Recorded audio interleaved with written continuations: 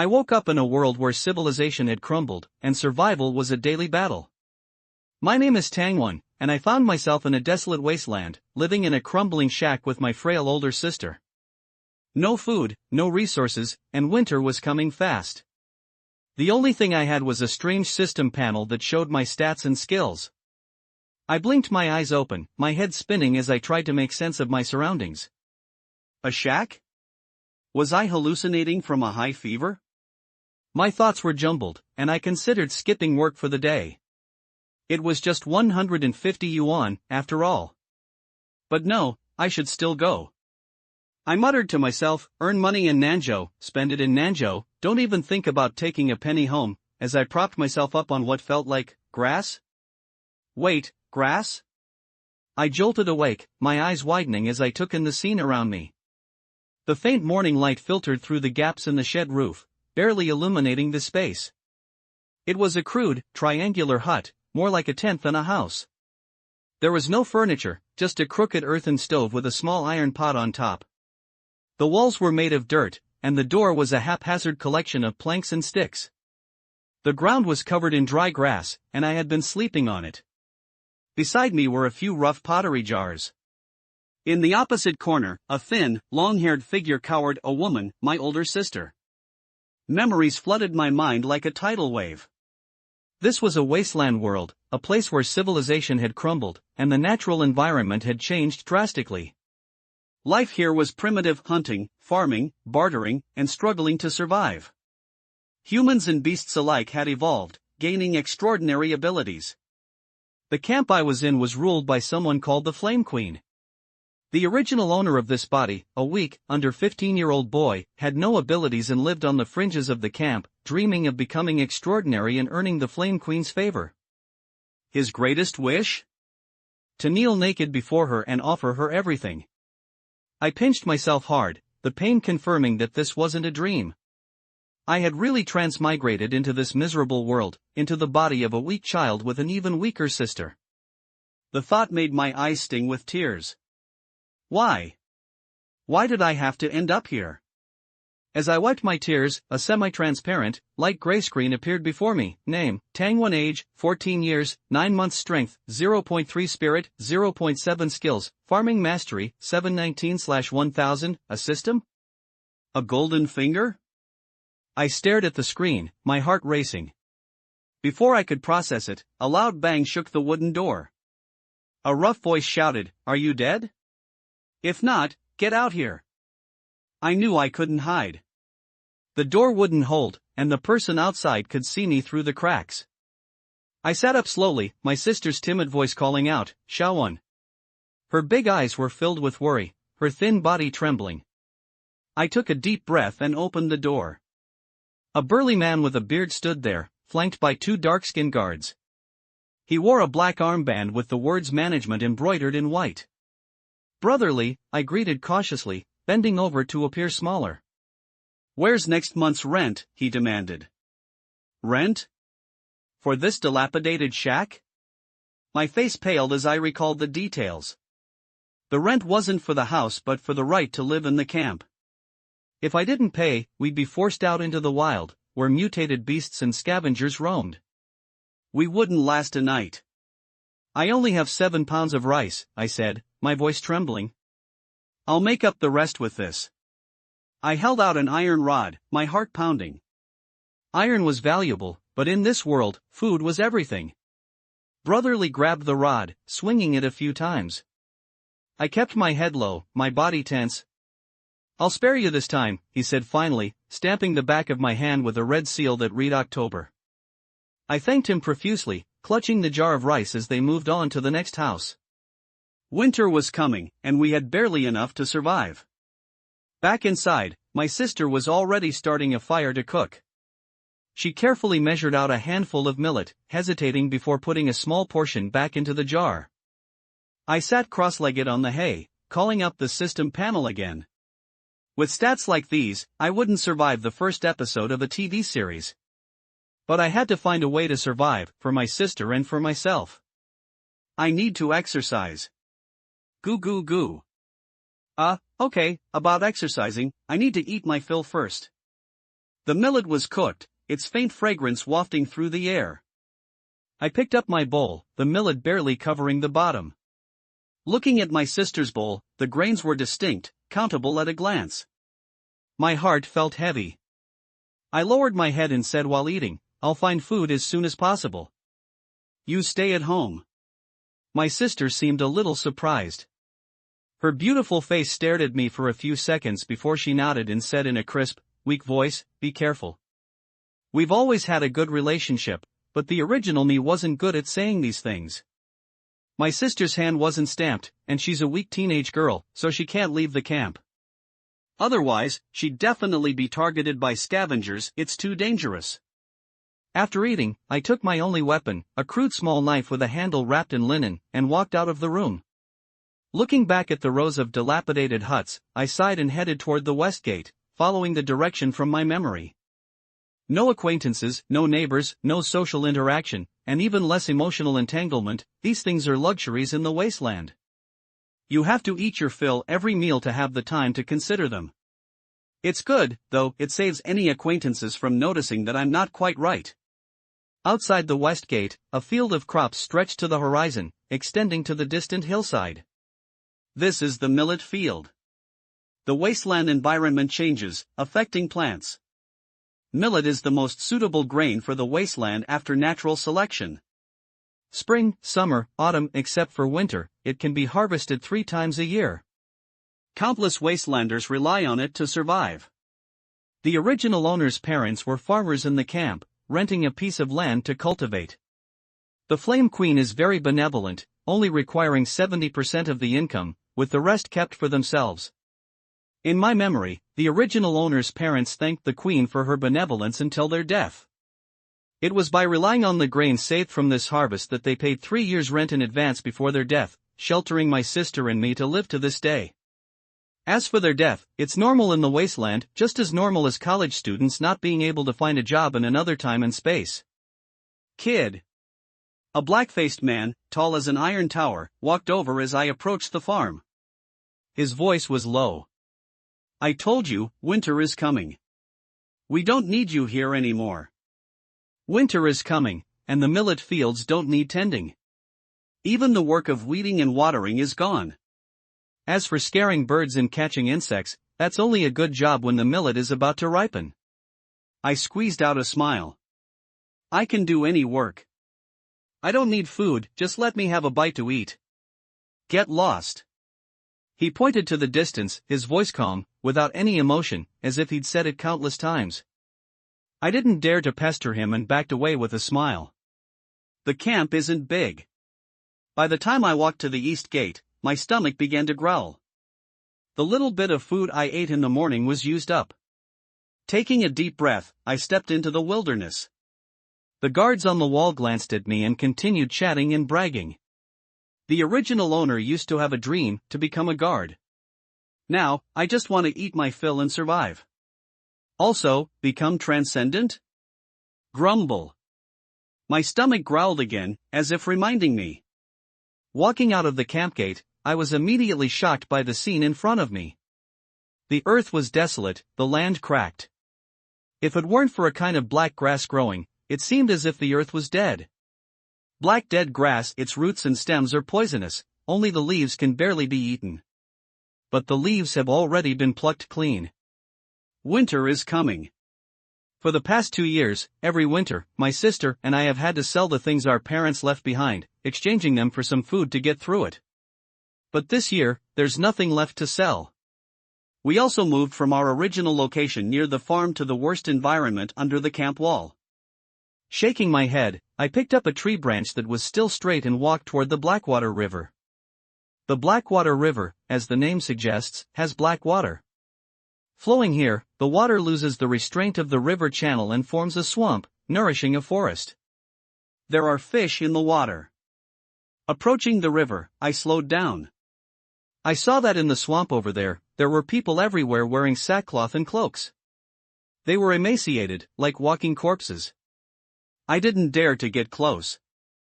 I wanted to leave, but this was the only place I thought I might be able to get food.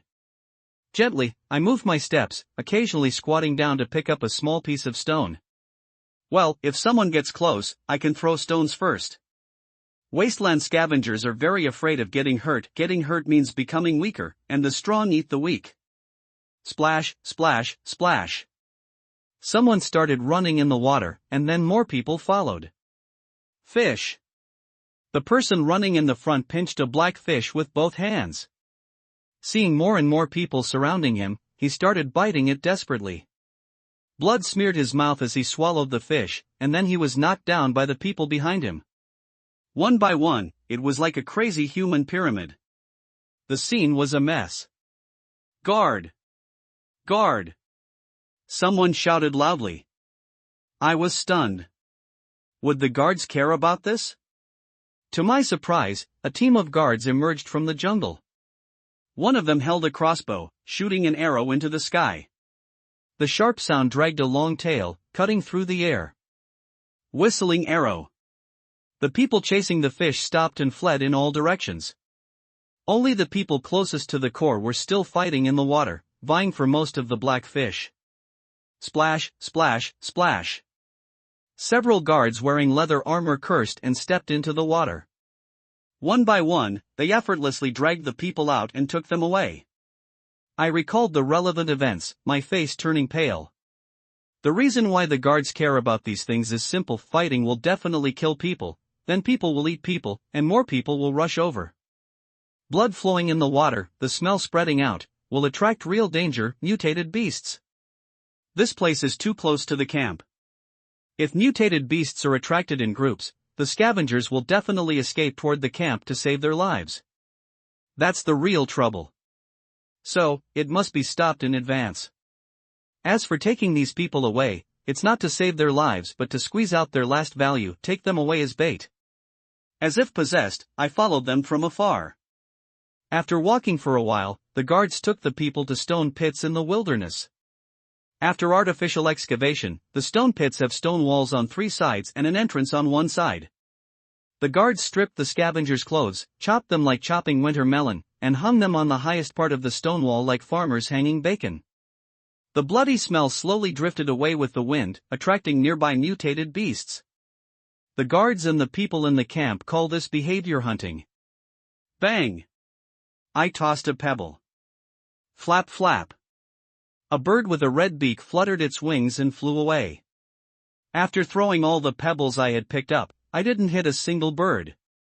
The birds were quick, and I wasn't accurate, so it was normal to miss.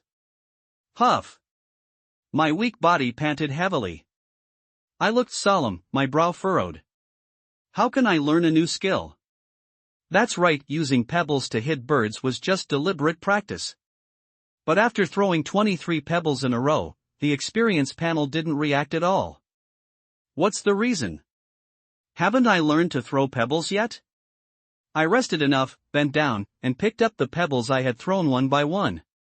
Before I could pick them all up, my eyes went dark, and I felt a burst of panic. Low blood sugar. Damn! How long has this body been starving? How can it still have this problem? Could it be that today's exercise was too much? Not daring to continue wandering outside, I dragged my heavy steps back to the camp, my whole body already a little numb. It wasn't until I downed a bowl of rice soup that I came back to life. After drinking the soup, my thin sister, Tang Tang, picked up our porridge bowl, which was cleaner than a water bowl, and rinsed it a few times. Then, with a splash, from about a meter away, she skillfully and accurately poured the dishwater into the broken basin at the door. Ha! I stared blankly at the scene. When I was hitting birds, it seemed like I didn't hit a single one. With food in my stomach, my brain began to work again. The original owner's farming skill was obtained after working in the fields with his parents from a young age and growing crops many times. In other words, the original owner succeeded in farming. But when I was hitting birds just now, I didn't even hit a feather. So that means... I slowly sat up, walked outside, and used a pebble to draw a slightly irregular small circle on the ground. I squatted down in the house and took out a pebble from my pocket. Bang! Didn't enter the circle. Hiss. I took a deep breath, held it, and aimed. Bang! The pebble landed in the circle drawn on the ground. The light slightly distorted, and the experience panel flashed by.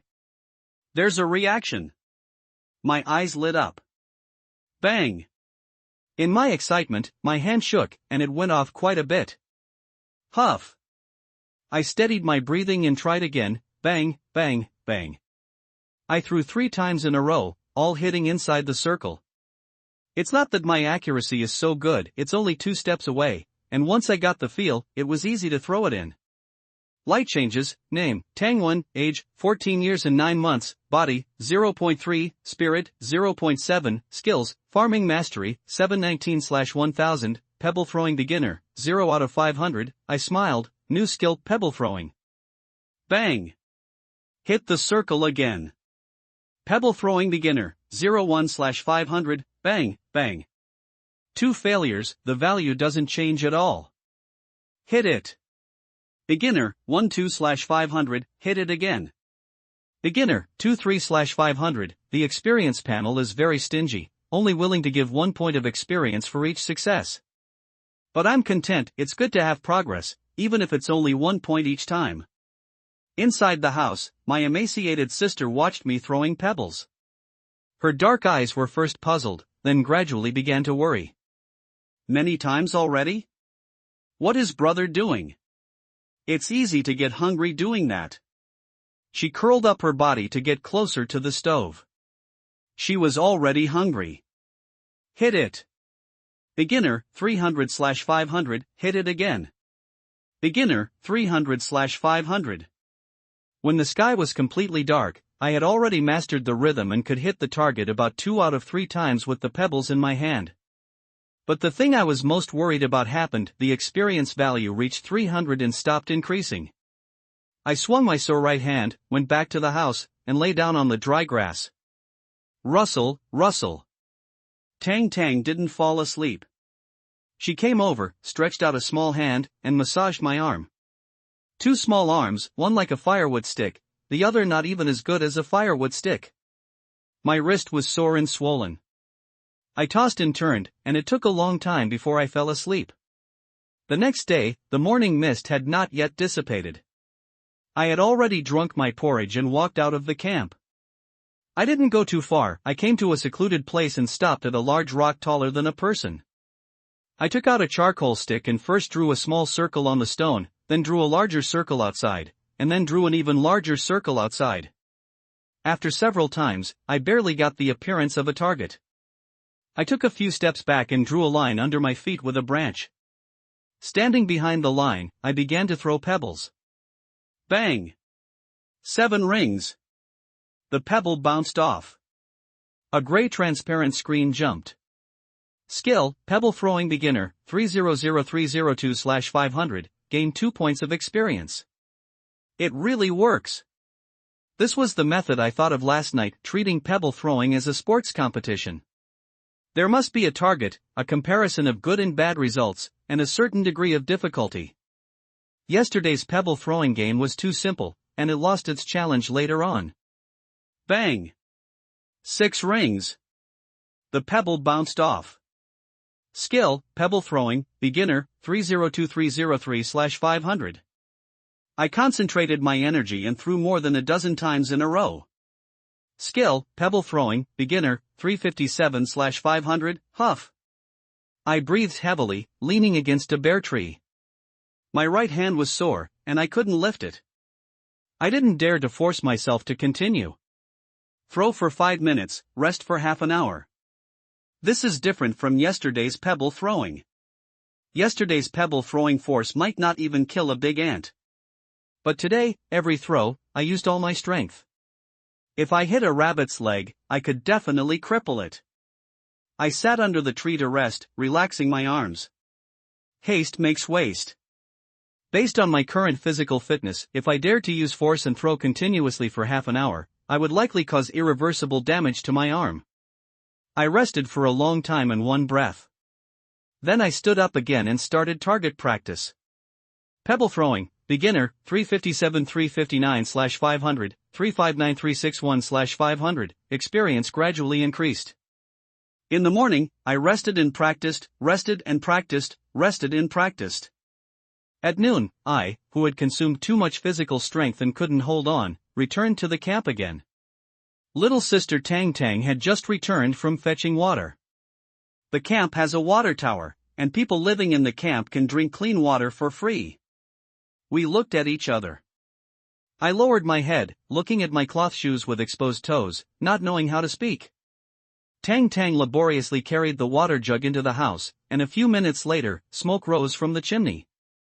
Who still eats lunch at noon? A person passing by the door muttered. In the camp, those who could afford it had 2 meals a day. Those who couldn't made do with 1 meal. I drank the rice soup in large gulps. The taste of hunger was too unbearable. Sister Tang Tang didn't speak, holding her clear soup in both hands, sipping it little by little. Her cautious appearance was like a little squirrel who found a pine cone but was reluctant to eat it, just smelling the scent. After I finished the soup, I lay on the dry grass, preparing to take a nap. Tang Tang came over, relaxing my arm. In the afternoon, I continued pebble target practice. After resting and replenishing some energy, the efficiency of practice improved. Skill, pebble throwing, beginner, 495497/500, 497499/500, bang. The pebble hit the center of the circle. The skill broke through. Skill, pebble throwing, mastery, 0/1000. Go hungry anymore. In the silent woods, bare trees stood everywhere. Several red-billed birds pecked at the ground. Tangwen quietly approached, hiding behind a large tree not far away. He bent down, his arm gently drawing back, then suddenly swung his hand, as if skipping a stone. Whoosh! A cry of agony. A red-billed bird, about the size of a fist, fluttered its wings and rolled on the ground. Hit!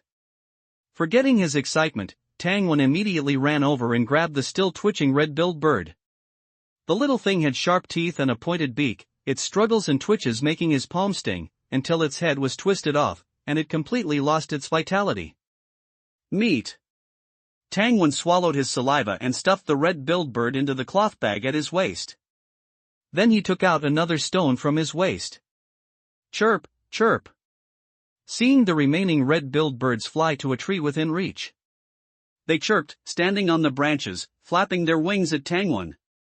Tangwen smiled. The harsh environment had taught these birds to conserve their energy. This made things a lot easier. Whoosh! Thwack! The stone hit the branch, a miss. The red-billed birds were startled again, taking to the air and flying away. Tangwen sighed. Chasing them was out of the question, a waste of energy. The experience panel changed. Skill, stone throwing, mastery, 0/17/1000, 17 experience points? Hitting living things is different. He was a little excited and cautiously continued to explore the forest. There were fewer red-billed birds in the forest, there were more red-billed birds eating grass seeds on the black grass outside.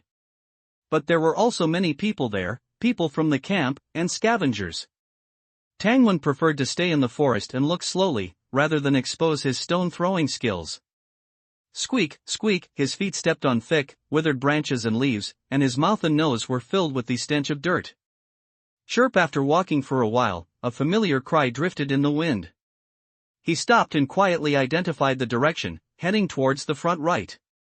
Chirp, chirp, chirp, chirp. 4 or 5 red-billed birds were calling from the branches. For the first time, Tangwen felt that their red beaks were so bright and beautiful, and their chirping was so melodious. 7-mile fragrance is nothing more than this. Whoosh! The stone interrupted the bird's call, and a more pleasing scream came. The experience panel flashed. Skill, stone throwing, mastery, 1733/1000, thud. The red-billed bird that was killed by the stone fell, but Tangwen did not pick it up immediately. He stared at the other red-billed birds that flew away. They scattered and soon landed on different trees. The distance was not far, and they were scattered. Tangwen smiled, picked up the dead bird on the ground, and walked towards the next tree. Even if these red-billed birds did not make a sound, their bright red beaks were more conspicuous in this black-brown forest than the sparse hair on his previous company boss's head. Whoosh, thud. A red-billed bird fluttered and fell, quickly losing its movement. Skill, stone throwing, mastery, 3351/1000, this did not startle the other birds in the trees. Bending down to pick it up, Tangwen took out a new stone and quietly approached another tree. Whoosh, thwack. The stone hit the branch, and a crisp sound came. Damn it! Before Tangwen's annoyed voice could fall, the nearby red-billed birds flew away. He took the stone, aimed, and threw it into the air. As expected, he missed. In the jungle, the sky darkened faster. He could not help but speed up his search. Half an hour later, the sun had completely set. Tangwen quickly hurried towards the camp. There were no streetlights here, and the night was definitely synonymous with danger. Along the way, many people returned as quickly as he did, and several people with sticks squatted by the roadside, staring at everyone. Several pairs of thieving eyes searched up and down everyone's body. Tangwen's waist was bulging, naturally attracting their attention. Fortunately, Tangwen also noticed these people's ill intentions. What kind of world is this? He cursed angrily in his heart, but did not speed up his pace, just suddenly staggered, and the heavy cloth bag at his waist made a rustling sound with his movements. It's a stone. This unlucky child. I thought I had dug up something to eat. The people squatting by the roadside heard the sound and looked at Tangwen's thin body, and knew that this kid had not eaten a few full meals. They were immediately classified as easy to bully, but with no oil to squeeze. No oil, then why bother bullying him?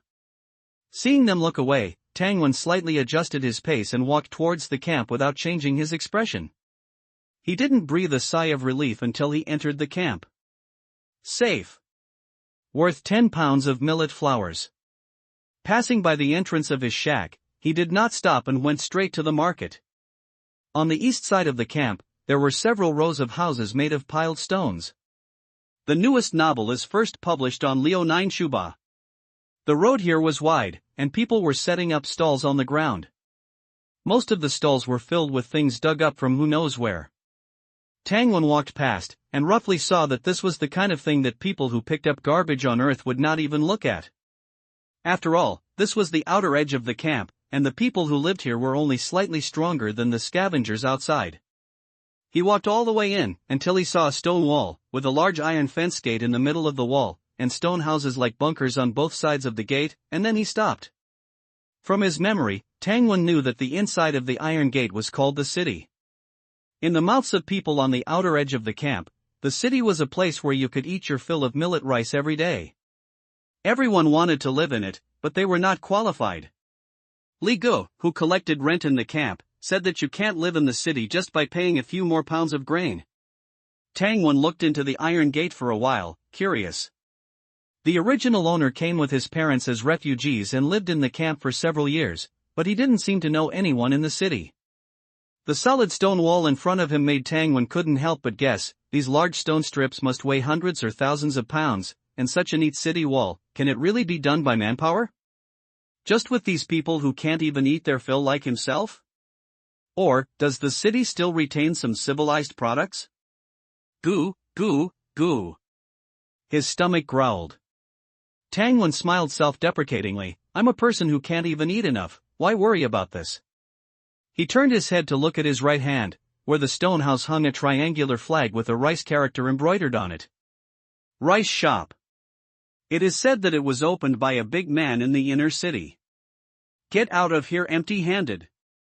Tangwen had just stepped into the door and walked 2 steps when he heard an impatient voice in his ear.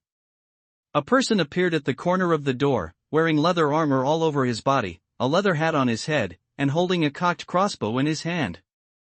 The steel arrow was shining with cold light.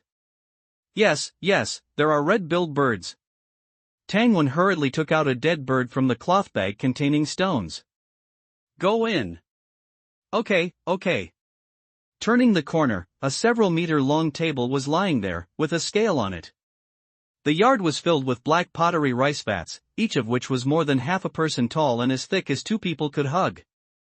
Roughly counting, there were as many as 20. Are they all grain? Tangwen, who had been hungry for 2 days, was breathing rapidly and his eyes were red. If I had so much, no, even if I only had 1 vat of grain, I could get through this winter. Red-billed birds are also rare, let me see. Behind the long table, the little old man on the recliner slowly opened the animal skin on his body and stood up. Tangwen handed over the red-billed bird in his hand. Oh, captured alive? After catching it, you twisted its neck? Before he could finish speaking, Tangwen raised his thumb. Boss. You are so accurate. How much millet can you exchange for one bird? The little old man smiled slightly, put the bird on the scale and weighed it, less than 2 taels. That is about 8 or 90 grams. After plucking the feathers, there will be only 1 tael of meat, but fortunately it is quite complete, with heart, liver, brain, and everything. I'll give you 3 millet for 1 catty. Uncle, can you give me a little more? I haven't eaten my fill for a long time. Tangwen smiled ingratiatingly. He had also heard of the ratio of meat to millet, which was roughly 1 to 10, 1 catty of meat for 10 catties of rice. Are there any more things in the bag? Yes, there are 2 more. Tangwen took out 2 red-billed birds from his arms. Wow, you are quite capable. It was a coincidence, a coincidence. Hee, they are all quite complete. The boss looked at Tangwen. Seeing that you are about to become a skeleton, then 1.5 catties for 1 bird. If you catch any more birds in the future, I will send them all to you in the future. Thank you, boss. Thank you, uncle. Okay, quite clever. The boss took another look at him. Scooping rice, weighing. Tangwen put the coarse cloth rice bag in his arms, thanked him again, turned around and walked out of the rice shop. The sky was completely dark, and the shacks and makeshift houses along the roadside lit up with scattered sparks of fire. The flames flickered in the wind, as if they could be extinguished at any moment. Why hasn't my brother returned yet? Tang clung to the crude wooden door, looking towards the entrance of the camp. Time ticked by, and the fire in the house behind her died out. She squatted on the ground, her eyes unblinking. It was common for people to leave the camp during the day and not return at night, never to be seen again. While fetching water or doing laundry, she would often hear the women say, so-and-so's family member hasn't returned for a day, and the next day, they haven't returned for 2 days, 3 days, 5 days. After that, no one would mention it anymore. Tang hugged her arms tightly, the cold night wind making her tremble from the inside. Sis, why are you at the door?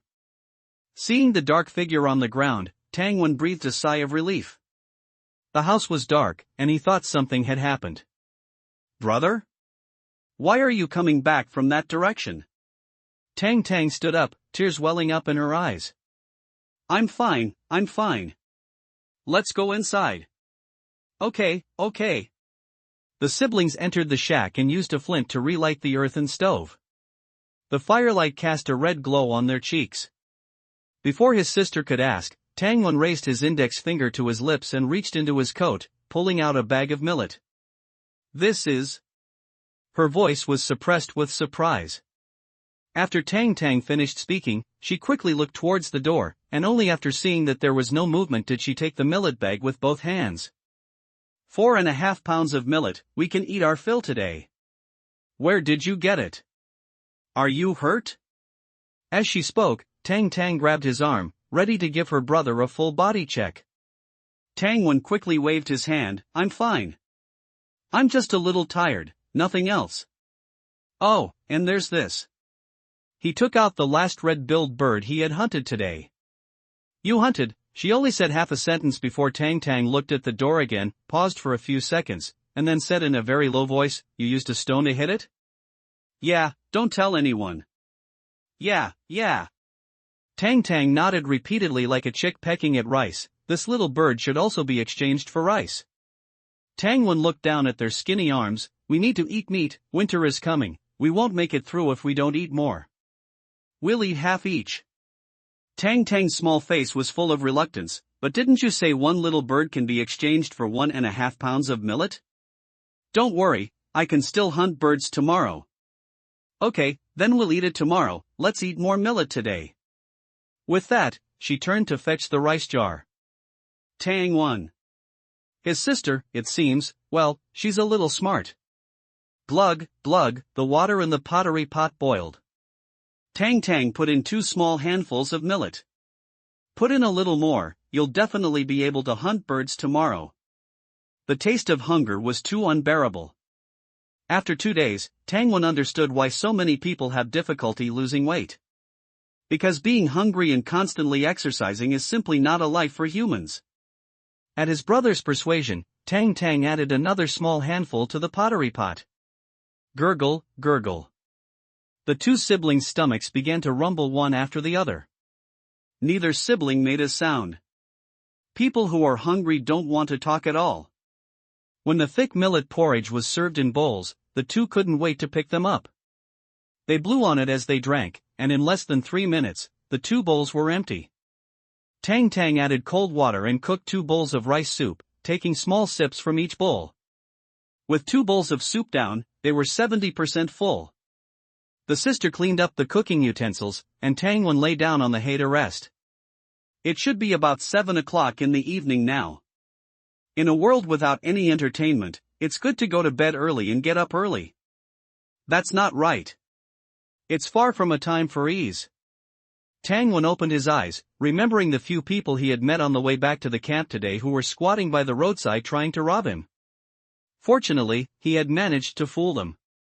But what about next time? Well, I can't take the main road when I come back in the future. I can climb a tree or stand on a high place first to observe the situation. And the most important thing, he looked down at his thin, firewood-like arms. I have to exercise. Thinking of this, while his stomach wasn't empty, he stood up and walked to the door to start moving his body. Under his sister's puzzled gaze, Tangwon stared ahead, his legs striding, his palms flat, raised to the position of his navel, his arms outstretched, the backs of his hands touching together above his head, and then, with a whoosh, thrust straight into the air. Sitting in the house, Tang Tang tilted her little head back sharply. The first form of the 8-section brocade. For the past 3 years, Tangwon had been confined at home for several months. The last time, and also the longest time, the lockdown lasted more than 80 days, and there were confirmed cases in the building where he rented. In order to strengthen his resistance, he followed the health experts on Douyin and learned this set of 8-section brocade. However, he had only practiced this exercise for a few months, and the time was too short to experience any benefits. Now, Tangwon desperately hoped that it would be as magical as the comments section said. Sis, you have to remember the movements. You have to practice with me. Tang Tang didn't want to remember, let alone practice, because moving around too much would make her hungry. But looking at Tangwon's serious appearance, she nodded slightly and casually added a handful of dead leaves to the earthen stove to make the fire brighter. After completing 1 round of the 8-section brocade, his body was slightly warm. The latest novel is first published on Lujio Shuba. After resting for a while, he started the 2nd round. Then the 3rd round. The worry on Tang Tang's small face grew stronger and stronger. Would her brother be hungry? Wouldn't he have to eat another meal?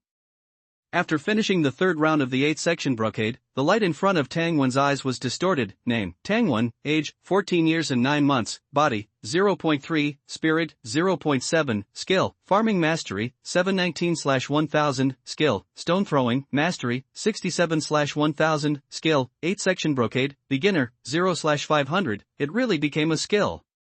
This proves that my movements are standard and not too deformed. Tangwon's hanging heart was put down. Before, he had been following the video voice prompts, step by step, and he really didn't have much confidence when he deviated from the video guidance for the first time. Fortunately, it worked. It's just that the 8-section brocade is much more complicated than throwing stones. After becoming a skill, the displayed level is not entry, but beginner. But Tangwon was very satisfied. No matter what, it's good to have an experience bar. Sis, did you remember it? Next time, you have to practice with me. There's a next time? That must make me hungry, right? Xiao, what are you practicing? Tangwon said casually, a few days ago, I met an old man with a white beard, and he taught it to me. Practicing it can make me more powerful. Tang Tang suddenly understood, no wonder you've been hungrier these past 2 days than before. Have you been practicing during the day too? Yeah, well, we won't lack millet to eat in the future, you have to practice too. After a moment of silence, Tang Tang said, "Tomorrow, I'll practice tomorrow." Tang Wen didn't force it, took a sip of water, and went to practice the fourth round at the door. Tang Tang sat on the hay, hugged her knees with her arms, and murmured something in a voice that only she could hear. After finishing the fourth round, he gained 5 experience points. Skill, 8 section brocade, beginner, 05/500, few. His weak body had practiced the 8 section brocade 4 times in a row, and he was already slightly sweaty. He didn't continue. Tang Wen returned to the house, lay down on the hay, chatted casually with Tang Tang for a few words, and soon fell asleep. The next morning, he heard Tang Wen, who hadn't woken up yet, already rumbling in his stomach. Tang Tang hardened her heart and put a full 3 handfuls of millet into the pot, cooking 2 bowls of fragrant and thick porridge. After eating, under his sister's instructions, Tang Wen left the camp and walked into the barren forest. Everyone was clear that the coming winter would not be easy. So even the edible tree bark had been stripped clean. People were not doing well, and neither were the birds. After searching for a while, he saw a few red-billed birds perched in the trees. Summarizing yesterday's experience, Tang Wen's shots were more steady. The 4 red-billed birds were startled by the death of their kind several times, but they all landed on nearby trees, where Tang Wen spotted them, and 3 of the 4 died. But these 3 red-billed birds were all that Tang Wen had harvested in the morning. At noon, he returned to the camp. "You hunted 3 more? Xiao Wen is amazing." Tang Tang was invigorated.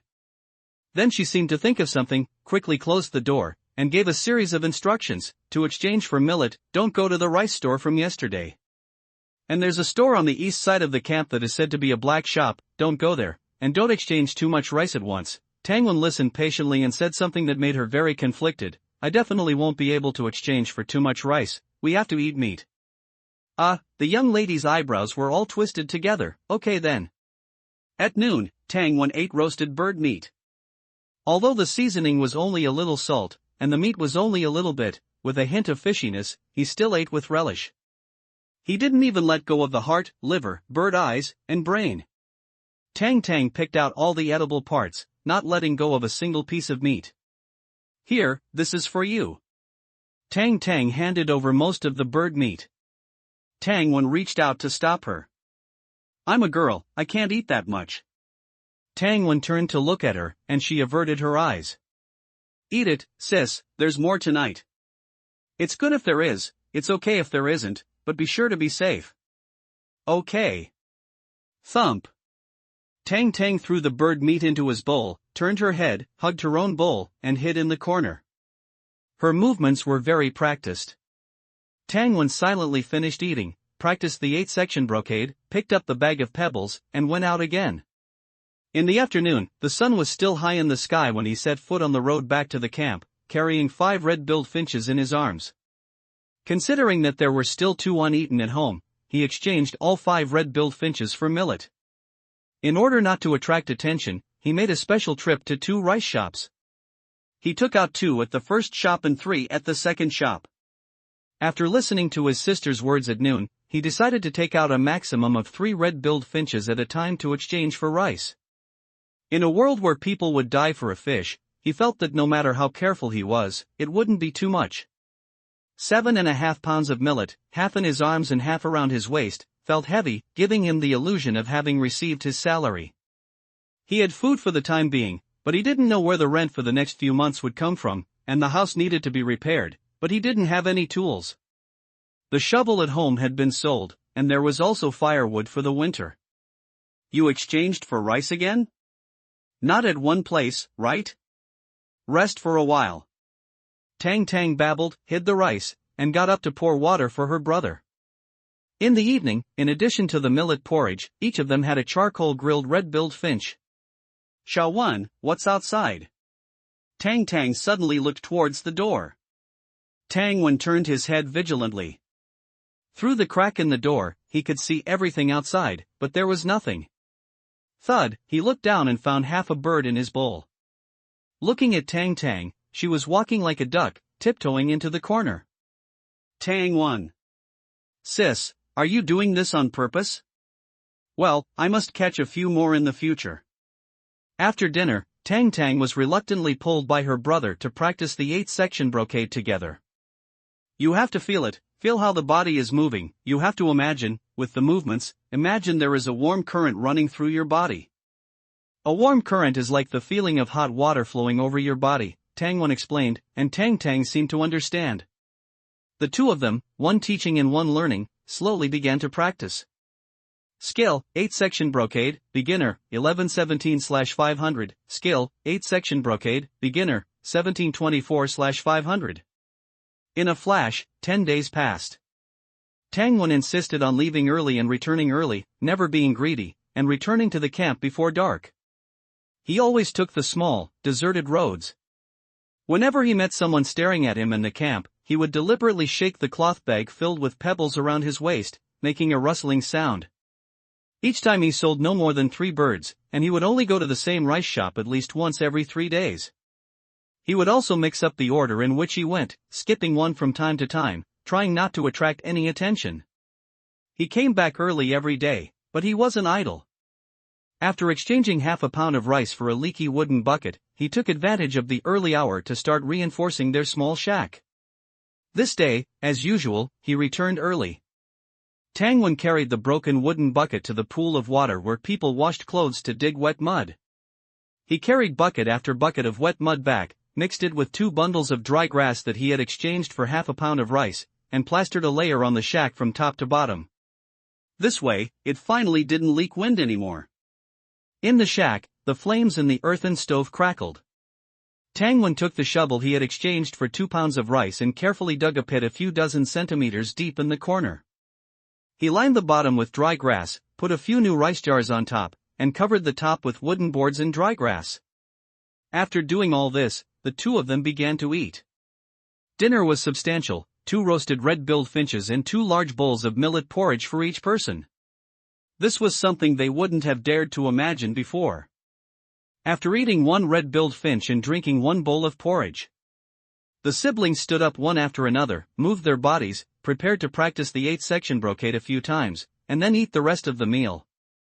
This was a wonderful idea that the sister had come up with, so they didn't have to have extra meals, and they wouldn't be hungry at night when they went to sleep.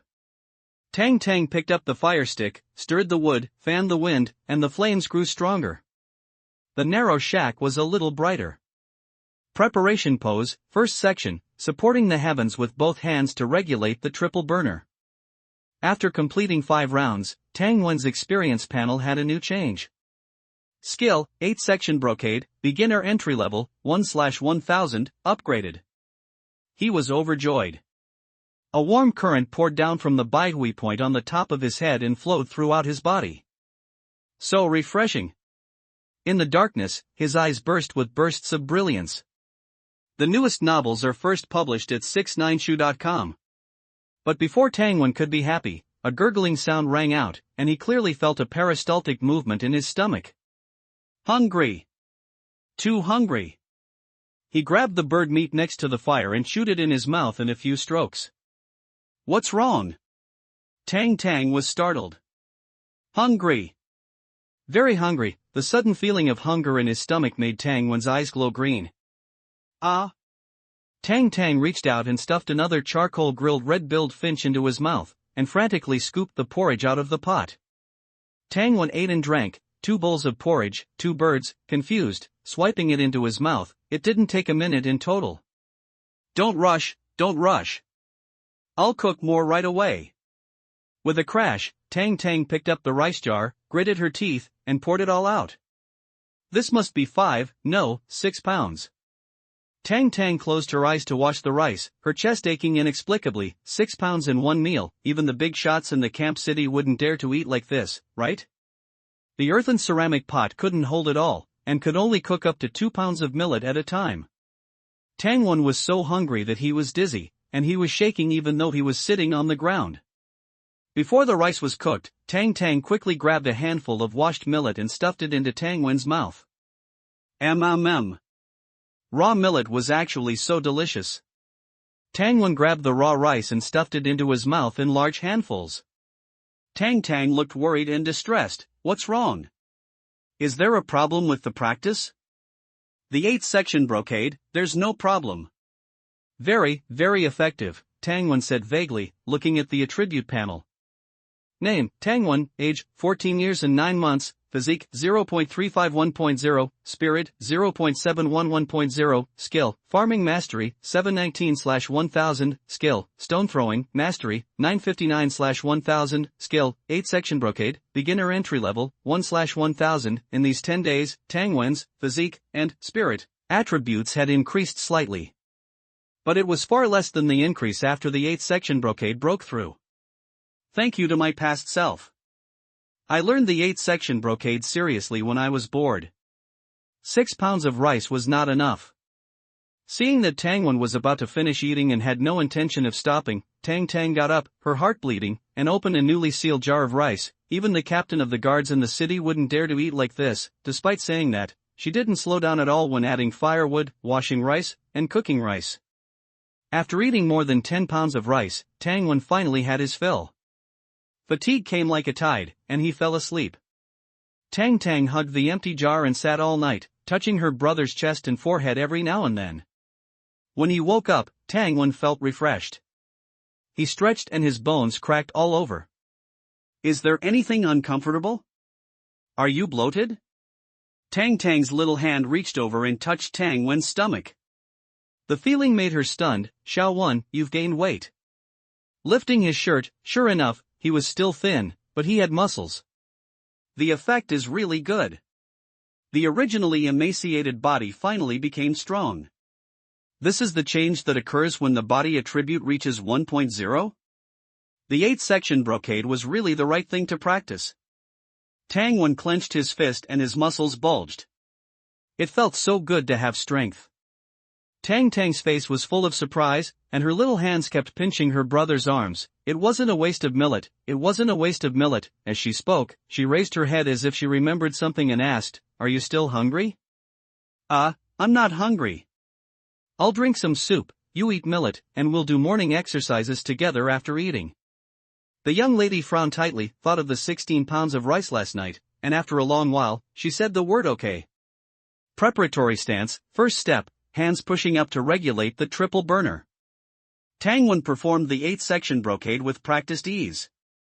If he were to change into a Taoist robe and record this to put online, it's estimated that he would easily break 100,000 likes. Little one is really different. Tang narrowed her eyes, unable to articulate the specific feeling, but watching her younger brother's movements, it was obvious that he was much better than before. He's also sturdier than before. The young lady felt quite comforted, a feeling welling up in her heart that the 16 pounds of grain hadn't been wasted after all. Skill, 8th section brocade, novice, 3643/1000. Originally, practicing the 8th section brocade once took about 7 or 8 minutes. In the morning, he practiced at most 3 times. Often, after practicing 3 times, the sky would already be bright. Not wanting others to see him practicing, Tangwon would return to his room to eat, then go out. Today, Tangwon practiced a full 6 times in one go, practicing until the top of his head was slightly steaming, and the sky was still not bright. After drinking foxtail millet porridge and eating roasted red-billed quelias, he prepared to go out. The amount of rice at home, after his feasting yesterday, had dropped to below 60 pounds in one go. I need to exchange for more rice today. However, the heavens didn't grant his wish. For the entire morning, Tangwon only encountered a flock of red-billed quelias, 3 in total. Aim, shoot. Crack. A crisp sound. A stone the size of half an egg struck a tree branch as thick as an arm, directly breaking the dry branch. The red-billed quelias were startled, fluttering and flying away around the tree, flying into the distance. Not giving him a chance to finish them off. My strength has increased, and the speed of my shots is also faster than before. He summarized the reasons for his miss. For the first time in 10 days, he returned empty-handed. On the way back at noon, some dry tree branches suffered, being continuously broken by Tangwon with stones and brought back to the camp as firewood. Back home, Tang saw that he hadn't brought anything out, and her heart leaped into her throat, but she didn't say anything. Lunch was made as usual, with the same portions as before. The two ate in silence. Finally, Tangwen spoke, "Sister, help me roast some foxtail millet grains." "Not full?" Tang Tang looked down at her bowl, still with half a bowl of porridge left. "She'll give this to her younger brother." "No, for attracting birds." Oh, Tang Tang understood, put down her bowl, and turned to grab half a handful of foxtail millet. Without weighing it, she knew it was a full ounce. "Sister, that's too little." Will the red-billed quilias recognize that this is food? Won't it be useless? Or, I'll go to the water's edge this afternoon and catch bugs for you?" Tang Tang threw over a series of questions, but still obediently turned around and added a handful of foxtail millet.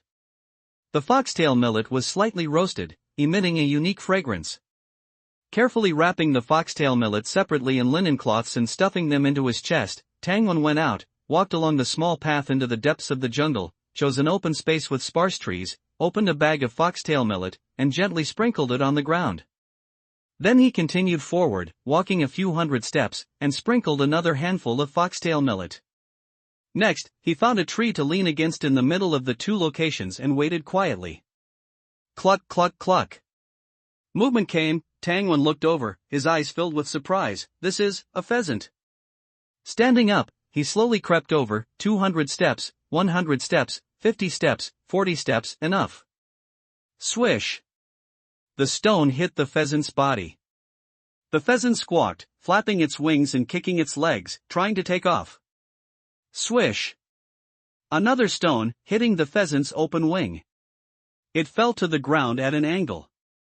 Tangwen rushed over, grabbed its wings, and was about to twist its neck. Suddenly, he saw the words on the experience panel: skill, stone throwing, mastery, 959973/1000, increased by 14 experience points? The pheasant struggled in his hand. In that case, he took out the spare stone bag from his chest, tied it to one side of the pheasant's wing, and after confirming that it was tied securely, threw the pheasant away. The pheasant, regaining its freedom, raised its head and couldn't wait to flap its wings, wanting to fly. Just like a new employee who has just been given a pie in the sky by the boss, his fighting spirit is so high when he first returns to his seat. But the heavy stone bag tied to its wing made it lose its balance, and it struggled for a long time but couldn't fly more than half a person high, let alone fly fast. After all, that was a whole bag, 20 or 30 pebbles. Cluck cluck cluck, the pheasant was anxious, its cries were hurried. But no matter how it cried, it couldn't fly. Like an old employee who has been working overtime for many years, when he returns home, no matter what his wife says, he is willing but unable. Swish! Cluck, cluck! Tangwen accurately hit the target, and the pheasant screamed and fell to the ground. Skill, stone throwing, mastery, 973986/1000, another 13 experience points. It really is a good opportunity to farm experience. Usually, the red-billed quilias would be killed with one stone. It's still the pheasant's large size and strong vitality. The pheasant flapped its wings on the ground, and this stone had hit its body and grazed its beak. It didn't cry anymore. Just trying to stand up, trying to fly. That clumsy appearance, like a middle-aged man who has been tortured by life for a long time, was so embarrassed. The newest novel is first published on Lu Nine Shuba. Stand up, you can do it, come on, 3 more times, no, as long as twice, my skill can be upgraded. Tangwen sincerely cheered it on, not feeling cruel at all. He had heard similar words many times before. When he was working, the boss always persuaded him to work overtime and strive hard, but Tangwen knew that as long as he worked hard, stayed up late every day, and did a good job, he would definitely get occupational disease by the end of the year. And the boss, not only could change to another boss's wife, but also buy a few more houses, raise the housing prices, and rent the extra houses to himself. In the forest, finally, the pheasant, which had rested for a while, shook and flew up again. Tangwen breathed a sigh of relief, and the stone flew out of his hand. Cluck! A short scream. The pheasant fell to the ground, kicked its legs, and never moved again. Skill, stone throwing, mastery proficient, January 3000, skill, flying stone, proficient, January 3000, upgraded. Good luck, the last one gave 15 experience points. This skill can also change its name? Flying stone does sound better than stone throwing. Tangwon sighed in his heart, but his movements didn't stop for a moment. He quickly stepped forward to pick up the pheasant, barely stuffed it into a cloth bag, put it in his chest, and left in a hurry. He had made a bit of noise just now, it's better not to attract people over. At this time, it was still early, and using the last bag of foxtail millet, Tangwon finally attracted a flock of red-billed quilias. Swish, swish, swish. Stones were fired in succession, the birds flew around in chaos. Proficient level skills are different from the past. 5 stones in a row hit the target. His hands didn't stop, aiming at the red-billed quilias flying flexibly in the air, and continued to shoot stones. Chirp! Chirp! The red-billed quilias screamed and fell. Using 2 ounces of foxtail millet as bait, he exchanged for a pheasant and 7 red-billed quilias. This wave is a huge win. Tangwon quickly left the forest, walking in a hurry all the way, and stepped into the camp gate without any danger. At this time, he realized belatedly that he didn't feel tired today. It seems that this is the benefit of improving the physique attribute. Back in the hut, seeing the pheasant, Tang jumped up excitedly. She said how much firewood she had picked up today and how many buckets of water she had drawn, while circling around looking for something. After a while, she realized, Xiao-wen, we don't have a kitchen knife, we can't kill the chicken. There was a half-foot-long knife, usually used to deal with fist-sized birds, but it was not enough to deal with pheasants. Let's sell it then. Sell it? It's too dangerous, what if others stare at us? Tang disagreed. Tangwon thought for a while, I'll take it to the blacksmith shop to exchange for a knife, go with my face covered, wait until it's darker.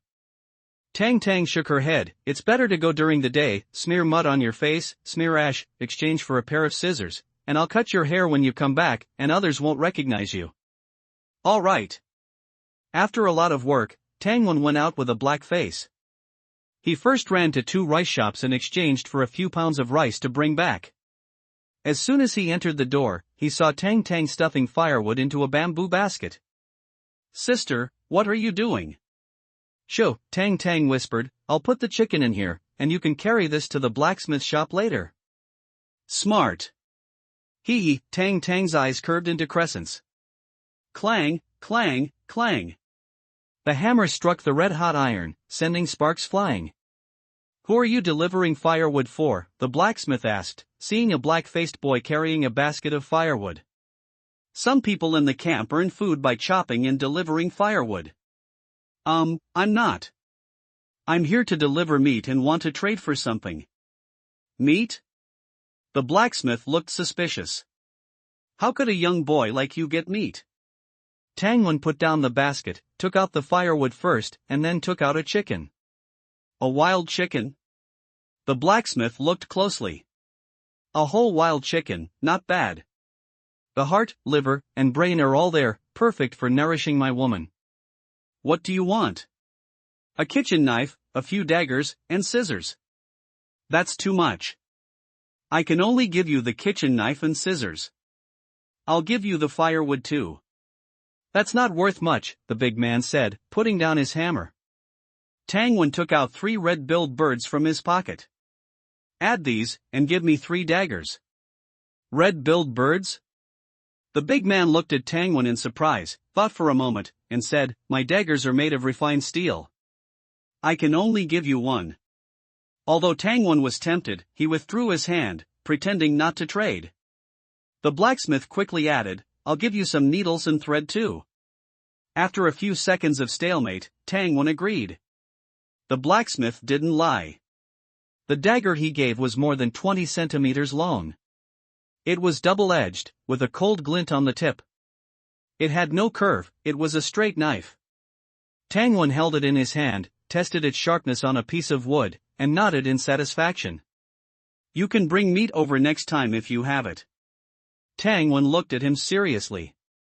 Do you have millet? I have potatoes and sweet potatoes. What's your name, brother? Li Daniu. My name is Tangwon.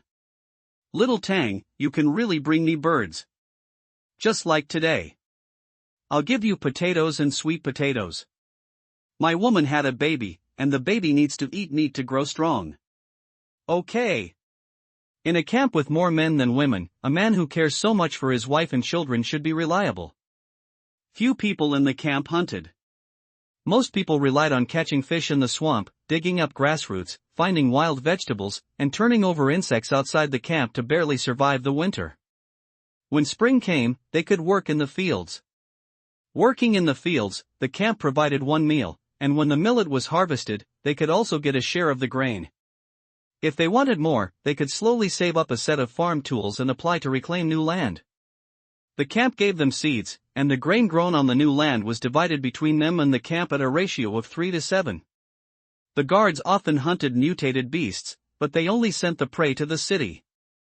In the small house, the dagger was stuck in the hanging wooden stake. Swoosh, swoosh, swoosh. At a very close distance, every knife hit the mark. After many successful attempts, the experience panel appeared. Skill, throwing knife, beginner, 1/500. Tang Wen's soul was that of a Chinese person. He had all the characteristics of a Chinese person: a love of anxiety, a lack of security, and a congenital fear of insufficient firepower, etc. On the way back, he thought that the wild chicken that ran out in the forest today was just good luck. But what about next time? What if it's a wild wolf or a mutated beast that runs out? He couldn't outrun them, and fighting them was a 30/70th chance. 3 minutes, and the mutated wolf would be 70% full. Therefore, practicing more lethal skills was urgent. After thinking about it, he chose throwing knives. From then on, Tang Wen had to practice throwing knives in addition to practicing the 8-section brocade. This would have been impossible before the 8-section brocade was upgraded. At that time, his physique and energy were too weak. Even if he could eat enough, he didn't have the energy to practice 2 skills continuously. In the swoosh, swoosh sound, Tang Tang hummed an unknown song, sewing and mending his clothes with needle and thread.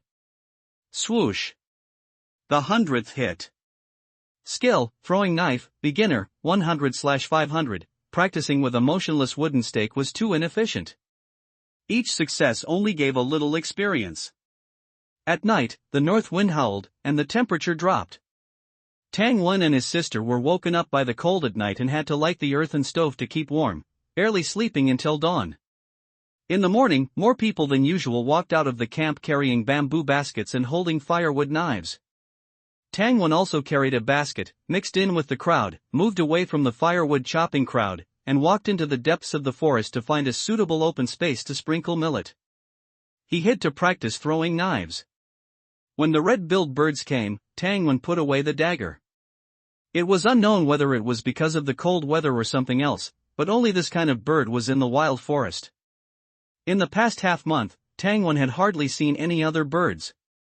Swoosh, swoosh, swoosh.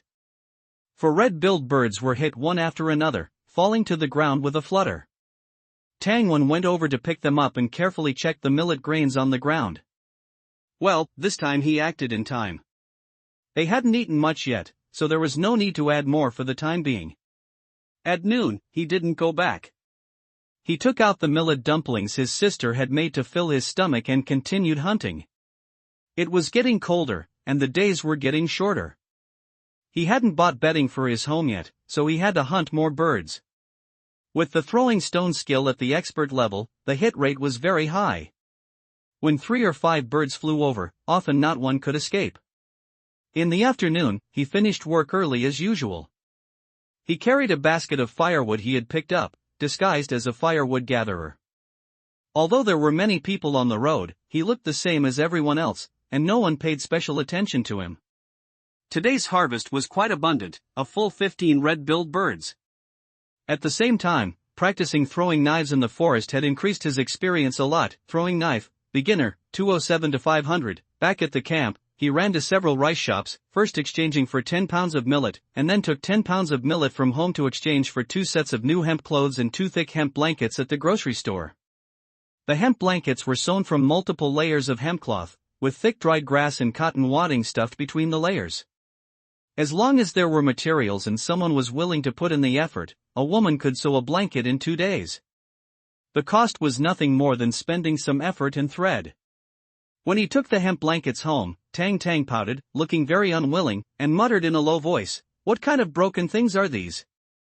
The blankets will get moldy when it rains next year. And you want me to use 10 pounds of rice for them." But she slept soundly that night. Every day, Tang Wen sprinkled millet in the depths of the forest, like a fisherman pre-baiting. The red-billed birds seemed to know there was food here and flew over one after another. For several days in a row, Tang Wen's harvest was more than 20 birds. He and Tang Tang ate a roasted red-billed bird 3 times a day, and the rest were exchanged for grain and necessities. The hard days were still peaceful. There was too much millet exchanged, and the rice jar at home was not enough. The indoor space was small, and there was no room for a large vat, so Tang Wen exchanged for several covered buckets from the carpenter to store the millet. One day in late October, Tang Wen was carrying a wild rabbit and a full load of firewood, walking back to the camp. "Stop! Give me the firewood." Tang Wen's body instantly arched, looking at the person who jumped out from behind the tree. This person was thinly and raggedly dressed, sallow and emaciated, with protruding eyes, holding a sharpened wooden stick in his hand, poking in Tang Wen's direction, threatening him. He was a scavenger from outside the camp. People in the camp weren't that miserable. Tang Wen lifted the corner of his clothes, revealing the cold glint of the dagger at his waist. It would be best if he could subdue the enemy without fighting. The scavenger was very excited. "Give me the knife, too." Tang Wen. Swoosh. His right hand, hidden in his sleeve, directly flung out a throwing stone. Ah! The scavenger covered his nose, retreating repeatedly, and slammed his back against a tree with a bang. Skill, throwing stone, expert, 899932/3000, Tang Wen raised his eyebrows. So much experience?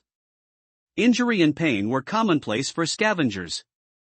Having his nose broken instead aroused his ferocity. The scavenger straightened up, gripped the pointed stick, and charged straight over. Please vote for recommendation. As someone with a bit of a persecution complex, back on Earth, Tang Wen often fantasized about what to do if he was ever hurt or gaslighted by his boss or girlfriend. Or what if he got a bottle smashed over his head while eating late-night snacks outside? Later, he realized that just finding a job was a blessing. He never got to experience girlfriend-related gaslighting. Nor did he ever encounter the kind soul who would smash a bottle over his head. After arriving in this apocalyptic world, he repeatedly dreamed of being robbed and attacked. While resting and waiting in the forest, he often rehearsed and imagined in his mind what to do if he were attacked. Now, seeing this person rushing toward him, Tang Wen was flustered but not afraid. He retreated repeatedly, launching 3 stones in quick succession.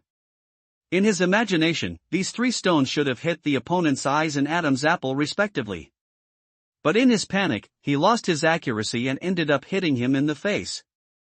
Although he splattered the man's face with blood, he failed to stop him from charging forward. Hiss! The pointed end of the stick was close at hand. Tang Wen pulled out the dagger from his waist and flung it out. Put! Right in the neck. A large amount of pink foam gathered on the dark neck, covering the blade. Clatter, the stick fell to the ground, and the man collapsed. Skill, stone throwing, proficient, 997102-1/3000, skill, knife throwing, mastered, 309417/1000, phew. Tang Wen sat down on the ground with a thud, the firewood in his basket scattered all over the place. After a while, he finally caught his breath and stood up in a daze, looking at the scavenger on the ground, blood flowing continuously, the smell of blood pungent. He didn't feel like vomiting, but he didn't dare to look at the man's bulging, unclosed eyes. After a few minutes, he moved his feet, forced himself to walk forward, endured the feeling of dread, pulled out the dagger, wiped it randomly on the ground, packed up his basket, and left in a slightly flustered manner. It wasn't that he hadn't thought about killing someone, but actually killing someone was completely different from just thinking about it. Especially since Tang Wen was just an ordinary person. Inside the hut. Suddenly, Tang Wen sat up, muttering softly, "It's fake, it's fake." This was the 3rd time he had woken up in fright, his back completely soaked. "Xiao Wen, you're awake again? Having another nightmare?" Tang Tang rubbed her eyes and luxuriously picked up a fire starter to light the oil lamp. Using the warm yellow light, she got up and poured a bowl of water. It's okay, sis, you go to sleep. Tang Tang didn't leave but sat down beside him instead, asking softly, little bro, I saw blood on your dagger, was it? It's rabbit blood. But that rabbit wasn't even skinned properly. By the way, the rabbit skin can be exchanged for things. Remember to ask the blacksmith for more stuff when you give it to him tomorrow. A complete rabbit skin can make a hat. It's worth at least 7 gene. No, it should be worth 9 gene of millet. The potatoes and sweet potatoes they give are covered in mud, so we have to give them 2 gene for one to make it worth our while. Listening to his sister's rambling, Tangwen smiled without realizing it. Tang Tang stopped talking. Xiaowan, you're capable, more capable than the people in the camp. You killed someone, didn't you? Tangwen was silent. Tang Tang continued, I knew it when you came back. You were just standing there blankly, your knife was covered in blood, even on your pants. You didn't say a word while eating, and you only answered with a grunt when I asked you something. You weren't as focused on practicing as you were yesterday, Tangwen smiled wryly. He thought he had disguised himself well, that he was very calm, but he didn't expect his sister to see right through him. After thinking about it, he told her what happened today. Tang Tang frowned when she heard this. You don't have any fighting experience. Yeah. Then tomorrow, when you go to the blacksmith, don't exchange for too many potatoes. Have him teach you how to fight. I heard he knows how to use a knife. He used to be a guard. When you encounter robbers, you have to kill them. They don't work themselves but still want to rob others. If you give it to them, they'll keep an eye on you every day and keep robbing you. Robbing your firewood, robbing your red-billed quilias and millet. By the end, the young lady was furious. Although the person had already been killed by her brother, she was still scared and angry just thinking about it. The siblings talked for a while, and Tang Tang went back to bed. In a daze, Tangwen seemed to hear her muttering, dare to rob my rice, I'll beat you to death. The next day, the fog was thick. Before the fog dissipated, Tangwen arrived at the blacksmith's shop. Little Tang brother is here? Li Dinyo's eyes lit up, wondering how many red-billed quilias it was today. Brother Li looks radiant recently. Hee, isn't that because I've been having meat with every meal? Li Dinyo stroked his bald head. Today, Brother Li is in for a treat. Got some rare goods? Take a look. Rabbit. Little Tang brother, you're getting more and more capable. Li Dinyo picked up the rabbit's ears and weighed it. 30 gene of potatoes, plus a dagger, how about it? Tangwen smiled. I heard Brother Li knows swordsmanship? Li Dinyo looked at him. The latest novels are available at Lujio Shuba. I'm just asking casually, Brother Li. Can you teach me? I can, but my skills aren't anything special. Tangwen quickly said, Brother Li, you're being modest. I've been wanting to learn the sword. Consider this rabbit as tuition. I only know a set of wind-splitting saber, it doesn't need that much. But to practice the saber, you need a saber. Practice here at my place, you can just grab one and use it. Once you've learned it, give me some quilias as compensation, and I'll give you the saber, how about that? Okay.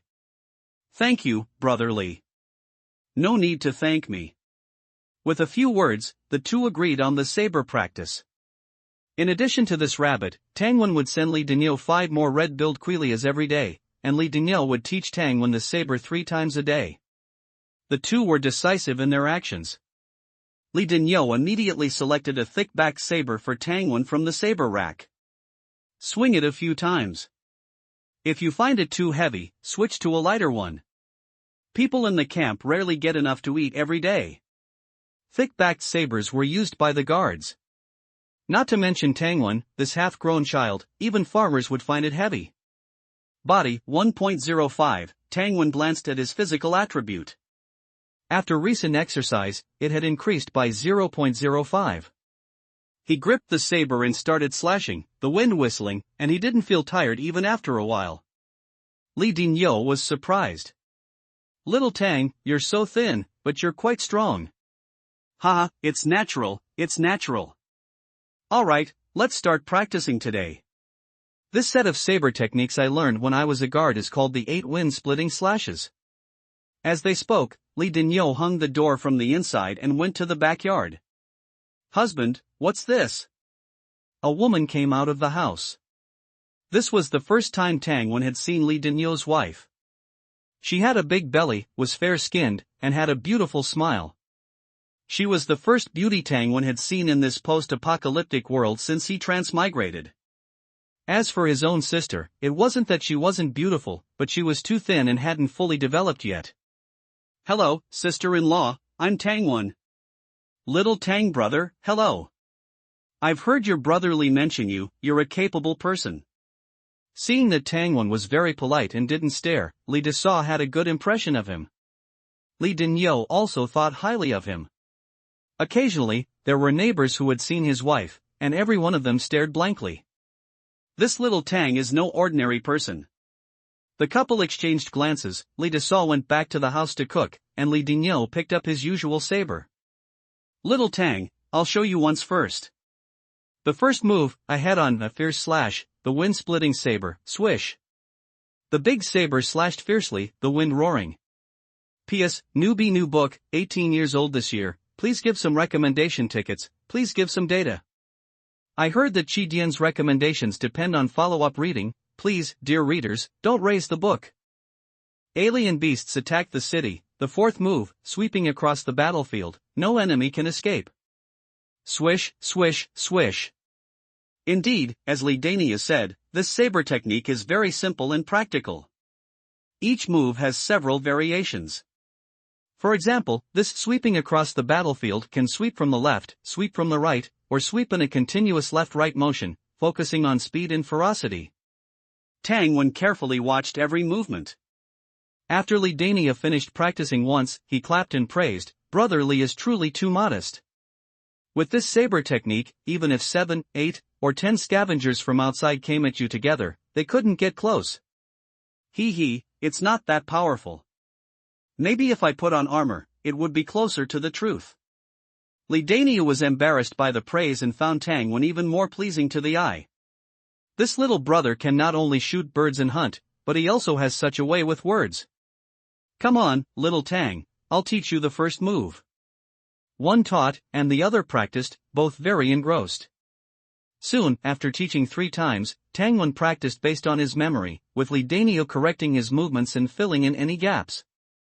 After practicing several times, he was covered in sweat, but no new skill appeared on the experience panel. Tang Wen wasn't in a hurry. When he was in school, it took him 2 weeks to learn a set of Eaglet Takes Flight. Although the saber technique was simple, he had no foundation, so learning it wasn't that easy. 3 days passed, and Tang Wen could perform the entire saber technique without Li Dania's reminders. Skill, Wind-Breaking Saber, entry level, 1/500, the skill appeared, and he had entered the saber technique. You're practicing well, kid. Tell me the truth, haven't you been eating a lot of meat lately? Li Dania looked simple-minded, but he wasn't foolish. In the cold early winter, everyone in the camp was huddled at home, not even daring to go out, afraid that they wouldn't have enough food to last until spring.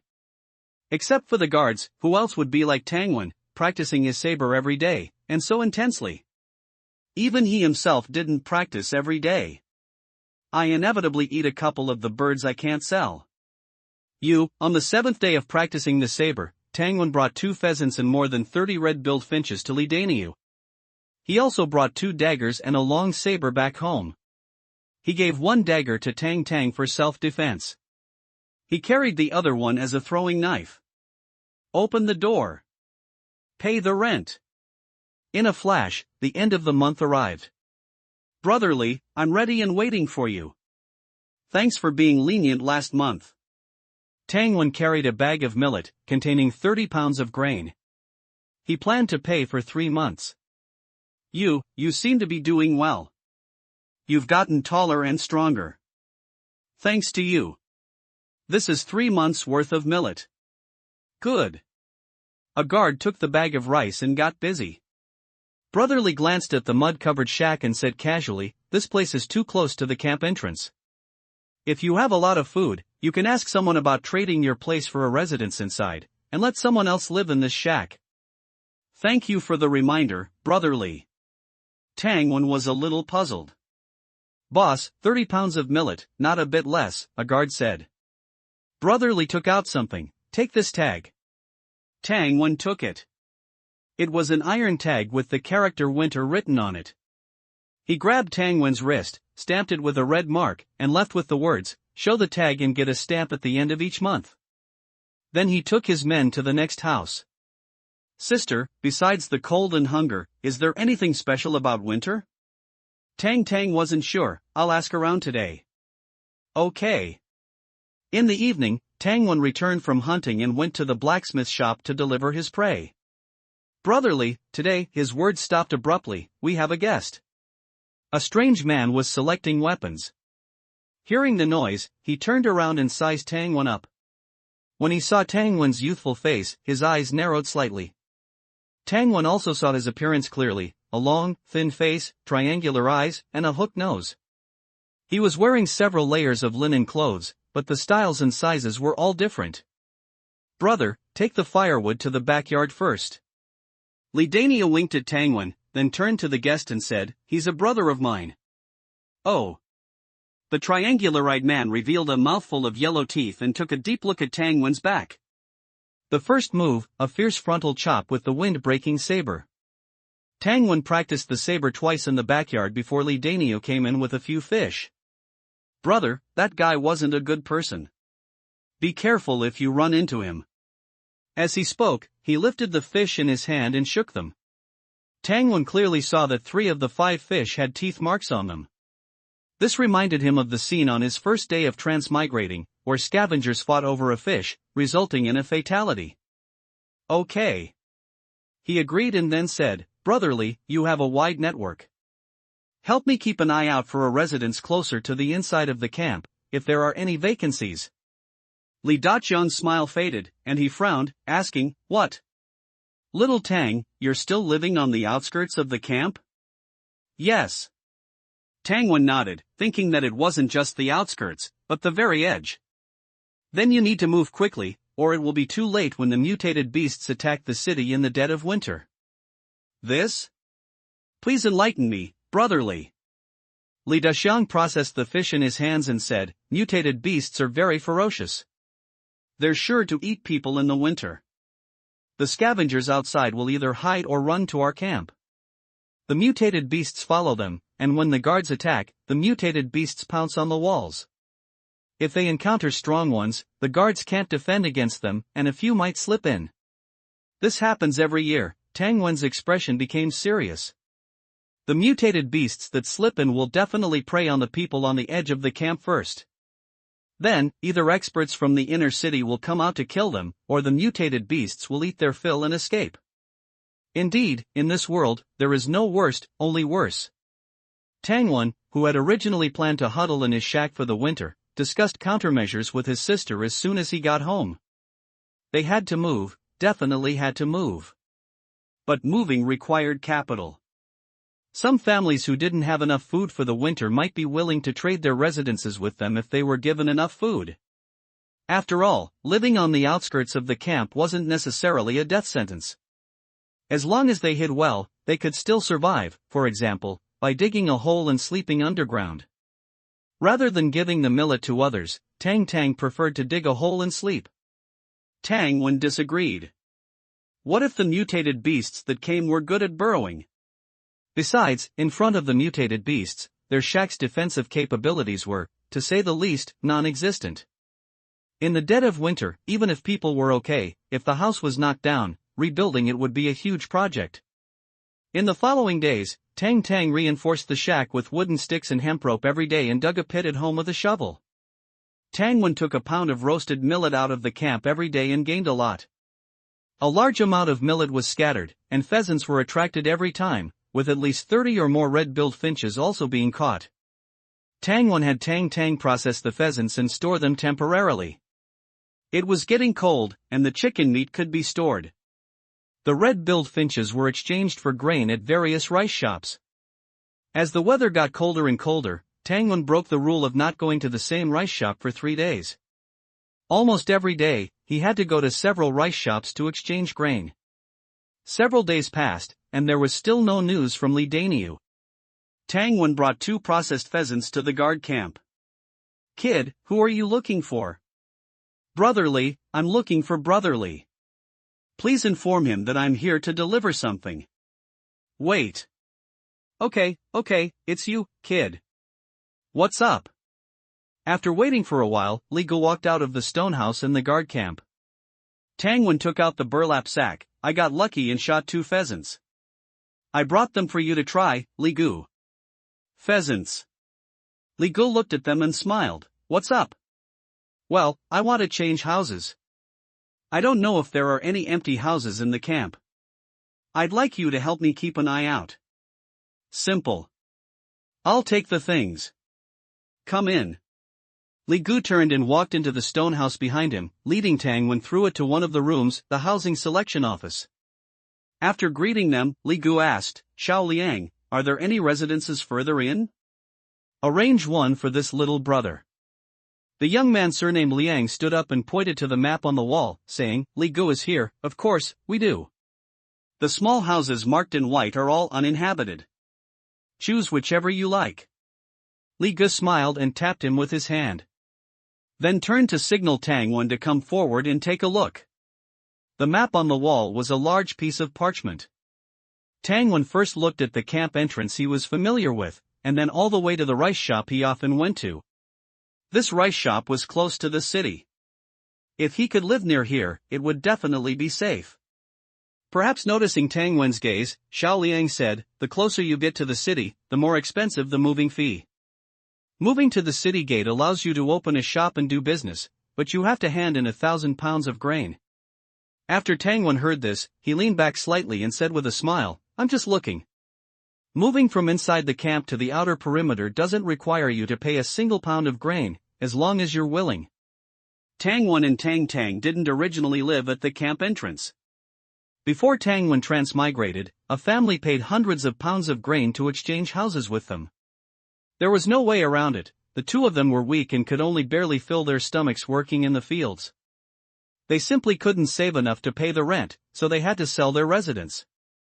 The map on the wall only showed the layout of the outer perimeter of the camp. The city area only had 2 words written on it, Queen. After a quick look, Tang Wen pointed to an area and asked, I don't know how much grain it costs to move to this area? He was referring to the area near the blacksmith shop. That area was hundreds of meters in a straight line from the camp wall. Safety should be guaranteed, and he could also take care of each other with the blacksmith Li Daniu. Xiao Liang looked at Li Gu. Seeing that he didn't speak, he said, moving costs 300 pounds of grain. The residences there all have courtyards and are large. The rent is paid annually, 240 pounds of grain a year. So expensive. The rent has also doubled. But Tang Wen had no choice. He thought for a moment and agreed, okay. Okay, here are 3 empty houses. Choose one. Do you have any suggestions? The 3 empty houses looked no different on the map, all identical white squares. Xiao Liang looked down at the information and said, then choose the one in the middle. There is a well here, and the previous tenant also dug a sweet potato cellar. There are firewood rooms and latrines. Just clean it up and you can live there. Thank you for your recommendation, then it's this one. The clerk said in surprise, as expected of someone brought by Li Gu, you are decisive. Li Gu also glanced sideways. Hundreds of pounds of grain were no small amount for the average person and family in the camp. Tang Wen smiled. It wasn't about being decisive. If he had come to choose a house by himself today, he would have taken his sister to see the place in person before making a decision. But now that Li Gu brought him here, out of respect for Li Gu, this person wouldn't recommend too bad of a place. Do you have enough rice at home? This needs to be paid in one go. Thank you for your concern, Li Gu. It should be about enough. That's good. Li Gu turned his head and asked, how much rice can we exchange for a pound of meat? The clerk smiled and said, 1 pound of meat can be worth up to 15 pounds of rice. Okay. Then send a cart. The clerk colored the house. Tangwen had chosen black, handed Tangwen a piece of paper with a simple note that he was renting 5th Street, number 6, and stamped it with the red seal of the Guard Camp Housing Selection Office. Keep this safe. We're not busy right now, so I'll take you there. I'll go get a cart. He went out, and Tangwen quickly thanked Li Gu again. The latter waved his hand and looked at the 2 pheasants with interest, asking, "How did you catch them?" Tangwen was stunned and told the truth. "I have a skill with throwing stones." "Oh. Throwing stones? Are you accurate?" Li Gu asked me. "I dare not lie. Within 30 steps, I have a 90% chance of hitting wherever I aim." This was Tangwen's modest statement. In fact, within 50 steps, he was almost always accurate. Li Gu narrowed his eyes, as if remembering something. "Recently, several rice shops have received red-beaked finches. They said a young man sent them. I sold them. I didn't dare to sell too much each time, so I went to several rice shops." Not bad, not bad. The matter matched up, and Li Gu looked at him with a hint of appreciation. "Have you seen the guards? Do you know why they are all strong and powerful?" Tangwen shook his head, looking at Li Gu expectantly, waiting for him to explain. Li Gu continued, "By passing the selection, becoming a guard, you can practice martial arts, practice the breathing method passed down by the queen, train during the day, and have meat with every meal. It won't be long before you become strong." As he spoke, he looked at Tangwen, who cooperatively showed a look of longing on his face and blurted out, "Li Gu, I also want to be a guard." The treatment was simply a chaotic world civil servant. "What? Guards are dangerous? Is hunting dangerous? Is it more dangerous for you to go hunting alone, or for the guards to go out in groups, fully armored, holding long knives and riding horses? Guards have to risk their lives. It's not very peaceful outside the camp. Li Gu, I am willing to risk my life." In Tangwen's view, living in this damn doomsday was already risking your life every day. Li Gu smiled. "You are still young and not tall enough. You won't be able to make it for the selection next spring. Go back and work hard to build up your strength. If you can't do it next year, there's still the year after." "Okay, good." Tangwen's face showed unwillingness, but he still nodded repeatedly, like a dissatisfied teenager. He was indeed a little sorry in his heart. Li Gu smiled. "You can come to me if you need anything in the future." The sound of rolling wheels rang out. Outside the window, Xiao Liang stopped at the door in a donkey cart. Li Gu led Tangwen out the door. "Xiao Liang, I won't go with Xiao Tang to move. Please take care of it." "Li Gu, you're too kind. It's what I should do." Li Gu nodded and returned to the house. Xiao Liang pulled Tangwen into the donkey cart. Sitting in the donkey cart, Tangwen was filled with emotion. He had sat in this cart before. When he was a child in his hometown on Earth, it was called a ground row cart in the local dialect. The cart could be pulled by people or animals. The power was very flexible. It only consumed a bundle of grass or 2 meals for 100 miles. "Little brother Tang, what is your relationship with Li Gu?" Xiao Liang asked with a smile. "Hey! There's no relationship. It's just that Li Gu is a good person and takes care of me." "A good person?" Yes, Li Gu is known for being a good person." Xiao Liang's smile did not diminish. It was clear that he didn't believe a word of it. Tangwen led the way for the old man driving the cart. A few minutes later, they arrived at the camp entrance and in front of the mud hut. "You live here?" Xiao Liang slowly restrained his smile. "Yes. Wait a moment, I'll tell my family." He walked to the door, and the door opened from the inside. Tang saw them arrive through the crack in the door. "How much millet?" She went straight to the point. "What?" Tangwen was stunned, and then he understood.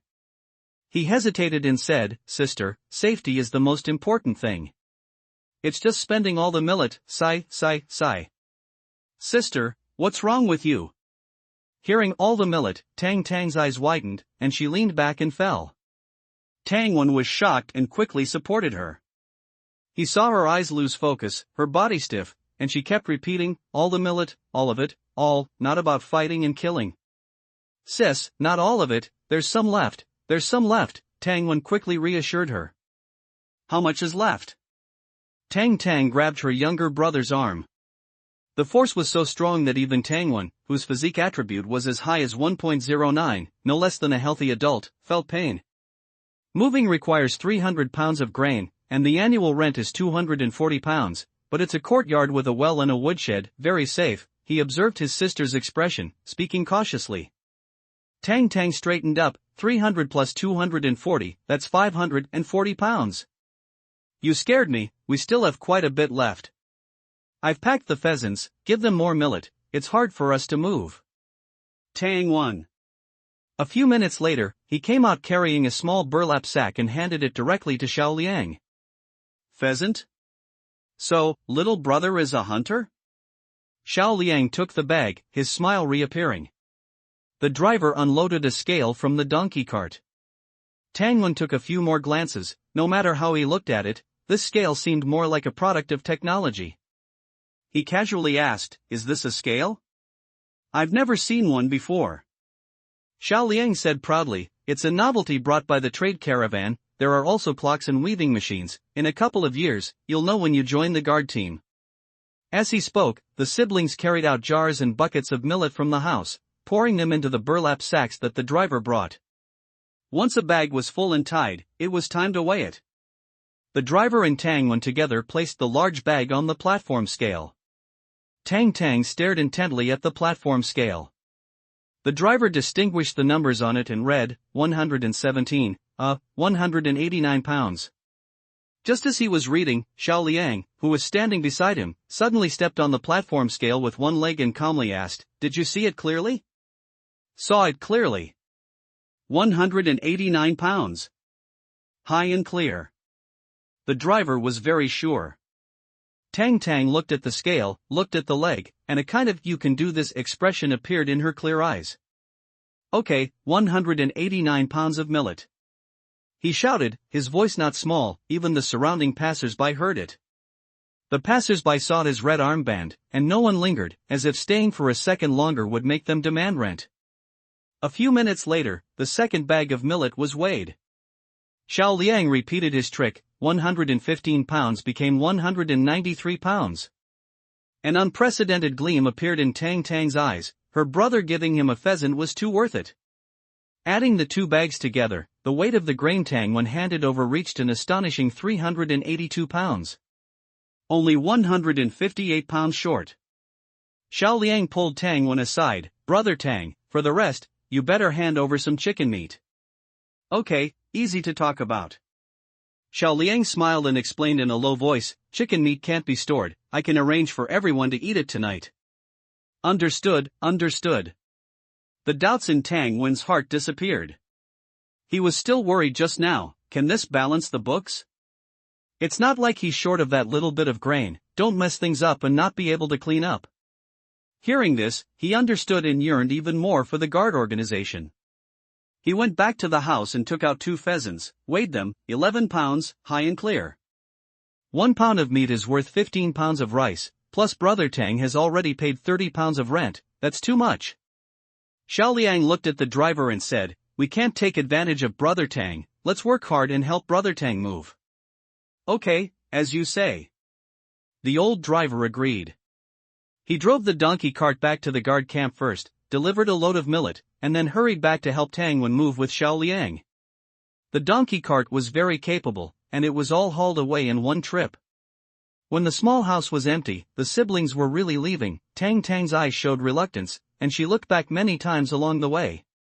Number 6 Courtyard, 5th Street, this is it.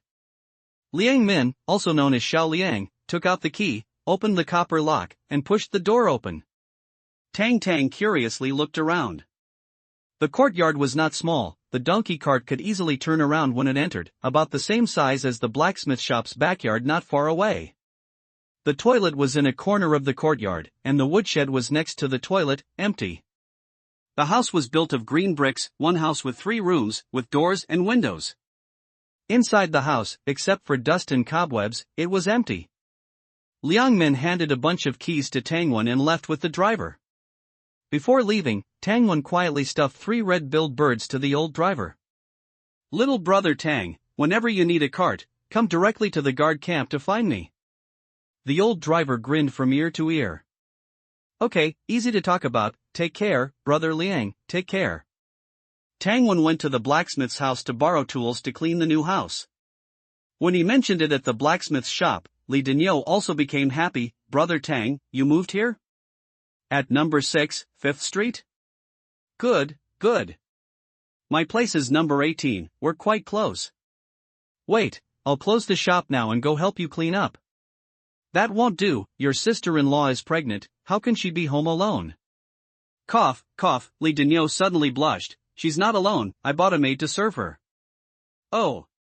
Tangwen suddenly realized, glanced at him with a smile. "So you, with your thick eyebrows and big eyes, have taken a concubine. Really, enviable. There are more women than men in the camp, it's normal for a strong laborer to have multiple women. It was your sister-in-law who insisted that I, Laoli, buy her, a poor family's girl, works efficiently."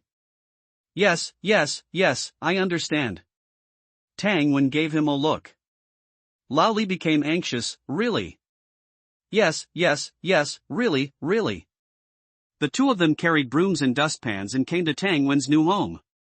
The 3 of them busied themselves until dark before finally cleaning up.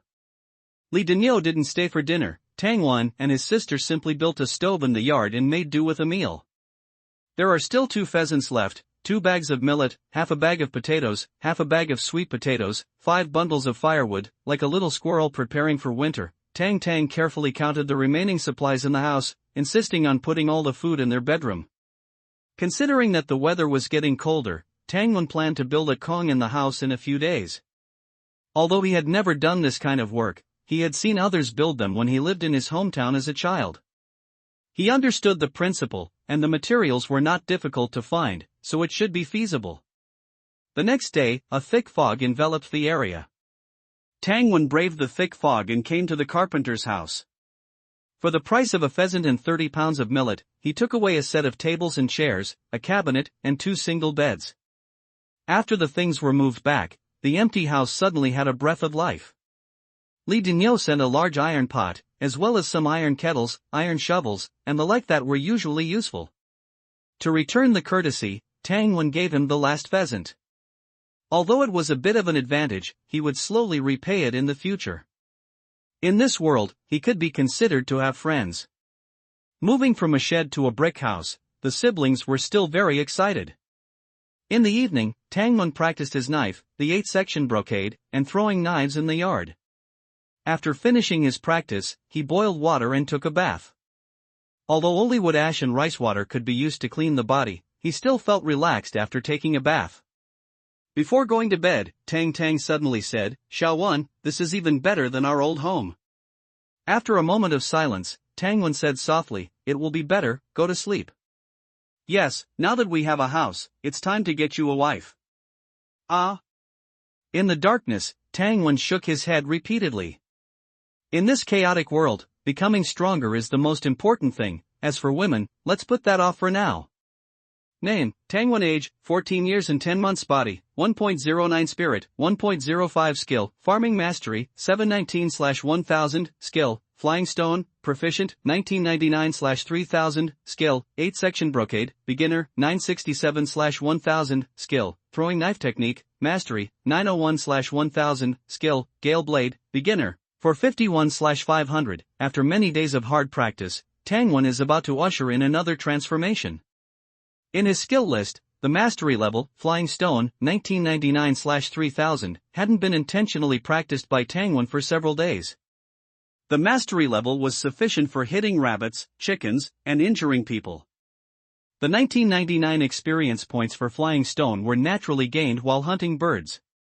Flying knife technique, adept, 901/1000, was a skill he had been diligently practicing lately, always keeping a flying knife in hand while hunting in the forest.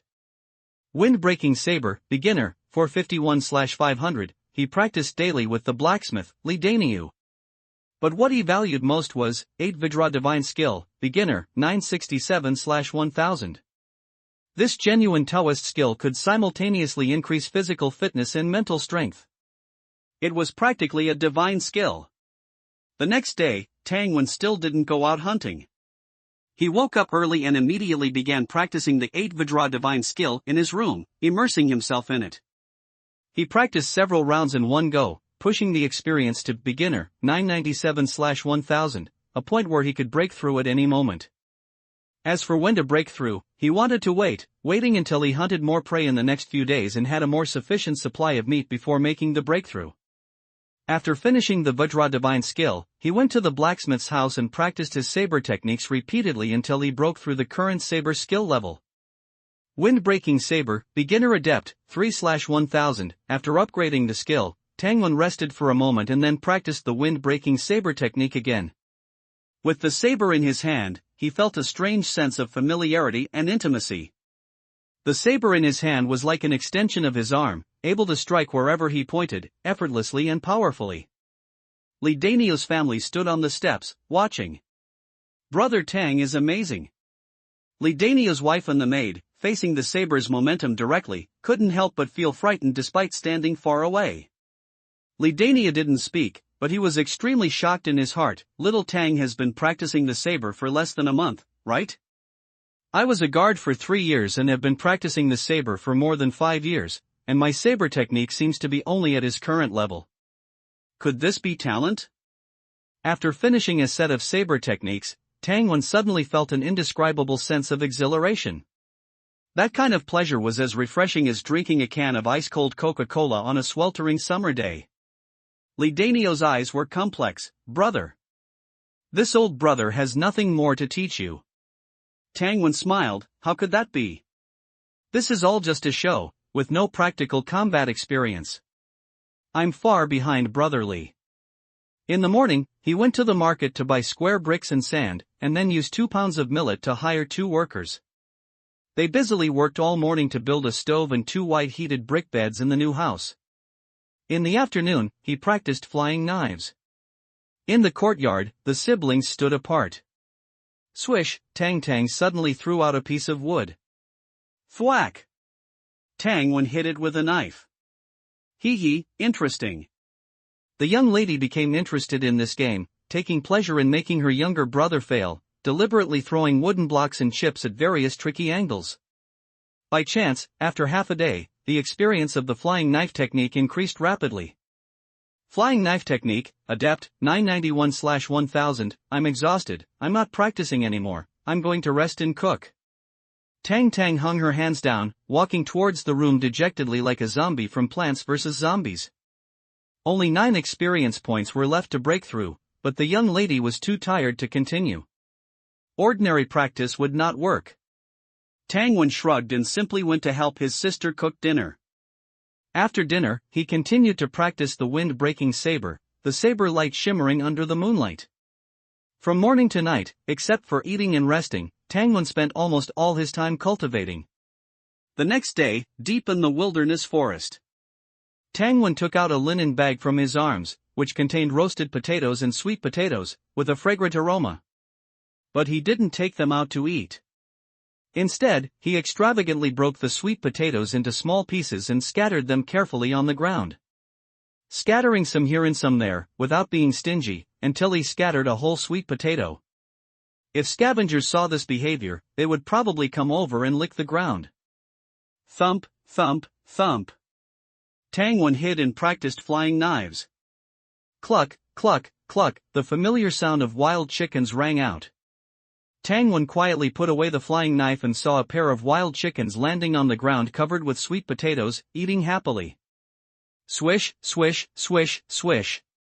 Without even aiming, he launched a series of flying stones. 2 wild chickens were knocked to the ground, convulsing. Tang Wen picked them up, walked away to the downwind direction, skillfully dug a pit to bleed them, and put the cleaned wild chickens into the back basket. Hum, hum, hum, hum, what's that noise? He gently put down the back basket, grabbed the flying knife, and approached the woods covered with sweet potatoes. Snort, snort. A half-grown black pig was happily rooting in the ground, wagging its tail as it ate. Wild pig. My roasted sweet potato is really effective. This wild pig must have at least 100 pounds of meat? Tang Wen tightly held the flying knife in his right hand, preparing to strike, but released it the next second. No, I can't be reckless. Wild pigs have thick skin and flesh. One flying knife will definitely not kill it. And it runs fast. What if there's no time to follow up? Wouldn't it take the flying knife away? But no matter what, the wild pig will definitely escape if it is injured. Tang Wen didn't think his 2 legs could outrun its 4 legs. Unless I make it charge at me. This is a bit risky. Hunters always say, first bear, second pig, third tiger. Wild pigs are not harmless animals. The boar in front of him, with its tusks, will definitely injure people if it charges. So, I have to kill it, but I can't do it recklessly. After thinking about it, Tang Wen crouched down and hid behind a big tree. He took out several pebbles and threw them directly in 3 different directions in front of him. Bang, bang, bang. The pebbles hit the trees, making loud noises. Snort, snort. The wild pig was startled and didn't know what was in front of it. It turned its head and charged towards Tang Wen's direction behind it. That's exactly the effect I wanted. Put. The flying knife plunged straight into the wild pig's left eye. Blood spurted out. A hit. Awoo, awoo, awoo. The wild pig didn't fall down, roaring and charging towards Tang Wen again. Put. Another knife, blood splattered everywhere. The wild pig's right eye was also blinded. Skill, flying knife technique, adept mastery, January 3000, Bang! The charging wild pig crashed into the tree in front of Tang Wen. The big tree shook slightly, and the wild pig's 4 hooves went limp, falling to the ground. Tang Wen knew it wasn't dead. He grabbed the long saber, went around it in 2 steps, and slashed at the wild pig's neck. Fresh blood sprayed like a fountain, falling on the ground, dyeing it a mottled red. The wild pig twitched a few times and quickly stopped moving. A great harvest. After the pig blood drained, Tang Wen lifted the pig's ears and struggled to stuff it into the big back basket. The back basket was more than a meter high, but it was difficult to fit a half-grown wild pig. After finally stuffing it in, most of the pig's head was still exposed. He could only tie some branches with rope to cover the pig's head to prevent others from seeing it. Lift. Tang Wen suddenly carried the back basket, but his feet faltered and he almost fell. This wild pig must weigh more than 100 pounds. He walked heavily towards the camp, resting for a while on the way, and finally appeared at the camp gate, panting, before noon. People were coming and going on the road. Seeing Tang Wen returning so early, some shook their heads in disgust. Whose child is this, only carrying back so few branches? These are all thin firewood doesn't burn well, wood is better when it's thick. Unlucky child, can't even gather firewood. Tang Wen ignored them and buried his head in walking. Bang, bang, bang, a burst of knocking on the door. Who is it? Tang's wary voice came. It's me, sister. Aren't you coming back at noon? Tang, who was washing clothes, shook her hands and opened the latch. Tang Wen walked into the yard, bending over. Tang stretched her head to look outside the door, turned around, closed the door, and reached out to hold her brother's back basket. Be careful, it's heavy. Whoa! Tang was startled, subconsciously lowering her voice. What is it, so heavy? Wild pig. Ah! Unfastening the rope, seeing the pig's head, the young lady couldn't help but widen her eyes. P.S. The data tracking of new books is very important. Dear readers, remember to follow the updates every day, so that the effect will be better when the new book is recommended, and more recommendation resources can be obtained. Phew! I'm exhausted. Tang Wen moved his shoulders. Carrying a pig weighing over 100 pounds for such a long way had made his shoulders ache. Rest quickly. Tang ran to drag over the chair she used for washing clothes and placed it behind him. After sitting down to rest for a while, Tang Wen decided that tonight he would break through to the next level of the 8 Vajra divine art. With this wild boar, there would be enough food. but the wild boar had a strong, foul smell. To enjoy a good meal, Tangwen took the remaining red-beaked sparrows from home to the general store and exchanged them for a few pounds of Sichuan peppercorns, some ginger, garlic, chili peppers, and 3 pounds of salt. Finally, he went to the liquor store and exchanged for half a pound of sweet potato liquor. Sichuan peppercorns weren't worth much, and the yellowed salt wasn't either. The camp seemed to have a stable source of salt, and it was always sold very cheaply. The most expensive was the sweet potato liquor, followed by ginger, garlic, and dried chili peppers. At night, the north wind howled. The siblings skinned the wild boar and chopped the meat early, but they waited until late at night, until no lights were on in the surrounding houses, before they started cooking the meat. The reason was simple: to avoid attracting attention. The neighbors lived too close, and the wild boar had a strong, foul smell. If they cooked it during the day, with people coming and going, everyone would know that the Tang family was eating pork before they even finished one meal. In winter, when everyone was struggling to get enough to eat, your family was eating pork? This would make people jealous and might attract unnecessary trouble. Glug, glug, a bucket of well water was drawn up and poured into the large iron pot. Tang Tang muttered while cooking the meat, "Why add chili peppers and liquor? It's such a waste. What's wrong with the meat being a little gamey? When we only had it once every 6 months, you even ate eggshells and chicken skin with feathers. Now you're being picky, Tangwen. It wasn't me, don't talk nonsense. I've never eaten eggshells, let alone chicken skin with feathers." When the first pot of 12 pounds of ribs was cooked, Tangwen took a deep breath, stood in the center of the yard, and began to practice the 8 Vajra divine art. Preparatory stance. First movement, hands interlock above to regulate the triple burner. 8th movement, heel bounces to aid digestion. Concluding stance. Huff. Tangwen exhaled a long stream of white air. The breath condensed without dissipating, reaching half a foot long. In the dark, he felt as if he had broken through something. He suddenly felt that the night scene before him was different. He raised his head, and the sky was like blue silk, with the brilliant stars seeming closer to him. Skill, 8 Vajra Divine Art, Entry-Level Mastery, January 3000, Skill Breakthrough. The breakthrough was followed by a surge in attributes.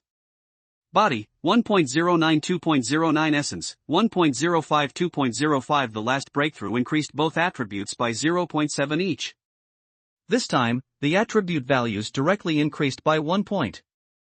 Don't think the numbers seem small.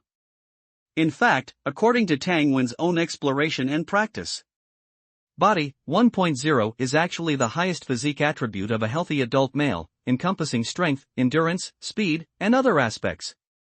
1.0 means being able to carry a weight of over 100 pounds and walk 2 miles. In terms of speed, running 100 meters in 12 or 13 seconds is no problem. If it weren't for this, Tangwen would not have been able to carry back such a heavy wild boar. So, what about breaking through 2.0? How abnormal would that be? Tangwen's heart was full of anticipation. A strange noise, his stomach growling with hunger, like drumming. He tore off 2 ribs and handed them to his sister, picked up the remaining ribs, and began to devour them. Hiss, huff, so hot, so hot. So fragrant, both spicy and numbing. Tang Tang ate in small bites, savoring carefully, her big eyes narrowed into a pair of crescent moons. 1 rack of ribs, along with 2 large wooden buckets of millet rice. The flavorful meat and millet slipped into his stomach, transforming into nourishment and energy, nourishing Tangwen's whole body. Water, sis, water. He choked from eating too fast. Here, the whole bucket is here. Tang Tang picked up a wooden bowl and scooped half a bowl of warm water directly from the bucket, handing it to him. Glug, glug. Huff. I'm full. After eating dozens of pounds of food and drinking a large bucket of water, Tangwen's belly was as big as a pregnant woman's. He returned to the house and fell asleep as soon as he touched the bed. Outside, Tang Tang, by the stove, scooped a spoonful of meat broth and poured it over the steamed millet, eating slowly and methodically. However, she didn't notice that on the roof dozens of meters away, there was a dark figure, holding a bamboo tube-like object, staring at her with the help of the starlight. Meat. This little girl is eating meat? Damn it. I haven't eaten such good meat before. Those are ribs, right? Slurp. Damn. I really want to go down and snatch it. That whole pot is meat, all meat. I'll go now. The dark figure climbed down the house, but halfway down, he turned back. No, such good meat can't be obtained by a little girl. There must be someone else in her family. I have to figure it out. The cold starlight illuminated the person's face, a hooked nose, and triangular eyes, very recognizable. If Tangwon saw him, he would definitely recognize him. This was the guy he had met at the blacksmith shop before. Li Dingyou had specifically warned him that this person was not a good bird. Tangwon woke up slowly the next day in the late afternoon. The latest novel is first published on Lujiu Shuba. After taking care of his physiological needs, he came to the yard and stretched, his joints cracking all over. Shaowun, you've gotten taller, more handsome, and stronger. Tang Tang was processing pigskins in the yard. Seeing her younger brother's height spurt overnight, she couldn't help but gesture with her hand a few times. Finally, she nodded with satisfaction. It wasn't a waste of those 13 pounds of ribs, 30 pounds of millet rice, and 1 bucket of salt water. Tangwon. Sis, my clothes are too small. Overnight, Tangwon's height and muscles had grown, and the originally loose linen clothes had become tight-fitting. Too small? Then quickly take them off, and I'll alter them for you. Yeah, good. The two returned to the house one after another. On the roof not far away, the person from yesterday was still staring at the yard. Hey! There really are only 2 little brats. Just like what I heard during the day. The hooked nose became excited, and the triangular eyes gleamed. Their house is much better than mine. If I kill the boy, his meat, the house, and that little girl will all be mine. Inside the house, Tang Tang altered clothes, and Tangwon, wearing thin underwear, began to practice the 8 Vidra divine art. He practiced very slowly, each move and stance full of rhythm. The young lady altering clothes couldn't help but stare at her younger brother, lost in thought. For a long time, she didn't alter the clothes well and simply hugged them and went to the inner room. Tangwon practiced 1 round, feeling light all over, an unprecedented experience. That feeling was addictive. Skill, 8 Vidra Divine Art, Mastery, 110/3000, 1 round gives 9 experience points? It seems higher than before? What's the reason for this? Could it be because my realm is higher, I practice better, so I get more experience? He didn't dwell on this question. The feeling of seeing the harvest immediately after every effort was too intoxicating. Tangwon was a bit addicted. He didn't even go to the yard to practice his knife skills for one night, but practiced the 8 Vidra divine art in the house again and again. He was completely immersed in it, ignoring everything outside. He didn't even notice when Tang Tang started practicing with him. Unknowingly, one night passed. Grumble, the young lady covered her stomach. I'm hungry. Then let's have a midnight snack. The young lady sighed. Recently, my strength has also increased, but I've also become a glutton. Tangwon smiled. Tang Tang's changes were still obvious. Originally, when she used a jar to fetch water, she would have to rest 3 times to carry a half-full jar of water home. But now, when they moved house the other day, there was no room on the donkey cart, so she carried the bucket of water, pots, pans, and utensils all the way to the new house without getting tired. She was also busy cleaning the house and was still quite energetic until dark. It was clear that she also had good results from practicing the 8 Vidra divine art. The siblings ate a meal of meat and went to sleep in the middle of the night. The next day, Tangwon carried a basket on his back and went out hunting. The hooked nose, with huge dark circles under his eyes, saw him from afar and was very excited. Little bastard, finally going out. Let's see how I deal with you. A ferocious, excited light appeared in his triangular eyes as he followed Tangwon from a distance. Kilograms of rice? Ha! What's going on? In the wild forest, Tangwon constantly surveyed his surroundings, occasionally glancing back. Why do I keep feeling uneasy today? With my attributes improved, the prey should be the ones feeling apprehensive. He felt suspicious. The hook-nosed man, who had been following him, confirmed his direction and quietly left, reaching the outskirts of the scavenger gathering place. The hook-nosed man said to several gaunt and poorly dressed scavengers, "Kill a teenager, and you get half a gene of rice each. Those who want to do it, step forward." "I need 5, no, 8. "I need 8. He remembered the long saber Tang when carried in his height, which was no less than his own. To be safe, he planned to spend 4 gene of rice to find 8 people. 8 against 1, how could they lose?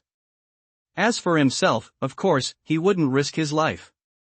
Deep in the forest, Tang 1, who had scattered roasted sweet potatoes as bait, tested his enhanced abilities. Whoosh! Flying stone, full power. Smack! The stone hit the tree trunk, cracking the thick bark, and the trunk shook gently. Tang 1 walked over and saw an egg-sized dent in the tree, with cracks spreading around it like a spider web. This effect is a bit exaggerated, isn't it? He couldn't help but click his tongue. Within a few dozen steps, the stone smashed through the bark, leaving a dent in the trunk. If it hit someone, wouldn't it break at least 2 bones? What if it hit the head? Flying stone hadn't been upgraded yet, it was just his personal attributes that had become stronger, yet it was this much more powerful? Suddenly, a bird flew by. Tang 1 instantly drew his knife. The dagger flew out like an arrow, nailing the passing red-billed Liathrix to the tree with a thud. Skill, throwing knife technique, proficient, 35/3000, 2 points of experience, better than nothing. The dagger penetrated more than 10 centimeters into the wood. If the target were a person, this knife would have already killed them. Little Tang's flying knife never misses. After several experiments, Tang 1 looked at the information in the attribute bar, body, 2.1, and vaguely understood. 1.12.1, the physique attribute increased nearly 1 times, but his strength was more than twice as strong as before. After all, explosive power equals strength multiplied by speed. With strength and speed already doubled, explosive power would be close to 4 times the original. And flying stone and throwing knife technique themselves rely heavily on explosive power. That's not right. He remembered the uneasy feeling that had suddenly appeared in his heart not long ago. His attribute, spirit, 2.05, so abilities like perception must have also increased significantly. So, that uneasy feeling, could it be a warning? It sounds a bit far-fetched, but Tang 1 preferred to believe it. His family was not short of meat or food for the time being, so hunting was not urgent. Thinking of this, Tang 1 carried his basket, found a thick tree, and climbed up it with his hands and feet. In the forest, visibility was obstructed, and even standing on the tree, he didn't notice anything unusual for a while. But as a hunter, he had plenty of patience. Time passed little by little, and the sun gradually rose overhead. Suddenly, Tang 1 heard a burst of footsteps. He hid his body and quietly looked in the direction of the sound. He saw a group of ragged scavengers, holding sharp bamboo poles more than 2 meters long, sneaking into the forest. There were 8 people in total. The leader was relatively strong and held a knife, while the other 7 each held a sharpened bamboo pole. Some of them looked around, and some stared at the footprints on the ground. Is this the right direction? Are you sure we're not mistaken? Who cares if it's wrong? If we can't find him by noon, I'm going back. This forest is so big, who knows where the person is? Tang 1 slowed his breathing, his eyes full of suspicion. This group of scavengers, were they looking for someone? Could they be coming for me? At this time, the scavenger holding the long knife said, "Keep your voices down. We took his rice, so we must find him. Split up and search in pairs. If you find him, shout loudly." Okay. The response was sparse, and the team was about to split up into pairs immediately. Don't panic, let me tell you again what the person looks like. He's a teenager, wearing several layers of linen clothes, carrying a basket, and holding a long knife. Tang 1's vigilance was immediately maxed out. Teenager, linen clothes, basket, long knife, isn't that me? Could it be such a coincidence that there's another person dressed exactly like me in this forest? Impossible. I was right to wait, someone really wants to harm me? Tang 1 was both happy and scared, his mind still a little confused. What to do? There are 8 of them? Escape? Anyway, they haven't found me yet. No, that won't do. They are clearly hired, specifically to find me. If I don't figure it out, I'll have to sleep with one eye open at night. But, who is it? Who did I offend? Who wants to kill me? Damn it! What kind of world is this? Tangwen squatted on the tree, thinking through everything that had happened since he crossed over, but couldn't figure it out. I have to figure it out. He felt agitated and angry. After a while, the group split up into pairs. Stones, daggers, long knives. Tangwen checked his weapons, everything was normal. He took a deep breath and looked at a two-person team nearby. Since he couldn't avoid it, he would face it. Avoiding the two's line of sight, he gently slid down from the other side of the tree and quickly approached the rear of the two. Who's there? A scavenger turned his head. The newest novels are first published on 69shu.com. Whoosh!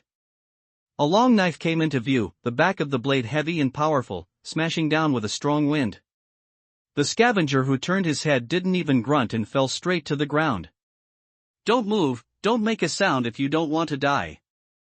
The long knife turned and rested on the other person's neck. One shout, and you'll die. I won't shout, I won't shout. He looked at his companion whose neck was bent 180 degrees, swallowed, and his legs went weak. Are you looking for me? Why yes, it's you. Why are you looking for me? Are you sure you're looking for me? I don't know, someone gave us rice and asked us to find you, saying that if we killed you, we'd get 1 gene of rice each. Hearing this price, Tangwen couldn't help but be stunned. My life is only worth 8 gene of rice? Have you seen me before? And no. Then how do you know you're looking for me? Tangwen's first interrogation lacked experience and was a bit confusing. That person said he saw you enter this forest alone. What if there are other people? Then, kill them all, plop. After saying this, the person knelt on the ground, begging for mercy repeatedly. Tangwen sneered, tell me about the person who hired you, what he looks like, where he is now. He's waiting on the small road by the edge of the forest, waiting for us, waiting for, Tangwen understood, waiting for you to bring back my head? Corpse, it's a corpse. Damn. Pretty professional. Tangwen cursed. The man is here, save me. The person on the ground suddenly shouted, reaching out to hug Tangwen's leg, trying to knock him to the ground. But he was too slow and lacked strength. Tangwen smoothly pulled out his dagger and slashed hard at his throat. Shie. The feeling from the blade was strange, like cutting off several tough ropes. Blood spurted out. There was no time for emotion.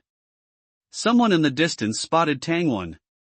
Several scavengers shouted and rushed towards him. Tangwen also accelerated and rushed towards them. Soon, the distance was close enough. Swish, swish, swish, flying stones were thrown out in succession, heading straight for the eyes and throats of these people. The accuracy of the flying stone was such that even the most agile red-billed Liathrix couldn't avoid it, let alone these scavengers who had been starving for a long time. The 4 who rushed over fell to the ground one after another. The lucky 2 could still roll around covering their eyes. The other 2 had already had their Adam's apples shattered and fell directly to the ground, gradually losing their lives. Not far away, the leading scavenger, with a subordinate, charged over howling. After charging for a while, his vision blurred. The next moment, seeing 4 companions lose their fighting power at the same time, they stopped shouting and slammed on the brakes. The 2 looked at each other, as if they had seen a ghost, and turned around and ran. Tangwen, him, I didn't say you won't kill him 2 quick stabs. The person rolling on the ground was finished off. After finishing the job, Tangwen calmly chased after them. Although the 2 people from before were running fast, their escape speed was severely limited in this jungle. But Tangwen's speed was much faster than theirs. Running like a nimble cheetah, it only took a few breaths for them to enter his firing range. Swish, swish. The stones hit their leg joints accurately. Their legs went weak, and they thumped and fell to the ground, tumbling far away. Who told you to come and die? Take me to find him. Before Tangwen could finish speaking, the person with the knife suddenly sprang up and stabbed the subordinate next to him to death. Tang1, what's with this operation? Before he could say anything, this person turned around, knelt down, and held the knife up with both hands in a smooth, practiced series of movements. My lord, spare me. I am willing to take you to find him. Tang1 was expressionless, inwardly complaining, you're pretty skilled at this. Stick the knife in the ground. Okay. Tang1 walked over, took out a rope, and tied his hands behind his back. Finding his basket, Tang1 threw the man's knife into his own basket and had him carry it. Lead the way. Okay, but, my lord, we can't go the same way. Why? Are there more people around him, or are there archers? You better be honest. I guarantee that if anything unexpected happens, you'll be the first to die. I wouldn't dare. It's just that the person has a telescope that can see very far. If we just go out like this, I'm afraid that person will escape. A telescope? Okay, I'll listen to you. This person thought he would have to explain the telescope. He didn't expect Tang1 to believe him directly. He opened his mouth, but the words didn't come out. Move faster. The two of them circled around in the forest for the better part of an hour, and by the time they got close to the target, it was past noon. It's him. Who the hell is this? Tang1 looked at the figure sitting by the side of the road and didn't remember offending such a person at all. Reaching out, he tied the guide's legs as well, and then tore off a piece of his clothing to gag his mouth. After doing everything, Tang1 slowly approached the target. Bang! The back of the knife struck the other person's neck, and the other person swayed before falling to the ground. Well, this time I shouldn't have used too much force. This face? Tang1 carefully looked at the other person's face, and then he remembered that he had met this person once. At the blacksmith's shop? Was this the person that Li Dinyo reminded him to be careful of? How did he find me? This person wasn't tall, but the basket next to him was very tall. Tang1 tied him up, stuffed him directly into the basket, and carried him away. Splash! A bamboo tube of water was splashed on Hooknose's face, and he slowly woke up, his neck aching as if it were about to break. He reached out to touch his neck, only to find that he was tied up. What's going on? Guards! Help! Is that you? He saw Tang1 and realized that the other party was the little brat he had hired people to take care of. He shouted for help even louder. Tang1 didn't stop him, his face was expressionless, letting him shout. The place they were in was deep in the jungle, next to a pool far away from the camp. The camp's guards would never patrol here. Misunderstanding, it's definitely a misunderstanding. Those scavengers must be framing me. Ha! I haven't even asked yet, and you've already confessed everything? Hooknose also knew that he had said the wrong thing, glared at Tang1 fiercely, and closed his eyes stubbornly, not saying a word. In fact, he was anxiously thinking about countermeasures, trying to deceive Tang1. My lord, untie me, let me ask him. A familiar voice rang out, and Hooknose opened his eyes. Sure enough, it was the person he had hired to take care of Tang1. You dare! His eyes darted around, and a plan suddenly came to mind. My cousin is the captain of the camp's guards, there's no one he can't find. If you dare to touch me, he won't spare you. Release me now, and I cannot pursue this, he said loudly, becoming more and more confident as he spoke. These two people, a little brat and a scavenger, don't know anything. I can definitely fool them. Slap. Ah! The long knife slapped him on the mouth, and his words turned into screams. You in. Ah! When he finished screaming, Tang1 took out the iron tag he had found on him. Idiot! Your cousin is so powerful, how come you live at 4 2nd Street? What, he doesn't care if you live or die?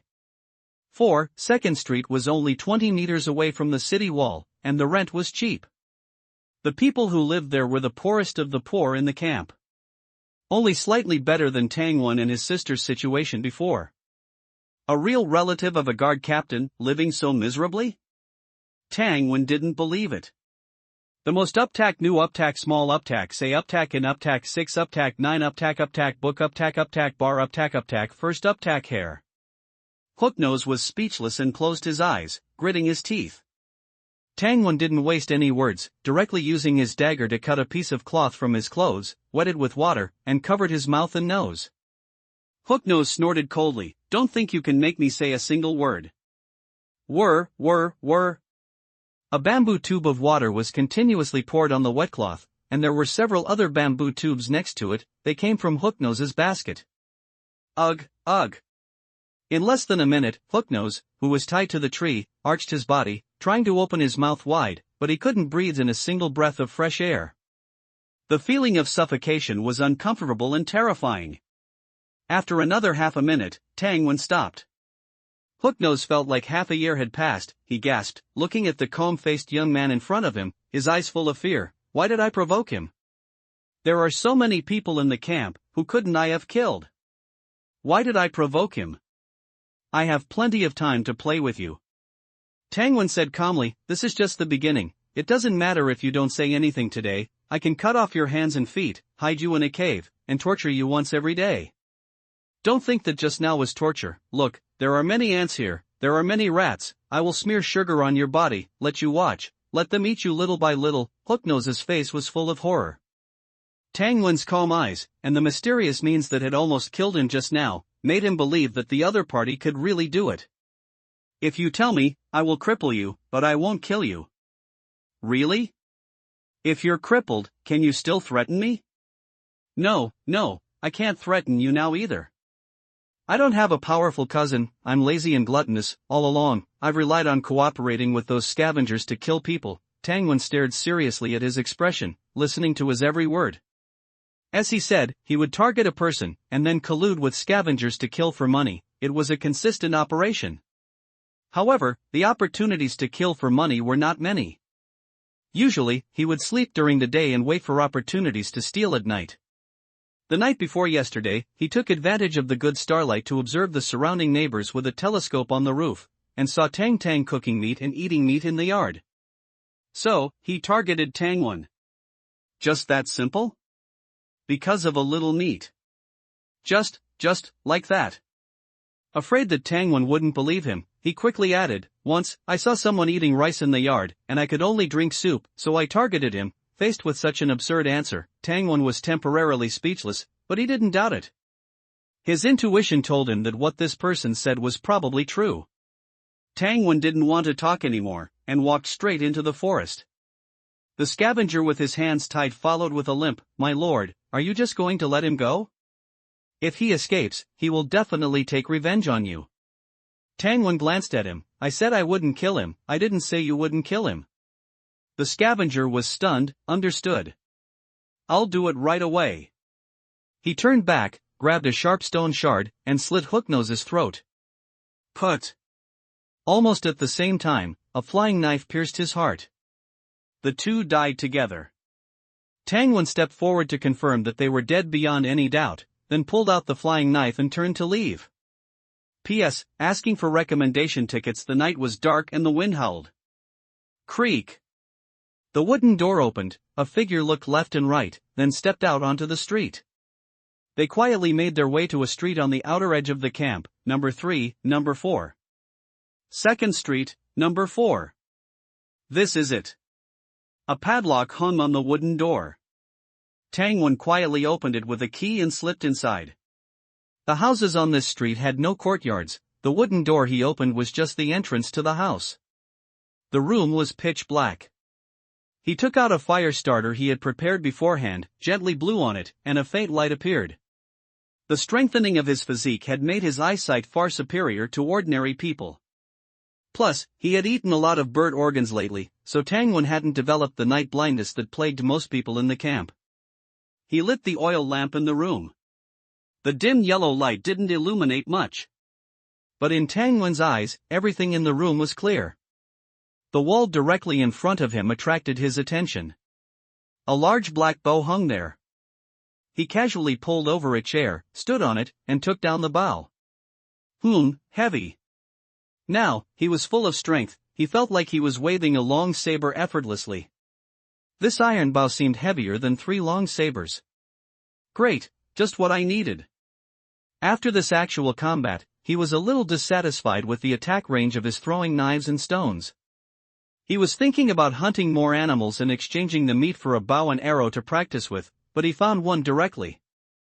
After searching the house, Tangwon found a short sword, about half a meter long, made of solid materials. No question, he had to take it. There was also a cabinet in the room with missing doors, emitting a stench, a table with a broken leg, covered in a layer of black grime, and several stools of different heights. He shook his head and walked towards the inner room, where the smell was even worse. The inner room had a wooden bed and a rice jar. Tangwon picked up the short sword and, with a look of disgust, lifted the blanket on the bed, which was an unrecognizable color. Nothing there. He picked up the pillow, and with a clatter, something fell out of the straw-filled pillow. What's that sound? Sounds like copper coins?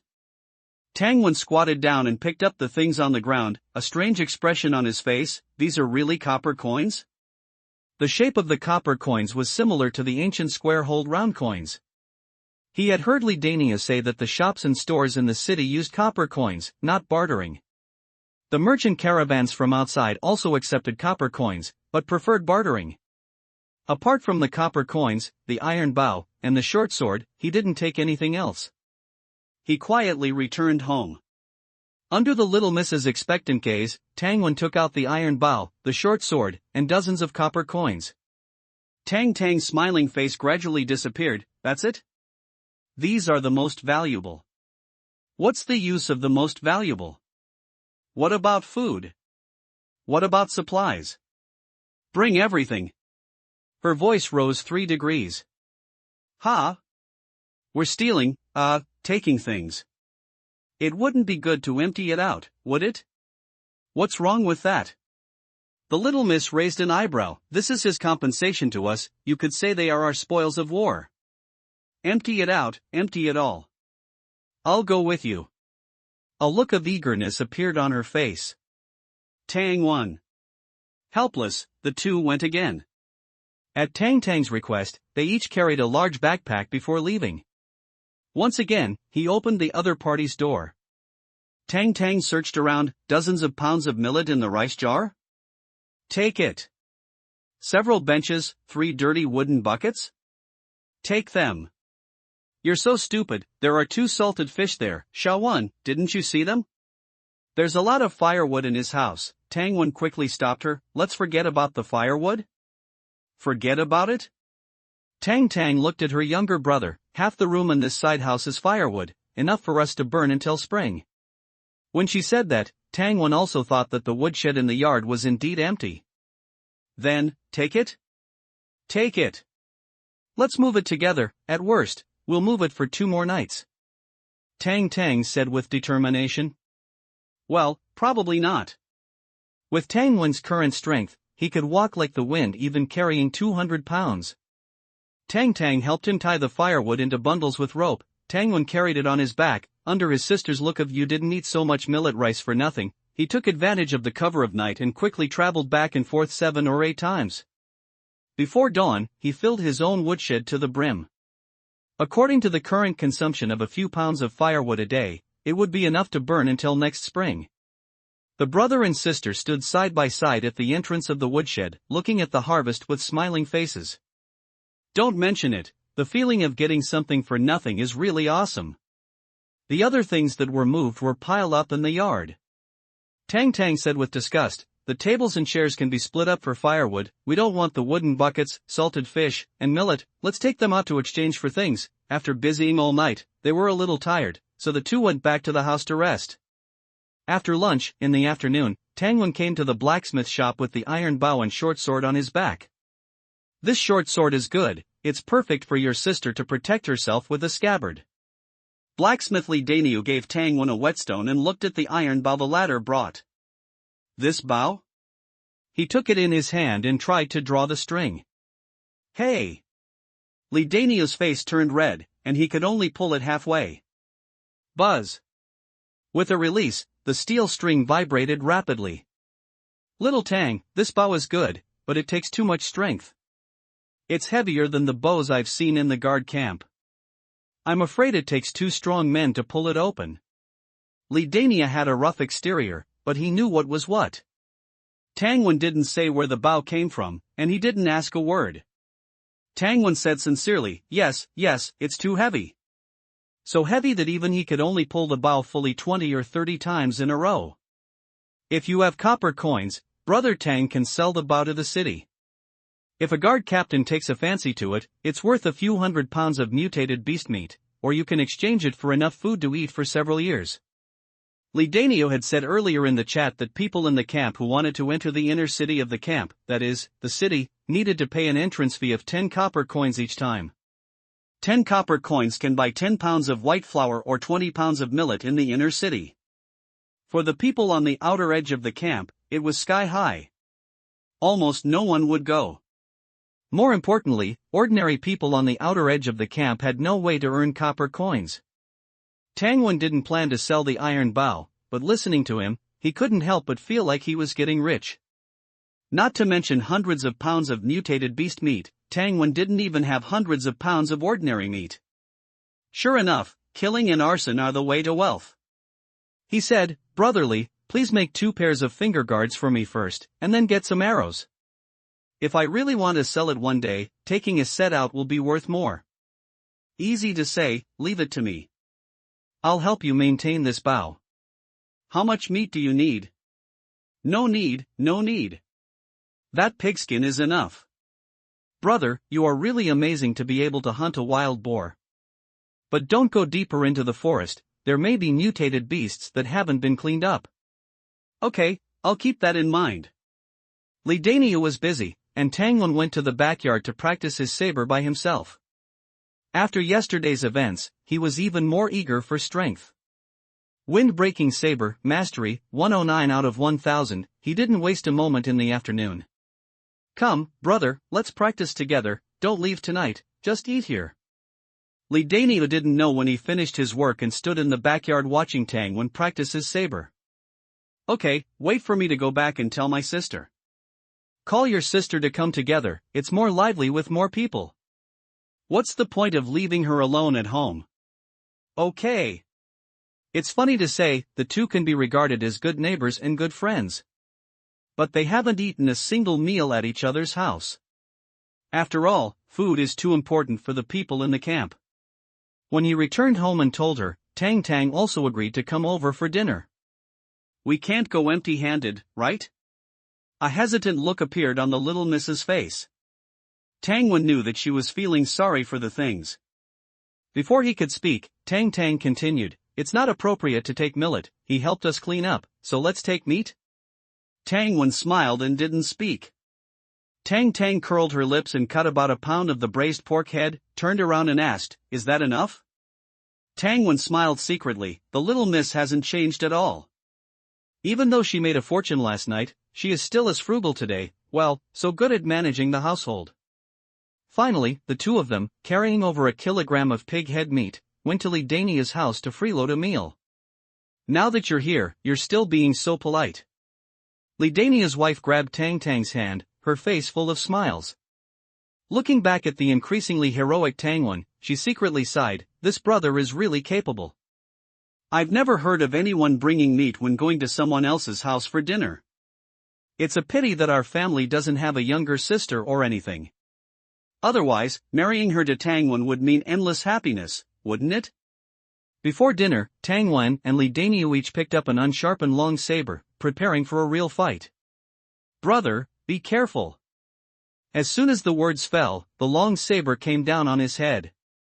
Clang! Tang Wen raised his saber upwards, blocking this powerful blow. Li Danio was shocked, little Tang's strength has increased again. His upward saber move is at a disadvantage in terms of technique, but it actually tied with me. Li Danio became cautious, and each strike of his saber was tighter than the last. He is not good at defense. Although Tang Wen may be stronger than him, a quick attack will be enough. Clang, clang, clang. After getting through the initial confusion, Tang Wen gradually adapted to Li Danio's rhythm. His strength is stronger than the opponent, and his speed is even faster. Even when on the defensive side, he can steadily receive every attack from the opponent. Occasionally, a counterattack can force Li Dania back, easily controlling the pace of the battle. A quarter of an hour passed. Li Dania took the lead in jumping out of the circle, panting and saying, "I'm not fighting anymore. Brother Tangwon is improving so fast. I can hardly keep up. We brothers have to practice often in the future, or I'll be left behind. Brother Li, you're too kind. Okay, let's practice together every day." Tangwon was 100 times willing in his heart. Just during the attack just now, his experience points were rising rapidly. Wind-breaking saber, mastery, 109167/1000. At this rate, the saber technique will be upgraded in less than 20 more practices. Practice every day? Li Dania felt bitter in his heart. He wanted to refuse, but seeing his wife and maid looking at him with admiration, he had to puff out his chest. Okay, it's settled. Li Dania was also a man of face. When dinner was served, in addition to the pig head meat that Tangwon brought, there was a stir-fried potato dish, a steamed sweet potato, a scrambled egg, a plate of grilled meat slices, and a large bucket of millet rice. Don't be polite, little Tang, eat more. Brother, have a drink. Li Dania took out half a jar of sweet potato liquor and poured a cup. Tang and the Li family's maid had been used to a hard life in the past. This was the first time they had eaten such a rich table of dishes. They were slightly dazed. After a meal, everyone became much more familiar. During the meal, Li Dania's wife repeatedly told Tang that she wanted to find a wife for Tangwon. Sweet potato liquor has a strong after effect. Tangwon only drank 3 cups before stopping. Li Dania was quite fond of alcohol. He drank the remaining half jar by himself.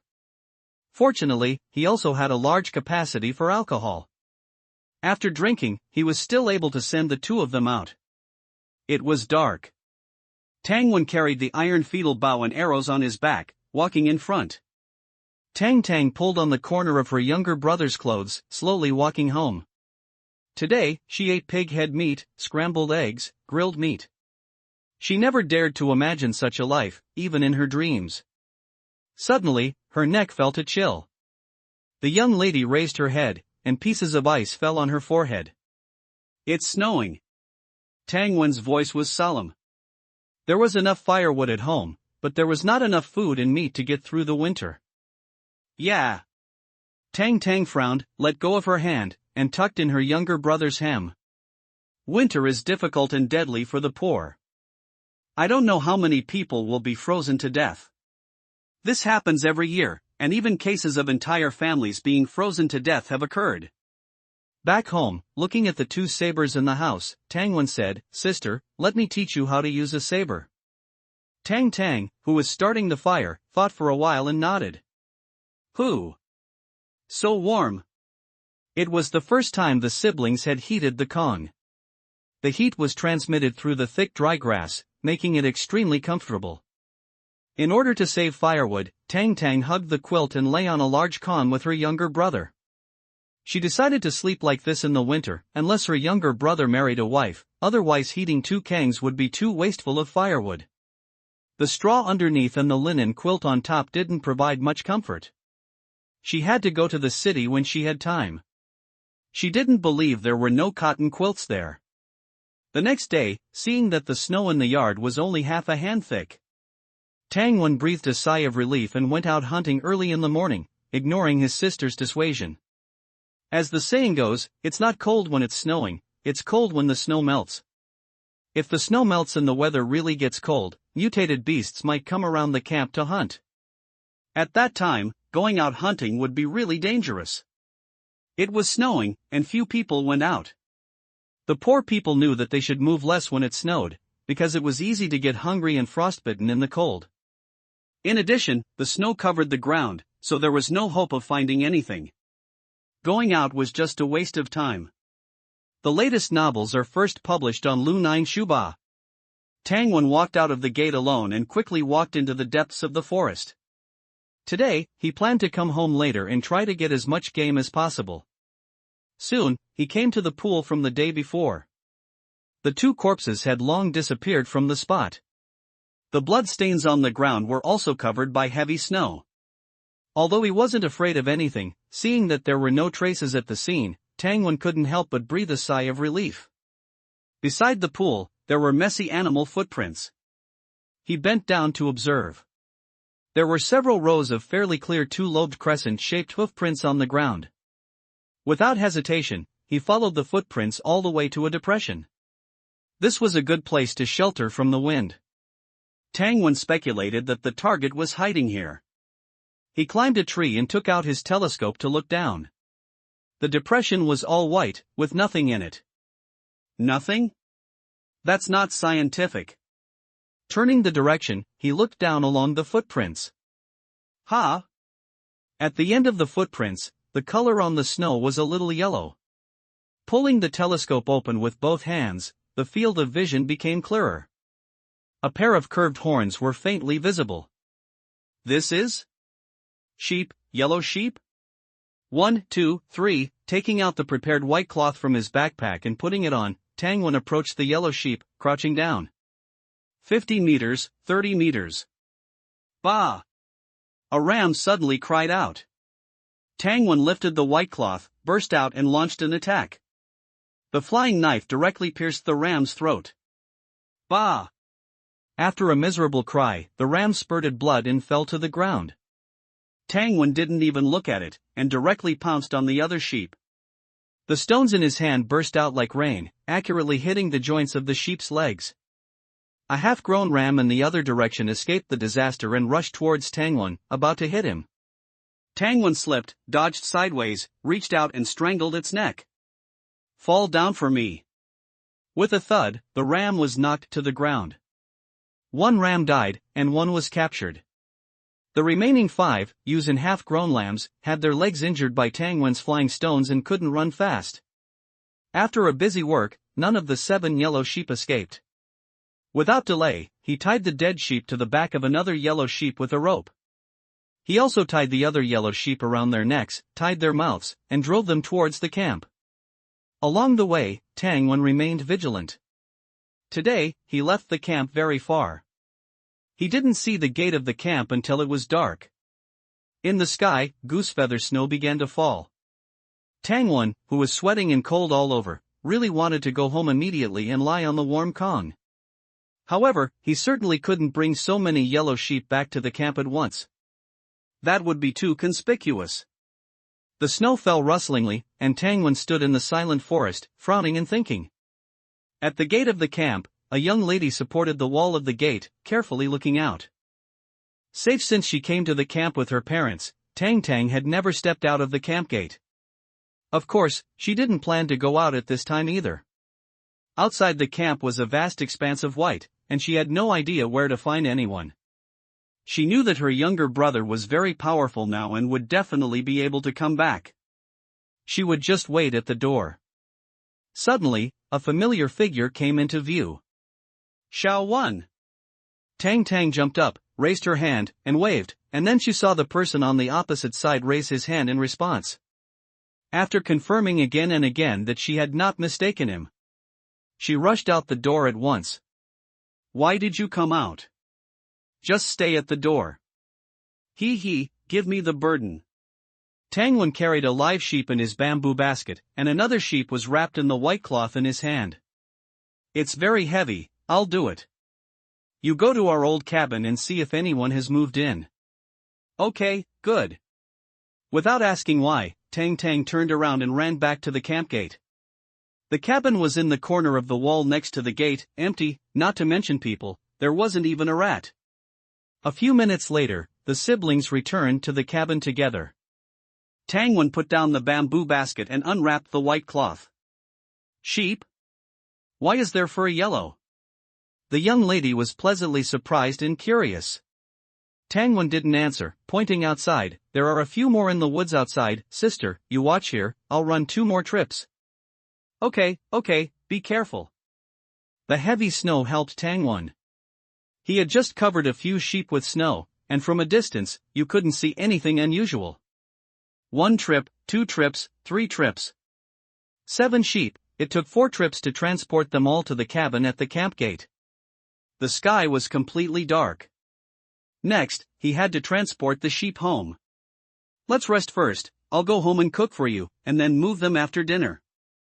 Tang Wen shook his head, rested for a while, and moved a few more trips to his home. The snow fell heavier and heavier. Not long after returning home, his footprints were completely covered by the heavy snow. Phew! Lying on the con, Tang Wen completely relaxed.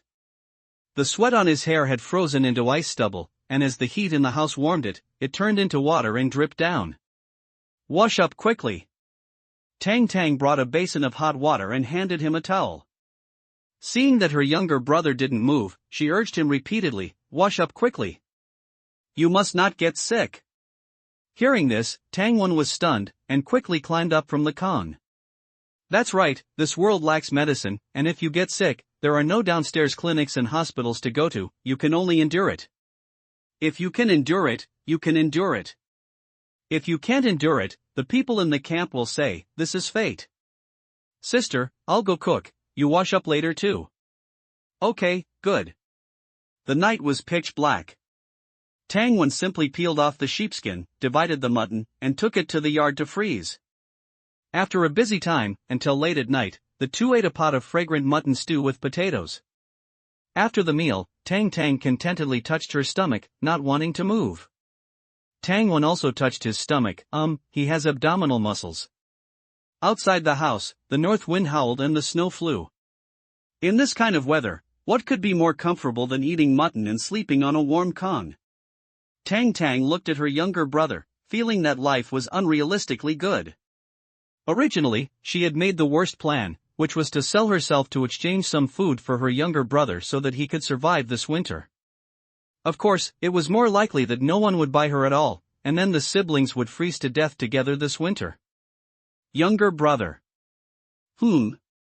Tang showed a smile, go to sleep soon.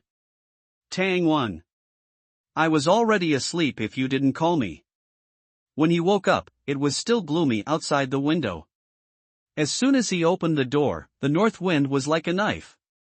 Asterisk translator's note. This phrase means, mixed with snowflakes, blowing in the face. Tang Wen shivered. The snow in the yard was a foot thick. In this kind of weather, there was no way to go out hunting. He was secretly glad, fortunately, he went out yesterday. Since he couldn't go out, he would practice his kung fu, 8-section brocade, mastery, 399407/3000, 8-section brocade, mastery, 399415/3000, 8-section brocade. The heavy snow continued for 3 days. Besides braving the snow to remove the snow from the roof and sweeping the snow in the yard, he practiced kung fu from morning to night. Morning, afternoon, and evening, practice the 8-section brocade. In the afternoon, while teaching Tang the Gale Saber technique, he practiced himself. 3 days passed, 8-section brocade, mastery, 1075/3000, Gale Saber, mastery, 331/1000, without worrying about food. Practicing hard for more than 10 hours a day had a gratifying effect. When the weather cleared and the snow began to melt. Asterisk translator's note, this sentence is difficult to translate directly, but it means Tang Wen only went to the blacksmith Li Dania's house once, bringing some mutton and 2 trotters, and exchanged them for 300 caddies of potatoes and sweet potatoes. Brotherly, how much stuff do you have hidden in your cellar? Why does it feel like you can never finish eating it? Li Dania smiled, brother, I make weapons for the guards and farm tools for the farmers.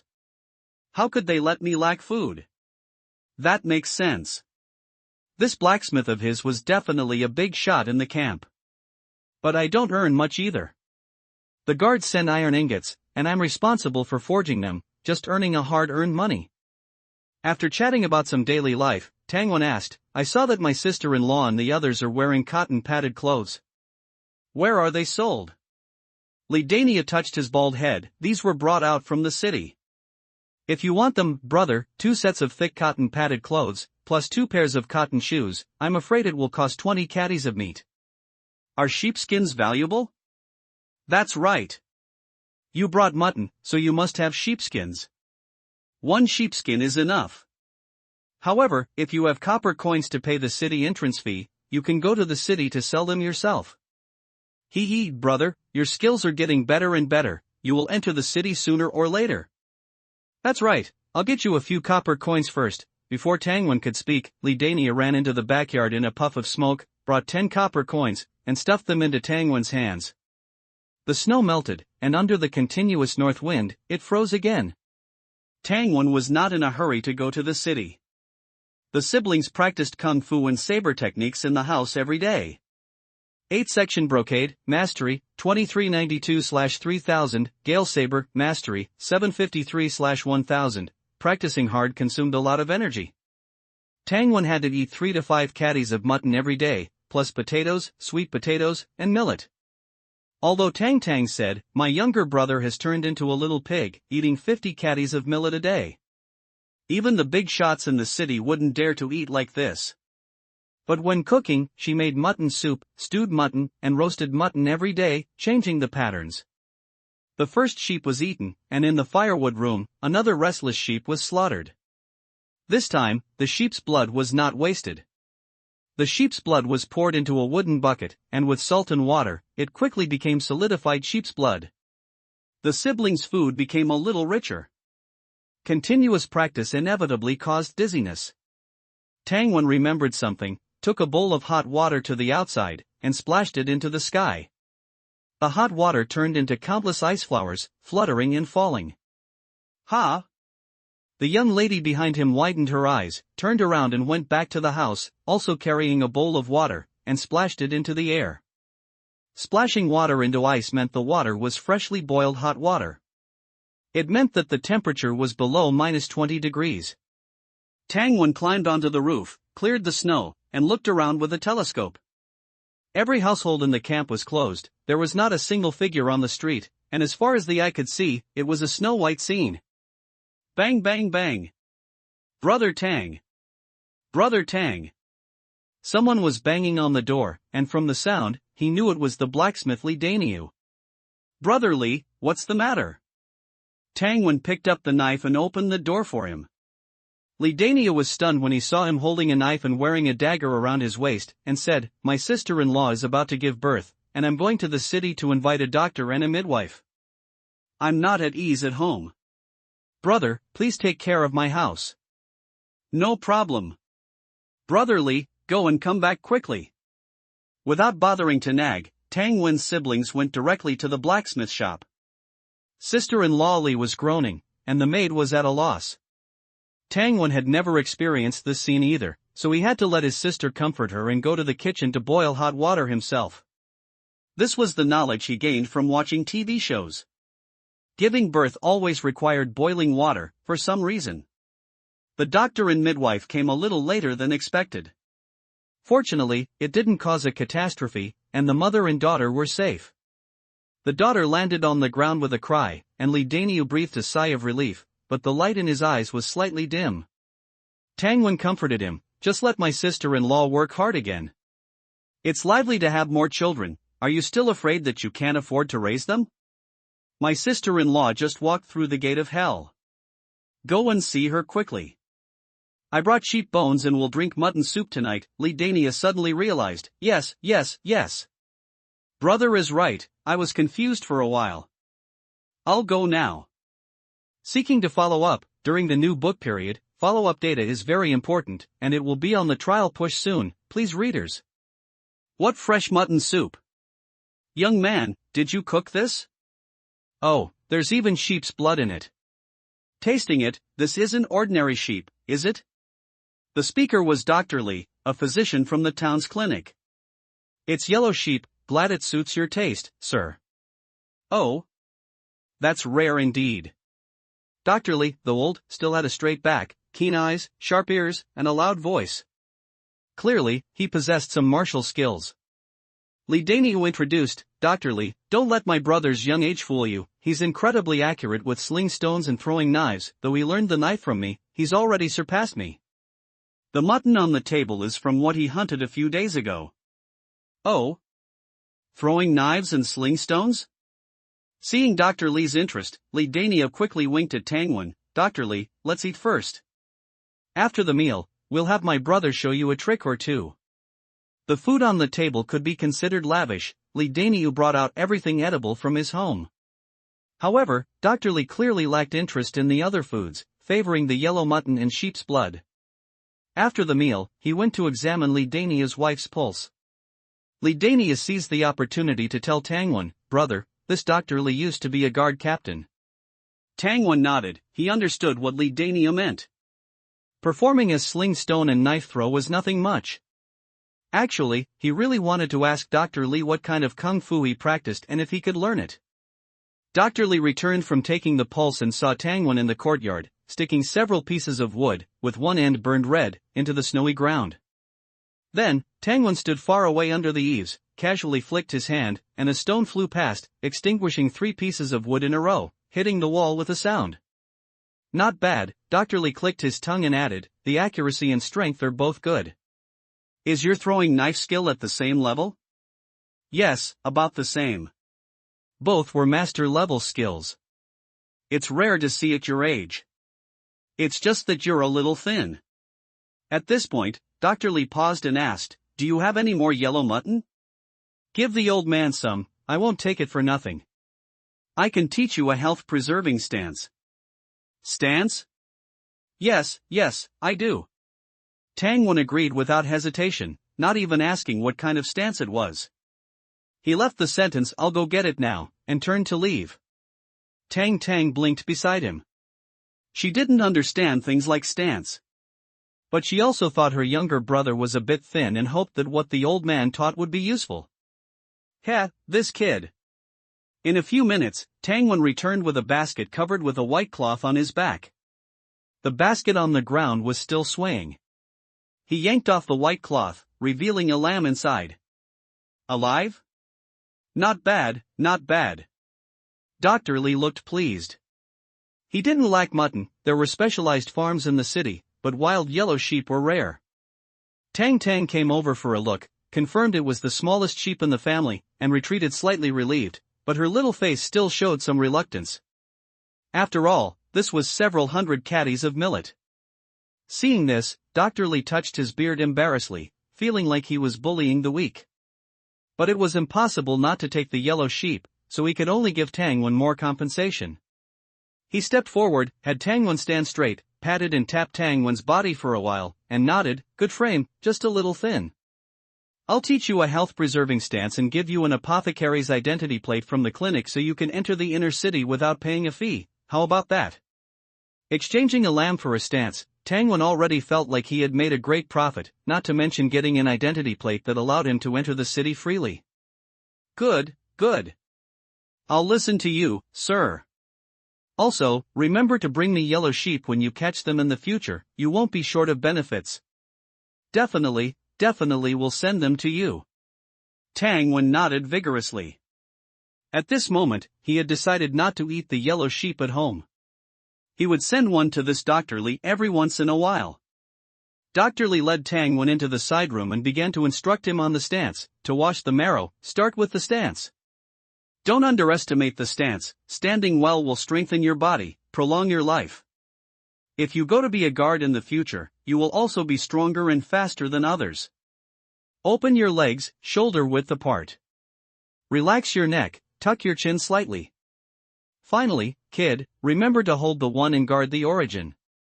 Tangwon memorized the stance in one go. Dr. Li praised him, not saying much. He had experienced many things and seen many young people who learned quickly, but stance alone didn't reveal much. Dr. Li, how do you explain holding the one and guarding the origin? Relax your breathing, clear your mind of distractions. You practice, I'll see if there's anything wrong. Tangwon immediately put his hands in a virtual embrace and adopted the stance. However, once he calmed down, his mind was filled with thoughts. He wondered if practicing the stance well would increase his attributes. He also wondered what the city was like and whether he should take the time to visit since it wasn't far from where he lived.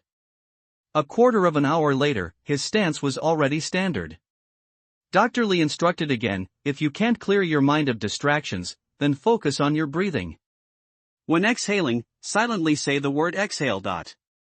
Tangwon did as he was told, but he still easily got distracted. Another quarter of an hour passed, and suddenly, the experience panel reacted. Skill, health-preserving stance, entry, 0/500, remember the posture, practice diligently, and the clinic is at shop number 8 in the city. If you have yellow mutton or other rare wild animals, just go there to find me. After speaking, Dr. Lee threw him a round copper plate with the word, medicine, written on it. Below it was a number, 35. Thank you, Dr. Lee. Don't thank me. Who told me to like this? I'm leaving. Dr. Lee led the yellow sheep away. The winter was bitterly cold, and the snow on the ground was mixed with mud, completely frozen into solid ice. Tang Wen practiced his kung fu at home every day. The health-preserving stance, being newly learned, required a lot of practice. The 8-section brocade exercise couldn't be put down either, and his knife skills were about to level up, so he had to practice diligently. There wasn't enough time.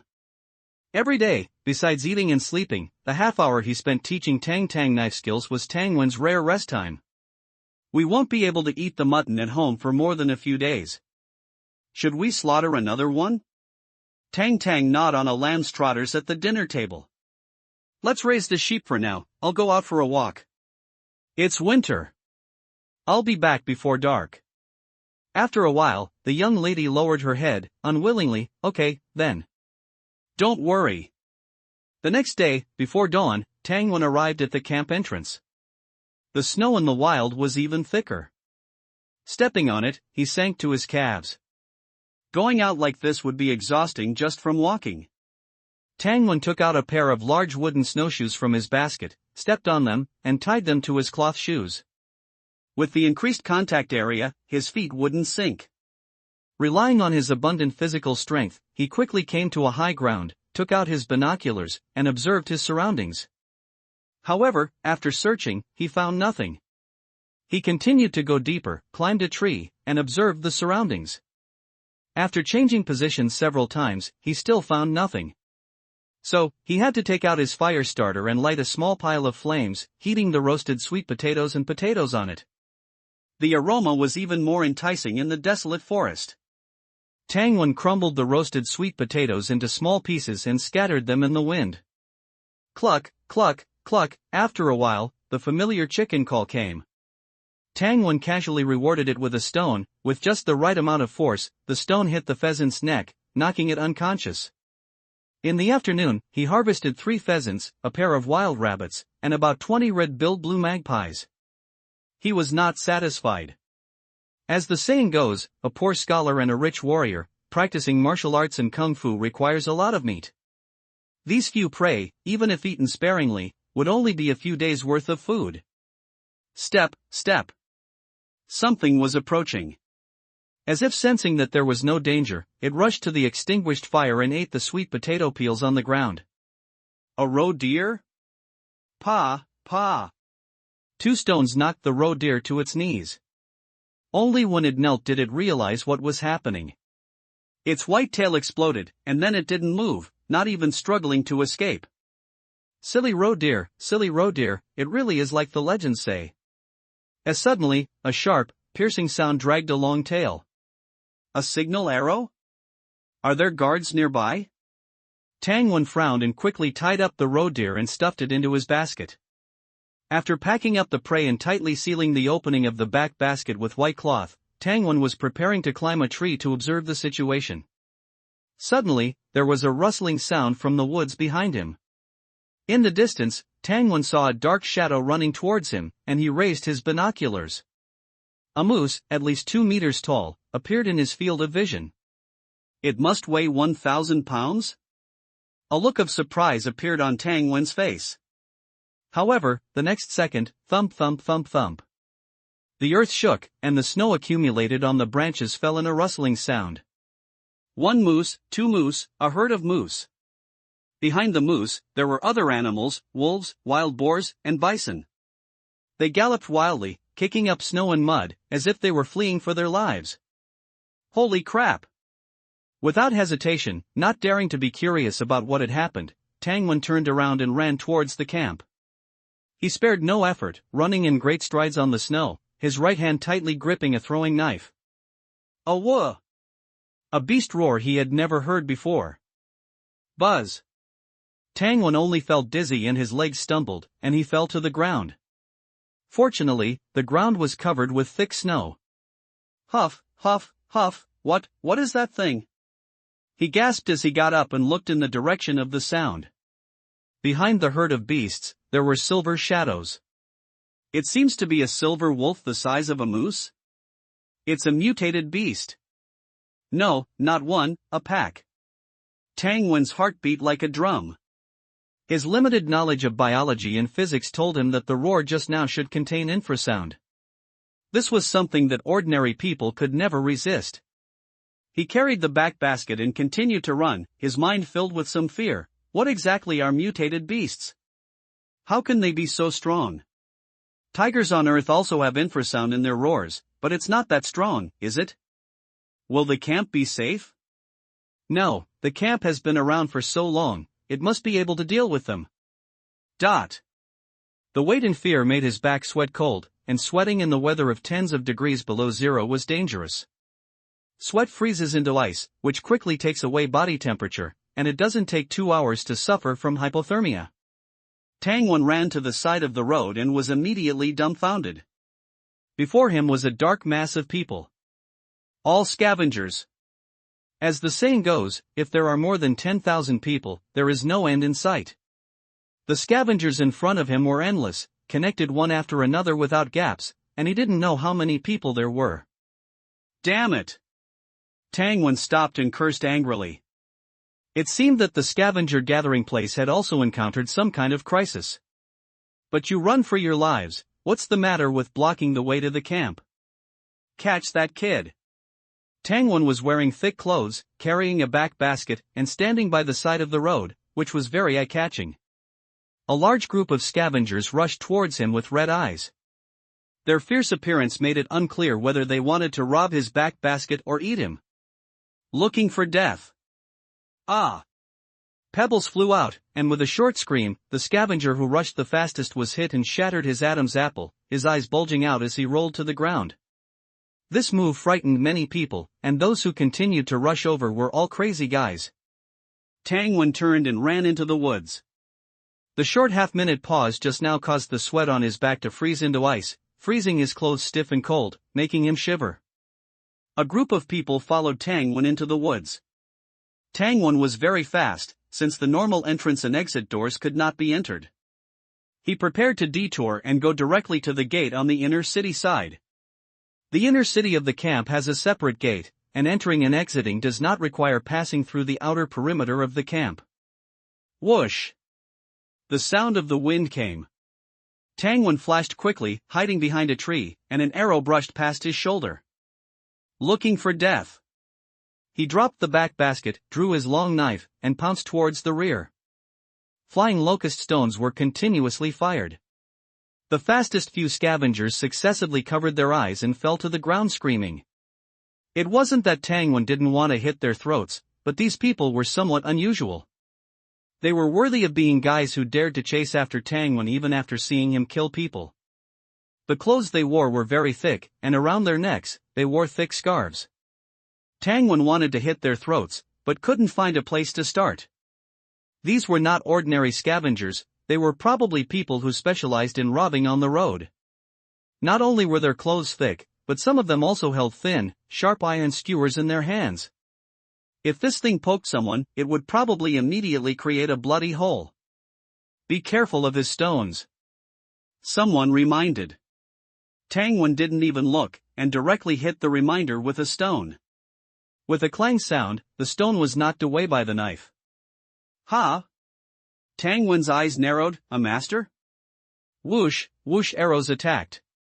The most uptack, new uptack, small uptack, say uptack in uptack 6 uptack 9 uptack book uptack bar uptack first uptack hair. This time, he saw clearly, it was 2 crossbows. The vigilance in his heart increased again. What is the origin of these people? They even have crossbows. With this thing, can't you go hunting? The crossbow arrows came to his eyes, and he didn't dodge, and fired a few stones with his left hand. His right hand quickly waved his knife, clang, clang. The crossbow arrows were knocked away, and Tang Wen advanced instead of retreating. The stones in his hand became more and more ruthless. After a series of screams, a dozen scavengers lost their fighting ability. But the leader holding the knife had approached Tang Wen. A cold light flashed, he held the knife with both hands, and chopped down with force. The knife wind attacked, and Tangwen could even smell the sweet and fishy smell on the long knife. There was no time to hold it with both hands, so he could only lift the knife with one hand to meet it head-on. A ferocious killing intent flashed in the eyes of the knife wielder. Die! Clang! A burst of tooth-aching collision sound. The knife wielder only felt an unmatched force coming. The steel knife almost slipped out of his hand, his body retreated 2 steps uncontrollably, and his face changed drastically. He shook his hand and threw a packet of powder, sprinkled it towards Tangwen, and turned around and fled. His movements were decisive. Can you run away? Dodging the quicklime he sprinkled, Tangwen chased after him with his knife. The knife wielder heard this, thinking that Tangwen was going to throw stones, and quickly shrank his head, bent his waist, and continued to flee. Poochie! Not a stone, but a flying knife. His body stiffened, and inertia drove him to continue running wildly. Poochie! His leg went numb again, his body completely lost balance, he fell to the ground, and slid out a long way. You found the wrong person, idiot. Tangwen picked up his knife while speaking. The knife wielder's eyes were blurred, and in the last picture, he saw a hand reaching into his arms. Ha!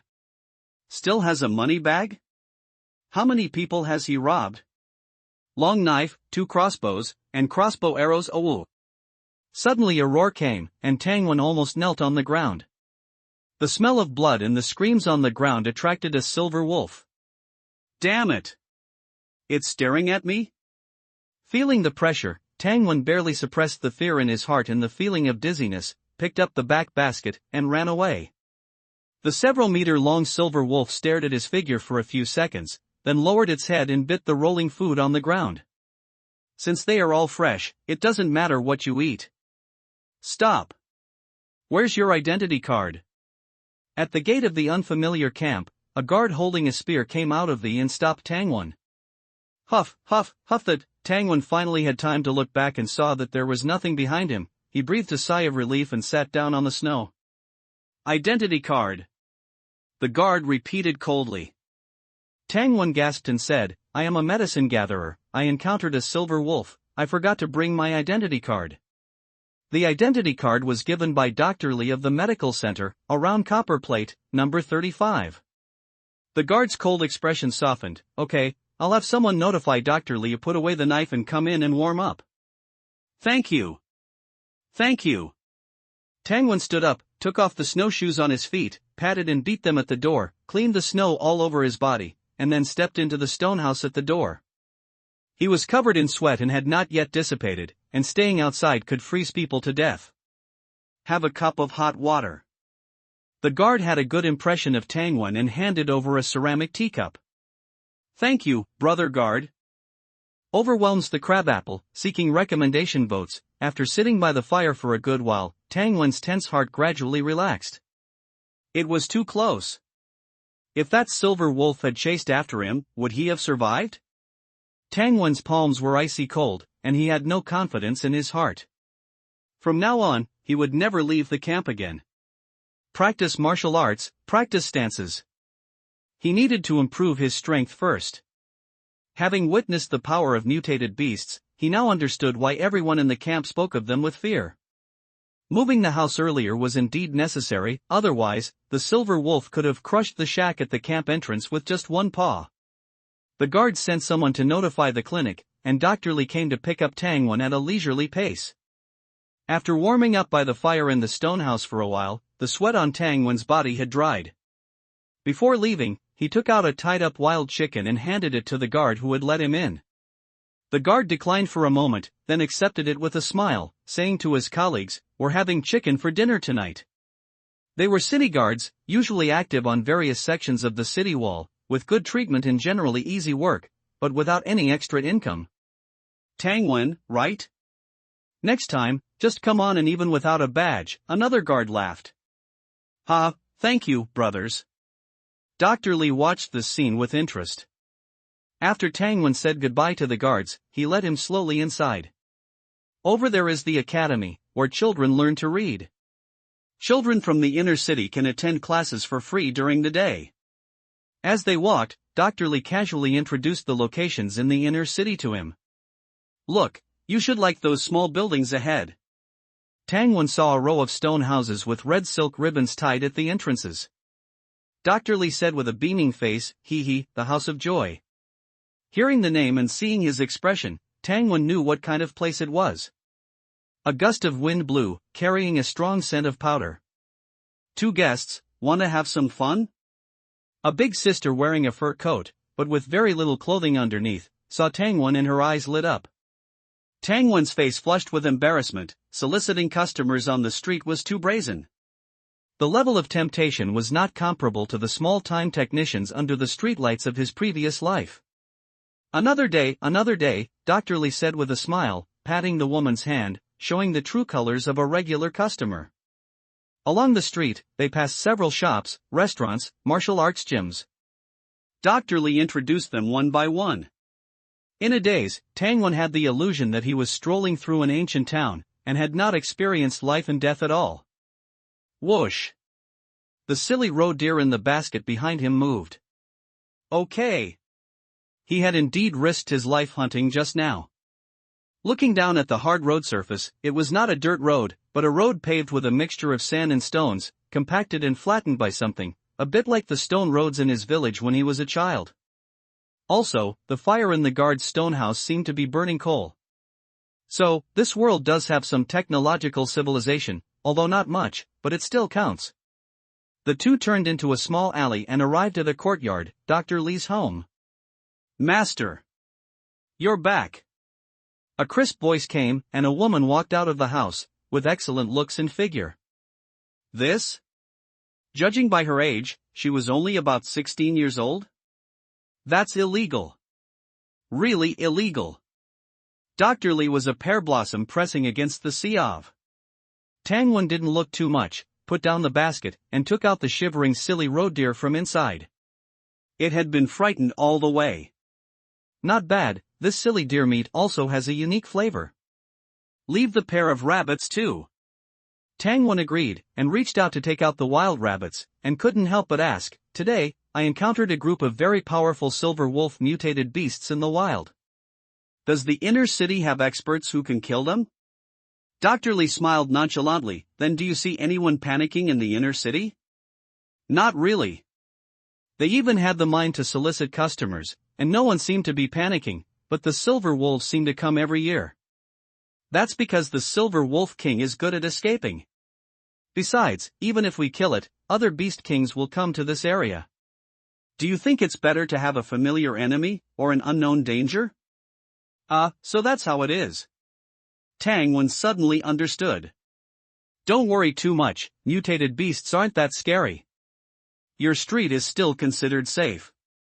But, don't go out hunting recently. Practice the stance exercises I taught you properly. Next spring, I'll help you sign up for the guard selection. As long as you can pass the assessment, I guarantee you can join the hunting team. Hunting team? You're a hunter, joining the hunting team is perfect for you. Tang Wen nodded thoughtfully. Saying goodbye to Dr. Lee's house, he looked around and saw no one. He took out his money bag and opened it. Inside, besides a pile of copper coins, there were also several silver ingots, square in shape, like large sugar cubes. Reaching out and pinching one, he looked at it back and forth, confirming that there were no markings on the silver ingot. Then he put it in his pocket and walked towards the clothing store on the street. Cotton coat, cotton pants, cotton quilt, mattress. He was missing everything at home, and the clothes quickly filled 2 whole sacks.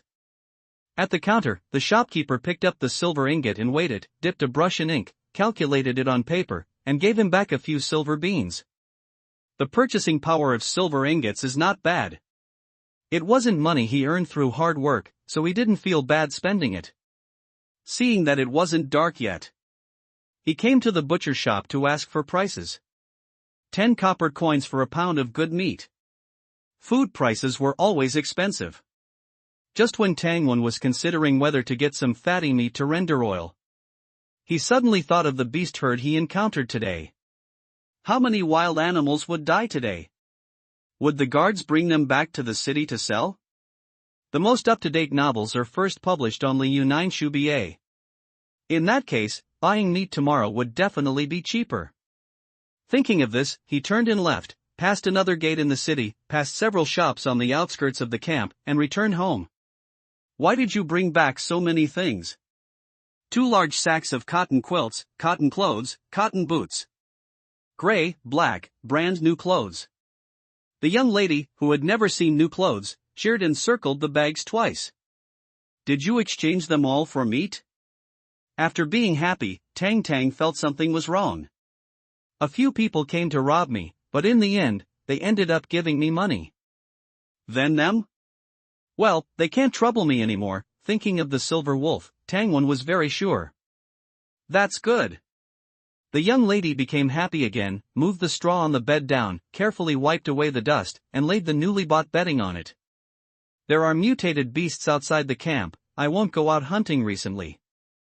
Tangwan said his recent plans, and Tang Tang nodded repeatedly. We shouldn't go hunting in winter, we have enough food to eat. The next day, Tangwan took the clinic's identity card and brought his sister to the inner city. Tang Tang, wearing new cotton clothes for the first time, entering the city for the first time, found everything new and interesting, and wanted to visit every store, but as soon as she entered, everything felt expensive. The two came to the butcher shop to buy meat. After all, the yellow goat was to be given to Dr. Li as a gift, and the two of them might not have meat to eat on a daily basis. How can one practice martial arts without eating meat? What kind of thing has such big legs? It should be a moose. Looking at the butcher shop filled with meat, he smiled. As expected, the price of meat had also dropped to 8 copper coins a pound. 8 copper coins a pound with bones? Too expensive. Tang Tang stepped forward to take a look, and pulled her brother away. There are other butcher shops over there. Hey, don't go. It's negotiable, 6 copper coins a pound with bones. If we want more, can it be cheaper? 100 pounds, the owner gritted his teeth and said, if you can buy 100 pounds, I'll give you 5.5 copper coins a pound. Tang Tang calculated, and a smile appeared. Okay. For copper coins a pound, we want 400 pounds. You girl, that's not how you calculate it. Tang Tang's smile gradually disappeared, and a pair of big eyes stared at the boss blankly. Okay, 4.5 copper coins a pound. I didn't even buy it for this price, just consider it making a friend. Do you really want 400 pounds? The butcher shop owner chopped the moose's legs and a rack of ribs into small pieces. Tangwan showed his identity card, and the owner borrowed a donkey to help them carry the meat. On the way, Tang Tang saw cheap white radishes, and Tangwan bought chili seasoning. On the donkey's back, the bags became more and more. With food in hand, one doesn't panic. Next, Tangwan was going to seclude himself to practice martial arts. Besides cooking and cleaning the room, Tang Tang also prepared to practice with her brother. Like this time, she was very interested in the crossbow that Tangwan brought back.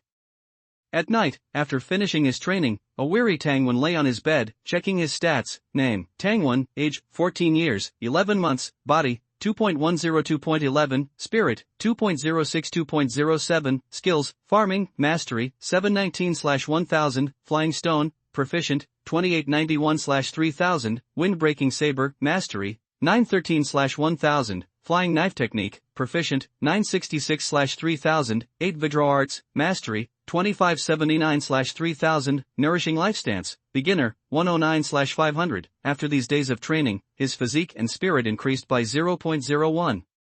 Again. These two attributes are the foundation of all skills. Even an increase of just 0.01 is a cause for joy. In the morning, Tangwan first practiced the 8 Vidra arts 3 times, then held the nourishing life stance for a quarter of an hour. He found that combining movement and stillness in his training yielded better results. Experience increased faster. In the morning, he practiced the saber, first teaching Tang Tang the saber techniques. The fastest way to master a skill is to learn and teach others simultaneously.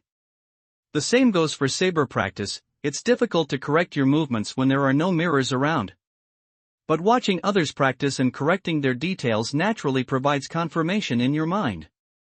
While teaching, Tangwan's saber experience would occasionally increase by 1 or 2 points. At noon, Vidra arts and nourishing life stance.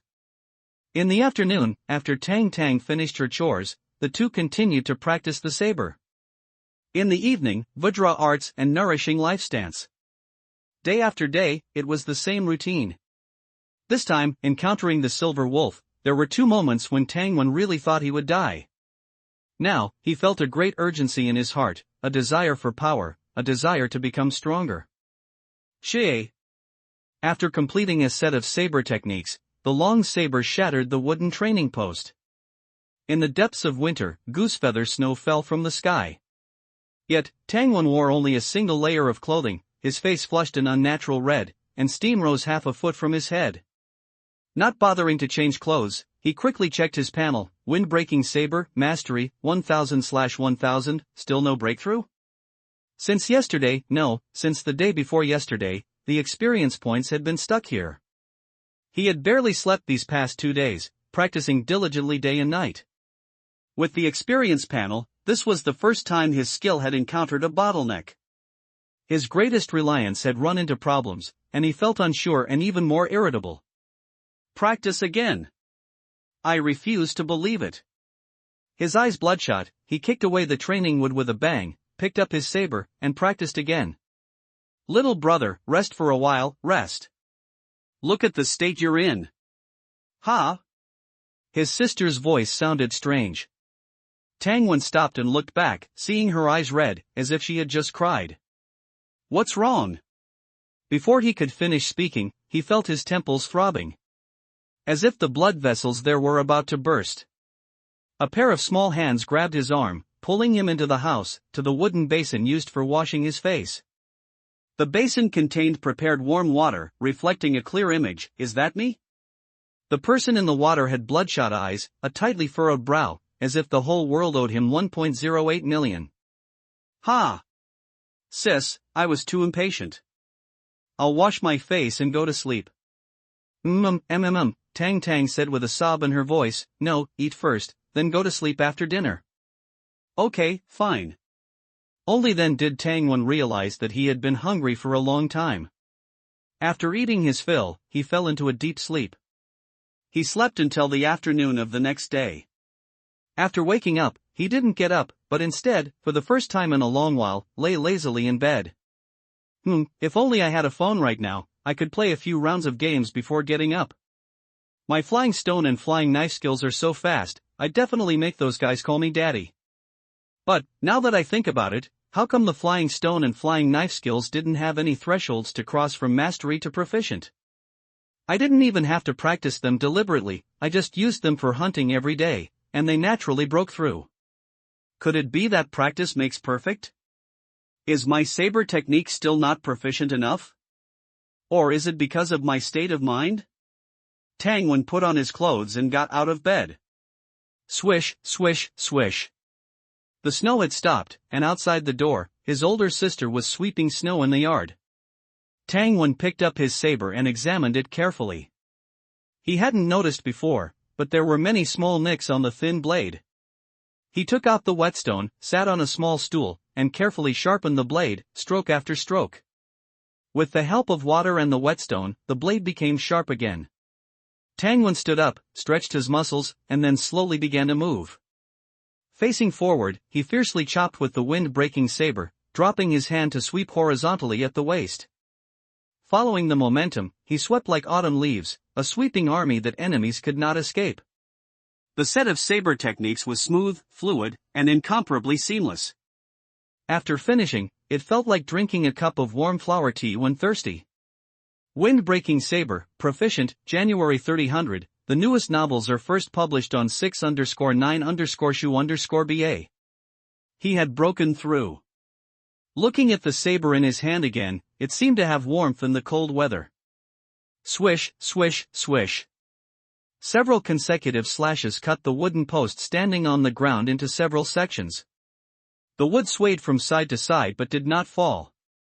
The speed of his strikes and his control over his strength were far beyond what they had been before. Tang Tang's saber technique was already skilled, and he didn't need to worry too much about her. After that, Tangwen spent most of his time on the 8 Vajra arts and the nourishing life stance, in addition to practicing his saber every day to consolidate his skills. The beginner-level nourishing life stance was easy to improve. It had already progressed to nourishing life stance, beginner, for 38/500. First, he would conquer the stance work, and then he would inquire about when the city would be recruiting guards. Tangwen set a goal for himself, covered his head with the blanket, and prepared to sleep. Suddenly, he lifted the blanket again and turned to look at his sister's small face. "Sis, I'll teach you the stance work tomorrow." Eh? Okay. Tang was a little stunned. As for whether old Li would mind, Tangwen didn't think it was a big problem. He had already prepared a yellow goat for the family. At worst, he would send another one later. After a few seconds of silence, Tang said, "Little brother, you're not so little anymore, shouldn't you be getting married?" "Not so little anymore?" Tangwen said amusingly, "I'm not even 15 yet." "You'll be 15 soon, getting married is just right. Everyone gets married at 14 or 15, Tangwen, who can understand?" In his previous life, he was a leftover man at 28, constantly being urged to marry. Coming to this world, he was younger, no longer a leftover man, but he was still being urged to marry before he was even 15. Tang smiled, pulled up the blanket, and went to sleep. Stance work.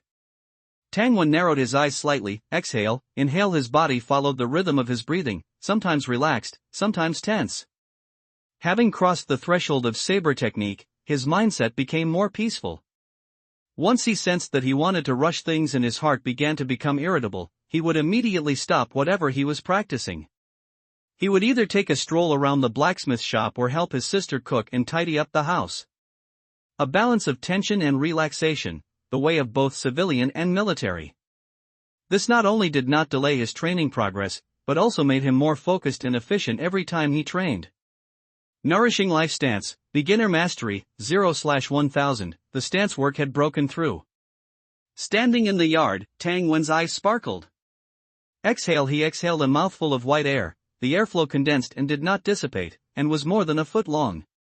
Raising his saber to chop, he clearly felt many small, tiny muscles in his body exerting force. This was the effect of stance work reaching a certain level. Stance work itself pursued introspection, seeking to understand one's body better, and then control it. Body, 2.11 2.41, Spirit, 2.07 2.57, not as good as the 8 Vidro arts. This breakthrough only increased his physique by 0.3, while his spirit increased by 0.5. Tangwen was slightly disappointed. Turning his head to look at his sister, who was still preparing to cook spare ribs, he stopped her, saying, "That's enough, sis, I'm not that hungry this time." "Huh? Okay." The little sister blinked her eyes and decisively put away the pot of deer ribs she was about to put into the pot, a relieved expression on her face, as if this 100 or so pounds of foxtail millet had finally been saved. Requesting data. "Hey, I heard they're opening some kind of auction in the city." Tangwen went to the blacksmith to pick up his arrows and was stopped by Li Daniu. "What are they auctioning?" "They're selling everything. Mainly mutated beast meat and the 3 treasures of mutated beasts. They say you can even see the queen." Mentioning the queen, Li Daniu's face was full of respect. Not just him, but everyone in the camp, including Tangwen, held the queen in respect, even gratitude. In the camp, the queen established an iron rule: no bullying the weak, no harming others. And there was no room for argument. If someone deliberately provoked another, such as insulting their family in front of a man, forcing them to retaliate, and then killed them, claiming self-defense. Once they got to the guards, they had unique methods to make people unable to lie. And once they couldn't lie, the truth would quickly come out. The evildoer would naturally not escape death. Either they would be cut a few times and dragged into the mountains as bait, or they would be hung on the flagpole, wailing to death, to deter other evildoers. It was precisely this iron rule that gave countless ordinary people a sense of security, making them willing to farm. After all, the majority of people were law-abiding. As for the mutated beast's 3 treasures that Li Daniu mentioned, they referred to the mutated beast's brain, heart, and liver. Eating the 3 treasures was said to make warriors stronger and even help them break through barriers. Mutated beasts were divided into strong and weak. The stronger the beast, the rarer it was, and the greater the effect of the 3 treasures. And what level of mutated beast would the three treasures at the auction be? Tang Wen thought of the silver wolf he had encountered before. He asked, "Can we go to the auction?" You can, but it costs 1 tael of silver to enter, and it's non-refundable," Li Dania said, uninterested. Tang Wen wanted to go and see, mainly to broaden his horizons. But feeling the money in his pocket, he decided against it. He had a cultivation technique and an experience panel, so the most important thing now was to seize the time to improve himself, rather than joining in the fun everywhere. Li Daniu added, "There was a silver wolf disaster a while ago, and they say our queen took action personally. She captured a silver wolf and locked it up in the city." Alive? Why not kill it? It's a waste of food to keep it. Who says it isn't? They say it's locked up in a thick iron cage, in a basement. Aren't the people living nearby afraid?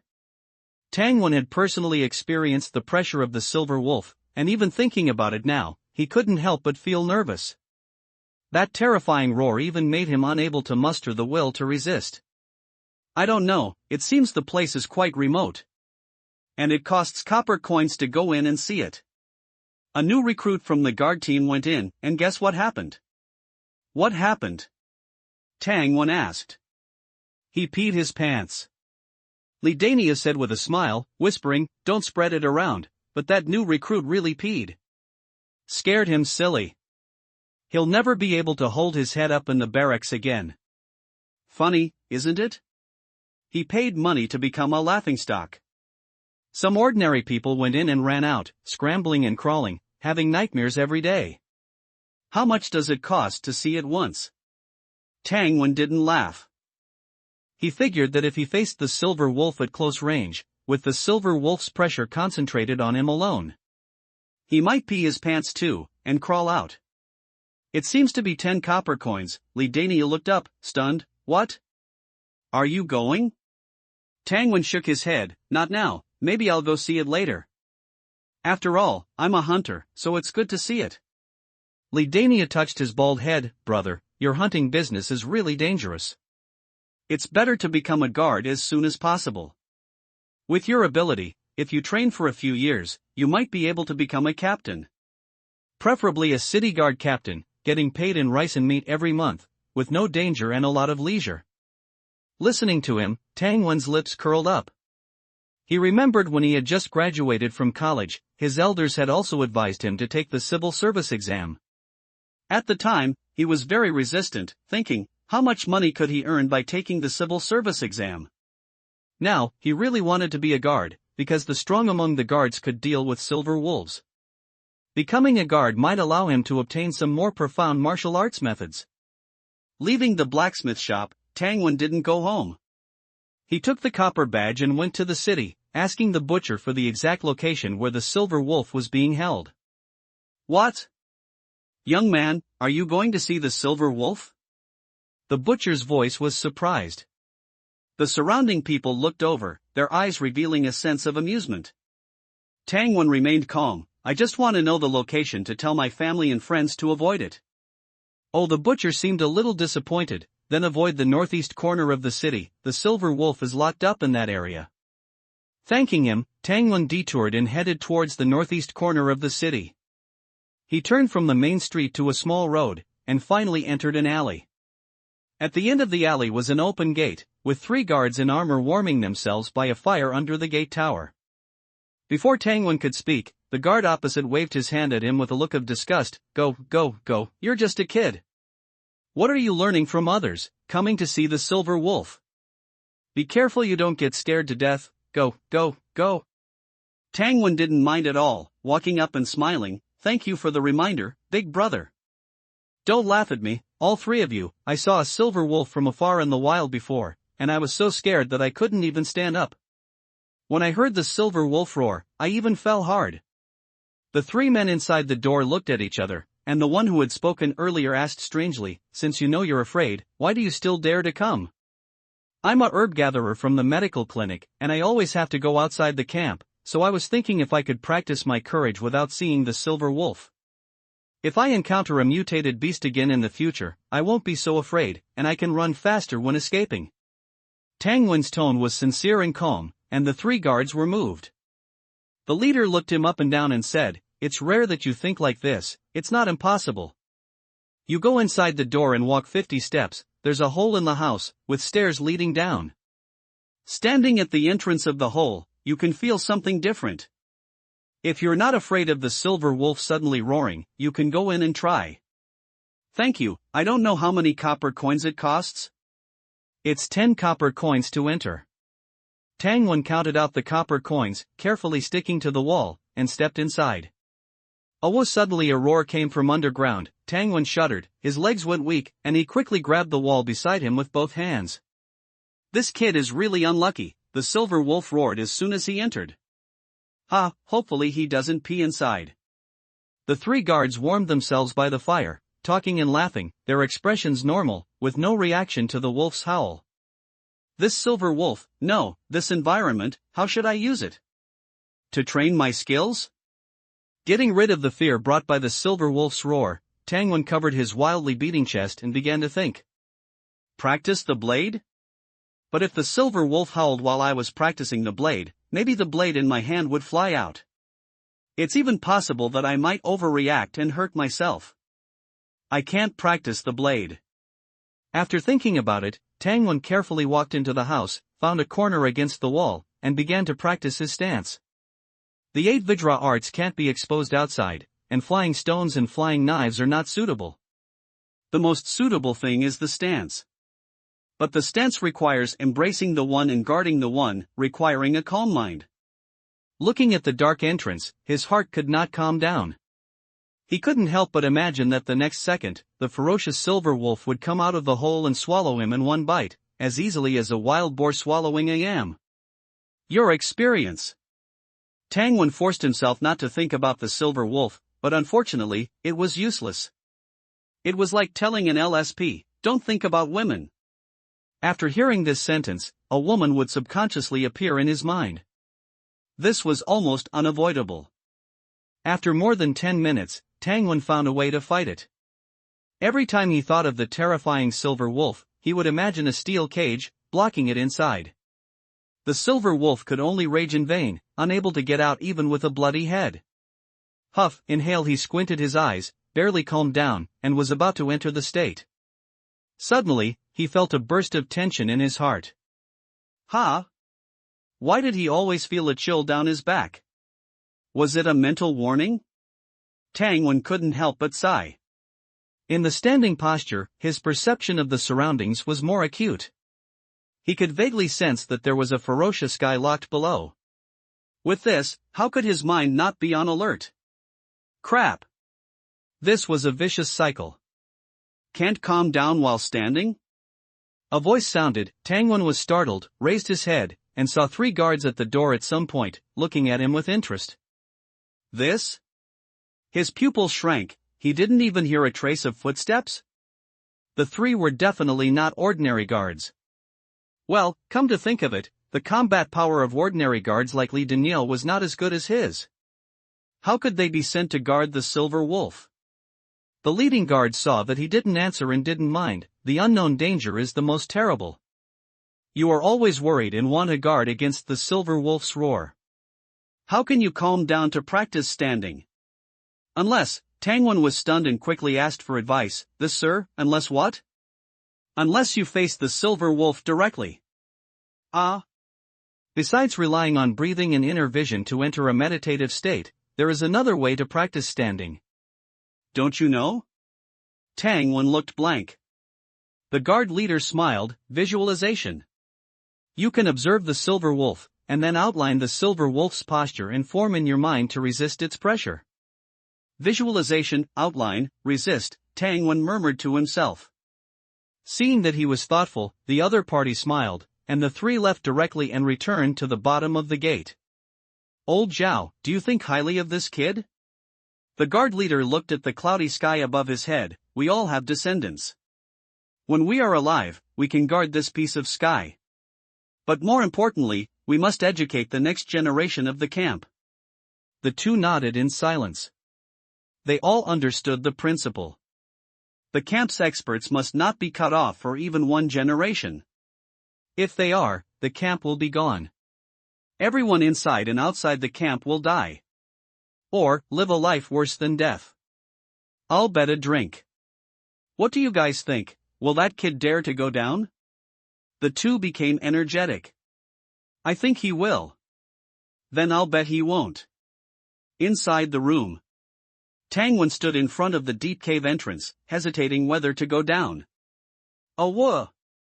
The silver wolf roared. His legs went weak, and he almost fell into the cave. Damn!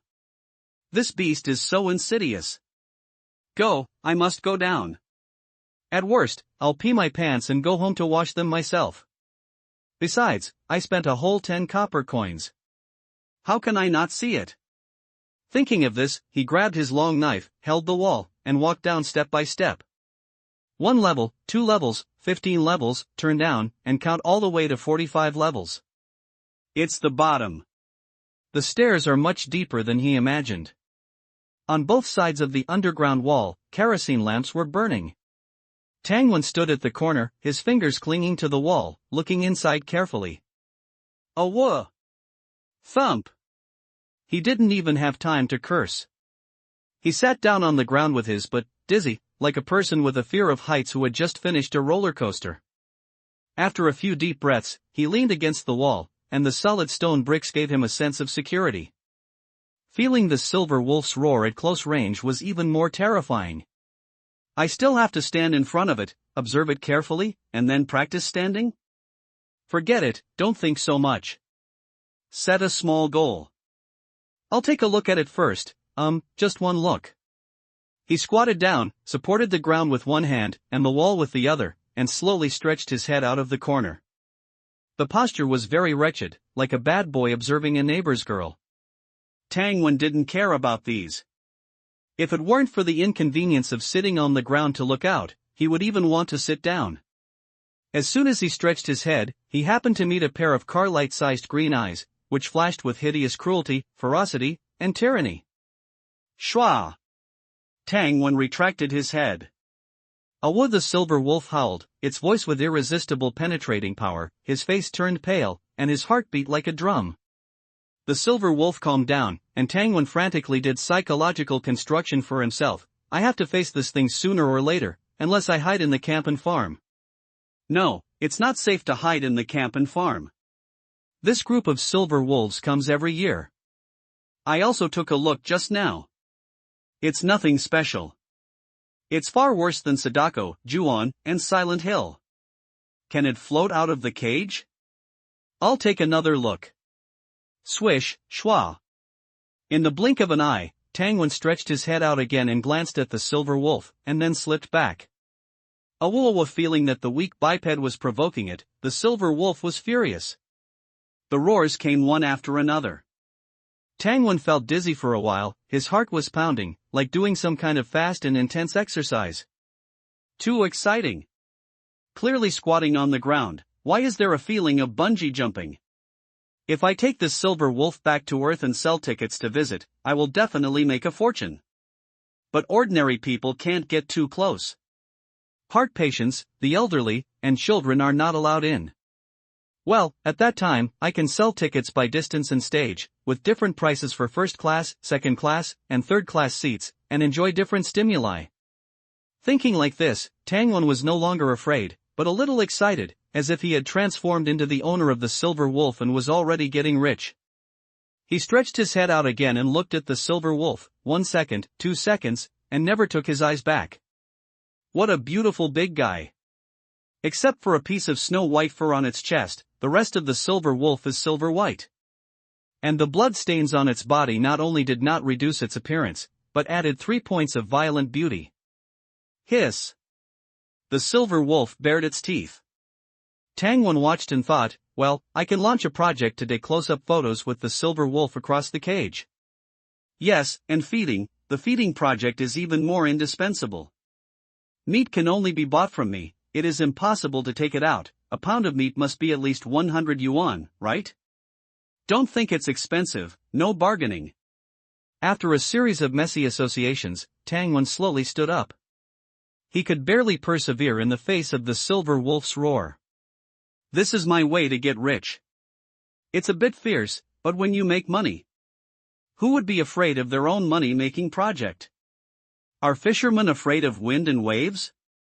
Are shepherds afraid of the smell of sheep? Tangwen moved his steps, walked past the corner, and appeared in front of the silver wolf. The silver wolf got up abruptly, and the sense of oppression came over him. I was too hasty. This wolf's height is even higher than a moose, and its body length is several meters. Tangwen stood in front of it, like a 3-year-old child standing in front of a lion. I want to visualize it and fight it? Impossible, even breathing cannot be stable in front of it. Then, why don't I do a set of 8-section brocade first? Anyway, the underground space is empty, and no one will see it. Thinking of doing it, Tangwen put on his posture. Awah! The giant wolf roared. His body tilted, and his arm supported the ground in time, so he didn't fall to the ground. Hey, big guy, don't shout. You can't scare me. After all, with twice the attributes of ordinary people, Tangwen's spirit is more resilient than imagined. A trace of doubt appeared in the silver wolf's cruel green eyes. This biped actually didn't excrete? But looking at his momentum, it's not strong. Ready pose, first part, hands interlock overhead to benefit the triple burner awo. Tangwen's body swayed, his brain dizzy, but the movements that had been tempered thousands of times continued according to muscle memory. The movement was not interrupted. A set of 8-section brocade was still stumbling. The attribute panel, flapping quickly, 8-section brocade, mastery, 29612979/3000, 18 points of experience? Ha, Tangwen laughed out loud. Bang! Awu the silver wolf slammed into the cage and roared. Tangwen, who was careless for a moment, sat on the ground again, feeling ashamed and annoyed. Damn, you little trash, you attacked, you have no strength, at the entrance of the alley where the silver wolf was imprisoned. You've been here quite a while, kid. Just lucky, Tangwen looked extremely weak. Look how scared you are, sweating all over. It's getting dark, hurry back. Yes. Goodbye, gentlemen. After a brief exchange, Tangwen quickly left the alley. Once on the main road, his expression changed, and he broke into a frantic run. Hungry. So hungry. Boss, how much for this dear heart? Half a tael of silver. Hey, why are you eating it raw? You haven't paid yet. Tangwen tossed him a few silver beans, holding the raw deer heart, running and gnawing. Bang, bang, bang. Arriving home, he knocked on the door and said urgently, hungry. Sis, make more food. I'm starving.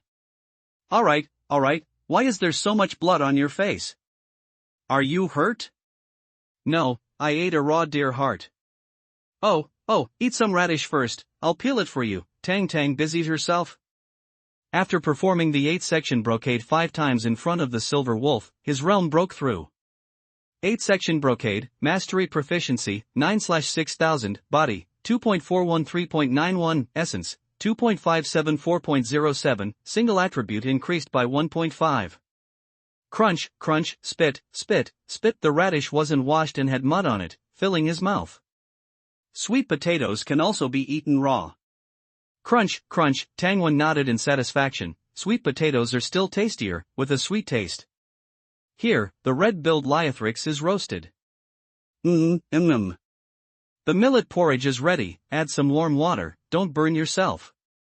Roasted chicken, roasted venison. Tang deftly handed over plate after plate of food, but she felt numb inside. These 3 birds can be exchanged for 3 gene of millet, this pheasant can be exchanged for 29 gene of millet, this full 5 gene of venison can be exchanged for 60 gene of millet, sob. Even the Queen's Guard captain doesn't eat like this. After dozens of pounds of food were consumed, Tangwen collapsed in the chair, not wanting to move. Too dangerous. Almost resorted to snatching food on the street. Well, the few silver beans he gave the shopkeeper should be exactly half a tael of silver. He didn't take advantage. He still can't break through casually outside in the future. It's good if he can find food, but if he can't, he feels like he'll starve to death. He heard that mutated beast meat is very nourishing. He wonders what it tastes like. If he gets the chance, he must try some. Mutated beast meat must have a higher energy density, maybe he'll be full after eating 2 pounds. After a simple wipe down, his sister helped him wash his hair. Tangwen dragged his tired body to bed. In the yard. Rise. Exhaling loudly. Lying on the solid wood bench, Tangwen exerted force with both hands, steadily lifting the solid iron rod. At both ends of the iron rod, large stone locks were suspended by iron chains. Homemade training equipment, even if he can't push it up, it won't crush him. Bang! After completing a set of 8, the stone locks landed, smashing onto the pre-laid straw mat. The straw mat didn't provide any cushioning effect, directly being smashed into the ground. After all, the single stone locks, weighing 600 pounds each, were too heavy. Tang, who was practicing her blade in the yard, watched with twitching eyes. Ever since her brother came back that day and ate and drank wildly, his strength has been increasing day by day since he woke up the next day. The stonemason that day sent several pairs of custom-made large stone locks, exhausting the donkey pulling the cart to the point of frothing at the mouth. His body is getting stronger and stronger, and his appetite is getting bigger and bigger. Miss Sister's small face collapsed. Why does he have to eat several pounds of meat a day? Can't he eat millet? Tangwen, eating rice is of course okay, but who eats rice when there's meat? Helplessly, the 2 yellow sheep originally prepared to be sent to Old Lee were slaughtered by the siblings. Body, 3.99 4.0, Essence, 4.07 4.08, a month has passed since the 8-section brocade breakthrough. Tangwen's 10 hours of hard training every day not only increased his attributes, but also increased his height by more than half a head. Although his handsome face is slightly immature, anyone who looks at him at a glance would not think he is a teenager. His tall stature and calm eyes make it easy to ignore the youthfulness between his brows. Lee's family, blacksmith shop. Tangwen and his sister came to visit with sheep heads and mutton. Brother, you've grown so fast. You're almost catching up to Old Lee. Li Dinyo patted Tangwen on the back hard, his eyes full of envy. He wasn't envious of his height, but envious of Tangwen's strength. Li Dinyo now completely dares not compare knives with him. Not only are his skills not good, but fighting strength is even more courting death. The most uptack new uptack small uptack say uptack in uptack 6 uptack 9 uptack book uptack bar uptack first uptack hair. Brother Tang will definitely be selected as a guard this year. Li Dinyo's fair and dignified wife looked at Tangwen with admiration. Tangwen smiled. It depends on performance, it still depends on performance. Tang ate the mutton in her mouth and asked, Brotherly, if you become a guard, the camp provides meals, right? Provides meals, of course it provides meals, there is a guard cafeteria. Tang's eyes lit up. Can you eat as much as you want? Little sister Tang, don't worry. You can eat as much as you want, there are plenty of big bellies in the guard camp. When I was a soldier, I saw a guy who could eat 2 big basins of rice and vegetables in one meal. Li Dinyo gestured with both hands, as big as a wash basin. That's good, Miss Sister nodded happily. Based on her life experience, 2 large basins can hold about dozens of pounds of food, enough for her brother to eat his fill. There's still a month or so before the guard selection, brother, prepare well. If you need anything in terms of weapons, just tell me. Okay, I won't be polite with Brotherly. Brother, you have enough strength, your swordsmanship is good enough, and you also know how to throw knives and stones. It would be unreasonable if you weren't selected. Li Dinyo had even more confidence than Tangwen. The next day, Tangwen took his knife and went to the inner city to see the Silver Wolf. Greetings, gentlemen. Oh, it's you. You've grown quite a bit in a month, taller than me. Not as good as you, sir. Tangwen took out 10 copper coins. Be careful, that Silver Wolf has been locked up for too long and is a bit crazy. Thank you for the reminder, sir. Arriving inside, without hesitation, Tangwen lifted the wooden board at the entrance of the hole and went down the steps. The wolf howls were constant, revealing sadness and madness. The deterrent force of the sound waves was even stronger than before. Tangwen's body swayed slightly, as if nothing had happened, steadily descending the steps. Bang, bang, Fang seeming to still remember Tangwen and his aura. Upon seeing him, the silver wolf crashed into the iron cage even more frantically. Tangwen ignored it, just stood quietly, carefully observing every detail of the silver wolf's body. Ears, eyes, nose, fangs, fur, limbs.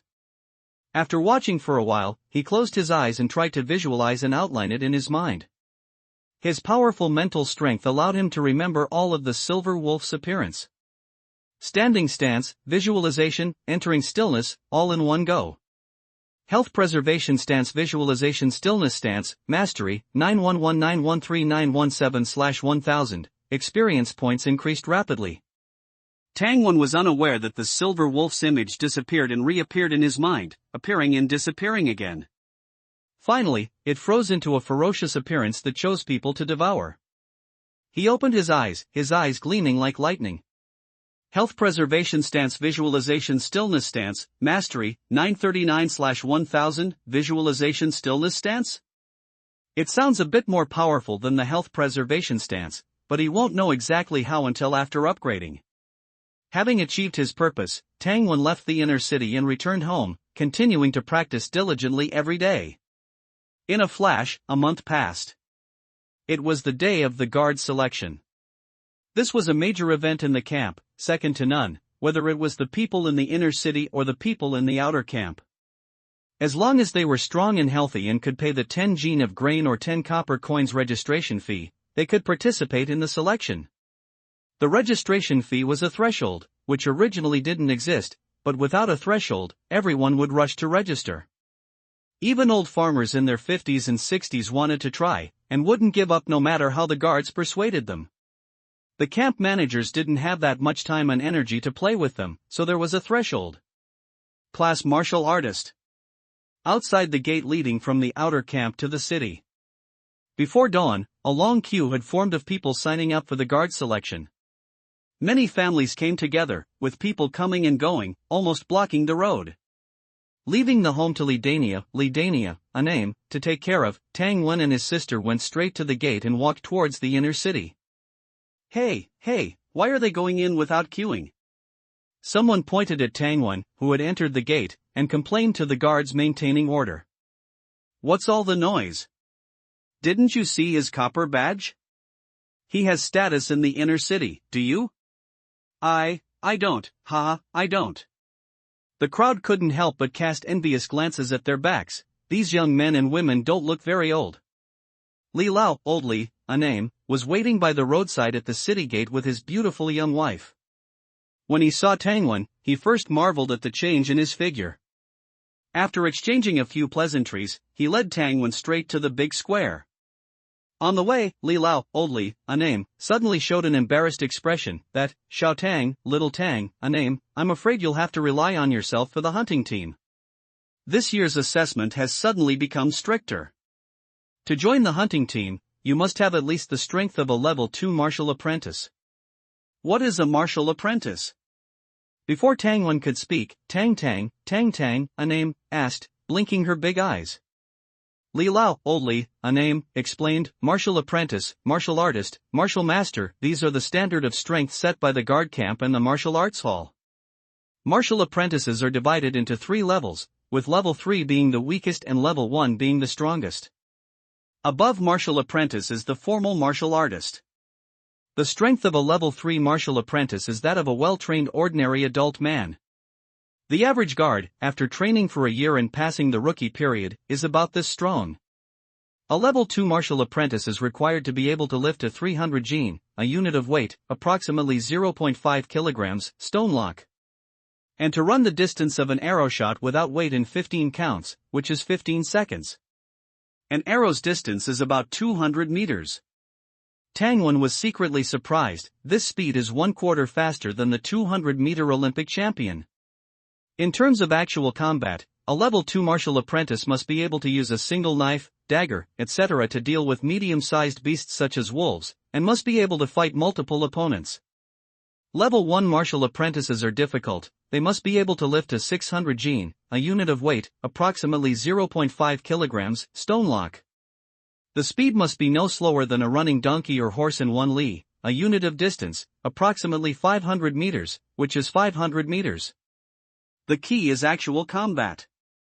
Without wearing armor, they must be able to defeat a team of 12-15 well-trained soldiers without injury. Li Lao, old Li, a name, continued, Xiao Tang, little Tang, a name, you are a hunter and have unique skills, so you should have the strength of a level 3 martial apprentice. But it is hard to say about level 2. You are still young, so try it first. If you can't get into the hunting team, you can go to the martial arts hall and practice for a year, and you will definitely be able to do it next year. Tang Wen thanked him with a smile, and thought that Dr. Li Lao, old Li, a name, was still very reliable.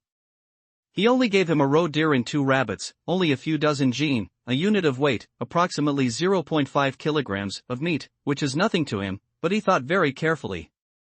The apprentices in the martial arts hall are all little brats from the inner city, many of whom have practiced martial arts since childhood.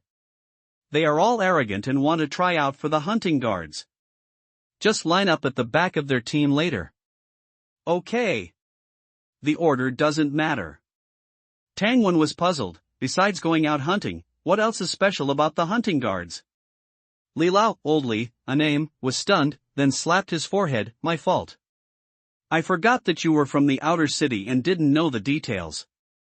The prey and mutated beasts that the hunting guards hunted are divided into 3 parts, 1 part for the camp, 1 part for the guard camp, and the remaining 1/3 can be kept by the hunting team themselves. Oh, and extra income. Tang Wen nodded. Not only that, there are many secret techniques in the guard camp that are not passed on to outsiders. Guards can exchange them for contributions. Understand? Tang Wen showed a look of realization. Hunting counts as a contribution. Thank you, Li Lao, old Li, a name, for the explanation. He was tempted. Cultivation methods are indeed good things that cannot be obtained outside. He originally thought that it didn't matter to be a city guard or a patrol guard, but his thinking changed. Hunting team, he must join the hunting team. The martial arts hall disciples stood in the center of the square. Each of them was either burly or well-proportioned, full of energy. There were also a few female martial apprentices, and even wearing black, bloated cotton clothes could not hide their tall, proud figures. Tang Wen mixed in the last row, with a clear distance from the martial apprentices in front. The people in front turned to look at him, their eyes with calm, ridicule, and more often ignored. The young martial apprentices chatted among themselves. Brother Lin, a name, is there any definite news? How many people are needed for this hunting team? The boy called Brother Lin, a name, was very burly, with a broad back and thick waist, more than 1.9 meters tall. He was the tallest person Tang Wen had seen in the camp. It seems like 40 people. Ah! A group of people exclaimed. How can there be so few? I can't get into the top 40 in our martial arts hall. Do I have to wait another year? Listening to their discussion, Tang Wen suddenly remembered the day after his college entrance examination when the results came out, and the students were chatting like this. However, if there are only 40 people? Tang Wen roughly counted and found that there were definitely more than 400 martial apprentices in front of him. Proportionally speaking, the admission rate is 10%, which is really a bit like the college entrance examination. Kaka kaka, onomatopoeia, the sound of iron armor colliding came. Several fully armed people walked onto the high platform in the square. Is it him? Tang Wen was a little surprised that the person responsible for guarding the silver wolf was also on the high platform. It seems that his identity is higher than he thought. The other party was keenly aware, noticed Tang Wen's gaze, and looked directly over with eyes like electricity. Tang Wen quickly lowered his head. Today is a big day for our flame camp. It is the guard selection. On the stage, a general-like person in black armor spoke.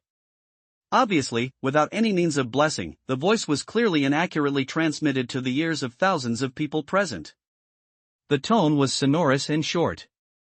About 3 minutes later, the black armored general directly announced, I announce that the selection has begun. Those who are selecting hunting guards, step forward 30 steps. Stand in 10 rows. The remaining candidates, disperse to the left and right sides. Tang Wen was shocked and thought that it was indeed the style of the military, which focused on being straightforward.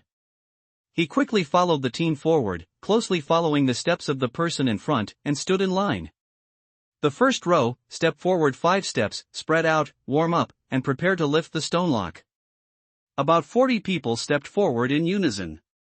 When I count to 1, everyone must lift the stone lock in front of you. Those who can't lift it, get out immediately. No quibbling is allowed, otherwise, whipping will be served. Understand? Understood. Everyone agreed in unison, and the atmosphere suddenly became warm. Ready, 4, 3, 2, 1, lift. The people in the first row gritted their teeth and used their greatest strength to grab the wooden pole and lift the stone lock. Hold on, 3, 2, 1, try again. Ready. There was discussion in the team, with surprise, anxiety, and frustration. This stone lock weighs 300 G, a unit of weight, approximately 0.5 kilograms. Why do you have to lift it so quickly? A Level 2 Martial Apprentice, the standard for the hunting camp selection is a Level 2 Martial Apprentice. I have only just become a Level 3 Martial Apprentice. It's over this year. My dad will beat me to death when I go home. The 300 G, a unit of weight, approximately 0.5 kilograms, stone lock must be lifted 3 times in a row, each time raised overhead and held for 3 seconds. If it weren't for the martial arts inheritance in this world, you wouldn't be able to train to this level even if you spent 3 or 5 years in the gym. On both sides of the square, the people who came from the outer city of the camp to participate in the selection were already stunned. Is that big stone hollow? If it is solid, how can it be lifted? Silence. Those who make noise will lose their qualification for selection. A voice like a loud bell echoed in the sky above the square. The selectors stopped talking and stood up straight. The speaker was Tang Wen's acquaintance, the commander who guarded the Silver Wolf. Doesn't sound legal. Tang Wen had been secretly guessing that Black Armored General, with such a loud voice, was he using sonic power or something? He wondered if there were any sonic techniques among the redeemable skills in the guard camp. If there were, he would definitely learn them. The examiner was efficient, and the selection process was swift. Those who wanted another chance could have one. But you had to at least lift the stone lock to your chest to get a chance to try again with the next group. There was no possibility of rest. Either you were promoted on the spot, or you were eliminated immediately. There was no third option. Suddenly, someone in front failed the assessment and said they were sick. The examiner sneered, "You're sick? Good. Then go tell the Silver Wolf and see if it will wait for you to get better before eating you. Get out. Now." A girl ran out of the line, tears streaming from between her fingers. Some people chuckled, and other girls glared at them. More people simply shook their heads as they watched her leave. Not everyone is suitable to be a guard. 9th row, all forward. The assessment progressed quickly, and on the other 2 sides of the square, the assessments for patrol guards and city guards had also begun. The 2 were not assessed separately but started running laps together. At the end of each lap, someone would stamp their wrist. 1 stamp per lap, mainly testing endurance and perseverance. 10th row, all forward. Tang Wen strode forward in the line, steadily lifting the stone lock 3 times in a row with the examiner's commands. After counting, the chief examiner reported loudly to the stage, "The strength assessment is complete." 418 people participated in this assessment, and 167 passed. Among them, 25 are women. The Black Armored General on the stage slowly nodded. "Well, this hunting team selection only wants strong combat power, not weaklings who will hold us back. The hunting team is only short of 45 people. Next, let's test speed." The general felt a little helpless. Who wouldn't want to train these youngsters to become talents? But it's not that the camp doesn't want to recruit more people, it's that a martial artist's growth requires a lot of resources, and the camp simply can't afford to support too many people. Testing speed meant running. The other candidates ran around the square, while those participating in the hunting team selection ran in the middle of the square. 1 round trip was about 200 meters. The first row, 20 people, stood on the track. Ready, run. Watching everyone dash out like wild dogs off the leash, Tang Wen frowned. A shuttle run? He hadn't practiced that. But the examiner didn't care whether you had practiced or not. In the last group, there were only 7 of them. Run, the examiner ordered. Tang Wen took the lead and darted out. This was the benefit of having high mental strength, his reaction was especially fast. Since he hadn't run it before, he didn't hold back, burying his head and swinging his arms, using at least 70% of his strength. Whoosh! He left everyone behind him in one start. Whose kid is this? Running so fast? On the stage, a commander said in surprise. The other commanders exchanged glances. The black armored general asked curiously, "What? No one recognizes him?" "General, I know him. He's not from the inner city, but a kid from the outer city who makes a living by gathering herbs and hunting. He's quite interesting. I was planning to bring him under my command and give him some good guidance," said Commander Zhao, who was guarding the silver wolf. The others were unhappy. "Old Zhao, you want to snatch a good seedling as soon as you see one?" "That's right, I think this kid is suitable for following my leg techniques." The other commanders didn't speak, watching the hunting camp's 3 commanders argue with interest. Before he finished speaking, Tang Wen slowed down and ran back to the finish line when the examiner counted to 11. Pairs of eyes looked at him, some surprised, some doubtful, all curious about where this guy had come from. Damn! Overdid it. Tang Wen smoothed his hair and, as usual, went to the back of the line. "My name is Zhang Lin, you're not from a martial arts gym, are you?" A big guy over 1.9 meters tall came over. "No, Tang Wen, a hunter from the outer city." "A hunter? Impressive," the big guy gave a thumbs up.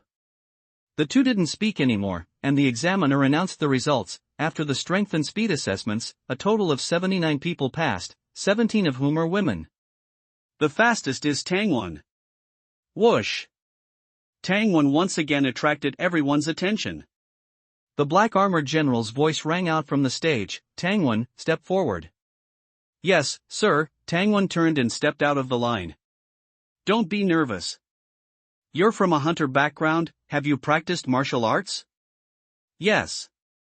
"What did you practice?" "Who taught you?" "Big Brother Li, the blacksmith in the outer city, taught me the Gale Blade." "Old Dr. Li in the inner city taught me the Yangsheng stance," he answered truthfully. The camp wasn't big, and there was no need to hide these things.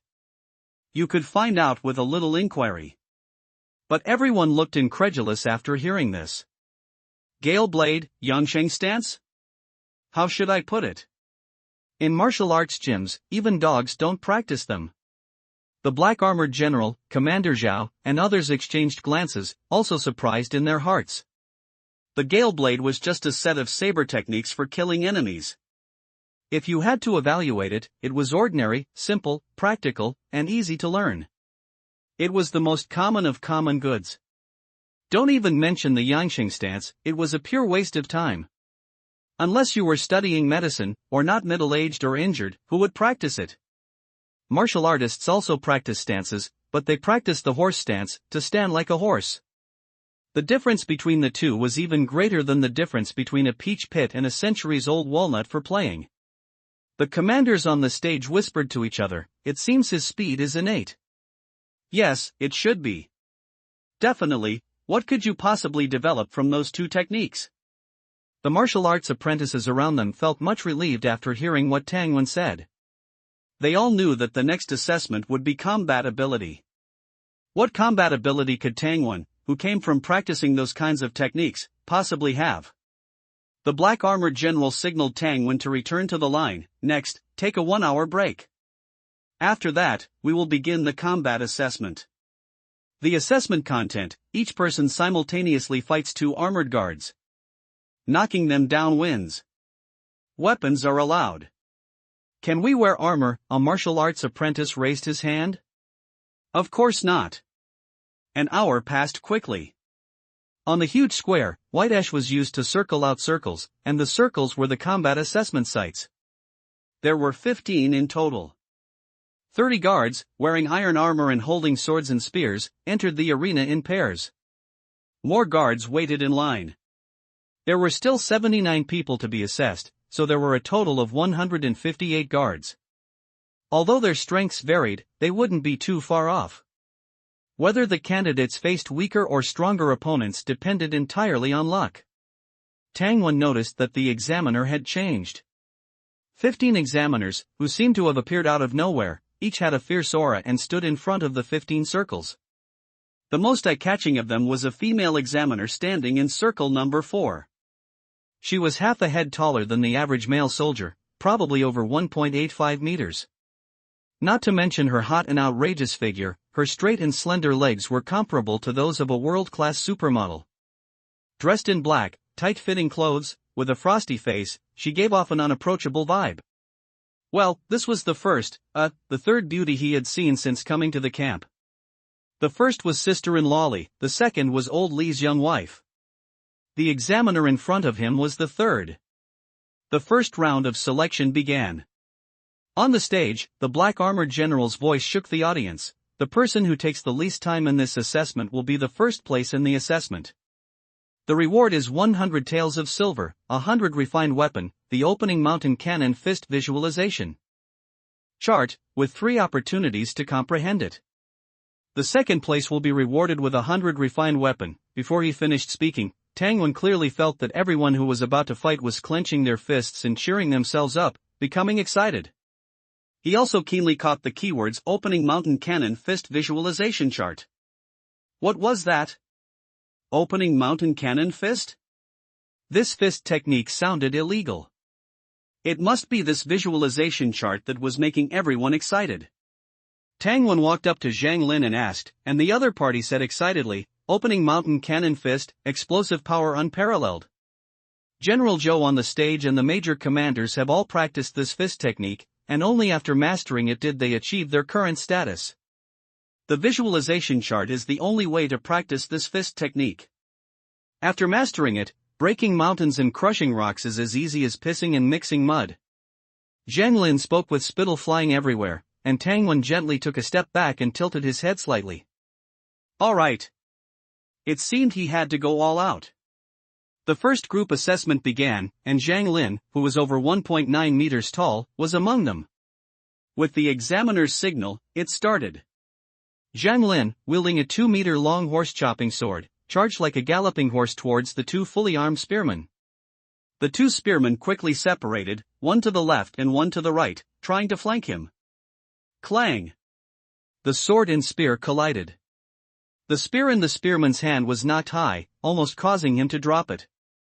The other spearman quickly attacked Zhang Lin from behind, preventing Zhang Lin from taking down one of them right at the start. Zhang Lin, eager for the reward General Zhou mentioned, wanted a quick victory and tried to overpower his opponents. But the 2 guards were clearly veterans with rich group combat experience. When one was attacked, the other immediately attacked Zhang Lin's weak points from other directions. For a moment, the situation was deadlocked. Tangwon quickly scanned the other fields, and the situations were similar. It seemed that these martial apprentices, who had practiced martial arts since childhood, did not lack practical experience. One-on-one, they could completely defeat the guards, but the guards were not stupid. They separated to surround the opponents, cooperating with each other to avoid being defeated one by one. Seeing this, Tangwon realized, it seems that this assessment is two-way, not only selecting a hunting team but also testing the guards. Clang! Zhang Lin knocked away a spear with his sword but did not pursue. Instead, he turned around to face the enemy behind him. His long sword parried the spear as he closed in. The 2 guards' expressions changed drastically. The guard whose spear had been knocked away had not been able to retract it and reapply force, unable to attack Zhang Lin's back. The other guard was already facing Zhang Lin's blade directly. Bang! He kicked the guard, and the blade lightly grazed the armor. Eliminated. What remained was a one-on-one. The guard was knocked down by Zhang Lin without even exchanging a single blow. Zhang Lin wins. Time, 89. The people waiting for the assessment stirred. Damn! Old Zhang, you beast, couldn't you have gone easy on us? He has a chance to be first. That's 3 opportunities to view the visualization diagrams. On the platform, everyone turned to look at a tall commander. Congratulations. Old Zhang, your boy is much stronger than you were back then. Like father, like son. Everyone, please don't praise him too much. This is only the first round. It's too early to say. Although he said that, Commander Zhang was clearly happy, and the smile on his face could not be concealed. Come on, old Zhang, you have to treat us. Yes, you have to bring out that box of fine wine in glass bottles. Go, go, go. I think you just want to trick me out of my wine. Below the stage, Zhang Lin returned to the team, surrounded by a group of martial apprentices. They looked envious, appearing to admire Zhang Lin greatly. Only a few 3 people, 2 men and 1 woman, stood silently in place. They looked solemn, seeming to be preparing to compete for first place. Tang Wen listed these 3 as key observation targets. The assessment continued, and suddenly an accident occurred. In Field 7, as one guard was about to be knocked down, the other guard, in desperation, threw his spear like a javelin. Seeing that the spear was about to pierce the examinee's body, the examiner acted, crossing nearly 10 meters in one step, gently grasping the spear, stopping it behind the examinee. Go down, you lost. Yes, thank you, sir. The person looked dejected, raising his sleeve to wipe the sweat from his forehead. Many examinees felt sorry for him. Obviously, he was skilled. But he didn't expect that the guard would use such an uncommon tactic of throwing the spear. Tang Wen, on the other hand, felt that this person's loss was not unjustified. That guard should have specially practiced javelin throwing. Another round ended, and the 2 martial apprentices he was paying attention to went down at the same time and quickly won.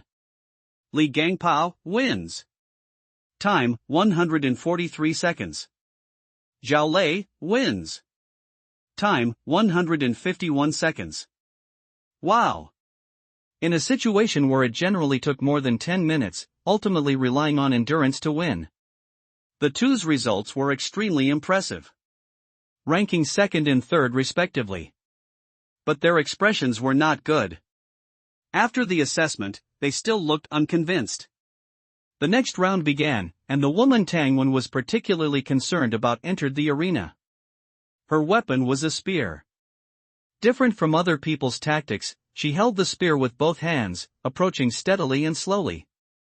Whenever the 2 opposing guards tried to separate, she would shake the spear, launching a fierce attack. One guard could not resist, and they could only work together to fight her. Even so, the 2 guards retreated while fighting, and the space behind them to maneuver became smaller and smaller with her steps. Point, crush, pick, deflect. The spear in her hand seemed to come alive. Suddenly, the spear blossomed, and the speed suddenly increased by a notch. Ding, ding, the 2 guards were unable to defend in time and were hit in the chest by her spear tip. And Lei wins. Time, 81 seconds. Currently ranked 1st.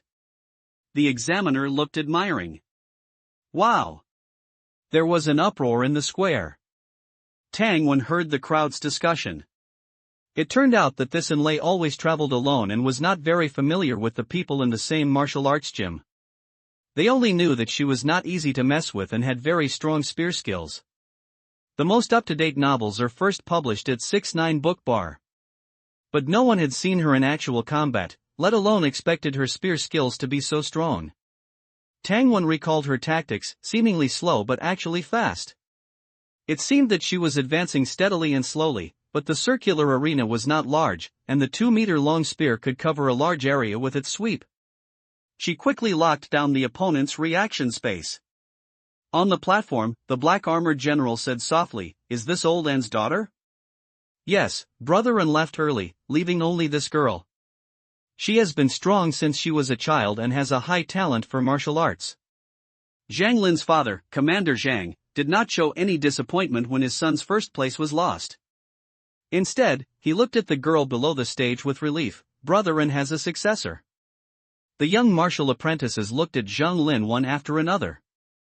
The latter took a breath.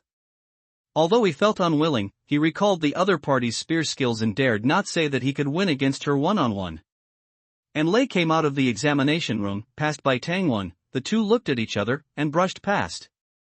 The latter silently thought in his heart, the fourth one, this is the fourth beauty I've seen since transmigrating. Last group, step forward. This group had only 4 people. Here it comes. As the last person to enter the arena, Tangwen gripped the knife in his hand and walked into the 4th circle. The examiner outside the circle was the 3rd great beauty in his heart. So big, cough cough, so white, this skin. Well, having seen her face up close, Tangwen silently shuffled the order of the 4 beauties in his heart. The female examiner in front of him, in terms of appearance and figure, was definitely number 1. If he were to meet her on Earth, where he had no worries about food and clothing and felt completely safe, Tangwen could think of 3 boys' names and 3 girls' names within half a minute. But now? He should perform well and get the first place reward first. The female examiner was more than a head taller than him.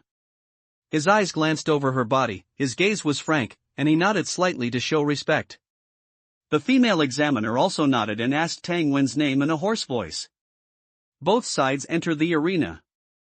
The 2 guards who entered the arena with Tangwen were well proportioned, one carrying a long knife and the other holding a spear. They were covered in iron armor, covering all parts except for the face and below the calves. On their calves were military boots, tanned from animal skin, which had considerable defensive power. The bottom of the boots might even have iron plates or steel plates underneath. Even ordinary beasts might not be able to bite through them. If they bit on the bottom of the boot, they might break their teeth. Because the last 4 people were competing.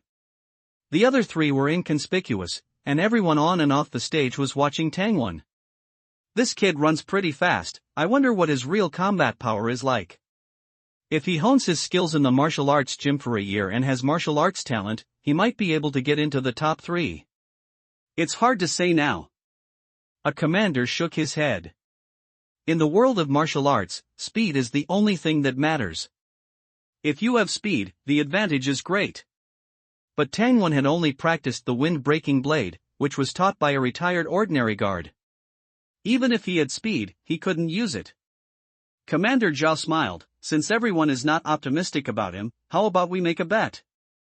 I think little Tang can get into the top 3. Okay, I'll bet you a drink. Me too. Add a drink. They were talking lively, but Tangwen, as the protagonist, had already tightened the strings in his heart. The female examiner shouted, "Prepare." He took a deep breath, held the knife with both hands, and posed as if he was about to rush forward. Start. Whoosh. Contrary to everyone's expectations, as soon as the examiner gave the order, Tangwen threw the knife into the air. Ah! The whole audience exclaimed. Dead for 3 years. Is this guy stupid? Who throws away their weapon at the beginning? Could it be that he hasn't been in a real fight and is too nervous?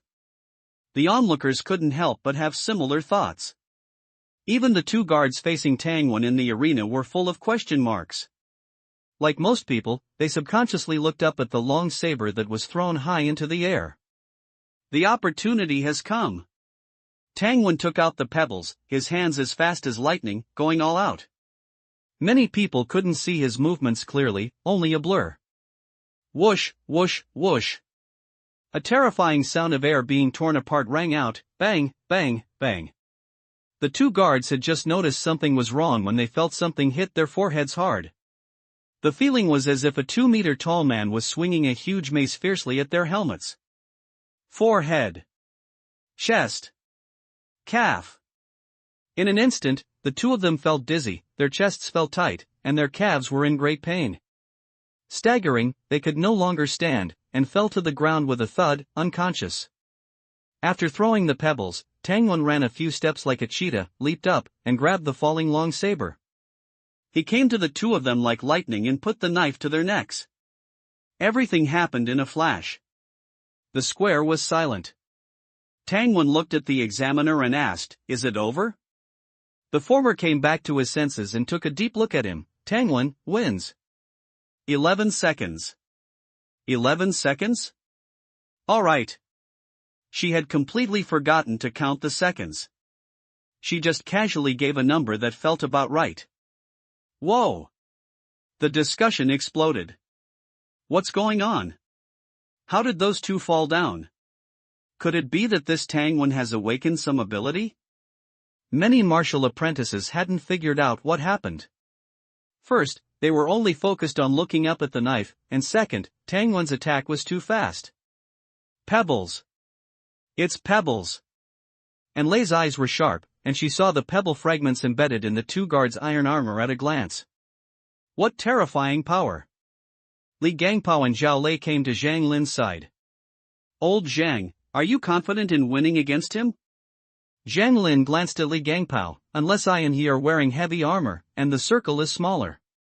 Otherwise, even if I win, I might be blind. The two were silent for a while, their thoughts were similar to Zhang Lin's. The people on the stage were also talking about Tangwen. Damn it! This kid must have 500 or 600 pounds of strength in his hands? A commander who was good at strength estimated the strength in Tangwen's hands as soon as he spoke. Accuracy, speed, all are top-notch. Looking at him, he's probably not even 18 years old. How did he train it? Strength and speed are good, but his martial arts don't look very good. I don't know if he has any talent for martial arts. I'm afraid it's a bit late even if he has talent for martial arts. Commander Zhao reminded with a smile, everyone, don't forget to treat me to wine. Everyone pointed at him and laughed. General Zhou said, the actual combat assessment is over, let's take the top 45 and enroll them into the hunting team. Some were happy, some sighed. The eliminated martial apprentices don't need to be assessed and can join the ranks of ordinary guards on the spot. Or they can go home and practice for another year and come back. But no one can say what the situation will be like next year. General Zhou added, Tangwen and Lei, Zhanglin, come forward. Tangwen and the three came to the stage. Zhang Lin's swordsmanship, and Lei's spearmanship, Tangwen's intelligence. All are good.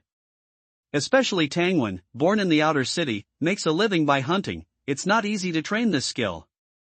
General Zhou encouraged them a few words, saying that the rewards would be given after they officially become hunting guards. After that, he didn't stay long and left the square with a few guards. The three commanders of the hunting camp walked down the stage to greet the three of them. Hearing other people's titles, Tangwen realized that the commander guarding the silver wolf was surnamed Zhao. Commander Zhao is one of the three major commanders of the hunting camp, and each commander has 10 hunting teams under his command. Little Tang is not bad. He even got first place. Do you still remember that you said you wanted to join my command? Tangwen was strange, did I say that? Commander Zhao winked secretly, and Tangwen moved. For him, it was of course better to join the command of an acquaintance. Commander Zhao had guided his stance training.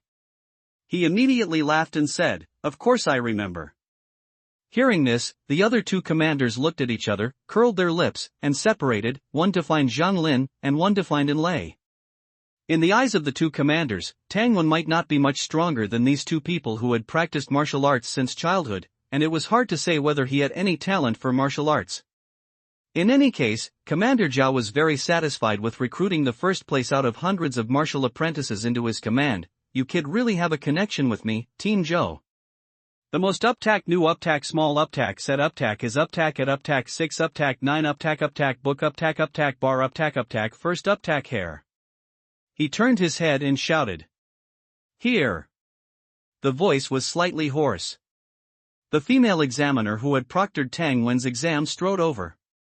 Let's get to know each other. This is Zhou Bing, the captain of the hunting team 1, the strongest captain in our camp.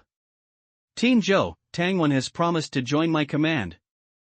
Hearing the praise, Zhou Bing's face was still cold, only a pair of almond eyes revealed joy. She curved the corners of her mouth, and said in as gentle a tone as possible, our Team 1 welcomes Tangwen's joining very much. Okay, that's settled then. None of the three had any objections. Commander Zhao continued to select people. Zhou Bing motioned for Tangwen to follow her. The two walked out of the square and towards the guard camp in the inner city. Team Zhou, aren't you choosing other people? Tangwen was also looking for something to say. He wanted to get familiar with the captain as soon as possible. Zhou Bing replied, if the hunting team is a sharp knife to the outside of the camp, our Team 1 is the tip of the knife. We would rather have less than have something shoddy. I understand. I have a rough understanding of your situation. You have only practiced health-preserving stances? Yes. She frowned. Then you have to learn the ground fire stance during the 3 months of the recruit period. Ground fire stance? Seeing Tang Wen's look of eagerness to learn, Zhou Bing simply slowed down and explained it to him. The ground fire stance is the basic stance of the fire attribute exercises in our camp. Just like the mountain opening cannon fist, the foundation of this boxing technique is inch strength, explosive strength. She spoke seriously, and Tang Wen's affection for her increased a lot. The garrison of the first hunting team was in the east of the guard camp, a row of stone houses, of which 3 were for their use. 2 were dormitories, and 1 was a meeting room, which was also a place for eating and chatting. As a recruit, Tang Wen had many things to do on his first day in the camp. Receiving identity military cards, receiving supplies, receiving armor. From boots and socks to hats and scarves, everything is issued in the hunting camp. Meeting room. Tang Wen tried on the armor he had just received, which was a complicated task, and couldn't be put on by one person. Zhou Bing guided him from the side, casually talking about the situation of the hunting team. All hunting teams are in groups of 3. The archer is in the back, the swordsman with shield is in the front, and there is another person who holds a knife or spear and freely looks for opportunities. What position do you think you are suitable for? Swordsman with shield sounds similar to the tank in the game. Tang Wen didn't want to do it. Archer, he doesn't know archery. Tang Wen said, it sounds like only freely looking for opportunities is more suitable for me. As soon as he finished speaking, Zhou Bing took a step closer and reached out to help him fasten the buckle on his chest. Tang Wen touched his nose, feeling a little unnatural. Zhou Bing frowned sensitively. Are you not married? I'm only 15. This time, smelling the faint scent of soap pods on her body, Tang Wen's brain uncontrollably jumped out with several names: Tang Yu, Tang Yin, Tang Zhao, Tang Shui, etc. What about you, Captain? He remembered the key question he hadn't asked.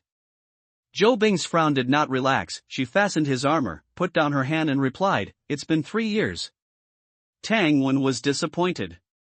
Zhou Bing secretly found it funny. I mean, my 3rd fiancé has been dead for 3 years. Tang Wen, eh? She said leisurely, after martial apprentice, there is martial artist, and above martial artist is martial master. Many people at the martial master stage will awaken some abilities due to the practice of exercises. All 3 of my fiancés are dead. Cursing husbands may be my ability. After speaking, she stared at Tang Wen, wanting to see how scared this 15-year-old boy would be. Holy crap! Then aren't you invincible? Tang Wen's face was full of shock. What?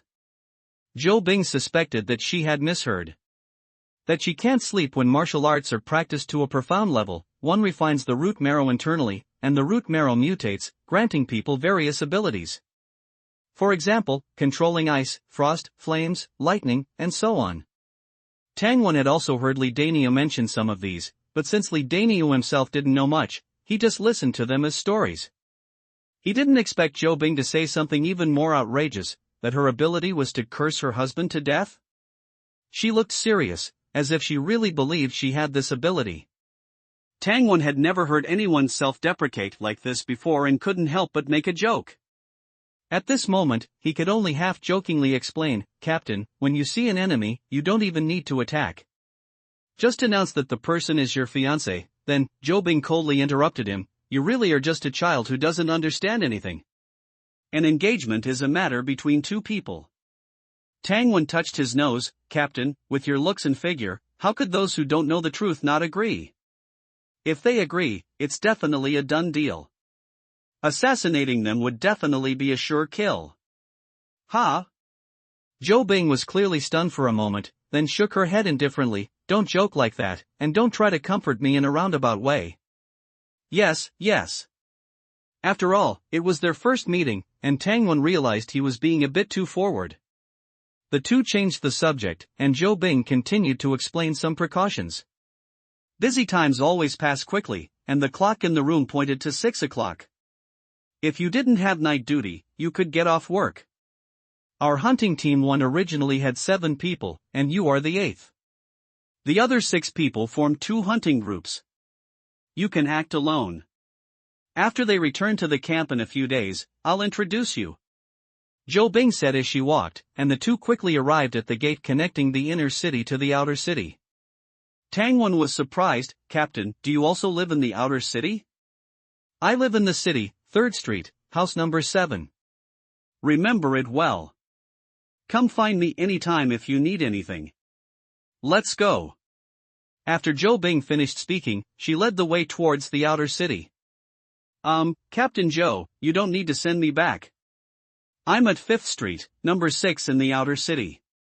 She didn't stop walking. I rarely go to the outer city. I have to familiarize myself with how to get to your house, in case there's an emergency military situation and I need to notify you. Am I the only one in the team who lives in the outer city? Yes, once you've established yourself in the hunting team, you can also move in. Stepping out of the gate, it was already dark. There were still many people who hadn't dispersed at the gate, excitedly discussing. Their children and husbands had become guards today and were still lining up in the guard camp to complete the procedures and hadn't come out yet. Tang Wen and Zhou Bing walked out wearing the leather armor that guards usually wear, receiving many admiring and excited gazes. They are also guards. My man is one too. Baby, our family's days are going to get better, they're going to get better, a woman said, holding her child. For ordinary people in the outer city, if one person in the family becomes a guard, his family of 7 or 8 people can eat a full meal every day. But that's all. If they want to eat their fill every meal, the others also have to farm and work. The familiar wooden door appeared in front of him. Captain Zhou, do you cook for yourself? I eat at the guard cafeteria. Tang Wen secretly guessed. It seems that Captain Zhou may be the only one in her family. Oh, my sister should have made dinner. Let's eat together. Sis, we have a guest, make some more food. Without giving Zhou Bing a chance to refuse, Tang Wen quickly pushed open the door and shouted loudly. Zhou Bing frowned, and heard a young girl's voice coming from inside. You got selected? That's great. Hee, little one is awesome. We have a guest. Zhou Bing, the captain of our hunting team. Okay. I heard you. Tang rarely didn't even blink, and went back into the house, carrying out a piece of lamb chop. The lamb chop was already processed, from the best yellow sheep. Stewing it only requires adding salt, and roasting it doesn't require adding spice, and it can make people swallow their tongues. Tang Wen, I won't stay. Remember to report to the guard camp early tomorrow morning. A woman? Tang turned her head sharply, and her eyes lit up again. That figure. That face. And she's the captain? How can Captain Zhou not eat? She greeted while stuffing the lamb chop into the red brick oven. The lamb chop will be ready soon. Captain Zhou, please come inside. Saying that, her eyes shining, she went to the door to pull people in. This? I am Tang. My name is Zhou Bing. Captain Zhou hesitated. Tang reached out and grabbed her wrist, dragged her into the yard, and then dragged her from the yard into the house. The yard was neat and orderly, and the house was warm and clean, refreshing Zhou Bing's understanding of the outer city. The table was full of dishes: millet porridge, lard fried shredded potatoes, roasted sweet potatoes, lamb stewed with radish, and roasted wild pheasant. Wow! More sumptuous than what I eat. Zhou Bing sat down without being polite. She and Tang Wen would be comrades in arms in the future. It would be good to get to know each other while eating a meal. Tang took out half a jar of sweet potato liquor, and without asking Zhou Bing's opinion, she smiled and poured a bowl for each of them. Sweet potato liquor, in winter, everyone often drinks it when performing tasks outside. Then drink more, there's more at home. Little one has become a guard, so we must celebrate properly. There's more at home? When did my sister become so generous? Sweet potato liquor is more expensive than meat. Tang Wen calmly glanced at Tang, picked up the bowl, and toasted the captain. He drank it all. Zhou Bing was equally forthright. You guys drink slowly, I'll go tell Brother Li's family the good news. After filling the two up again, Tang Tang ran out the door in a puff of smoke.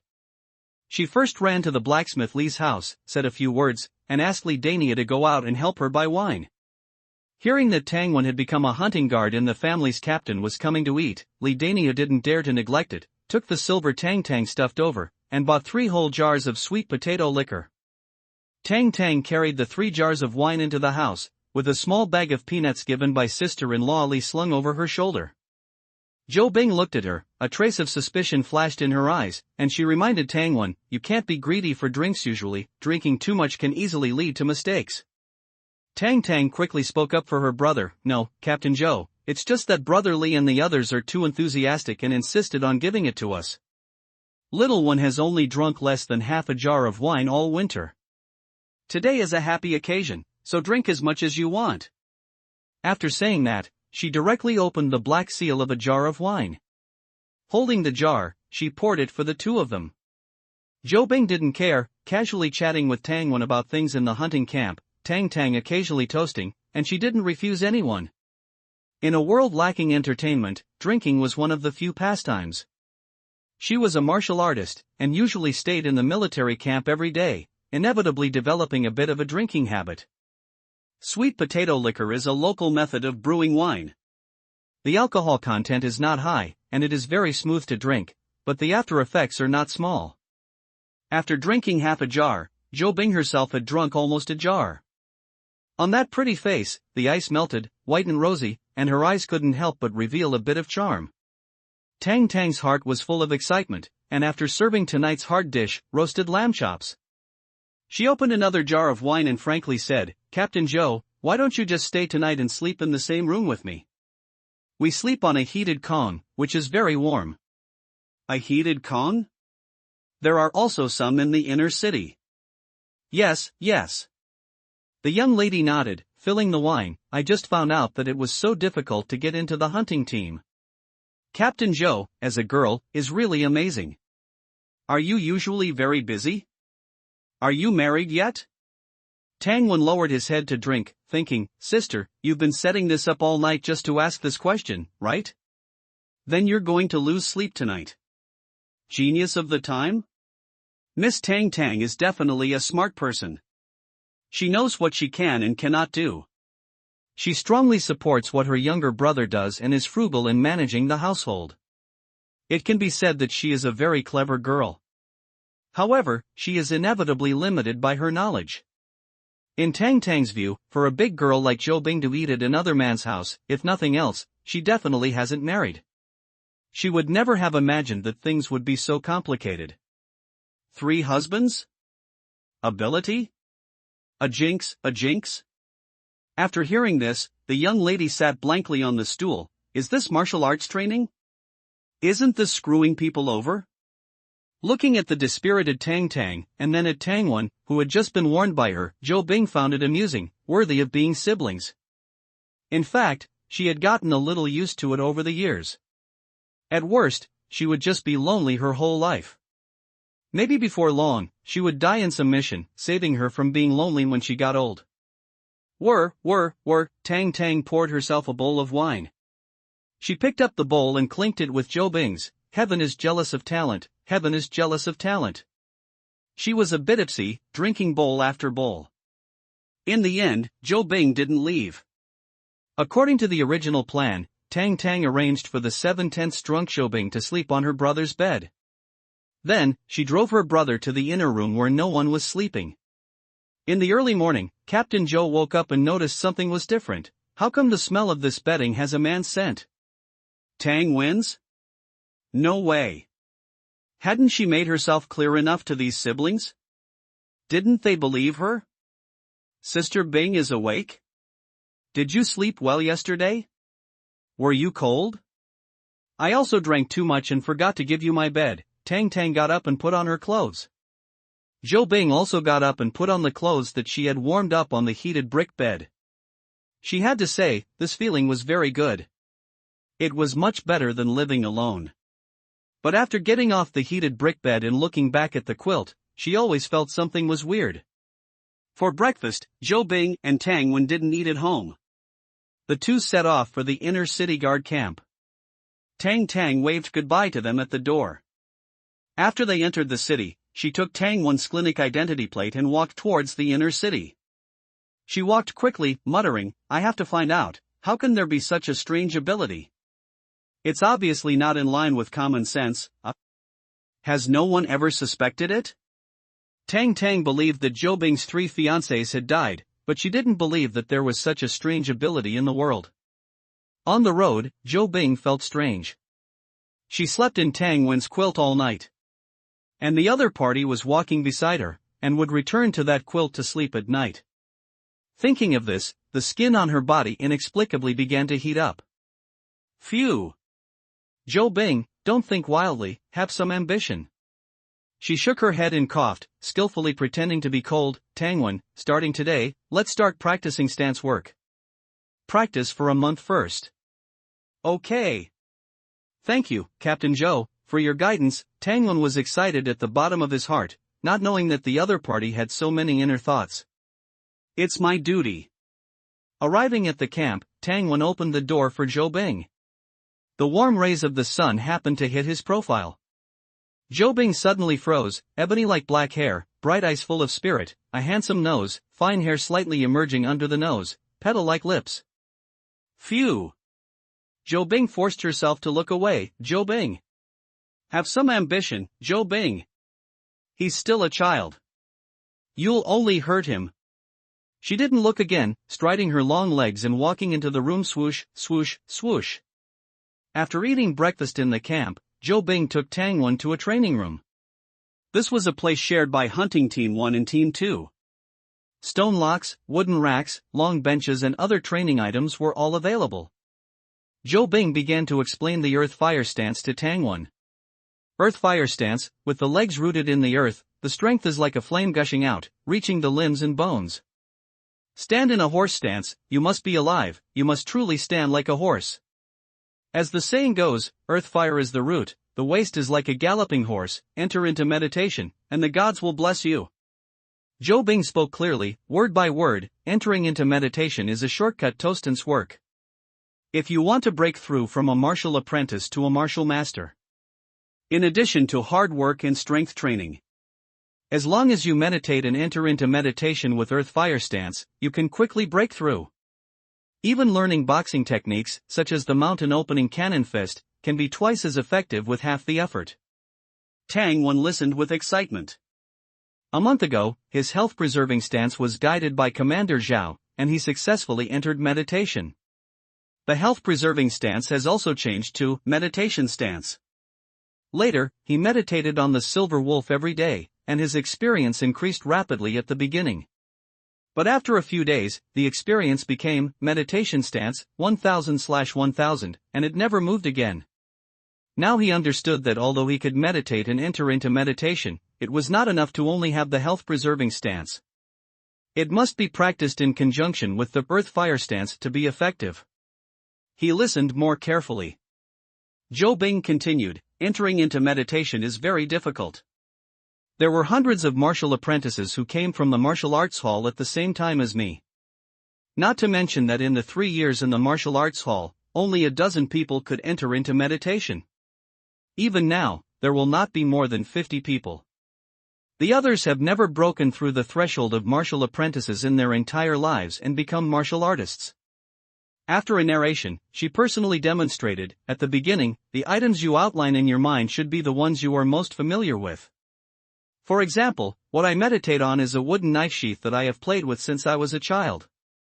She stood in a horse stance, her waist swaying gently, and her ponytail also rose and fell with it, like ripples on a lake swaying in the breeze.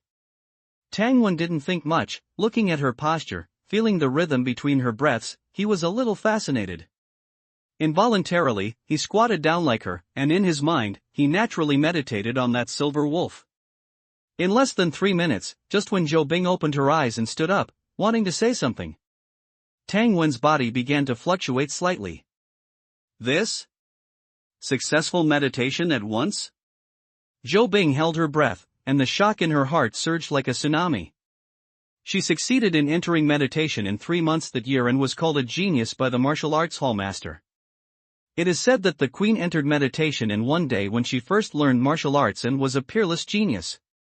But this Tangwan actually entered meditation at once. Doesn't this mean that his talent is still above the queen? Is this possible?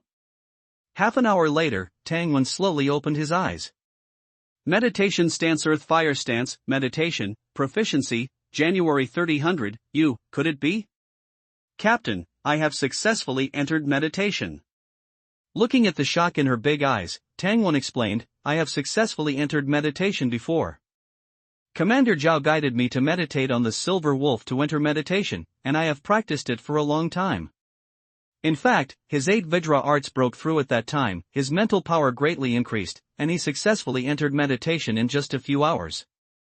He hadn't practiced it for a few days at all. Zhou Bing's expression softened, so that's how it is. That's good. No, that's not right. Her voice suddenly became several degrees higher. You are meditating on the silver wolf?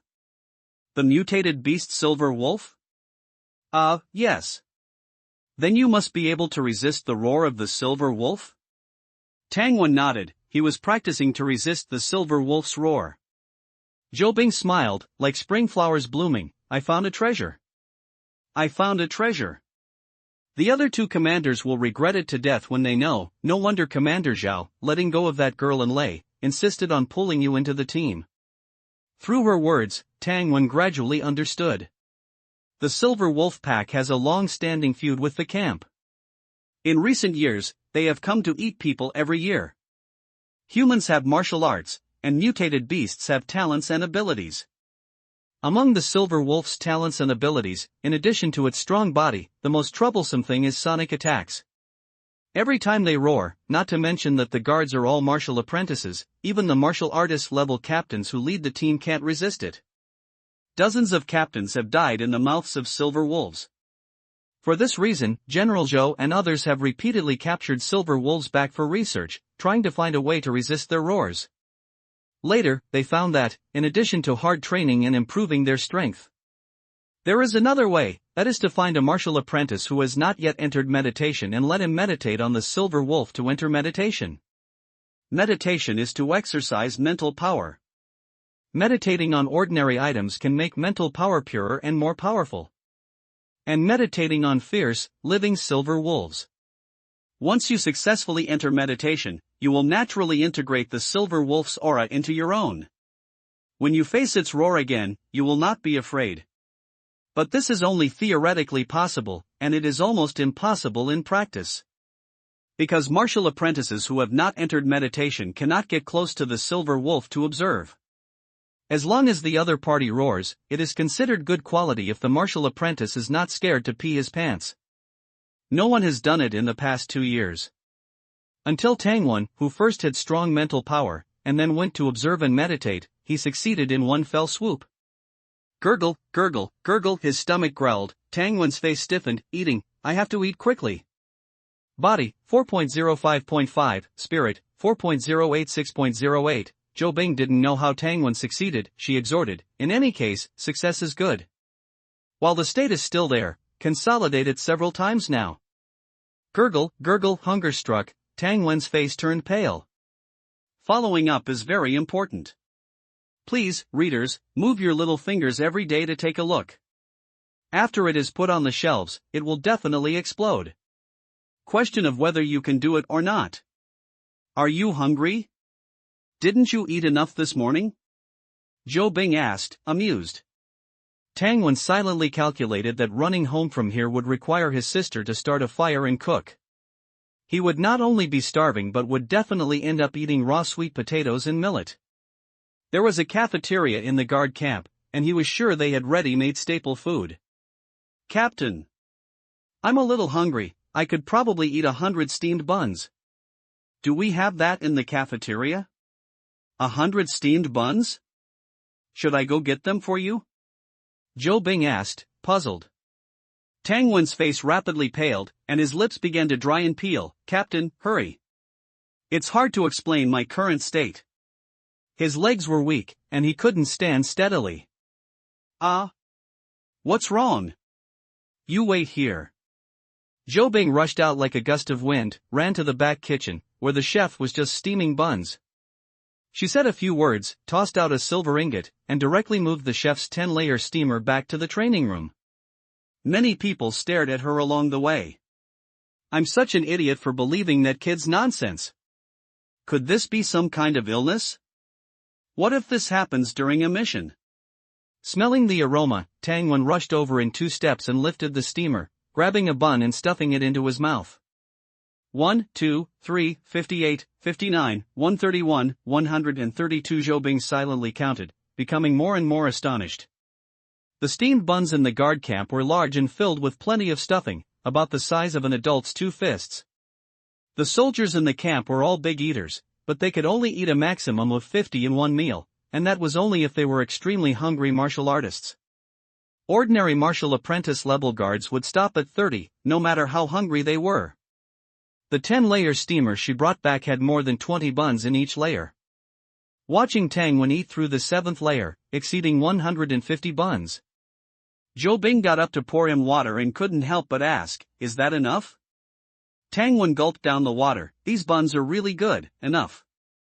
What exactly is going on? Why are you suddenly so hungry?" Zhou Bing felt a sinking feeling in her heart. Tangwen had just successfully entered meditation and was a potential genius destined to break through to the martial artist level. The reason for his sudden hunger had to be clarified, or the consequences would be unimaginable if this happened during a mission. It would be a disaster for the entire team. Zhou Bing looked at Tangwen with a hint of sympathy. Tangwen chewed a few times and said the reason he had just made up, it's an ability. I'm like this every time I break through. I need to eat a lot, and then my strength will increase a bit. Increase strength? Zhou Bing didn't understand for a moment. She even thought that Tangwen wouldn't be able to leave the camp in the future. Really? Are there any side effects? Tangwen shook his head. The side effect is that I have to eat dozens of pounds of food each time, with a lot of meat. No wonder you're so young and have so much strength. After saying that with emotion, Zhou Bing asked again, "How often does this happen?" This was related to whether Tangwen could go out on some long-term missions. Don't worry, Sister Bing. Generally speaking, it's controllable. I'll have a premonition long in advance. Tangwen warned himself in his heart that he must pay attention in the future and never break through when food was insufficient. That's good. Zhou Bing felt complicated. She had just thought that Tangwen might be useless. Now she envied his ability. He could increase his strength by eating a lot without having to work hard. If this were spread, how many people would be envious or even jealous? Don't tell anyone about your ability, I'll help you keep it a secret. As Zhou Bing spoke, she thought of her own ability and felt bitter in comparison. Captain, I'm full, I need to sleep for a while. After eating 10 steamers of buns, Tangwen patted his stomach and stood up. Zhou Bing took him to her room. There were more men than women in the team, or rather, she was the only female soldier, and the other room was full of male team members. She had no choice but to let Tangwen live with her. Tangwen slept until 6 o'clock in the afternoon. When he woke up, he saw Zhou Bing packing her things to go home. "It's time, come earlier tomorrow." "Oh, right, here's a pocket watch for you. Every recruit in the hunting team gets one. See you tomorrow." Zhou Bing felt uncomfortable seeing Tangwen crawl out of her bed. "I slept in his bed last night, and he slept in mine today, so that's even, not at all." Zhou Bing didn't dare to think too much and left in a hurry. The hunting team had very good benefits, with a monthly salary of 3 taels of silver, plus 200 caddies of meat and 100 caddies of rice. This was even better than the benefits of a small team leader in the ordinary guard. Dinner at the camp cafeteria, pork stew with cabbage, millet cornbread, and plenty of potatoes. Tangwen ate a shallow basin and, touching his stomach, returned home to continue standing in the stance and entering meditation. "Shawan, I went to the inner city today," Tang said mysteriously before going to bed. "What's the matter?" Tang chuckled. "I went to inquire about your Captain Zhou's situation." "Ah?" The young lady said clearly, she did have 3 fiancés. The first one was weak and sickly from childhood. The second was a guard who encountered silver wolves during the first winter the silver wolf came. The third was a merchant who traveled to the surrounding camps. He was killed by scavengers 3 days after the engagement. Tang Wen exclaimed, "Good heavens, sister, you inquired in great detail. It sounds like these three were very unlucky." Tang nodded and continued, "It is said that Sister Bing was originally a martial arts fanatic and wasn't very familiar with them. The first fiancé was a marriage arranged by her father. But that man was too weak to practice martial arts, and the two were not very familiar." "What about the ones after that? The marriage atmosphere in the camp was not uniform. The latest novel is first published on Lujiu Shuba. There could be free love, but more often it was the words of parents. The second one came from another place to escape the disaster. He had some skill in his body. After gaining a foothold, he asked someone to propose marriage to Zhou Bing. But I found out that your Captain Zhou's uncle is a big shot." Others said that this man was trying to curry favor with the Zhou family. The last merchant was also in this situation. It is said that the two had never even met a few times. Tang Wen fell asleep listening to these gossips. "Humph. Not concerned at all. When will you be able to marry a wife?" The young lady was very dissatisfied with her younger brother. In the morning, Tang Wen quietly changed his underwear before getting up to stand in the stance. The washed black underwear hung on the clothesline, swaying in the wind. He thought while standing in the stance, did he really have to marry a wife at the age of 15? Forget it, let's improve my strength first. During the recruit period, there was no need to go out on missions for 3 months. The only task was to train and grow. There was no need to hunt to support the family, there was a salary, the cafeteria provided food, and there was a beautiful, hot, cold outside and warm inside captain directly guiding martial arts. It was a guaranteed good harvest, there was no need to risk one's life, and no one would say anything if one was late or left early. Life was simply too comfortable. Tang Wen often lamented that he was too stupid when he was on Earth and should have gone to get a secure job. This afternoon, in the courtyard of the training room. You use a saber, I use a spear, you can attack as you like, and I'll see how your saber technique foundation is. After speaking, Zhou Bing picked up the spear, held it horizontally in front of her, and signaled Tang Wen to begin with her eyes. "Okay. Captain, be careful." Tang Wen approached in a few steps, holding the saber with both hands. Zhou Bing swept the spear horizontally. Clang! Sparks flew everywhere. Tang Wen's movements didn't stop at all. After one saber strike ended, the saber body bounced back, and he exerted force again, slashing down with another saber. When facing a long spear with a short weapon, one must not let the opponent create distance. Clang! Clang! Clang! Tang Wen's strikes were faster and heavier with each strike. After several collisions, Zhou Bing's wrist went numb. This brat's strength is indeed greater. She changed her tactics, no longer colliding head-on, but dodging and counterattacking. The two moved and shifted, but Tang Wen still couldn't break through Zhou Bing's defense range. Zhou Bing also couldn't force Tang Wen away to fully exploit the advantages of the spear.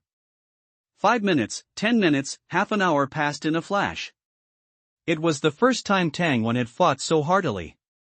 His constitution of 5.5 exerted its power, one move fast, every move fast. Not giving Zhou Bing any chance to breathe and adjust. Captain Zhou was physically and mentally exhausted. Tang Wen was like a perpetual motion machine, the saber light connected into one piece, and the offensive didn't weaken at all. Stop! Stop, I roughly understand your saber technique level. After another half an hour, Zhou Bing was covered in fragrant sweat. In order to maintain her captain's dignity and not lose completely, she seized the opportunity to call a stop. Captain, am I okay? Didn't I disappoint you? Tang Wen was still immersed in the pleasure of exchanging blows. Zhou Bing, it's not a question of whether you're okay or not, you're too okay now.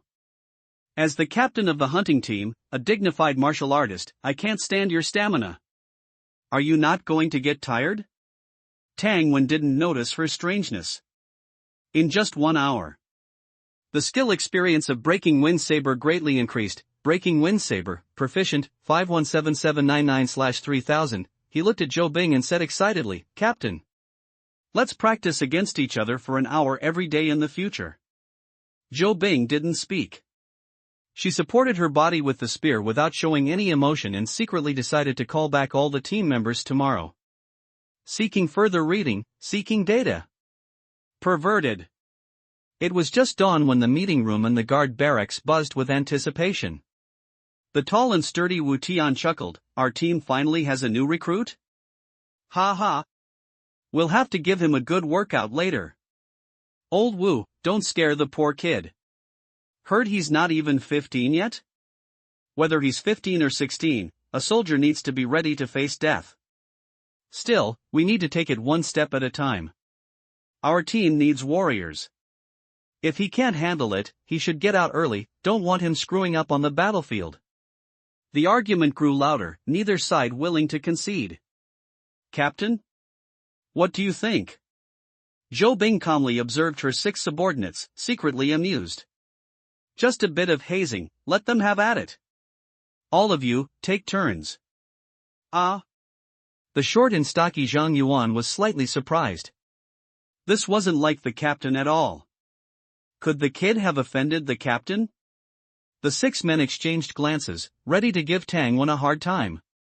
"Bing Jia, my sister asked me to bring you half a roast chicken, with chili." A handsome young man pushed the door open. He froze, seeing the room full of people. Captain Zhou, everyone's here." Tang Wen smiled at the group. "My name is Tang Wen, I'm the new guy in hunting team 1. If you're free tonight, I'll treat everyone to drinks." "Ha!" The others watched as Zhou Bing expertly took the roast chicken and started tearing into it. They were a little confused. Judging by Captain Zhou's reaction, she didn't seem angry. After Tang Wen introduced himself to everyone, Wu Tian, who was easily over 6 feet tall, stood up and said, "I heard you're the top recruit of this year, Tang Wen. How about we go outside and spar a little?" Tang Wen's eyes lit up. "Sure, big brother Wu, I'll go get my blade." Wu Tian didn't realize the gravity of the situation. He still said with a grin, "Good, that's the spirit. I like old Wu." Inside the room, the other 5 and Zhou Bing secretly shook their heads. The other 5, he's a newbie after all, doesn't know how ruthless old Wu can be. "Zhou Bing, Wu Tian, you walked right into this one." Everyone went outside. Tang Wen and Wu Tian stood facing each other in the yard, each holding a long blade. "Be careful." Wu Tian roared and charged forward, slashing his blade horizontally at Tang Wen. Tang Wen braced himself, holding his blade to meet the attack. The 5 onlookers whispered and chuckled, "This little Tang doesn't seem to have much practical experience. Yeah, he's being so reckless.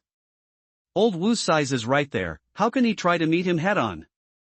Wu Tian was the undisputed shield bearer in the hunting team, a top-notch sword and shield expert in the hunting camp. His strength was greater than even a wild boar. During camp competitions, few were willing to face him head-on. Clang! Metal clashed. The 5 onlookers almost popped their eyes out. Blade against blade, a contest of strength. Old Wu retreated 3 steps, barely managing to steady himself. Tang Wen only swayed slightly. He was secretly satisfied, this strike only used 50% of my strength, and it stopped his momentum. Wu Tian's face flushed red, he worked his aching wrist, and tried to save face. "Good kid, you've got some skill. I only used 60% of my strength just now, I was careless." "So that's how it is." The 5 teammates felt relieved. So Wu Tian underestimated him. Pfft, Zhou Bing spat out a chicken bone, saw Wu Tian's slightly trembling blade, and said nothing. 60%? Tang Wen was secretly delighted, another evenly matched opponent after Captain Zhou. "Brother Wu is so strong, take my blade." His leg muscles suddenly exploded, he stomped the ground repeatedly, leaving clear footprints on the hard surface. Boom! Tang Wen slashed upwards, Wu Tian chopped downwards. The 2 blades collided, a loud bang, Wu Tian staggered backwards. Tang Wen pressed his advantage, about to continue the attack, when he suddenly noticed Brother Wu's footsteps were unsteady. He had to slow down his attack slightly. Thump! Wu Tian lost his balance and sat on the ground, his arms trembling uncontrollably. Brutal! This newbie is too damn brutal. Even if I faced a wild donkey head-on, I wouldn't be this miserable. The atmosphere froze slightly. The other 5 stared, not yet recovered. Zhou Bing said calmly, "Old Wu might not be in good shape, try again tomorrow." "Lu Su, you're up." Wu Tian patted his butt and stood up, gratefully looked at the captain. Lu Su, who was named, was holding a steel spear. He was very fast, and his role in the team was to look for opportunities and attack from the flanks. Clang clang clang. As soon as he started, Lu Su launched a fierce attack. Based on his rich experience, great strength must mean slow speed. Blades and spears clashed, sparks flying. The spear fell like a rainstorm. Tang Wen perked up and wielded his blade, blocking the attacks one by one. Clang! He seized the opportunity and slashed the spear shaft. Lu Su staggered, his footing was unstable, and his tiger's mouth was sore. "No, if I keep fighting, I'm afraid I'll get injured." He directly placed the spear on the ground, and said with a complex expression, "I didn't expect Brother Tang Wen to be not only strong but also extremely fast." Tang Wen smiled naively, and said nothing. The remaining guys who hadn't played finally reacted. "This newbie is so strong?" Zhou Bing finished the roast chicken, wiped her hands, and said to several veteran members, "Does anyone else want to go?" The people were silent, some looking down at their toes, some looking up at the treetops, and some squinting their eyes, not knowing what they were thinking. "Zhou Bing, I think you've been slacking off lately. From today onwards, everyone must spar with Tang Wen at least once a day. Understand?" "Understood." Louder. "Understood." X6 Tang Wen looked at Zhou Bing gratefully. "With so many free sparring partners, wouldn't my experience points skyrocket?" Joining the hunting team was the right decision. In the evening, the hunting team had a dinner in the cafeteria. Various barbecued meats, stews, steamed fish, and fish soup were brought up like water. Special treatment for the hunting team, a dinner once a month. No matter how much fish and meat you eat, it's all free. If you want to drink alcohol, you have to pay for it yourself. The 8 people drank 6 jars of sweet potato liquor. The 6 men, after drinking, did not go home, but squeezed into a dorm room. Tang Wen, slightly drunk, was worried about his sister being alone, and still wanted to go back. Zhou Bing, who was also drunk, followed Tang Wen back home, not knowing what she was thinking, dizzily. Tang was very happy to send her younger brother back to the inner room to live again, and helped Zhou Bing take off her clothes and stuff them into her brother's quilt. In the morning, Zhou Bing woke up, everything seemed familiar. No, this time there were even fewer clothes. Leaving the Tang family, she was upset. Where did her unlucky ability come from? It is said that if martial arts strength is strong enough, you can control your ability. I wonder if it is true. Tang Wen's recruit life was on the right track. The veterans of Hunting Team 1 have the strength of a first-class martial apprentice. If one person can't deal with Tang Wen, then 2 will come together. The situation immediately reversed, and Tang Wen became the one in a flurry. Since the hunting team will not have new recruits in a short period of time, Tang Wen's partner is Zhou Bing. The 2-person combination has 1 less person than the 3-person group, which requires the 2 to be as versatile as possible. Tang Wen must learn archery to provide long-range support for Zhou Bing, who is charging in front. Stance, grip, knock, draw, aim, release. Li Mi, the archery master in the hunting team, instructed Tang Wen in archery every afternoon. Skill, archery, beginner, 377/500. He has a lot to learn, not only archery, but also horseback riding, making traps, tracking prey and other skills. After understanding these, Tang Wen sighed, so the hunting team is a simple version of special forces. Tang Wen accepted everything and stayed in the camp from morning till night, learning various skills like a sponge absorbing water. The people in the same team exclaimed that he was a pervert. Wu Tian, doesn't this kid ever get tired? Envy. When I didn't marry 4 wives, I was like that. Have you guys ever thought that the captain and him seem to be shoe? They are in a separate dorm room. I saw it with my own eyes that day. Captain Zhou took a new set of bedding in, but Captain Zhou's ability, isn't it? I think those are all rumors, but Captain Zhou is much older than Tang Wen, right? Well, little Tang is not even 15, strictly speaking, he is a child, hiss. So Captain Joe is such a Captain Joe. The first month of Tang Wen's recruit period passed, and Tang Wen's experience panel was brand new. P.S. Please keep reading. Keeping up with the new book is very important, readers. The author is already saving the manuscript. There will definitely be an explosion when it is put on the shelves. Mine's name, Tang Wen. Age, 15 years old. Body, 5.5 spirit, 6.08 skills, farming, mastery, 719/1000, flying locust stone, proficiency, 2939/3000, wind-breaking blade, proficiency, 2717/3000, flying knife technique, proficiency, 1531/3000, 8 Vidra divine arts, proficiency, 5175/6000, earth fire stance, meditation, proficiency, 513/3000, archery, mastery, 1/1000, tracking, novice, 411/500, hunting traps, novice, 303/500, writing, mastery, 37/1000, warning, on the way to the guard camp. Tang Wen was planning his next stage of training goals. 8 Vidra divine arts and earth fire stance, meditation, remained the highest priority. Next was the flying locust stone, which was about to break through. He wondered what the next level was after proficiency and how powerful the higher level flying locust stone would be. The wind-breaking blade, which had improved the fastest, and the other skills could be trained normally. His reward for being the #1 recruit finally came down yesterday.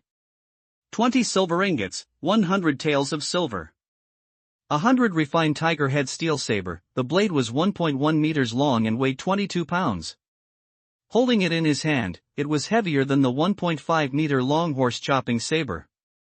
When the saber was distributed, even Zhou Bing looked very envious, saying that if it were sold, it would definitely be worth 500 taels of silver. And Tang Wen's most anticipated, the third reward, the mountain opening cannon fist visualization chart, with 3 opportunities to comprehend it. The mountain opening cannon fist visualization chart was hidden deep in an underground quiet room in the inner city. Tang Wen could comprehend it 3 times for free. 3 times meant 3 days. Each time he went to comprehend it, he had to make an appointment with the quartermaster in advance. Hearing these harsh conditions, he immediately asked, "What if I can't learn it after using up the 3 opportunities? Are there any more learning opportunities?" The guard captain who delivered the reward told him, "After using up the 3 opportunities, you must make a breakthrough. Only after showing the breakthrough to the camp commander will you be qualified to continue learning. The learning price is 100 taels of silver per day." Hearing this price that could make his sister faint, Tang Wen secretly resolved to prepare well before going to learn. As for how to prepare? Then he would have to ask his captain and commander Zhao.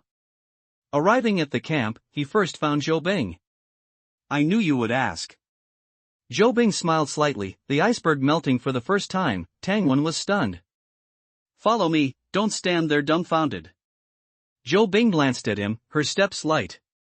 Inside the training room, Zhou Bing asked, "To learn a boxing technique, you must understand it. Do you know why the camp took out this boxing technique as a reward?"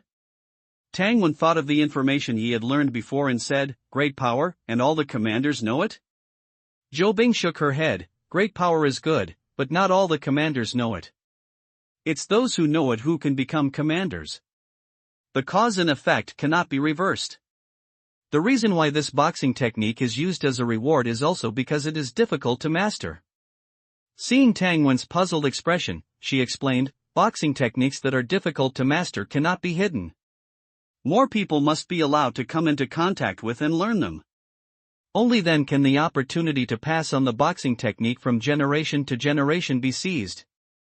Not just you, all the good seedlings in the guard camp, more or less, have the opportunity to come into contact with this boxing technique. This way, the camp can cultivate more experts." Tang Wen secretly sighed at the wisdom of inheritance, and nodded after a while. "I understand, Sister Bing, have you also practiced it?" For some time, Zhou Bing had gone to Tang's house for dinner several times and stayed overnight twice.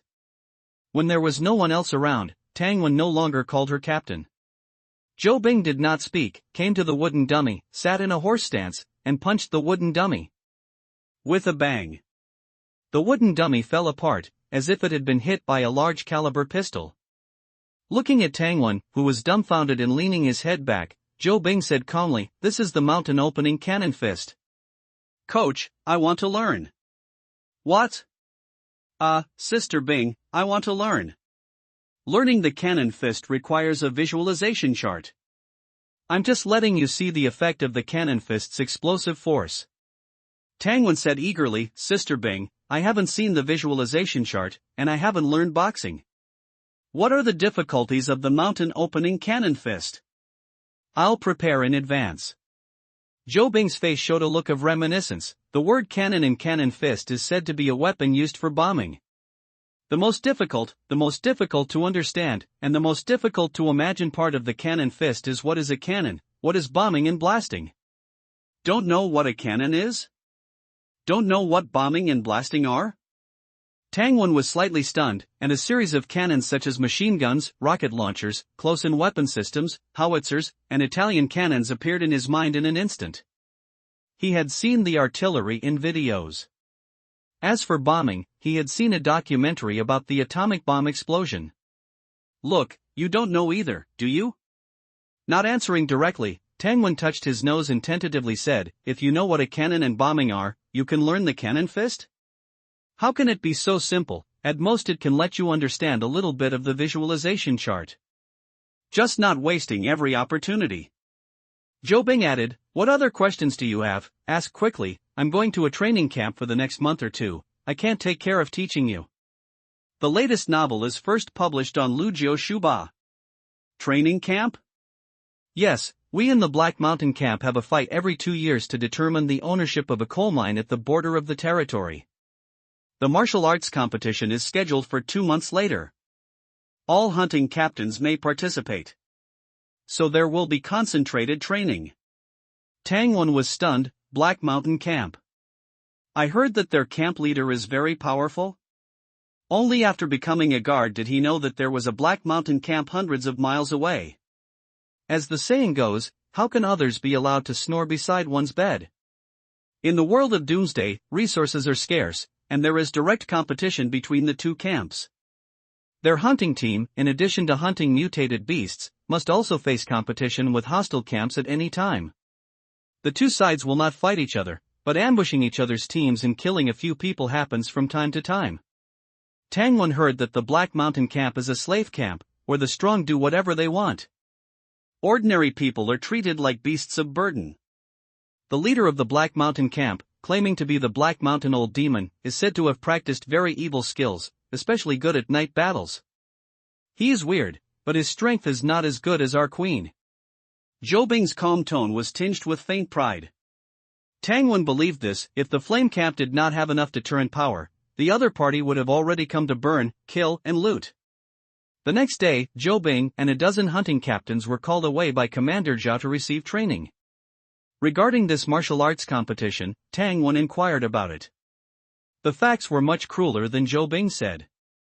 First of all, the martial arts competition is a death match. Secondly, since the flame camp was the winner last time, the rules of this competition are set by the other party. Although it seemed to have nothing to do with him, Tang Wen couldn't help but feel worried. In this chaotic world, why is it so difficult to live a stable life? Strength. After all, strength is the only reliance. Tang Wen, who had not enjoyed a few days of lying flat, recorded all the details Zhou Bing told him about the mountain opening cannon fist in a notebook. Explosive force, he can understand, it is the concentration of power at one point, released instantly. It is inch strength, it is explosive power, it is penetrating power. In the evening, Tang Wen came to the armory of the guard camp and bought a weighted vest.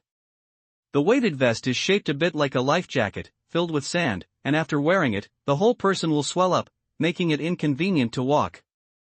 It is something that captains and commanders use to exercise strength and body control. Carrying the weighted vest, Tang Wen went to the grocery store to buy a knife of craft paper and a knife of yellow paper. Back home, he lowered the position of the clothesline to chest height, and then used thread to hang the yellow paper and craft paper on the clothesline in the yard.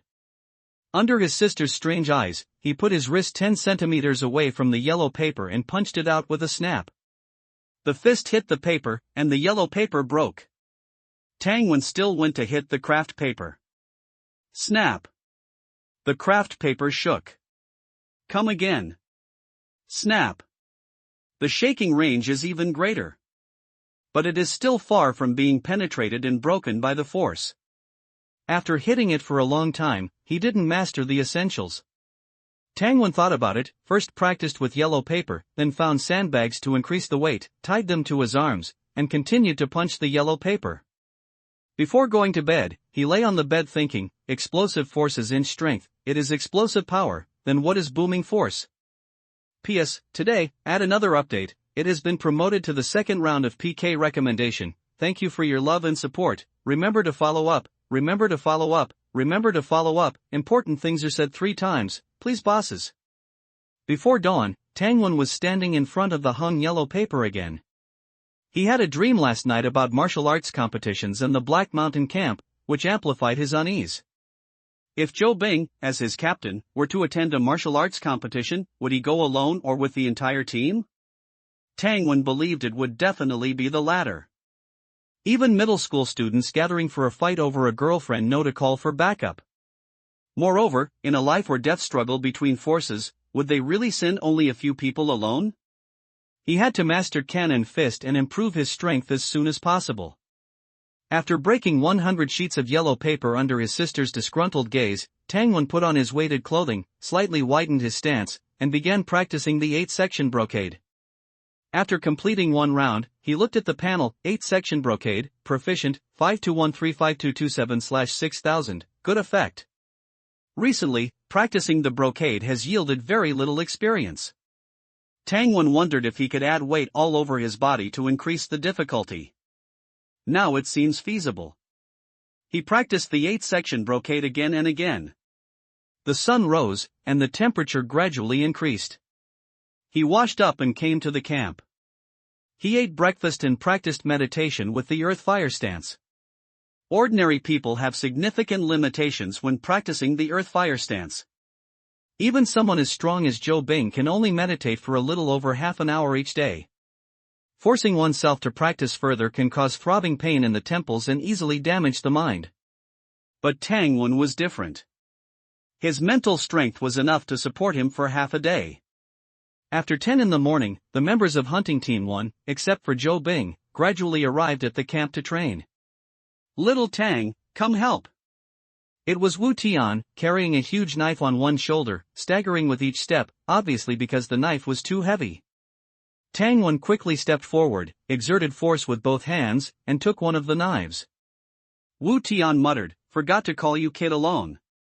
How about it, can you swing this 100-pound heavy knife? Shall we spar? What spar? This broken knife is front heavy and light in the back. Can you even swing it to complete 1 set of knife techniques? Okay. Tangwan took the knife and walked to an open space. He found that everyone's enthusiasm for training was particularly high today. He casually asked, and Wu Tian looked at him in surprise, didn't the captain tell you? We're having another martial arts competition with the Black Mountain Ghosts. Our captain has to participate, and we have to go with him. So that's how it is. Tangwan's heart sank slightly. Even if we don't have to compete, there's still danger? Danger? Hee, at least 10 or 8 people will die. Don't be nervous, more will be crippled. No, I mean, more of them will die. We can achieve a kill ratio of 2 to 1. Tangwan didn't say anything else, and began to practice with the heavy knife with difficulty. Wind-splitting saber, proficient, 27172721/3000, increased by 4 points, not bad. Proficient level skills basically don't gain experience just by practicing once. If he hadn't been practicing the saber with the hunting team every day, it would have taken at least a year for the wind-splitting saber to reach its current level. 2 hours passed, and Wu Tian rubbed his arm and went home. If he continued to practice, he wouldn't be able to recover by tomorrow.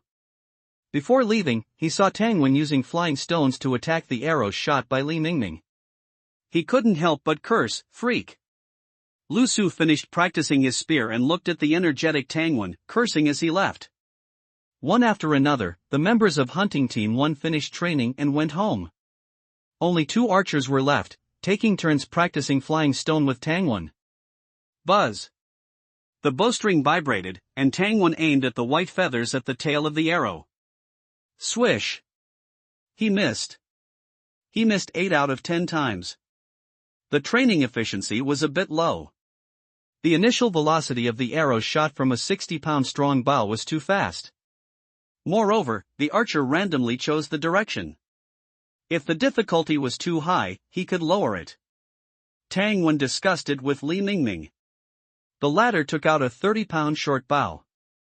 Buzz, the bowstring vibrated, and the arrow shot out. Swish, bang! The flying stone successfully hit the tail of the arrow, knocking it to the ground.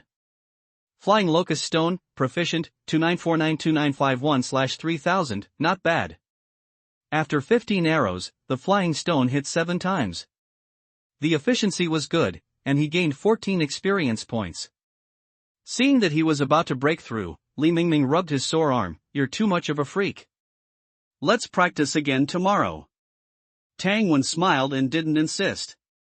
He looked at another archer, Li Yang. Li Yang, who had also been training all morning, smiled wryly, picked up his bow and arrow, and practiced 20 arrows with Tang Wen. The flying stone hit 9 times. Flying locust stone, proficient, 2984/3000, the latest novel is first published on Lu9 Bookbar. Breakthrough was imminent, but Li Yang couldn't pull the bow anymore. The 2 archers left, and only Tang Wen was left in the training yard. He simply closed the door and hung up the yellow paper and craft paper. He practiced his fist strength with a series of bangs. From afternoon to evening, the panel didn't give any information. Maybe he had to change his training method? Tang Wen went to the cafeteria, ate a meat pie the size of a round table and an inch thick, burped, and left the camp. On the way, he picked his teeth and thought that he had been eating meat pies every night for a week. There were too few types of food in the cafeteria. Should he take some time to guide the chef and make something like rujiamo? The camp also grew sweet potatoes, which could be used to make vermicelli. Passing by the butcher shop, a bloody smell wafted over, and the boss greeted him at the door, saying he had just slaughtered a fat pig. Tang Wen walked over, chose 50 pounds of pork belly, and bought another 50 pounds of white fat, put them in a burlap bag, and walked home leisurely. I usually eat alone at home. Why are you buying so much meat? Tang Tang looked at her brother with a look as if he was wasting money. I eat at home by myself, you don't know how frugal I am. It's enough to eat a balanced diet of meat and vegetables. Tang Wen smiled and said, Sister, I want you to try making a snack. The young lady squinted her big eyes and became vigilant. Snack? What snack? Didn't you eat enough in the cafeteria? Well, sister, although we have some money on hand, it won't be enough to move to the inner city and for you to get a martial arts gym. We lack a stable source of income. Why not make snacks and sell them? Maybe we can make some money. Make money? Are you talking about earning millet? Can I earn it too? Tang Tang's eyes lit up. Probably. Tang Tang automatically ignored the word probably, grabbed her brother, and said eagerly, Tell me quickly, how do we earn it? Tang Wen roughly told his sister about the methods of making rujiamo and vermicelli. Rujiamo is not difficult. The difficulty of vermicelli lies in alum, but it is available in pharmacies in the inner city and is not expensive. He knew how to make vermicelli because he had seen his neighbors in his hometown make vermicelli using local methods when he was a child. The raw material used was sweet potato. Tang Tang recorded every step in detail. When recording alum, she learned without a teacher and summarized, buy more alum at once and keep it for later use. I hope this vermicelli will be delicious. She was full of energy. 3 days passed in a flash. Camp, in the training yard. Tang Wen frowned as he looked at the flying locust stone, proficient, 3000/3000, information. Flying locust stone had been stuck for 2 days. No matter how he practiced, there was no sign of a breakthrough. Li Mingming looked at him and smiled, Don't be dissatisfied, kid. Your flying locust stone, coupled with your strength, can cause considerable damage even against opponents in full iron armor. What are you still not satisfied with? Tang Wen shook his head and smiled wryly. He practiced diligently every day, and Li Mingming felt very good about him, and continued to persuade him, "Okay, kid, take a break and come see my special move." Special move? Tang Wen became interested. After all, he also practiced archery.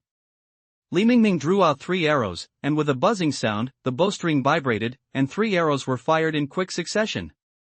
The 3 arrows hit the target almost simultaneously. Good. Awesome.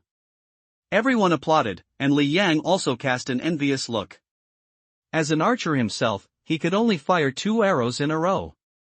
Tang Wen's heart moved. Bows and arrows can be fired in succession, so can flying locust stone. At this time, he saw Li Mingming draw out a spiral arrow. The arrow shot out with a shrill whistle, and with a chi sound, the half-foot thick wooden target covered with iron skin was shot through with a large hole under the spiral force. Spiral arrow? Tang Wen's eyes flashed. Outside the camp, the snow had not yet melted. There were many footprints on the ground. These were left by scavengers who, driven by hunger, had come out to find food and hunt. Tang Wen arrived at the frozen stream, shattered the ice with a rock, and using the iron tongs for charcoal, began to pick up pebbles of all sizes from the frigid water. The stones were not large, he gathered about 100 or so, each the size of an egg. Swoosh, swoosh, swoosh. He started with a triple shot. The first stone struck the tree bark, the second followed closely, hitting the first pebble, and the third immediately crashed into the first 2. With a bang, they slammed into the hard tree trunk. Tang Wen went forward to inspect and found that the 3 stones had penetrated the trunk more than half a foot. This was a tree. What if it were someone wearing iron armor? He took out a string of iron armor plates from his basket, wrapped them around the tree, and tied them securely. Swoosh, swoosh, swoosh. The pebbles, aligned in a straight line, struck the iron armor, producing a metallic clang. He went forward to check and saw that the armor was severely twisted and deformed, with the middle part damaged, and the pebbles embedded a few centimeters into the tree. He pulled the armor from the tree, and the stone powder cascaded down. Even someone wearing iron armor would probably die from these 3 hits. Aligning them in a straight line was easy. Next was the spiral force. At the moment of throwing, he twisted his wrist, and the pebble shot out, hitting the tree. Sizzle!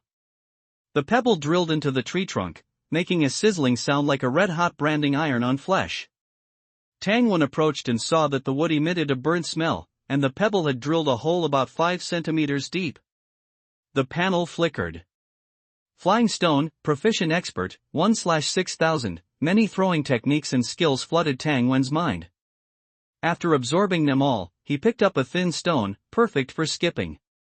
With a swoosh, he threw it. Whoosh! The sound of rushing wind roared. Sonic boom? It was actually that fast? Bang! A tree as thick as a bowl was snapped in half, and the stone continued its momentum, flying 100 meters before hitting a large rock, bursting into a series of sparks. It shattered, Tang Wen said, his eyes filled with excitement. If this hits someone. Well, even if it hit a martial apprentice or martial artist wearing armor. The destructive power would be terrifying. However, hitting a martial apprentice might be easy, but hitting a martial artist would require even greater speed. Tang Wen felt a little excited because this proved that as long as the skill level was high enough, even the ability to throw stones could kill experts and masters. Bang, bang, bang. He continuously picked up pebbles to experiment, the explosive sounds of impact echoing repeatedly. Nearby beasts fled in all directions. The excitement of the skill upgrade passed, and Tang Wen came to the stream to observe the footprints of animals. Now, his strength far surpassed what it used to be, even wandering outside the camp at night, never mind. He focused on a donkey hoof print on the ground and tracked it, finding a wild donkey after a while. The wild donkey glanced at him and ran away frantically. Swoosh! The donkey lost its footing and tumbled to the ground. In the evening, Tang Wen led a donkey with a limp back home. Tang was excited and conflicted. I heard donkey meat is delicious. But, it's starting to warm up, and you usually eat in the cafeteria. We won't be able to finish that much. Tang Wen nodded. He had considered this problem. Donkey meat is also rare, so it can be used to make rojamo, meat sandwiches. Ha! Not bad. Then we have to price it higher. For the first 3 days, we can make it a little cheaper to attract more people to buy. Cheaper? No, no. Tang Tang shook her little head like a rattledrum. That won't do. You don't understand business. Tang won? For these 3 days, Tang Tang was not idle. She first went to the carpenter's house and ordered a handcart similar to the ones used to sell roasted sweet potatoes. After that, she felt that if she was selling things in the inner city, she couldn't make them in the outer city. Otherwise, pushing a pot of such fragrant meat from the outer city to the inner city every day would inevitably cause trouble. So, yesterday, she didn't know how she contacted Zhou Bing, who was in training, got the keys to her house, and directly put the place for cooking the meat in Zhou Bing's yard. This arrangement was quite suitable. Zhou Bing's yard was only occupied by her, but it had several rooms, including a main room, east room, west room, plus a kitchen, firewood room, and a large yard. Tang Tang cleaned up the east room, where she could usually rest.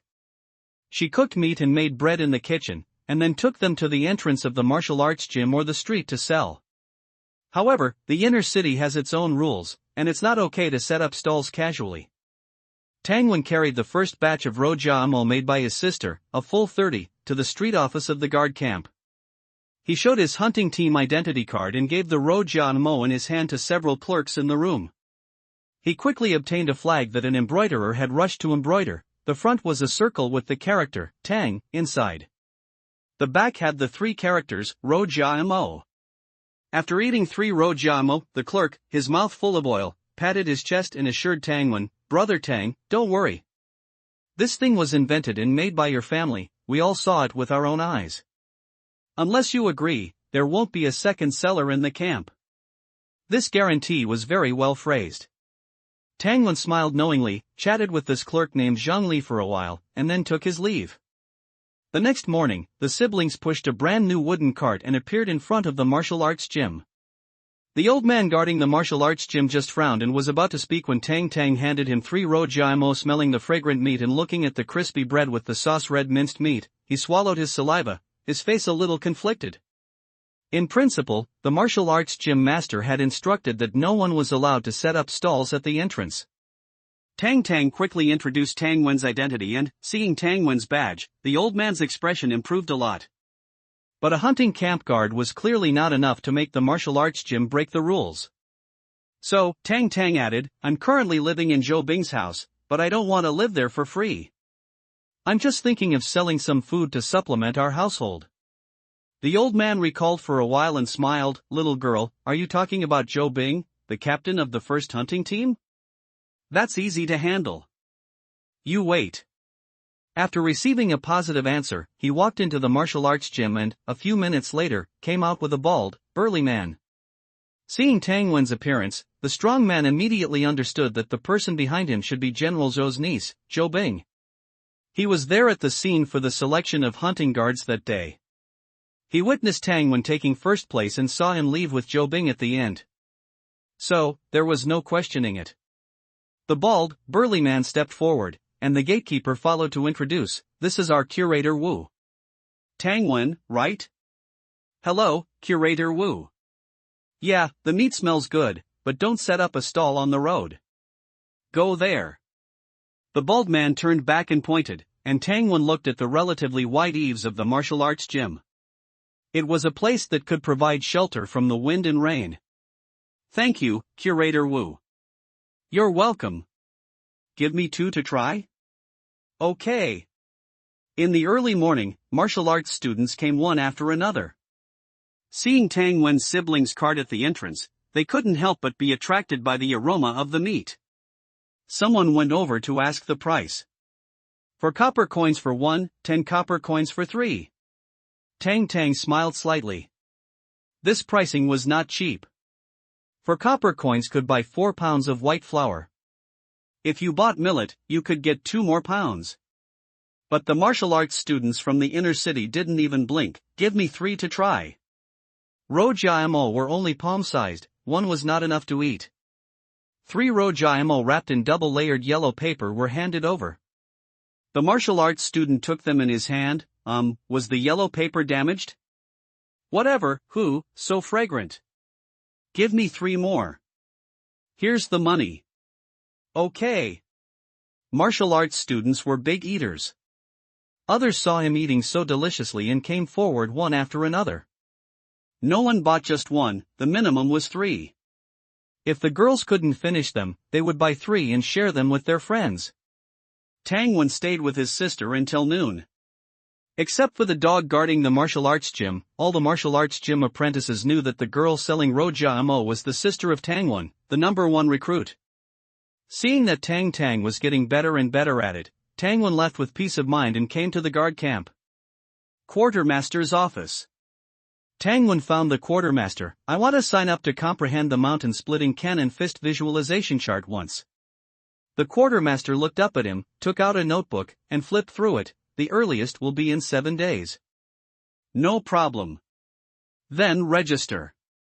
Okay. Oh, you're Tangwon. Not bad.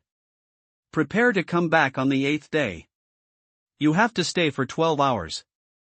Thank you for the reminder, sir. P.S. Seeking data, seeking follow-up reading, please, everyone. Comic strips 1, 2, 379, 80 subtracting the costs of flour, lard, meat, and firewood. In the evening, the little miss counted on her fingers, occasionally scribbling on paper. Without a doubt, Tangwon and his sister were literate. There was a free school in the camp. Children under 15 could go to learn for 3-4 hours every afternoon, free for 3 years. But very few children studied. In the eyes of the adults in the camp, a 6 or 7-year-old child could help look after younger siblings, and 2 years later, they could weed and work in the fields. What was the use of learning to read? I've calculated it. Under the dim light of the oil lamp, Tang's eyes sparkled. Tangwon always felt that there was a golden glint in her eyes, though he wasn't sure if it was just his imagination. Is it 101? Ha! 210 Rojamos only earn 101? Tang stood up, crossed her arms, and looked down at her younger brother. Then 200? Ha! 210 Rojamos only earn 201? The little miss struck a pose of you know nothing about power. There were very few people doing small business in the camp. Even fewer who made a living purely by setting up stalls. As for the business environment, it was like China in the 80s. As long as you had a source of goods and dared to set up a stall, you could make money selling anything. Tang raised her neck and announced, 331. A whole 331. Tangwon clapped in cooperation. Congratulations, sister, on earning over 10,000 a month. But this is just the beginning. Everyone thinks it's new, maybe in a few days. I don't listen. Tang glared at her brother, covering her ears. Then if we use Sister Bing's house, under her name, are you going to split the money with her? Tang lowered her hands, of course. I think Sister Bing's place is so big, we can totally give her rent and move in. Tangwon was surprised. Houses in the inner city weren't cheap, but his sister agreed so readily. As Tangwon predicted, after a few days, the novelty wore off, and the Rojamo business declined significantly. But they could still earn more than 100 copper coins a day. Over a month, that was several taels of silver, a very good livelihood. 7 days passed in a flash during training. In the evening, the quartermaster sent someone to inform Tangwon to go and study the visualization chart early the next morning. The next day, Tangwon stuffed the parchment into his pocket, took the clothes rack that could stand on the ground, and carried a large bucket of water to report to the quartermaster. What are these? Personal preference, can't I bring them? The quartermaster shook his head in confusion. It's not that you can't, as long as you don't damage the visualization chart, you can bring anything in. But if you make the room dirty, you have to clean it yourself. Tangwon nodded repeatedly. The quartermaster instructed, comprehending the visualization chart consumes a lot of mental energy. Don't be impatient, don't force yourself. When you feel dizzy, or your temples throb, rest immediately, take a nap. It's not too late to visualize after your energy recovers. Tangwon silently noted it down, cupped his fist, and thanked the other party. He arrived at a heavily guarded courtyard gate. Tang Wen showed his identity token. The guard carefully checked it, let him alone into the courtyard, and came to the only house door in the courtyard. The visualization chart is inside. After the guard finished speaking, looking at the things in Tang Wen's hand, he added, "Damage to the visualization chart is not allowed." Tang Wen nodded in agreement and pushed the door open. Sunlight shone in, falling on the wall directly in front, where red murals were carved. The guard closed the door and left. Several bright kerosene lamps were lit in the room. There was a man-high black wooden dummy, and a stool for resting. Besides, there was nothing else. Tang Wen was not in a hurry to look at the visualization chart. He first stood the clothes rack he was holding on the ground and hung the parchment on it. Then, he put the bucket full of water on the stool. Next, he assumed a horse stance, held to the one, and entered stillness with the earth-fire stance. When the impetuousness in his heart was completely gone, and his whole person was completely calm, he opened his eyes, stepped forward, and stared at the largest mural in the middle of the wall. That was the visualization chart of the core strength of the mountain-splitting cannon fist. Buzz! Tang Wen's eyes blurred, light and shadow flowed, and the visualization chart on the wall seemed to come alive. The earth was cracked and dry, and the cracks were bottomless. Huff! Flames spewed out. Danger! Tang Wen retreated quickly, and with a bang, his back hit the stone wall. He was shocked to realize that he was still in the stone house. What powerful methods! After a few minutes of meditation, calming his mind, he stepped forward again. The flames spewed out, turning into a ball of fire, flying obliquely, and hitting a towering mountain, the fire soaring into the sky, producing a violent explosion. Tang Wen felt dizzy, couldn't stabilize his mind, and withdrew from the picture again. The visualization chart was indeed magical. It was clearly a carved mural, but it could show a dynamic scene like a movie. But how to use it? Again, he meditated to adjust his mentality, and watched intently. The latest novels are first published on Lujiu Shuba. The picture repeatedly appeared, the fireball flew and hit the mountain, and the sky was filled with fire. After several times, Tang Wen suddenly thought, people in this world have almost no chance to see any explosions. Could the purpose of the visualization chart be to tell martial artists what is flame blasting a mountain, what is an explosion? In other words, is this repeatedly appearing scene of a fireball hitting a mountain the scene I need to visualize? He immediately took a horse stance, breathed into stillness, and visualized this scene in his mind. The fireball shot out from the ground, slammed into the mountain, the fire engulfed the mountain, and the mountain shook and collapsed. Huff! Visualization succeeded, stillness failed. The scene that needs to be visualized is too long. Unable to enter stillness, unable to connect the pictures. Tang Wen tried again and again. Because his mental attributes were much higher than ordinary people, he did not experience dizziness like others. After failing in times, he took out his pocket watch. He found that 4 hours had passed out of the 12 hours of comprehension time. Time was tight, he had to change his strategy. Tang Wen sat on the ground, thinking hard for a long time. Suddenly he thought of a keyword comic strip. Then he thought that when he was studying, he would secretly draw stick figures in the lower right corner of the book. Drawing a different action on each page, punching or kicking, after drawing a dozen pages, quickly flipping the pages, the little man would move. The happy memories of childhood gave Tang Wen inspiration. Since the visualization picture is too long, then visualize one picture at a time, or one frame. For example, the fireball shoots out. It can be changed to a red glow in the cracks of the ground, firelight rushes to the ground, it turns out to be a fireball, the fireball flies diagonally into the sky. Each segment of the picture is decomposed in this way. After being proficient, string them together and play them in your mind. 2 hours later, the comic strip in Tang Wen's mind successfully visualized the second before the fireball was about to hit the mountain. But as soon as he stood up, he immediately felt dizzy and his temples throbbed. He quickly stopped visualizing, came to the corner of the wall and sat down, wrapped in his coat and slept. When he woke up, he immediately took out his pocket watch. Fortunately, he only slept for an hour and a half. He got up and came to the bucket, splashed his face with cold water. The water was bone-chilling, he couldn't help shivering, and immediately became energetic. Continue to visualize, the fireball hits the mountain. Once, twice. Visualization succeeded. Boom! Tangwen seemed to hear a roar in his ear. Then, a warm current full of heat flowed out from the top of his head. Subconsciously, he threw a punch. Bang! Whizzing sound. The bucket was torn apart, and the water in the bucket was spilled all over the ground. Tangwen was stunned. Just now, his fist was clearly a little distance away from the bucket. How did he explode the bucket?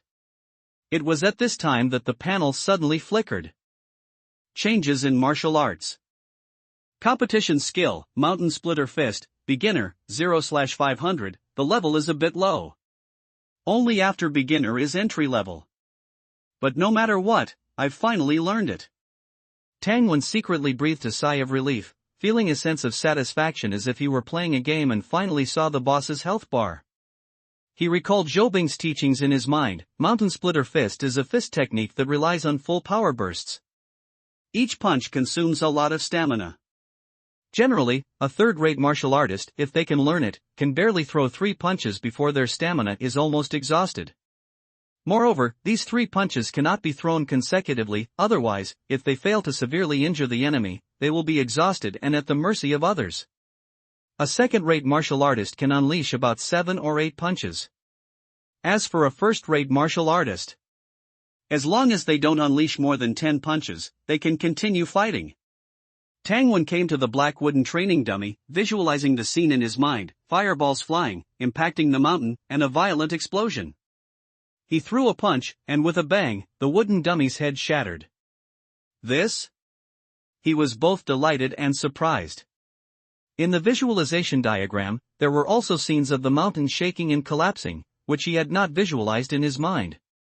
He only visualized the violent explosion step, and the Mountain Splitter Fist was considered complete? He recalled the effect Zhou Bing created when she punched. It seemed to be about the same as his fist force. She's a martial artist, but she's not much stronger than me. I can also enter a meditative state while standing, perhaps I am also a martial artist? Tangwen shook his head and dismissed these thoughts, continuing to look at the visualization diagram in the middle of the wall. The scene in the diagram of the mountain shaking violently and collapsing after the explosion couldn't be useless. After thinking for a while, he continued to visualize and outline the final scene according to the comic strip method. After the explosion, the mountain collapsed. Bang! Lowering his waist and assuming a horse stance, Tangwen punched the wooden dummy's chest. The headless wooden dummy shook. That's it? It's not as powerful as a casual punch. He shook his hand, moving his wrist. Something seems wrong? Forget it, I won't think about it for now. There are still many fist technique visualization diagrams I haven't looked at. There are only 2 hours left. He took out a few pieces of cold roast meat, chewed a few times, and swallowed them whole. He turned his attention to the first visualization diagram.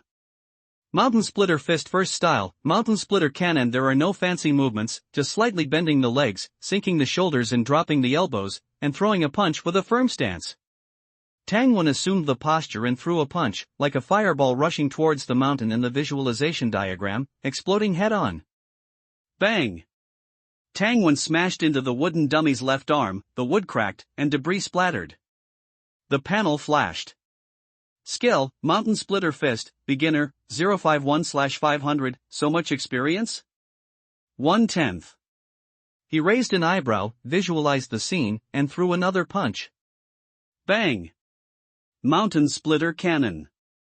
Skill, Mountain Splitter Fist, beginner, 5152/500, no increase? Something strange. He looked up and counted the visualization diagrams on the wall. There were 7 in total. The largest one in the middle was for visualizing the core strength. The other 6 diagrams were fist technique moves. Maybe the experience value will only increase significantly after learning each fist technique move? His eyes fell on the second visualization diagram. Mountain Splitter Fist Second Style, overhead cannon. In the visualization diagram, an ordinary-looking person takes a step, lunges forward, and throws a punch straight ahead, while uttering a low roar. Overhead cannon, also known as overhead cannon roar. Coordinating the punch with exhaling and shouting can intimidate the opponent and improve the effect. There are no strict rules about what to shout. After all, the visualization diagram is just a picture and cannot be heard. After trying a few times, Tangwon took a step back with his left leg, grunted, and still visualized the scene of a fireball hitting the mountain in his mind. The wooden dummy was ravaged once again, and its headless neck was smashed to pieces. Skill, Mountain Splitter Fist, Beginner, 52102/500, sure enough. The experience will increase greatly with each new move learned. After mastering this move, he continued learning Mountain Splitter Fist Third Style, Half-Step Bombardment. The visualization diagram is clean and neat, advancing while bracing the elbow and striking upwards. Bang! The elbow strike was extremely fierce, directly smashing a bowl-sized hole in the dilapidated wooden dummy's right chest. Skill, Mountain Splitter Fist, Beginner, 107157/500, Experience surged. Tangwon's enthusiasm for learning soared. The feeling of the system immediately providing feedback after learning a new move is really great. If I had such a learning panel back in high school, I could have been admitted to Tsinghua or Peking University. What repeaters, what top scorers in the college entrance examination, are all younger brothers. Mountain Splitter Fist Fifth Style, Dragon emerges from water. See bed tremor. Tangwon was not surprised to jump from the third style to the fifth style. Zhou Bing had said that the Mountain Splitter Fist in the camp was not complete. Several moves have been lost for a long time. In the fifth style visualization diagram, a person strikes the water with both fists, and suddenly layers of huge waves rise on the calm sea surface. Tangwon followed suit, and the picture he visualized became smoother and smoother. But after several attempts, he only managed to make the dilapidated wooden dummy shake and drop debris. It was far from reaching the power that this fist technique should have. Half an hour passed with no progress. Tangwon stopped struggling and his eyes drifted to the second-to-last visualization diagram. Mountain Splitter Fist 7th Style, 8-Armed Divine Fist. After visualizing for a while, he found that this was a fist technique that pursued attack speed, requiring coordination with footwork to use terrifying fist speed to strike the opponent's front, back, left, and right. In the visualization diagram, the fist speed was so fast that it created afterimages, as if several pairs of fists were punching at the same time. Therefore, this move is called the 8-Armed Divine Fist. After pondering for a long time, he realized that the key to this move lies in the speed of visualization, which he could not achieve for the time being. So, he memorized the moves and footwork and went to see the last move. Mountain Splitter Fist 10th Style, Mountain Bombardment Cannon. In the visualization diagram, this is an ordinary punch, but the mountain collapsed. Tangwon gave up the idea of learning it after only one look. Because the person in the picture had a layer of thin flames wrapped around their fist when they punched. This is simply not a power that martial apprentices, martial artists, or martial masters can possess. Unless they are born with fire abilities, they will never be able to master the essence of this move before surpassing the martial master realm. Whoosh! The time was up, and the guard opened the door. He saw the mess on the ground, was stunned for a moment, and frowned. You smashed the wooden dummy with a wooden bucket? Tangwon touched his nose. Guard, pay a fine of 50 copper coins. Okay. Dropping a silver bean, Tangwon walked out the door. The guard behind him muttered, the iron wooden dummies are very strong. Isn't this kid the first time learning fist techniques? Those captains who have mastered the fist techniques can't break the iron wooden dummies either? Hearing this, Tangwon quickly quickened his pace and walked out of the courtyard. Above the night sky, the starlight illuminated his way home. Back in his own yard, he hung up the craft paper and continued to practice his fist techniques. Miss was packing things. Let's move tomorrow. Okay, have you told Brother Lee and the others? I told them. They will also come to help tomorrow. I borrowed a carriage from the martial arts hall, and it will come early tomorrow morning. Okay. Tang contacted Zhou Bing yesterday and told her that they wanted to move to the inner city. In fact, it was to rent the empty room in Zhou Bing's courtyard. Zhou Team, who clearly didn't like being disturbed, agreed without saying a word.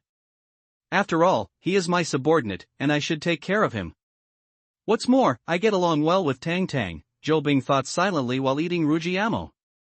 The next day, with the help of brother-in-law and sister-in-law Li, Tang Wen and his sister transported their belongings in 3 trips from the outer city to Zhou Bing's house number 7, lane 3, inner city. Tang Wen moved into the east room, and Tang Tang moved into the west room. The most spacious main room was still occupied by Zhou Bing. As for the rent, Zhou Bing had casually said before 10 Rujiamo a day is fine. After a busy day, just as the siblings had finished tidying up their new home, the courtyard door was pushed open. Sister Bing, why are you back? The person who came was Zhou Bing. The time for the competition with the Black Mountain Camp has been brought forward, and I am back to gather the team. Clang. The spoon in Tang Tang's hand fell to the ground. Without bothering to comfort her, Tang Wen asked, brought forward to win? It's in 3 days, experience. It's just a martial arts competition, sis. I'm not even participating. I know.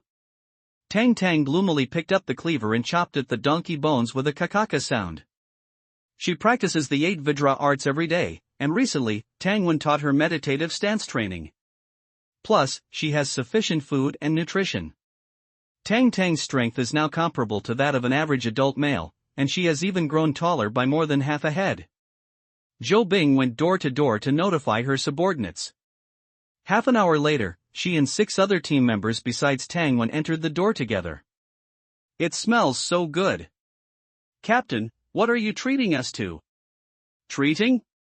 Tang Tang's big eyes narrowed instantly, looking at the group of people who came with vigilance. Treating means eating and drinking for free.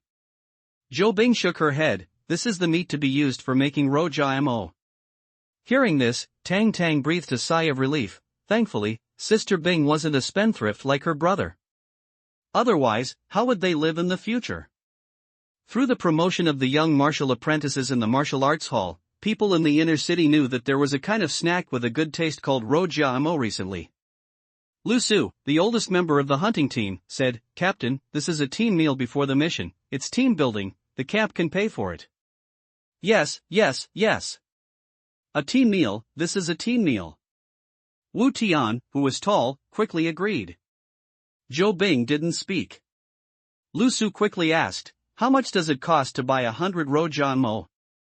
334 wen, and I'll give you 10 pounds of big bones as a gift. Just consider it my brother's treat. Lu Su smiled and shook his head, how can that be? 100 Rujiamo, plus 20 pounds of bones, and 3 jars of sweet potato wine. Everything will be charged at the highest price, we can get reimbursed. Highest price? Reimbursement? What a great pair of words. Tang Tang smiled, thoughtfully, as if she understood something. If all of these can be reimbursed? She looked at the wild chickens and red-billed liathrics that had been collected for a long time at home. These were brought back by Tang Wen in the deep winter, but now that the weather is getting warmer, it would be a waste if they weren't eaten. Oh, and there are some white radishes, sweet potatoes, and potatoes. They should all be dealt with, originally intended to feed the only 2 remaining yellow sheep. But now, a group of martial apprentices and martial artists like them should be able to finish them, right? In the house, a wide square table, 8 people sat around. Zhou Bing introduced the situation. This morning, the Black Mountain Camp requested to start the gambling fight ahead of schedule. Will our general agree? Everyone had this doubt in their hearts. It would be unwise to respond to the battle without adequate preparation. The Black Mountain Camp said that if we win this time, we can mine the open pit coal mine for 2.5 years. If they win, they can still mine for 2 years. But the martial arts competition must be advanced to 3 days later. Such a big concession? Why? Could there be some conspiracy? Zhou Bing said calmly, the gambling method is the same as before, both sides send people to take turns, 11 rounds, 6 wins. Black Mountain Ghost is probably up to no good. It does feel wrong, Captain Zhou, you have to be careful. Zhou Bing stretched out her hand and pressed down, and everyone was silent. Compared to before, There is one difference, that is, after one person wins, they can choose to leave the field, or they can continue to fight until they can't hold on, or die in the ring. Everyone was silent for a while, with a hint of worry hidden in their eyes. Tangwon gnawed on the big bones cooked by his sister, but what he was thinking about was how to use the remaining 3 days to improve his strength. The team members drank wine and ate meat, changing the subject. Zhou Bing quietly pulled Tangwon to the yard. Your recruit period hasn't passed yet. I can take the lead and say you are sick, allowing you not to participate in this operation. Tangwon looked at her bright almond eyes, and was very tempted, but he knew even more that escape would only make him cowardly. He practiced martial arts desperately. It is true that he wanted to survive, but what he wanted was not to live like a rat, hiding in the East in Tibet. Pretending to be sick? Tangwon smiled. When he was in school, he would occasionally use pretending to be sick to avoid the morning exercises. Thinking of this, he shook his head. We are a team. I will participate in this mission, but I want to quickly comprehend the mountain opening cannon fist visualization map once. And, Sister Bing, do you know where there is a clean and safe pond? A strange color flashed in Zhou Bing's eyes. She pondered. There should be no problem comprehending the visualization map. As for the pond, if you want to take a bath, there is a large bathtub at home. Speaking, she gestured the size. It is the kind of oval bathtub that can allow 185 people to lie in it together. The bathtub won't work. I need a pond that can submerge my whole body. I may have to stay for 2 days. There is a pond in a garden. The water should be considered clean. Zhou Bing thought for a while before saying, why don't we go and see tonight? There are only 3 days left. Tangwon couldn't wait. Okay, now? Okay. Tangwon went back to the house, put on his bamboo basket, took the tiger-headed steel knife, said hello to his sister, and walked out the door with Zhou Bing. As he walked, he found the road a little familiar. This seems to be near the courtyard where the silver wolf was previously held. Who's there? A guard walked out of the darkness. Hunting Team 1, Zhou Bing. The latest novel is first published on Lu Nine Shuba. Zhou Bing stepped forward and said a few words. The guard looked at Tangwon's chest badge. After confirming their identities, he let the two into the yard. In the yard, there is a pool the size of a room, and the water is still clear. It turns out it's used to grow lotus roots. Zhou Bing ordered the guards to move a tin stove and some dry firewood. Without being pretentious, Tangwon moved around, took off his coat in front of her, leaving only a pair of shorts on his body. His strong physique didn't make him feel too cold. But when he bent down and scooped up the water from the pond, slowly pouring it on himself, the cold water quickly took away his temperature, coupled with the north wind blowing, that feeling. Zhou Bing wanted to shiver just looking at it. She didn't leave, her beautiful eyes staring at Tangwon. Well, this body is quite good looking. After several enhancements, Tangwon's body proportions can be described as perfect. Even at night, even from the side, he is full of charm.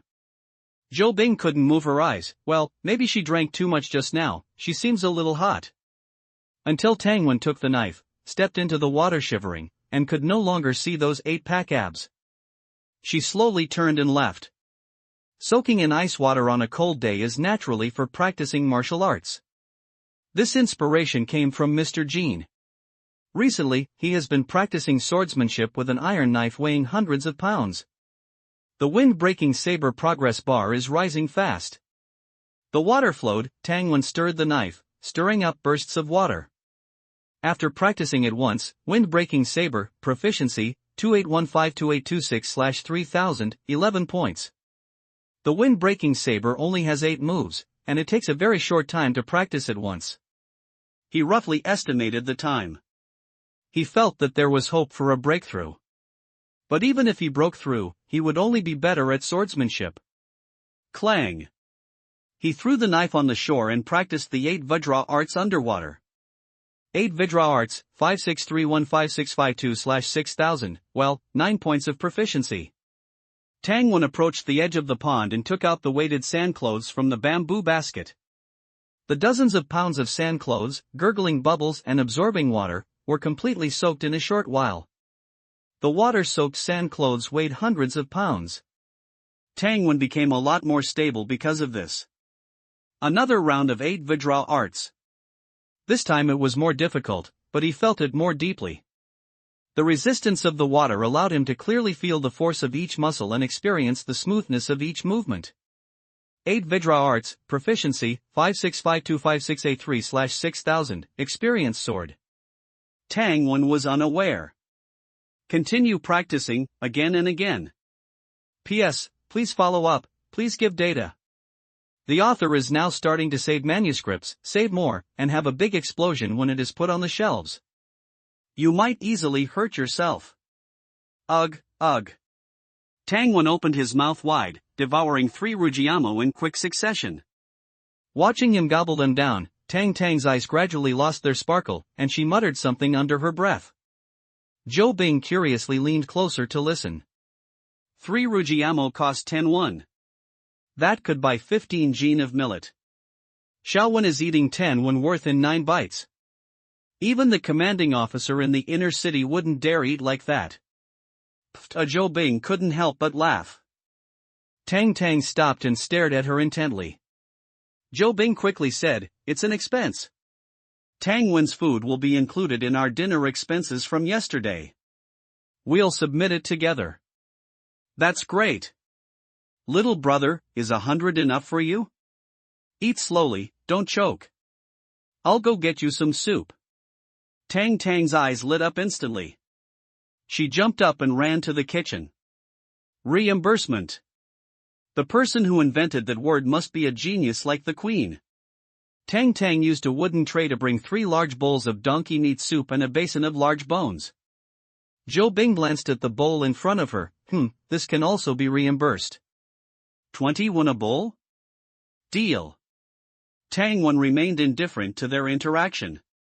He ate the Rujiamo voraciously, washing it down with sips of soup from time to time. After sleepless, weighted underwater training, the 8th-section Golden Body Art had broken through once again. 8th-section Golden Body Art, Expert, 11/18,000, the experience for the expert level requires a full 18,000 points. I wonder how they calculate it. It's more than the total experience required for all previous levels combined. Body, 5.57.5 Spirit, 6.088.08 Crack, crack, crack. Pooey. Amidst the 2 women's surprised gazes, Tang Wen crushed the donkey bone and sucked the marrow into his mouth. Tang, little brother, are you going to grow taller again? Tang Wen is 15 years old and over 1.7 meters tall. He's taller than many adult guards. Before Tang Wen could answer, Tang looked down at Zhou Bing's long legs, which were more than a meter long, and nodded, saying, "It's good to be taller. You should strive to be like Sister Bing." Zhou Bing quietly retracted her outstretched legs, frowning slightly. Could I be too tall? After eating and drinking his fill, and taking a quick rinse, Tang Wen went back to his room to rest. When he opened his eyes again, it was pitch black outside. He took out his pocket watch and glanced at it. Only slept for 6 hours, and I'm fully recovered? Thinking about his 7.5 body stat and 8.08 spirit stat. It doesn't seem that strange. With such powerful attributes, it would be a problem if he couldn't quickly recover his spirit and stamina. It seems that I have to say goodbye to sleeping in from now on. Tang Wen had been practicing martial arts in the water from last night until this evening, when the Golden Body Art broke through. It took him a night and a day in total. At this time, there are only 2 days left until the fight with the Black Mountain camp. But the camp's entire team will depart for the fighting location in 1 day. So, he only has 1 day left to train. I won't try to comprehend the visualization diagram for now. I'll go practice boxing in the water.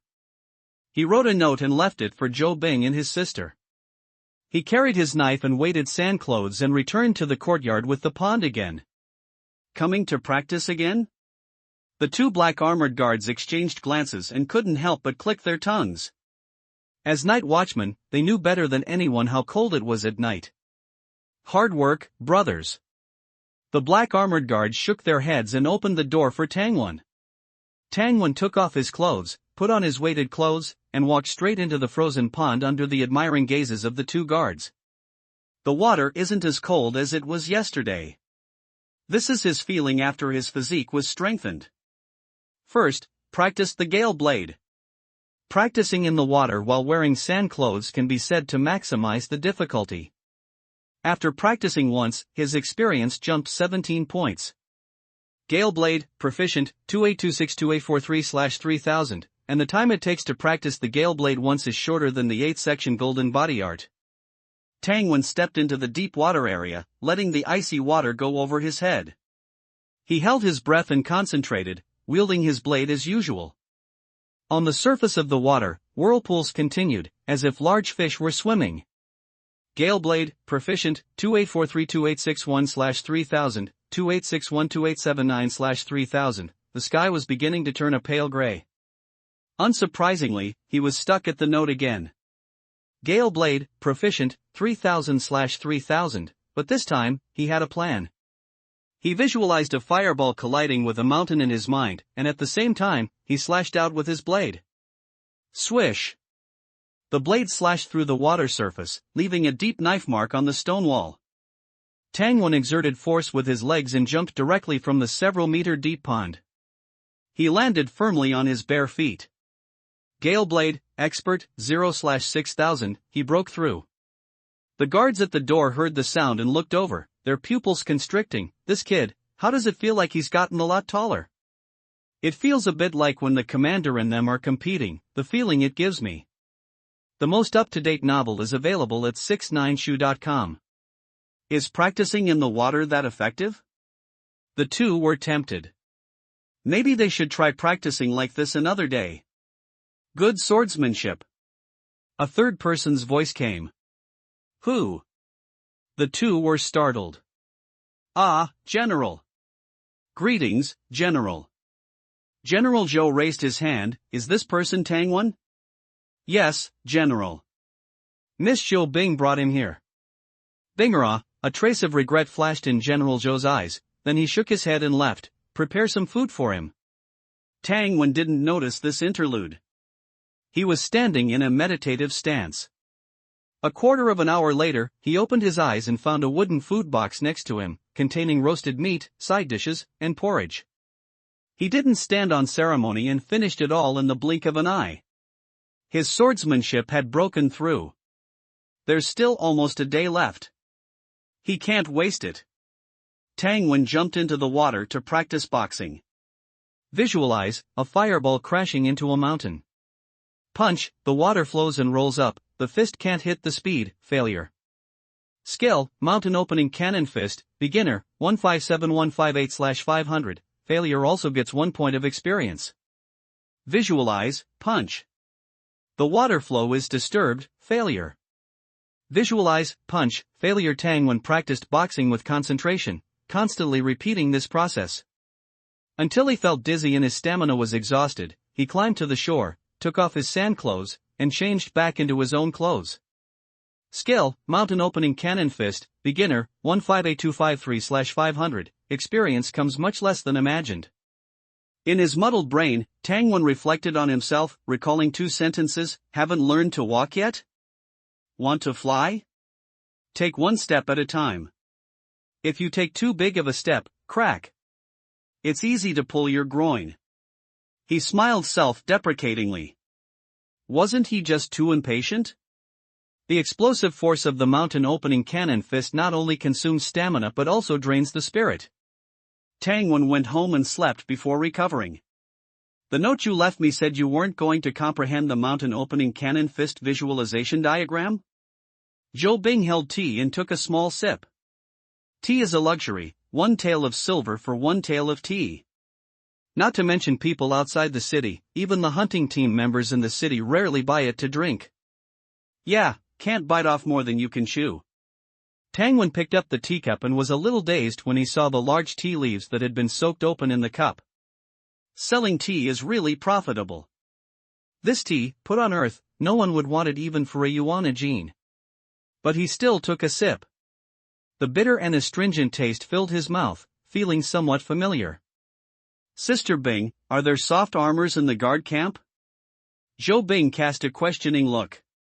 It's the kind of armor worn inside clothes to prevent others from sneaking up on you. We will all put on armor uniformly tomorrow.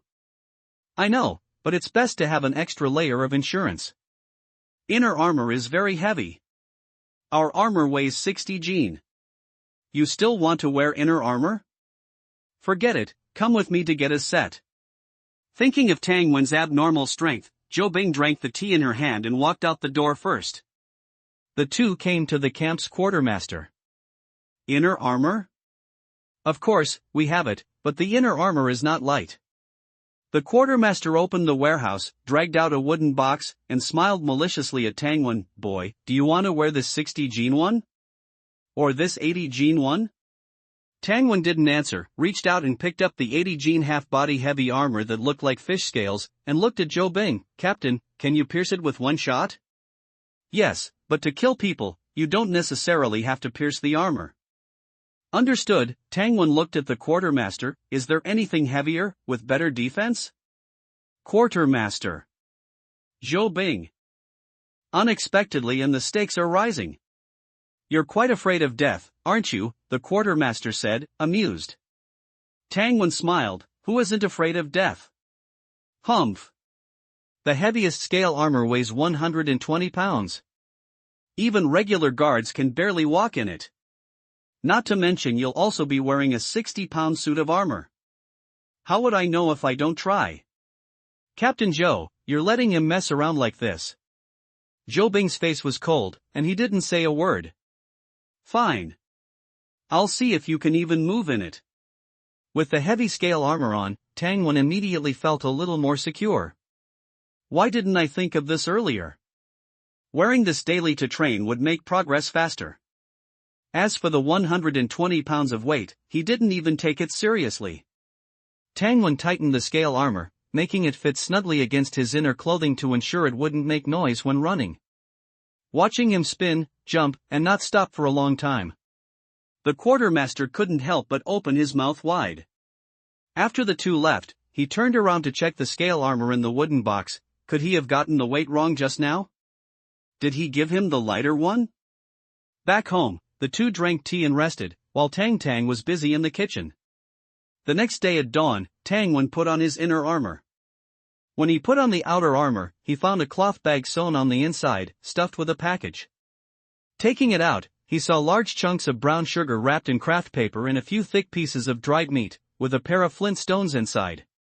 It was heavy, weighing 6 or 7 pounds. Not to mention the dried meat, brown sugar was a very valuable item. Not much cheaper than tea. Tang Wen silently stuffed the package into his armor, secretly guessing how much money his greedy older sister had spent to prepare these sweets. When the two went out, Tang Tang's door was closed, even though she usually woke up early. Tang Wen looked at her room, opened his mouth, but didn't say anything in the end, and left with Zhou Bing. This trip won't be peaceful. He inexplicably had a premonition. Just like the feeling he had when he first encountered the tracker in the forest. Therefore, he had to wear inner armor. Giddy up, giddy up. Captain, the front is safe. Good, stay alert. After leaving the camp for 30 miles, Tang Wen's hunting team was scattered out as scouts. Wu Tian, Lu Su, and others were in the front checking the road conditions. Tang Wen and Zhou Bing were slightly behind. Tang Wen held a hand crossbow in his hand, with a signal arrow on it. If there was a problem, his primary task was to shoot the signal arrow immediately to alert the rear troops. As for possible attacks, Zhou Bing would block them for him. Fortunately, the journey was uneventful. 11 hunting teams, plus General Zhou and Commander Zhao, a total of nearly 200 people, arrived at the open pit coal mine area at a little after 4 in the afternoon. Nay. After running for hundreds of miles, the tall horse under Tang Wen was panting heavily. The coal mine's logistics groom came to lead the horse, looking puzzled. This young man, although his chest muscles are bulging, he is not considered fat. How could the horse be so tired? Is it not full? Or is this horse old? The mining rights for the coal mine are now in the hands of Tang Wen and their flame camp. The workers and guards in the coal mine are all their own people. General. Hot water is ready, 3 fat pigs and 3 goats have been slaughtered. Let the brothers of the hunting team have a good meal, and then soak their feet to relieve fatigue. Good. Teams 10 and 11, be on guard. The others enter the camp to rest. Yes. Two teams, more than 30 people, stepped forward. The number of people on the hunting team and the camp varied. Few, like Tangwen's team, had only 8 people. Most of the teams had nearly 20 people. Tangwen asked Zhou Bing on the road how this difference in numbers came about.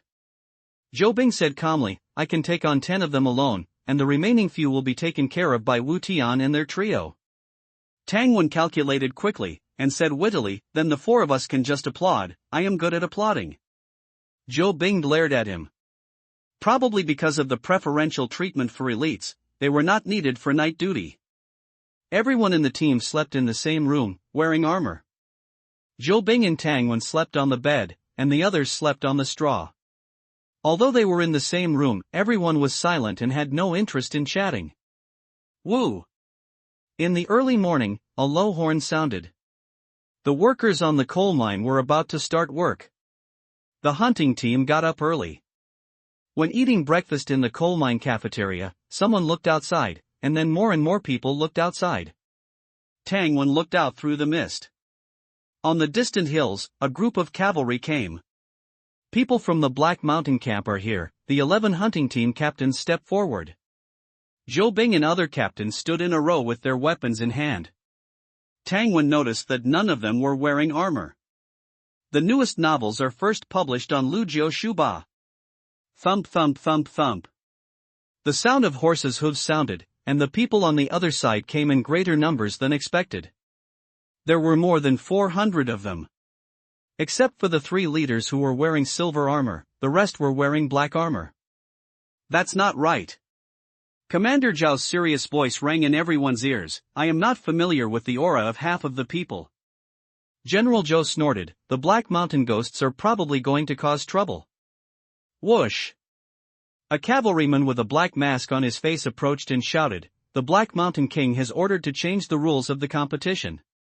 Only people under the age of 24 are allowed to participate in the competition.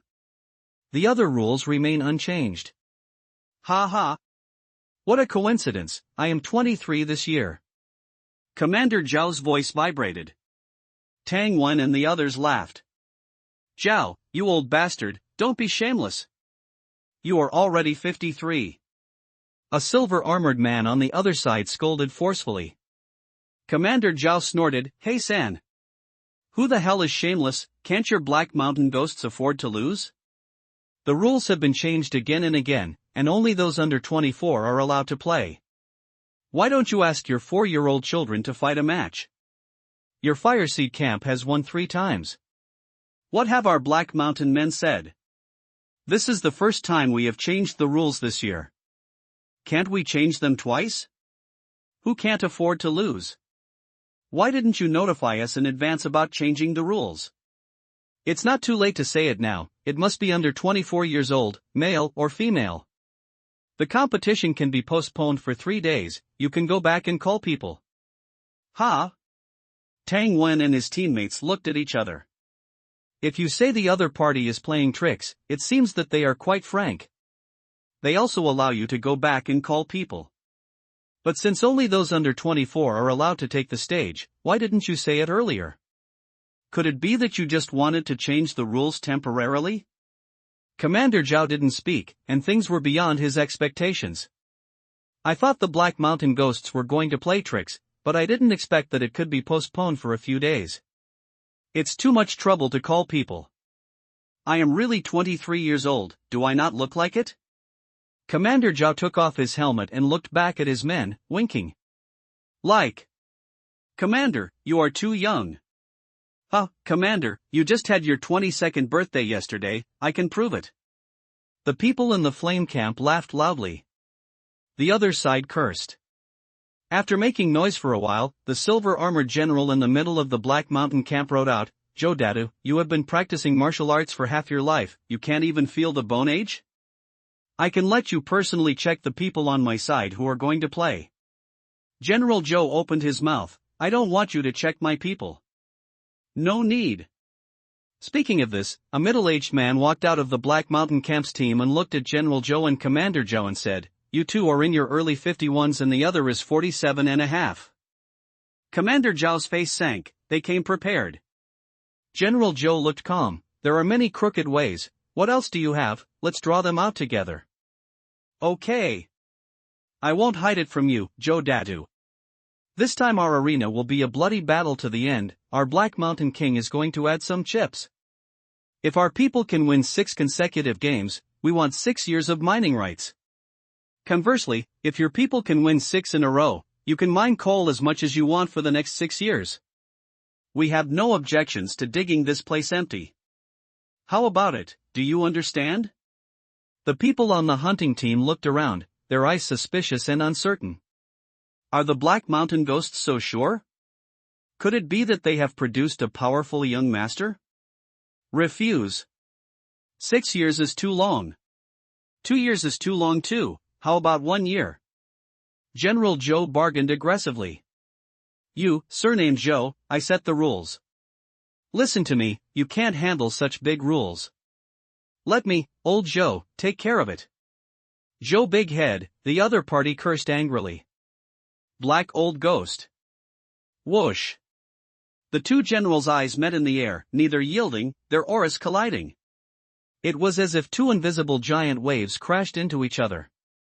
The guards on both sides felt the murderous intent rushing towards them, their hearts shuddering, slightly agitated. Tangwen was shocked by the aura that rose from nowhere. With such strength, if they attacked him, he probably wouldn't last a single move. Their aura was much more terrifying than the silver wolf. Zhou Big Head, if you can't make the decision, you can go back and ask your flame woman. Black Old Ghost, you should go back and tell your godfather directly, this is impossible. Don't even think about it. I'll take a step back, 5.5 years. Okay, I'll also give way, 2 years and 1 day. Damn you. Zhou Big Head, do you call that giving way? You son of a, verbal swordsmanship, haggling. Until noon, they hadn't discussed anything concrete. Tangwen was enjoying the show. So it turned out that Commander Zhao and General Zhou, who were so serious in the camp, were all shameless rascals outside. To fight for benefits, they would say anything. They wouldn't hesitate to curse like a shrew. Black Old Ghost. I'm hungry. When you go back to eat cold food, use your wooden head to think carefully. 6 years? Even if we dare to agree, would you dare to believe it? In the area where the 2 camps were located, people could freeze to death in winter. If they didn't get coal for 6 years, they would definitely fight. Humph. As a general, Black Mountain Ghost naturally understood this. He rode forward and came to the middle of the 2 armies. General Zhou also slowly rode over. Their lips moved slightly, discussing silently. Some members of the hunting team looked puzzled. A captain explained, secret voice transmission. No matter how close others are, they can't hear what's being said. It's a skill that only generals can master. Secret voice transmission. The guards showed expressions of respect or longing in their eyes. Tangwen was calculating silently in his mind. Martial apprentices were hunting guards, martial artists were hunting captains, and martial masters were hunting camp commanders. So what realm were generals? After Martial Master, were there Grand Martial Master, Martial King, Martial Emperor, Martial Venerable, Martial Emperor? Then 3.5 years. I want the thing now. Suddenly, General Zhou's tone was firm, interrupting Tangwen's wild thoughts. Thing? What thing? Bring it up, Black Old Ghost ordered. A stone slab-like object covered with a black cloth was carried out by the people from the Black Mountain camp. Commander Li, you come. General Zhou didn't look at it and named a commander to come forward. Zhou Big Head, you're still so timid, Black Old Ghost said with a sneer. Commander Li strode forward, uncovered the black cloth on the stone slab, and pondered for a while. He waved his hand and called over 2 more captains. The 3 of them studied it together. The 3 of them looked for a while, then lowered their heads and discussed something. The hunting team guards were curious. They speculated about what it was. Seeing one of the captains assume a horse stance and enter a meditative state, Tangwen realized that the stone slab might contain a visualization diagram. After a while, Commander Lee said to General Zhou, "I'm not sure. Bring a few more people. Zhou Bing, you come over." Zhou Bing obviously guessed it too. He gave Tang Wen a look, signaling him to follow. All 11 captains were present. Everyone had practiced mountain opening cannon fist, and they knew at a glance that the stone slab depicted a visualization diagram. No one said anything. Everyone exchanged glances and frowned in unison, as if facing some kind of problem, their faces full of doubt. In fact, even Tang Wen, who had only comprehended the fist technique for one day, could determine that this thing was indeed a cannon fist visualization diagram. And it was part of the core power visualization diagram. But Commander Lee and the captains insisted on putting on an act as if they were looking at a book written in the sky. Tang Wen concentrated and looked at it. He saw that in the visualization diagram, the firelight dissipated, and the mountain body was shaking, as if it was about to collapse in the next moment. The content ended there, very short. This segment should be connected to the cannon fist visualization diagram, after the fireball explodes and before the mountain collapses. But he was still puzzled. What was the meaning of this segment of the scene? He narrowed his eyes and repeatedly visualized it in his mind in a standing meditative posture. At this time, Commander Lee began to mutter to himself, "This visualization diagram is similar but not quite. What exactly is going on?" A quarter of an hour passed, half an hour passed, and it was past noon. An hour had passed. The people from the Black Mountain camp finally realized what was happening. Black Old Ghost said angrily, "Joe Big Head. You're taking advantage of us and you're not even ashamed. Are you practicing on the spot? Hurry up and agree to my conditions. Otherwise, I will definitely kill you today." Noisy. General Zhou glared at him. "How would I know if it's real if I don't practice?" "You want to kill me? Come on. Do you think I'm scared?" Black Old Ghost's eyes were red, and black mist was surrounding his hands. General Zhou smiled coldly, and the surrounding air suddenly became hot. The guards, seeing this, each gripped the weapons in their hands. After a few minutes of confrontation, Black Old Ghost squeezed out a sentence from between his back teeth, "Fine. You tell me a time, when can you give me a definite answer? 3 more hours of looking at it should be about right." "Bah! You have the nerve to say that. Half an hour at most." The two generals cursed at each other, and the Flame Camp gained another hour to identify it. The people from the Black Mountain camp retreated to rest. The hunting camp also retreated. More and more people gathered in front of the visualization diagram, but it was still orderly. Except for the 11 captains and Tang Wen, who had successfully entered a meditative state. The rest only had 5 minutes to observe. In 5 minutes, unless you were exceptionally gifted, you could only get a superficial look. Waves of people walked away. Tang Wen opened his eyes. He had found a clue, but not much. He guessed that even with the addition of the current part, the visualization diagram of the mountain opening cannon fist might still be incomplete. But this segment gave him a lot of inspiration. It made him realize what the other power of the mountain opening cannon fist was, besides the explosive power. It was the shock power, or rather, shock, vibration, shock fist. Bombing will produce shock waves. Everyone who has watched a serious war movie knows that. However, knowing is knowing. Tang Wen was also clueless about how to use it specifically. After eating lunch in batches, an hour quickly passed.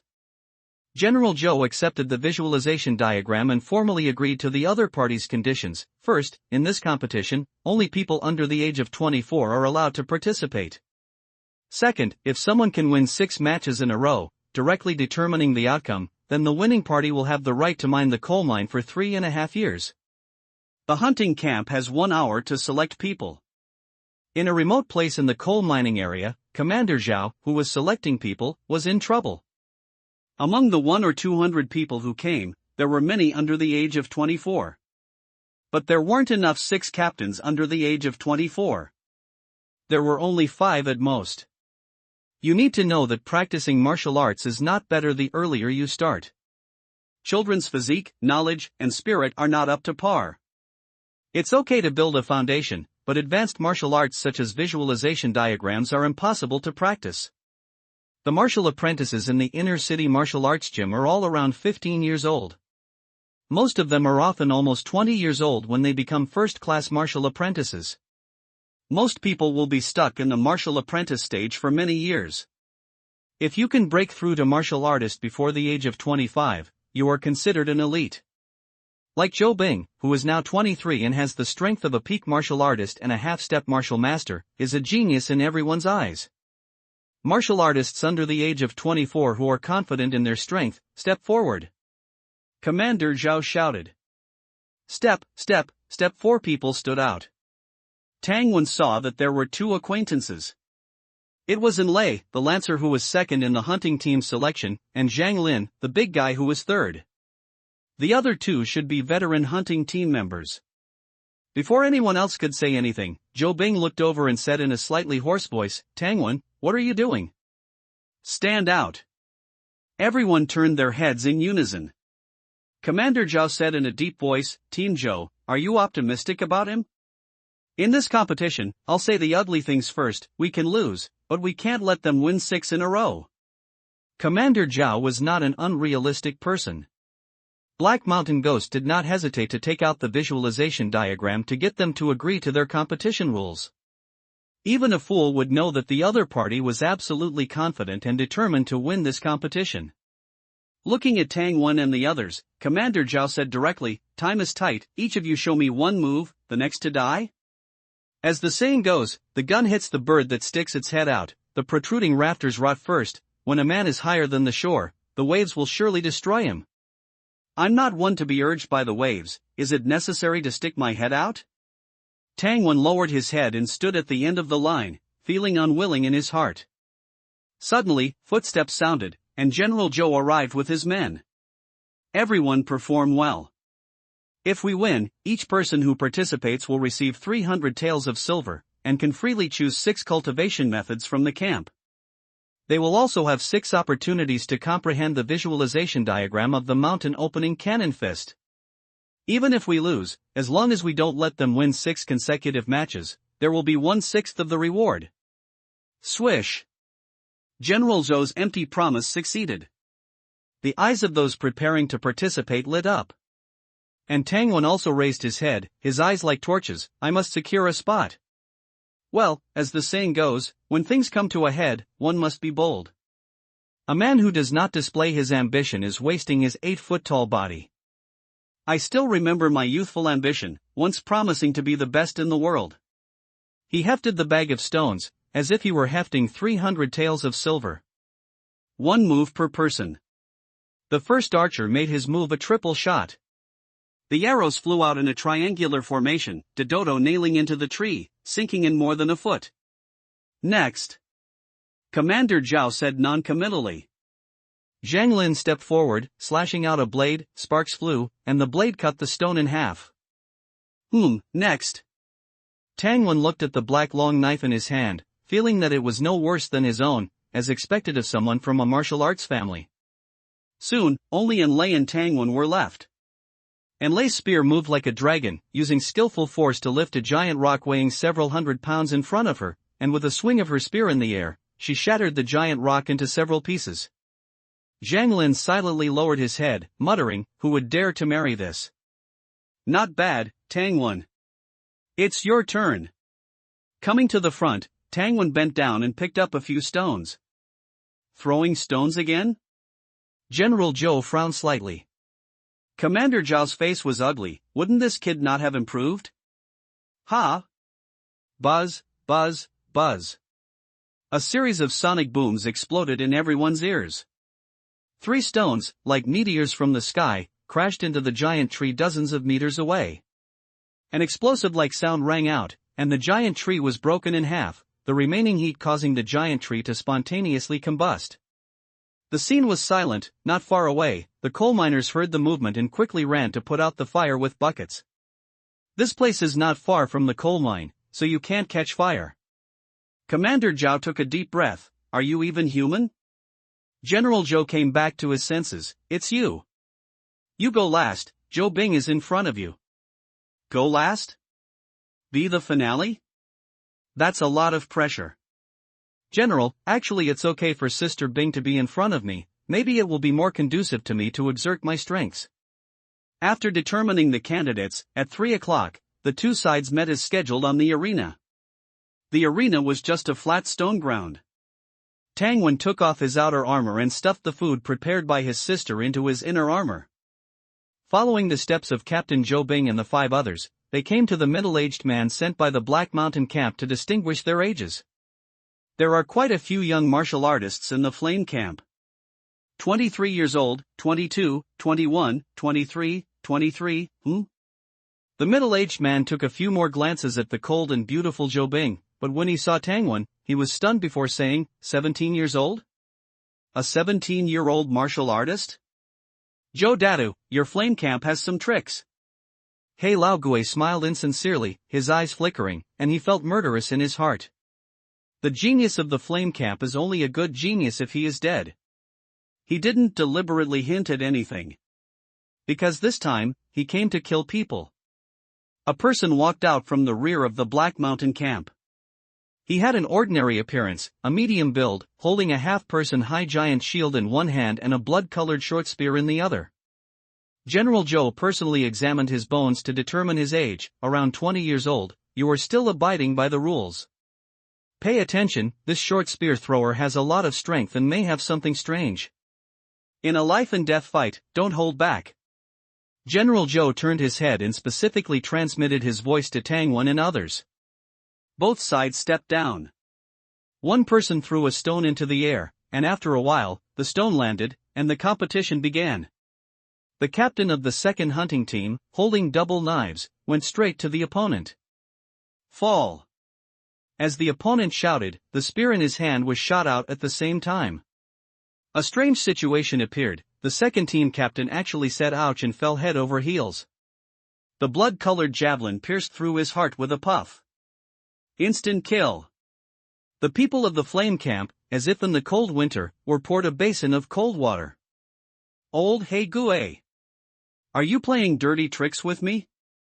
General Zhou was furious and punched out, and the air shook. He Lao Gui didn't dare to take it head-on. He jumped on his horse and dodged the punch. But the horse that stayed in place was beaten into a cloud of blood. Damn it! Zhou Datu, what the hell do you want to do? Are you still following the rules? Prepare for war. In an instant, the two sides were at daggers drawn. Commander Zhao issued a warning, don't move. Don't go down without my order. Second team, carry your captain down. With one encounter, a captain was killed. Commander Zhao had nowhere to vent his anger. Tang Wen came back to his senses and secretly hoped that the two sides could fight. The most uptack new uptack small uptack set uptack in uptack 6 uptack 9 uptack book uptack bar uptack first uptack hair. Although war is dangerous, it is better than fighting that awakened. The opposing 400 people lined up. On the Flame campsite, 11 hunting teams plus 100 or so people guarding the coal mine, almost 300 people, were also ready for battle. Both sides are elites. Once a fight breaks out, the Flame camp will obviously suffer. Moreover, the two sides have been fighting for many years, and the little trust they have managed to accumulate will be completely dissipated once they start fighting. After that, there will be endless wars. Okay. This time, I'll count you, old He Gui, as reasonable. Continue. General Zhou did not dare to start a war lightly. He Lao Gui showed a ferocious smile. Then you send someone up to continue fighting. Damn it! Gritting his teeth, Commander Zhao quickly instructed, the person on stage either has telekinesis, you can understand it as him having a pair of invisible hands that can pull your legs from the air. Or, he has more troublesome abilities. You have to be careful to defend, maneuver with him, and if necessary, admit defeat in time and don't be brave. Directly admitting defeat is an escape. The Black Mountain camp has produced such an enchanting genius, who is not only at the peak martial artist level at the age of 20, but more troublesome is that he seems to have awakened his abilities in advance. In this way, his combat power is not inferior to that of a martial master. If you don't take advantage of the fact that the opponent is young and not strong, find out his details, or kill him. What will they use to contend with when the other party grows up in the future? The situation is tricky, and the captain of Hunting Team 7, who was originally scheduled to appear later, went on stage in advance. He was short and stocky, with a set of 200-pound plate armor covering his body, carrying a fine steel shield and holding a single knife, steadily stepping onto the arena like a tank. Ha! Wearing an iron turtle shell, I can't kill you. The Awakened approached with a blood-colored short spear, and with a flick of his hand, he swept it onto the shield. Clang! Captain 7 took a step back to resist. Slip! The Awakened shouted. With a thud, Captain 7 suddenly lost his footing and knelt on the ground. But he reacted extremely quickly, immediately shrinking his head behind the shield, letting the steel shield and armor block the opponent's attack. Puff! Blood splattered. The short spear pierced through the armor on his shoulder, leaving a bloody hole. Captain 7 struggled to retreat. Splits! The other party shouted again. Captain 7, who was retreating, uncontrollably slid his hind legs, as if stepping on an invisible banana peel. Crack, the armor was pulled. The legs split forward and backward. I admit defeat. Captain 7 threw away his single knife and rolled on the spot with his shield. The other party seemed not to have heard, and the short spear in his hand stabbed out after images. The sound of metal clashing rang out continuously, and the steel shield protecting Captain 7's role was pierced with transparent holes one by one. Enough! Stop! He has already admitted defeat. Is that so? He. Sorry, I didn't hear it. The Awakened shrugged casually, with an arrogant face. He shook off the blood on the spear, spat at Captain 7, and looked at Tangwon and the others. Which shrinking turtle is going to die next? P.S. Please follow up. The follow-up and recommendation tickets are very important in the new book period. Don't drop the data, the author has already saved 6,000 words. Strive to launch a big explosion on the shelves, and work hard to save the manuscript. Please readers to follow up. Him. The seventh captain, known for his excellent defense, was carried down the stage. The physician removed his armor and bandaged his wounds. He endured the pain and said, "It's strange. When I fell, I didn't feel anything pulling me. The ability he awakened might not be telekinesis. Every time before I slipped, he pointed at me and said slip. Could it be a curse? Generally speaking, an awakened's abilities don't come from nowhere.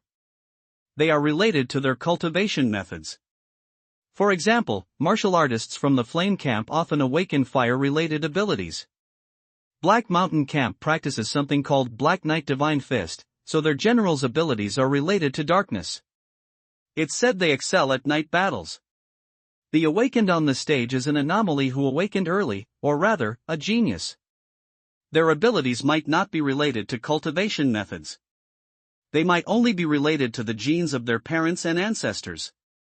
Alright. Get well soon. Commander Zhao patted him and had him carried away. After each match, there's a 10-minute break. Commander Zhao said to Tangwon, Zhou Bing, and the others, "You've all seen it. Although his ability is instantaneous, it's not entirely indefensible. Next, the strategy is still defense-oriented. Watch his mouth, the moment he opens it, be careful." After he finished speaking, the third captain was about to go on stage. Suddenly, Zhou Bing stood up first. "Let me go first. Maybe I can expose more of his weaknesses. Among all the captains, she is the strongest." Commander Zhao slowly nodded, "All right." After saying that, he suddenly paused, as if listening intently. Half a minute later, he spoke, "General Zhou just told me that the mission has changed. The goal is no longer to prevent their winning streak. The goal for everyone going on stage is to train themselves and figure out the person on stage's ability." The others silently nodded. Tangwon also secretly breathed a sigh of relief, praising General Zhou for being a good person, adjusting the strategy immediately when things were impossible. When the time came, Zhou Bing prepared to go on stage. Tangwon couldn't help but advise, "Be careful, don't be reckless." The Ice Beauty's lips curved slightly. "My ability is to curse husbands to death, his ability is to make people unlucky. Maybe I can restrain him." Ha! Everyone was stunned, it seemed to make some sense. But Tangwen didn't believe she had that ability at all and quickly said, "Don't think that way, you have to act as if you have no ability to fight him. Don't worry." Zhou Bing flicked her ponytail, strode forward with her long legs, and walked onto the stage. Commander Zhao looked Tangwen up and down. This kid has some courage. On the stage, Zhou Bing, as tall and slender as a supermodel, was more than a head taller than the awakened opponent. The awakened's face was gloomy. "A woman who looks like a mare or a cow, if you kneel down and beg me now, maybe I'll spare your life." Zhou Bing ignored him. His face became even more unsightly. Clatter. A small stone fell to the ground. Zhou Bing's almond eyes were deep, unaffected by the opponent's trash talk, holding her spear and steadily approaching. Fall. The awakened used his ability. Her feet faltered, and her whole body lost balance, about to fall backward. Zhou Bing didn't panic, using the butt of her spear to support the ground, twisting her waist, immediately regaining her balance. Clang! The long spear and short spear collided. The awakened held the spear with one hand, his tiger's mouth numb, gaining no advantage. Seeing Zhou Bing approaching, he continuously shouted, "Fall, slip." After shouting, he charged up again.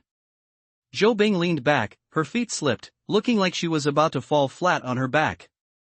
But she didn't resist, and while falling backward, she swept her long spear horizontally, directly towards the opponent's throat. Trading injury for life. The awakened had to give up his attack, using his shield to deflect the spear tip. Zhou Bing performed an iron bridge, rose up, and the long spear in her hand bloomed with spear flowers, intercepting the stabbing blood spear. Good. The watching flame camp cheered loudly. Tangwen also felt slightly relieved. This mare really has some skills. Zhou Bing's round of strong attacks made the awakened much more cautious. Not far away, Black Old Ghost said gloomily, "Zhou Big Head, is this your niece? Why not marry her to my brother? We can join hands to kill Flame Woman, and you can be the camp leader, how about it?" General Zhou glanced at him. "Why don't you just recognize me as your godfather?" "Wouldn't that be better?" Black Old Ghost wasn't angry. "What's so good about your broken camp? Look at our Black Mountain camp. Martial artists have wives and concubines in droves, living high and mighty. If we lack anything, we just go and rob it. If we see a beautiful woman, we just take her as a concubine. That's what I call enjoyable. That's called being a beast." General Zhou directly interrupted. Hee, you're still so ungrateful. Maybe when your camp is finished, you'll have a time to bow your head. You won't see that day. While the two were arguing, the situation on the field changed. The blood spear awakened, with his strange ability, also had decent martial arts skills. He threw the shield aside, held the spear with both hands, and fought Zhou Bing head-on, exchanging blows.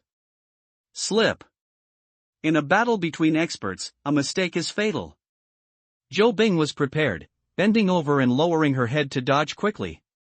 The blood spear brushed past her head, picking off the hair tie on her head. Black hair cascaded down like a waterfall.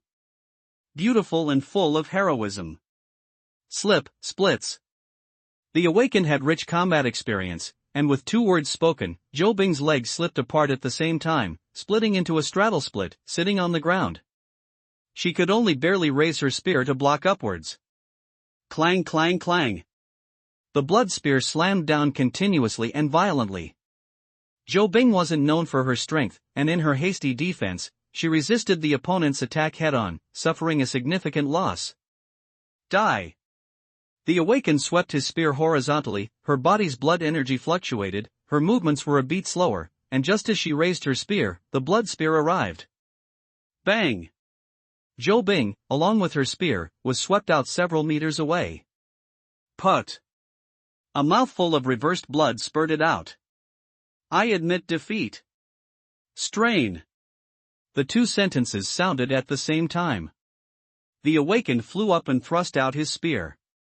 Zhou Bing frowned, her left arm was a little unable to lift up, obviously strained. In the nick of time, she could only grip the spear with her right hand and throw it out violently. She was gambling. Gambling that the opponent would dodge. The Awakened indeed didn't want to risk it, waving his spear to open the long spear first, and when he wanted to stab again, Commander Zhao had already arrived in front of Zhou Bing. He could only hatefully retract his blood spear. Tang Wen followed closely, glared at the opponent, bent down and picked up Zhou Bing, and walked back to the rear. "Spear, my long spear!" Zhou Bing shouted in his arms. Wu Tian from the team ran over to pick it up and delivered it to Zhou Bing's hand. Zhou Bing's long spear was of good quality, passed down from her father. Behind, next to the carriage, a physician was waiting early. "After a diagnosis," he said, "Miss Zhou only suffered some shock to her lungs and viscera. It's good that she spat out the blood. I'll go and decoct the medicine now. After drinking the medicine, pay attention to rest." "All right. Thank you." Tang Wen gently placed Zhou Bing on the carriage, placing a cushion behind her. Zhou Bing felt a warmth in her heart. "I'm fine. The opponent's strength is formidable, but he also has his limits. He doesn't seem to be able to use his ability 3 times in a row, otherwise, I would have been dead. Also, he needs to have a short interval before using his ability each time." She held Tang Wen's hand, telling him everything she had observed one by one. Cough, cough. Commander Zhao coughed. Zhou Bing withdrew her hand, feeling slightly disappointed. "Commander Zhao, Team Zhou fought well, the opponent was exhausted quite a bit. I saw it, that bastard's eyes were red. Just now we sent up all close combat fighters." "Next, Tang Wen, it's your turn." "All right." Tang Wen didn't decline. Getting up to walk away, he suddenly saw Zhou Bing's black hair blocking her vision a bit. He walked to a nearby tree, broke off a chopstick-length branch, pulled out his flying knife and peeled off the bark. Returning to the carriage, he put up her long hair, making a bun. "This?" Everyone was watching. "All right. Let's go." Tang Wen nodded to Zhou Bing, whose face was red and her body was stiff. Leading the way to the arena. Zhou Bing covered her face with both hands, her oval face burning hot. But the next moment, she became frustrated again. No. "I can't hurt him, spell of bad luck?" When Tang Wen stepped onto the stage carrying a bag of stones and his long saber, the blood spear Awakened was sitting on the ground, holding a metal flask and pouring a medicinal-smelling liquid into his mouth. His eyes were bloodshot, obviously indicating that the continuous bursts of his ability had caused him a considerable mental strain. "It's cold on the ground, don't sit there," Tang Wen said with a sincere expression. The surrounding people were stunned. Why is he showing concern for his enemy? Tang Wen continued, "Kneel instead. Come on, face me. You're courting death. Ha! Come on.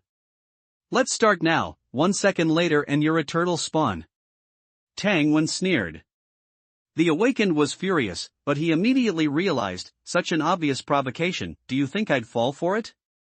He revealed a grim smile, staring at Tang Wen's handsome face that he found so annoying, thinking that he would definitely pierce his throat first, never letting this pretty boy admit defeat. Tang Wen scorned, "What provocation? What difference does resting for 5 more minutes make? I think you just want to be a turtle's grandson." He carried 3 bags of stones on him, both openly and secretly, his fighting style different from the others before him. He speculated that he should be the least affected by the opponent's ability. Therefore, he was fearless and kept cursing. The Awakened looked at him with murderous intent, no longer in the mood to calm down and recover his spirit. Thinking of himself, a favored son of heaven, how could he endure such humiliation? A few minutes later, the stones were tossed into the air. The Awakened smiled coldly, seeing that Tang Wen also had stones in his hand. He sneered, "Only children throw stones when fighting." He didn't notice that after he said this, Commander Zhao, including Zhou Bing who insisted on watching the competition, all showed very unnatural expressions. Thud, the stones landed. The competition officially began. The Awakened was about to say more harsh words when he suddenly heard a terrifying roar in his ears. Buzz, buzz, buzz. Tang Wen went all out from the start, launching a sonic boom-level stone, a 3-shot burst. The Awakened's face changed drastically, and he quickly raised his shield to protect his face. Bang, bang, bang. It was as if he had been hit head-on by a battering ram. The awakened retreated 7 or 8 steps, back to the edge of the arena, barely managing to hold his ground. He was furious, insidious, too insidious. Before he could say anything, the sound of something cutting through the air rang out again. He hurriedly shouted, "Pulled muscle! Pulled muscle!" After shouting twice, he felt dizzy. After all, even though the ability was strong, it still relied on mental strength. Today, he had fought many battles in a row, and his energy was already insufficient. But the ability was as effective as usual. He saw the annoying pretty boy frowning and shaking his hands, looking like he dared not throw again. In fact, just as he shouted that he pulled a muscle, Tang Wen's experience panel flashed. Nothing happened. Tang Wen swung his hands, confirming that everything was normal. But he had an idea, hugged his arm, and pretended to be very uncomfortable. He took a few chaotic steps backward. Slippery. Exiting the arena meant losing. The awakened was determined to kill Tang Wen. How could he allow him to easily admit defeat and leave? Thwack! In his panic, Tang Wen dropped the bag of stones. Ha ha! Fool, the awakened mocked loudly. Not to mention the opponent, even Commander Zhao shook his head. This Tang Wen is still too young and lacks combat experience. He stepped forward 2 steps, ready to save him.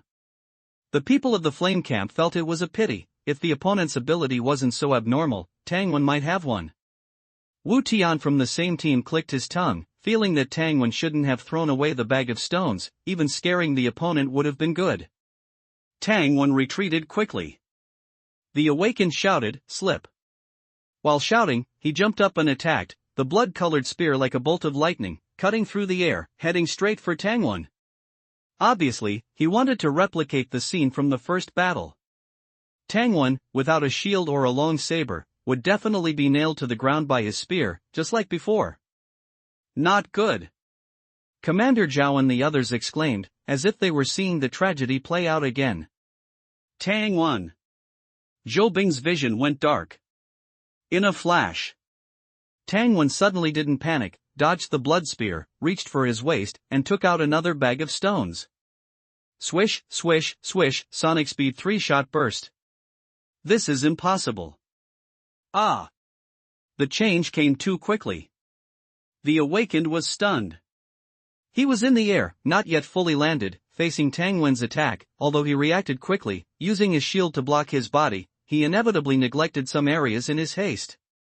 His left foot, exposed outside the shield, took a solid hit. As if hit by a large caliber hand cannon, his left foot burst into minced meat, splattering everywhere. Clang, the shield landed. The crowd was stunned by this reversal, mouths agape, eyes filled with astonishment, like a flock of dumb geese. Tang Wen had no intention of showing mercy, firing a sonic stone at the bottom of the shield. After a loud noise, the awakened staggered, the bottom of the shield heavily hitting his foot, the shield tilting, his forehead was exposed.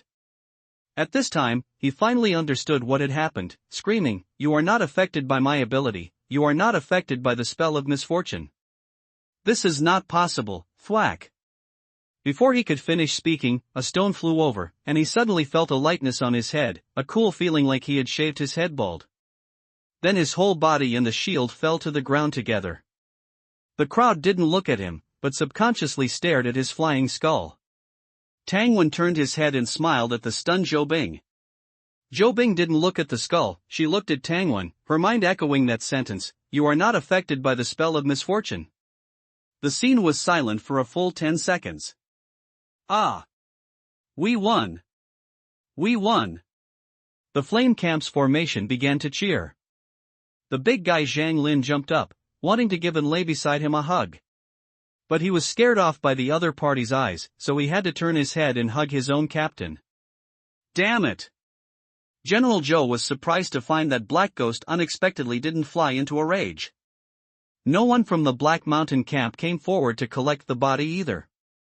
Instead, the middle-aged man who could see through ages earlier, walked out with a dazed expression, leading his men. "Young master! Young master! What are we going to do?" General Zhou had extraordinary hearing, and his expression changed slightly. "He's not one of yours. Who did you guys hire?" Black Ghost lowered his voice. Things have gotten out of hand, the water here is very deep, your camp can't afford it. Like this, you secretly hand over that kid on the stage to me. This matter may not affect you. Hearing him say this, General Joe was relieved instead. If it was really a big deal, Black Ghost would have already taken action. He smiled and urged, we won, send your people up. Black Ghost pressed his temples. In order to invite this young ability user, to make this plan, they spent a lot of money. Now that the person is dead, and it seems that they may not be able to get the mining rights for the coal mine for 3.5 years. Could his godfather, the Black Mountain King, spare him?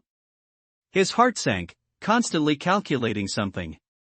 His eyes drifted to Tangwan, who picked up the bag of stones, and his mouth twitched. This kind of genius, if you don't kill him early, what are you waiting for? Waiting to be annexed by the Flame Camp? Smiling coldly in his heart, he made a decision. The competition continued. Bang! The person from the Black Mountain Camp, holding a shield and stepping onto the stage, felt that what crashed over wasn't a stone, but a mad bull-like beast. He couldn't stop retreating with his shield, retreating out of the arena, and sitting down with a thud. Tangwan won 2 games in a row. The third person stepped onto the stage, and 2 stones rolled out. 3 more people stepped onto the arena one after another, and quickly rolled down again. Tangwan won 6 straight. We won, we won. 1 against 6. He's from our team. Tangwan is awesome, Zhang Lin shouted loudly. And Lei looked admiringly, raised her spear high, and cheered with everyone. Tangwan was excitedly patted on the shoulder by everyone. Everyone who patted him hard on the shoulder couldn't help but frown. How could this kid's shoulders be so hard? He came to Zhou Bing and looked up slightly. Sister Bing, we won. You are not affected by the spell of misfortune? Ha? Tangwan frowned, nodding with a slightly puzzled expression. Sister Bing, the point you care about is a bit off, right? Fought too much really unaffected? On the way back to the coal mining area, Zhou Bing repeatedly confirmed. Thinking about the experience panel, Tangwan had no choice but to say, yes, I can feel it. Even if his ability is stronger, it won't be of much use. No use even if he's stronger? Zhou Bing's eyes sparkled. No use. I was pretending at the beginning, just to lure him into removing the shield and exposing a flaw. Otherwise, I could defeat him, but I couldn't kill him. After Tangwan finished speaking, he thought about which cultivation methods he should choose to practice after returning to the camp. Speaking of which, I've made a great contribution this time, so there should be extra rewards, right? A house. I need a house with a pool.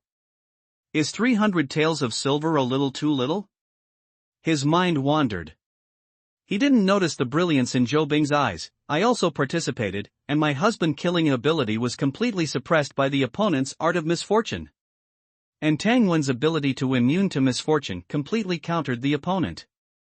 Therefore, husband-killing /U003C art of misfortune /U003C immune to misfortune. So, myself and Tangwan. Brother Tangwan. Their thoughts were interrupted. Zhang Lin and Enlei walked over together with several familiar people. Tangwan lagged behind slightly and greeted them. This girl is very beautiful.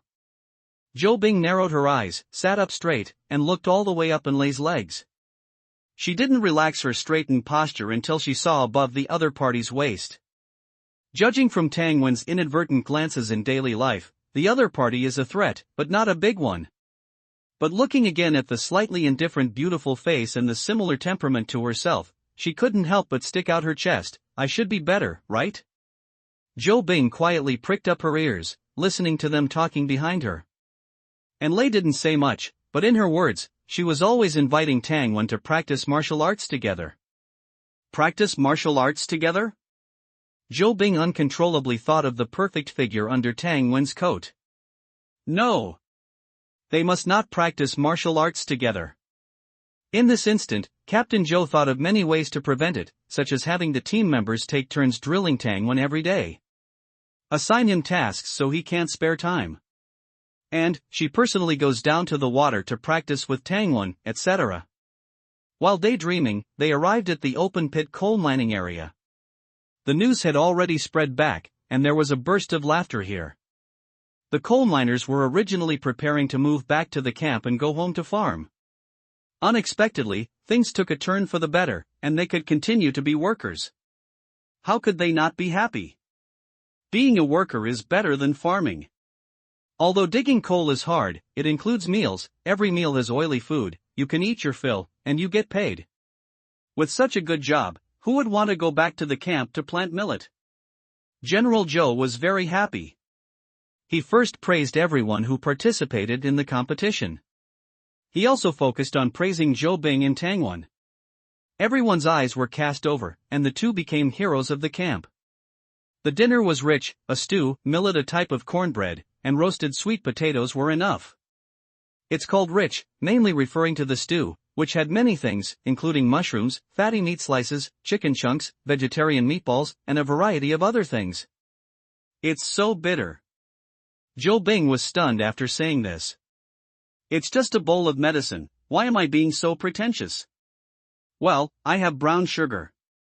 Tangwon took out a piece of brown sugar from his pocket, put it in the bowl, poured hot water, and handed it to her. Smelling the aroma, before even drinking it, Joe Bing magically found that she didn't feel bitter anymore. Taking a sip, it was fragrant and sweet. It's better than honey water. Honey water? Does the camp sell honey? Tangwon asked casually. The Black Mountain camp has it. We brought a lot of things on the carriage this time, maybe we'll exchange some honey with them. After drinking the warm sugar water, Joe Bing felt warm all over, feeling very comfortable. It seemed like even her internal injuries were healed. Camps often trade and exchange what they have. As long as they are not in a state of war, the Flame Camp's own caravans are also running business outside all year round. Don't relax your vigilance at night, Commander Zhao walked over and told everyone. Turning his head, he said to the two of them alone, "Are your injuries okay, little Tang? Have you eaten enough? Come to my house with your sister Bing later." Yes, okay. Tangwon went from being called by his full name to being affectionately called Little Tang. Commander Zhao took people to set up the night defense. Turning around, General Joe came in person. He is second only to one person in the camp. Uncle Binger is good. After General Joe looked at his niece, he turned to look at Tangwon, who was standing upright. Little Tang fought very well. After praising a few words, he changed the subject and said, "I saw you on the stage just now, it seems that you were completely unaffected by the opponent's art of misfortune?" Tangwon nodded, thinking that they were worthy of being uncle and niece, focusing on the same point. "Yes, General, I speculate that I should be able to be immune to this type of misfortune ability." Immune? Are you sure? General Joe asked. "You still need to go if you encounter this kind of enemy in the future." "Sure." When he opened his mouth to curse me, I clearly felt a slight difference, but it was like the wind, it passed with a blow. Good, that's good. Go back and train hard. Come to my house for dinner with Binger when you have time. The latest novel is first published at Uptak 9 Uptak. Seeing General Joe off, Joe Bing's face was hot, and Tangwon came to his senses. What does that mean? Isn't it what I think it is? He shook his head, thinking that he should be thinking too much. Sister Bing definitely doesn't have the ridiculous husband-killing ability. Others don't understand, but someone as powerful as General Joe must understand. He should know that I live with Sister Bing and think that we have a good relationship, so he asked me to go to dinner. Shaking his head, throwing away unreliable thoughts.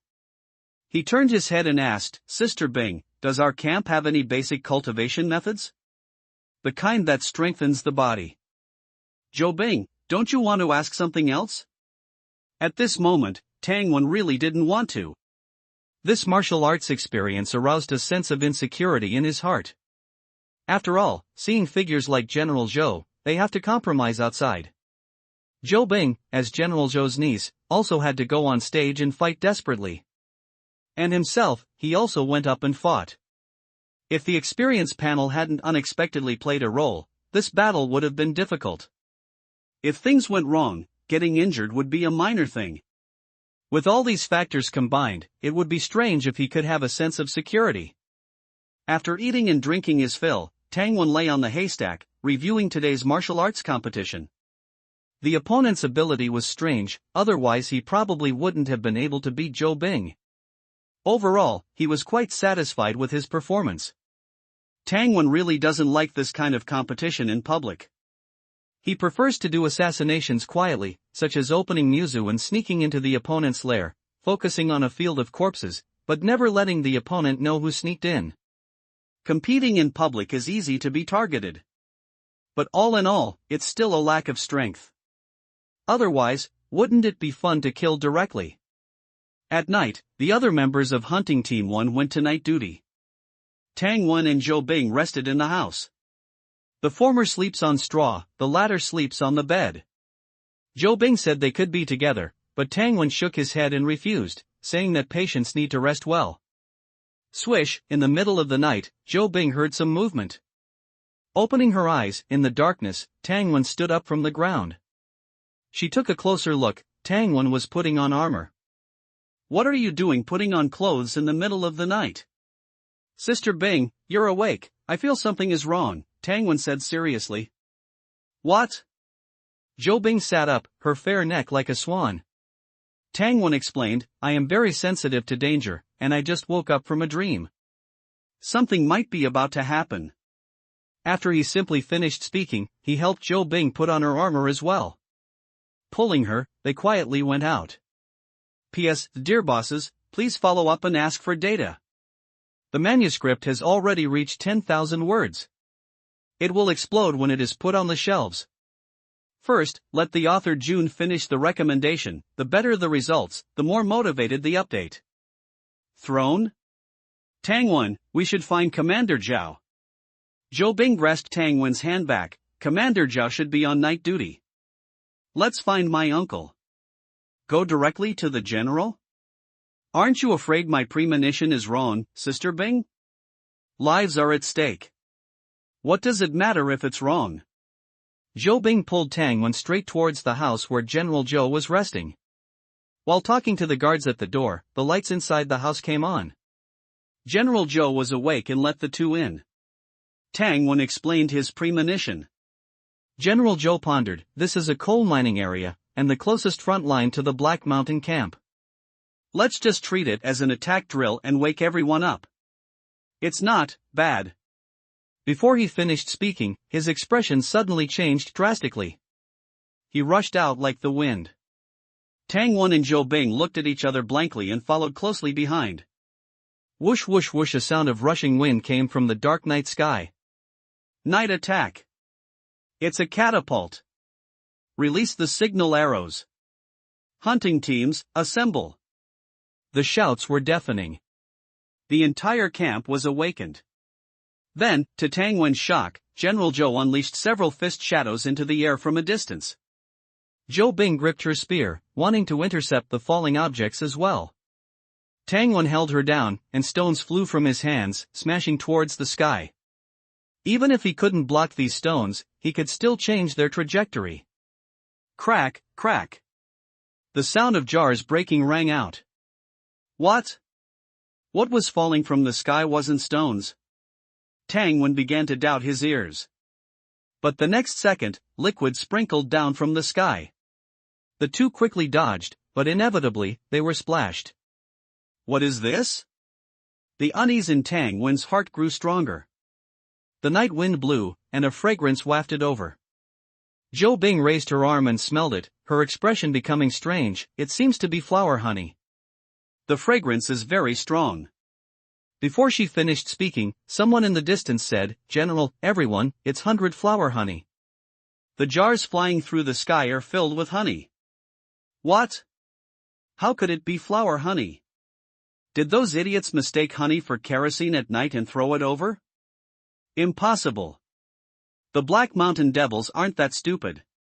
The mining area became chaotic. The hunting teams were fine, they rested together as a team at night. They could leave now, surrounded by trusted comrades. Moreover, they were well trained and wouldn't experience the chaos of ancient armies panicking at night and slaughtering each other. Alternate guarding. Half of the people should first find a way to remove the honey scent from their bodies. Ordinary miners in the mining area, evacuate the mining area according to emergency regulations. Evacuate. General Zhou's order rang out. He stood in front, as if facing a formidable enemy. Rumble. The earth was shaking. As if thousands of horses were galloping. Tang Wen and Zhou Bing exchanged glances, seeing disbelief in each other's eyes. This was mountainous terrain. Opposite them was a forest. How could horses or other mounts gallop through the forest? Black Mountain Devils. Get out here! Commander Zhao, standing on high ground, roared.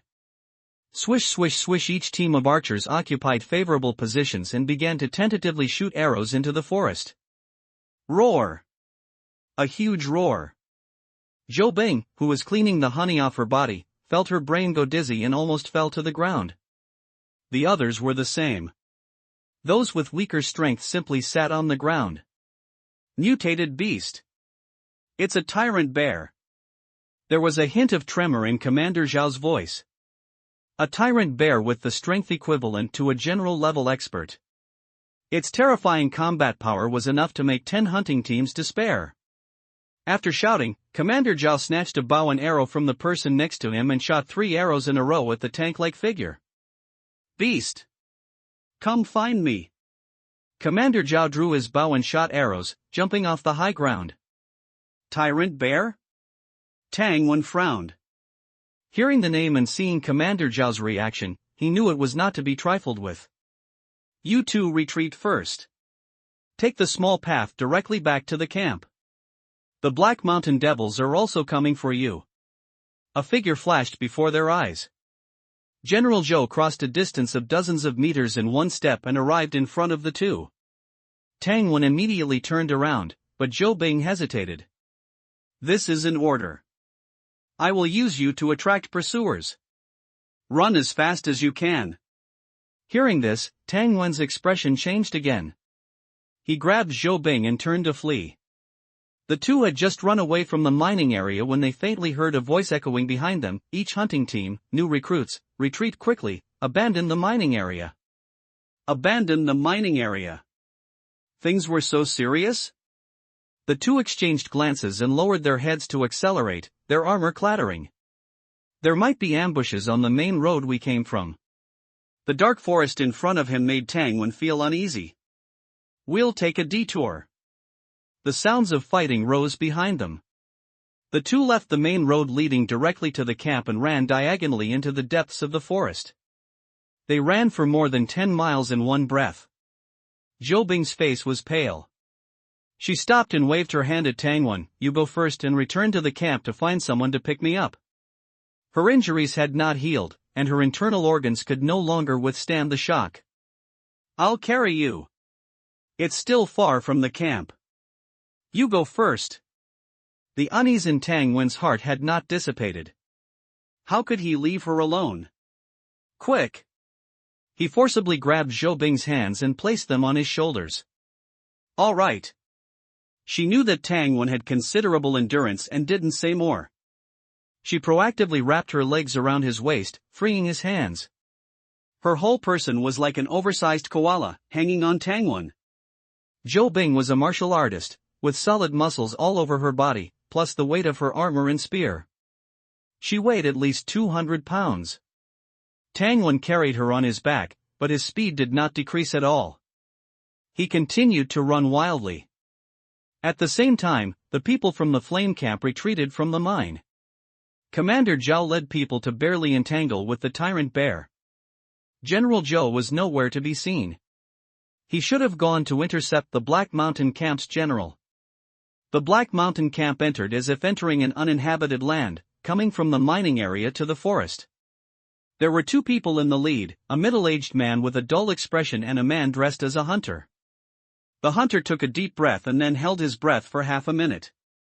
He pointed in the direction Tang Wen and Zhou Bing had fled. Among the people who fled in that direction, there is a woman.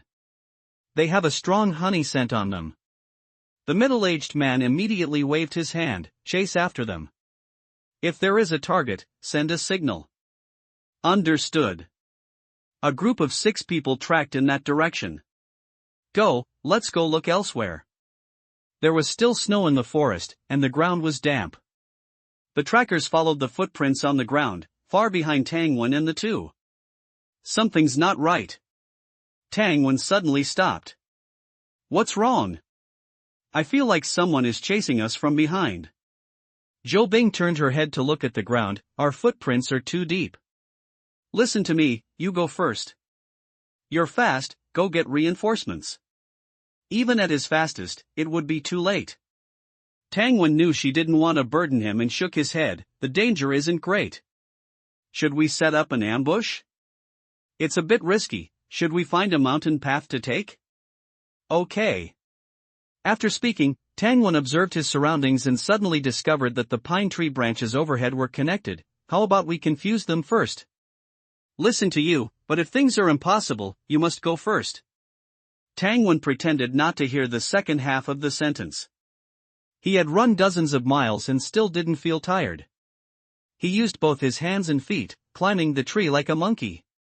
He stood on the thick tree trunk, took a few deep breaths to adjust, aimed at the target, and suddenly exerted force, leaping out 7 or 8 meters.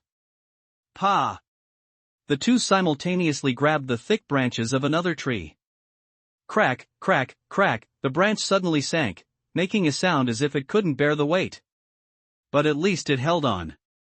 Phew! Zhou Bing breathed a sigh of relief, gently released her hand, and grabbed Tangwen's shoulder. Can you still hold on? The impact of the jump was greater than running. I'm fine. Okay, hold me tight. She didn't speak, silently tightening her arms and slender legs. After a few jumps, Tangwen slightly changed direction and ran towards the mountains. The ground in the mountains was hard and wouldn't easily leave footprints.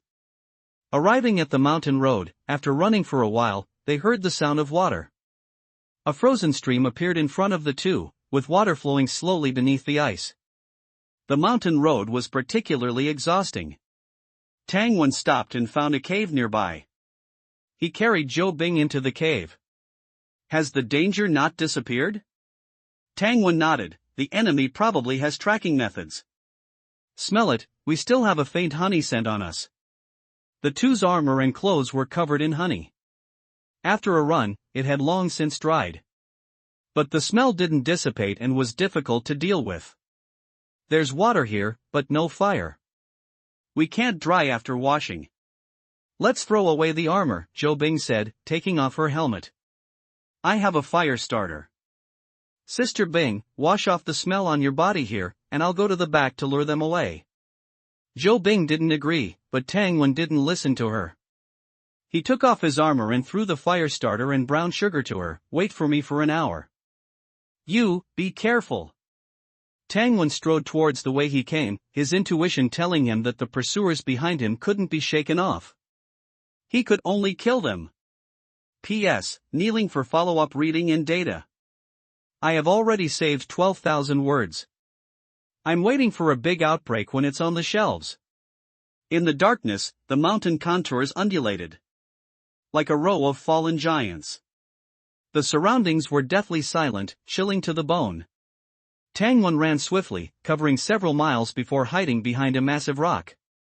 Soon, a group of people appeared in his sight.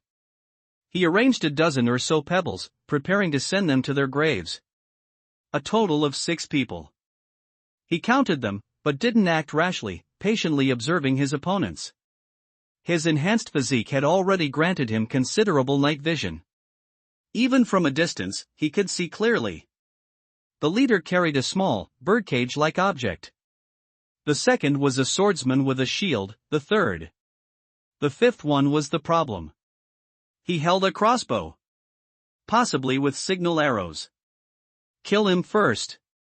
Tangwen gripped a pebble, ready to strike, but then glanced back. Wait, there's a 6th person. This one holds a long tube. Could it also be for sending signals? Possibly, can't be careless. If they send a signal, the experts behind them will chase after us. They are much faster than me.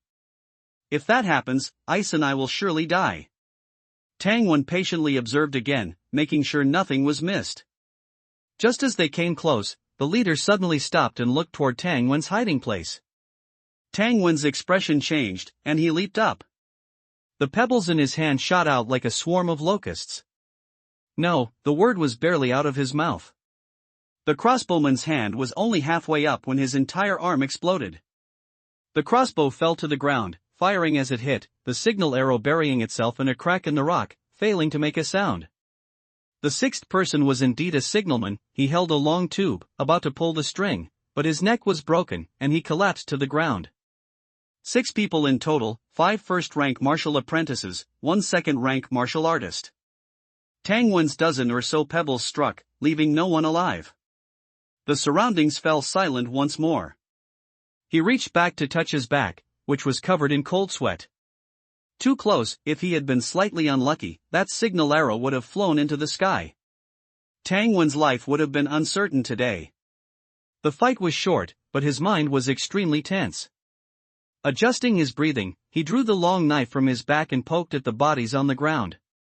After thoroughly confirming that there was no danger, he reached out and searched them, finding several dozen taels of silver.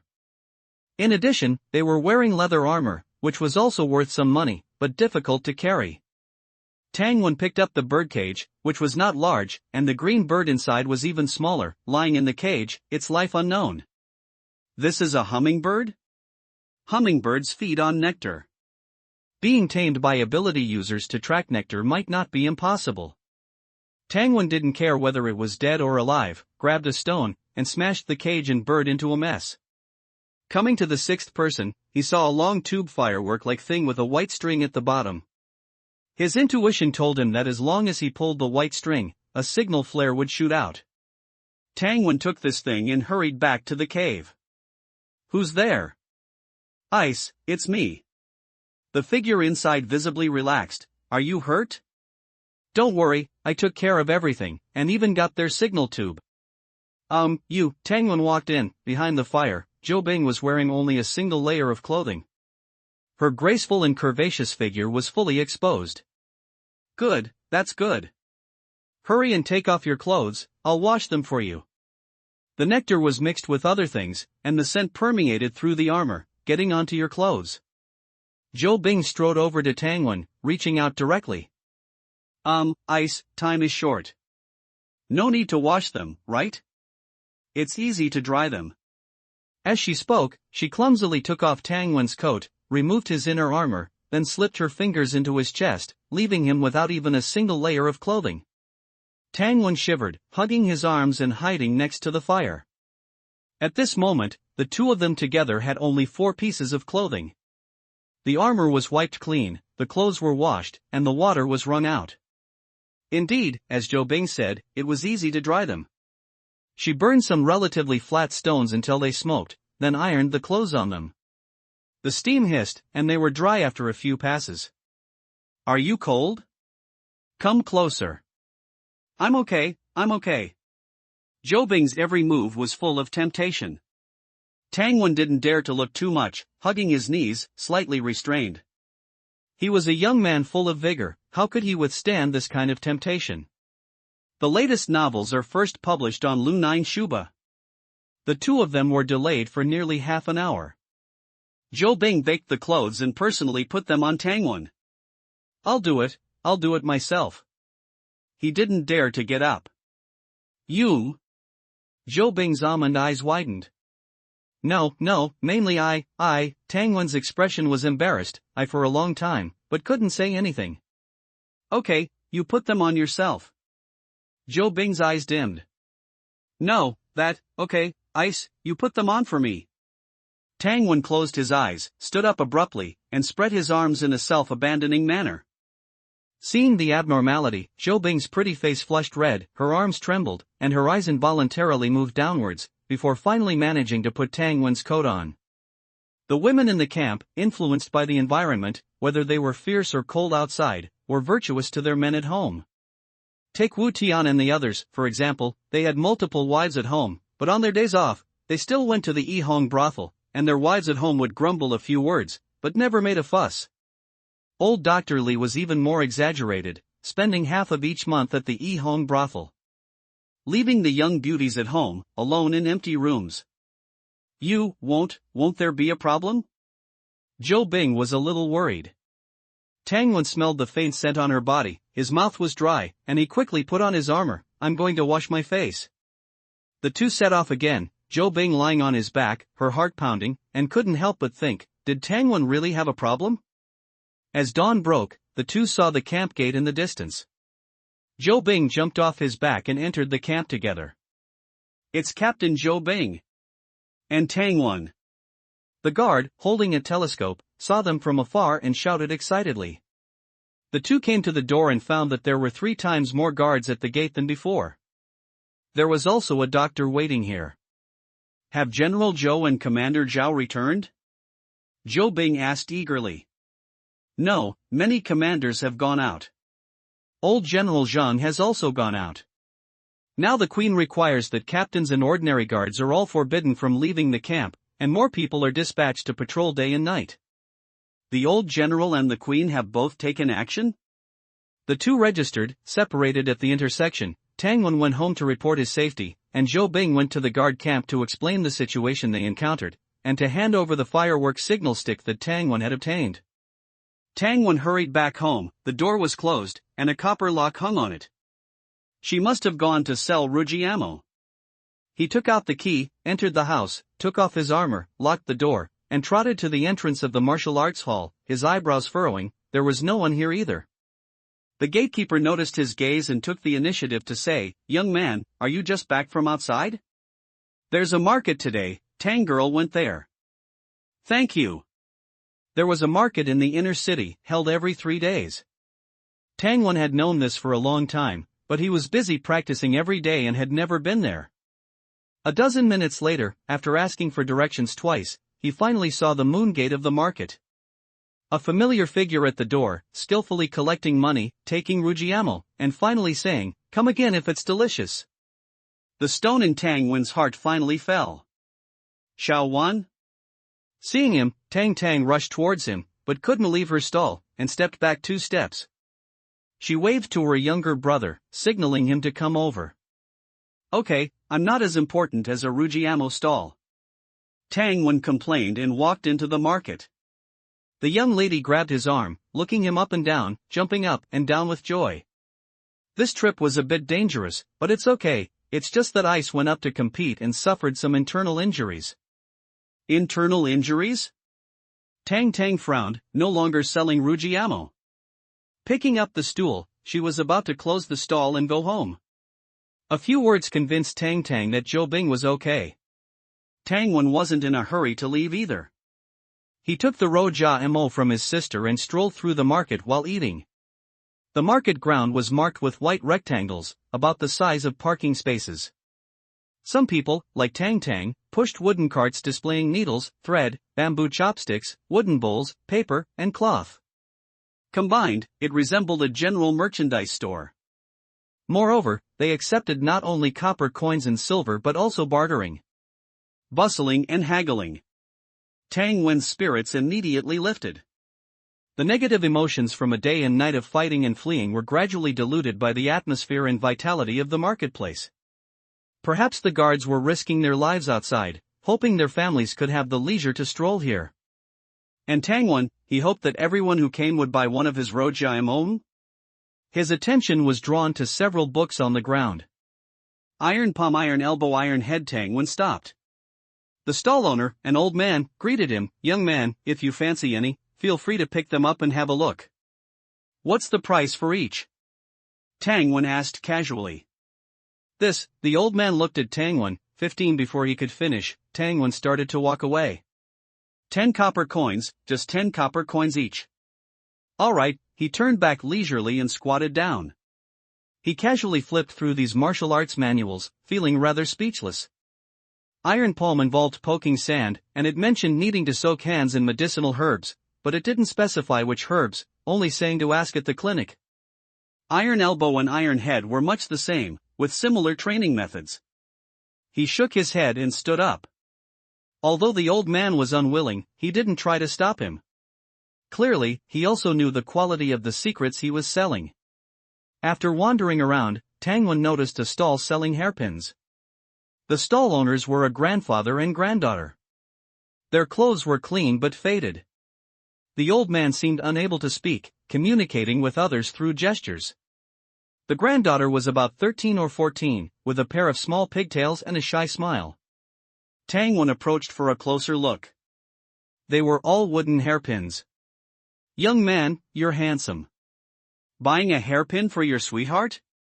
This old man's hairpins are cheap and beautiful. Pick a few more. You sly fox, you can't take your eyes off a handsome young man. Selling a few more for you to wear? A cheerful and flirtatious voice, accompanied by a fragrant and warm breeze, wafted over. A group of women wearing fur coats, red lipstick, and scant clothing in the biting cold, walked over, giggling. They dispersed around Tang Wen in twos and threes.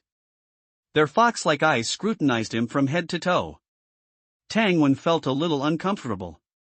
These teachers, no, these special workers. Why were they wandering around the market so early in the morning instead of sleeping?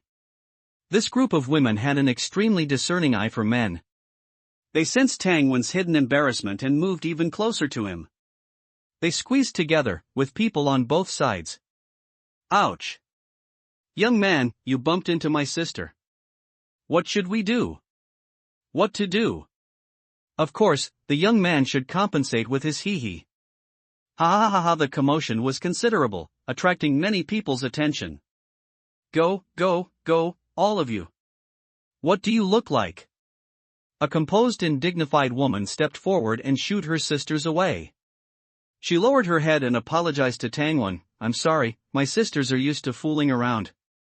Please don't take it to heart. If you like any of the hairpins, I'll buy them for you as compensation. Tang Wen noticed that although they wore expensive fur coats, they had simple wooden hairpins in their hair. And looking at the stall-owning grandparents, he saw gratitude in their eyes. Tang Wen shook his head. I'm giving it as a gift, it's better to buy it myself. With that, he picked out 2 wooden hairpins with relatively unique designs. He dropped 10 copper coins, stood up, and prepared to leave. The dignified older woman smiled. Handsome young man, next time you go to Yihong brothel, just ask for Lun Yang. I'll properly make amends then. Tang Wen's heart fluttered. We'll see. He hurriedly walked away, only silently remembering the name Lun Yang in his heart. Of course, this was just simply remembering the name and had no other meaning. Behind him, the women watched his back, talking and laughing. As if betting on whether he would go. Tang Wen snorted in his heart. I, a dignified official member of the hunting squad, would definitely not go to such a place. Well, at least not anytime soon. At the market entrance. Under Tang Tang's curious gaze, he magically produced a wooden hairpin with a flip of his hand. What a waste of money, this little piece of wood is worth 7.5 caddies of millet. The little sister snatched it away and smiled, her eyes curving. Confiscated. What else did you buy? Tang Wen wordlessly took out the other one. Tang was a little angry, then immediately realized, it's for Sister Bing? Yes. Then it's too cheap, a little embarrassing to give. Thinking this, Tang began to worry. Her family didn't have a house in the inner city, her younger brother's status and martial strength weren't as high as Sister Bing's, and her family background wasn't as good either. What to do? Would Sister Bing agree? Tang Wen didn't know what she was thinking, stood aside, and helped sell Rojiamo. Handsome young man, so you and Miss Tang are family. Give me 3 Rojiamo. Save 1 for me. A group of women chattered and winked playfully at Tang Wen in Tang's stern gaze, then walked away with their Rojiamo. Tang looked at their enchanting backs and muttered a few words, not striving for improvement. They're young now, what will they do in the future? The siblings sold out their Rojiamo early, and Tang Wen pushed the cart towards home. Back home, Zhou Bing was already waiting for them. After the 2 women exchanged concerned words, Zhou Bing said to Tang Wen, starting tomorrow, everyone in the team except you and me will be going out on patrol. Has everyone returned? Yes, everyone in our team has returned. That's good. The 2 spoke with a heavy tone, and Tang Wen's relaxed mood became tense again. The matter was not yet resolved. Zhou Bing led the siblings to her master bedroom, lifted the wooden board under the table, revealing a steel plate. Opening the steel plate revealed a dark hole in the ground. This? Tang Wen and his sister were a little confused. They had lived in the house for so long, and had been to the master bedroom, but didn't know there was a secret passage here. Zhou Bing explained, "We haven't figured out the origin of that awakened one yet, but we've confirmed that the two of us are the primary targets. Commander Zhao and the general sent word back, telling us not to go out and to protect ourselves." Live in the underground passage? Although they hadn't been down there, they could imagine that it would be dark, cold, and damp. No. This underground passage isn't just a shelter. It also leads directly to the general's mansion. We'll go out at noon to buy some things, creating the illusion that we're staying indoors. In reality, we'll go to the general's mansion through the secret passage. At that time, this place will become a trap. Tang Wen understood, there might be people from the Black Mountain camp in the inner city. It was normal to think so, their guard camp often received news from the Black Mountain camp. Everyone was the same. Tang asked worriedly, "Can I still sell Rojiamo?" Tang Wen and Zhou Bing exchanged glances, the latter smiled, "Let's go to the general's mansion to practice martial arts first. We'll talk about it after this period passes." Practice martial arts? All right. Tang nodded in agreement. At noon, the three went out. Amidst the surprised gazes of passers-by, they bought back 2 whole carts of food. Then they locked the door from the inside. Like squirrels fleeing, the 3 carried large bundles on their backs and stepped into the underground passage. P.S. Seeking tracking. There are already 15,000 words of saved manuscripts. There will be a big outbreak on the shelves. Let's strive for a burst of 30,000 to 50,000 words on the shelves. After descending dozens of steps, they arrived underground. Team Leader Zhou. Sister Zhou. Commander Zhang, everyone. A team of people was waiting in the underground tunnel. Zhou Bing greeted them and introduced Tang Wen and Tang. "We've heard. Young brother Tang was able to kill an awakened one at such a young age. Your future is boundless. It was just luck, all thanks to Sister Bing and the team leaders for exhausting him quite a bit. Killing an awakened one, defeating 6 people in a row, thwarting the Black Mountain camp. Tang Wen's deeds had already spread within the guard. Everyone now knew that he was a new recruit this year, and it was said that the 3 commanders argued over him during the selection, with Commander Zhao ultimately pulling him into Team 1. Commander Zhang was followed by a group of red-armored soldiers. They sized up Tang Wen with curiosity in their eyes, but more so with dissatisfaction. A kid from the outer city surpassed them, this group of elites among elites. Of course, they were unconvinced. Noticing the arrogance in their eyes, Tang Wen smiled, followed Zhou Bing, and walked into the depths of the tunnel. The tunnel was wide, 3 to 4 meters high, with a subtle flow of air inside, not stuffy. Tang Wen was a little curious. Zhou Bing shook her head and said, "I only know that there are a few air vents disguised as wells."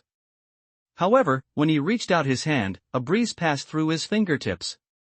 This ventilation effect probably couldn't be achieved with just a few air vents. Turning a corner, Tang Wen asked again, "Why were those people wearing red armor?" "I don't think I've ever seen red armor in the guard camp. They are the Imperial Guards, not guards." Tang Wen nodded thoughtfully. Zhou Bing walked ahead, holding a kerosene lamp on her spear. After the 4th turn, the space ahead suddenly opened up. A vast underground square, very brightly lit. Even Tang, who didn't have night vision, could see the walls 100 meters away at a glance. This? Tang's eyes widened, staring unblinkingly. The square was circular. Around the walls, a ring of fireplaces had been hollowed out, with transparent glass installed on the outside. Many chimneys extended from the fireplaces, leading upwards. This avoided both smoke and the consumption of underground air due to burning. Building fireplaces wasn't anything special, but there was actually such high temperature-resistant glass? Also, it would be quite difficult to send air down from above, right? Tang Wen was slightly surprised. The level of civilization in this world was truly a bit of a mystery. The design is really ingenious. Zhou Bing rarely showed a smile. I was also shocked when I first saw it. Tang was shocked, how many pounds of millet could be exchanged for the coal burned in a day? The other two were silent for a moment. Zhou Bing then said, "Our camp has a coal mine. Besides, it's not burned like this every day." A maid-like person came over. "Are you team leader Zhou, Tangwen, and Tang Tang?" "This way." She led the three to another exit of the square. Turning a corner, a row of underground stone houses appeared before them. "Door number 001, there are 2 rooms inside." The maid handed over 2 keys. She also introduced to the 3 where to eat, where to bathe, where the toilet was, and so on. She didn't leave until the 3 had no more questions. Door number 001 was near the square. Opening the door and entering, the room was very simple, with a wall in the middle and a bed on each side.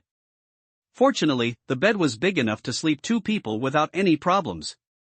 Just as Tangwen was hesitating whether to put the baggage directly on the ground, there was a knock on the door.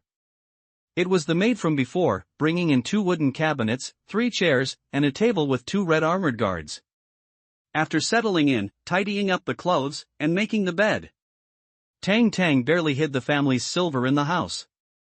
The 3 went out and came to the cafeteria. Many people were sitting at dozens of square tables. Most of them were Imperial guards in red armor. "Tangwen. Over here." The big guy Zhang Lin waved familiarly. "Tangwen?" All the diners turned their heads in unison. 2 women and 1 man. Everyone knew Zhou Bing, she was even more beautiful. This handsome young man is Tangwen? He was the one who killed and awakened one head-on? Inevitably, a few doubts appeared in everyone's eyes. "I knew you and team leader Zhou would come. Hello, are you the girl who sells Rojianmo?"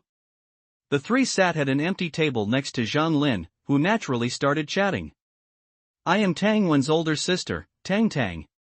The maid brought over a few basins of food. Looking at the vegetable basins the size of wash basins, Tang Tang was surprised and gratified. "There's plenty to eat here.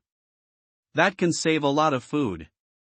Stewed potatoes with meat, radish ribs, a full basin of millet rice, and 3 clean wooden bowls."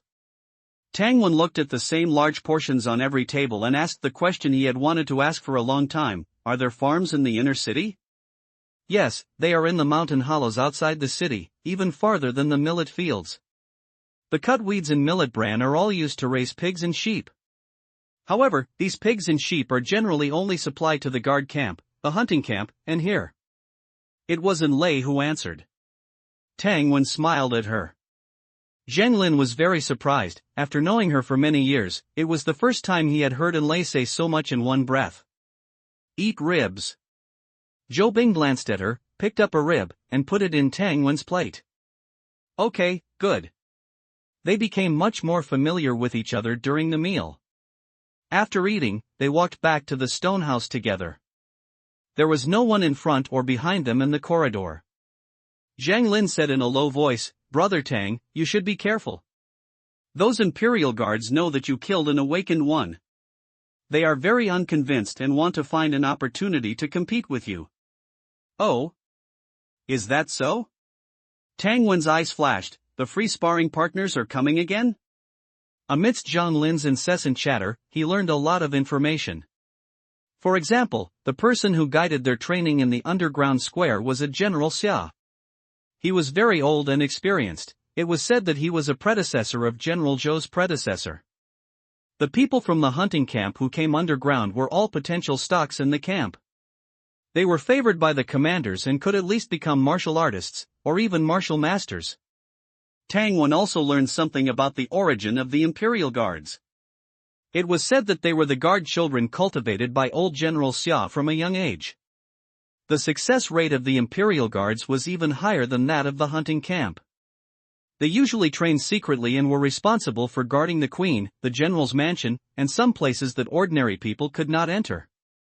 Imperial Guards, the name was really not chosen wrong. The red armor on their bodies was made by incorporating a rare metal. It was lighter and stronger. The only disadvantage was that the color was too flamboyant and the production was too small, so it could only be used by the Imperial Guards. In the afternoon, Tang Wan and Zhou Bing took a nap in the bedroom. Tang Tang came to the square and, together with a few boys and girls aged 13 or 14, followed a middle-aged female teacher to learn martial arts. These boys and girls were the children and relatives of the commanders. The commanders were desperately fighting outside, and the camp had to take good care of their families. Tang Tang was a beginner in martial arts, but the teacher discovered that her physique was actually the best among this group of people. Whether it was strength or flexibility, she was good. She was a natural talent for martial arts. Learning that she was Tang Wen's older sister, the female teacher couldn't help but show an icy expression. The younger brother is a genius. The older sister is also suitable for learning martial arts, it's simply too reasonable. Ugh. In the room, Tang Wen stretched and sat up. At this time, Zhou Bing came back from outside and handed Tang Wen a piece of paper. Take a look at this. He took it, and several lines of nouns were written on it: tiger claw skill, forest penetrating leg technique, shadowless divine fist. After reading the first line, Tang Wen looked up in surprise. Is this a list of cultivation methods? Yes, it's the reward for our martial arts competition. You can choose any 6, but it's best not to choose so many. I understand, don't bite off more than you can chew. Tang Wen lowered his head and continued to read. Strength. Second line, life snatching spear, 13 styles whip technique, poison dragon swordplay. The first line is fist and foot kung fu, and the second line is weapon practice. Third line, breathing method, 3 words, crossed out. Sitting next to him, Zhou Bing, who was eyeing his muscle lines, explained, you are now a formal member of the hunting team, and the breathing method was originally going to be taught to you. After the breathing method is, hard qigong, striking art, sandbag kung fu and so on. All are exercises to enhance resistance to strikes. If there is time, you can learn them all. But with strong enemies surrounding us, several generals and commanders have not yet returned. Do I have this time? What ability do I need most now? First of all, I need speed, or rather, the speed to escape, to be faster. The corresponding exercises are lightness skill or leg techniques. Secondly, is defense. The hard qigong in the third line needs to be practiced. Equally important as speed and defense, and even more important, are basic exercises. Such as stance work 8-section brocade, which can increase attributes. Tang Wen will take all kinds of life-nurturing exercises, but it's not on the list.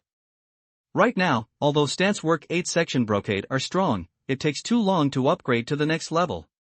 But with strong enemies outside, what we lack is time. It is better to practice a new exercise, which can quickly enhance attributes. Although it increases less, you can practice more. As for other kung fu, saber technique, spear technique, and the like, he doesn't plan to learn new ones. If he has that kung fu, he might as well practice the wind-breaking saber more. Tang Wen briefly summarized his thoughts and told Zhou Bing. The latter didn't know much about these exercises either, so she simply took him to see General Xia. So you're Tang Wen? Not bad, not bad. Old Xia held a wine pot in his hand. He was not tall and had a slight hunchback, just like an ordinary old man. He sat on the steps, watching a group of guards training in the square. He looked like the old grandpa next door, sitting in a rocking chair, watching the children play hide and seek. Hearing Tang Wen's request, old Xia glanced at him and said casually, in that case, you can learn trace less step for lightness skill, put some weights on your body, and practice it. Then choose a hard qigong for defense. As for the life-nurturing exercises you mentioned, let Bing girl, take you to the clinic to ask. Those old fogies should have a lot of life-nurturing exercises. Thank you, General. Don't thank me, let me feel your pulse first.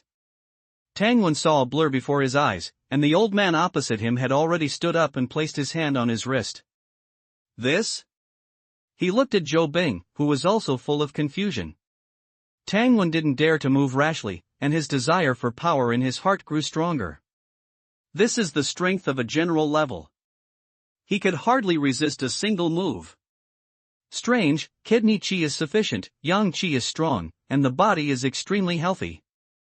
What are you practicing life-nurturing exercises for? Tang Wen didn't expect the old general to care about his health. He bit the bullet and explained, "Isn't it good to be healthier the more you practice life-nurturing exercises? Don't waste your time. When you're young, practice mountain-splitting cannon. When you're old and your chi and blood decline, you won't be able to practice even if you want to." Yes, yes, yes. After being lectured, Tang Wen finally got away. He walked to the underground clinic with Zhou Bing. In the clinic, several male doctors were chatting idly. Hearing the reason for Tang Wen's visit, and seeing Zhou Bing's appearance and figure, they all showed knowing smiles. Good women cost men. They have been there. Zhou Bing felt uncomfortable being watched and turned around and left. "Hey, young man. Come to the bed." The oldest doctor slapped the bed covered with white sheets. Tang Wen repeatedly stated that he was not deficient and that they had misunderstood. The doctors nodded, "We understand. Not deficient, not deficient." "Ha, no one said you were deficient." "Young man, remember, a man can't say he's deficient, he has to say he wants to be stronger." A group of married men, staying underground, were bored to death. How could they let Tang Wen go when they finally met him? They unanimously demanded that the young man not be shy. "Come, let us give you a physical examination." Tang Wen refused, saying he only wanted the exercises. The oldest doctor became even more energetic. "As long as you let us examine you, we will immediately give you the exercises and teach you personally. If you learn quickly, you can learn it tonight." "This?" Tang Wen hesitated. "What exercises do you all know?" He. The doctors looked at each other and said proudly, "Benefit Yang skill. Wall facing Yang returning stance. Han Yuan sleeping. Sleeping stance." "Good fellow, you all have unique skills." The elderly doctor asked, "Young man, which one do you want to learn?" "I want to learn them all." Tang Wen blurted out. "These exercises sound very exciting. There is no reason not to learn them." The room was silent. The newest novel is first published in 6999 Book Bar. The doctors burst out laughing, and the clinic was filled with a happy atmosphere. The elderly doctor praised with a smile, "Good. Looking at your appearance and temperament, you have the demeanor of my youth. It just so happens that I have nothing to do tonight, so we will teach you, and see how much you can remember depends on your luck." Tang Wen cheered up. Wall-facing Yang returning stance is a set of stance work. First, find a smooth and flat wall, with your toes slightly outward. Yes, like this, squat down. Tang Wen followed suit. He was physically strong and had excellent flexibility, and he quickly grasped the main points of the movement. Wall-facing Yang returning stance sounds domineering, but in fact, there are only a few movements back and forth. The focus is on practicing the muscles of the waist, buttocks, legs, and a certain special part. After a while, he learned this skill, wall-facing Yang returning stance, entry, 1/500, I can learn the next one. Good boy, you learn very quickly. Practice hard. I think you can handle at least 3 more concubines besides the beauty just now. 3 concubines? Wouldn't that be 1 wife and 3 concubines? Looking at the old doctor's energetic appearance, it is definitely based on experience. Tang Wen silently noted this number, for no other reason than to simply remember it. Learning wall-facing Yang returning stance took a total of half an hour. He was satisfied in his heart. Because his mental strength was high enough, he could observe the doctor's movements in detail. When imitating and learning, he could better understand the subtle exertion and changes of the muscles throughout his body. Come, let me teach you Han Yuan sleeping. Saying that, a middle-aged male doctor lay directly on the desk. Tang Wen took the initiative to go to the hospital bed and lay down in a somewhat enchanting manner, imitating his appearance. Han Yuan sleeping, Han Yuan 1 Qi becomes, Dantian Yang Qi flourishes. Listen to my command, exhale, inhale. There is also a set of breathing methods. Tang Wen memorized the rhythm and began to try it himself. After about a few tens of minutes, the experience panel flashed, Han Yuan sleeping, entry, 3/500, do you think I practiced correctly? Tang Wen posed and practiced for a while. The middle-aged Dr. TSK marveled, talented. You're amazing. I've taught others, and it takes them at least 3 days to master the essentials. How long have you been using it? The elderly doctor also said, I didn't expect to underestimate you. Practice hard, 1 wife and 6 concubines are not a problem. Good fellow. Practicing 1 set will add 3 concubines? Doctor, I want to practice 10, no, 100 sets. Next is sleeping stance. Sleeping stance and Hanyuan sleeping have the same effect. In addition to the lying posture, it also requires breathing coordination. Before 10 p.m., sleeping stance, entry, 3/500, genius. Genius. In the underground clinic, 4 male doctors in white coats surrounded Tangwon, who was lying on the hospital bed practicing, and issued sincere praise. Tangwon opened his eyes and looked at the elderly doctor with some kind of desire. The latter lived up to expectations, stretched out his hands and waved 10 fingers, shouting, 9 concubines. At least 9 concubines. You are really a talent. Tangwon smiled from ear to ear. I'm not pursuing this, I just love practicing. Understand. The doctors in our clinic also have their own hobbies. Oh? Tangwon looked at everyone curiously. Dr. Lee loves to listen to music in brothels. Dr. Zhou loves to drinking with prostitutes. Dr. Bai is the most amazing, he likes widow, likes to appreciate the charm of mature women. What is this? Brother Lin, you are even better. Tangwon. P.S. Ask for follow-up reading. Situations only after learning the last set of Yang exercise, Tangwon still didn't understand what made old Dr. Lin so superior. Yang exercise was the most difficult, some postures requiring great flexibility. The last middle-aged male doctor laughed as he taught, practicing this with your woman will give you double the pleasure. In Tangwon's mind, Zhou Bing subconsciously appeared in such a pose. Hiss. Too stimulating, he almost embarrassed himself. By the time he finished learning this set of Yang exercise, it was already dawn. Tonight, the middle-aged male doctors witnessed the birth of Tangwon, a genius of kidney cultivation, health cultivation. Everyone was overly excited and somewhat tired. After instructing Tangwon to practice diligently and complete his small goal of having dozens of concubines, the 4 doctors patted him on the shoulder and went back to their dorms to sleep. On the way back, the panel suddenly flashed, detected a mergeable cultivation method, do you want to merge? After merging, the grade of the cultivation method will be increased. He was stunned and looked down at the information.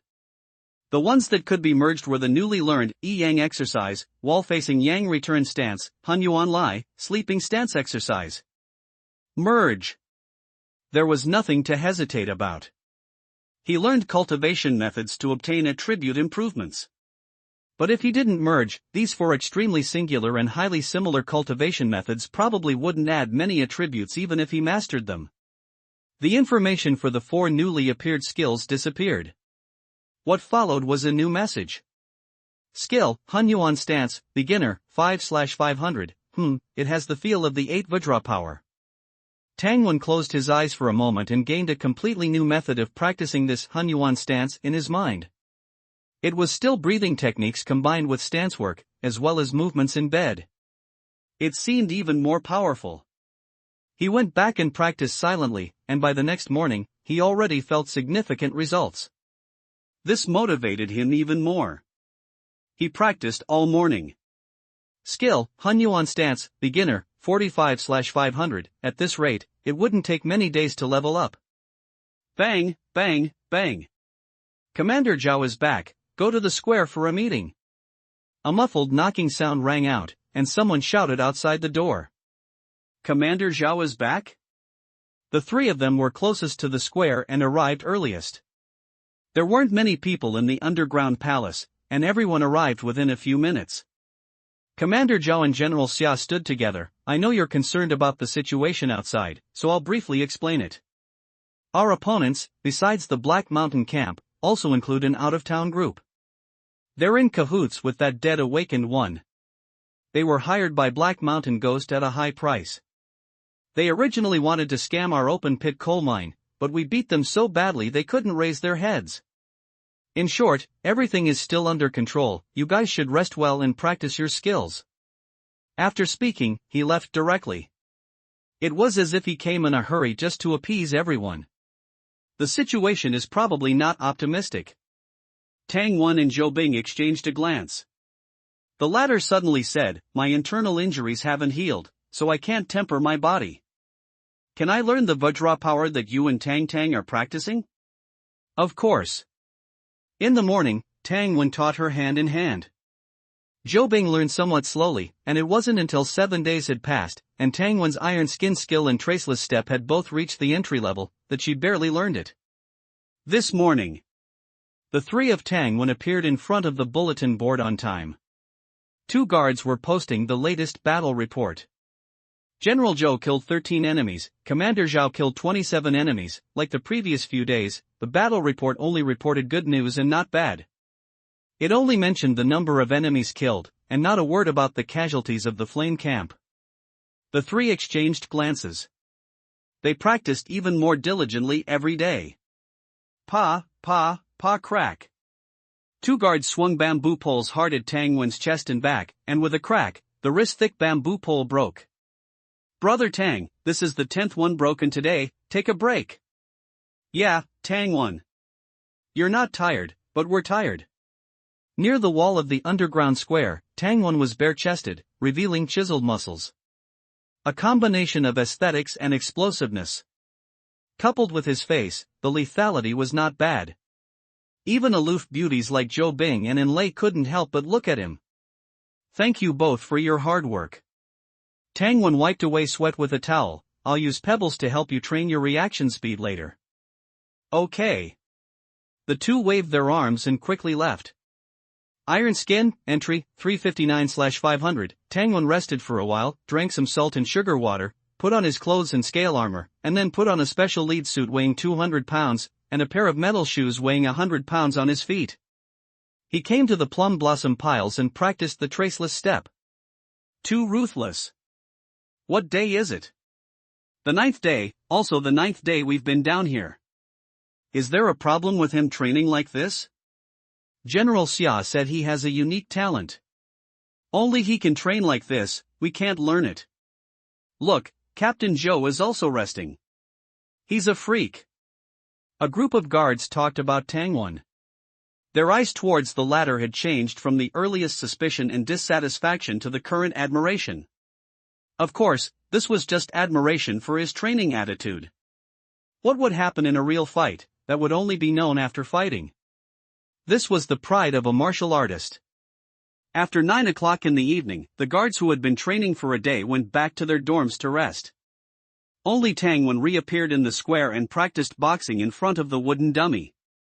Clear sounds of air being torn apart rang out, and the cannon fist was unleashed inch by inch. The mountain-opening cannon fist consumed a lot of physical strength and mental energy. Tang Wen, who had been training for a day, unleashed 27-inch bursts in a row at night, and was already drenched in sweat, so tired that he just wanted to collapse on the ground. But he found that if he could insist on practicing the 8 Vajra power or practicing the Han Yuan stance in the room at this time, the effect would be much better than usual. Pa! The last punch was unleashed, and he didn't control his strength well, and the head of the wooden dummy shattered. He leaned against the wall, supported his knees with both hands, and panted heavily. After a while, he straightened up, glanced at the dark passage, and dragged his tired body back to the dormitory. This kid, does he train like this every day?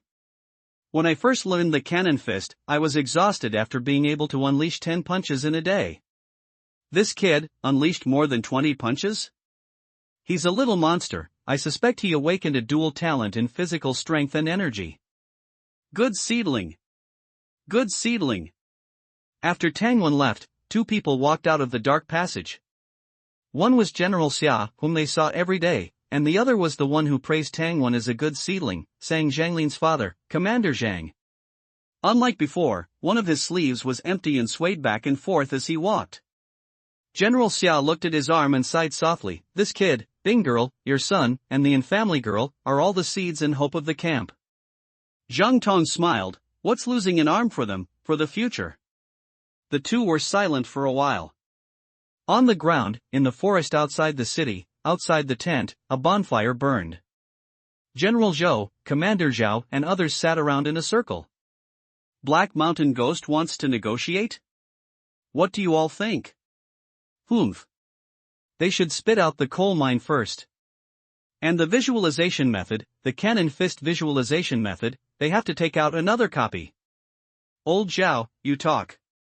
Commander Zhao raised his head, a clear black scar on his face, as if he had been injured by a red-hot knife, deep enough to see the bone. Let's talk, we don't lack coal, we can do without the visualization method, but, Old Zhao. Are you being a coward after being cut? This doesn't sound like something you would say. Listen to Old Zhao finish. Raising his head slightly with difficulty, Commander Zhao said in a low voice, "It's been unseasonably cold this month, and logically, it should snow at least once." What? Several commanders frowned, they didn't understand what the old brother meant? Could it be that he's really afraid? A month and a half, it hasn't snowed for a month and a half. There may be a severe drought this spring.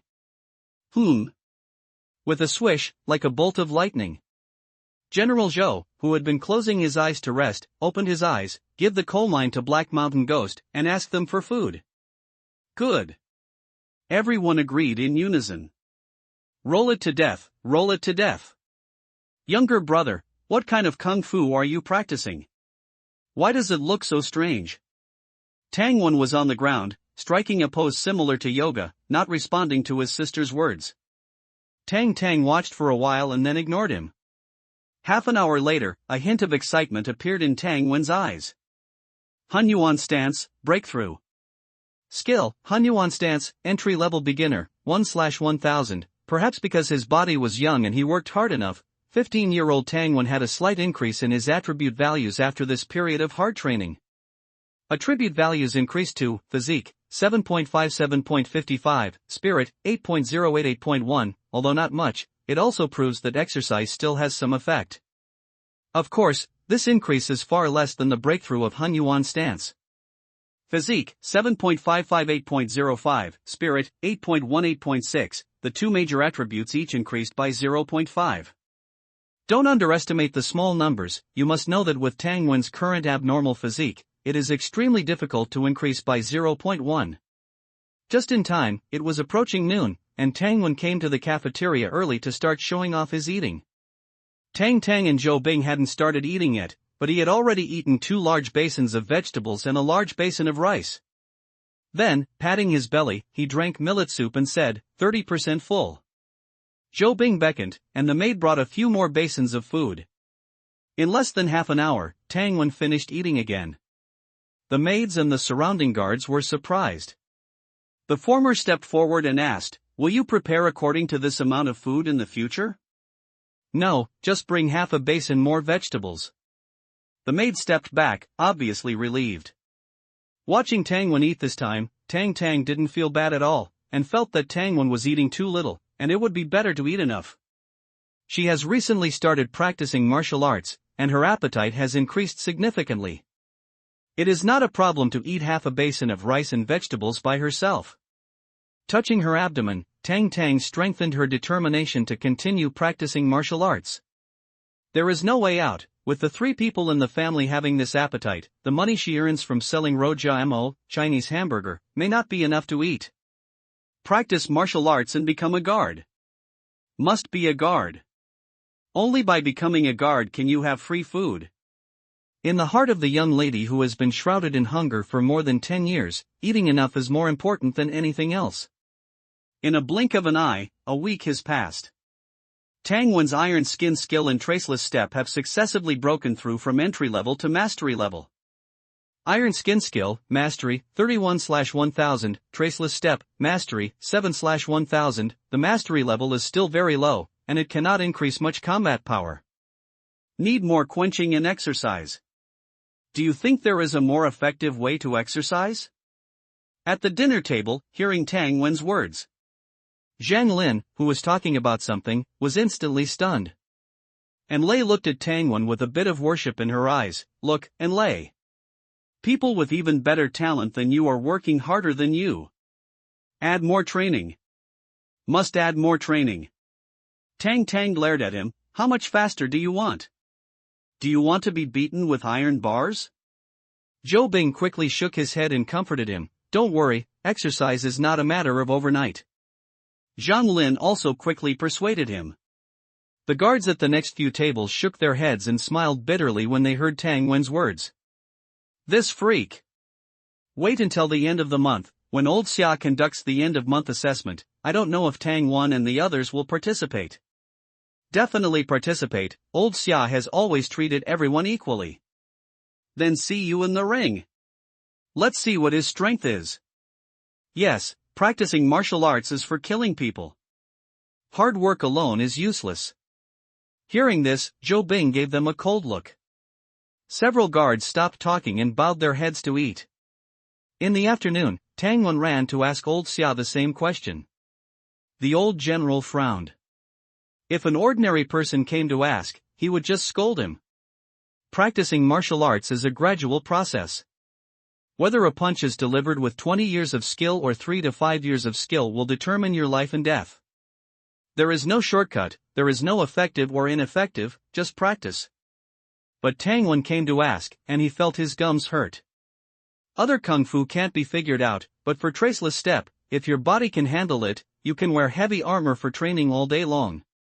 Integrate exercise into daily life? Hi! Old man, you are really high. Having an old man in the family is like having a treasure.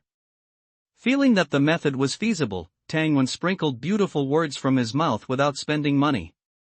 The wrinkles on the old general's face blossomed with a smile. This kid Tang Wan is not only talented and hard-working, but also speaks so nicely. Promising, worth cultivating. Getting guidance, Tang Wan immediately did so. He borrowed Zhou Bing's name and received a larger inner armor of 120 pounds. 2 sets of inner armor were worn together. The 200-pound weighted lead suit on the outside was also replaced with a heavier one. Metal boots as usual. Usually when not exercising, just wear it like this. The most uptack new uptack small uptack say uptack in uptack 6 uptack 9 uptack book uptack bar uptack first uptack hair. So, next, except for bathing, sleeping, and practicing other kung fu, he even wore weights when eating. The guards whispered. Captain, do you think Tang Wan is suddenly so desperate because he knows he is going to be selected as a leader? The captain's brows furrowed into a Chuan character. Zhou Bing is headache enough, how come such a freak has emerged? This is an opportunity that I have been waiting for a long time. If you perform well, you may be able to directly become the commander of the outer city. Want to? Some thoughts flashed through his mind and were dismissed by himself. General Xia can't tolerate sand in his eyes. Besides, the camp may not have only lost one commander. As guards who patrol and guard the dungeon every day, they are much better informed than Tang Wan and others. Zhang Lin's father, Commander Zhang, although he has not appeared in the square since his arm was broken, some guards have still seen him. When the guards were on duty, they learned from his conversation with General Xia. After this war, he wanted to retire. In this way, the position of commander of the outer city will be vacant. According to the usual practice, it must be a martial arts selection. After all, martial arts is the foundation of the camp's foothold in this land. As for daily official duties, a certain routine has long been formed, and naturally clerks will handle it. Noon, cafeteria. Tang Wan picked up a pair of chopsticks as long as his forearm and ate his meal. There is no way, he is carrying too much weight, and the scale armor lead clothes are too thick, and his arms are difficult to bend. I can only use longer chopsticks to make up for it. Squeak, crack. After protesting a few times, the stool suddenly shattered and fell to the ground. Tang Wan took a step back, stabilized his body, and made a stance of squatting. After a while, the maid brought a new stool. Tang Wan was about to sit down when he suddenly had an idea and said, "No need, it's just right to practice horse stance." Ah! The maid covered her lips, stunned for a few seconds, before retreating to the wall. Today, the cafeteria is serving roasted mutton, some coated with honey, some smeared with salt, and some with red chili powder. Take a bite, with scallions, that taste is amazing. The guards came to the cafeteria early on purpose, and they are eating happily at this time. Suddenly I heard Tang Wen's sentence just right to practice horse stance. Suddenly his face was complicated, and he looked at Tang Wen. I saw this guy sitting at the door, wearing a lead coat that looked extremely heavy. Pretending to be suspended in the air, his feet rooted, and he started to squat. Damn! This day can't be passed. Can't you take a break? You practice so hard and for so long, we are very anxious. Watching Tang Wen pick up the mutton with chopsticks and chew it slowly. They felt that the mutton in their hands was not fragrant. They all remembered when old Xia trained them recently, one bite at a time. Look at Tang Wen, you skinny dogs, are you tired from this amount of training? Are you okay, little skinny dogs? When to rest. When the Black Mountain Ghost cuts off your head, you can rest however you want. Skinny dogs. Skinny dogs, skinny dogs, skinny dogs, being scolded as skinny dogs all day long. The guards' heads are getting bigger. Fortunately, they don't know that skinny dog is the new term Tang Wen gave to old Xia, otherwise, there might be a group fight in the cafeteria. P.S. Ask for tracking. Ask for recommendation tickets. To martial artists, the underground plaza was filled with people. I have an announcement to make.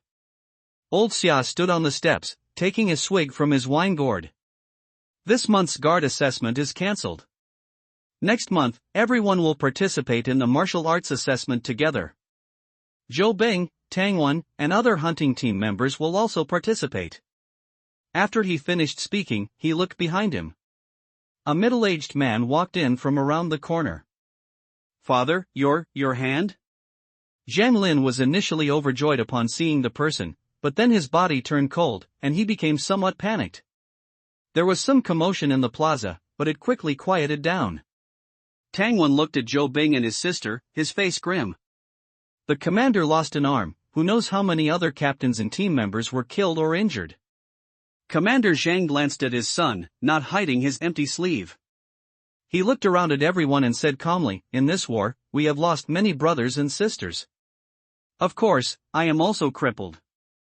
Next month's assessment is not just an assessment of your martial arts progress, but also a selection. A selection of outstanding people to assist the queen and the general in managing the camp. Whoa! This time, even the guards couldn't help but stir. Everyone discussed, some saying, has the situation deteriorated to this extent?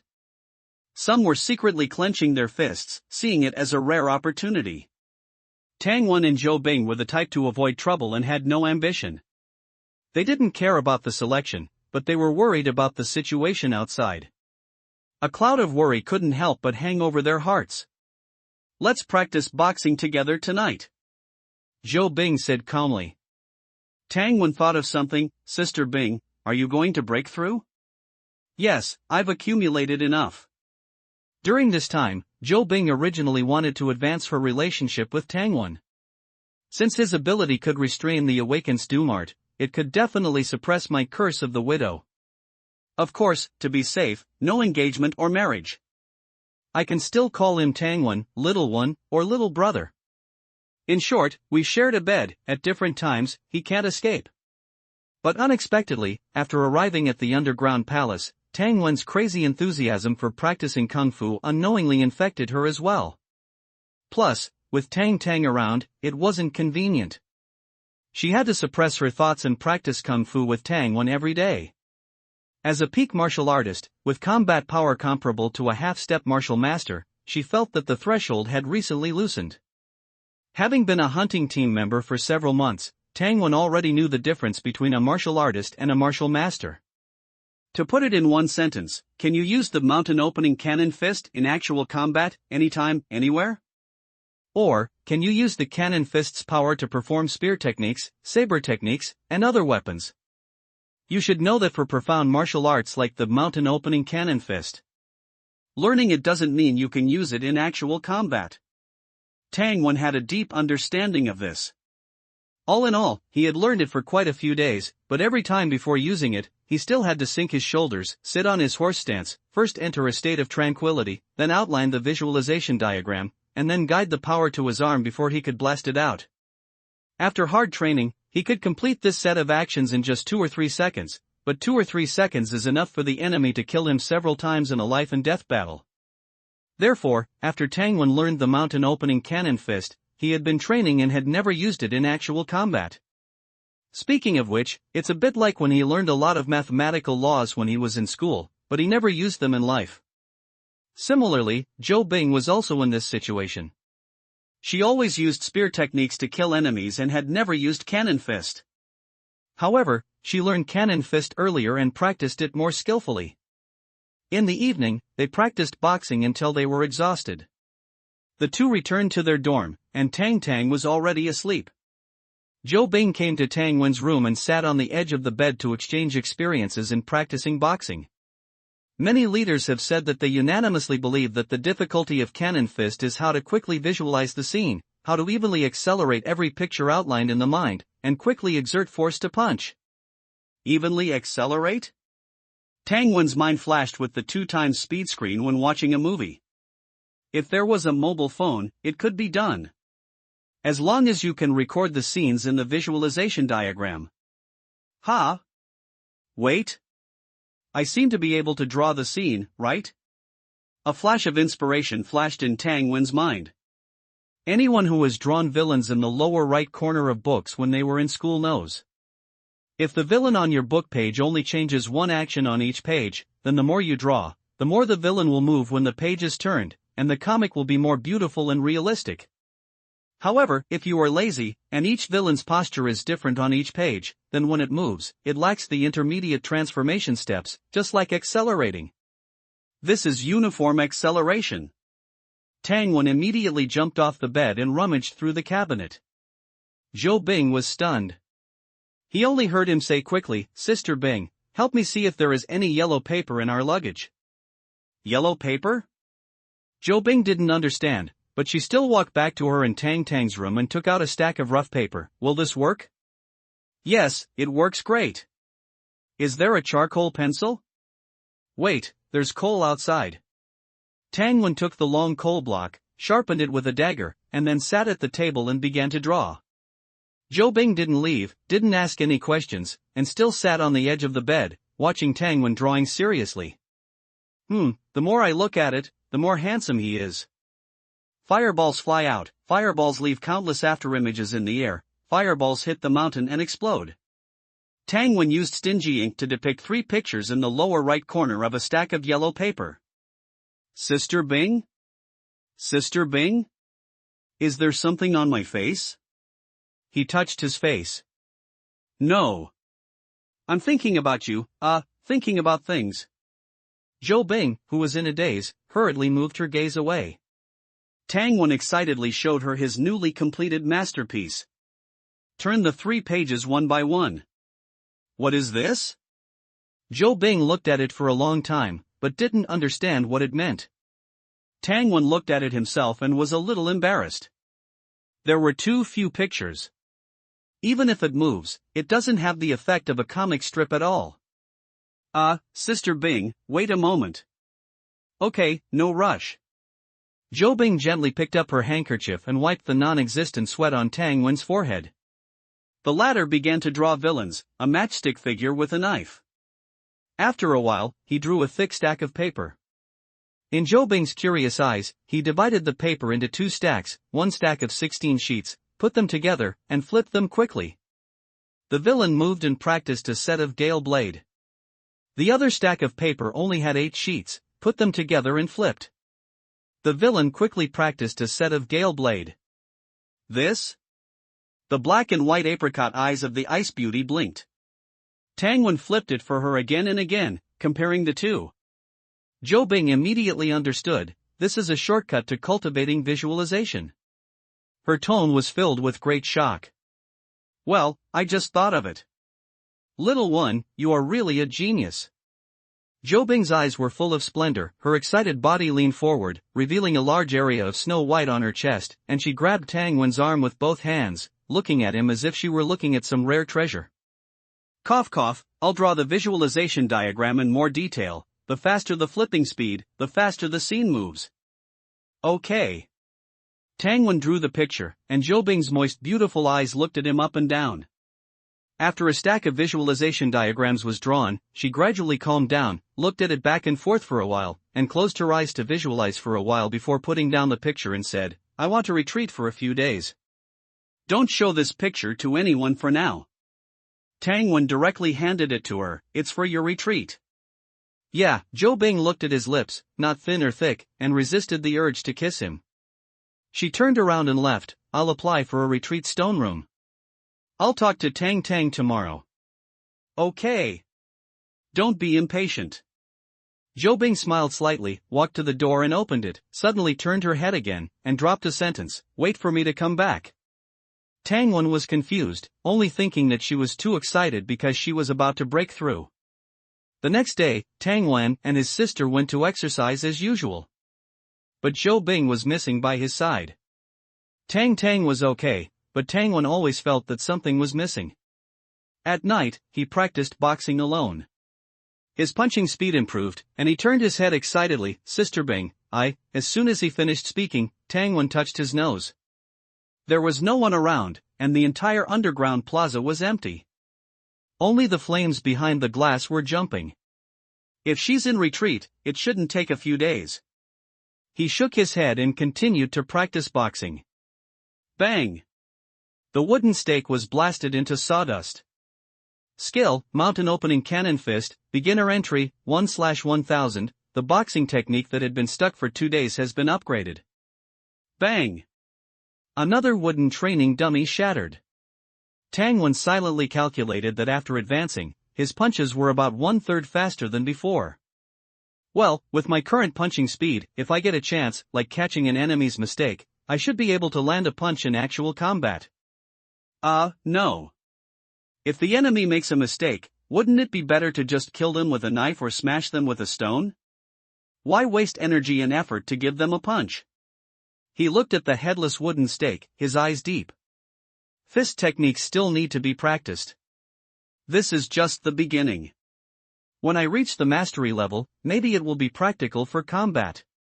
After 30 punches, Tang Wen's physical strength and spirit were both exhausted. However, he could consciously accelerate visualization, and his experience points increased a lot. Skill, mountain splitting cannon fist, beginner, 45/1000, back in the dormitory, he fell asleep. The next day, at 5 in the morning, he woke up. He didn't get up, but started practicing the Hunyuan stance first. Then he put on his clothes and practiced the 8 Vajra exercises. At 7 o'clock, he arrived at the square on time and practiced the earth-fire stance with everyone. If it were an ordinary person, they wouldn't be able to do anything else in the morning after practicing these 3 major exercises. Eating, returning to their rooms, and recuperating their spirits would be their only choices. But for Tang Wen, this day's training was just the beginning. It is worth mentioning that, except for the more difficult Hunyuan Gong, he practiced the other 8 Vajra exercises and earth-fire stance with hundreds of pounds of weights. This made everyone on the square try to squeeze forward when practicing the stances, trying not to let Tang Wen appear in their sight. It was too demoralizing. Cafeteria. Heavy footsteps sounded. Without turning their heads, everyone knew that Tang Wen had arrived. In the morning, the guards rubbed their hands and approached Tang Wen with ill intentions, holding clubs. Tang Wen, we won't be polite. Feel free to hit me. To be honest, the guards who want to hit you are lining up. Ha ha. The sound of banging rang out. Tang Wen held his breath, letting the clubs fall on his body. When dozens of thick wooden sticks were broken, the guards shook their sore wrists, cursed him as a freak, and shook their heads and walked away. There was no sense of accomplishment in hitting him. Where could they complain? Iron Skin Skill, Mastery, 490/1000. After practicing Iron Skin Skill, he put on a double-layered scale armor and weighted clothes, and walked into the cafeteria with a thud. After lunch, he rested for a while. In the afternoon, Tang Wen came to the plum blossom piles early. The plum blossom piles were of different heights and sizes. He jumped up and exercised his footwork on them.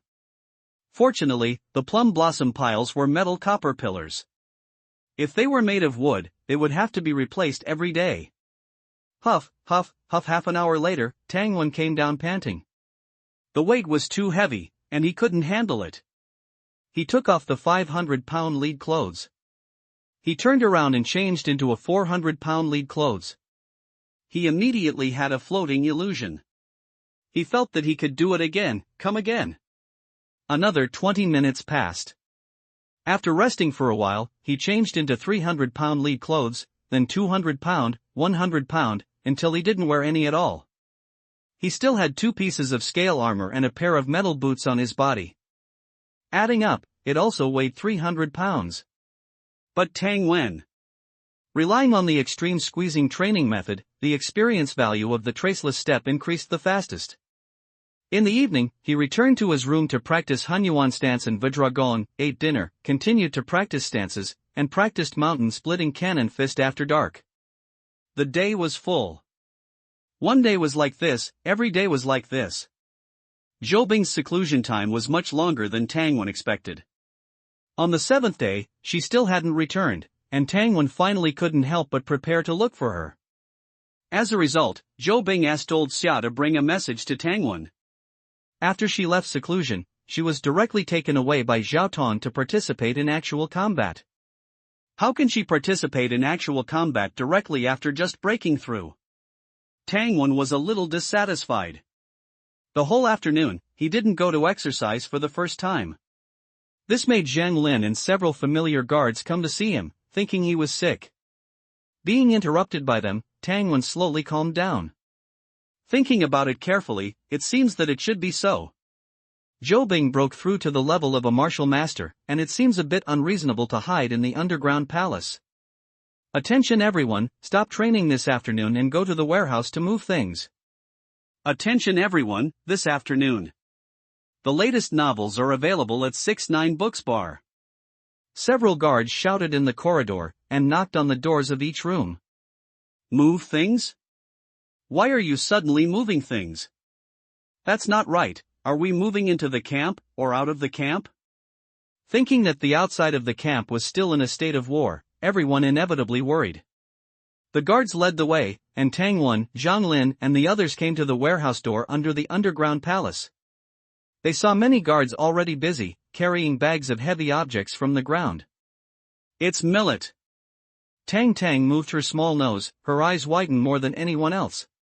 She muttered to herself, as if calculating how many years it would be enough to eat.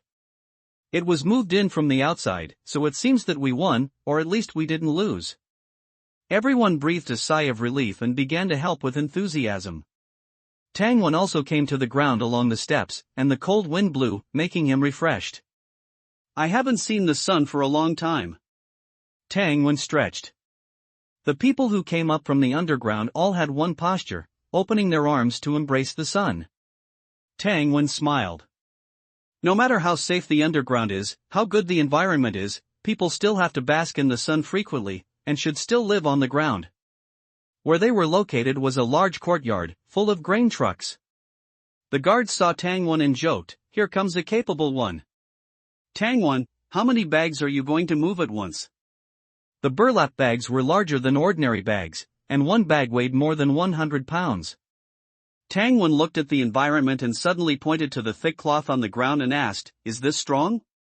"Strong. This is rainproof." "What, are you going to pack a few bags and carry them down?" Tang Wen shook his head, "Since it's strong, I have a faster way." "Come, Zhang Lin, help." They found 4 people, 2 holding the 2 corners of the rainproof cloth at the entrance of the underground palace on the ground, and throwing the rainproof cloth down the steps, and 2 people in the underground palace also holding the corners of the cloth. The 4 exerted force and held the rainproof cloth tightly. Using the height difference, a simple slide was made. Sliding the rice bags down the cloth slide was much faster than moving them down. Commander Zhang saw it and praised, "Little Tang is smart. Come, Team 1 and Team 2, help hold the cloth. Team 3 and Team 4 are on top. The remaining teams, all go down to pick up, and then move them into the warehouse." The efficiency suddenly increased a lot. Commander Zhang pulled Tang Wen to chat, "You kid is from the outer city. After the assessment next month, do you want to come back and manage the outer city with me?" Tang Wen respected those who lost their arms on the battlefield and protected the camp. "If there is a chance, of course I would." But I am just an ordinary soldier, and I have to listen to our captain. That's easy to say, your captain can come with you. Tangwen nodded repeatedly and asked in a low voice, did we win? Hee, how do you think it counts as winning? Commander Shang's words had a hint of testing. What counts as winning? Of course, the other party was defeated, suffered heavy casualties, ceded land and paid compensation, and begged for mercy on their knees. But after thinking about it carefully, he found it impossible. If the other party can't beat you, won't they run away? The Black Mountain camp is a slave camp, and the high-ranking rulers are mostly experts. Experts are difficult to kill. If they can't beat you, they will run away. At worst, they don't want the camp. In turn, they will sneak attack you every day, kill your people, and burn your camp. Who can stand it? So, in this cruel environment, what counts as winning? Seeing Tangwen fall into deep thought. A trace of appreciation flashed in Commander Zhang's eyes. He didn't answer hastily and say some fighting words. This calmness has surpassed 90% of the people in the barracks.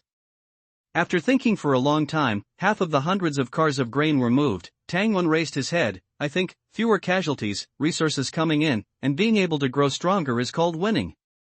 The appreciation in Commander Zhang's eyes turned into strong surprise. Good. Good. You kid is very good. He sighed in his heart, if my kid had this talent and insight, let alone losing an arm, even if he died in battle this time, there would be no regrets. After moving the grain, life in the underground palace returned to normal. Martial arts became the only thing. A month later, the day of the assessment arrived as scheduled. This morning, Tangwen got up as usual. With the Hunyuan stance breakthrough imminent, he practiced a little longer than usual, making him later than usual when he went out. When he put on his weights and arrived at the underground palace square, he found no one practicing stances. Everyone was standing neatly, listening to old Xia speak. Therefore, today's assessment will take place on the ground square in the inner city. After breakfast, all those who want to participate in the selection should stand over here. All right, dismissed.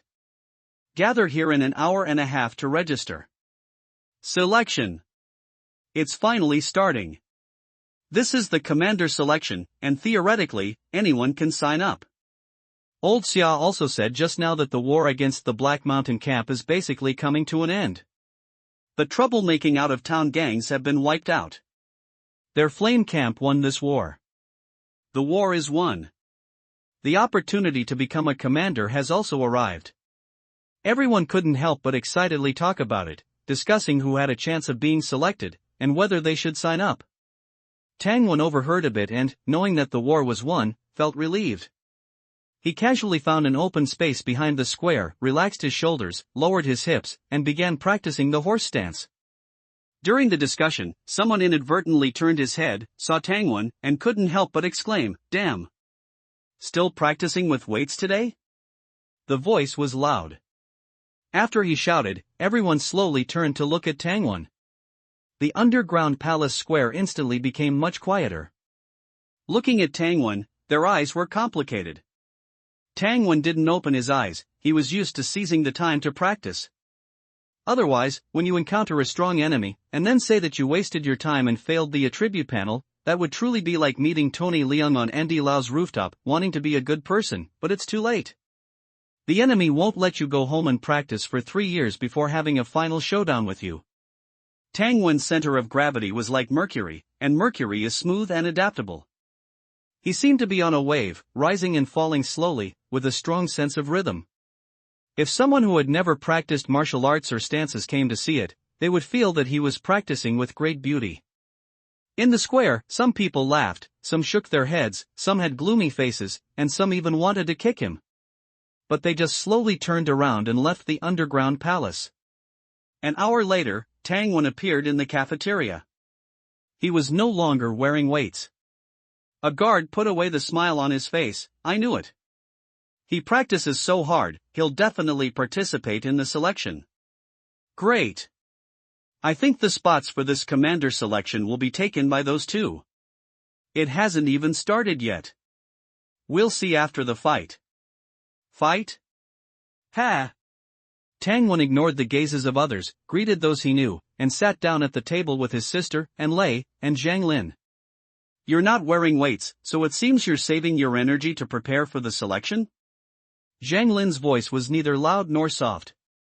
Tang Wen picked up a cornbread bun and took a bite, non-committally, and asked, "What about you? Are you also participating?" Zhang Lin nodded heavily. "Captain, my small goal is to first become a captain." "What about you?" Those who heard this quietly perked up their ears. Tang Wen glanced at him. "To be honest, I don't really want to leave the underground palace. Here, the food and lodging are good, and I don't have to do anything every day except practice. If I encounter problems, I can directly ask old Xia, it's so comfortable." Zhang Lin laughed. "Good heavens! Find you a wife, and you could stay here for the rest of your life, right?" Tang Wen suddenly thought of Zhou Bing, recalling what he saw in the cave that night. It was still unforgettable to him. If he had such a wife, it wouldn't be bad. What am I thinking? Practicing martial arts and skills is the most important thing. After eating, they went to the underground palace square. Tang Wen, Zhang Lin, and Lei, and many unfamiliar guards, a total of 20 or 30 people, stood out to sign up for the selection. Good. Those temporarily staying here from the hunting team can pack up and go home. The ordinary soldier assessment is in the morning, and the selection starts at 2 p.m. Everyone is not allowed to be late. The assessment is aimed at the hunting soldiers and guards to see how their martial arts training has been recently. It's like a student's final exam or a salaried worker's performance review.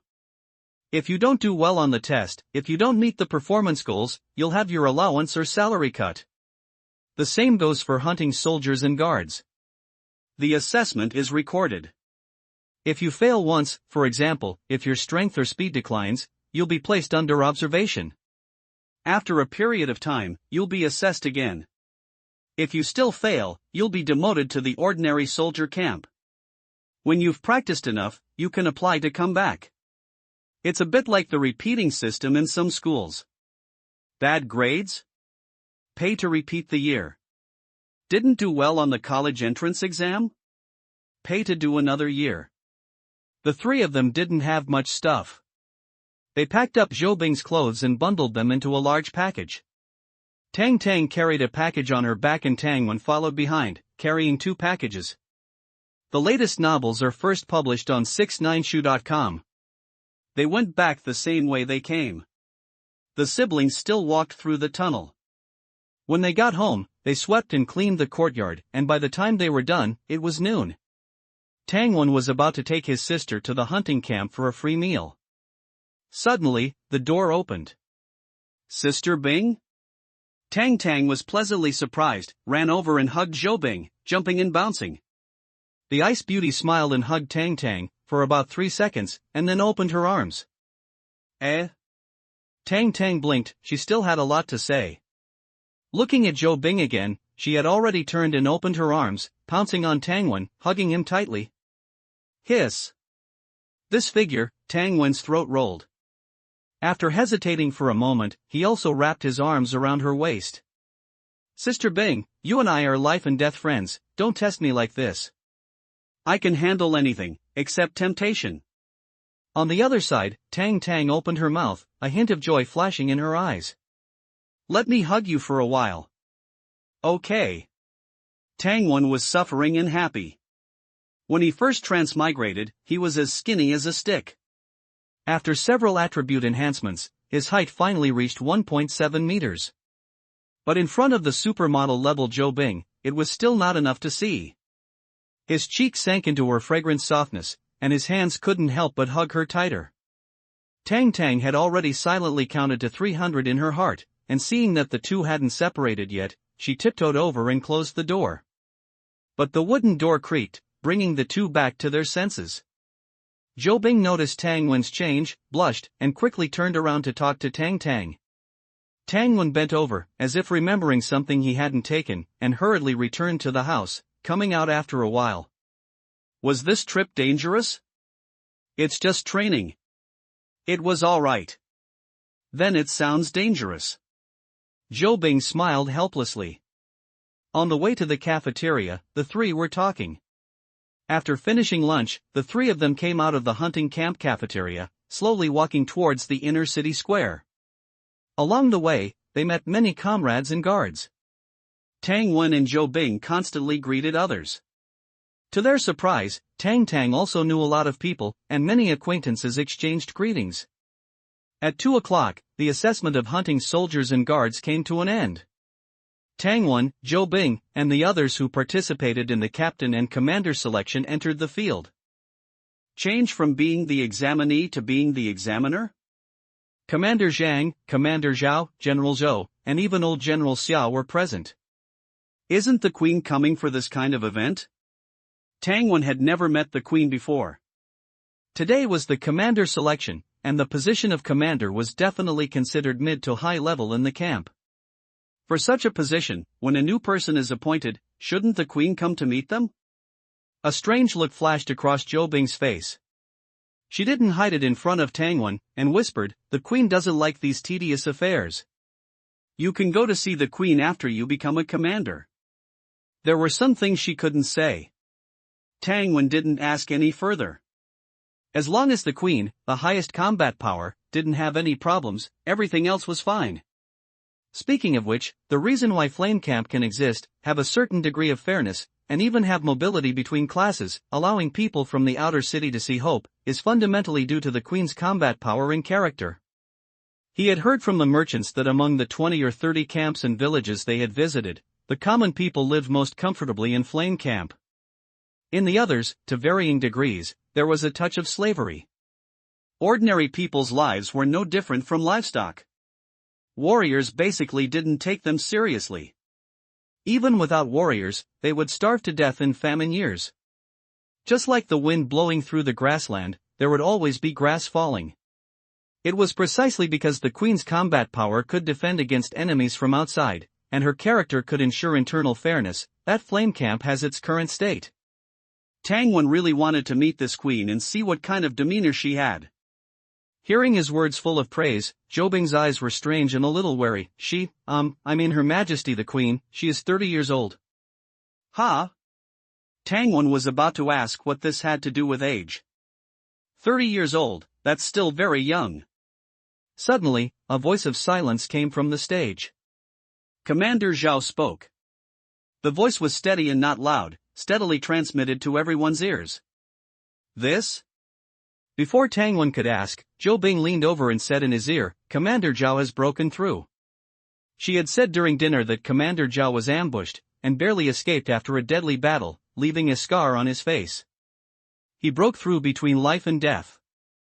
Tang Wen lamented that Commander Zhao was indeed a fierce general, originally faintly holding the position of the number one person below the general. Now, this number one position is probably going to be confirmed. In this camp war, we lost many brothers, but the final victory still belongs to us. The Black Mountain Devils personally killed the helpers they brought, and came to us for peace. The grain they sent has filled the large and small granaries inside and outside the city. Even Her Majesty the Queen's garden and the General's mansion are storing grain. After Commander Zhao finished speaking, the audience cheered. The war had enveloped them for 2 months, suppressed them for 2 months, and now it was all released. Even though this grain was exchanged with the Black Mountain Camp for 2 years of coal mining rights. However, it was true that the Black Mountain Camp killed people to sue for peace. The victory was unquestionable. Flame Camp had this strength. After the war started, the Queen, General Zhou, and the former general all came out. Then the commanders led a group of captains, forming an elite team that was the main force on the battlefield. On the other hand, the Black Mountain Camp, the Black Mountain King, and General Black Mountain Devil dared not show up directly, and could only barely contain the Queen and General Zhou. They constantly sent martial apprentices and martial artists to their deaths, and finally dispatched a few martial masters, wanting to ambush Commander Zhao. As a result, Commander Zhao burst out and killed 2 of them. After that, they could only admit defeat. Commander Zhao raised his hand and pressed down, and the guards on the square gradually quieted down. The hunting camp and the guard camp are now preparing to expand their scale. This selection will select 10 commanders and 100 captains. Wow, there was a burst of discussion in the square. Tang Wen's eyes flickered slightly. This is to expand the army. As for why the expansion, he can probably guess the reason. The world is chaotic, and the camp must always have sufficient reserve forces. Next, Commander Zhao explained the rules. The selection rules are very simple. Those who want to become captains of the hunting camp must challenge a current captain. You don't need to defeat the opponent, you just need to show a balanced match to be promoted.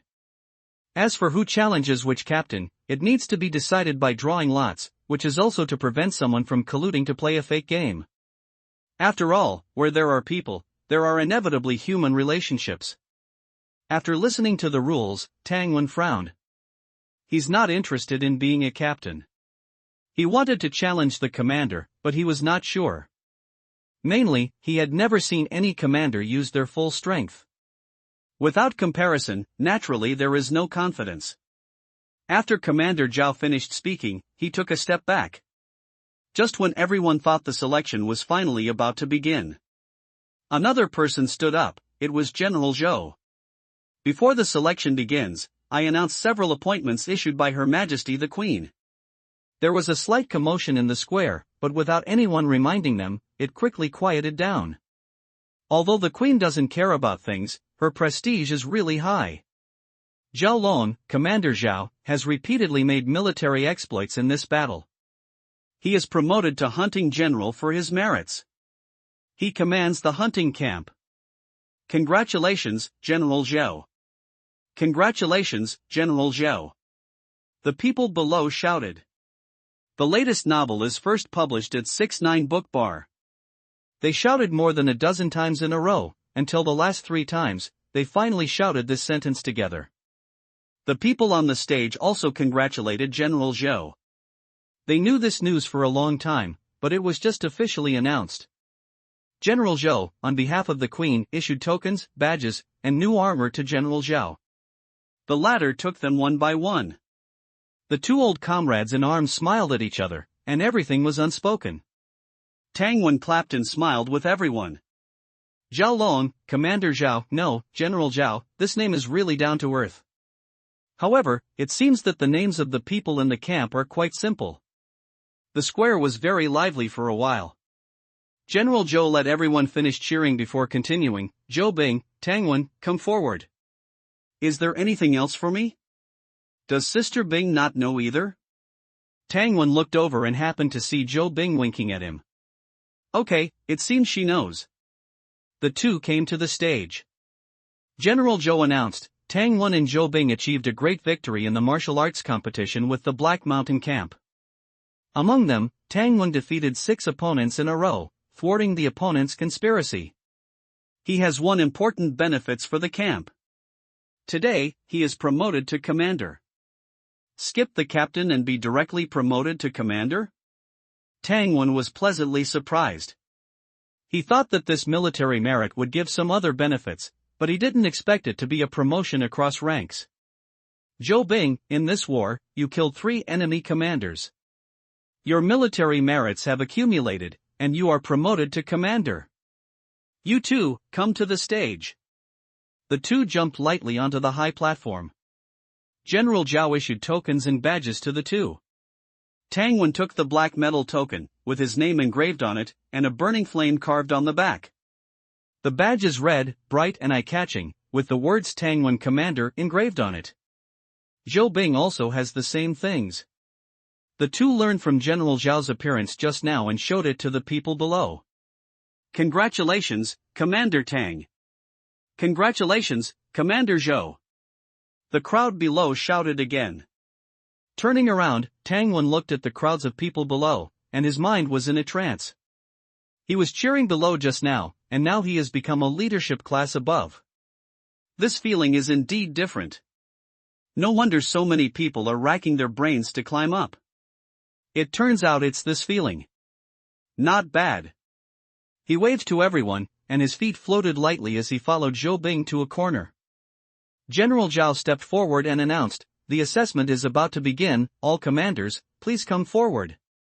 The commanders came one after another, close to the position below the stage. Those who want to become commanders must challenge them. At this time, General Zhao suddenly turned around and pointed at Tang Wen and Zhou Bing and said, "What are you two doing in a daze? Come forward." Everyone let out a good-natured laugh. Eh? Didn't we just become commanders? Have we turned from those being assessed to examiners? Tang Wen hesitated and walked over from behind. Draw Tang Wen? Zhou Bing was fine, but Tang Wen had never been an examiner. His hesitant steps, in the eyes of those below the stage who wanted to become a commander, were a sign of insufficient confidence. For a time, everyone who wanted to pass the selection and become a commander wanted to draw Tang Wen.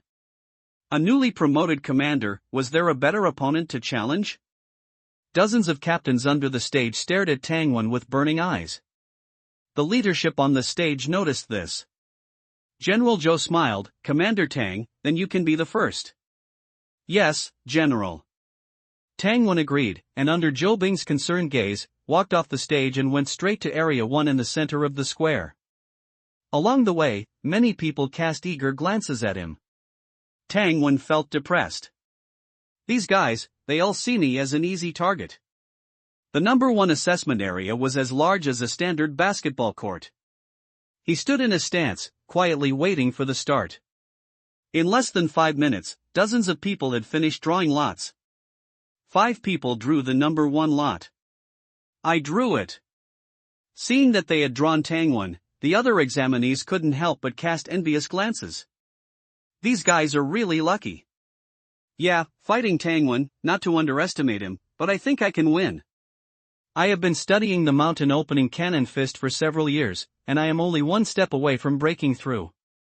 What about Tang Wen? Has he practiced the cannon fist? He only joined the hunting camp a few months ago, and he just became a formal guard not long ago. Do you think he has a chance to practice it? If all 5 of them defeat him, what do you think will happen? Stop it, have you forgotten what Tang Wen looks like when he exercises? Exercise is exercise, and actual combat is actual combat. That's right, he must be the weakest among so many commanders. Yes, it's impossible not to practice the cannon fist. How do you know he hasn't practiced it? As I said just now, he only became a guard a few months ago. Can he understand the visualization diagram? It seems that the few people who drew Tang Wen are all experts from the Imperial Guards and the hunting camp. There's a good show to watch. Tang Wen thought about his tactics, opened his eyes, and looked around. He saw 5 examinees with excited eyes. These guys, are they excited? What? Do you think you can last long enough under my hands? Looking to the side again. The examiner at assessment point number 2 was Zhou Bing. Also facing a newly promoted commander, the person who drew Zhou Bing did not look relaxed. They even felt that they were too unlucky. It was normal for them to have such thoughts. Even if they didn't know Zhou Bing before, they just heard General Zhou introduce her battle achievements: killed 3 enemy commanders.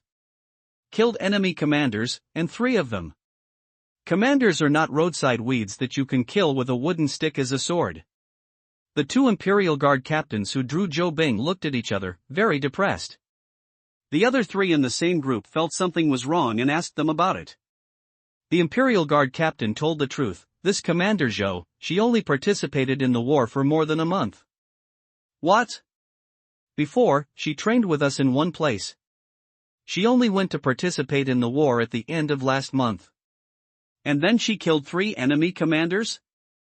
Yes, and when she was a captain in the hunting camp before, she was the most capable captain. Everyone's views on Tang Wen and Zhou Bing were completely different. Examinees, come on stage.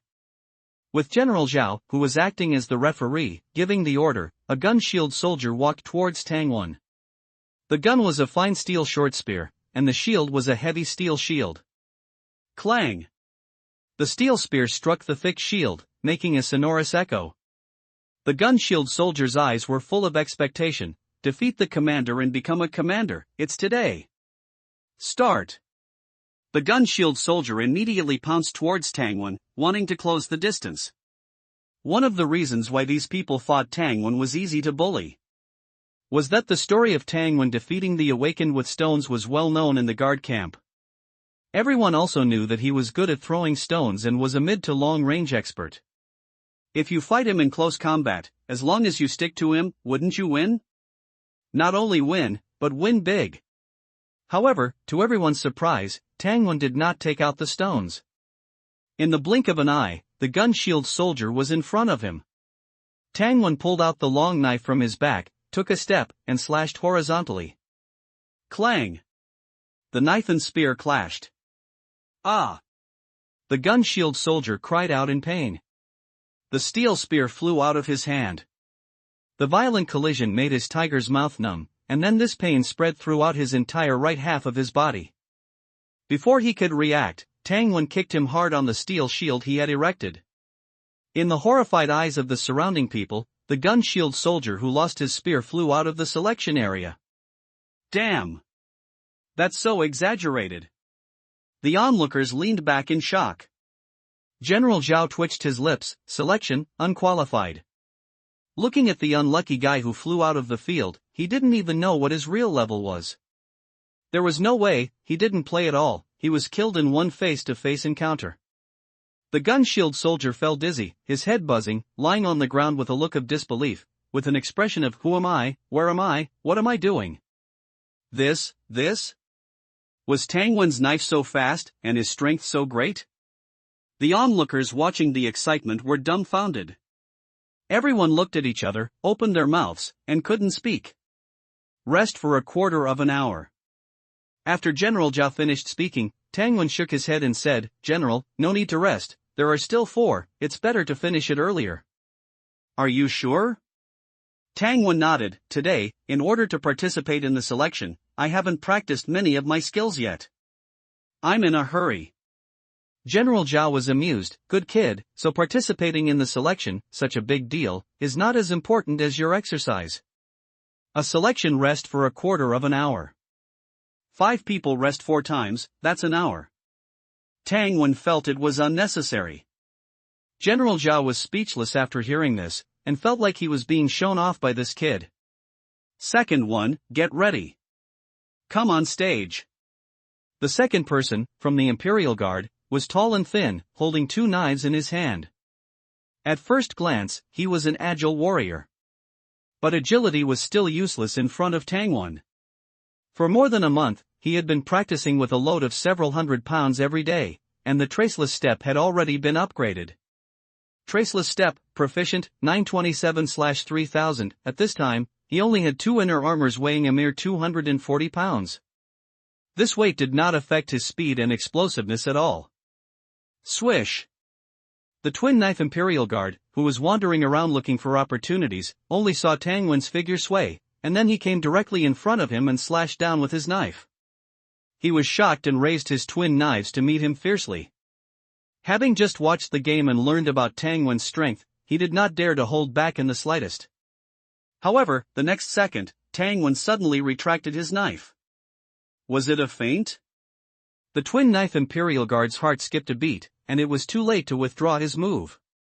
Tangwon kicked him in the waist and kicked him directly out. With a plop, he landed outside the circle. The surroundings were silent. In just a few breaths, another one was defeated. The faces of the people who had been discussing Tangwon before turned red and white. Some people cast questioning glances at them. Didn't you say that Tangwon was very weak? Didn't you say that the people who came to challenge were all experts? Didn't you analyze it so well just now? Weren't the people who came up experts? As a result, 2 people in a row couldn't even last 2 minutes in total? That's it? These people were ashamed, lowered their eyebrows, and couldn't wait to find a crack in the ground to crawl into. General Zhao covered his forehead and announced helplessly, selection, unqualified. In fact, it was not difficult for his vision to see. The 2 people who fought against Tangwon were both elite figures with considerable strength. But unfortunately, they met Tangwon, a pervert. Stop for a moment. General Zhao said to Tangwon, Commander Tang, you have to let the examinees show their abilities. That was to hold back. Tangwon nodded, okay, come on, no problem. With General Zhao's words, the 3 people who had been desperate immediately cheered up. Because they saw that Tang Wen had thrown away the knife. Opportunity. Wasn't this opportunity here? Whoosh! The heavy executioner's blade whistled through the air, cleaving down at Tang Wen. Tang Wen, with his hands behind his back, tapped his foot and darted backwards several meters like a flying bird. The executioner's blade advanced for another attack, and Tang Wen nimbly dodged again. 1 minute passed, 5 minutes passed, 15 minutes passed. Tang Wen's hands remained behind his back, never once coming out. He merely moved his legs, toying with the man wielding the executioner's blade, running all over the field. The opponent stopped, using the blade's handle to support himself, panting heavily, his eyes filled with despair as he looked at Tang Wen. Untouchable. Completely untouchable. Tang Wen didn't attack, didn't block, and didn't even have a weapon in his hand. He just wandered around in this small circle, while the other man, with his 2-meter-long executioner's blade, had every advantage, yet couldn't even touch the hem of his clothes. Tang Wen glanced at General Zhao. The latter, with a complex expression, called a halt to the match. Let's stop here. Your executioner's blade technique is quite proficient, but your speed and explosive power are lacking. Go back and practice properly. Thank you for your guidance, General, the executioner said dejectedly as he left. Looking at the other fields, the selectees and commanders were all putting up a good fight. He felt even more disheartened. Turning back, General Zhao said to Tang Wen, "You have to fight them head-on, you can't keep using your speed to bully people." The latter nodded indifferently. After the 3 consecutive matches, he had a general idea of these people's levels. And he also understood his own level. The 4th person to enter the arena, after watching Tang Wen's match with the executioner's blade and seeing that Tang Wen had no weapon in his hand. He also temporarily switched from a steel shield to a smaller steel round shield, carrying a long sword as he walked into the arena. Fully equipped? Tang Wen smiled. Begin! In the blink of an eye, Tang Wen closed in. The examinee, though surprised, didn't panic, slashing the long sword towards Tang Wen's eyes. The latter raised his fist and smashed upwards, the fist hitting the sword's body with a crisp sound. The sword's body was bent, and the examinee could barely hold the hilt. Before the opponent could react, he sank his shoulder and lowered his stance, his mind quickly conjuring the image of a fireball flying up and bombarding a mountain. Warm energy surged, and a heavy punch landed. Mountain opening cannon fist. Boom! The fist struck the steel shield heavily, and with a bang, the steel round shield shattered into pieces. The examinee staggered, trying to maintain his balance, but eventually tripped and fell to the ground. As for his right hand, which held the shield, it was completely limp. Cannon fist? When did you learn cannon fist, kid? General Zhao was full of surprise and even forgot to treat the injured examinee immediately. The latter hugged his arm, his face covered in cold sweat, gritting his teeth and not saying a word. Tang Wen didn't answer, quickly waving for a physician to come. Well, it's not a big problem, just that the arm is broken into 3 pieces. Come, take him away and put him in splints at the medical center. Tang Wen breathed a sigh of relief. As fellow guards, he didn't want to cause anyone irreparable harm. I say, when did you learn the cannon fist?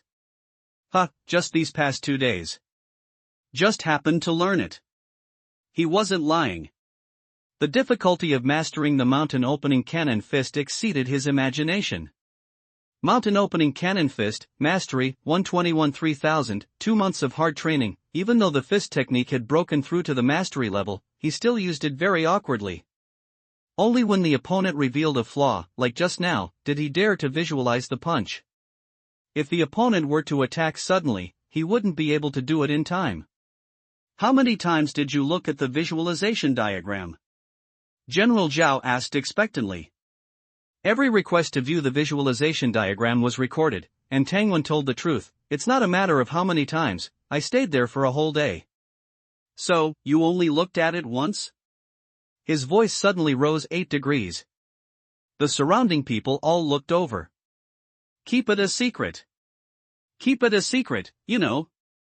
General Zhao quickly lowered his voice again. Another true genius. Tang Wen looked at him speechlessly. You're the one who shouted it out loud. While the two were talking, the last waiting guard captain had already despaired.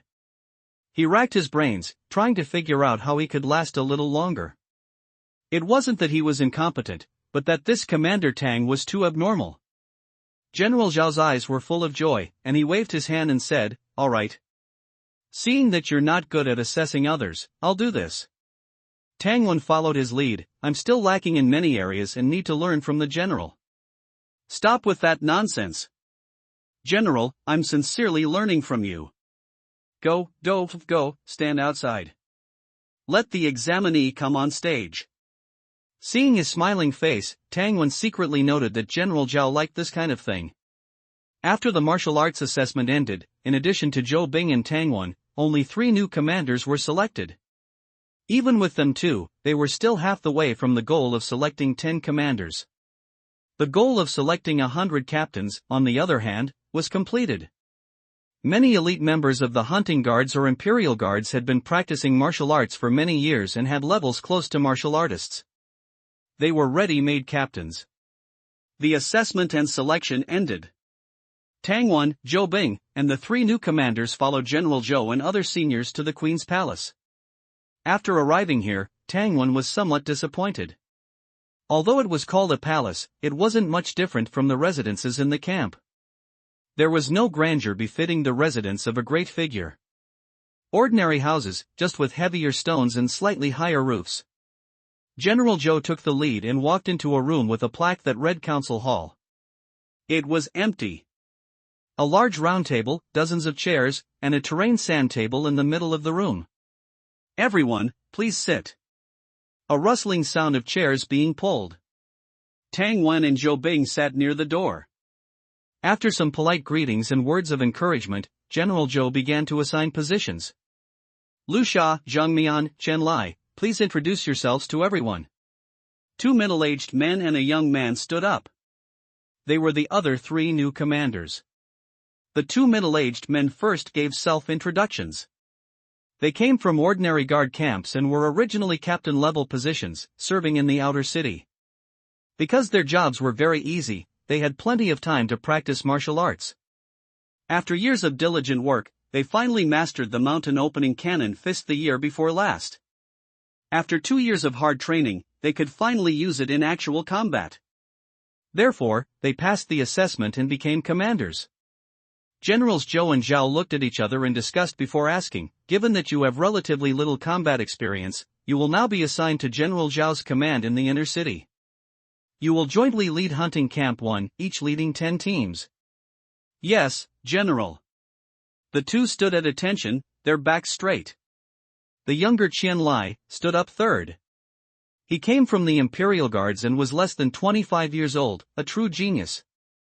When asked where he wanted to serve, Shen Dong thought for a moment and said, "Generals, I still want to return to the Imperial Guards, but I think the current state of the Imperial Guards needs to change. We lack actual combat.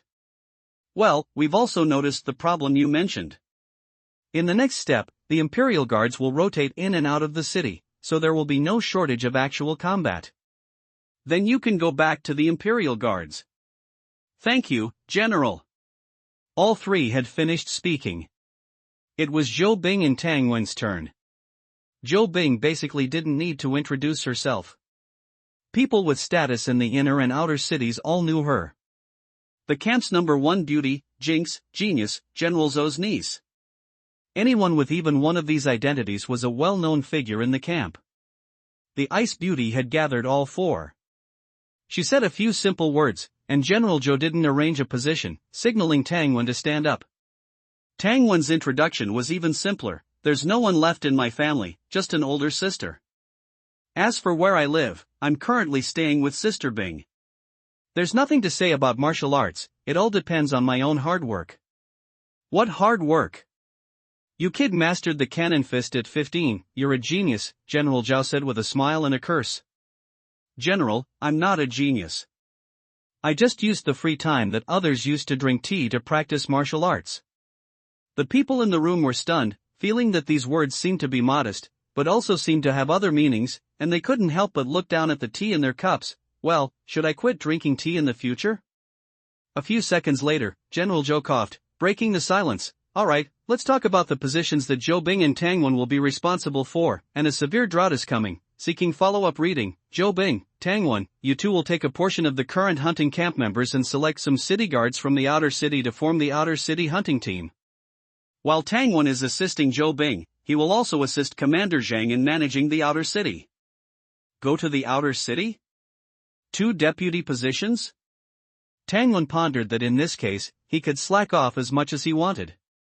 Tell Sister Bing that Commander Zhang has arranged something. Then tell Commander Zhang that Sister Bing is too busy to handle things. Wouldn't that be very leisurely? Wait, I finally became a leader, shouldn't I be thinking about throwing my weight around? Why am I always thinking about slacking off? After the work was arranged, General Zhou stood up and said, "Let's go, we'll go to the main hall together to pay respects to the Queen." Rattling sounds of chairs. Tang Wen and Zhou Bing were fine. The other 3 stood up helplessly, their faces nervous and expectant. Tang Wen was curious and asked in a low voice, "It's understandable that the 2 original outer city captains haven't met the Queen, but how come Qian Lai, this guard, hasn't either?" "Well, the Queen, she is always in seclusion." Zhou Bing's tone was a bit unnatural. Tang Wen glanced at her but didn't say much. The 2 followed behind the generals and commanders, arriving at the main hall together. The main hall was also in the style of a council hall, with a half-person high stone platform in the middle towards the back, on which was placed an exquisitely shaped chair. In front of the stone platform, on both sides, were rows of seats. "Your Majesty, the new commanders have arrived." A woman resembling a female official called out towards the side door of the main hall. Slight footsteps approached. Immediately afterward, a stunningly beautiful face entered everyone's eyes. "Everyone has worked hard, please sit." The crisp and melodious voice revealed a hint of irresistible majesty. But no one sat down until she lightly flicked her red dress and sat in the main seat, then everyone sat down one after another. Lu Sha trembled as he stood up first, introducing himself to the Queen in a not-so-fluent manner. His excitement, reverence, and the feeling of being amazed by the Queen's appearance were vividly displayed. The Queen smiled and nodded in encouragement. This old brother sat down with an excited expression. Zhang Mian was not much better than him. Qian Lai's performance was slightly better. After he finished speaking, he evoked the Queen's impression of him. "Not bad, the little guard from back then has grown up." Qian Lai looked excited and couldn't help but express his loyalty. "The guard will always be the sharp blade in your hand." "Yes," the Queen nodded, appearing to affirm him. Zhou Bing stood up. The Queen's smile was as bright as the sun. "Binger, you don't need to introduce yourself. Stay behind later." The 3 people just now all turned their heads, their eyes filled with envy. Envy at the Queen's closeness to her relatives. Tang Wen curiously looked at the expressionless Sister Bing, feeling even stranger in his heart. "Your Majesty, I am Tang Wen." "I know you," the Queen praised, "a young genius." Not at all, in front of your Majesty, there is no such thing as a genius. You are young and killed and awakened on the arena, naturally you are a genius, don't be modest." Tang Wen was even more modest. "I just used the time that others enjoyed on martial arts training." The others, "Good. Stay behind later and tell me how you usually practice martial arts." The Queen restrained her smile. Agreeing, Tang Wen retreated to his seat. He also gained the envious gazes of the 3 new commanders. It seems that these 3 can be considered loyal fans of the Queen. After introducing the newcomers, the Queen stood up, her red dress like fire, and said in a serious tone, "Everyone, the drought is coming." "Ha!" Except for the 5 newly promoted ones, the others were not surprised at all, obviously they already knew.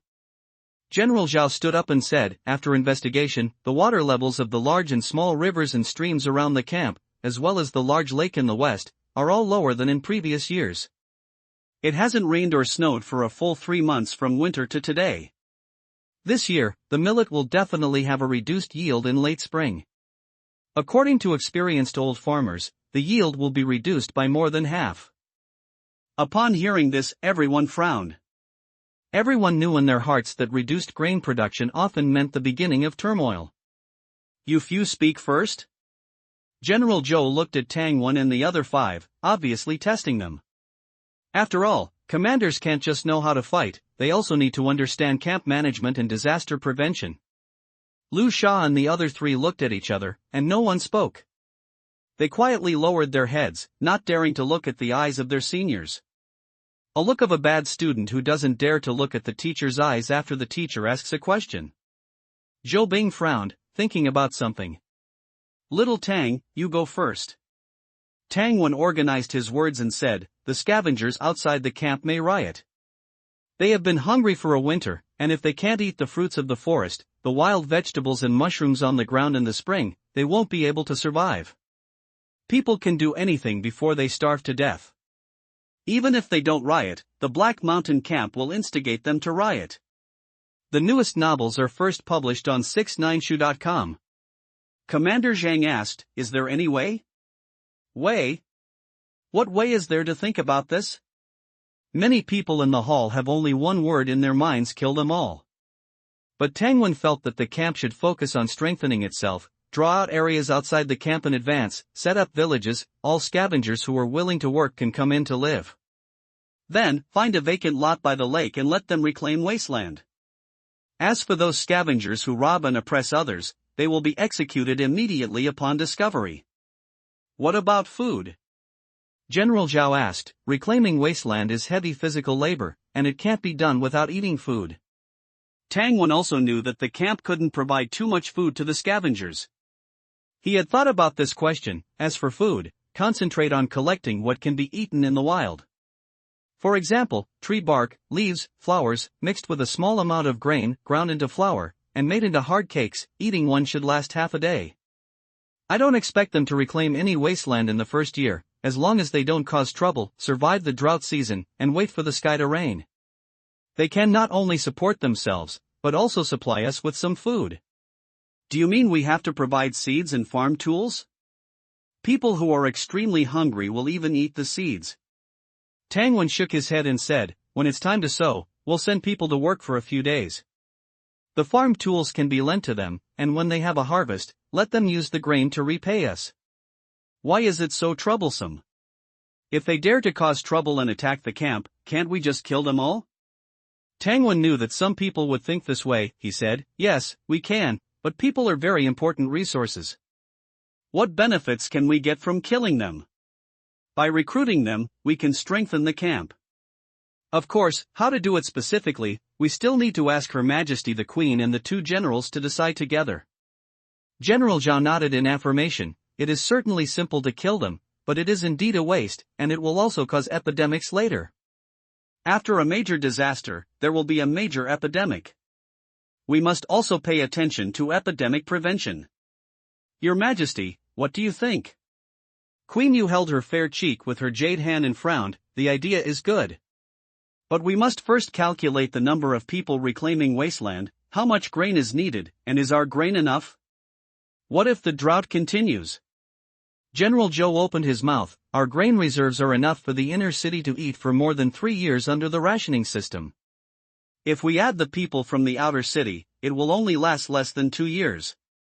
The inner city is wealthy, and each household has its own surplus grain, but the outer city is in suspense. After discussing, Tang Wen realized that he was still thinking too simply. Flame Camp still doesn't know how long the drought will last, and whether it can smoothly survive the disaster year. Now is not a good time to recruit the scavengers outside the city. After an hour or two of discussion, everyone basically reached a consensus. And Tang Wen's suggestion was also partially adopted. That is, the coarse grain cakes he said can be made first. When spring comes, there are many trees, flowers and plants in the forest. Pick them back, mix them with a little flour and make them into dry and hard cakes, which can also be regarded as a kind of stored grain. There's something we don't know about. General Zhao frowned and thought for a while, then said, all right, then we'll split up and lie in wait tonight. Arrange a few hunting teams to guard the road to the Black Mountain Camp. Okay, I'll arrange it tonight. I'll also send a few people to live in the scavenger camp. After speaking, seeing that no one in the room objected, Tang Wen said to General Zhao again, General, just in case, please come to the outer city camp to keep things in order for the next few days. Okay, I'll stay here tonight. Hearing this, Tang Wen breathed a sigh of relief. In fact, according to his analysis, the Black Mountain camp was secretly doing this kind of kidnapping. It was unlikely that even at commander level would be dispatched. After all, firstly, the experts care about their reputation, secondly, ordinary soldiers are enough to deal with a group of scavengers who can't get enough to eat. Dispatching hunting guards is already overkill. But what if Tang Wen didn't want to take the risk?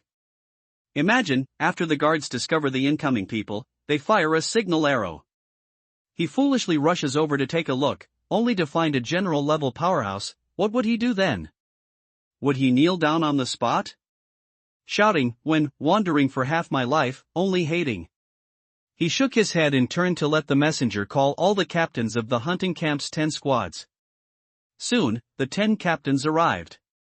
General Zhao arranged everything according to what he had just said. One team went to lie in wait in the coal mining area, waiting to see if any slaves were sent there. The second team lurked on the only way to the Black Mountain camp. The third team's task was to lie in wait in the scavenger camp every night to see if they could block the incoming people. They were all surveillance missions, with no difficulty. One squad was enough, and they could take turns day and night. The 3 captains went down to prepare. The other 7 hunting teams couldn't be left to roam free either. At least half of them had to stay in the camp every night. Before the matter was resolved, Tang Wen and Zhou Bing also had to stay in the camp. However, 3 days passed in a row.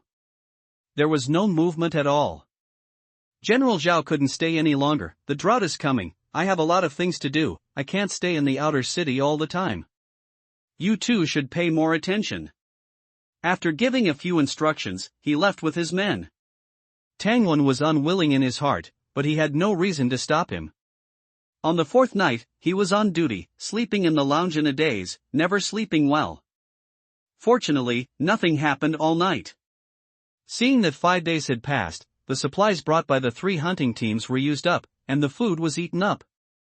They sent people back to report one after another, saying that they hadn't seen anything suspicious in 5 days.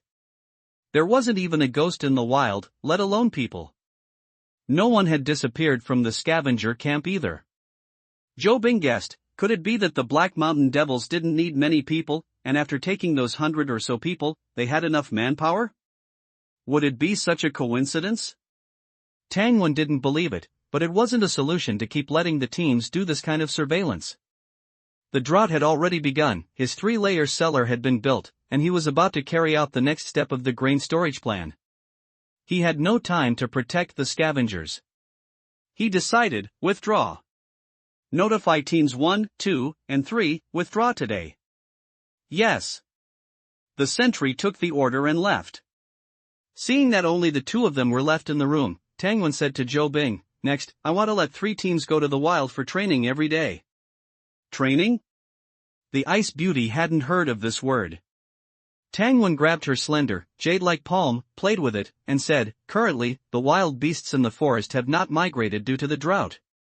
We need to store some meat. Zhou Bing glared at him reproachfully, shook her head, and said, hunting is okay, but the meat can't be stored, it's not winter, and even if you use salt to marinate it, where will you get so much salt?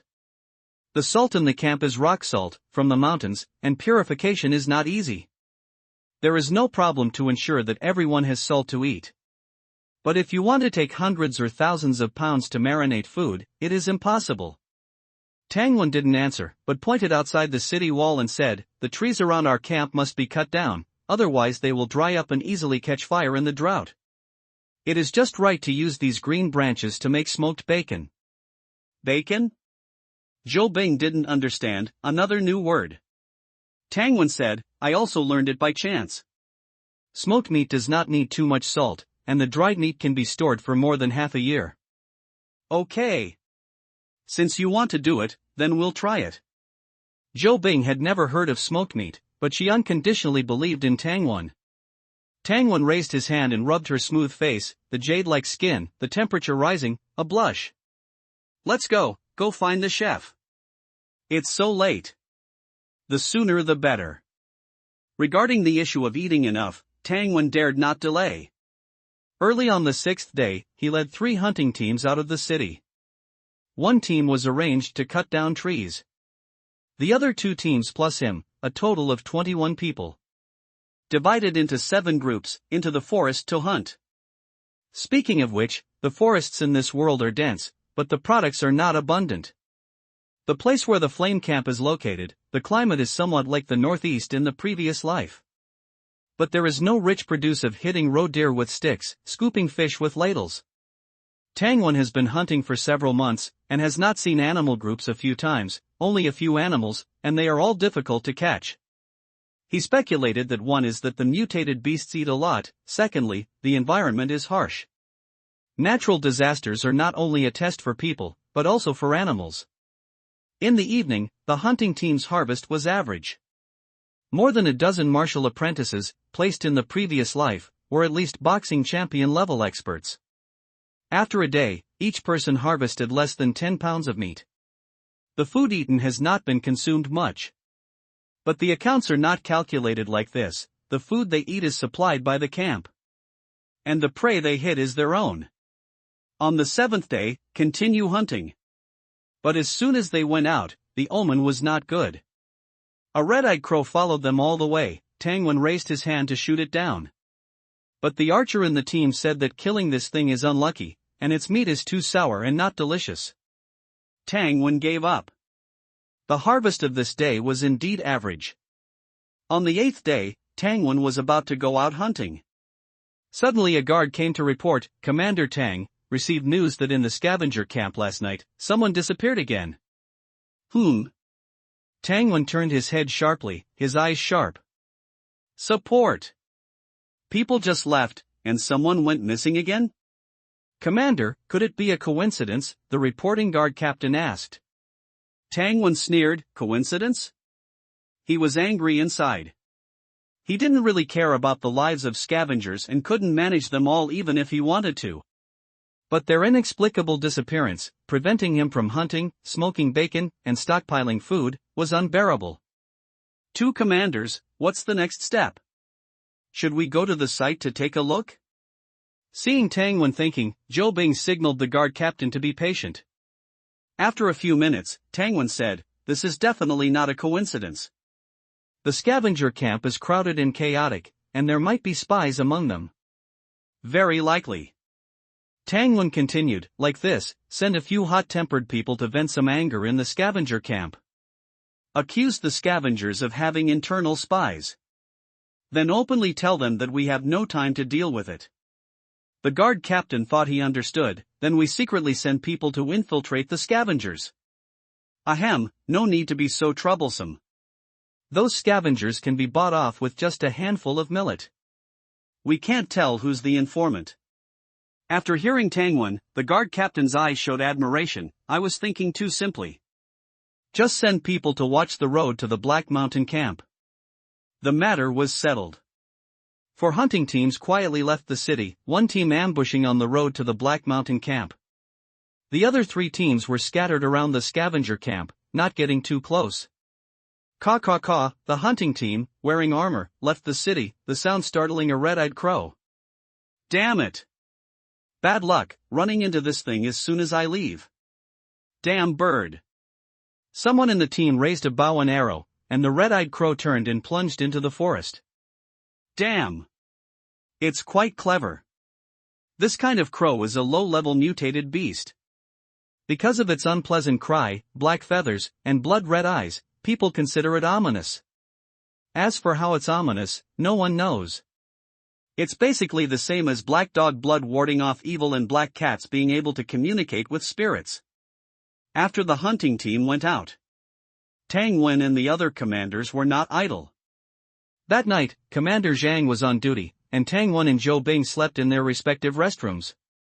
The night passed, but nothing happened. The one-armed Commander Zhang sat alone in the council hall until dawn.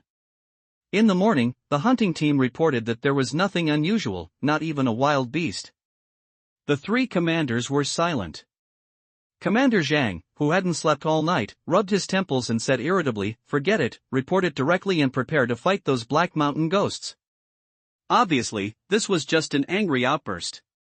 Tangwon waited for him to calm down before saying, this is not at all like the Black Mountain ghost style. If we go to war with Black Mountain, the people hiding in the dark will probably laugh in their dreams. People in the dark? Commander Zhang was shocked, realizing that this was indeed possible. He took a deep breath and calmed down. Zhou Bing also felt that it was unusual. She speculated, could it be that someone has been watching our camp gate in secret? As soon as they see the hunting team leave, they don't act. They only act after we withdraw our people. Possible. Tang Wen stroked his chin, thought for a while, send a few teams of hunters disguised as ordinary people, leaving the camp from the inner city. Let them monitor, and withdraw the current guards. Okay. Good idea. Half an hour later, 4 hunting teams took a detour and left the camp, scattering from the inner city gate. They wandered around in the forest outside until dusk before gathering at the agreed location and going to various locations to lie in ambush and observe. And the 4 hunting teams that left the city last night stepped into the camp gate with unpleasant expressions, cursing. And that night, still nothing happened. The next day, Tang Wen drew out 3 hunting teams as usual to hunt, cut trees, and cooperate with the camp cafeteria cooks to smoke bacon. Nothing happened that night. Another day passed, and Tang Wen changed 3 hunting teams to go out hunting. In the evening, everything was still peaceful. No one went missing from the scavenger camp, and the hunting teams monitoring various locations did not find anything unusual. 5 days later, Tang Wen and Zhou Bing recalled the 4 hunting teams responsible for monitoring. As a result, that night, dozens of people went missing from the scavenger camp again. This is slapping us in the face. Upon receiving the news, Commander Zhang was furious. Zhou Bing's pretty face was stern, and the faces of the hunting captains were very ugly. Tang Wen, who had lived 2 lives, was calm. He was even satisfied with the result that no one in the hunting team was injured. Now that things have reached this point, they definitely need to ask the inner city for help. And before asking for help, his hunting team had seen the enemy's strangeness and cunning without paying any price. That was already good. In the afternoon, Tang Wen reported his work to the general's mansion in the inner city.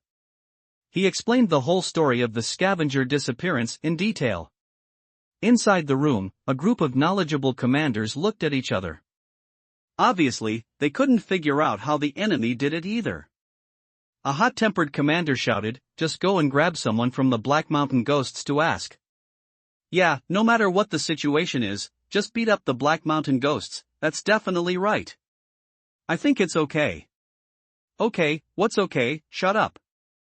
General Zhou glared. The commanders immediately stopped talking. General Zhou had been powerful for a long time, and no one dared to argue with him. After a slight pause, General Zhao spoke to ease the atmosphere. It hasn't rained for dozens of days, and the millet seedlings in the farmland outside the city are almost withered. We don't know how long the drought will last, so it's really not suitable to start a war. Tang Wen nodded secretly. The 2 generals in charge of the camp were both sensible people. But everyone understands the truth. But the scavengers keep disappearing, and the hunting camp can't catch the culprit. The matter is not big, but it makes people feel irritable. Tang Wen understood this feeling the most. He looked at Zhou Bing, thinking that he possessed a treasure, but had no use for it. It often made him feel uncomfortable. Shandong, the commander of the Imperial Guards, suggested, "I think we should send the hunting camp to patrol every night to see if they dare to come again." Scaring the other party away is not a bad solution. But the risk is even greater. After the other party figures out the strength of your patrol team, they might send experts to directly eat them. At that time, the flame camp will suffer even greater losses.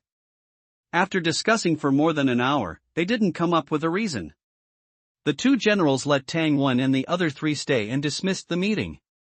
After the other commanders left, the atmosphere in the room became even more depressing. The 2 generals looked at each other, and General Zhou asked with a serious face, "Do you think it is possible that there is a problem within us?" Tang Wen, Zhou Bing, and Commander Zhang looked at each other. Finally, Zhou Bing shook her head and said, "It should be impossible. The elites I brought from the hunting camp in the inner city, the martial arts apprentices from the martial arts hall, are all veterans in the camp. Their whole families live here. Doing this kind of thing, making the camp panic, what good is it for them? What about the outer city guards who were newly absorbed into the hunting camp? General Zhou asked again. Commander Zhang said, I dare not say anything else, but the outer city guards have families and mouths to feed, and they are basically very reliable. The guards are similar to iron rice bowls with a government job, and their status is high, so there is almost no reason to cause trouble. The camp's promotion system is all in the open. If you want to be a captain or commander, then practice martial arts well. As long as you have the strength, it's hard not to be one. The clues are broken, and things are at a stalemate. Little Tang, what's your opinion? Tang Wen thought for a long time, and when he heard his name called, he immediately said concisely, send out commanders to try. His tone was natural, and his problem-solving ideas were straightforward and direct. It's like a regimental commander facing the question, what if a 50mm grenade launcher can't take down the opponent? He would naturally answer, bring up a larger caliber. Bring up 100mm grenade launchers and 155mm grenade launchers for me. For Tang Wen, the hunting camp captain is a 50mm grenade launcher. A third-class martial master level commander is a 100mm grenade launcher. A second-class martial master level commander is a 155mm caliber. As for a first-class martial master, it's probably comparable to a 203mm giant cannon. He explained, although I don't know how the people in the dark did it, the fact is that our hunting team can't touch their shadows at all. The two generals whispered a few words, and General Zhou said decisively, okay, in addition to you and Zhou Bing, send out 4 more commanders. Zhou Bing and Commander Zhang unloaded the burden in their hearts. With 6 commanders dispatched, they should be able to find out the enemies in the dark, right? But Tang Wen didn't think so.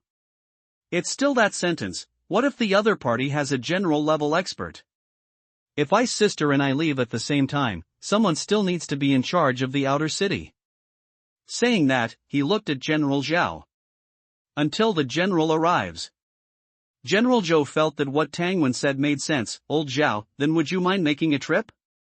Okay, General Zhao agreed readily. Before it was dark, General Zhao and 6 commanders gathered at the outer city guard camp.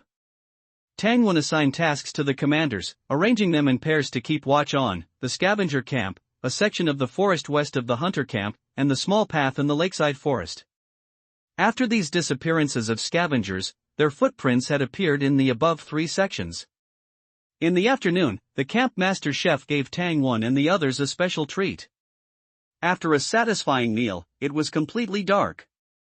General Zhao came to see them off before they left.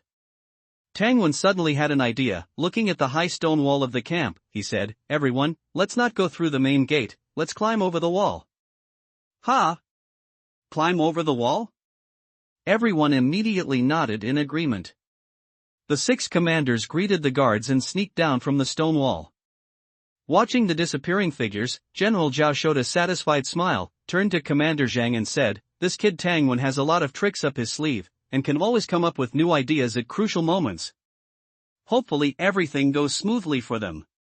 To the west of Flame Camp is the scavenger camp. Further west is a large lake. The lake water is bottomless.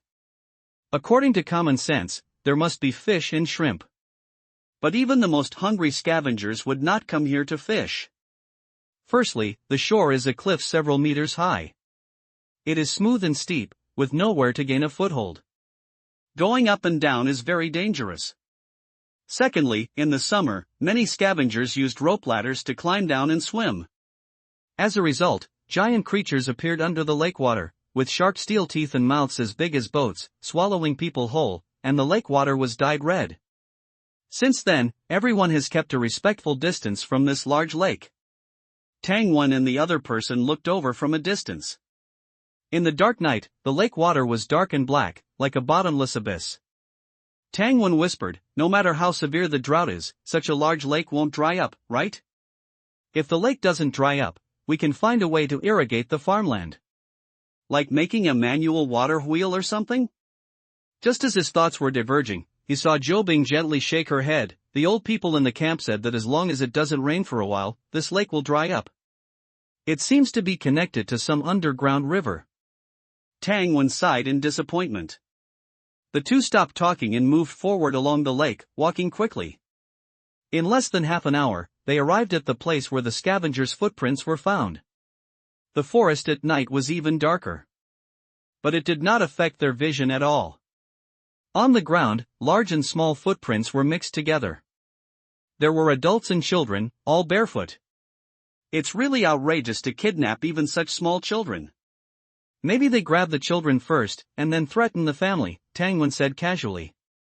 The scavengers are extremely hungry, and it is common to exchange children for food, so they may not be threatened by this. If it's not coercion, is it enticement? A combination of both. Tang Wen nodded. That makes sense. Anyway, those scavengers have nothing to lose. The two stopped communicating, leaned against the same tree, and silently observed their surroundings.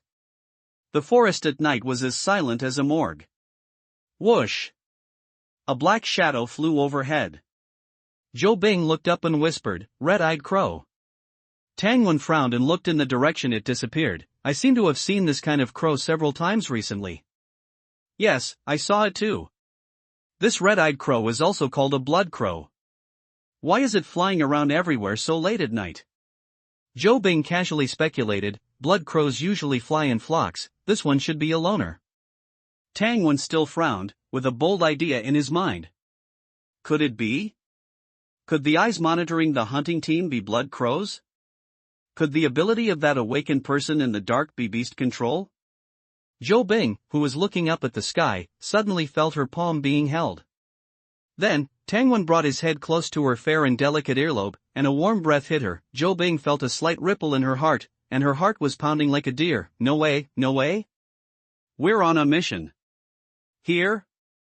The next second, Tang Wen used a soft voice to say his guess. The little deer in Zhou Bing's heart calmed down. "You think it's a blood crow?"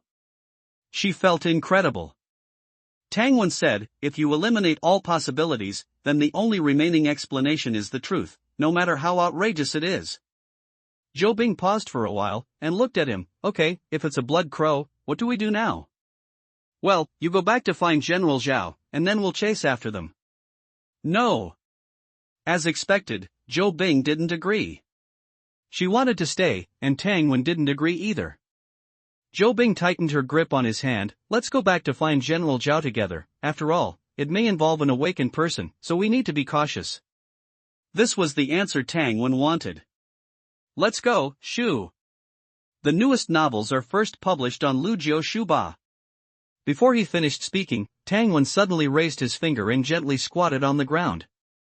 Zhou Bing also noticed something, and followed his example. The two put their ears close to the ground.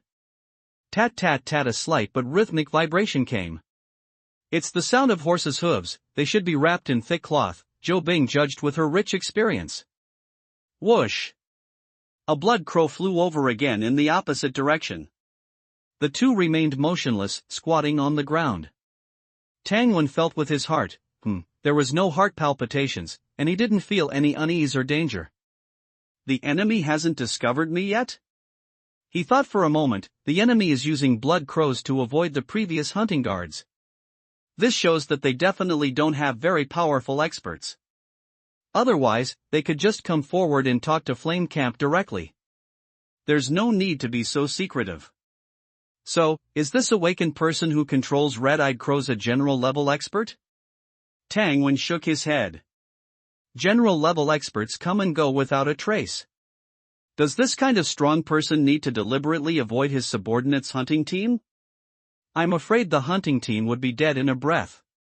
He had a clear idea in his mind, and said to Zhou Bing, "You go back to report, I'll follow them." Without waiting for Zhou Bing to object, he quickly said, "I'm fast, I can fight and run. And at your speed, it won't take more than an hour to go back to the camp to report to General Zhao." "I won't do anything in this 1 hour." "Really?" "Yes." "Wait for me to come back." Zhou Bing touched his cheek and left like an elegant and agile female leopard. Tang Wen cheered up and walked into the darker forest. He made up his mind to just follow from a distance, and he would never take action until the general arrived. Even if the other party looks weak, he can't take action, what if he startles the snake? This is a clue that he finally managed to squat down. Thinking of this, he chose a large tree with lush branches and climbed up. A few minutes later, Tangwon saw through the gaps between the leaves that a team of 10 people, leading dozens of ponies, walked through the forest.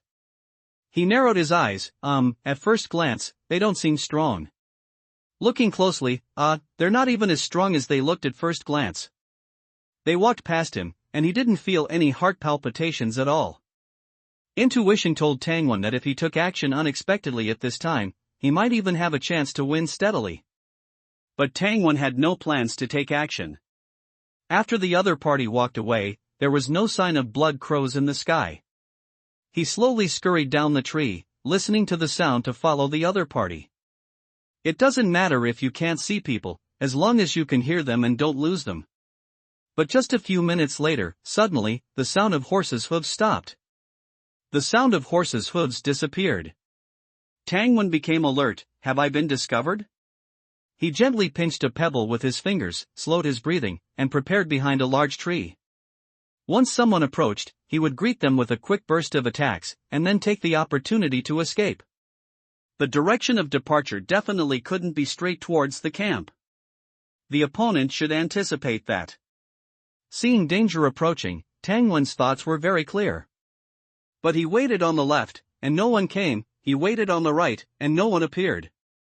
He poked his head out from behind the tree, carefully observing. The surroundings were still dark and empty. He looked up again, towards the sky. There was no shadow of a blood raven either. Huff, a false alarm. Tangwon put down his hanging heart and continued tracking. In the forest, there was a faint yellow light flickering. Ha! How arrogant! Daring to light a lamp in the dark. After repeatedly confirming that there were no traps on the ground, and no tripwires connected to bells or other warning devices, Tangwon tiptoed closer, and saw the scene next to the lamplight clearly. Dozens of ponies stood quietly in place, occasionally snorting. Only 2 people were next to the horses. No wonder there were no hoofbeats. It seems they had split their forces. This place wasn't too far from the scavenger camp. Getting closer could lead to being discovered. These people probably wanted to use coercion and inducement to bring the scavengers here first, and then tie them to the horses and take them away. At this moment, the sound of conversation came intermittently. Too far away, Tangwon detoured closer to hear the conversation between the 2 people clearly. 2 voices, one young and one steady. The young voice said, "What flame camp, flame queen, aren't they just being led around by the nose by us? Shoo! Keep it down. Hey, you guys, why are you so timid?" In this area, Crow Old Man already released blood crows to search several times. Guarantee it's clean, not a single person. The young voice was a bit louder. Better safe than sorry. The flame camp isn't easy to mess with, so keep your voice down. TCH. After a pause, the young voice was slightly envious. I wish I could raise blood crows too. With the world so big, where couldn't I go? Tell me, what would Crow Old Man want to accept me as a disciple? Teach me the skill of raising blood crows? How would I know? Crow Old Man, blood crows, raising blood crows. How, the skill of controlling blood crows? Isn't it some awakened ability? But a method that anyone can learn? Tangwon's mind became active. Which man could refuse a pet that can scout the environment? Or a flying pet? He carefully sized up the 2 people guarding the horses. 1 minute passed, 5 minutes passed. The 2 were still talking, completely unaware. Tangwon initially determined that the martial arts level of these 2 people was definitely not martial master. Martial masters are very sensitive to this kind of scrutinizing and malicious gaze. But he worried that these 2 people were acting. He couldn't completely rule out this possibility. After thinking about it, he picked up a dry twig, and with a clever twist, threw it near the pony herd. Clatter, clatter, clatter. The ponies noticed something. Their hooves stomped on the ground, causing a commotion. What's going on? One person asked vigilantly. After a few seconds, seeing nothing unusual, the young voice said unhappily, "Nothing, don't scare yourself." This forest is awfully dark. Yeah. It seems they really are two dunderheads. Tang Wen took out his pocket watch and glanced at the time. At this time, 17 minutes had passed since Zhou Bing left. Then there was no hurry. Wait for the rest of this team to go further away. In the blink of an eye, another 10 minutes passed. Tang Wen put away the pebbles in his hand, stuffed them into his pocket, and approached the two people silently. Seeing that he was approaching within dozens of steps, the conversation between the two was crystal clear. You said our fourth boss, clearly is more powerful than third boss. Why is he fourth boss? I also heard that third boss gave fourth boss a woman. You know? Fourth boss has 18 women at home. 18. So many? The same question popped up in Tang Wen's mind. 18, can he keep up? What level of person has my talent? Tang Wen smiled silently, stomped his feet on the ground, and suddenly launched an attack. The two were about to discuss something else. Suddenly they felt a chill behind their backs, and turned their heads to look. They saw a black shadow, like a ghost, suddenly attacking. The two were immediately shocked. One reached into his pocket, and the other grabbed the spear in front of him, wanting to block Tang Wen. However, it was too slow. In an instant, he arrived close. In Tang Wen's mind, a fireball rushed towards the mountain with rolling heat waves, and exploded. He punched the spear. The wooden gun barrel broke instantly. Put! The broken gun barrel, wrapped in tremendous force, plunged into this person's chest. The most uptack new uptack small uptack set uptack in uptack 6 uptack 9 uptack book uptack bar uptack first uptack hair. The person flew out horizontally. Retracting his fist, Tang Wen clenched his fist like lightning, from bottom to top, and slammed it on the other person's chin. The chin shattered, and the cheeks deformed. Tang Wen shook his hand, feeling like he had crushed a bird's nest woven from small, dry branches. Effortlessly. The two fainted. The pony stirred. It gradually quieted down after a few minutes. Tang Wen tied the two up and took them to the depths of the forest. He first woke up the person who was knocked away. Oh! This person's mouth was blocked, and he could only groan miserably. Tang Wen hit the wound on his chest with the back of a knife. The pain made him twitch all over, fainted twice, but immediately woke up from the pain again. After tossing him around mercilessly, Tang Wen took the cloth out of his mouth. This person said tremblingly, "Sir, I'll talk, I'll tell you everything. What do you want to know?" The feeling of being in pain to the point of dying several times had worn away his spirit. How many people came in total? 10 people. What did they come for? To catch scavengers. Continue. Tang Wen said impatiently. Yes, we are a slave-catching group. Now we are camping in the mountains, catching scavengers to pull them to Gushan City to sell. Tang Wen compared what he said with what he already knew. After judging, he asked again, who was leading the team? Third boss and fourth boss. Who raises the blood crows in the sky?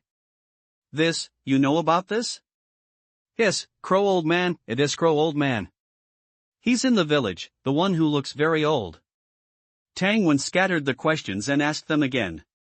The answers obtained were consistent. What is the strength of your bosses?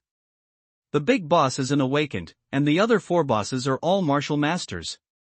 The speaker tried hard to squint his eyes, hoping to see Tang Wen's expression clearly. After the questions were asked. Bang! Tang Wen slammed a knife hand on his neck. Crack, a crisp sound. This, won't it kill him? Tang Wen's face was embarrassed, his knife hand technique was not proficient. After figuring out the strength of the enemy, Tang Wen felt a bit more calm in his heart. After all this, the enemies are just two martial masters. A hint of a smile flashed in Tang Wen's eyes. At the horse tethering place, the yellow kerosene lamplight flickered, the horse herd was still there, and the people from the slave-catching gang had not returned. But Tang Wen didn't plan to continue ambushing here. When the others returned, they would be able to find that the two left behind were missing at a glance. Even if they were stupid, they would be vigilant. Move forward. Immediately, he ran along the lakeside path towards the scavenger camp. He ran and looked back, until the light of the kerosene lamp became faint, and then stopped. Looking for a suitable place nearby to ambush, ready to strike. Light arrives first. According to common sense, the slave-catching group should feel relieved when they arrive here and see the lights. The lights mean two things. First, the horses left in place are fine, and they can immediately ride the horses and take these scavengers who can't even walk steadily to quickly return to the mountain stronghold. It also shows that the flame camp people have not discovered this place. They are safe. Once they have these two thoughts, the strings in their hearts will relax. That would be the best time for Tangwen to launch a surprise attack. He found a good position, climbed up a crooked neck tree in a few steps, used the tree trunk to conceal his figure, and lay in ambush. Time passed slowly. Suddenly, Tangwen on the tree opened his eyes. In the distance, a group of dark figures was approaching, with a crowd of people, about 100 people. Tangwen perked up and observed carefully. The ones walking in the middle were obviously scavengers, their mouths were tied, and their bound hands were connected together by a long rope. If they want to run, unless a row of people runs in the same direction with great understanding. Otherwise, running around can only turn into a ball. Tangwen took the lead in staring at the two people who opened the way in front. Of these two, one held a spear and the other held a knife and shield. The remaining 6 people were scattered in the back, left, and right. These 8 people surrounded hundreds of scavengers, leading the rope steadily like sheep. Judging from the pace under their feet, the person on the left in front has a steady and powerful pace, and hardly leaves any traces when walking. Obviously he has superb footwork.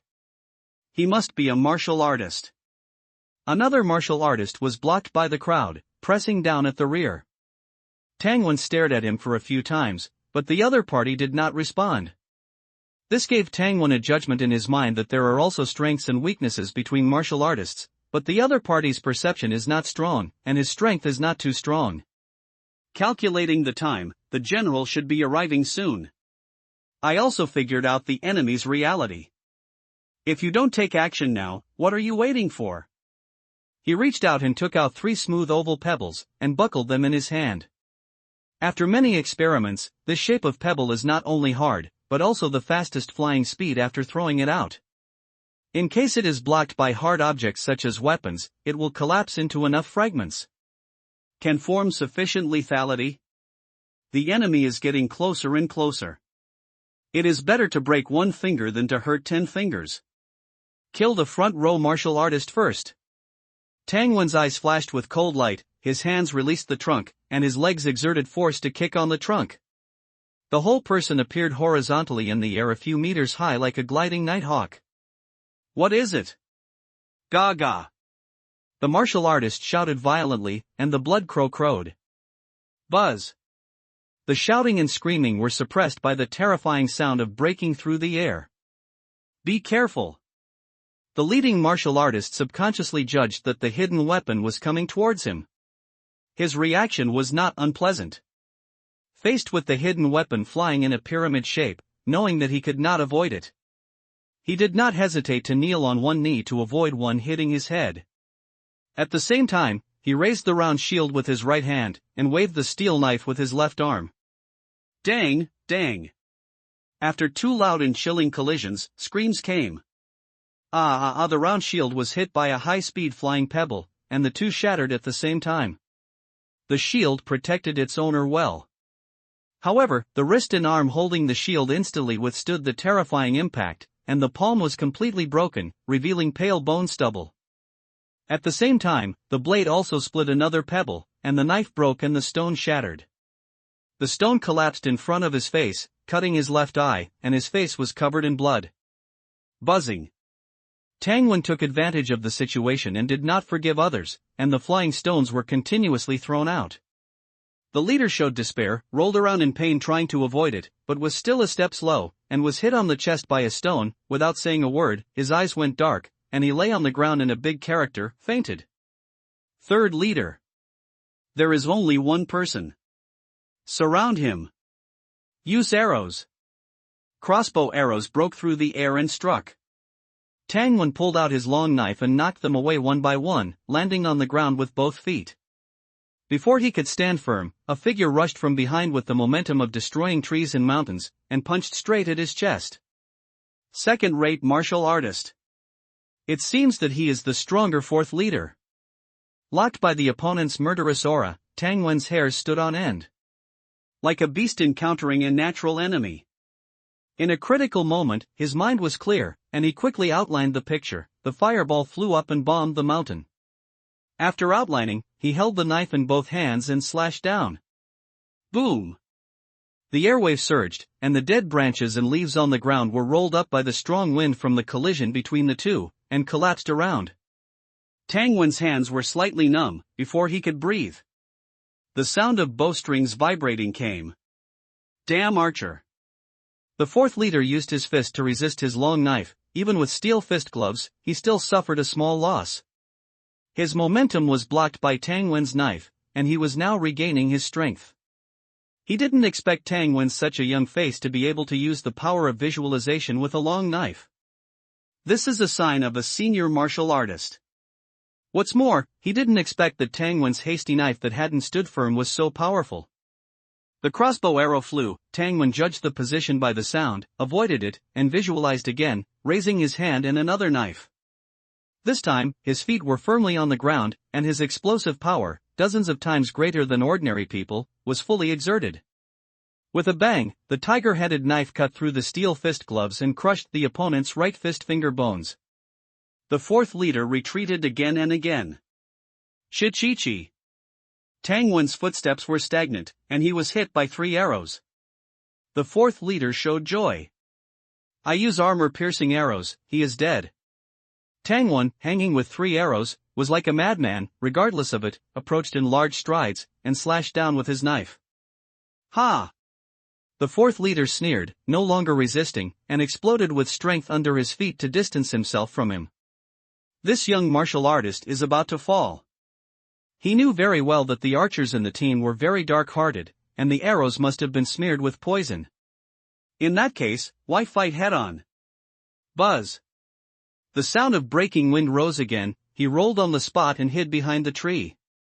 The flying locust stone missed and smashed into the dark distance. Tangwen dodged the arrows, and inserted the knife into the ground. He turned out stones with both hands and burst towards the surrounding archers and others. Boom boom boom, the ground was dusty, like artillery plowing the ground. Be careful! Ah, can't dodge! A series of screams sounded, and 3 archers were taken away by the flying locust stones one after another. The cautious few dodged one after another, not daring to show their heads. As for the scavengers, since someone screamed, they unanimously hugged their heads and squatted on the ground, like ostriches. It can only be said that this is also a kind of survival wisdom. The fourth leader took people to rush towards Tangwen, and the battlefield was slightly away from them. Instead, these people were saved. Tangwen stretched his arms and shook his scales. The armor-piercing arrow is indeed extraordinary, but facing the 120 kilograms of heavy scale armor on his body, it can only barely penetrate 1 layer. And the same heavy scale armor, he wore 2 layers. Even if both armors are broken, he still has hard qigong. Arrows are destined not to hurt him. Ah! Tangwen found an unlucky gunner behind the tree, cut off his spear with 1 knife, and the knife's momentum did not weaken, and he cut open his iron helmet again, and under heavy pressure, the Tianling cover, crown of the head, was deformed. In the blink of an eye, 4 of the 8 people were dead and 2 were injured. 2 martial artists, 1 lost his combat power, and the other was injured in his hand. Why hasn't the poison taken effect yet? The fourth leader, hiding behind the tree, felt his heart sink. Damn it! Could it be that those 3 wastes forgot to put poison on the arrow? While he was suspicious, there were a few more screams. But someone was crippled by Tangwen. The fourth leader panicked even more. No, I can't wait any longer, those wastes may really not be poisoned. He shouted, the situation is not good, escape separately. As soon as he finished speaking, the last person in the team darted out from behind the tree and ran away. The fourth leader hid in place, not moving at all. Buzz! The sound of the stone breaking through the air and the screams of his subordinates sounded at the same time. Then he broke out under his feet, flashed out from behind the tree, and went straight to the way he came. His eyes flickered. This kind of throwing stone technique, with such barbaric power, must be an explosive stunt of visualization. Since it is a stunt, the consumption is not small. Even if Tangwon is a martial artist, how many times can he explode under the condition of being injured by an arrow? So, I will definitely be able to leave alive. Little brat. Wait for me to come back. His eyes showed ferocity, and he did not spare any effort under his feet, pouring the strength of visualization into his legs, making continuous bursts. The whole person was like an arrow off the string that accelerated many times, and disappeared into the forest. Tangwon chased after him in a hurry. He can only use the cannon fist visualization method on his fists and weapons at present. He doesn't know anything about speed explosion, chasing the opponent. He can only rely on his strong and perverted physique, and the proficient level traceless step. Even so, Tangwon was gradually shortening the distance. Whoosh! The fourth leader cursed inwardly Tangwon for being perverted, took off the damaged fist gloves and threw it back. Tangwon tilted his head to avoid it, and his speed did not decrease. The next second, he launched a flying locust stone. The stone broke through the air, without the previous terrifying power. He's exhausted. The fourth leader who was fleeing in front was overjoyed, and jumped to avoid the stone, and continued to flee. The stone comes again. Hearing the wind in his ear, he urgently circled the tree, and the stone hit the tree. Tangwon fired in succession flying locust stones in the back. The fourth leader who was fleeing put 90% of his energy on defending against the attacks from behind. Even the direction of running was subconsciously chosen to return the same way. Pa! Avoided another stone. Seeing that the front is where the horses are, hope arose in his heart. As long as the two guys who stayed behind entangle the monster behind him a little, he will be able to escape. Whoosh whoosh whoosh. The flying locust stone made him hard-pressed, unable to think. Suddenly, his temples jumped throbbing, and he felt extremely uneasy.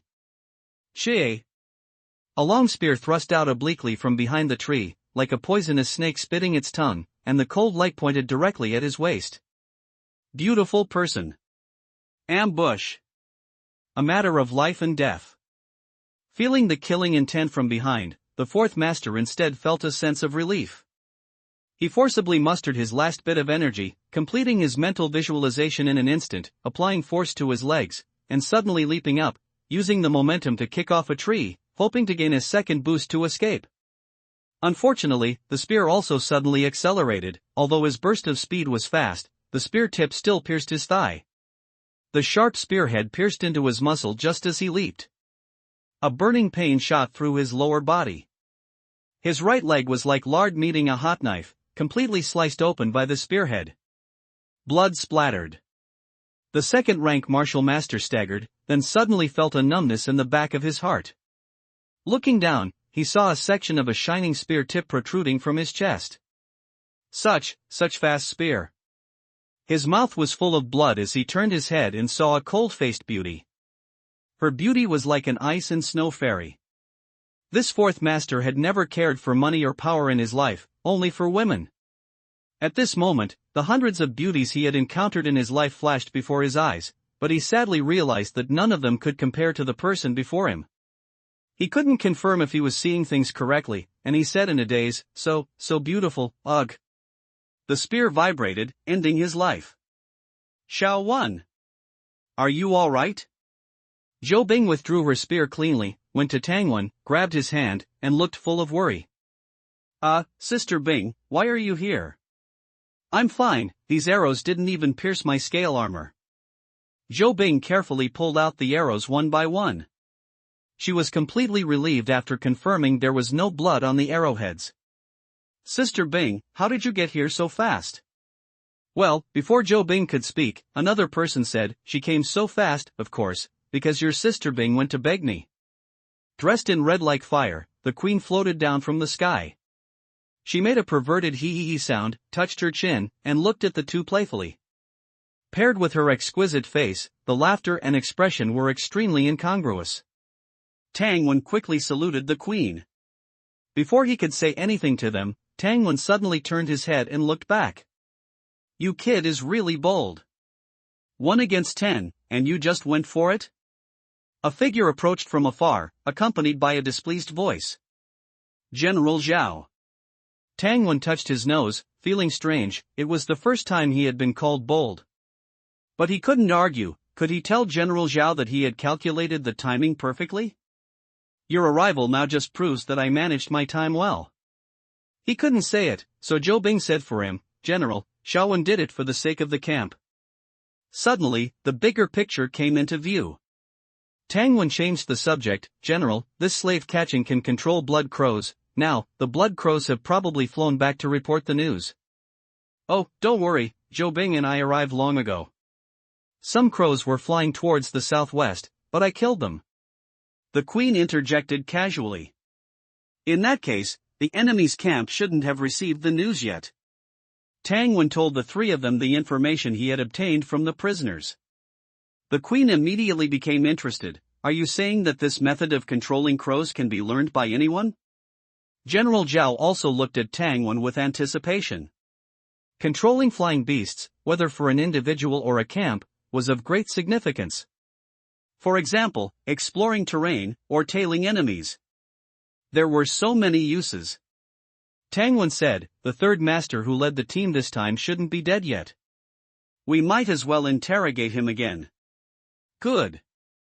General Zhao nodded in praise. "Not bad, you obtained a lot of information, you planned this in advance." Tang Wen lowered his head, feeling a little embarrassed. "General, you must have misunderstood something. What boldness, what planning in advance." "I'm just cautious and careful. Please don't have any undue expectations of me." The queen also looked at Tang Wen with satisfaction. "Brave and resourceful, not bad." Looking at Zhou Bing again, the admiration and love in her eyes were almost overflowing. "All right." The description of brave and resourceful, which sounded very dangerous, seemed to be confirmed. He sighed helplessly in his heart and said dryly, "Knowing the enemy and knowing yourself will lead to victory in every battle." "Well said. Therefore, we must get our hands on the ability to control blood crows." The queen waved her hand domineeringly. The other three looked at her, wanting to hear what the queen had to say. "The newest novels are first published on 69. Without delay, after finding out the location of their camp, let's set off overnight.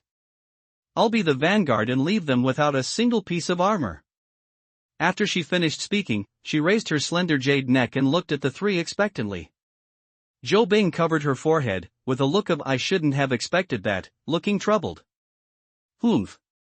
The queen was dissatisfied with her expression, but she couldn't do anything about it. She had no choice but to look at General Zhao and Tang Wen with a gloomy face. General Zhao immediately said, "I'll go interrogate him immediately and find out the location of the enemy's camp." After speaking, he left like a gust of wind. The queen narrowed her beautiful phoenix eyes, staring at Tang Wen. "Xiaowen, tell me, what do you think of this queen's plan? Speak boldly." Tang Wen trembled and quickly searched his mind for words. "The queen is intelligent, decisive, and her plans are naturally foolproof. This action will definitely be foolproof. Feasible, absolutely feasible." Zhou Bing glared at him with annoyance. He, the queen laughed, putting her hands on her waist. "I just thought of it on the spur of the moment, it's not that good." He. Tang Wen disagreed. "Yes, absolutely. With you sweeping through the stronghold alone, the casualties of our guards will be minimized." The more he thought about it, the more he felt that there was no problem with this plan, because he didn't have to take any risks. Just follow behind the queen, touch the corpses, and scavenge for valuables. It was simply perfect. But the queen frowned, touched her chin, and thought for a while, saying, "Wouldn't it be a little inappropriate?" Zhou Bing said unhappily, "Of course it's inappropriate. How can the leader charge into battle every day? The opponent's camp isn't that strong, you can just oversee the battle. This is a good opportunity to train the troops." The queen pouted, unhappy. But she knew that Zhou Bing was right, and she couldn't vent her anger. There was no one else around, so she looked at Tang Wen again and asked in a sinister tone, "Xiaowen, what do you think? Which of our plans is better?" In a trance, Tangwen seemed to hear the fatal question: if I and your mother fell into the water, who would you save first? He didn't expect that even though he had escaped to another world, he still couldn't escape this kind of Shura-field-like question. Looking at the queen's appearance, as if she would throw a tantrum if he didn't answer well. Tangwen's brain raced. The queen loves the people like her own children. According to your method, not only will the camp have no casualties, but we can also quickly take down the opponent. And Sister Bing's idea is very consistent with her identity as a commander. If you want to train the troops, then adopt her method. The queen's furrowed brow did not relax. Tangwen had no choice but to add, I support your idea. The queen smiled and flicked her red sleeve. You kid has some knowledge.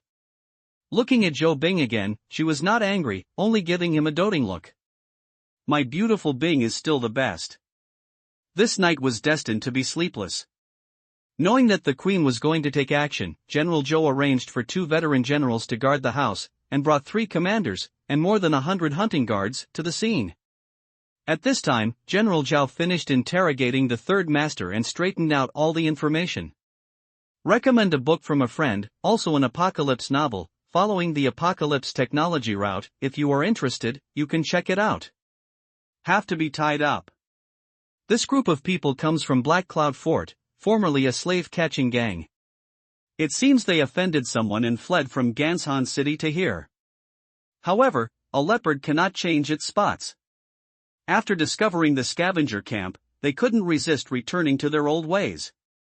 General Zhang first introduced the origins of this group. So they're newcomers, no wonder they dared to provoke us. They're courting death, let's wipe them out. Several commanders were immediately filled with righteous indignation upon hearing about the slave-catching gang. Slave-catching gangs are absolutely notorious in this world. They regard people as slaves, as livestock, wantonly capture and kill, and trade them at will, which is simply insane. Where is their stronghold? The queen asked coldly. She was already filled with murderous intent.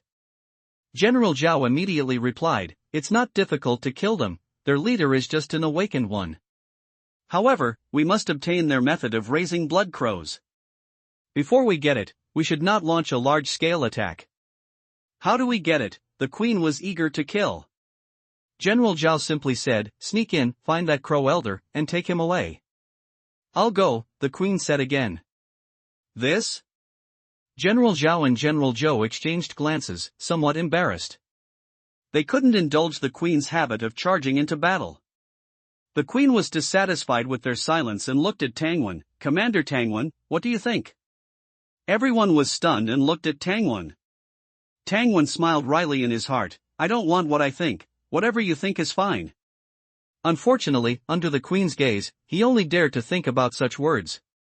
He analyzed, of course, it would be foolproof for the queen to go, but do you know how to sneak in?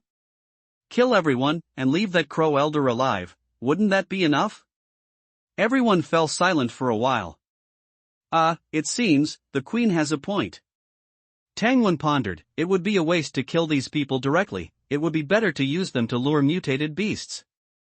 That's right, it's too good for them to die like this. Yes, let them die in agony. Everyone's eyes were full of killing intent. Tangwen interrupted, since that's the case, since our strength is several times greater than theirs, I think, why not sneak in together? Isn't that just attacking? How can that be considered sneaking in? General Zhao glared at Tangwen. The latter smiled, sneaking in. As long as all the enemies we encounter are subdued by us, that's a perfect sneak in. He was just joking. Unexpectedly, the queen took it to heart, that makes sense. Let's do it that way. Under the queen's insistence, this seemingly absurd action plan was decided. There was no time for discussion. Once the slave-catching gang discovers that the people who went out have not returned for too long, they will be alert and might even flee. General Zhou stood up and began to deploy the mission. Of course, the queen could not go to capture a beastmaster, she had to capture the enemy's general alive. Half an hour later, the queen, General Zhao, Tangwen, and others, along with 10 hunting team captains, appeared in the forest, in front of a towering mountain wall. There were no guards here. According to the third leader's account, they had to follow a stone crevice, winding and turning for hundreds of steps, before they could enter the fortified village inside the mountains.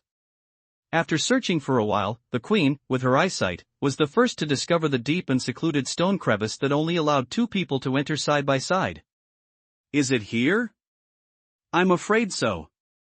If they hadn't told us, I wouldn't have known there was a fortified village inside, even if I passed by here. According to the third leader, they had two camps. One was used to raise mountain ponies and other large livestock, located in the mountains. The other was in front of them. All the high-level members of the slave-catching gang were hiding here. There used to be a village here, called Peach Blossom Village. Peach Blossom Village was isolated from the world and hidden very secretly. The villagers lived a peaceful and happy life. Until the slave-catching gang's blood crows discovered this place. The village was occupied, the men who dared to resist were slaughtered, and the survivors were reduced to slavery. I'll go first. General Zhao took the lead and stepped into the mountain crevice. Leaving two commanders to guard the door, to welcome General Zhou and the main force who would arrive later. Walking in the mountain crevice was a first for everyone. They looked up from time to time. Although the third leader said that, for fear of exposure, no one was specifically assigned to guard the top of the mountain wall, they were still a little worried, afraid that a team of experts would suddenly come and throw stones from above.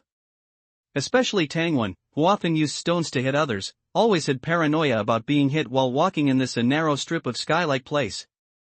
Suddenly, there was some movement ahead. Tangwen walked quickly for 2 steps and turned a corner. The view suddenly opened up. It really is a paradise. The land in the mountain hollow was flat, the houses were closely arranged, and there were fruit trees and bamboo forests. The 3 sentries had been knocked down by General Zhao himself. The 10 captains who followed closely tied them together. General Zhao woke up 2 of them, interrogated them for a few words, and knocked them out again. He got up and said, "The information is consistent with what their third leader said." As he spoke, he began to draw on the ground, then pointed to one of the points and said, "Tangwen, Zhou Bing, here is where the Crow Elder is located. The 2 of you go and be sure to capture this person alive. He should just be a martial artist. And he's old, his vital energy is declining." Tang Wen and the 2 agreed and felt into the dark village. According to the plan, the queen would capture the leader, and General Zhao would capture the second leader. The slave-catching gang had only 30 or 40 people in total. Apart from the 4 leaders of the mountain stronghold, the others were at most martial artists, and most of them were martial apprentices. And the flame camp, not counting General Zhou and others behind. In the team in front of them alone, there was a queen, a general, 3 commanders, and 10 peak martial artist level captains. A complete one-sided game. The crowd acted separately. Tang Wen and Zhou Bing quietly approached the 2-story bamboo building where the Crow Elder was located. Dozens of steps away from the bamboo building, Tang Wen stopped Zhou Bing. The latter looked at him, and Tang Wen fixed his gaze and felt a trace of unease. He whispered, "I have a bad premonition. This Crow Elder can control blood crows, and he may have other means. I'll go first, and you ambush in secret." Zhou Bing shook his head. "The lights are on in the bamboo building, so the person must be inside. Why don't we wait for General Zhao and the others to make the first move? When the Crow Elder comes out, let's attack together." Attack together. Launch a sneak attack? I like this idea. Tang Wen smiled and felt that he and Zhou Bing were getting along better and better. The 2 shrunk in the shadows and waited patiently. Boom! A loud explosion came from the center of the mountain hollow. The silent night boiled up. The people in the flame camp no longer hid their figures and accelerated their speed, and they attacked their respective targets. On the 2-story bamboo building, the door slammed open. A flock of crows flew out, and then an old man with a hunched body walked out. Move! Tang Wen and Zhou Bing exchanged glances and rushed straight to the bamboo building. As quick as a hare leaps up and a falcon swoops down, in the blink of an eye, they came to the bottom of the bamboo building. Tang Wen lightly hit a stone, and the old man dodged in a hurry, and his face changed wildly. 2 martial masters. Zhou Bing jumped up suddenly and jumped to the second floor. The spear was like a dragon, and it went straight to his chest. Wait, I surrender, I surrender. The ice beauty twisted her hand and changed the poke to sweep.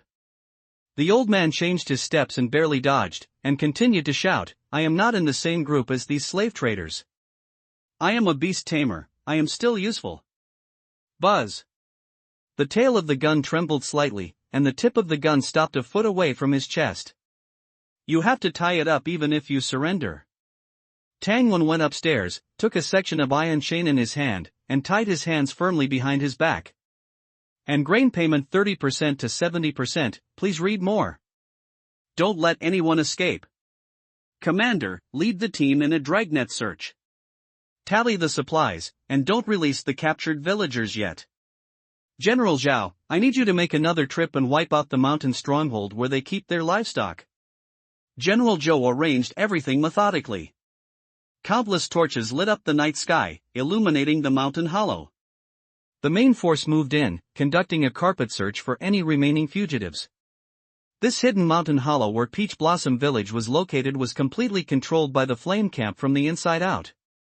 When the sky began to lighten with the first hint of dawn, everything settled. In the largest bamboo building in Peach Blossom Village, several commanders, 2 generals, and the queen gathered. General Zhao reported the battle situation first. The slave-catching gang, from the head chieftain to the stable boys, numbered 38 in total.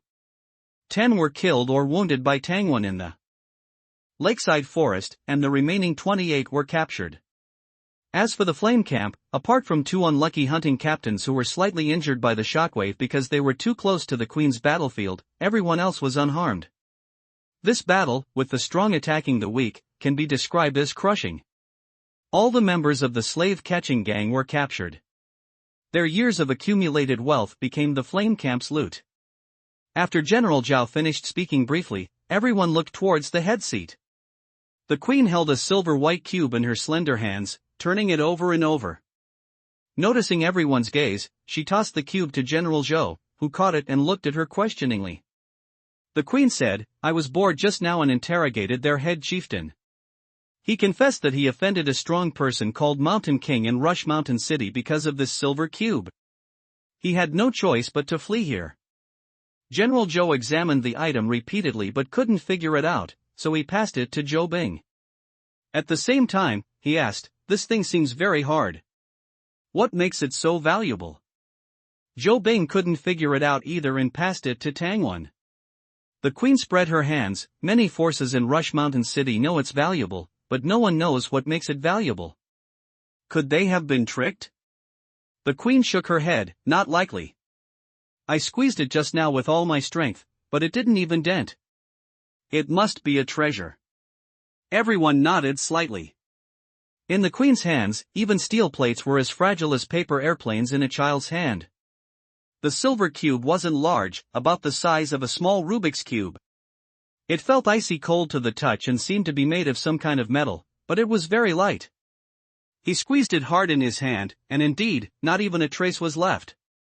Tossing the thing to General Zhao, Tangwon casually said, it doesn't even seem to pick up fingerprints. It must be a good thing. Everyone played with it for a while and then lost interest, and General Zhou stored it away. There's one more thing, we can't abandon Peach Blossom Village.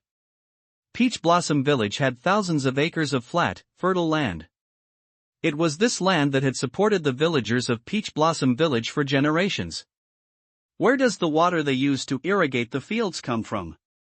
Well water? Tangwon asked keenly.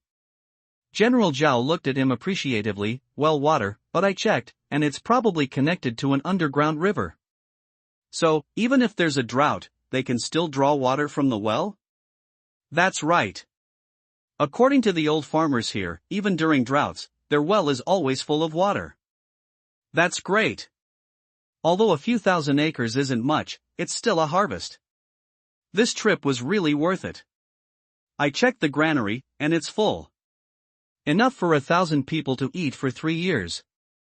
The commanders were all sharing good news. Tangwon then said, the crow old man who raises blood crows surrendered. We searched his house and found many potions and books. We can confirm that this person is not only a beast master but also a skilled apothecary. Apothecary? The flame camp was remote, and most people had no concept of apothecaries. Tangwon continued, if we can hunt mutated beasts at the martial master level, he said he can use their marrow and organs to make medicine. The potions strengthen the body, increase strength, and have many uses. Really? Everyone's eyes changed. Whether it's true or not, we still need to test it. Tangwon was also hearing about this for the first time. General Zhou frowned. Apothecaries are usually honored guests of powerful forces. This crow old man is both a beast master and an apothecary. How could he have fallen to the point of being with a slave-catching gang? Keep an eye on him. Something strange about this. Tangwon nodded. I suggest we don't let any of the slave-catching gang's captured items circulate. Agreed. General Zhao added, except for the gold and silver. Everyone burst into laughter. The slave-catching gang had made a lot of money by killing, robbing, and selling people, and they had accumulated a lot of wealth over the years. Now, it was all theirs. Every commander and captain who participated in the battle received a small share of this loot. Warning. The newest novels are first published on 69shu.com. General Zhou released all the imprisoned villagers and, in front of them and the captured slave-catching gang, hanged the head chieftain of the slave-catching gang. Thank you, Queen. Thank you, General. The old village chief of Peach Blossom Village took the lead in kneeling down, filled with gratitude. After the head chieftain of the slave-catching gang breathed his last, General Zhao personally helped the old village chief up and said kindly, Peach Blossom Village is now part of our flame camp. The people of Peach Blossom Village were silent. The old village chief nodded hastily. That's how it should be, that's how it should be. General Zhao continued, you can continue to live here or move to the camp. The queen and the army will protect you. The old village chief had some knowledge and, after confirming that these people were different from the previous bandits, he asked cautiously, will we have to pay taxes if we farm in the future? General Zhao turned his head slightly, not looking at him. 3-7 split. The old village chief breathed a sigh of relief. Good, it's not too much. Someone's running. Coincidentally, a martial warrior from the slave-catching gang suddenly broke free at this moment. He ran towards the rock wall, seemingly wanting to climb the cliff and escape. Tangwon. Kill him. General Zhao ordered. Tangwon raised an eyebrow, glanced at the villagers, and acted directly. Sonic booms roared. The villagers' legs trembled. Bang! The escaping martial warrior's head exploded like a watermelon. Thump, thump. A group of villagers' knees went weak, and they knelt on the ground. In the eyes of the villagers, whose strongest was only a martial apprentice, Tangwon's move was like a miracle. General Zhao spoke loud enough for every villager to hear, if you want to farm for a living in the future, the camp will provide you with farm tools. If you live in the outer city of the camp, you will never have to pay rent. Oh, 7/10 of the grain you grow must be handed over to the camp. The old village chief, who had just stood up, swayed and almost knelt again. Fortunately, General Zhao gently supported him. The old village chief forgot to thank him, his eyes were vacant, and his mind was filled with, 7/10 belongs to them. The women and children looked at Tangwon sideways, their eyes full of shock and respect. Seeing that the old village chief hadn't recovered for a while, General Zhao had to say, the one who just acted was Commander Tangwon. After you join the camp, you can learn martial arts, and then you'll have the opportunity to be as strong as Commander Tangwon. Ha? Really? This great king, do we have to pay grain to learn martial arts? Hearing the old man's address, the corner of General Zhao's mouth twitched, but he didn't correct him. He said, your village's situation is special. This batch of children doesn't need to pay grain and can learn for free for 3 years. After all, they had occupied the village, so the flame camp had to give some compensation. The old village chief thought for a while and asked in a low voice, I wonder, how many years did the adult who just acted learn? General Zhao's expression suddenly became strange. Tangwon, he didn't learn for long. Less than 3 years, less than 3 years. Hearing such a definite answer, the old village chief was greatly relieved. There were still many children left in his village, more than 100. If they could be as strong as that young man after 3 years, or a few more years, that would be great. At that time, they shouldn't have to hand over 7/10 of the grain, right? Extra chapter, please follow up, please recommend votes, please monthly tickets, please everything, please readers, today's data determines next week's recommendation, please. Tangwon had no idea he was being held up as a standard. He and several commanders were waiting for the troops to assemble, ready to leave Peach Blossom Village with the spoils besides the grain. Standing side by side with Zhou Bing under a peach tree, they looked at the flower buds on the branches, anticipating the peaches they would be able to eat in a few months. Peach Blossom Village had many fruit trees, benefiting from a unique geographical location. The villagers lived much better lives than outsiders, even most people in the outer city of the camp. Unfortunately, they weren't strong enough to protect this small paradise. When we get old, we can move here, Zhou Bing said, trying to smell the blossoms. Footsteps approached. Everyone turned to see the old village chief walking over with a group of women. My lords, our village now consists mostly of women, unable to farm. I beg you, have mercy and take them in. They're willing to be slaves or servants, anything for a bite to eat, to survive, to raise their children. Such situations were normal in this era, and no one found it surprising. The commanders sized up the women. Well, after washing their faces, they were presentable. One or two even had considerable beauty. Commander Chin Dong commented, not bad, with a little dressing up, they could all work in the House of Joy. Hearing this, everyone looked at him in surprise. You, a stern-faced guard, are into this sort of thing? My lords, there's no reason you can go and we can't, right? You can go, of course you can go. They hee and ha-ha-ha-ed, emitting knowing laughter. Many of the women in the village had experience, their faces flushed as they lowered their heads, but no one was angry, and no one left. The old village chief also smiled, but his smile was tinged with bitterness. Tangwon didn't join in. He noticed 2 village belles. One was quite young, around 13 or 14. Because Peach Blossom Village hadn't lacked food, she was developing well. But being young, she had a bean sprout figure with only slight curves. Tangwon moved his gaze from her delicate face to a woman with a married woman's hairstyle. This one was good. Which one do you fancy? Zhou Bing asked calmly. The other commanders stopped talking and looked at them, some winking at Tangwon, waiting to see him make a fool of himself. Tangwon ignored them and smiled, you decide. Zhou Bing nodded and pointed out the 2 village belles Tangwon had noticed. The old village chief quickly introduced them. The one who was 13 or 14 was called Xiao Lu. The older one, who had been married once, was called Tao Hua. Hey, Commander Zhou, this isn't appropriate, is it? Yeah, how can you pick 2 at once? The other commanders were unwilling. They weren't blind, who didn't want beauties? Zhou Bing put his hand on Tangwon's shoulder and said calmly, we're a family. How about we have a competition? We won't bully you, we'll just go 2 against 1. The commanders were immediately silenced. It was the first time they'd seen someone make 2 against 1 sound so natural.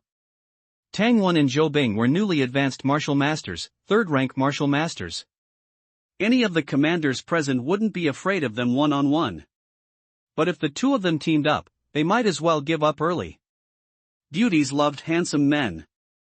The 2 village belles were initially focused on Tangwon, and were a little hesitant when Zhou Bing chose them. But when they heard Zhou Bing say that they were a family, they immediately walked over obediently and stood behind Tangwon. Zhou Bing didn't mind, I'll pick another one, someone who can cook. Swish, swish, swish, a group of women raised their hands. The old village chief pointed to a woman with a little girl, she, Chui Lian, cooks very well. Okay, her then. I have a child, the woman named Chui Lian said. She was also pretty and had a fuller figure. Yeah, bring your child. She can learn to read and practice martial arts at the camp, Zhou Bing waved dismissively. Chui Lian was struck by a great surprise, unable to believe her ears. The old village chief quickly glared at her, you're lucky, go quickly. Follow Lord Tangwon, and you'll have endless blessings in the future. Lian immediately pulled her cute daughter and stood behind Tao Hua and Xiao Lu, amidst the envious gazes of the other women. That's enough. Zhou Bing had chosen his people. The women of Peach Blossom Village were disappointed. Why not choose a few more? Commander Qiandong couldn't help but complain, "Commander Zhou, you're really good to Commander Tang, 3 of the most beautiful women in the whole village. Aren't you worried?" Zhou Bing, who always had a cold face, shook his head slightly, curled the corners of his mouth, and gave Tang Wen a slight smile. The ice melted, like spring flowers blooming. Qiandong was stunned, and all the commanders fell silent. After a while, this guy looked enviously at Tang Wen and muttered in a low voice, "Okay. You're really not worried." If the beauty of the village belles was at the level of mutated beasts, far surpassing ordinary wild animals, then Zhou Bing's beauty was at the level of the Silver Wolf King. There were no opponents within a few hundred miles. Zhou Bing wasn't worried, but Tang Wen was a little worried. This guy, my partner, found me 3 beautiful maids and a little lowly in one go. What is she thinking? Waiting online, it's quite urgent. After the other commanders had also chosen their people, the single women and widows of Peach Blossom Village were directly reduced by half. A group of indecent guys, Tang Wen looked at his colleagues, his heart full of a sense of superiority from standing on the moral high ground. Outside the mountain hollow, a dozen carts pulled by mountain ponies were loaded with various spoils, ready to depart. Zhou Bing arranged the 4 women in a cart. She and Tang Wen rode side by side. On the way, the 4 women, who had never left the village, were curious about everything. Several pairs of eyes turned around and looked, too busy to take it all in. Without any surprises or dangers, they returned to the camp. Zhou Bing stretched and pulled Tang Wen, saying, "With them taking care of the housework, we and Tang Tang can concentrate on practicing martial arts." Yeah, taking care of housework, concentrating on practicing martial arts.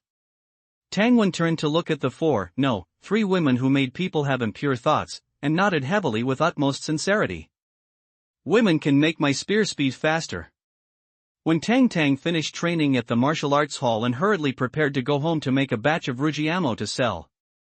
As soon as she opened the door, she suddenly saw her younger brother, Zhou Bing, and an extra 4-person group, 2 big, 1 small, and 1 young. "Sister. Tang Tang." Xiao Wen, Sister Bing." Tang Tang looked at the 4 women with a slightly strange expression. After the 3 greeted each other, she pulled the 2 aside and asked, "Who are they?" "Our maids," Zhou Bing said. "Maids?" Tang Tang couldn't understand. "What kind of family are we? You want to hire maids? Don't maids eat millet?" Tang Wen nodded, "Maids." Then, he quickly told his sister about the tragic fate of these 4 women. Including their homes being occupied, their men being killed, their parents and brothers being killed, and almost being sold as slaves. In short, it was as miserable as it could be. If the family didn't take them in, they would starve to death if they went out. Tang Tang's sympathy was aroused, and she asked in a low voice with a complicated expression, "Okay, then, how many pounds of rice do they need to eat every day?" "Zhou Bing." Tang Wen smacked his lips, "Sister, you can teach them how to make Rujiamo." The young lady's eyes lit up. "That's right, that way I don't have to make it myself when I come back from the martial arts hall. I can directly take it out to sell, and more importantly, I can make more." She had to buy meat, stew meat, practice martial arts, and sell Rujiamo, so busy every day like a spinning top. "You can also let them sell Rujiamo," Tang Wen reminded. Tang Tang quickly shook her head, "The money still has to go into my own pocket." Whatever you want. Don't be too tired." Tang Tang arranged for the 4 women to live next door, in Tang Wen's courtyard. The 2 courtyards were now connected by a circular archway, and the cellar, or rather the basement, in the next courtyard had also been dug. To prevent rain from leaking, the entrance was opened in the main room. After settling the 4 women, the group went down to the basement for a tour.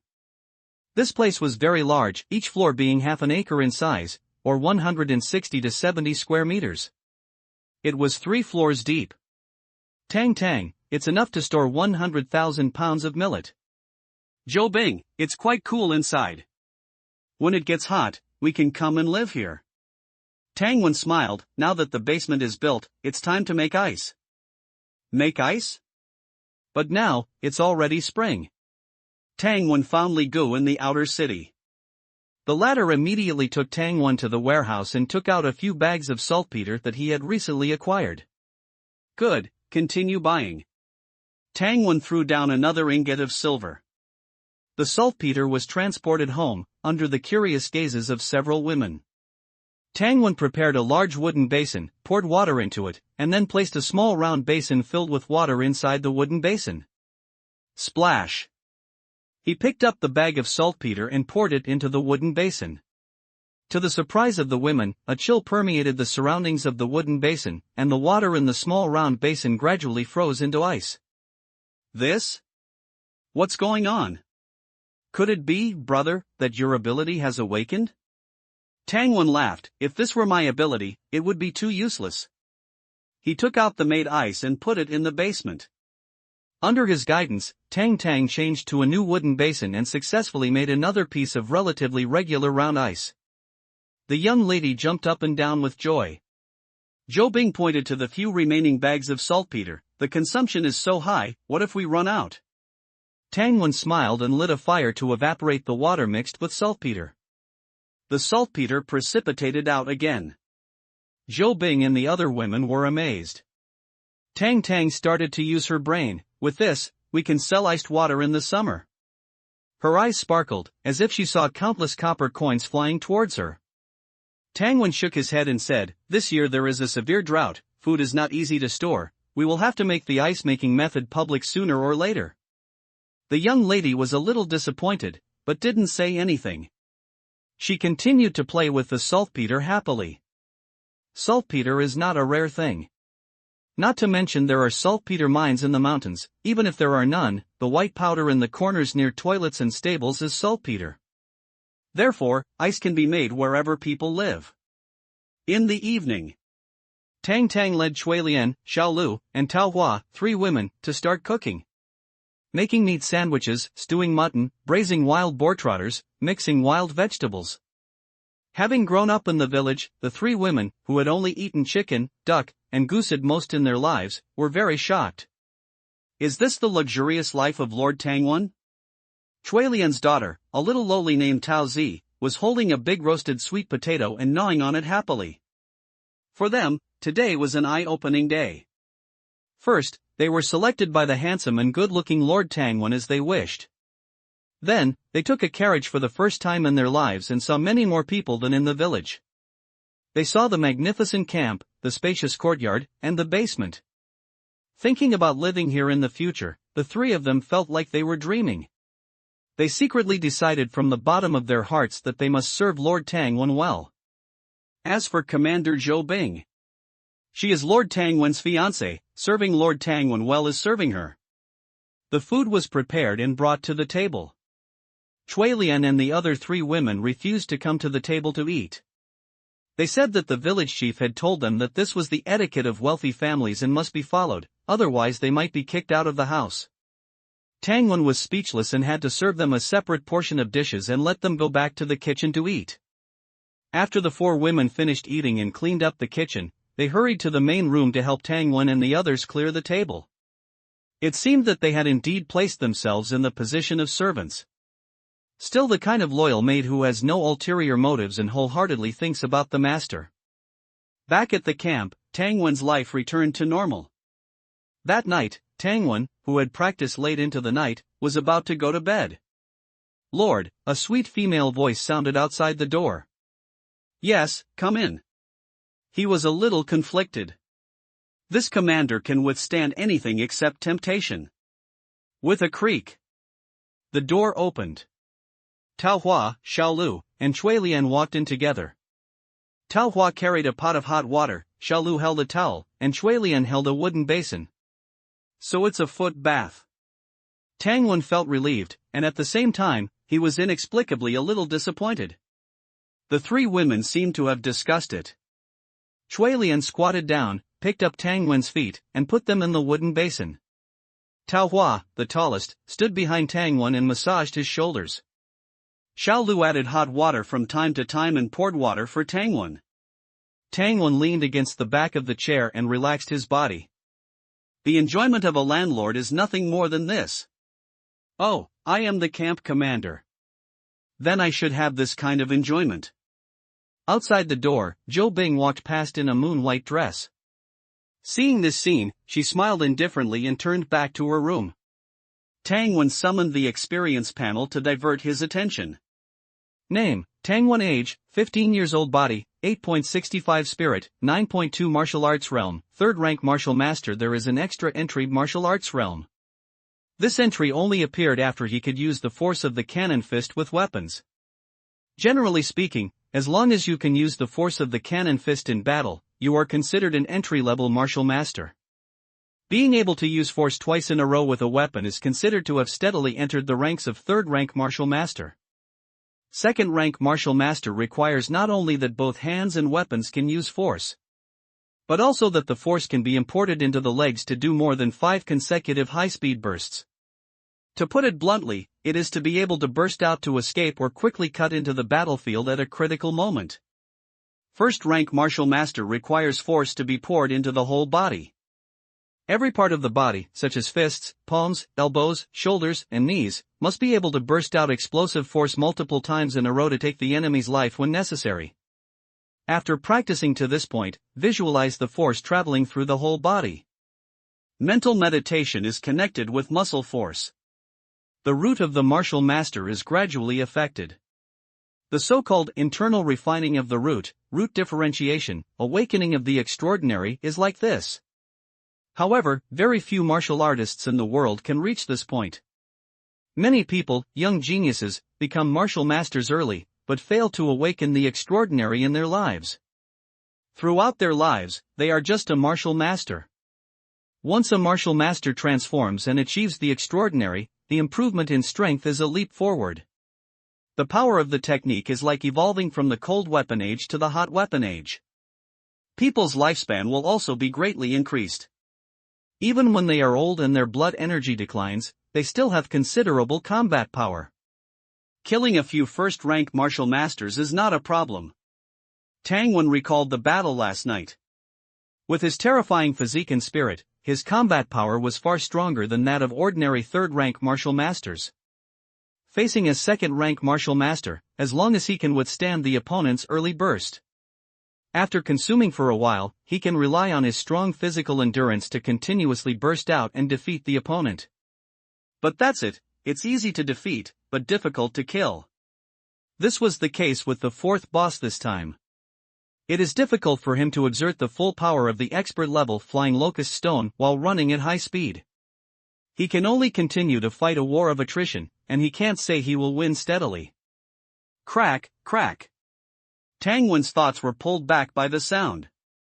He looked down and saw that it was Cui Lian, whose forehead was fair and clean, giving him a pedicure. With a serious look on her face, as if she was doing something important. He smiled lightly and continued to check the skills. Skills, farming, flying locust stone, expert, 3799/6000, wind-breaking saber, expert, 1517/6000, flying knife technique, proficient, 2033/3000, 8 Vidro arts, expert, 6219/18000, earth fire stance, entering stillness, proficient, 2831/3000, archery, mastered, 300/1000, mountain opening cannon fist, mastered, 1917/3000, primal chaos stance, mastered, 269/3000, traceless step, proficient, 1412/3000, hard qigong, mastered, 909/1000, breathing technique, entry, for 11/500. Tracking technique, mastered, 11/1000, writing technique, mastered, 111/1000, hunting trap.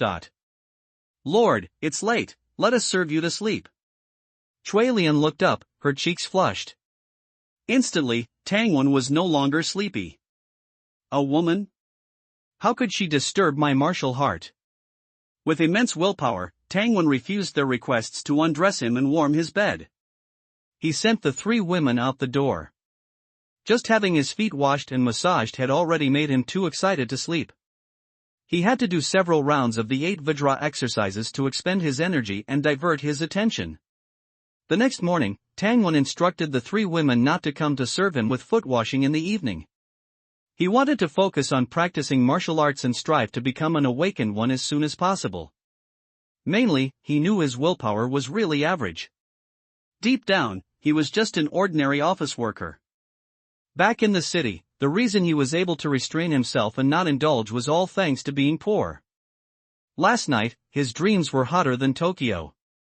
He really didn't have the confidence to withstand the test, so before breaking through to become an awakened one, he had to stay away from temptation. If you're afraid of getting your shoes wet, don't go near the river. Today was a day off. Tangwon focused on practicing his skills in the yard.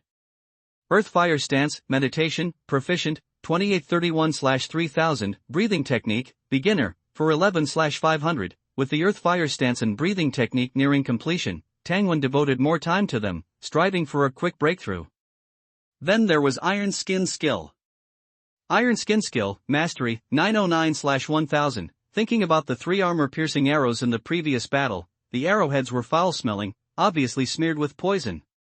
Tangwon was afraid, secretly deciding that he must not take off the 2 layers of scale armor until the Iron Skin skill was fully accomplished.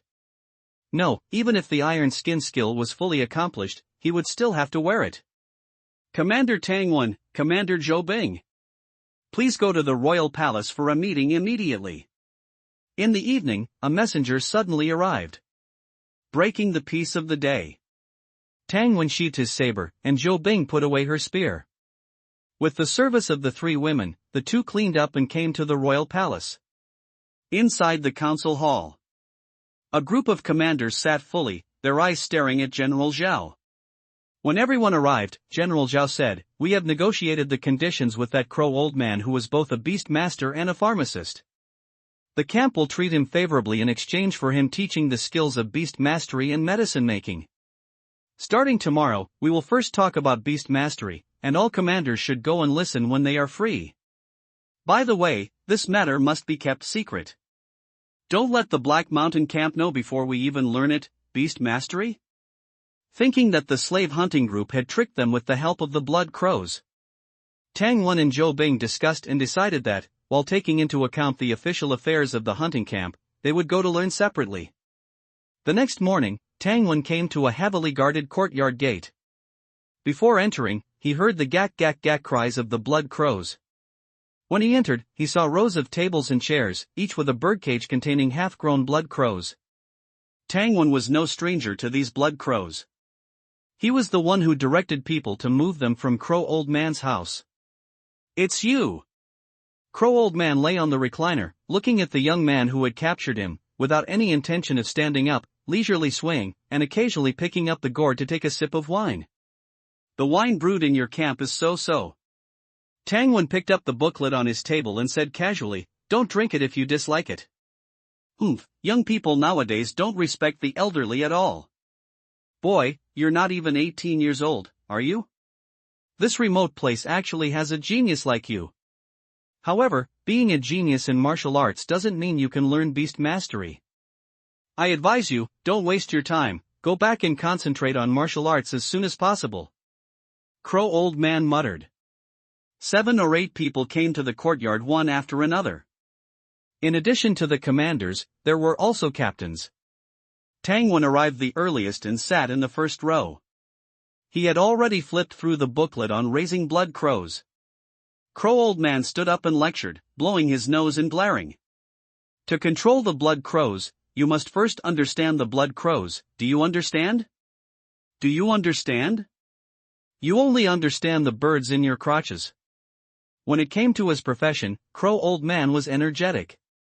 That momentum, as if asking others if they wanted to make a key. Seeing that he had real skills, no one bothered with him. Crow Old Man continued to mock venomously, "Many people are not even as good as these blood crows." Someone snorted, signaling him to stop. But he continued, "Don't be unconvinced, blood crows are monogamous for life. If the female dies, the male bird will live alone until old age. Who of you can do it?" "Ha!" Saying it like it's true. Hey, could it be that you old man are transformed from a crow?" Ha ha ha ha, happy laughter echoed in the yard. Crow Old Man was so angry that his eyes widened, wanting to scold people, but looking at everyone's unkind eyes. He could only sulk in his stomach. The content of this class was very simple. It was nothing more than observing the blood crows, understanding their habits, feeding them food and water, and so on. Crow Old Man talked about some key points. An hour or two passed, the course was over, and the commanders each carried a squawking blood crow. Looking at Crow Old Man with suspicious eyes, they left grumbling. This old man, wouldn't he have not taught the real stuff? I think so too, he taught all about raising birds. Only Tangwan didn't move. He took out a fire starter, using tweezers to pinch the chubby greenworm and roast it on the fire.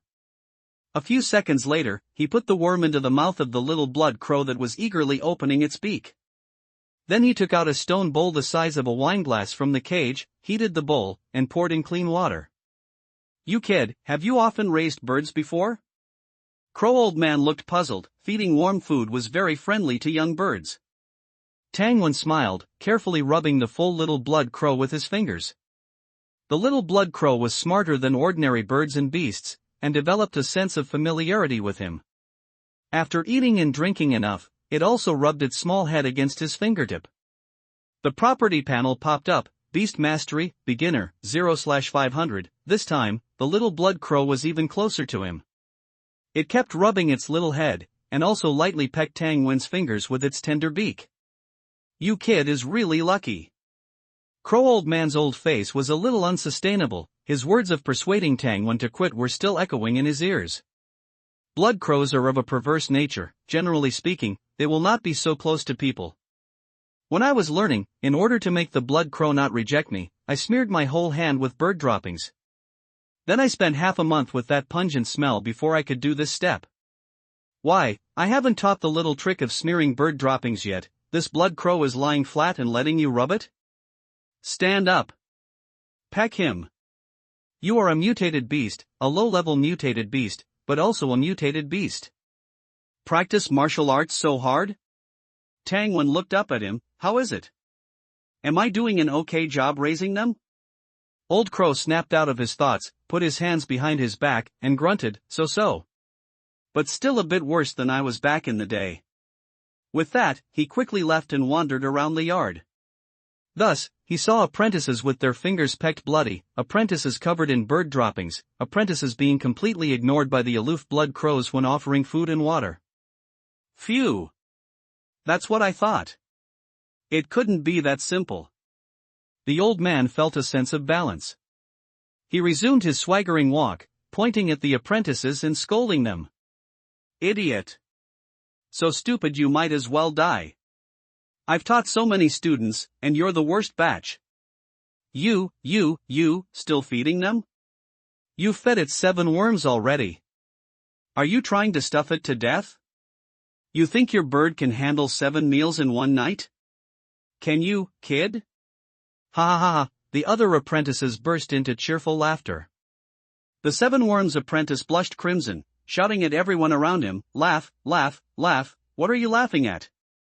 Can you do it? Everyone paused. A voice shouted, I can. Who? You, Lee San-jin? You, the one who took off his clothes and took a bath in 1 minute and 30 seconds at the brothel of joy last time. You, able to do it? Ha ha ha, the yard became even livelier. The named Lee San-jin couldn't bear it any longer, cursed, and threw a punch. The two began a bromantic confrontation. Tangwan couldn't help but laugh. These old perverts are too talented. Taking off clothes and taking a bath in 1 minute and 30 seconds. TSK, that's a quick wash. After wandering around, Old Crow returned to Tangwan's table, his face pulled long. These blood crows are about to learn to fly. They stand on the tree every day and throw themselves down 20 times. What if they fly away? Tangwan frowned. Humph. You don't understand anything. These blood crows are already dependent on you. They have good food and drink, why would they fly away? Old Crow also talked about some precautions and techniques for letting the blood crows forage for food themselves. After the private lesson, Tangwan's skill broke through. Beast taming, Beginner Novice, 1/1000. After all, imparting experience is a highly efficient form of learning. This skill is not like martial arts, where there is a chasm between learning and practical combat. Raising birds, as long as you know the methods, you can do it if you want to. Another day passed, and Tang Wen's breathing technique broke through. Breathing technique, mastered, 1/1000. This brought him a pitiful 0.1 attribute increase to both his physique and spirit. There's no helping it, breathing techniques are just common stuff, it's good enough that it can increase attributes. Lord Tangwen, the ice is all laid out. Xiao Lu emerged from the basement, her little face flushed. These days, besides buying groceries, cooking, making rojamo, and cleaning the house, the three maids, Suelian, also had to make ice with saltpeter in the basement. The three were very diligent, working late into the night. Their whole bodies ached after a day, but they didn't complain. Now, every floor of the basement was covered with ice bricks, and the four walls were also built with ice bricks. Good, I'll go take a look. Approaching the entrance of the basement, he immediately felt the chill. Lord, I'll get you a thick coat. It's very cold down there. No need, let's go. In the basement, the kerosene lamp shone on the neatly stacked ice bricks, reflecting a cold, white light. Reaching out to touch it, it was ice cold, only just below zero. They had to continue making ice. He smiled and looked at the three maids. Not bad, you've done a good job. From today onwards, I will teach you martial arts. But remember, without my permission, this technique cannot be passed on. Tang Wen taught them a set of 8-section brocade exercises. Although the three of them were maids, they ate the same food as Tang Wen, and a life with meat at every meal was enough to support them in working and practicing. He didn't expect them to achieve anything great, just to have a better figure, a healthier body, more strength, and be more efficient. The three maids came from farming families, and working in the fields and managing housework was their daily routine.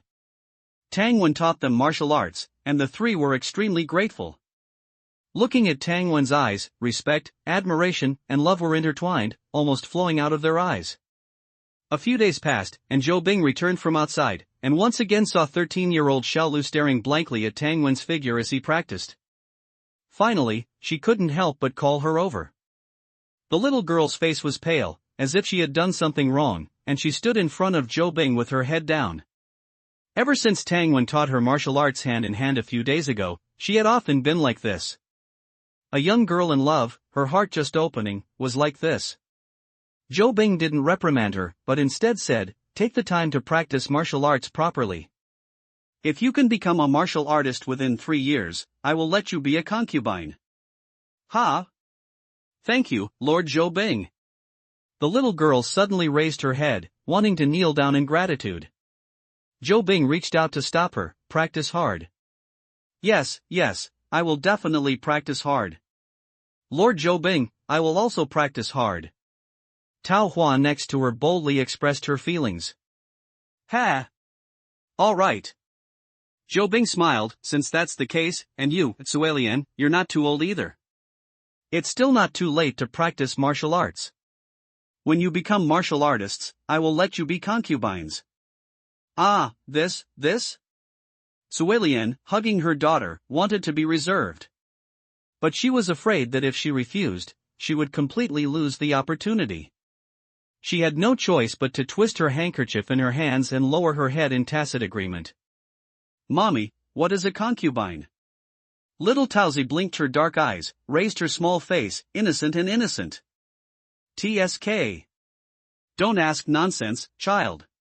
Suelian's cheeks were red, and she couldn't hold back. Oh. Little Tauzi agreed timidly. In the evening, when it was time to practice martial arts, the three maids practiced extra hard. Although they were not very familiar with the movements of the 8-section brocade exercises, their attitude was extremely serious. Tang Wen wondered, what stimulated these three girls? Why are they so serious today? Zhou Bing glared at him unhappily, took 2 steps to his side with her long legs, reached out and wrapped her arms around his waist, looking at his handsome young face. For a moment, she couldn't help but be a little fascinated. My man has the capital to make women fall in love. The days passed peacefully. Tang Wen spent most of his time practicing, even the management and training of the outer city hunting camp was basically spent slacking off. Occasionally, he would show up, also because he was bored with practicing martial arts, and he would take the hunting team out of the city to hunt and smoke bacon. Zhou Bing didn't have his perverted physique, and 7 or 8 hours of training every day was already the limit. More training would only harm her spirit and body. The training and daily management of the outer city hunting camp were all up to her.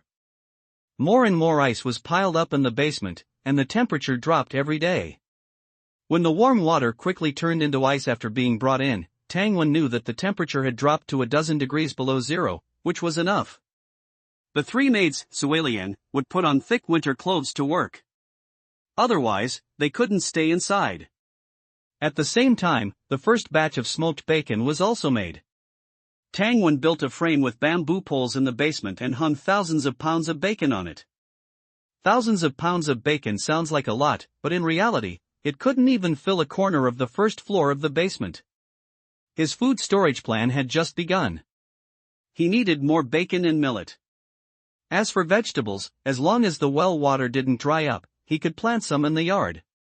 Vegetables grow quickly in hot weather, just like the chives in the spring. After the sickle cuts them, they can be harvested again in a few days. This morning, the general's mansion held a routine meeting. This time, it was about rewarding merits. Everyone unanimously agreed that Tang Wen and Zhou Bing were the top contributors. Without them, everyone wouldn't even know where the people were. Besides, they took down 10 of the opponents. But discussing merit is one thing. When it came to rewarding, General Zhao was in trouble. He didn't know what to give, so he asked, "Do you two have any requests?" "As long as we can do it, the camp will definitely do it." The two looked at each other, and Tang Wen smiled. "Then I'll wait until I make another contribution and calculate it together." "Ha?" The commanders shook their heads. Is it that easy to make contributions these days? Under the curious gazes of the queen and others, he took out 2 bags, one large and one small, from behind him. P.S. Weekly asking for a monthly ticket. Tang Wen first took out a piece of prepared cured meat from a small bag and gave a brief introduction. Then he asked someone to bring 2 basins of water, poured out saltpeter from a large bag, and demonstrated the ice-making technique on the spot. The hall was silent. Everyone looked at Tang Wen with shocked eyes. He really made a contribution, as he said. Without even waiting for a minute. The queen disregarded her status and walked down from her seat, picking up the ice cubes and looking at them, her face full of surprise. "By the way, saltpeter can also be reused. I've already tried it, and it can be used to make an underground ice cellar, where the temperature is the same as in winter." After Tang Wen finished speaking, he ordered someone to bring a brazier and an iron pot, and re-extracted the saltpeter using the evaporation method. Heaven bless the camp. This is truly convincing. Commander Tang has indeed made another great contribution. I only knew that saltpeter was a medicinal material, but I didn't expect it to have such a magical effect. The commanders discussed excitedly. "You kid, you've made so many contributions. I really don't know how to reward you." General Zhao also patted Tang Wen's shoulder repeatedly, excitedly. Tang Wen turned his gaze and pointed to Zhou Bing, smiling. "We did it together." General Zhao laughed. "That's 2 great contributions then. 1 contribution has become 2. No one raised any objection, as everyone had come from famine years. Everyone knows that the biggest challenge for the camp's survival is how to store food for a long time in good years, so as to fight against famine years. If there are ice cellars in all seasons, perhaps future famine years will no longer threaten the flame camp. Understanding this, how could everyone not be excited? Not to mention counting it as 2 great contributions, even if it were 5 or 8, everyone would not be stingy. Tang Wen looked at General Zhao and hesitated. What if Old Year refines a potion to assist martial apprentices in cultivation? Arrange it for both of you first. General Zhao waved his hand generously. Aside, General Zhou smiled rarely. "The slave hunting group is of no value to us anymore, so you can use them as bait to hunt mutated beasts. When the materials are obtained for alchemy, you only need to hand in half of the meat." Swish. The commanders looked at Tang Wen with envious eyes. Mutated beasts' meat is considered a strategic material. If the camp goes to war with other forces, the queen and generals need to quickly replenish energy and even recover from injuries. Ordinary meat is okay for filling your stomach, but it has no recovery effect. But dried mutated beasts' meat does. Eating it regularly can also enhance physical fitness. It is a hard currency. It can be used as bait for hunting. Tang Wen's heart trembled, and he suddenly recalled the hunting scene he had seen last year when he was powerless. Seemingly seeing his hesitation, General Zhao picked up a stack of paper from the table and threw it to Tang Wen. "Take a look, the slave hunting group's confessions." Frankly speaking, he was somewhat resistant to hanging people up to bleed them as bait. But the next moment, he saw these people. No. It's the beast's confessions. Wall newspapers, killing civilians, strangle babies, killing pregnant women, making human swine, forcing bestiality, oil pot, cannibalism. Under severe torture, the slave hunting group knew they wouldn't survive, and only asked for a quick death, so they all told the evil deeds they had done. Many of the plots were horrifying, unbearable to read, scalp-numbing, and spine-chilling. How could a human do such a thing? In Tang Wen's impression, only some people from Japan could compare to them. Hell is empty, and the devils are in the world. Using them as bait is letting them off easy. Tang Wen's resistance disappeared, and he felt that killing them would only dirty his hands. They should be eaten alive by mutated beasts. The next day, in front of the stone prison gate, Tang Wen and Zhou Bing came to fetch people together. The prison door opened, and he said coldly, "Take 3 away today to use as bait. Watch the rest, don't let them commit suicide." His voice was loud, ensuring that everyone in the slave hunting group could hear clearly, and then involuntarily twitch. Use as bait? Listening to it, you know it won't end well. These days, they have suffered a lot of torture. At this time, they only seek death. But Tang Wen's order made them unable to seek death. Tang Wen's eyes were cold. He wanted these beasts to taste the feeling of waiting for death and fear. Outside the city, the wind howled, sweeping up sand and rocks. Hunting team Archer Li Mingming, Pui, Pui. Old Wu, the sandstorm wasn't so big last year, right? No, it's still because it doesn't rain. Why doesn't it rain? Tang Wen, Zhou Bing, and the original members of the hunting team were on their way to the hunting mountain depression.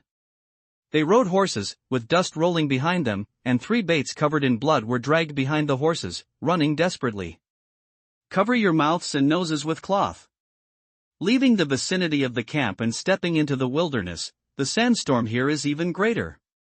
Tang Wen took the handkerchief that Zhou Bing took out from his arms and covered his face.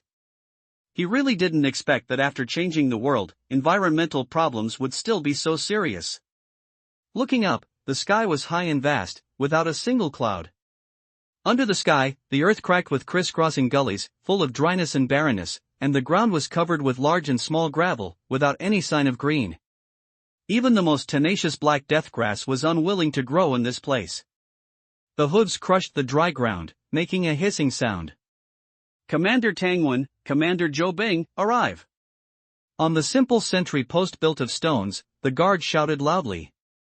A team of hunting guards ran out of the stone house. 2 commander adults. The captain in charge, surnamed Lu. Tang Wen and his party dismounted and exchanged greetings. Captain Lu looked at the 3 baits and asked curiously, 2 adults, what is the quality of these baits? They look pretty strong, maybe they can catch good goods. What do you mean? Neither Tang Wen nor Zhou Bing had ever hunted. Captain Lu said, 2 adults, you don't know, these baits used for hunting are also divided into grades. If they are ordinary prisoners, even if 8 or 10 are tied together and bled, they can only attract low-level mutated beasts such as sand snakes and blood crows. Before, we caught a martial artist, his blood attracted 2 medium-level strange beasts. Common mutated beasts are divided into low, medium, and high levels. The combat power of high-level mutated beasts is equivalent to a martial master. Medium-level mutated beasts are equivalent to a martial artist. Low-level mutated beasts are very ordinary in strength, and ordinary people with weapons may be able to kill them. Similarly, the higher the level of the mutated beast, the higher the special energy contained in its flesh and blood, and the more beneficial it is to martial artist. 2 first-class martial apprentices, 1 second-class martial artist. Tangwen finished speaking, Captain Lu's eyes lit up, and he pondered, if the three of them bleed together, it will definitely attract many low-level strange beasts, and it may not be a problem to attract medium-level strange beasts. As for high-level strange beasts, it depends on luck. Tang Wen and Zhou Bing exchanged glances, then listen to you, bleed together. Good. Good. Two adults really have courage. Captain Lu turned his head and shouted, brothers, big work is coming. Cheer up, get on the pillars. The wheels rolled. A pillar of 10 meters high was fixed on a square wooden cart and pushed out. Captain Lu said with a smile, this is a good bait, so you can get good treatment. Ordinary bait can't attract good goods, just hang it on the highest part of the stone wall. But a rare martial artist bait must be hung high, so that the wind can blow the smell of his blood far away. After speaking, Captain Lu neatly took a knife and made several crosscuts on the bait, and blood flowed out immediately. Then, 7 or 8 guards pulled up steel cables and tied them to the 10-meter-high pillars.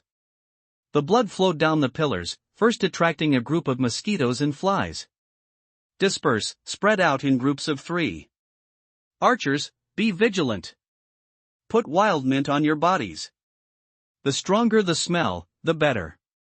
Hunting has been going on for many years. There is already a standard process. Tang Wen and Zhou Bing also retreated to the stone wall.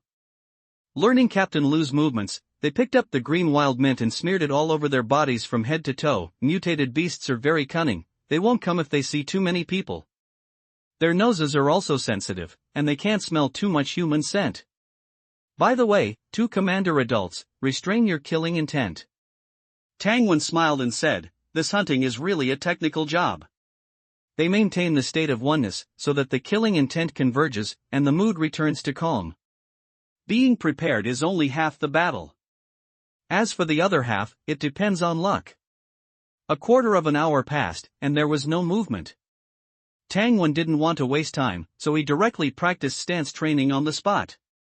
Captain Lu clicked his tongue secretly when he saw it. I heard that Commander Tang Wen is not only a genius, but also a training maniac who doesn't even have time to drink tea. It really lives up to its name. In the blink of an eye, an hour passed. The first wave of strange beasts has arrived. They circled in the sky in groups. It is a group of bird-like mutated beasts. Captain Lu looked at it with the binoculars for a few moments. They are all low-level strange beasts. Unfortunately, they are too flexible, and the accuracy of arrows has always been low. Even if a few are shot down, the other birds will fly away immediately. Otherwise, using their blood and flesh as bait, they may be able to attract medium-level mutated beasts. Tang Wen opened his eyes. I can try. Oh. Look at me, I forgot. I heard that you are particularly good at throwing stones. Throwing stones? The corners of Tang Wen's mouth twitched. He exerted force under his feet and jumped onto the city wall several meters high, and shot out brazenly. The stones rapidly cut through the air, making a piercing roar. Pa! A bird was unable to escape and was smashed. Pa pa pa! Many birds were smashed. Tang Wen continuously shot out 10 flying locust stones. In the sky, a rain of blood and flesh floated. Captain Lu and other hunting members looked up, full of amazement. Commander Tang Wen is really good at throwing stones. Today we have made a profit. These dozens of birds may attract high-level mutated beasts. It would be better to have it, but it is not forced if there is none. Tang Wen didn't care much. Just now he shot. His flying locust stone skill experience jumped. Flying locust stones, expert, 3799385/6000. Flying locust stones, expert, 38153827/6000. Expert, 3986/6000. This is a good opportunity to grind experience. The martial artist's body has a strong recovery ability, and gradually, the blood on the 3 baits stopped. Captain Lu greeted, and someone immediately climbed to the pillar and used a triangular bayonet to bleed them again. Bird and beast blood and flesh were all over the ground, and the smell of human blood was pungent. That scene was like the dirtiest slaughterhouse. The sandstorm blew by, carrying debris of blood and flesh and drifting to all directions. The mutated beasts with keen senses quickly smelled the smell. A cuckoo chirp. A large number of bird-like mutated beasts flew over. To Tang Wen's surprise, the height of their distance from the ground was much higher than that of the group of birds just now.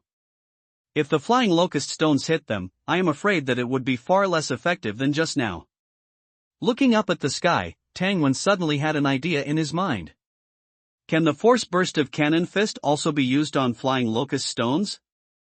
And try visualizing and outlining the scene. A fireball rapidly ascends, bombarding the mountain. Tang Wen flicks his hand, throwing a pebble. Thud! The pebble flies out dozens of meters before losing momentum. This distance isn't even as far as a child could throw in a fight.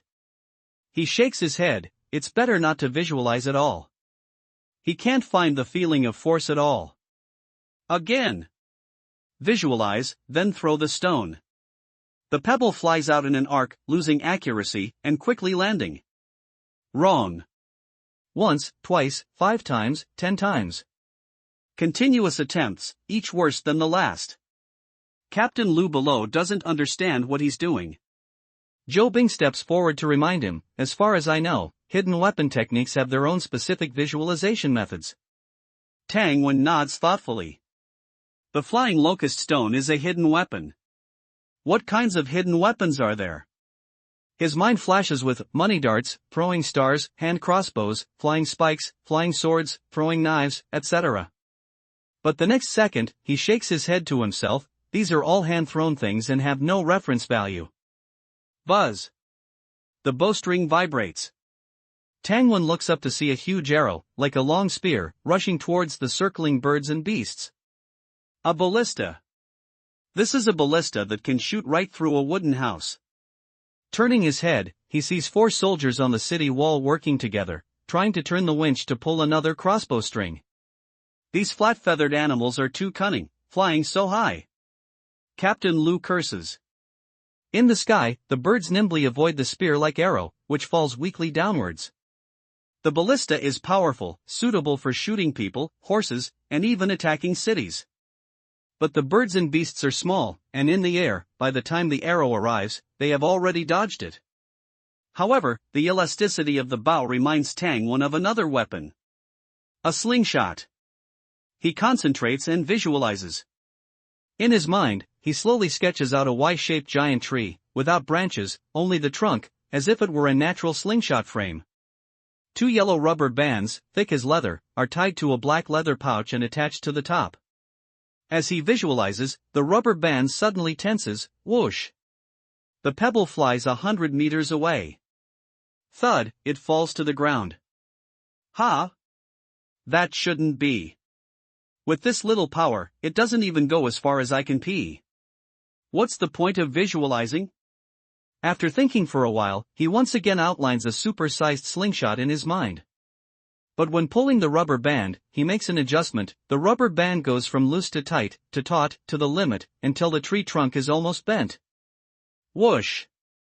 At the most extreme moment, Tang Wen only feels a slight warmth in his right shoulder, as if a warm current is pouring in, and his arm seems to turn into a huge trebuchet, launching the pebble in his hand. The pebble turns into a barely visible black dot. This? Tang Wen picks up his binoculars and estimates the distance. The stone flew about 1,000 meters. But that's useless. There wasn't even a sonic boom just now. Obviously the initial speed was very slow, not breaking the sound barrier. Tang Wen is invigorated, because the flying locust stone skills experience is rapidly increasing. Flying locust stone expert 4103439/6000, a skill with expert level difficulty, a single jump of more than 200 skill points. This upgrade speed was unimaginable before. Visualize, flying locust stone is launched. Visualize again, flying locust stone is launched. The panel gives continuous feedback.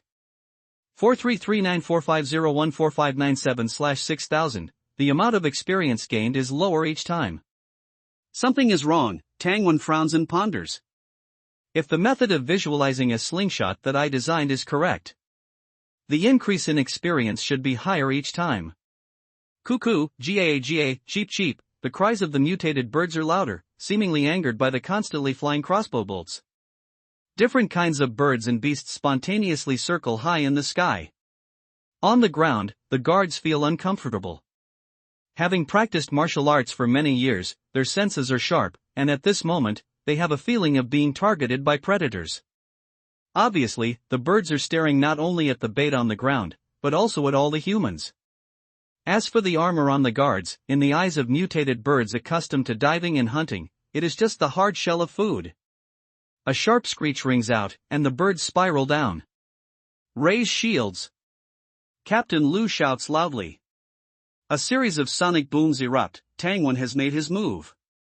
The birds and beasts are unable to dodge and collide head-on with the pebbles, blood and feathers flying everywhere. The hunting team members breathe a sigh of relief and give Tangwan grateful glances.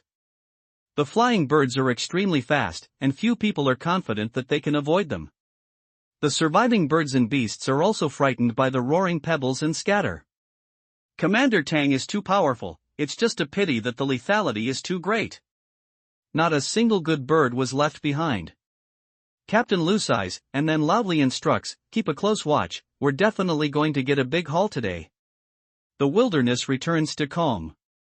Tangwan silently visualizes, constantly launching the flying locust stone, the force sometimes strong and sometimes weak. Captain Lu, who is resting at the stone table, asks Wu Tian, Commander Tang's flying stone has such a strong explosive force, almost comparable to a martial master's full blow. And he's killed 2 waves of birds and beasts, why doesn't he take a break? Wu Tian sighs, thinking of when Tangwan first joined the team, he was able to beat himself and the others from the first meeting. His physical strength was so strong that a gauntlet match was useless. Now that he's become a martial master, his physical strength is even more perverted.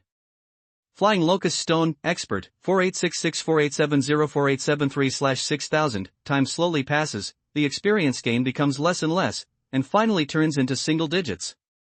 Tangwan understands that this means that visualizing a slingshot is not a suitable visualization method. Or perhaps it is, but he simply doesn't understand the principles of a slingshot, doesn't understand the conversion between tension and elasticity, so this visualization method has no foundation, and there's no way to imagine how great the force is. It seems I have to try something else. He thinks of many technological weapons. For example, guns and cannons.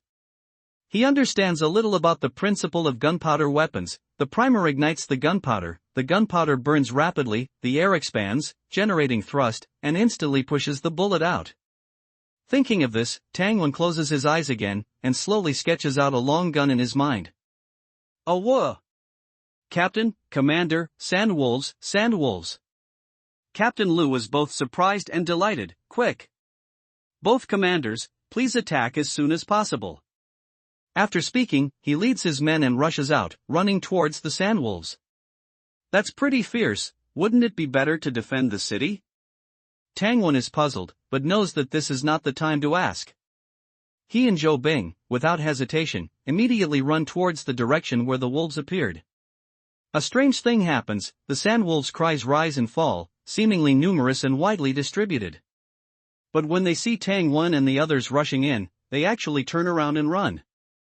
Mutated beasts, at the same level, regardless of combat power, are generally more agile and faster than human martial artists.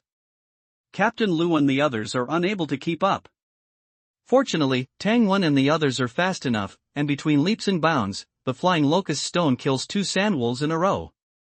Zhou Bing is a little slower, injuring one, and then stepping forward to finish it off. It still takes the 2 commanders. Quick, bleed them, bleed them. This is the blood of a medium-level mutated beast, it will definitely attract bigger guys.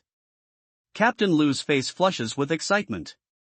Then, he explains, Sandwolves are cunning and intelligent mutated beasts, these few are actually sentinels of the wolf pack.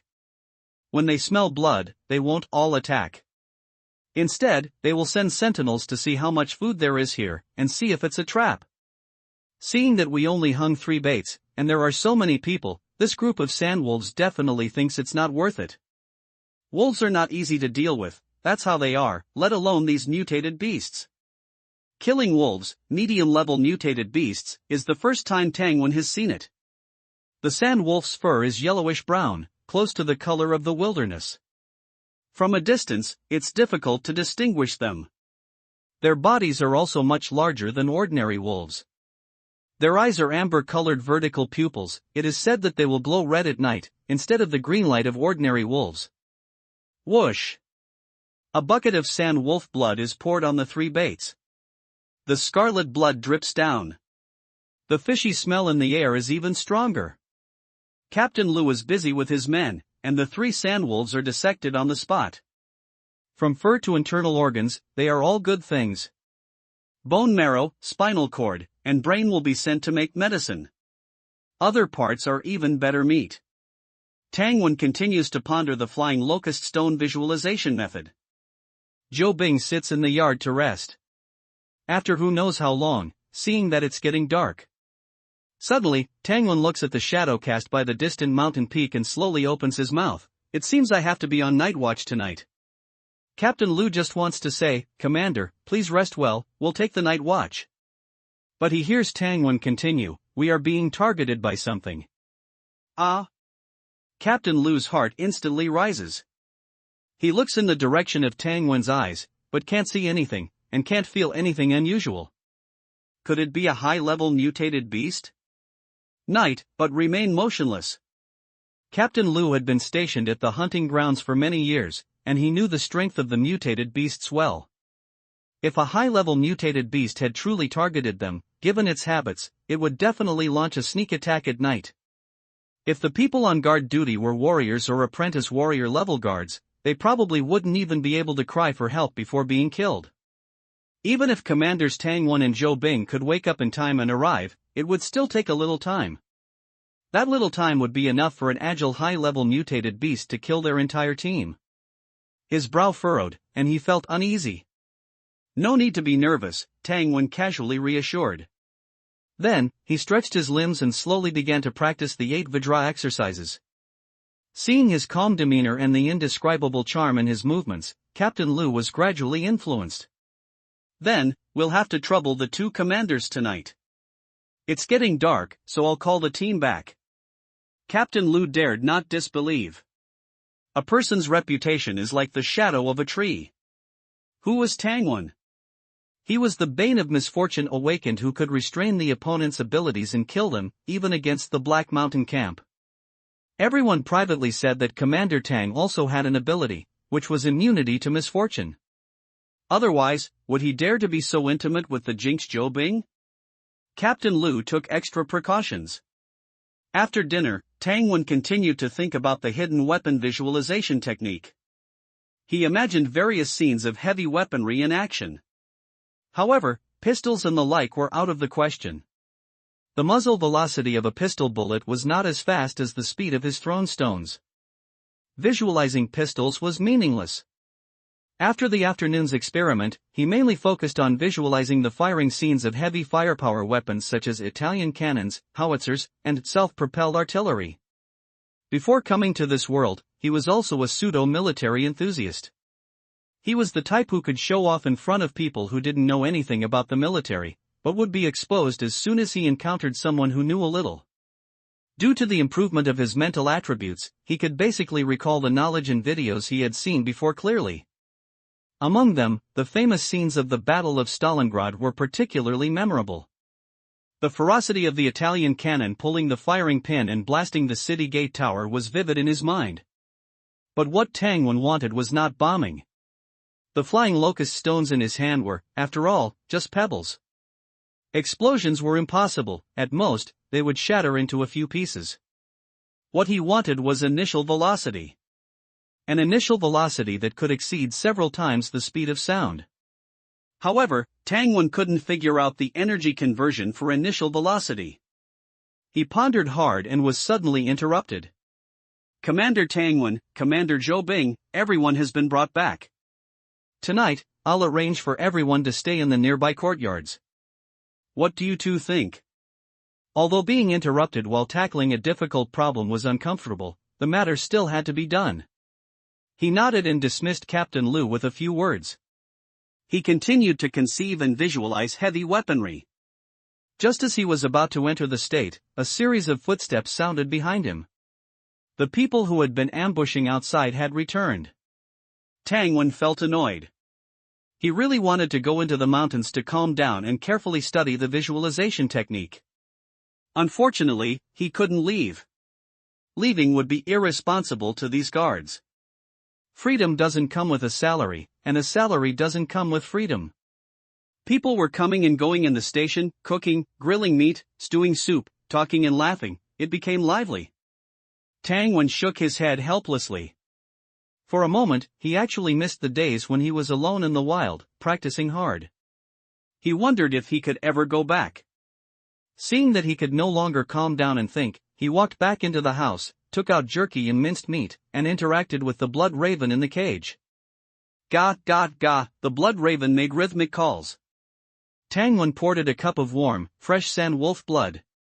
Smelling the unique fishy smell of the mutated beast blood, the blood raven excitedly cried a few times and immediately began to drink it with a tsk, tisk sound.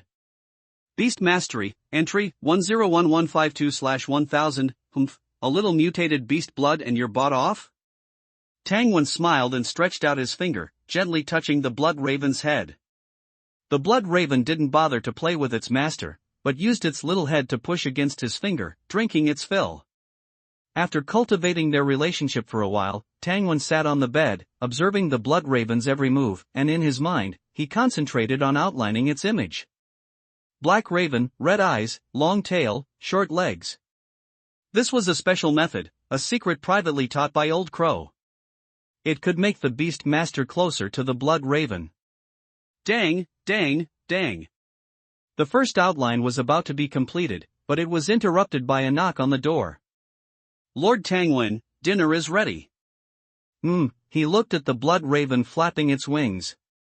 Suddenly, he realized that since becoming a commander, he seemed to have never had a moment to spare. There were always this or that thing interrupting his daily practice. Dinner was a table full of game. Because they had harvested 3 wolves today, everyone was particularly happy. It seemed they had forgotten they were in the wild. Be vigilant. Just as everyone was eating lively, Tang Wen shouted, leaped up, and came to the roof of the stone house. Below, there was a flurry of panic. It's a wild boar, a very big wild boar. Tang Wen frowned. His intuition told him that this wild boar was dangerous, but not very. It didn't seem like it could pose a threat to him. Sister Bing, why don't you take action?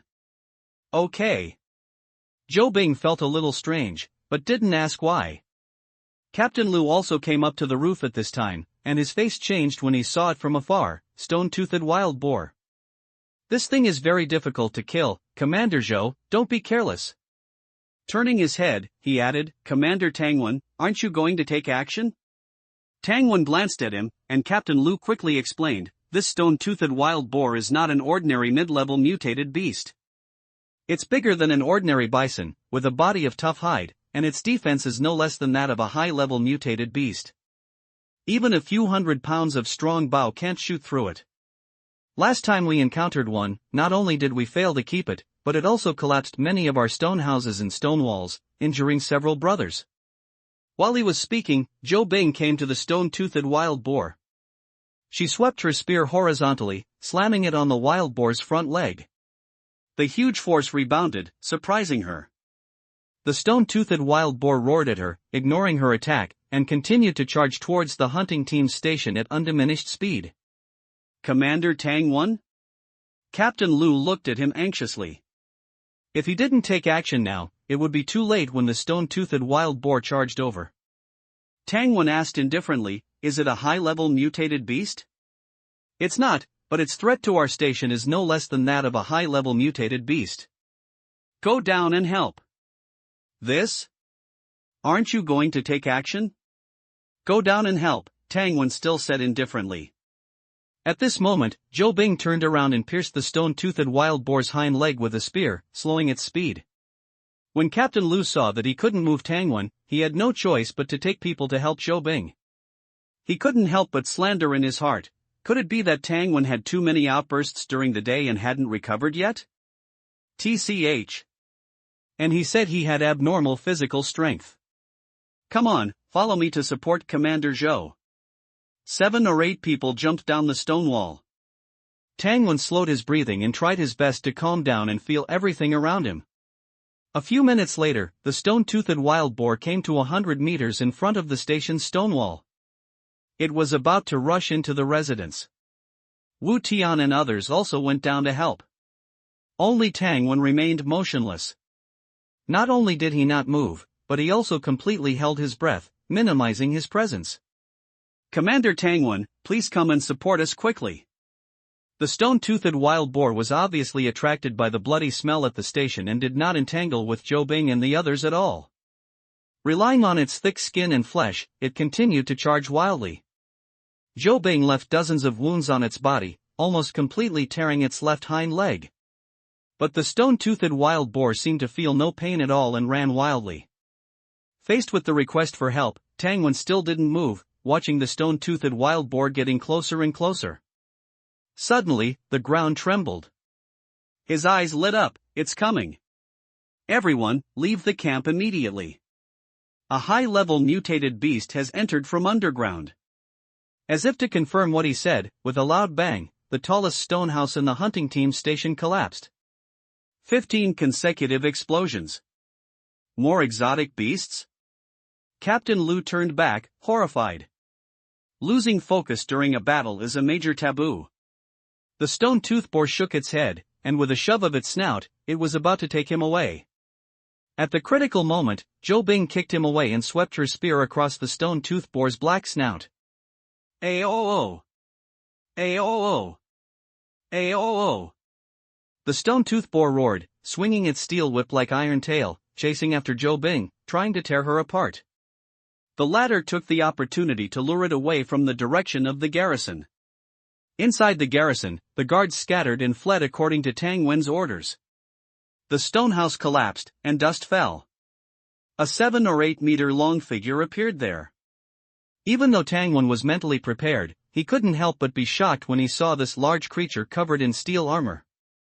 During dinner, he had looked at the exotic beast types illustrated and recognized the exotic beast in front of him, which resembled an oversized pangolin, as a ground-traveling beast. The guards fled while looking back, and some recognized the exotic beast type and shouted frantically, "Ground-traveling beast, it's a ground-traveling beast! High-level exotic beast! What? Ground-traveling beast! Damn it! We can't protect the sandwolves or the camp." Captain Lu, who had just climbed up from the ground, looked utterly despondent. The ground-traveling beast was definitely a high-level exotic beast. It was slow, but as the name suggested, it was extremely good at digging holes. Digging holes was its means of survival. But the most troublesome thing was its gray-white, rock-like, thick bone armor. Its defense was extremely strong.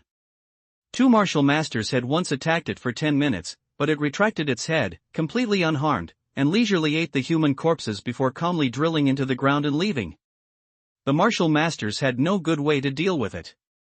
Only Visualization Art's explosive force could cut open its bone armor slightly, and only after several consecutive bursts could it cause a trace of damage. But even a first-class martial master, how many times could they continuously unleash that? If there were enough martial masters, perhaps they could try to overturn the ground-traveling beast. Use steel cables to control it, and slowly beat it to death. Unfortunately, there were only 2 of them. Zhou Bing was also entangled with a stone-toothed boar that was close to a high-level exotic beast, unable to break free. If things are impossible, give up immediately. We'll work together to kill this pig. She dodged the wild boar's sharp fangs and shouted in Tang Wen's direction. I understand. Don't worry about me, kill the wild boar first. Before Tang Wen could finish speaking, the flying locust stone had already been launched. Bang! The ground-traveling beast's head, as big as a water vat, took a hit from the stone. An attack that was enough to smash a water buffalo's head only made its head shake. It even raised its head and looked at Tang Wen in confusion, then turned its body. It used its massive body to block Tang Wen's line of sight from attacking its head. The flying locust stone did some damage, but not much. Tang Wen's eyes were complex. His usual means of explosive power couldn't even break its defense? Clang clang clang. The flying locust stone continuously smashed against the bone armor, sparks flew, and metal clanged.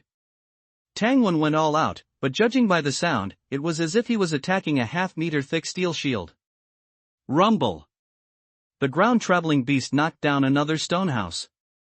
It didn't seem to have any intention of attacking Tangwan, it just wanted to eat the sand wolf flesh. This guy is simply a mutant turtle. The only good news was that it was very slow. So slow that even Tangwan, who always sought stability, wanted to go over and give it a try. He pulled out his tiger-head steel saber, jumped down from the wall, and with a few leaps, arrived at the ground-traveling beast's side. Visualize, draw the saber. Whoosh! At the same time as he drew his saber, Tangwan's heart suddenly leaped wildly. Something's not right. The next second, that head as big as a water vat, at an incredible angle, split open its mouth full of fine steel teeth and rapidly bit towards him. So fast. Tangwan was horrified, barely twisting his blade to slash at its head. The ground-traveling beast's head forcibly twisted, avoiding the blade. But Tangwan's blade missed, and his body's center of gravity shifted directly. Not good. His heart was ringing alarm bells. The ground-traveling beast's head was like a super spring, suddenly retracting and then shooting out like lightning. The stench of blood filled the air. 2 rows of sharp, dagger-like steel teeth told Tangwan that once bitten, even with 2 layers of scale armor, he would probably not escape death. In that split second, Tangwan's mind was clear, he instantly completed his visualization, and subconsciously jumped backward. The ground beneath his feet sank deeply, and Tangwan dodged the attack by a hair's breadth, soaring high into the air. The night wind howled in the air, and sand and dust blew against his face. Every breath was filled with the thick smell of sand and dust. Only then did Tangwan realize that his back was already soaked with sweat. Too dangerous. Bang! He landed on the stone house, and the whole house shook slightly. Captain Liu, who was entangled with the stone-toothed boar outside the wall, happened to see this scene and thought he had been knocked away, and immediately shouted, "Commander Tangwan, let's besiege this wild boar together." Ignore the ground-traveling beast, it will leave after eating the sand wolf meat, it's very slow and poses no threat. The stone-toothed boar was also a near high-level exotic beast. As long as they could kill it, even if they lost 3 baits and the sand wolf flesh, it wasn't unacceptable. If Tangwan got entangled with the ground-traveling beast, it would instead cause the collapse of houses and walls within the garrison, resulting in greater losses. As for whether Tangwan could take down the opponent, Captain Liu and everyone else thought it was impossible. The ground-traveling beast did not chase after him, it sped up and rushed towards the house where the sand wolf meat was stored. Tangwan breathed a sigh of relief, ignored Captain Liu's shouts, and jumped off the house. He did not go to stop the ground-traveling beast, but instead visualized again, pouring explosive force into his right leg. The most up-to-date novels are published on 69. Swoosh! With great explosive power, Tangwan shot out like a cannonball, instantly rushing out hundreds of meters, then visualized again, stomping his left leg on the ground, and his speed exploded again. Swoosh swoosh swoosh! He did not skimp on his stamina and spirit, practicing speed bursts back and forth. After a dozen times, a message popped up on the experience panel: Martial Arts Realm, 3rd Class Martial Master, 2nd Class Martial Master. The mark of a 2nd Class Martial Master was Speed Burst. Tangwan had broken through. A blessing in disguise. Tangwan looked at the ground-traveling beast's position, paused, and instantly crossed tens of meters, appearing on the side of the ground-traveling beast's body. He visualized again, and the long saber quickly broke through the air, creating afterimages of the blade. Clang! The long saber cut into the bone armor, more than 3 inches deep. Hiss! The ground-traveling beast suddenly swung its tail, and its tail, like a steel whip, slapped over with a crisp sound. Tangwan turned around and slashed upwards, and the saber light exploded. The force collided, and there was a loud bang. A deep, bone-deep cut was made in the thick tail. Fresh blood spurted out. Captain Liu, who was outside the city, heard the noise, slapped his thigh, and speculated out of thin air, Commander Tang must have suffered a great loss. Zhou Bing's pretty face was frosty, and she glared at him, "Stop talking nonsense, raise your shield and restrain the wild boar." She was most worried about Tangwan, and she also knew Tangwan the best. If Tangwan wasn't confident, he would definitely not attack. The ground-traveling beast let out an angry hiss, suddenly turned its body, and its head, like a spring, continuously popped out, biting towards Tangwon. Tangwon lowered his shoulders and dropped his elbows, guiding the visualization art force into the long saber. 2 consecutive bursts. 3 consecutive bursts. 4 consecutive bursts. The long saber cut, smashed, chopped, and slashed, responding to each attack. The ground-traveling beast's huge head was covered in blood, and its eyes gradually became frenzied. The frequency of its head's ejection was even faster. The ferocious roar echoed through the night sky. Good. Tangwen's physique was strong, and after 4 consecutive bursts, he did not feel tired at all, but instead became braver as he fought. His bursts became more and more skilled, and the long saber in his hand was as fast as lightning, slashing out after images. 5 consecutive bursts, 6 consecutive bursts, 10 consecutive bursts. Clang! The steel saber was embedded in the hard skull. The intense pain caused the ground-traveling beast to lose its frenzy, and its eyes showed a human-like look of hesitation and fear. As a high-level exotic beast, it had considerable intelligence. It turned out that it had also encountered human martial artists. But according to its experience, when facing a human like Tangwon, whose aura was similar to its own, it only needed to withstand 3 to 5 explosive attacks from the other party, and they would be unable to continue and could only flee. How could this human in front of me cut me 10 times in a row? Chi-chi. It was afraid, and its front paws quickly dug into the ground, trying to drill a hole. Want to run? Tangwon sneered. He continued to swing his saber and attack.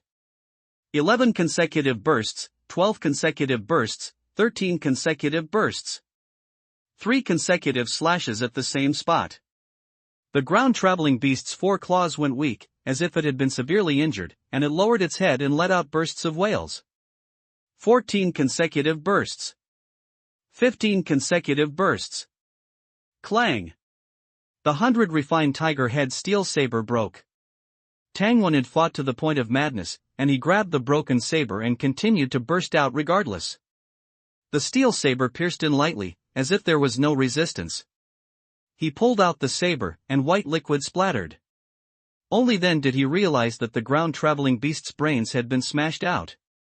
Windblade, Expert, 1523-2187/6000, Tangwon stood still, unmoving for a long time. Xiao 1. Commander Tangwon. Damn, the earth-walking beast is dead? Zhou Bing burst forth continuously, finally killing the stone-toothed boar with great difficulty. Dragging her tired legs, she led people to rush in. She immediately froze. The high-level alien beast, the earth-walking beast, was dead. Team leader Lu was dizzy, looking left and right, seeing no one else. Commander Tang, did you kill it alone? Tangwon did not answer. In the darkness, he grasped an inspiration, a cultivation inspiration. Since the visualization method can be unleashed through sword techniques, then wouldn't it work to throw pebbles as knives?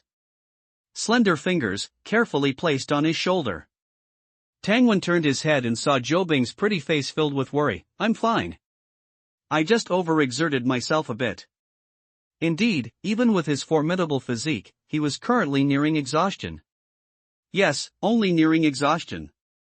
Zhou Bing, Wu Tian, team leader Lu, and the others were even more tired. At this moment, seeing that Tangwon was unharmed, they released a breath and wished they could lie down and sleep immediately. Tangwon helped Zhou Bing to rest. Team leader Lu looked at the earth-walking beast, which still had some warmth, and became excited again. We can't wait until dawn. Quick, bring out all the carriages. We may have to rush back to the camp overnight.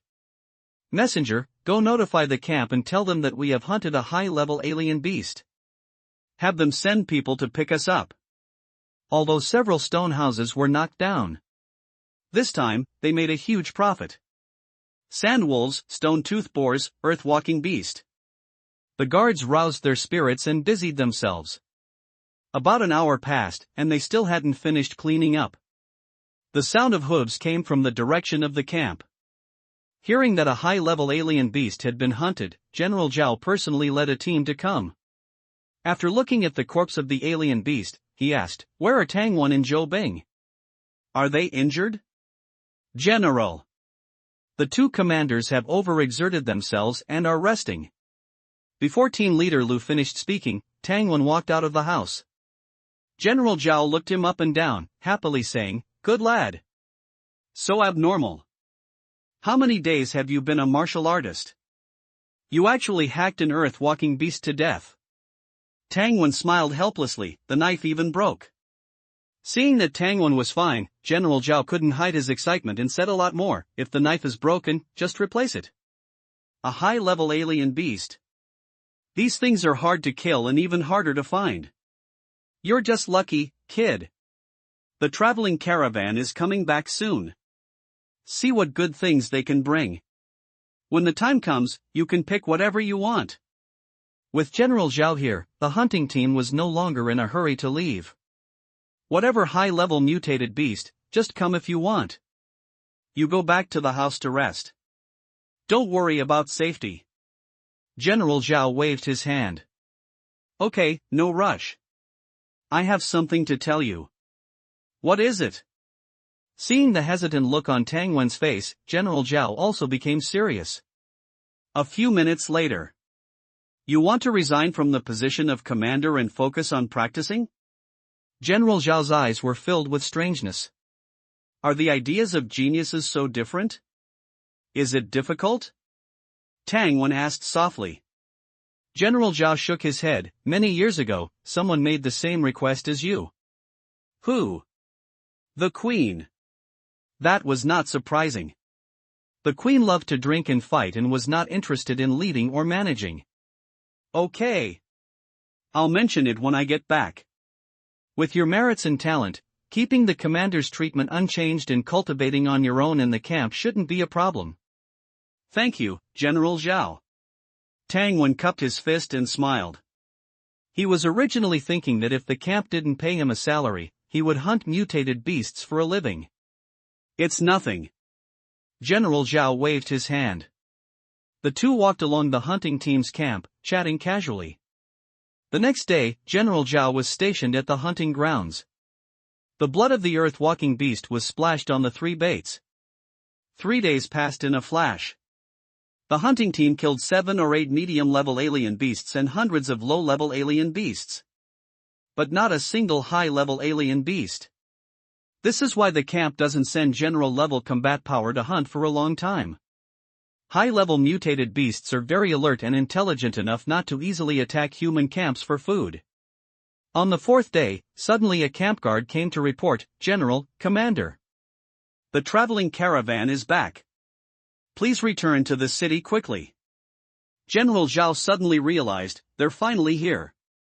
It's been another year and a half.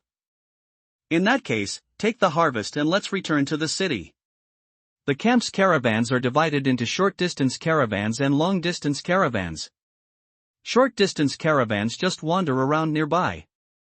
The shortest trip takes a month or 2, and the longest takes 2 or 3 months. But long-distance caravans take at least a year for each trip. After all, they rely on carriages and travel on barren mountain roads, facing all kinds of dangers. Long-distance caravans cannot even guarantee that they can bring back anything. Sometimes, just surviving is all they can do. The whole camp became lively. Children ran back and forth on the road. Adults craned their necks, looking at the carriages covered with thick cloth. Even though it had little to do with the people outside the inner city, everyone was willing to watch for a while. Ultimately, camp life is still too difficult, and ordinary people rarely encounter things worth celebrating. Royal Palace. Everyone curiously looked at the things and women brought back by the traveling caravan. This was a group of Western region beauties with deep eyes, high noses, and fair skin. They wore gauze clothing, fur, highlighting their full breasts, slender waists, and long legs. Tang Wen saw this and nodded secretly. This world's western regions must also be the main conquest target of Central Plains civilization. The caravan leader, the portly Qian Sanduo, introduced to everyone, "They are a song and dance troupe from the west who encountered an accident and were rescued by our caravan, so they came back with us." The queen looked at them with interest.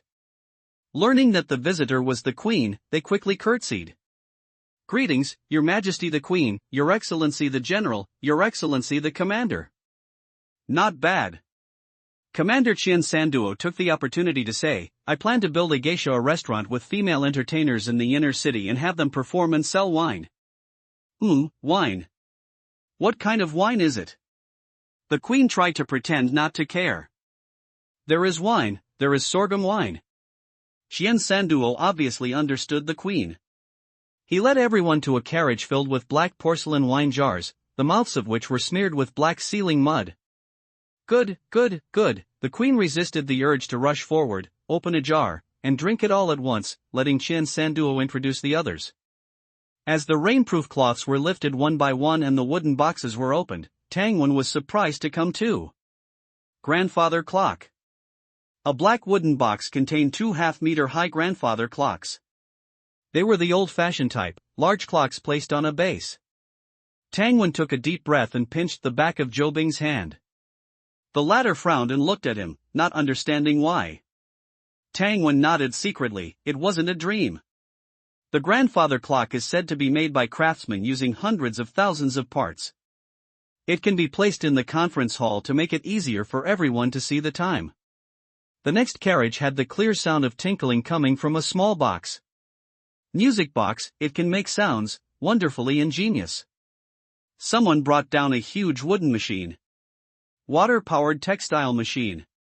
Borrowing the power of water to weave cloth quickly. I've seen those people use it on the spot, and it weaves faster than 10 people. Transparent glass bottles containing liquid. Glass, ink, and writing brush, quill. People were initially surprised, but by now they were shocked numb. An even greater storm was raging in Tangwen's mind, because many of these things were mass-produced. Civilization products, modern civilization products. This world has an industrial civilization. But there is no country, no federation, and the Black Mountain camp next door is still a slave system. People are still starving to death on a large scale because of barren land and lack of food and clothing. Who would have the ability to invent? Huge questions surged in Tangwen's mind. Commander Qian, where did you buy all these things? The queen asked, voicing Tangwen's inner thoughts. He desperately wanted to know where the technological civilization had emerged. And to what extent the world's civilization had progressed. Commander Qian didn't rush to answer but instead ordered someone to bring down a scroll from his carriage. 2 dancers slowly unfurled the scroll, revealing a map. The map's starting point was the camp, with everything around it, Black Mountain Camp, lakes, and mountains, clearly marked. Moving westward along the route, camps, strongholds, and villages were scattered like stars. Commander Qian introduced with emotion, I've led teams through every place on this map. As for these goods, they come from a place called Xia City. Tangwen stared intently at the map, but the words Xia City weren't on it. You went to Xia City? Commander Qian shook his head. No, it's too far. We only went to Sanlian City, pointing to the westernmost side of the map, he began to explain. Sanlian City was the territory of the 3 major powers, Jinshan, Baishur City, and Ping'an Prefecture. Like Flame Camp and Black Mountain Camp, the 3 had been fighting each other for years. Later, they realized that fighting wasn't the solution. The strong stood up, shook hands, and made rules. This time, the long-distance caravan traveled downstream by boat, and after several months, they arrived at Ping'an Prefecture. Speaking of this, Commander Qian's tone was full of envy. There are 7 or 8-story buildings there. Strong young men pull rickshaws on the streets. Every martial arts gym has awakened ones, and even stronger individuals. There are spectacular factories in the city emitting black smoke. Ordinary people don't need to farm, they can support themselves and their families just by working. Tangwen tried hard to control his expression, not wanting to reveal any strange emotions. The others, based on Commander Qian's words, couldn't help but imagine what it must be like, how prosperous and splendid. The banquet began. Even with the drought, the camp still slaughtered pigs and sheep to entertain the returning caravan. Dozens of caravan members were the stars of the show, excitedly telling their hometown friends and other guards about their experiences abroad. The sense of superiority in their words was unconsciously revealed. 2 young captains at the same table as Tangwen and Zhou Bing were people Commander Qian had recruited from outside. They spoke loudly and often glanced at Zhou Bing. Unfortunately, the Ice Beauty didn't even look at them once all night. She was thinking about Tang Wen's decision to resign as commander and focus on martial arts. Tang Wen's talent was so strong, yet he still wanted to focus so intently. Should she continue to be this commander? The hall was filled with clinking glasses and a hubbub of voices. The two of them ate and drank slowly, not joining in the excitement. General Zhou led Commander Qian over to introduce him to Tang Wen and Zhou Bing. Only then did the two caravan captains at the same table realize in surprise that these two were commanders. Weren't all the commanders in Flame Camp martial masters? How could they be martial masters at such a young age? Commander Qian shared their sentiment. Commander Zhou Bing, congratulations on your breakthrough after not seeing you for a year or two. Bing nodded and said a few words of greeting. Commander Qian had long heard of her cold personality and didn't mind. He praised Tang Wen, Commander Tang Wen, a young hero. Our camp is truly full of talent. Tang Wen smiled and chatted with him, his expression extremely sincere. Commander Qian was also willing to accompany him. After chatting for a while, Tang Wen casually revealed his true intention. I wonder if there are any books about historical records that I could borrow and read. Commander Qian said directly, of course, every caravan asks around for news wherever they go. We've collected quite a few history books. One of the long-distance caravan's tasks was to explore the world. They had brought back many books. Before the dinner ended, Commander Qian had someone bring a box of thread-bound books and gave them to Tang Wen. He didn't sleep all night. Tang Wen read the books until dawn, and only then did he lie down. Speaking of which, he had never studied so hard before. Not even before the college entrance exam. Not sleeping all night didn't affect his spirit at all. Tang Wen sorted through the information he had seen in his mind. First of all, regarding the origin of this world's history, almost all the books mentioned a similar term, doomsday disaster. However, some called it the Great Cataclysm. Others called it the devastating Holocaust. Extremists with ulterior motives called it the God's destruction of the world.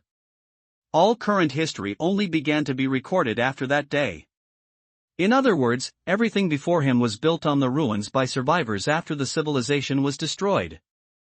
In the beginning, the earth was barren, with only desolation. People's lifespans were extremely short, living no more than 20 or 30 years before contracting terrible diseases.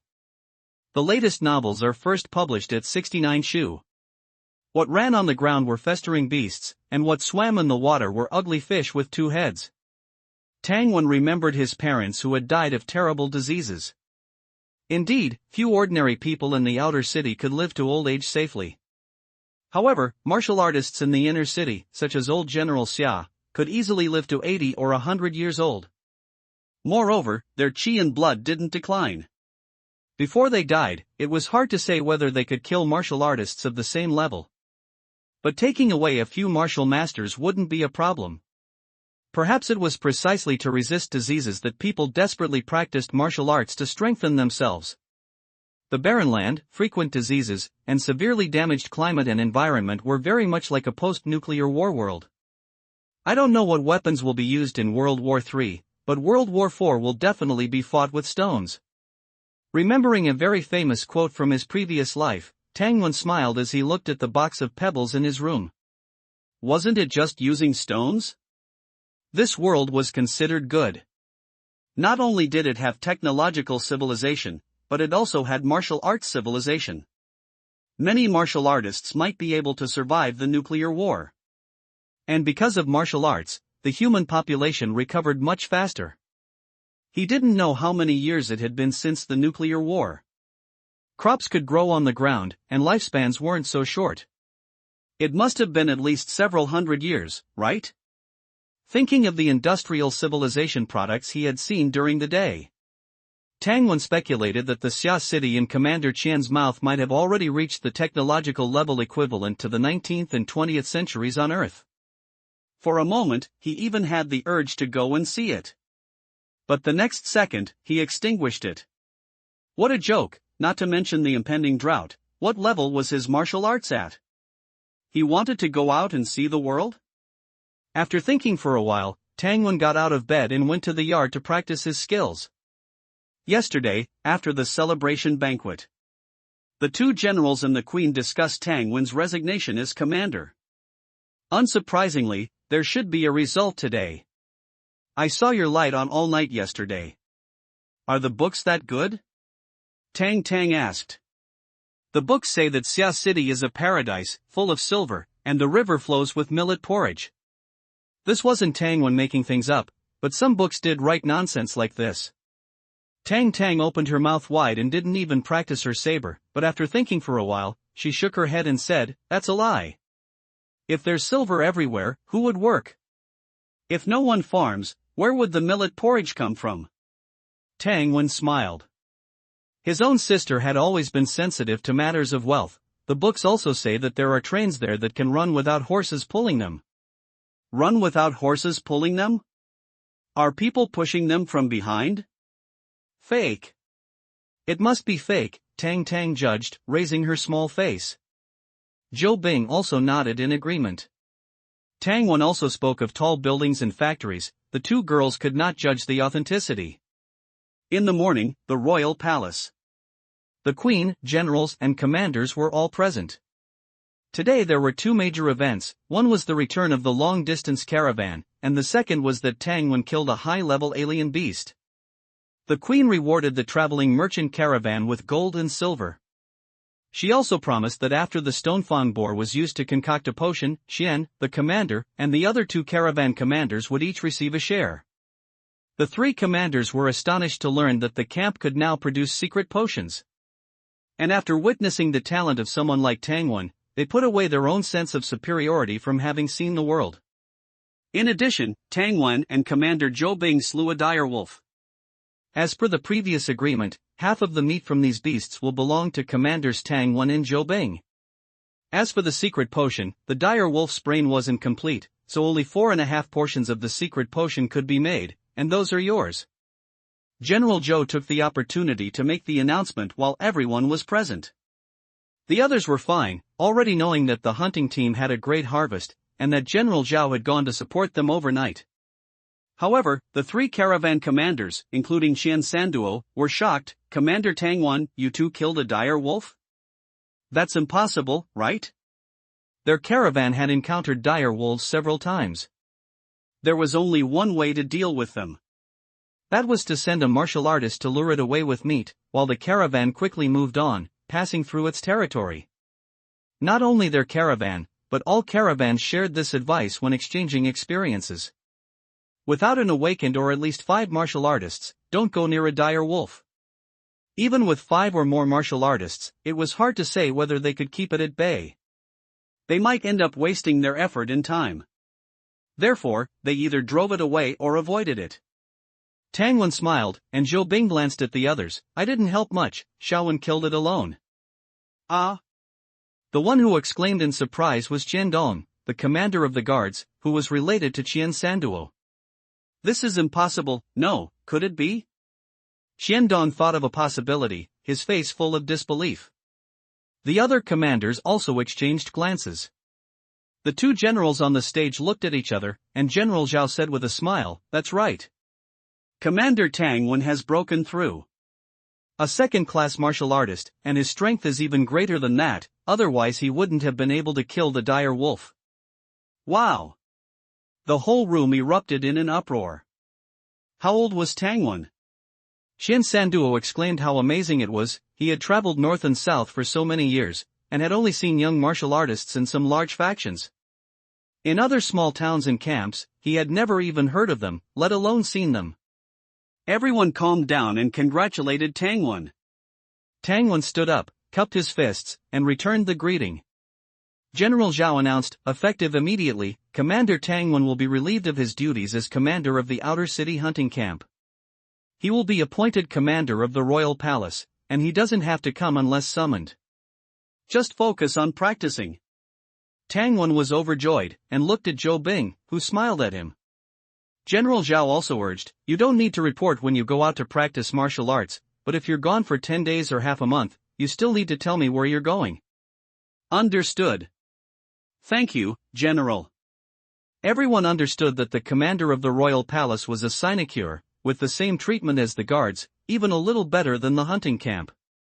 But they only received money and food without doing any work. This was the treatment only given to retired generals and commanders who had made great contributions. After everyone finished discussing, the queen said, 3 days later, I will go into seclusion. Zhou Bing, you will accompany me into seclusion to practice. For anyone, being chosen by the queen to accompany her in practice was an opportunity, both in terms of martial arts and status. Everyone was envious, but no one objected. The queen didn't need to explain why she wanted to find someone to be her sparring partner. Moreover, what was Zhou Bing's status? The queen was not married, and General Zhou's children were still young. The most honorable second generation in the camp was Zhou Bing. Zhou Bing stood up and agreed. After the meeting, the two first went to the hunting camp to hand over their work. Liu Sha and Zhang Mian were the ones who took over their responsibilities in the outer city hunting camp. The two old brothers were originally from the outer city. They warmly invited Tang Wen and Zhou Bing to a drink. Tang Wen also entrusted them to take care of Wu Tian and others. After the banquet, the two walked back side by side. How long will the queen be in seclusion? It's hard to say, sometimes 3 or 5 months, maybe half a year or a year. Aunt was stimulated by you, and this time she's pulling me to practice with her. If I don't make progress, she definitely won't let me out. Zhou Bing looked at Tang Wen's profile, a little reluctant. If a transcendent doesn't die prematurely, their lifespan will be over 100 years.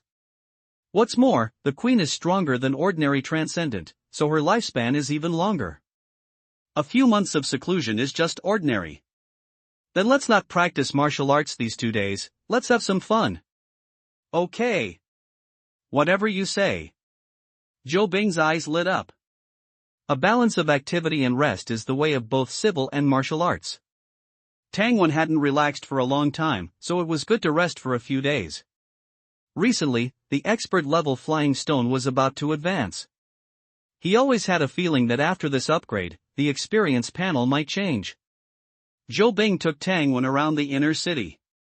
She had grown up in the inner city since she was a child, and it could be said that she had watched the inner city being built bit by bit. That corner over there is the chicken farm. If you want to eat chicken at home in the future, come here to buy it. The chicken farm smelled bad, and Tang Wen only glanced at it a few times. The building was very simple, just a large courtyard, divided into dozens of open-air compartments. Each compartment contained chickens of different sizes. The newest novels are first published on 69shu.com. There were as many as 10 such courtyards. No wonder the camp cafeteria had eggs every day. After passing the chicken farm, the two continued to stroll. Lotus Pond, Water Tower, Brick Kiln, Textile Factory, Winery, Sauce and Vinegar Factory. After strolling around for a day, Tang Wen realized that the inner city was so big, with so many things and so many people. It turned out that he had been burying his head in martial arts, with a 2.1-line activity range, and had never paid attention to it. As the sun set, Tang Wen and Zhou Bing sat on the highest point of the water tower, watching the egg yolk like sunset side by side. When the last ray of red light fell, the figures of the two were intertwined. Work hard to practice. Break through to transcendent as soon as possible. Tang Wen walked down the water tower with a bent waist and a helpless expression. Zhou Bing was behind him, holding his shoulders and giggling. The next day, the two had breakfast at the inner city hunting camp. They continued to go out for a stroll, first coming to the tea house. The tea house was not big, only 2 floors. There was a wooden platform on the first floor. Someone was sitting on the platform telling stories. The two sat on the second floor, eating melon seeds, peanuts, and maltos, listening to the storyteller telling the Queen's battle with the Black Mountain Ghost. The storyteller was obviously not a martial artist. Although he told the story lively, the moves and martial arts were all made up. It was purely for listening to the excitement. Listening and listening, someone booed and asked him to tell something new. The storyteller asked for a round of rewards and peanuts, put them on the table, and began to tell the story of Tang and Bing, the heroes, slaying the awakened. Hearing the name, Tang Wen and Zhou Bing were stunned. good fellow? What is this? The two dignified martial artists suspected that they had misheard. As soon as the storyteller opened his mouth, the two understood that they were talking about them. Tang Wen's face was full of embarrassment, and his big toe could dig out a 3-bedroom apartment. Let's go? Okay. The two didn't even eat the roasted sweet potatoes and left in a hurry, as if they were fleeing. Like the little couples who were strolling on the road in their previous lives, the two strolled in the wind until the evening and had a few drinks at the wine shop. Finally, they went home unsteadily. On the third day, Tang Wen took Zhou Bing to the outer city. The two went to the gate and saw the small house where the siblings had lived for a long time. It had been crushed by the winter wind and snow. Tang Wen felt like he was in another world. The two went outside the city to hunting red-billed finches and chasing pheasants. The chickens and rabbits in the forest jumped around. If the chickens and rabbits were smarter, they would definitely scold in their hearts, "Oh my God! The martial artist is here to slaughter the animals. Is anyone in charge?" The two became more affectionate after spending 3 days together. Before that, Tang Wen's feelings for Zhou Bing were basically love at first sight. If he were in his previous life, he would definitely be scolded for being cheap and greedy for her body. Early on the 4th day, Zhou Bing left home and went to the palace. Tang Wen also carried the newly acquired long knife and dry food, preparing to leave the city. The flying stone should also break through. Commander Tang Wen! Commander Tang Wen is here! In the wilderness, at the hunting team's outpost, a sentry shouted loudly. Having personally witnessed Tang Wen single-handedly kill a ground-crawler beast, the entire wilderness hunting team regarded Tang Wen as a legend. Team leader Lu ran to greet him, both surprised and delighted. "Commander Tang Wen, what brings you here?" "Just passing by." Seeing the puzzled look on team leader Lu's face, Tang Wen explained, "I'm planning to venture deeper into the wilderness to hone my martial skills." In the outpost, artisans were rebuilding the stone houses destroyed by the ground-crawler beast. After a brief exchange, with the day still early, Tang Wen continued on his way. In the wilderness, the west wind blew, covering everything in yellow sand. Tang Wen had come prepared, taking out goggles from his backpack and covering his mouth and nose with a gauze scarf. He strode forward, running towards the location on the map. It wasn't until noon that he found the mountain spring marked on the map, and only then did he stop. The spring was surrounded by jagged rocks, with the spring head located on top of a massive boulder. The spring water flowed down through the cracks, collecting in a pool. Seeing the nearly dried up and muddy pool, Tang Wen decisively climbed the smooth boulder to draw water from the spring above. The spring water was clear, refreshing, and sweet, with no strange taste. Knowing that he would be coming here to drink water for the foreseeable future, Tang Wen carried several clean stones from below and stacked them around the spring head. He also found a thick stone slab to cover it. This would prevent contamination from birds and beasts, while still allowing the spring water to flow down, so the animals and beasts below could continue to drink from the pool. He wondered if the spring would dry up completely in the coming months. If it did, life would be difficult for the creatures in the wilderness. After drinking water and washing his face, Tang Wen stood on the boulder, surveying the surroundings. In the vast wilderness, he only saw a few wild mountain goats grazing on shrubs. Tang Wen noted their location, then turned and found another place to practice his skills. Flying Locust Stone, Expert, 5113/6000, a fireball shot up rapidly, impacting the mountainside. A warm current surged from his spine, flowing into his right hand. Tang Wen's eyes were firm, his muscles bulging, almost bursting through his clothes. Whoosh! A pebble flew out of his hand. Tang Wen treated it as a thrown dart. No sonic boom? A failure? Buzz! Just as Tang Wen was about to shake his head, a terrifying roar echoed through the wilderness. The sound grew louder and louder. As if a jet plane was tearing through the sky. Holy crap! The flying locust stone rapidly tore through the air, distorting the light, followed by an explosive bang. The stone struck a lone, thorny tree, instantly shattering it into pieces. Before the fragments could hit the ground, they burst into flames, turning to ashes within seconds. This was due to the pebble's extremely high temperature. Tangwen stood there dumbfounded for a long while before he recovered. This is like catching up to a rocket launcher, no, a tank smoothbore gun, the power is just like that. Finally, he succeeded in applying the visualization technique's force to a hidden weapon.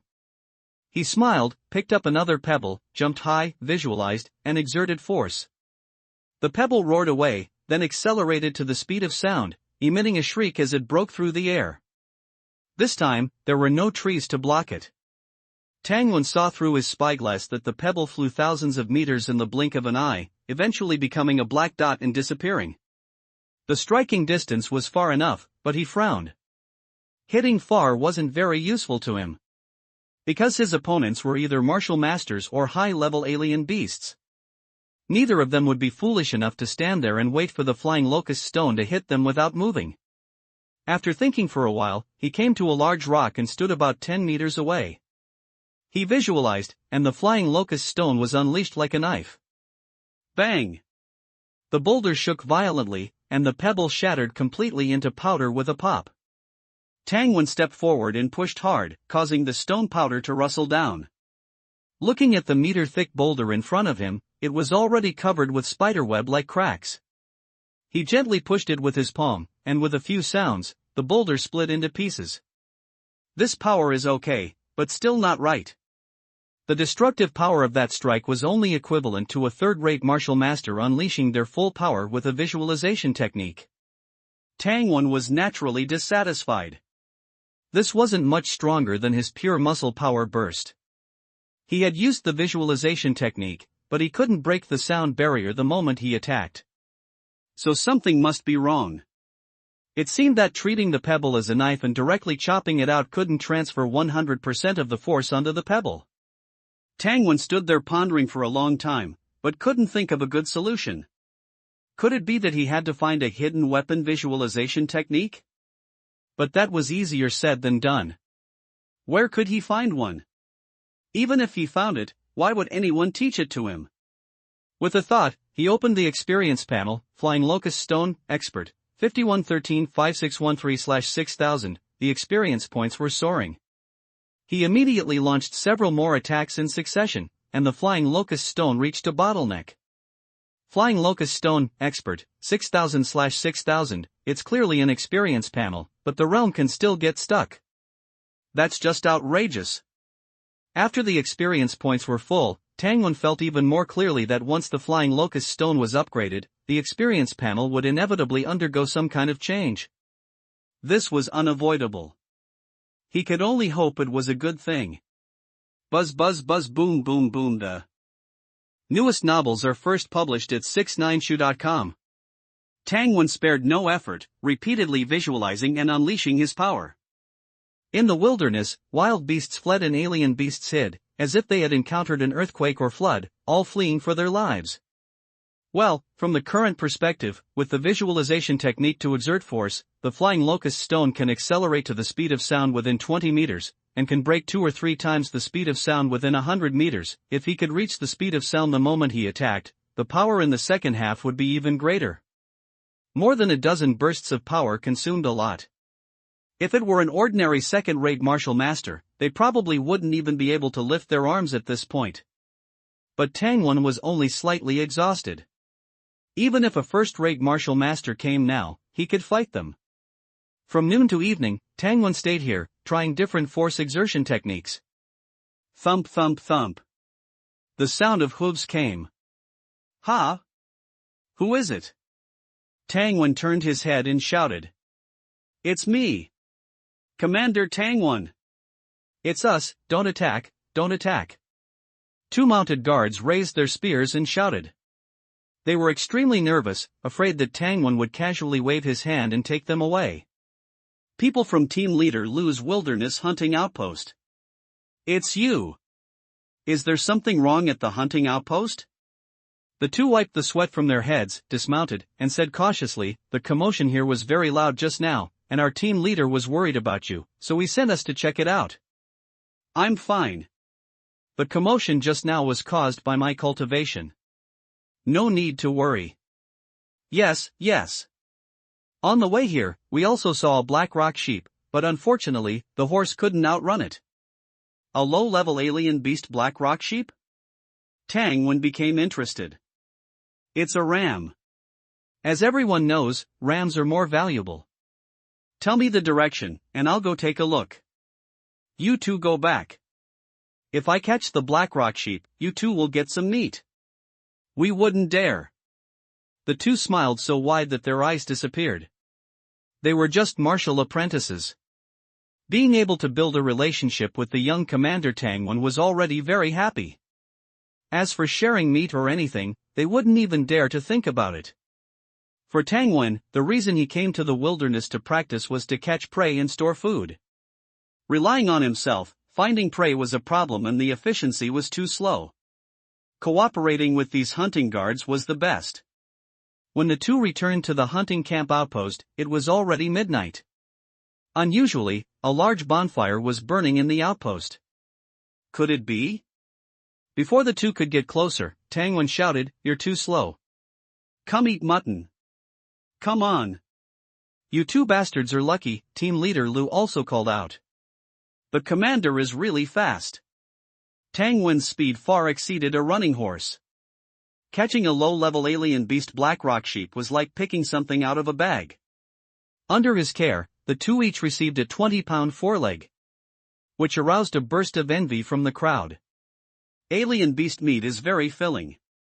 Ordinary people can eat half a pound and work outside in the snow for a day without feeling hungry.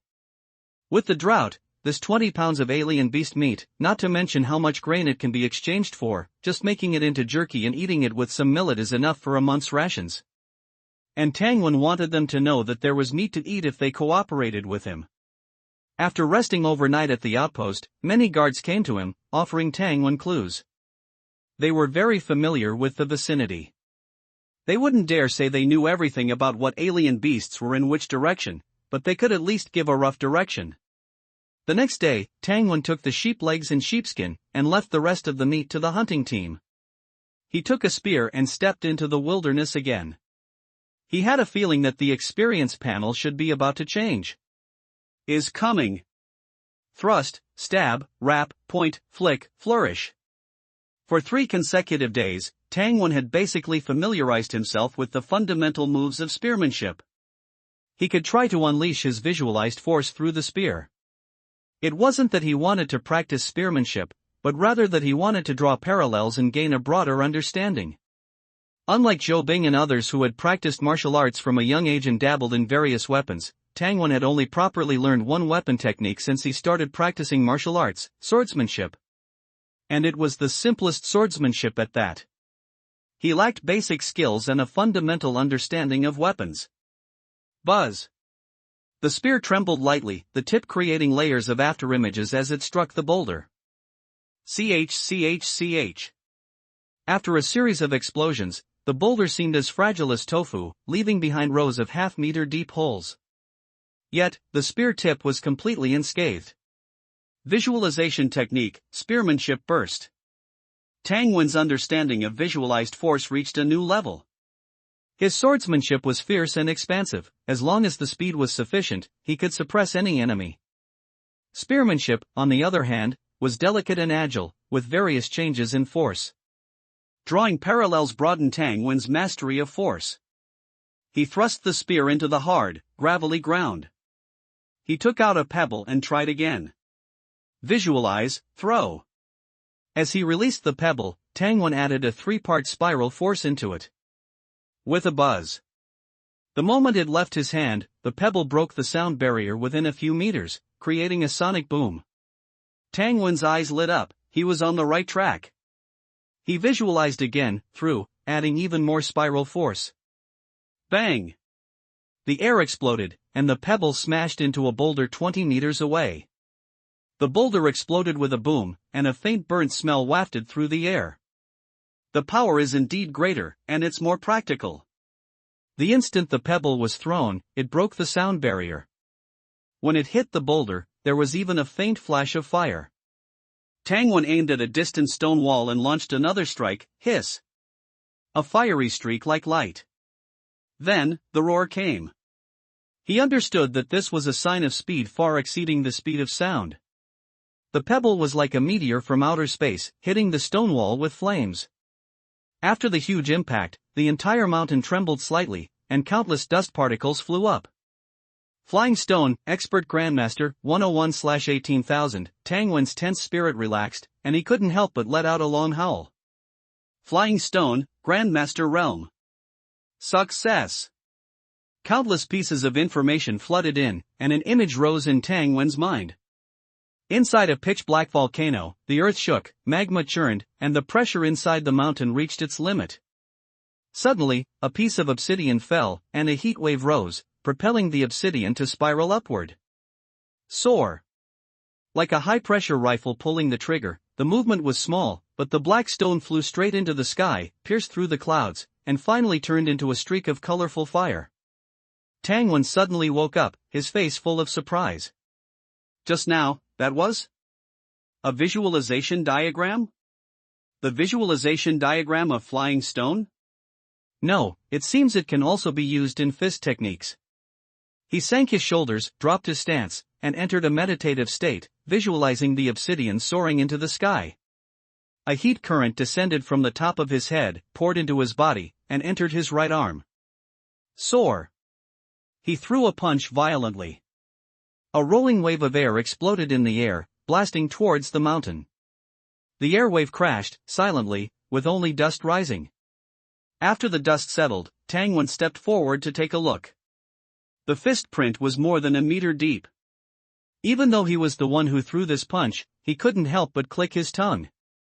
And the first thought that popped into his mind was, I wonder if other martial masters can achieve this kind of explosive power. It seems my double-layered scale armor isn't safe enough. If I have the chance, I must get an inner armor with higher defensive power. The bone armor of the earth-walking beast is good, but martial masters can also cut it open. It's not safe. At this moment, the experience panel popped up a message, interrupting his cluttered thoughts, detected a skill breaking through to the Grandmaster level, panel is about to upgrade starting.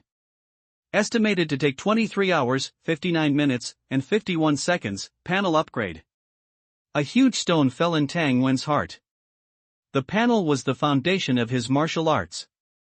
If there was a problem, it would almost be like cutting off his roots. I wonder what changes will occur after the upgrade. Tang Wen guessed randomly, came to the top of the mountain spring, took water and drank his fill, then took out a towel, wet it and wiped his body, before finding a sheltered place to rest. The wilderness was good in every way, except the wind and sand were too great.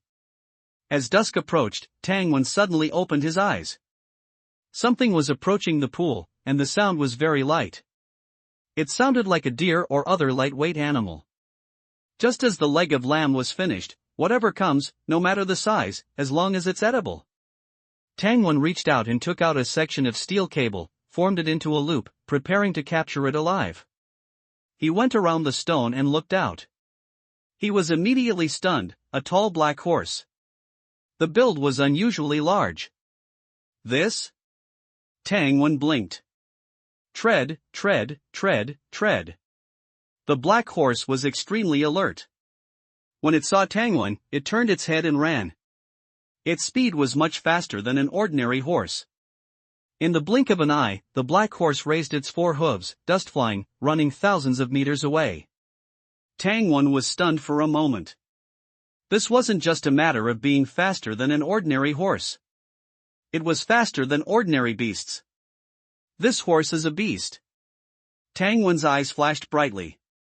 Without bothering to grab his package, he immediately burst out several times under his feet, flying forward like a cannonball. As he got closer, he saw that the horse was jet black all over, its fur as smooth as silk, shining with oil, only the four hooves that were raised were like white snow. The latest novel is first published on 6/9 Book Bar. Black clouds treading on snow? Or should it be called Wuzhue? Tang Wen was excited. Men. They have a great interest in creatures that can be ridden and driven. I will have this horse. Even the heavenly King Lao Tzu can't stop me. One chasing and one running, the two of them turned over several bare hills in the blink of an eye. The black horse's speed did not decrease, like a black lightning. This horse is really sensitive. It doesn't care what strength I have, it turns around and runs away. It doesn't look like a timid low-level beast. But if it is a high-level beast, with the momentum I have shown, it is just an ordinary martial master. Why did it turn around and run? So, is it a mid-level beast? Tangwon ran wildly, his speed fully opened, not inferior to the black horse who was good at running. He himself was also a little surprised. In terms of speed, it is comparable to the super sports car of the previous life? If mounts have ranks, this alien black horse is like a super sports car. It has to be a limited edition. The black horse's speed slowed down. Is the endurance not good? Tangwon was first happy and then sighed. What is happy is that he is about to get it, and what is sighing is that it is not good now. I am afraid it is really just a medium-level beast. Ziliulu the black horse suddenly turned its head, and black light flickered between its eyes. Damn, wrong. Tangwon cursed, and suddenly a black cloud covered his feet, making it slippery and unable to stand. The whole person rolled out under the action of huge inertia. Ziliulu! The black horse screamed triumphantly, turned its head and ran towards the hill. Damn it! Tangwon protected his head with his hands, and rolled out with a crash. Fortunately, he was strong, and he was wearing scale armor, so he was fine. But being despised by a horse made him lose face. Bah! Tangwon smeared the sand in his mouth and cursed at the back of the black horse. Run! Can you run away? Awa! Just after cursing, Tangwon's face changed. The horse was cunning. Brought me to the territory of the sand wolf. Of course, he is not afraid of ordinary sand wolves, and he is not afraid of the sand wolf king. But the sand wolf group often has two wolf kings, one male and one female. Their strength is stronger than ordinary high-level beasts. I won't be so unlucky, will I? Just met the Wolf King? In the blink of an eye, a large group of sand wolves surrounded him. Tangwon sighed, and took a hard look at the direction where the black horse was running. He turned his head and fired 3 pebbles around, sparks splashing everywhere. The sand wolves came quickly and ran faster. But Tangwon noticed that 7 or 8 sand wolves the size of calves did not retreat, but dispersed. The red blood pupils flickered, they confronted Tangwon in place, and they were not afraid of the fire caused by the flying stone. There is no doubt that the strength of these sand wolves is close to, or even reached, the point of high-level beasts. Trouble! Another silver wolf showed its head, and Tangwon noticed a trace of danger just by looking at each other. If it is one-on-one, he is still interested in trying. Forget it now, he broke out under his feet, made a few turns, and quickly left. It's not that I'm cowardly, it's really that the other party doesn't talk about martial arts, and wants to fight more than one. On the way back, Tangwon looked for the footprints of the black horse, but unfortunately, the wind was strong at night, and the black horse's traces were covered by the wind and sand. He regretted in his heart, and on the way back, he saw 2 black rock sheep again, so he caught them alive and brought them back to the inner city all the way. Sacrifice a friend's new book, everyone can take a look upgrading. Black rock goats are significantly larger than regular goats and sheep, naturally yielding more meat. After a strict weighing by my sister, Tang Tang, the 2 black rock goats contributed a total of 145 pounds of meat. It sounds like a lot, but when laid out, the volume is small, only taking up the space of a few ice bricks. The underground ice cellar is still empty. Looking at my sister's blinking eyes, Tangwon nodded. I understand, I will fill it up as soon as possible. Tang Tang nodded with relief, her younger brother finally understood. She could receive a salary from the palace without working and continuously hunt outside, accumulating meat and supplementing the household. How wonderful! Splash, splash, splash. The 3 women took turns adding water to the bathing tub. Their flower-like pretty faces, ed by the water vapor, were like tender flowers with cold dew, delicate and charming. The gazes they gave Tangwon were even more affectionate and shy. Women, how can you disturb my heart for martial arts? Tangwon smiled confidently. Water splashed, wetting Chuelian's chest. Women, how can you disturb, so white cough cough.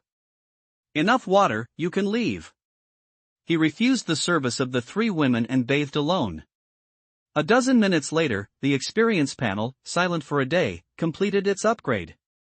Soaking in the pleasant hot water, Tang Wen's mind moved, and a light gray translucent system panel popped up. It was much simpler than before. Name, Tang Wen, 15 years old, body, 8.75, spirit, 9.3 martial realm, second class martial master visualization martial art, mountain splitting cannon fist, mastery, 2911/3000, flying locust stone, grandmaster, 191/18000, Tang Wen frowned, the flying knife skill was gone. Then he discovered that farming, writing, tracking, hunting traps, archery, etc., were all gone. His gaze moved downward. Skills, General, Mastery, 31/3000, General? Tang Wen focused his attention on this column. General is a comprehensive skill, the disappeared ones are uncharacteristic and relatively low-level abilities, all are here. Flying knife technique, farming, writing, etc. After thinking for a while, he admitted, General is a very appropriate description. These skills do have one thing in common, that is, they can be learned as soon as you learn them. Basically, there is no difficulty.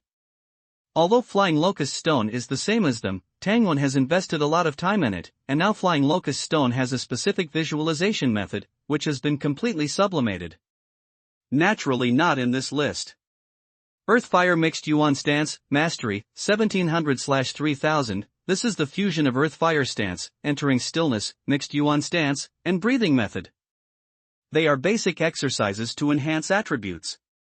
After the fusion, the attributes improved are also more. Tang Wen doesn't lose out. 8 Vidra Arts, Expert, 7011/18000, to his surprise, the 8 Vidra Arts, whether special enough or too high in level, was not merged. Windbreaking Blade, Expert, 3001/6000, Traceless Step, Proficient, 1719/3000, Hard Qigong, Proficient, 18/3000, Beast Control Technique, Beginner, 351/1000, Splash, Splash, Splash. Tang Wen stood up from the water, droplets sliding down, revealing lines that would make men scream and women feel ashamed. He hurriedly dried his body, changed into his practice clothes, and came to the courtyard to practice the mountain-splitting cannon fist. The sound of air exploding echoed in the courtyard. After a while, a voice sounded, demolishing the house? Demolishing the house? The little sister in her nightgown poked her head out from the crack in the door, looking at her younger brother with a pout. I'll go to the camp to practice. The experience panel was upgraded, and the mountain-splitting cannon fist was about to break through. Tang Wen couldn't wait to experiment. He changed his clothes again and came to the guard camp overnight, entering the courtyard assigned to him and Zhou Bing for practice. He started hitting the Iron Man stance. The sound of boom, boom, boom sounded. Commander Li, who was on night duty, hurried over to check. Arriving at the gate of the courtyard, he saw Tang Wen continuously bursting out strength, bombarding the Iron Man stance for practice. So it was Tang Wen practicing. Then it's okay. No. Boom boom boom boom. Commander Li silently counted, listening to the sound. It was 5 bursts just now, now it's 6, 7, 8, 9, 10, 15. Is this kid even human? After 15 bursts, the experience increased by 1 point, and Tang Wen stopped. Visualization Martial Art, Mountain Splitting Cannon Fist, Mastery, 29112912/3000. Commander Li, is there something wrong? Tang Wen looked outside the door. 15 bursts, 15 bursts. He was so young that he could burst out 15 times in one breath. Commander Li outside the door was mumbling. Tang Wen secretly shook his head, admonishing himself to keep a low profile. I'm also almost at the limit, just a little bit. Almost at the limit? I can't hit that many punches even if I exceed the limit. Commander Li's eyes were full of envy. Tang Wen didn't have time to chat with him, dealt with a few words, turned around and came to the palace. The palace has a separate practice courtyard, and the courtyard has an underground secret room. The walls in the secret room are cast with steel. Absolutely durable. Tang Wen? The Imperial Guard Commander Qian Dong saw him and was a little surprised. Aren't you going to practice in the wild? It's enviable to say, Tang Wen doesn't work, just receives a salary, and can go wherever he wants. Come to the palace to find a secret room. Shandong led him inside, jokingly saying, "You guy, you can come to the palace whenever you want." Tang Wen also smiled, "Is it possible that my current commander status is just a temporary position in the palace? Damn it! The latest novels are first published on 69 Bookstore." Shandong cursed with a smile, pointing to a courtyard in the corner. "No one comes here, it's the most remote, you can practice for as long as you want." "Thanks. What are you thanking me for? How about lending me one of your maids?" Shandong, with thick eyebrows and big eyes, looked obscene. He. Bang! Tang Wen walked into the courtyard and slammed the courtyard door shut. Shandong made a vulgar gesture and went back to his post at the door. These commanders are all envious of Tang Wen's treatment. But everyone is just talking about it, and they know in their hearts that they can't compare to Tang Wen in terms of talent and merit. Why compare treatment with others? The palace's practice courtyard has clean water, jerky, towels, and beds. Someone cleans it regularly, it's very clean. Move the Iron Man stance, which is 2 meters high and weighs several hundred pounds, from the courtyard to the secret room. This is also Tang Wen's first time here. After going down, I realized that the secret room is not small, about half the size of a basketball court. Bang bang bang.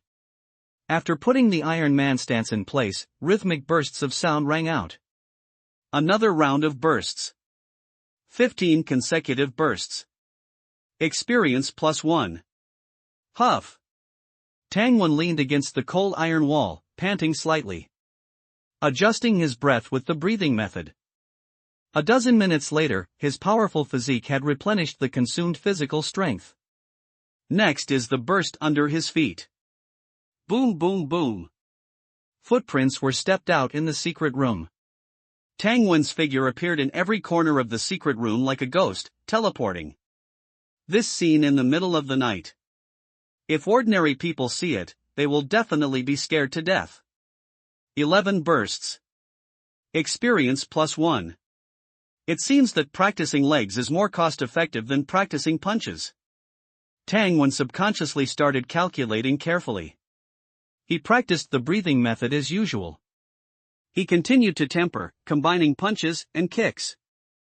Bang! The Iron Man stance was punched and flew into the air. Snap! Tang Wen burst out under his feet and caught up. Bang! Another punch.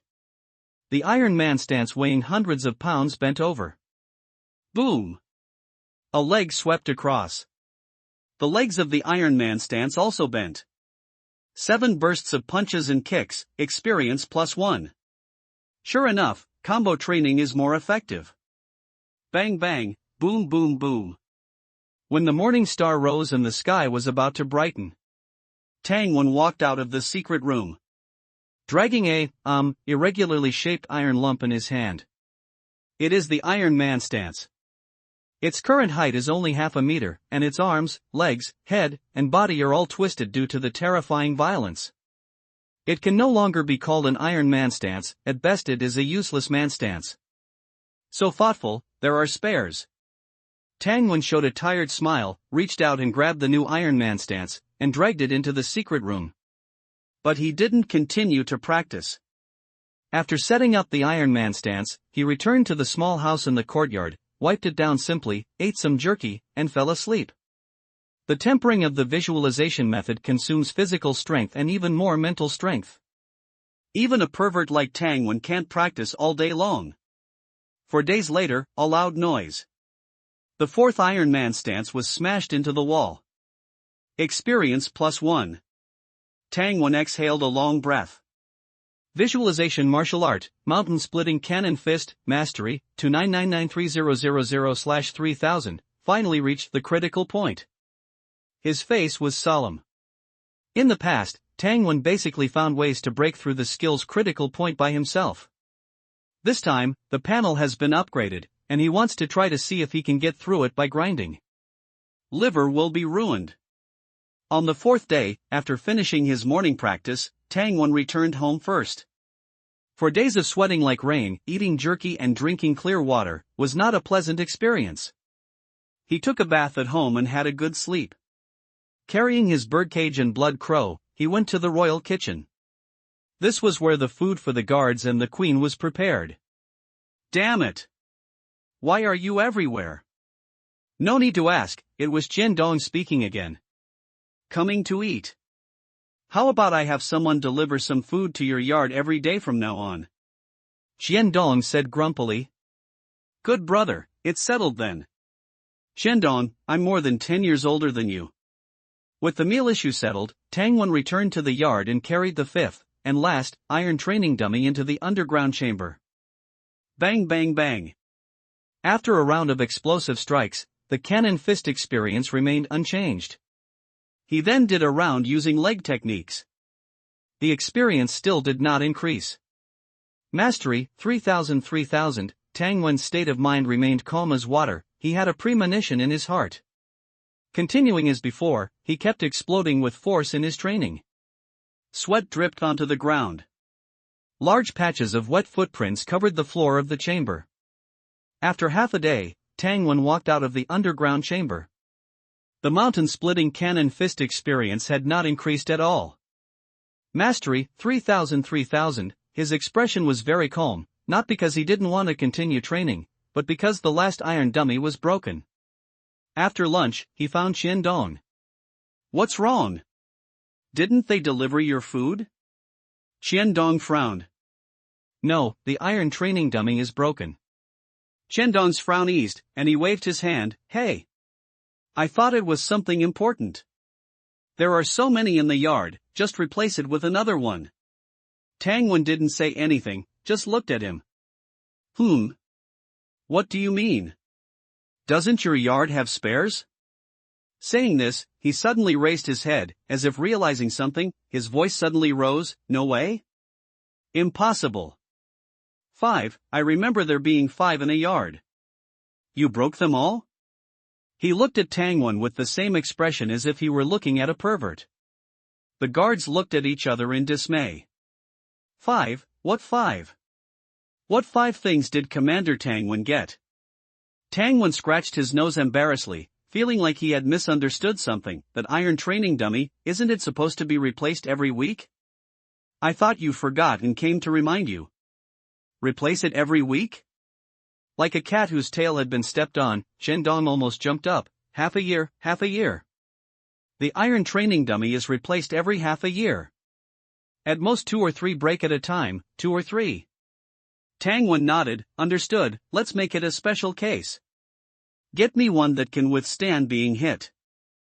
Dong grabbed him and went outside, muttering in his mouth, No, I have to see it with my own eyes. You better not have sold the iron training dummies.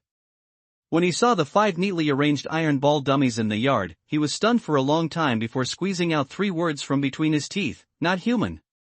Who could break a thick iron training dummy in a day? He, Dong, couldn't break one even after training for a month.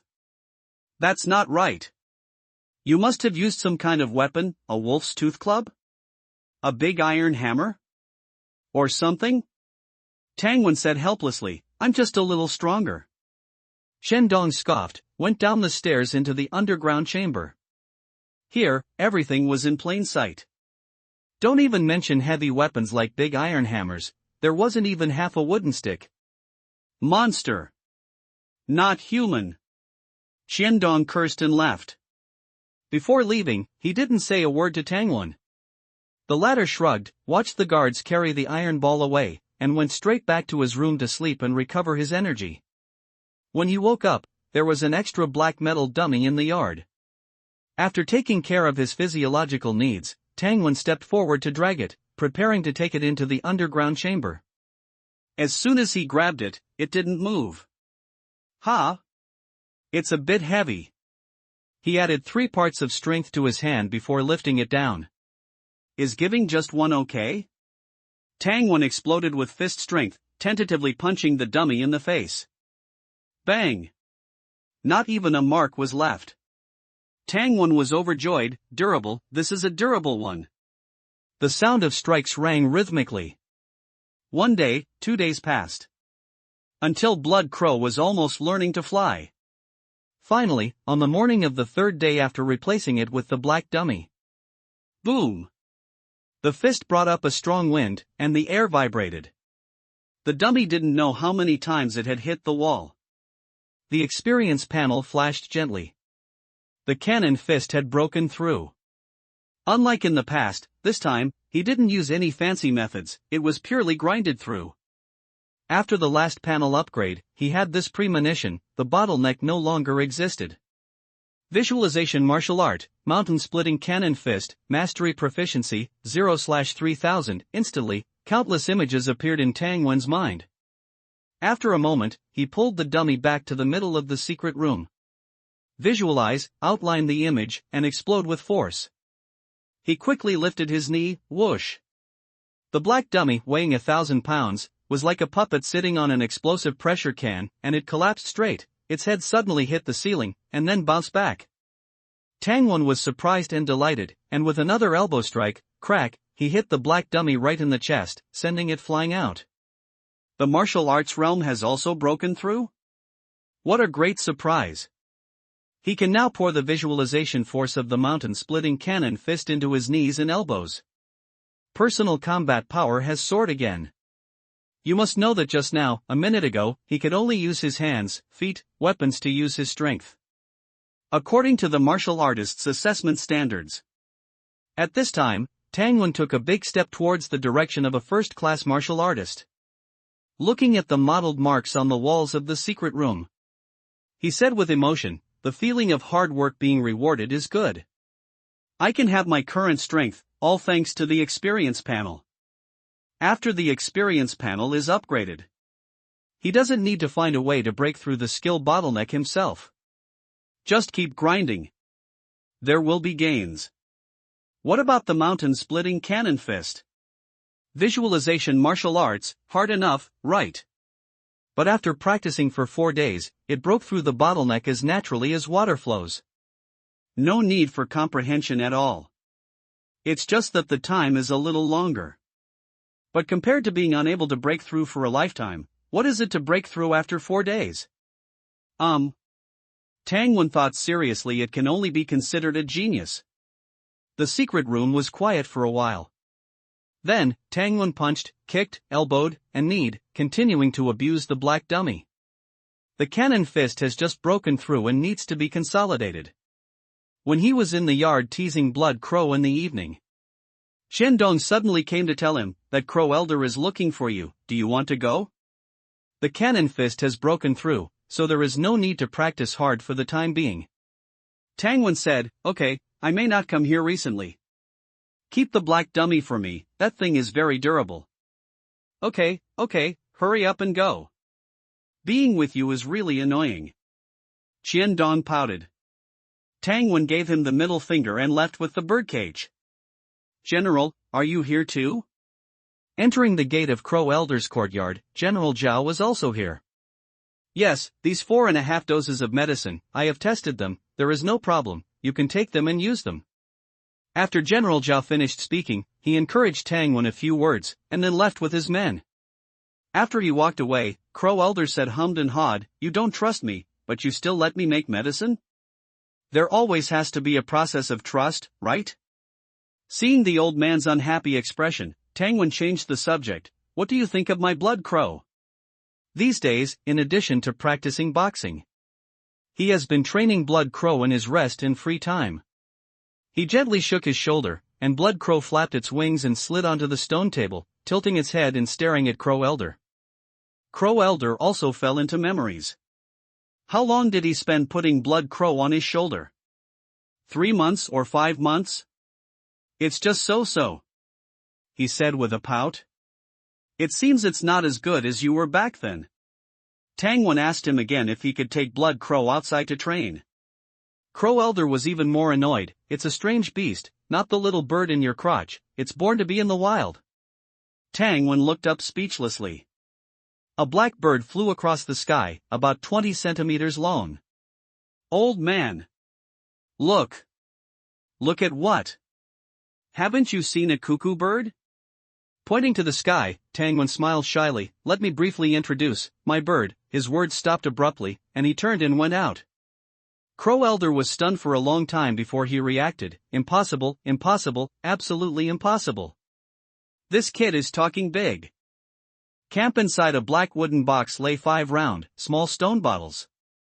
Tang-Wen reached out and picked up a bottle, his expression immediately turning surprised. The liquid inside the bottle was jumping. It felt like a carbonated drink that had been shaken vigorously, constantly bubbling. Recalling Old Crow's explanation, this should be a sign of the potion's vitality. The potion's name was Body Tempering Potion. As the name suggests, it strengthens the body after use. How to use it? Old Crow had also explained, you are still young, your physique is not strong, and you are still developing. It is not advisable to take this secret medicine internally. You can divide a bottle into 10 portions. Soak in hot water for an hour each time. This will waste some of the potion's power, but it is safer. Tang-Wen hesitated, not because he was worried about the potion being poisonous. The people at the camp had already tested the medicine. He was willing to listen to Old Crow's instructions. But how did he determine that his physique was not strong and not suitable for internal use? After thinking for a moment, he picked up the half bottle with the least amount of potion, opened the wooden stopper, and smelled it. A faint fishy smell and an indescribable spicy taste. The two scents mixed together, smelling very pungent. Tang-Wen poured a mouthful into a cup, picked up the cup, and without savoring it, directly tilted his head back and drank it all. A fiery sensation burned down his throat and into his stomach. Then, it spread from his stomach throughout his entire body. Good medicine tastes bitter. If it can make me stronger, it's okay if it doesn't taste good. He consoled himself. The burning sensation came quickly, but it subsided slowly. It gradually weakened after a quarter of an hour. It slowly disappeared after half an hour. But the attribute panel showed no reaction. Looks like I need to increase the dosage. Tang-Wen shook his head, picked up the remaining half of the small bottle, and poured it all into his mouth. The fiery burning sensation felt like drinking 95 proof water of life. After enduring it for almost an hour, he finally felt better and waited for what he wanted. Body, 8.75 8.8, half a bottle of potion, increased by 0.05? Is that it? Tang-Wen was stunned. It was like spending $16.99 to go to the 3rd floor and turn right. There's an exciting project, 1 on 3, but after going up, he found out that 3 masseuses were giving him a scrub. A deep sense of being cheated arose spontaneously. The secret medicine extracted from the essence of high-level alien beasts shouldn't be this bad, right? Could it be that my physique is too strong? Let's try again. He first picked up the teapot on the table, poured a cup of herbal tea, and drank it all to suppress the taste in his mouth. Then, he turned around, opened an entire bottle of potion, and drank it down. Hoo-hoo! His throat felt like it was about to breathe fire. Glug glug! Tang-Wen tilted his head back and drank the tea in the pot in one gulp, but it still couldn't suppress the fiery sensation. Brew 2 pots of tea. Before long, Xiaolu came in with a teapot, also carrying a plate of millet cakes in her hand. She placed them on the table. The little girl secretly glanced at Tang-Wen a few times, and left without lingering. It was now the time for the 3 mates to practice their martial arts. Their lives now had a purpose and a goal, which was to become martial artists as soon as possible. 2 hours passed, and Tang-Wen's muscles felt a burst of numbness. Body, 8.8 8.88, only 0.08? Shouldn't it be 0.1? The dosage was doubled compared to before, but the attribute increase was only 60% more. Gurgle gurgle, a sense of hunger came, and Tang-Wen, who was already prepared, asked Xiaolu to bring in the stewed meat from the stove again. The little girl was very thoughtful, putting down the food and taking out a handkerchief from her chest, placing it next to Tang-Wen's hand. Unfortunately, the latter only cared about eating meat and didn't notice. After eating 2 pounds of lamb chops, his stomach felt warm, and the burning sensation completely dissipated. Comfortably letting out a satisfied burp, Tang-Wen picked up the fragrant handkerchief and wiped his mouth. Black rock mutton, the meat is really good. The meat of low-level magical beasts tasted delicious and was very filling. He only ate 2 pounds and it filled his stomach. Continued drinking the potion. Glug! Tang-Wen drank the secret medicine for the 3rd time. After drinking it, before the taste surged up, he quickly picked up the broth from the stewed meat and swallowed it in large gulps. The aroma of the lamb soup made him feel much better. The potion's effect took a long time to manifest. It wasn't until night that the effect showed. Body, 8.888.93, only increased by 0.05. The resistance is coming too fast. He had expected the potion's effect to diminish, but this decrease was too exaggerated. Tang Wen frowned and drank the second to last bottle. This time the effect was even worse. Body, 8.938.94, only a pitiful 0.01. There was still the last bottle left, but Tang Wen didn't touch it. The next day, he gave the secret medicine to Tang Tang. Secret medicine? Yes, don't go to the martial arts hall today. Soak in this medicine first. I'll do it after practicing martial arts. I can eat 2 pounds of millet cakes in one meal now. Tang Tang was reluctant because the martial arts hall provided meals. Tang Wen laughed and said, "Secret medicine is more valuable, it can be exchanged for hundreds of meals. The sooner you use it, the better, the longer you leave it, the worse the effect." Hundreds of meals? Doesn't that mean it's worth thousands of pounds of millet? Okay. Tang Tang stood up with a whoosh. Tang Wen was puzzled. Where are you going? The newest novel is first published on 6_9_shu_ba. Heating water. I'll soak now. Watching her back, Tang Wen quickly instructed, the water should be a little hotter, the effect will be better. Xiaolu, Peach Blossom, and Emerald Lotus quickly put down their bowls and chopsticks to help Tang Tang.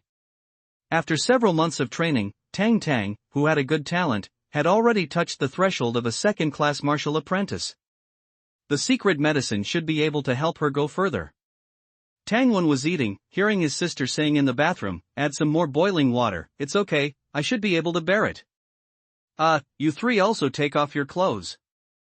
In case I can't bear it, Xiaolu, you jump in, then Peach Blossom, Emerald Lotus. In short, we can't waste the medicinal effect. Tang Wen's face was full of black lines, and he quickly shouted, "Don't make it too hot, it's not worth it." Got it. Okay, she should have a sense of proportion, right? An hour later, Tang Wen saw Tang Tang with red skin all over her body. Her steps were weak, Peach Blossom and Emerald Lotus supported her on the left and right, and Xiaolu was preparing her bathwater. Tang Tang was weak and powerless, eating and not forgetting to summarize her experience. "Tomorrow, I must take a bath in the morning, and go to the martial arts hall to eat after the bath. I paid the tuition, they must provide me with enough food." Tang Wen. His own sister is definitely an expert in terms of utilizing resources. Tang Wen didn't say anything, and went back to his room to study. Martial arts is not a matter of overnight, just hone it every day, no need to retreat every day. But the ice cellar must be filled first. After thinking about it, he took out a map from his book box. This was given by Captain Liu of the hunting team. The map was crude, but it was accurate. Centered on the location of the flame camp. The northwest and southwest are large areas of farmland. In the valley in the southwest direction, there are also 2 large-scale breeding farms. They raise pigs and sheep inside. Going out of the west gate, more than 10 miles away, first is the scavenger camp, and then the lake. Going northwest from the lake for a day's distance is an open-pit coal mine. It is now in the hands of the Black Mountain Camp. The Black Mountain Camp is north of the coal mine. The distance between the two is hundreds of miles, and in the middle are forests and mountains. The distance between the 2 camps is even greater. Normally speaking, it takes a caravan 4 or 5 days to reach by horse and cart. In the mountains southwest of the lake lies Peach Blossom Spring Village. It is now a branch base of the camp. These are all shown on the map. The entire west side is not suitable for hunting. The east side of the camp is a forest swamp formed by the Blackwater River. Scavengers here fish for food, and are eaten here. Injuries in the swamp occur frequently, every day, sometimes it is poisonous snakes, sometimes it is alien beasts, never ceasing. But scavengers have no choice. Dozens of miles south of the camp is the wilderness. Their physical strength to go to the wilderness is tantamount to suicide. In the forests to the north, there are many wild beasts, and even more alien beasts. Especially, whether it is wild beasts or alien beasts, their recipes include scavengers. They have terrible hygiene habits, and the hunters in the forest can smell them from kilometers away. Often after scavengers enter the forest, before a clumsy trap is set up, the hunter has already arrived behind them. This is not hunting, this is delivering food to the door. Ordinary people in the camp basically don't go into the forest to hunt either. Ordinary people, except for a few wealthy families like Daniel, don't care much about hygiene. If they come out to hunt, they have to face the threat of scavengers. Scavengers can't deal with wild beasts, but they can deal with them. Imagine, you risk your life to hunt, finally catch some prey and go home, and are fantasizing about the good life after returning home. Suddenly, scavengers with hungry red eyes, holding sharpened bamboo poles, rush over in droves. You have almost no choice but to drop the prey and run away. Moreover, the millet fields have 3 harvests a year, and there is endless work all year round. Instead of going out hunting, it's better to find a way to water the millet fields one more time, and fertilize them more. Those who are strong and healthy can become guards. Isn't it good to have a guaranteed income regardless of drought or flood? Why go out hunting? Tang Wen shook his head and put aside these distracting thoughts, turning his attention to the north and south of the map. The northern forest has relatively abundant prey, but the visibility is poor. Finding prey is difficult. The south is a wilderness with good visibility, but fewer exotic animals. Finding prey is not easy either. If only I had a hunting dog. Caw caw. The blood crow cried, jumping around in its cage. Well, maybe you'll do? Tang Wen came to the yard and opened the blood crow's cage. The blood crow spread its wings and flew into the sky, circling for a while before landing back on Tang Wen's shoulder. After a brief preparation, Tang Wen left through the east gate and entered the forest, just like last year. The difference was that last year he walked, but now he rode a horse. A few minutes later, a group of scavengers holding sticks followed him into the forest. Although they saw the knife on Tang Wen's back, they also understood that he might not be easy to deal with. But, what's there to be afraid of? He's only one person, and there are many of us. Day. The horse trotted, and Tang Wen shook off the leeches behind him. However, the not-so-clear hoof prints on the ground still pointed the way for the scavengers. No one would ride a horse through this forest for 10 or 15 days.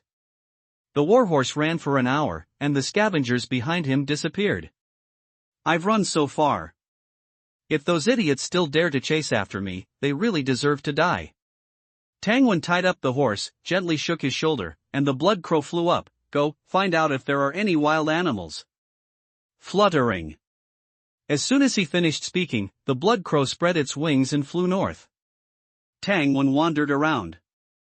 Chirp chirp chirp chirp, a familiar and dear cry sounded. A warm smile appeared on the corner of Tang Wen's mouth, red-billed finches. He looked at the 5 red-billed finches with loving eyes, like an old farmer looking at a bountiful harvest in the field. He skillfully took out a pebble, about to throw it, but stopped halfway, looked at the pebble, and put it down again. The pebble was big and round, almost twice the size of a red-billed finch. Throwing it would feel like bullying the weak. Moreover, along the way, for some reason, he rarely saw red-billed finches. He couldn't bear to throw it. Consider yourselves lucky. He continued to wander in the forest, looking for traces of wild animals. Caw-caw, the blood crow flew back, accurately finding its owner. Thump. Its claws loosened. A pine cone fell down. Tang Wen didn't pick it up, and patiently groomed the blood crow's feathers. No pine cones, I want prey, something that runs, something with meat. As he spoke, he took out dried exotic beast meat, broke it into pieces, and put a small piece in his palm.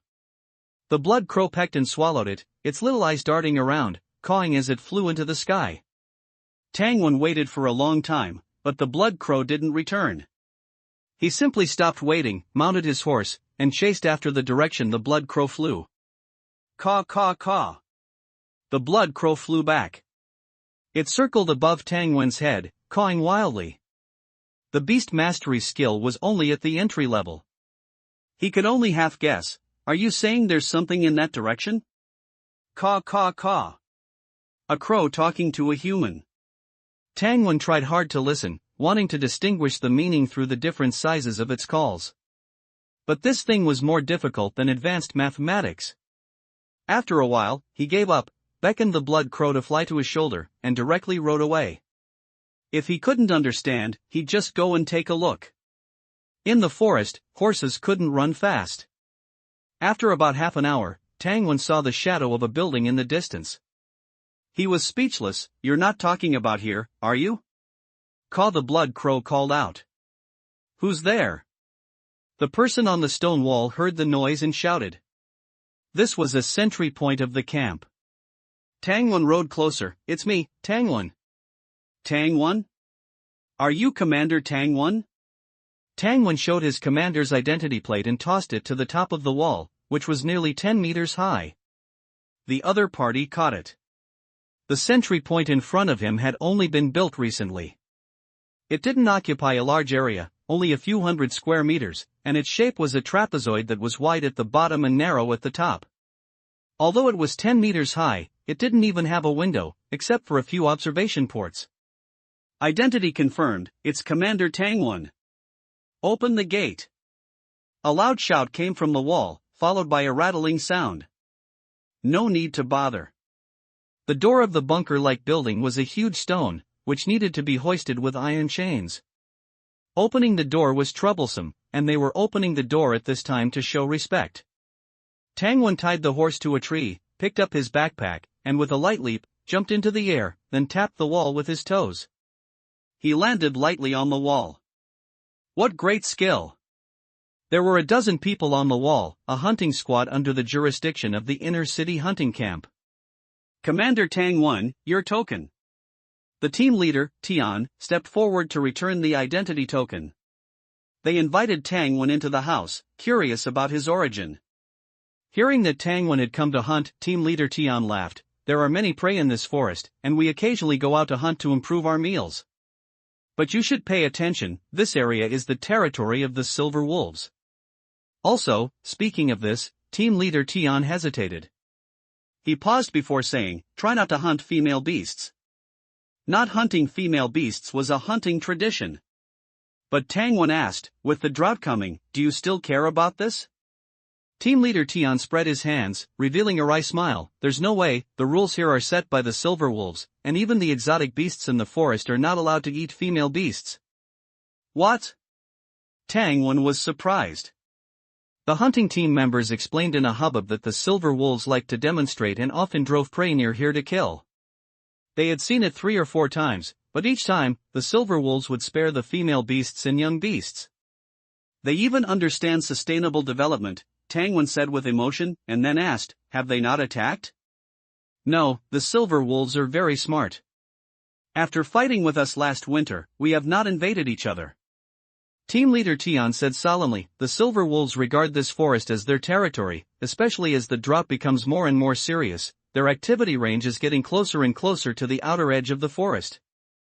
You must be careful when hunting. The most ordinary silver wolf also has the level of an intermediate exotic beast. Living a few more years is often a high-level exotic beast, equivalent to a human martial master. As for the silver wolf king, needless to say, it is a terrifying existence that can control wind and ice and snow. Even the queen can't kill it. Tangwen would suffer if he faced an ordinary silver wolf pack alone. I understand. But if you encounter danger, how do you evacuate? Don't worry, sir, we have a secret passage. That's good. After replenishing clean water, he didn't stay here long. After Tangwen released the blood crow and walked out of the sentry's sight, he immediately turned his horse around and ran towards the camp. What a joke! How could I stay here and compete with the silver wolves for food? Although I am a dignified martial master, I have nothing to be embarrassed about. Can't martial masters run away? Martial masters can run much faster than ordinary people. Giddy up! Tangwen lay on the horse's back to avoid branches, whipping the horse. It's not like before, it's not suitable for hunting in the forest now, it's better to go to the wilderness. Suddenly, a black shadow flashed in front of the horse, and then with a bang, it was knocked onto a half-person high stone. Red and white splattered. Silly roe deer. An unexpected harvest? There was a patch of tender grass on the ground, with clear tooth marks visible. The silly roe deer was eating grass here just now, and when frightened, it knocked its brains out. Tangwen got off his horse and picked it up, smiling with satisfaction. With this, it won't be a wasted trip.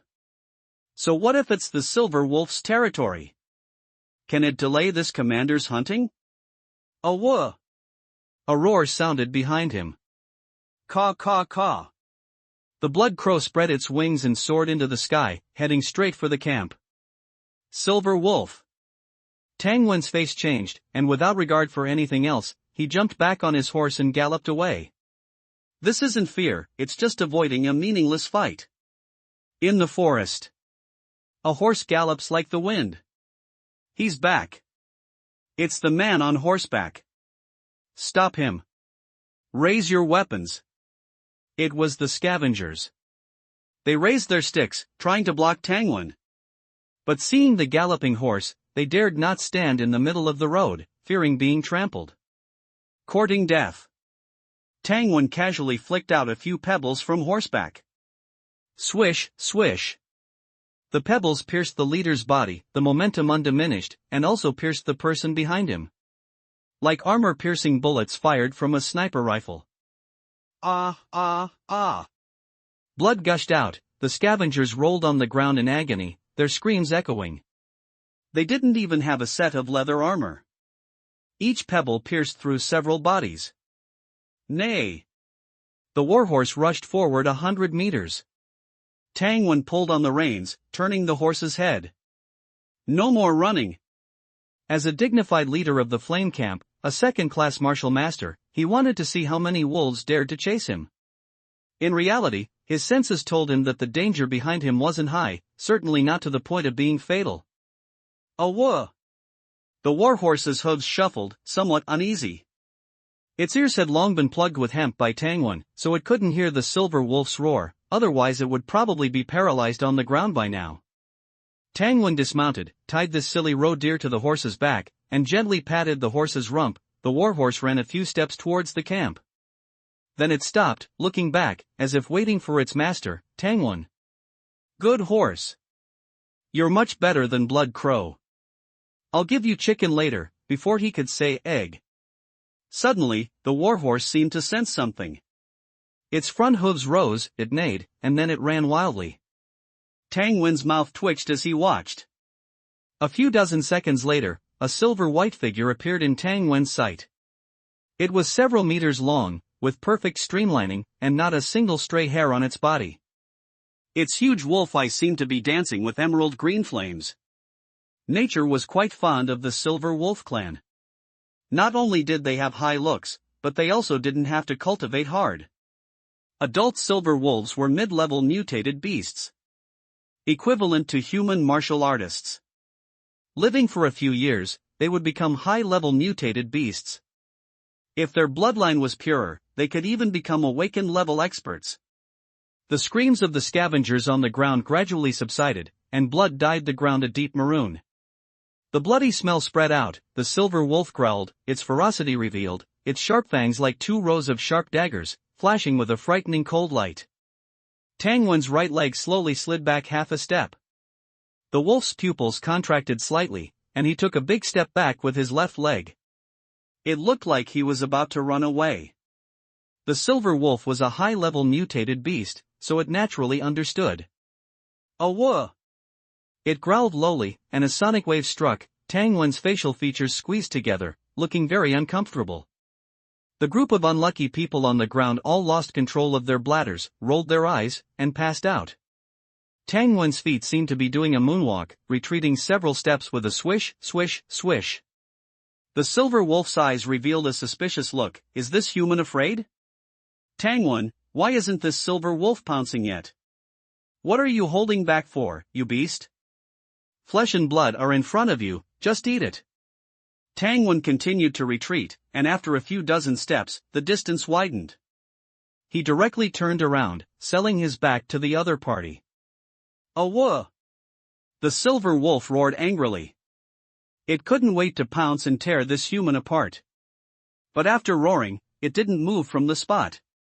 Tangwen sighed in his heart, a group of mutated beasts who know how to restrain themselves, no wonder they can survive around the camp for so long. He only wanted to determine whether the silver wolf would actively attack by showing weakness just now. If the silver wolf took the initiative, it would mean that the outer perimeter of the forest was also unsafe. Within the camp, it would be difficult for anyone below the leader to escape the silver wolf's hunt. The fragile balance between humans and wolves would be broken. A battle would be inevitable at that time. But the silver wolf held back, and Tangwen couldn't tell whether it was a blessing or a curse. Mutated beasts are not only physically strong and have outstanding talents, but they also have wisdom. There's no arguing with that. Watching the silver wolf disappear into the forest, Tangwen also turned and left.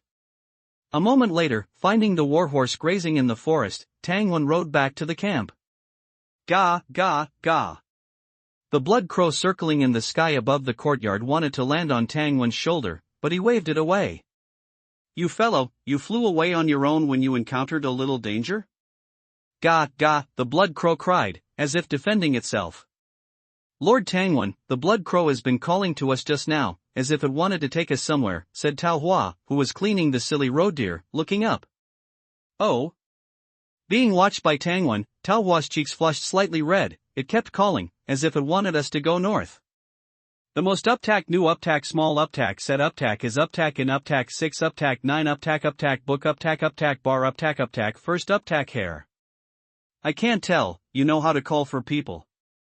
Not bad, next time, don't fly home, go to the royal palace, go to the general's mansion to call for people. Tangwen laughed, cut off a piece of roe deer meat, and rewarded the blood crow. The blood crow flew down and rubbed his palm. After eating and drinking his fill, he rested for a while. Tangwen left the city overnight and headed for the southern wilderness area. The moonlight was bright, and he came to the mountain spring. The moon was already high in the sky. Around the puddle where the mountain spring water gathered, various animal footprints were mixed together in a mess. He casually broke off a thorny branch, came to the edge of the puddle, and inserted it into the bottom of the water. The water level barely covered half of the thorn. Tangwen sighed softly, it's only been a few days, and the water level has dropped by half. He rubbed the blood crow's small head and repeatedly instructed, find prey. Find prey, understand? Ga. The blood crow flew into the sky.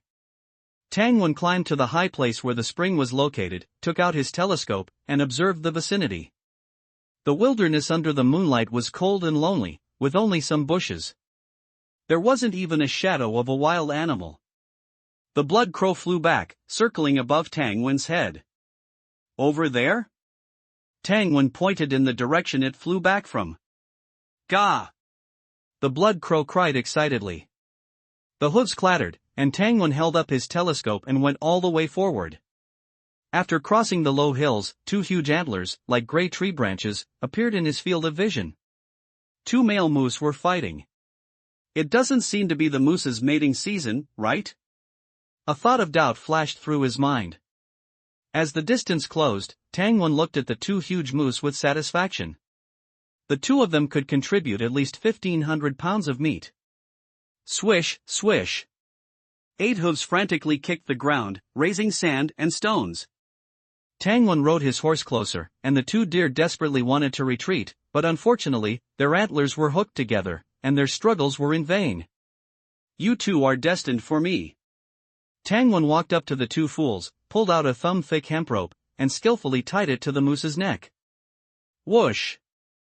A palm blade struck the antlers, and with a crash, the hard antlers shattered into pieces. Suddenly, the moose lowered its head and charged. Tangwen gently kicked it, hitting the white fur on its chest. The moose wailed, its front legs left the ground, and it flipped over. The other moose launched a charge with its sharp broken antlers, and Tangwen casually waved his whip. With a sharp sound, a deep bloodstain appeared on the moose's head, and its body staggered from the blow. The two moose suffered losses and turned to escape. Hee hee, now you're using your strength in the same direction. Tangwan pressed one foot against the ground, and with force in his right hand, the rope instantly tightened.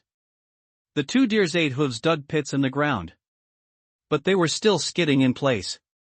Crack, crack, crack, after digging for a while.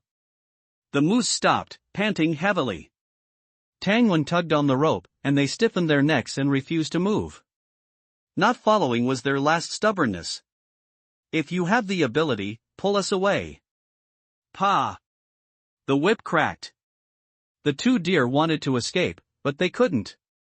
A few minutes later, he rode his horse, leading two trembling, unusually well-behaved moose, towards the distant hills. P.S. There's more later, there will be an extra update tonight. Beast Taming Art, Novice, 711719/1000, caw. The blood crow spread its black wings, circling in the sky. Tangwan asked in an uncertain tone, "Do you mean there are two prey items?" Caw. A single caw should mean affirmative, right? He guessed and asked a few more questions, to which the blood crow responded. It should be a sure thing. Tangwan was pleased to be able to communicate smoothly with the blood crow. He specially took out a food made from minced exotic beast meat mixed with beast blood and millet. It was a meatball the size of a malt ball, rare, with blood, definitely tender enough. After eating its fill, the blood crow flew even more happily. It frolicked in the air. It flew towards the desolate hill. Hooves of horses and deer crushed the dehydrated and weathered stone pieces on the ground, and the southern wind stirred up the flying sand and stones. Just as they reached the foot of the desolate hill, faint roars could be heard. What's with this commotion? Tangwan left the horse and deer where they were, and quietly took out his spyglass to observe. Not far from the desolate hill was a dried-up river. By the river, dozens of exotic beasts were fighting in pairs, their roars mournful, sending sand and rocks flying. One side was sand lizards, and the other was black hyenas. Roughly counting, there were more than 30 of them. Tangwan looked at the sky speechlessly. "These are the two prey items you mentioned?" Caw, caw, the blood crow called firmly, raising its head, as if to say it was definitely right. The sand lizards were gray lizards 2 meters long, and the black hyenas were a third larger than giant dogs from his previous life. The former was slow but strong. The latter was agile and dealt high damage. Both were mid-level exotic beasts, so their fight was evenly matched. The river had dried up, the plants had withered, and herbivores were hard to find. Tangwan understood the reason for the fight. The drought had the most severe impact on the wilderness, and the exotic beasts were also not getting enough to eat. They were probably fighting for territory and water sources. But while he was sighing, he felt strange in his heart. Since water sources were so scarce, and exotic beasts were not ordinary wild animals without intelligence. Seeing that the population was about to face a significant reduction, why didn't they go to the lake to hunt and survive? Although the water level of the lake was dropping rapidly, the water source was still countless times greater than here in the wilderness. Speaking of which, the terrain around the camp was very interesting. It covered a variety of terrains such as lakes, forests, mountains, wilderness, and swamps. From north to south, the temperature difference was very obvious. In terms of terrain, the altitude of the east, west, north, and south fluctuated, with almost no regularity. On Earth, high mountains are snow-capped, and downwards, depending on the altitude, there are frozen soil, grasslands, cold-resistant forests, and lakes. The different landforms around the camp should also be caused by altitude. The wolf howls were faint. Tangwan looked into the distance, but he couldn't see anything. The drought had arrived, and the family ice cellar was far from being filled. He was determined to eat this group of mid-level exotic beasts. Even if the sand wolves came, it wouldn't work. As soon as the thought arose, a wolf howl came from the distance. A woof! The wolf howls gradually became clearer. The fighting parties by the river paused, and then pounced on their opponents with even more violent postures. Exotic beasts ultimately had limited intelligence. At this time, they were blinded by the fight, and they were not thinking about cutting their losses in time, but rather winning quickly. A foolish choice. Tangwan no longer waited, restrained his aura, tiptoed, crouched down, and like a shadow, floated downwards. Some sand lizards and black hyena groups noticed his figure. But it was precisely when they were fighting inextricably that they could not care about a human. Tangwen came to the south bank of the river, stood on the east side, about 400 or 500 meters away from the fighting parties. With a rustling sound, he opened the cloth bag filled with pebbles, rummaged through it, and took out a stack of round pebbles, or rather, stone flakes. These stone flakes had been simply polished, and were of uniform thickness and size. Anyone who picked them up would have the urge to skip stones. Each stack had 10 stone flakes. Tangwen walked closer to the battlefield from east to west. 500 meters, 450 meters, he walked very slowly for fear of disturbing the two sides, but the distance was not long after all. When he counted to 559 in his heart, he was less than 100 meters away from the battlefield. Awooh! The wolf howl was like a death knell. The two warring races fought even more frantically, preparing to completely finish off their opponents before fleeing for their lives. Anyway, the Sand Wolf Pack's territory was in the south, and they wouldn't stay by the river. Suddenly, an unprecedented, sharp whistling sound rang out. It was as if someone was holding a sharp weapon and rapidly sliding it across a sheet of iron. The sharpness made people's backs crawl. The sound was so loud that it drowned out the mad roars of both sides. Exotic beasts were far more sensitive than humans. The moment the sound rang out, more than 30 sand lizards and black hyenas paused in unison. As if receiving some kind of order, they simultaneously turned their heads, casting the cruel red light in their eyes in Tangwen's direction. Then, at an even faster speed, they shifted their gazes away, ignoring their opponents and making movements to burst out and flee in all directions. But this delay in turning their heads meant that it was too late to escape. Tangwen rapidly visualized the burst, and 10 flying locust stones locked down the space for their escape from 5 directions: high, middle, low and front and back. A series of sonic booms, like thunder, surged. Flames flowed in the air. Heat waves rose by the river. The stone flakes madly pierced into the bodies of the sand lizards and hyenas, flying out with large pieces of flesh and blood, and then shooting into the next target. In an instant, flesh and blood flew, and screams were miserable. More sand lizards and black hyenas used the bodies of their companions or opponents as shields. Those who survived fled madly. Tangwen burst out 10 times in one breath, adjusted his breathing in place for a few breaths, and rushed to the river with his knife, giving each wailing prey a finishing blow. The roar of the Sand Wolf Pack became clearer and clearer. He didn't bother to clean up carefully, turned around, and ran back to the desolate hill, bringing the warhorse and 2 moose to the river together. He tied the 13 prey items on the ground in pairs. He quickly calculated in his heart, 1 moose carries 4, 2 moose carry 8, and the remaining 3 are for the horse. He will definitely be able to take them away easily, right? He picked up 2 black hyenas and hung them on the back of a moose. The moose immediately softened its hooves, staggered a few steps, let out a mournful cry, and could not walk steadily. Useless thing. Tangwen cursed, and had to turn out the prepared rainproof cloth. He piled the prey on the cloth and let the 2 deer and 1 horse pull it. Awooh!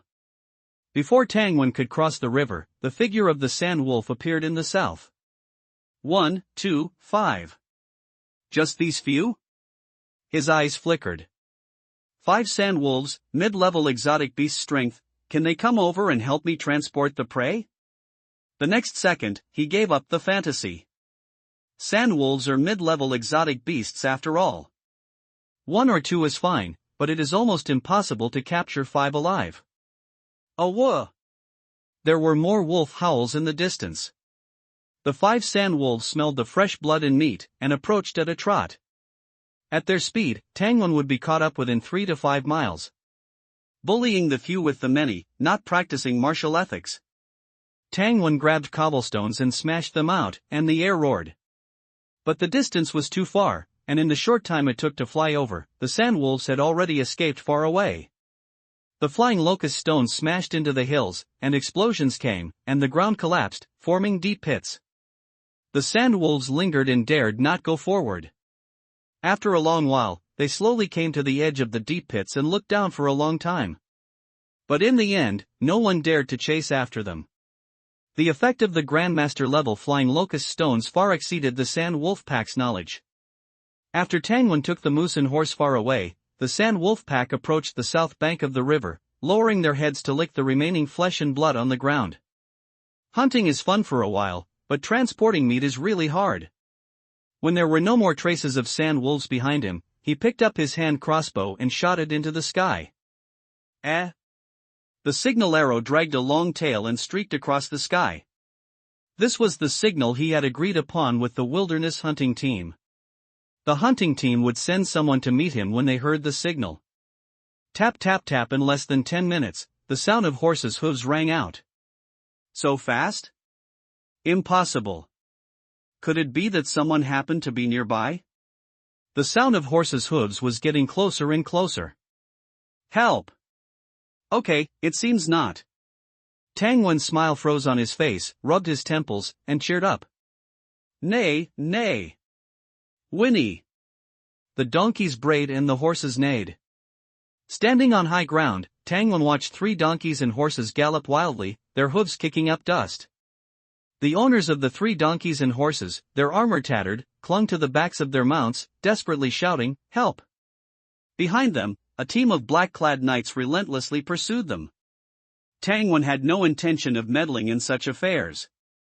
However, the 3 fleeing individuals gradually changed direction, heading towards the hunting team's encampment in the wilderness. It seems they know about the hunting encampment. Now he had to get involved.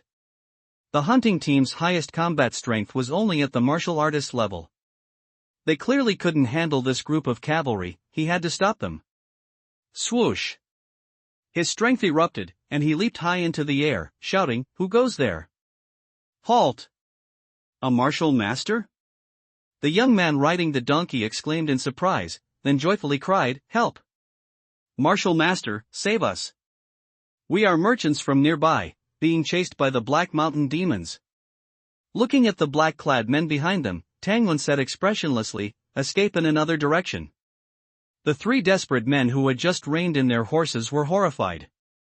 The middle-aged man on horseback quickly said, "Master, the Black Mountain demons' cavalry only have 1 martial master. If you help us, we will reward you handsomely." Clang! With a sharp sound, Tangwan drew his long saber. "I have no connection to any martial masters." Flee!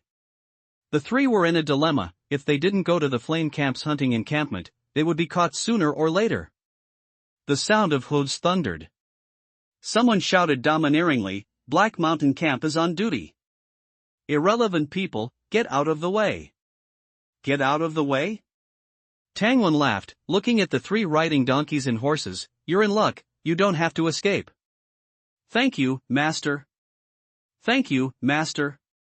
The 3 quickly rode their mounts to Tangwan's side. How dare you? Meddling in Black Mountain. Damn. Dodge. The Black Mountain bandit arrived close, but before he could finish his harsh words, his expression changed drastically. He abandoned his horse and directly lunged towards the ground. Boom, boom, boom. The cavalry lined up in a row, the people behind not knowing what had happened, only hearing a series of loud noises, and in the blink of an eye, they were thrown off their horses. A team of men and horses were overturned. Stones? It's you? Tangwan. The leading burly black man raised his head in a sorry state, covered in dust. He looked at Tangwan, his eyes shifting uncertainly. You recognize me? Tangwan sized him up, confirming that he had never seen him before. The burly black man's expression changed several times, and he looked back to see that only horses were dead or injured in his team, and immediately sighed and said, "Since it's Commander Tangwan, then I'll give you some face. Consider you 3 lucky, we're retreating." The burly black man was decisive, waving his hand and leading his men backwards. "Our goods, return our goods," the young merchant shouted. Tangwan didn't speak. The burly black man sneered. They retreated to the place where the horses were dead or injured, began to collect horsemeat, found the less injured horses, and led them away. Tangwan secretly thought it was a pity. Killing their horses just now was both to establish his authority and also to leave the horsemeat behind. He didn't expect that these Black Mountain demons were quite good at managing their lives. "Where did you come from?" After the black man guarding the rear left, Tangwan looked at the 3 and asked. The three clasped their fists and bowed deeply. The middle-aged man at the head said, "Lord Tangwon, we are from Five Families City. We are merchants of the Lin family." Five Families City was a small city, controlled by the five major families of Lin, Wang, Zhang, and others. It was about 10 days away from the camp. The camp's short-distance merchant teams often went there. "How did you provoke them?" Tangwon gestured for the three to follow him. The three followed, and the middle-aged man said with a wry smile, "How dare we provoke them? We just went to the mountain villages as usual to collect fur and dried meat. We don't know how that village provoked the Black Mountain camp. It was actually slaughtered by them. We fled as fast as we could, but we're still caught up. Not only did we lose everything, but they also sent people to hunt us down. It's not that the village provoked them, it's clearly that they wanted to capture slaves. The damned Black Mountain demons." The young man who hadn't spoken all along gritted his teeth, his eyes reddening. The middle-aged man sighed. The three lowered their heads and stopped talking. Tangwon sighed silently. The Black Mountain camp, a force that aroused public resentment, should have been destroyed long ago. Unfortunately, this world was a place where the strong preyed on the weak. They constantly absorbed the most heinous people and were living quite well. After walking for a while, Tangwon pointed to the front and said, "You also help me with a favor, help me transport these prey back." "Okay. No problem." The three agreed readily, came closer, and saw the corpses on the ground, suddenly stunned. Black hyenas. Desert giant lizard? After a few seconds the three called out the names of the prey on the ground, their faces full of shock. Mid-level exotic beasts, they would avoid them from afar if they encountered them. Tangwon waved his hand lightly. "I was a little greedy for a moment and killed a few more." The middle-aged man sighed in admiration. "No wonder you are Lord Tangwon, whom even the Black Mountain demons avoid." The three martial artists worked together to carry the two black hyenas onto the donkeys. Each black hyena weighed 200 to 300 pounds, and when they were pressed on, they were actually stable. This wasn't the end, they tied an even larger sand lizard on top. The donkey staggered, but immediately stabilized. Tangwon was surprised. "No wonder you were able to escape their pursuit. Is this donkey an exotic beast?" The middle-aged man patted the donkey's head and said with emotion, "Lord is wise, this donkey is a tall female donkey, hybridized with the mid-level exotic beast Black Mountain donkey. It's a good hand at work. Don't look at its unremarkable appearance, it can carry 2,500 pounds of goods, and can pull several thousand pounds of carts." Tangwon nodded. "What do you usually feed it?" "If it doesn't do heavy work, mix it with beans, millet, and some fodder. Like today's trip, it will have to eat a few pounds of meat and a few eggs. Otherwise, I'm afraid it will refuse to work next time." "Not bad, not bad." While talking, the two young men had already loaded the prey. Seeing Tangwon's eager eyes, the middle-aged man led the donkey and said, "To repay your kindness for saving our lives, I am willing to give these two donkeys to you, Lord." Tangwon was tempted, but non-committal. "We'll talk about it later." The group walked halfway and met the hunting team that came to meet them. Everyone returned to the encampment together. Blood control, skinning, boning, meat distribution. The three members of the Lin family's merchant team worked very quickly, and in half a day, they helped Tangwon process more than a dozen exotic beasts. Before leaving, they insisted on leaving two donkeys to repay Tangwon. Seeing their repeated insistence, Tangwon gave them a few black hyena skins as an equivalent exchange. The three left, thanking him profusely. Captain Lu said, "Recently, the Black Mountain camp has been slaughtering and capturing people everywhere like crazy. Many unfamiliar faces have come to the entrance of our camp. After questioning, we learned that they were all refugees from the surrounding villages." "Capturing people as slaves?" Captain Lu shook his head and said coldly, "Not just that. This time, they want everything. The extra people will also be sold to G to exchange for food. With this disaster, the nearby villages will probably be destroyed." Tangwon looked at the desolate Gobi Desert and remained silent for a long time. That night, he transported the meat back to the ice cellar. Black hyena, sand lizard, and moose, a total of 7,000 or 8,000 pounds of meat, finally filled 2/10 of the bottom layer of the ice cellar. After tidying everything up, he walked out of the ice cellar. The next day, Tangwen finished washing up, went out, and began preparing to continue hunting. There was no other way, there were still many empty spaces in the ice cellar, so he had to hunt more prey. Jump! The blood crow leaped nimbly. Extend your left wing. The blood crow was stunned. Then it opened both wings at the same time. Tangwen reached out to help it close them, and then pulled out the left wing separately. Beast mastery skill experience +1 on the way to hunt again. Tangwen rode on his horse, constantly training the blood crow. There will be updates later. Calling? In the courtyard, the little flowers Peach planted, called Indestructible, bloomed in vibrant colors. Yellow flower, Tangwen said. Caw! The blood crow cawed once, lowered its head, and with its sharp beak, accurately snipped off the yellow flower. White flower. Caw! Again, correct. Beast Mastery, Novice, 979987/1000. After learning to identify a series of small flowers in red, yellow, green, and blue, experience points slightly increased. 7 days had passed since Tangwen acquired the 2 exotic donkeys. The ice cellar at home was already filled to the 3rd level, packed to the brim. With his deliberate targeting, tens of thousands of pounds of meat came from the wild horses of the wasteland. Now, even a single horsehair is rare in the wilderness. Training the blood crow to identify flowers was no longer useful. Tangwen decided to increase the difficulty for the blood crow. He took out a book used in the camp to enlighten children elementary arithmetic. The cards were made of parchment, with simple equations like 3+2/3+1 written on them in charcoal. It's not like we're training undergraduates, just to have them unemployed after graduation. Learning addition and subtraction is enough. From the camp home to the southern wilderness, a warhorse and 2 donkeys trotted along with small steps. Sitting on the horse, Tangwen patiently tried to make the blood crow remember the numbers, over and over again. Finally, before the wilderness spring came into view, the blood crow correctly arranged the numbers 1 to 10 3 times in a row. Beast Mastery, Novice Proficient, 0/3000. Quietly, Tangwen felt somewhat different. He reached out and touched the blood crow's little head. Caw caw. The call seemed no different. But Tangwen could tell it was a little irritable. Did it want to eat bugs? Go ahead, today's learning ends here. The blood crow's eyes were obviously excited, flapping its wings and soaring high, not knowing where to find insects. Neigh, the warhorse neighed. Well, it's thirsty.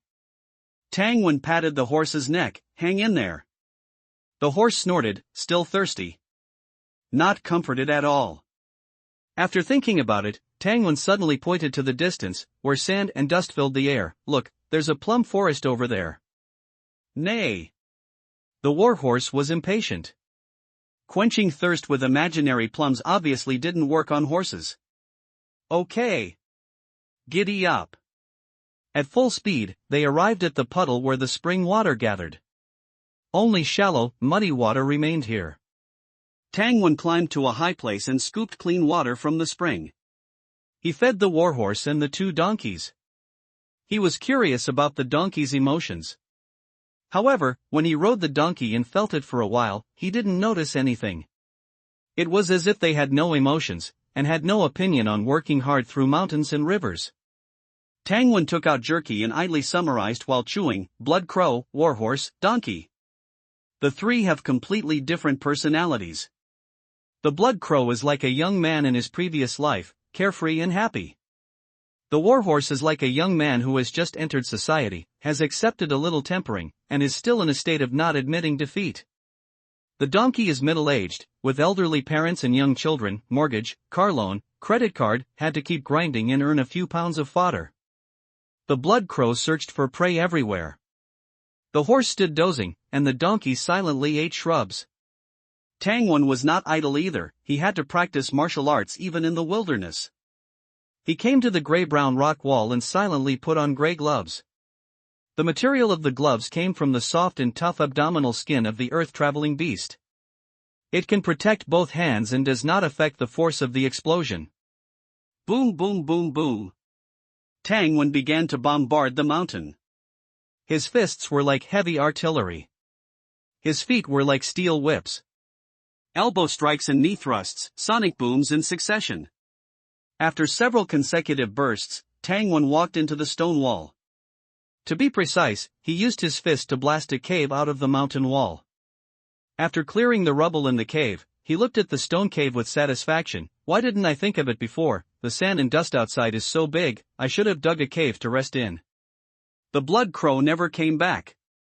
Inside the cave, Tangwon spread a waterproof cloth and practiced the earth-fire mixed yuan stance.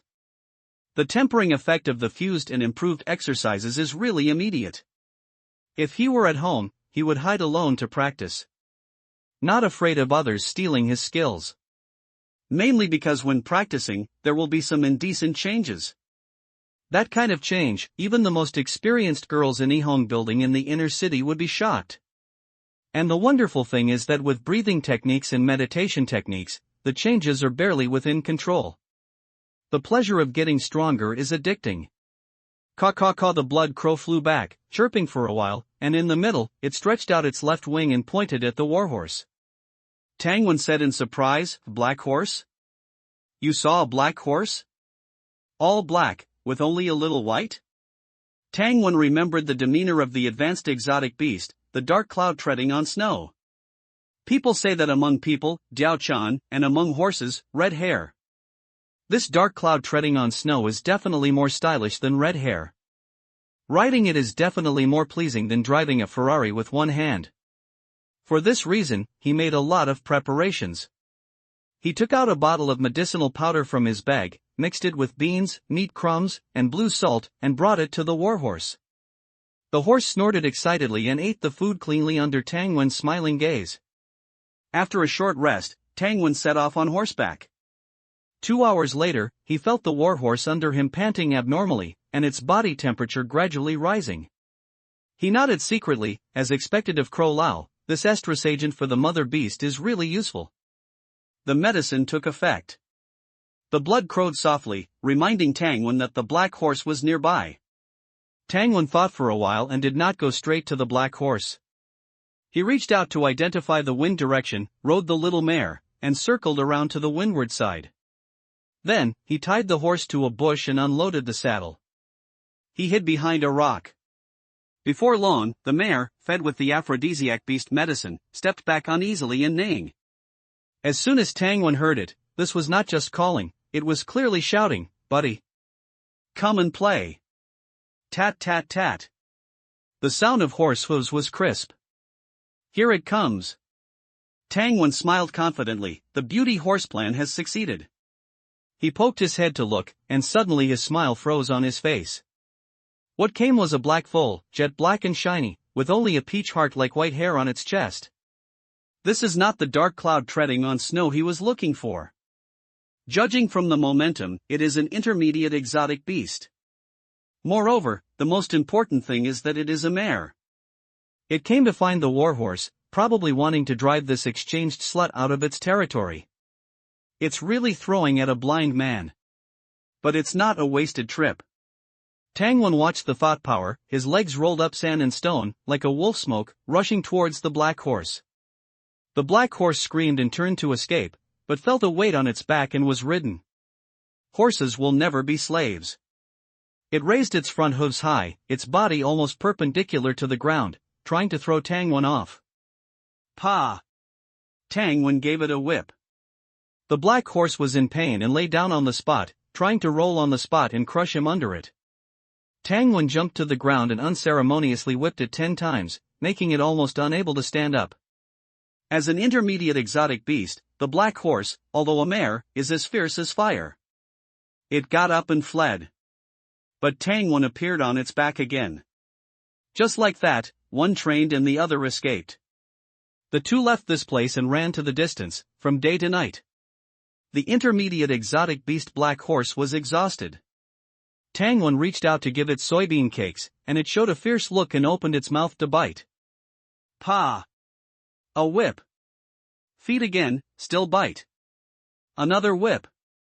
Feed again, still bite. Clang clang clang. Tangwon lost patience, pulled out the long knife behind him, and under the moonlight, the blade shone with coldness, exuding murderous aura. The black horse immediately leaned over, licked his palm, rolled up the soybean cake with its tongue, and chewed it. That's more like it.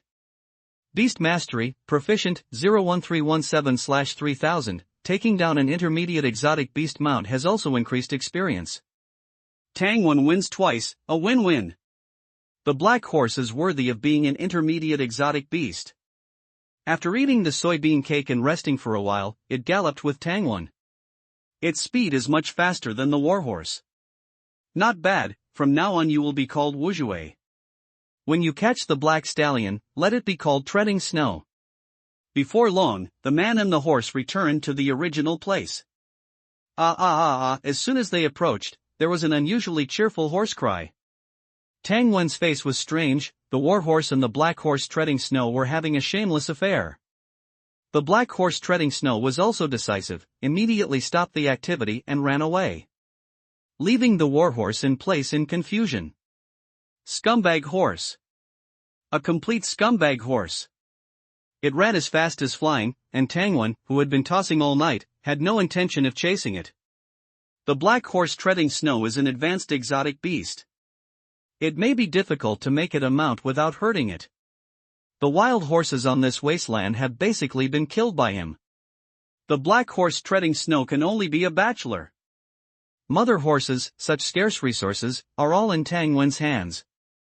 Tangwen is not worried at all. There will be a time when it surrenders. 3 days later, Tangwen, who got a new mount, returned to the hunting camp with several prey, 3,000 to 4,000 pounds of meat. The sun sets in the west, the red glow flies, he ate jerky, humming a song, and occasionally took a sip of mountain spring water. Suddenly, a group of people in the distance, wearing animal skins and holding bows and arrows and spears, rushed towards the hunting camp. Roughly counting, there were as many as 100 people. They are extremely fast, obviously skilled in martial arts. Tangwen suddenly felt that the jerky in his hand was not fragrant. Is the Black Mountain camp here? But this equipment doesn't look like it. Giddy up. Tangwen rode Uzui, like a black lightning bolt, straight towards the hunting team's camp. Whoa! Just as he started, he suddenly called to stop. Behind this group attacking the hunting camp, there were more people. Tangwen's heart skipped a beat. Such a small camp, deploying so many people, the enemy is determined. But what's the point of attacking the hunting camp? Before figuring out the strength of this group, he didn't want to rush over. But then, something even more shocking happened. Swish! The hunting team shot a volley of arrows. The attackers blocked them one after another, and after deflecting the arrows, they actually raised their weapons high above their heads. While shouting something, they made a gesture of surrender. Tangwen and the hunting team were stunned. The hunting team was very cautious, suspecting a trick, and did not open the gate. The attackers went even further, throwing away the weapons in their hands and standing at the gate, refusing to leave. Tangwen urged his horse forward. On the stone wall, Captain Lu looked dumbfounded. Who are you? What is your purpose? We have been defeated and are your prisoners. Your flame camp should accept us. Captain Lu? Tangwen, who arrived on horseback, I suspect you guys are here to be prisoners. Day. Seeing Tangwen approaching, Captain Lu jumped down from the stone wall and asked, laughing and crying, Commander Tangwen, what do you think we should do? I have already asked the camp for help, but this? Captain Lu, who was in his 20s or 30s, was also encountering this kind of thing for the first time. Someone came to be a prisoner. Tangwen didn't want to interfere. He pointed to the distance. There's another group of people hiding there, probably with these prisoners. I thought they were an ambush, but after a closer look, they should be their family members. Seeing the two of them discussing here, an old man and two middle-aged men from the prisoners walked over. They shouted that they were willing to submit, be prisoners, and join the flame camp. Tangwen smiled. Tell me, which village are you from? Looking at you strong and healthy people, you shouldn't be unable to survive, right? The three didn't argue. They exchanged glances, then knelt on one knee and pressed their right fist to their left chest.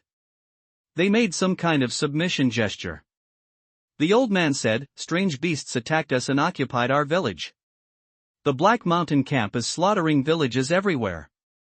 We have been discovered by them, and after the deaths of hundreds of our clansmen, we came here. We really have no way out. We beg you two adults to take us in, just asking for a bite to eat. Get up and talk first. I'm not in charge, so it's useless to tell me. After Tangwen finished speaking, Captain Lu pulled the three up. Tangwen asked with interest, what kind of strange beast attacked your village? Looking at the number of people in their village, it should be a large village of nearly 1,000 people. Maybe there are even martial master level experts. What kind of strange beast group could force them to leave? The old man dejectedly spat out 3 words, tyrant bear. There wasn't even a trace of hatred in his voice. Obviously, facing this kind of extraordinary magical beast, he didn't even dare to think about revenge. Tangwen was silent. He dispelled the thought of going hunting, no, of going to deliver snacks. He had witnessed the terror of the tyrant bear. If it hadn't been for Commander Zhao, a peak martial master, desperately leading it away, the flame camp would have suffered heavy losses. The old man continued, in addition to farming, our village also grows jujube trees and raises bees. Maybe the honey attracted that bear. Captain Lu asked, didn't you try to negotiate with it? As long as you offer it honey, maybe it will protect you. People in this world are not invincible, and they may not even be considered strong. There are many examples of humans and strange beasts coexisting. Strange beasts protect humans with their powerful combat power. Humans work and provide strange beasts with necessities such as salt and minerals. The two sides live in symbiosis. Of course, this relationship is often very fragile. Because humans are originally on the menu of powerful strange beast populations. Usually it's okay, but when disaster strikes, if the strange beasts are not full, people may directly turn from collaborators into delicacies. The old man was silent for a long time. Our millet seedlings are sick, Black Death. They are withering piece by piece. There are already many martial artists in the village, but there is very little stored grain. Honey is the goods we exchange for grain. Captain Lu didn't know what to say, so he cursed, what a world. After a while, a large group of troops rumbled from the direction of the camp, with as many as several hundred people. The leader was General Zhao. Tangwen was relieved and signaled Captain Lu to take the 3 forward to greet them. As for himself, of course, he took a detour home. He didn't have the time to deal with this kind of thing. Lord Tangwen, your mount is so handsome. What a beautiful black horse. Commander Tangwen, is that strange beast you're riding? At the inner city gate, the guards greeted Tangwen one after another. But their eyes were fixed on Tangwen's mount, their eyes shining. This world doesn't have sports cars, off-road vehicles, or heavy motorcycles, but it has all kinds of strange beasts. The length of time a man loves a mount is basically the same as the age of having Chow Chow syndrome. When Tangwen was a child, when he was jumping around in the fields, he had the experience of patting his butt and shouting giddy up, giddy up. He deliberately stopped and chatted with the guards for a few words before riding his horse through the street. Passers-by gave way one after another, looking at the handsome strange beast black horse, full of envy, longing, and even infatuation. Is that Lord Tangwen? What a young commander. Yes, he's said to be a martial arts genius. Passers-by praised one after another. Tangwen turned his horse into another street. On the side of the road were 2 rows of red houses. Some lightly dressed older sisters at the door, with bare white legs, looked at Tangwen and giggled. Perhaps recognizing his identity, no one blocked the way, making Tangwen feel a little regretful. Not enthusiastic at all. Suddenly, a slightly familiar face appeared on the side of the road. Lord Commander Tangwen has returned from hunting, you must be tired, come in and rest. The women were all surprised. Although they all wanted to invite Tangwen to play, he was, after all, a commander, and they didn't dare. It's that slut Lun Yang. How dare she? What audacity! Humph. Isn't she just greedy for Commander Tangwen's body? Sister, aren't you greedy? Bah! Sister, I love his talent more. A group of women laughed and giggled. After Lun Yang finished speaking, she bowed gracefully, revealing her snow-white and rosy spring scenery. Her eyes were even more bold and fiery. It seemed that if it weren't for the people on the street, she would have done something or other. Tang Wen looked away. Next time. Sir, which next time is next time? Seeing that she wanted to take an inch, Tang Wen quickly urged his horse forward. You'll know when the time comes. Lun Yang shouted grievously from behind, don't let this servant wait too long. Tang Wen squeezed the horse. Next time he should come back late at night. Also, in the future, he should try to avoid this road as much as possible. How can women mess with my martial arts heart? I must become extraordinary as soon as possible. I won't rest tonight. I'll continue to go to the wilderness. Arriving home, Tang Wen routinely took a bath first. The three girls, Xiaolu, Tao Hua, and Shui Lian, took his clothes to wash with Xiao Taozi. It was clearly a job that one person could finish, but the three girls insisted on doing it together.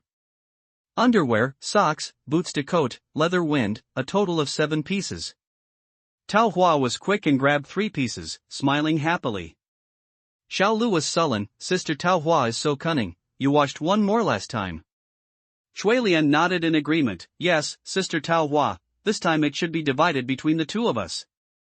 Tao Hua quickly restrained her smile and picked up the wooden basin and walked away. Wash quickly, after washing, we can practice martial arts. Becoming a martial artist as soon as possible is the most important thing. Only you can talk. Recently, Tang Tang's medicinal bathwater has also been distributed to the 3 girls. The 3 have gained a lot of strength. Whether it's daily housework or the work of growing vegetables in the yard next door, it's easier to do. On weekdays, they can free up more time to learn the exercises that Tang Wen taught them. Tang Tang also likes to be a teacher, and every day after returning from the martial arts hall, she will give them some pointers. Of course, the prerequisite is after selling the Ruji ammo. In the evening, Tang Wen went to the wilderness again. The days passed back and forth. Tang Wen's various skills slowly increased in each steady tempering. More than a month later, the weather became warmer. The harvest day was approaching. The millet in the field was scorched yellow. After the farmers harvested, threshed, and bagged, they weighed and found that it was less than 30% of previous years. The camp confiscated half, leaving half to the farmers who farmed. The proportion left to them was higher than in previous years, but the amount of grain was actually half less. The situation was critical. How much surplus grain did the people in the outer city have at home? What was even more critical was how to plant the next season. Tang Wen passed by the fields. The land was dry, the ground was cracked, and cracks were opened. A ladle of water was poured down, and it was instantly drunk dry by the ground. The heavens did not drop a drop of rain. This was forcing people to death. Farmers, women, and children knelt on the side of the road and cried. Tang Wen passed by in a hurry. He was powerless. This day, after more than a month of struggle, Tang Wen finally filled the top layer of the ice cellar in the yard. After he finished his work, he took a Ruji ammo from Xiaolu. Suddenly, he heard someone shouting outside the door, "Is Commander Tang Wen here? If so, please go to the general's mansion for a meeting." Tang Wen, who had a few months of leisure, agreed. He had long expected that with the arrival of the drought, sudden situations would increase sharply, and there would inevitably be a shortage of manpower. As a mid to high-end combat force, it was impossible for him to be idle all the time. General's mansion. When Tang Wen stepped into the council hall, General Zhao was issuing a series of orders. First, tell the people in the outer city that all rents will be waived from today, so that they can live in peace. When the grain is harvested, then collect the rent. Second, tell them not to go to the lake to fetch water. Don't go if you don't want to die. Third, the camp will conscript them to work soon, with food provided. At this time, General Zhou came in from outside, patted Tang Wen on the shoulder, and without any nonsense, directly said, "There are things happening everywhere now. I need you to take a caravan to 5 Families City." Me going? Xian Sanduo will go with you. The road is becoming more and more unsafe. One more martial master, one more layer of protection. Young master, aren't you riding Black Lightning this time? Peach Blossom was in the backyard stable, watching Tangwen wash his warhorse, occasionally ladling a scoop of clear water over. Whenever Tangwen was home, the three girls would find various opportunities to flutter around him. Tangwen finished brushing the horse and said plainly, "Black Lightning is too conspicuous. When you're out and about, regardless of your strength, the most important thing is, don't look like a fat sheep." In the sunlight, Tangwen's profile was as smooth as jade. Peach Blossom's eyes were dreamy. Young master knows so much. Black Lightning was too wild and a mid-level magical beast, so it wasn't suitable to keep at home. He had it fostered in the royal palace's stables. Black Lightning also ate a lot, so it was perfect to keep it in the palace. Putting down the brush and handing the bucket to Peach Blossom, Tangwen thought back to the mission this time. Go to 5 families' city, sell medicine, participate in the trade fair, and find people from the 5 great families to buy water wheels. It was the kind of wooden water wheel shaped like a Ferris wheel that could irrigate farmland. The camp had only recently learned about the water wheels in 5 families' city. Tangwen and the others were determined to get the blueprints. There were lakes around the camp, which should be usable. General Joe was already thinking of ways to deal with the giant python in the lake. That's right, the Western Lake was designated as a restricted area. Mainly because of the mutated python inside, and its offspring, a group of water pythons. On the way to Crow Old Man's yard, Tangwen recalled General Joe's serious explanation. The green water python's abilities are very strange, its illusion, its mind control. Their skin color blends with the lake water. When someone passes by the lake, maybe just glances at the surface, they will be attracted by the green water python's vertical pupils, and then uncontrollably jump into the lake and disappear completely. Green water python? In the yard, Tangwen asked Crow Old Man what level of mutated beast the green water python was. Crow Old Man recalled, "They are very difficult to deal with, but it would be nice to catch a young python. As for the level?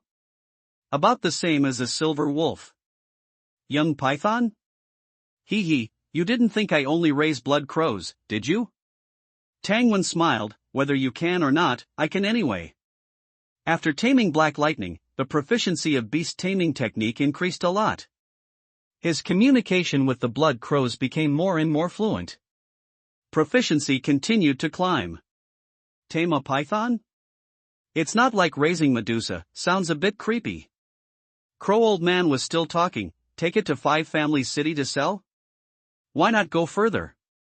What's the use of exchanging for food and water wheels? I understand, you want to take care of those ordinary people in the outer city. Your reputation is too good, this disaster year will be difficult. Tangwen didn't speak, and counted the number of small bottles on the stone table. Having seen Crow Old Man's pharmaceutical skills, Generals Zhou and Zhao personally went out to kill the recorded high-level mutated beasts in the camp, whose territories were nearby. They used their blood marrow to make a batch of potions. Besides leaving a small portion for their own use, the rest were taken to 5 families' city for trade. In 7 days, 5 families' city will hold a market, or rather, a martial artist trade fair. The surrounding forces are taking this opportunity to exchange what they have for what they need. The time to set off had arrived. At the camp gate, Tang Tang came to see him off. Tangwen waved to her, rode his warhorse, and led a packhorse, blending into the caravan outside the gate. Why is Commander Tangwen dressed like this? Xian Sanduo looked curiously at Tangwen, who was dressed in black. The black clothes were nothing, but it was strange that even the area below his eyes was covered with black cloth. Tangwen perfunctorily said, "The wind and sand are heavy." After speaking, he picked up a bamboo hat, put it on his head, and tied the drooping hemp rope under his chin. Commander Qian didn't press further and checked the caravan situation. The team set off. Time was tight, they had to travel day and night. In the caravan, besides Tangwen and Xian Sanduo, there was also a Commander Li. He was also a caravan commander, had been in the camp for more than 20 years, married wives and concubines, and had a large group of children. Seeing Tangwen, he pointed to the carriages in the team and said, "It will take 6 days on the road, we will each keep watch for 1 day, taking turns to rest." Before he finished speaking, Tangwen waved his hand, and a blood crow flapped its wings and landed on his armored arm. Commander Li said in surprise, Commander Tangwen has this ability? Qian Sanduo was equally surprised. No wonder the general specifically asked you to come. Just learned it, limited ability. The two only thought he was being modest. There were a total of 12 carriages and nearly 100 horses in the convoy. There were also more than 30 martial artists watching vigilantly from the front and back. The carriages were loaded with fur and armor. The fur came from breeding and hunting, and the armor came from the inner city's craftsmen. Tangwen knew that there was a poor iron mine in the forest northeast of the camp. The output was not large, but it was no problem for self-use. After accumulating for a while, they could also take out some weapons and armor to sell. On the first day, the caravan hadn't left the camp's range. The two commanders took care of Tangwen and took the initiative to let him take the night watch. For the next 2 nights, he stayed in the carriage to rest. The first 3 days passed in a flash. Tangwen, who had suspended martial arts training, besides being on guard, was training crows and horses, constantly refreshing the proficiency of the beast taming technique. Report. There are corpses by the roadside. Early in the morning on the 4th day, the caravan had already traveled hundreds of miles. The sky was blue and clear, without a cloud in sight. The earth was a gray-brown color, as if it had lost its vitality. The newest and most complete novels are first published at 6-9. Tangwen rode forward and saw several shriveled, incomplete corpses, exposing their white skeletons and emitting a stench. Commander Li also followed up and introduced his experience. Generally, when doing business outside, we don't care about these corpses. But this place is too close to the camp, we have to burn them. He ordered someone to get a torch, and the guard reluctantly went. Seeing that there wasn't even a blade of grass around the corpses, Tangwen stopped him. I'll do it. After speaking, he took out a few round pieces of coal from his small pocket and threw them at the corpses using the technique of flying locust stones. Commander Li and several people in the caravan were stunned. The next moment, short sonic booms, charcoal ignited, hit the corpses, and with a whoosh, sparks flew everywhere. As if sparks fell into hot oil. With this move alone, ordinary martial masters are no match for you. This movement can scare away mutated beasts. The two were curious how Tangwen trained it. Corpses appeared from time to time along the way. Tangwen showed the two his technique again and again. The two commanders tried many times, and reluctantly admitted that they were not cut out for it.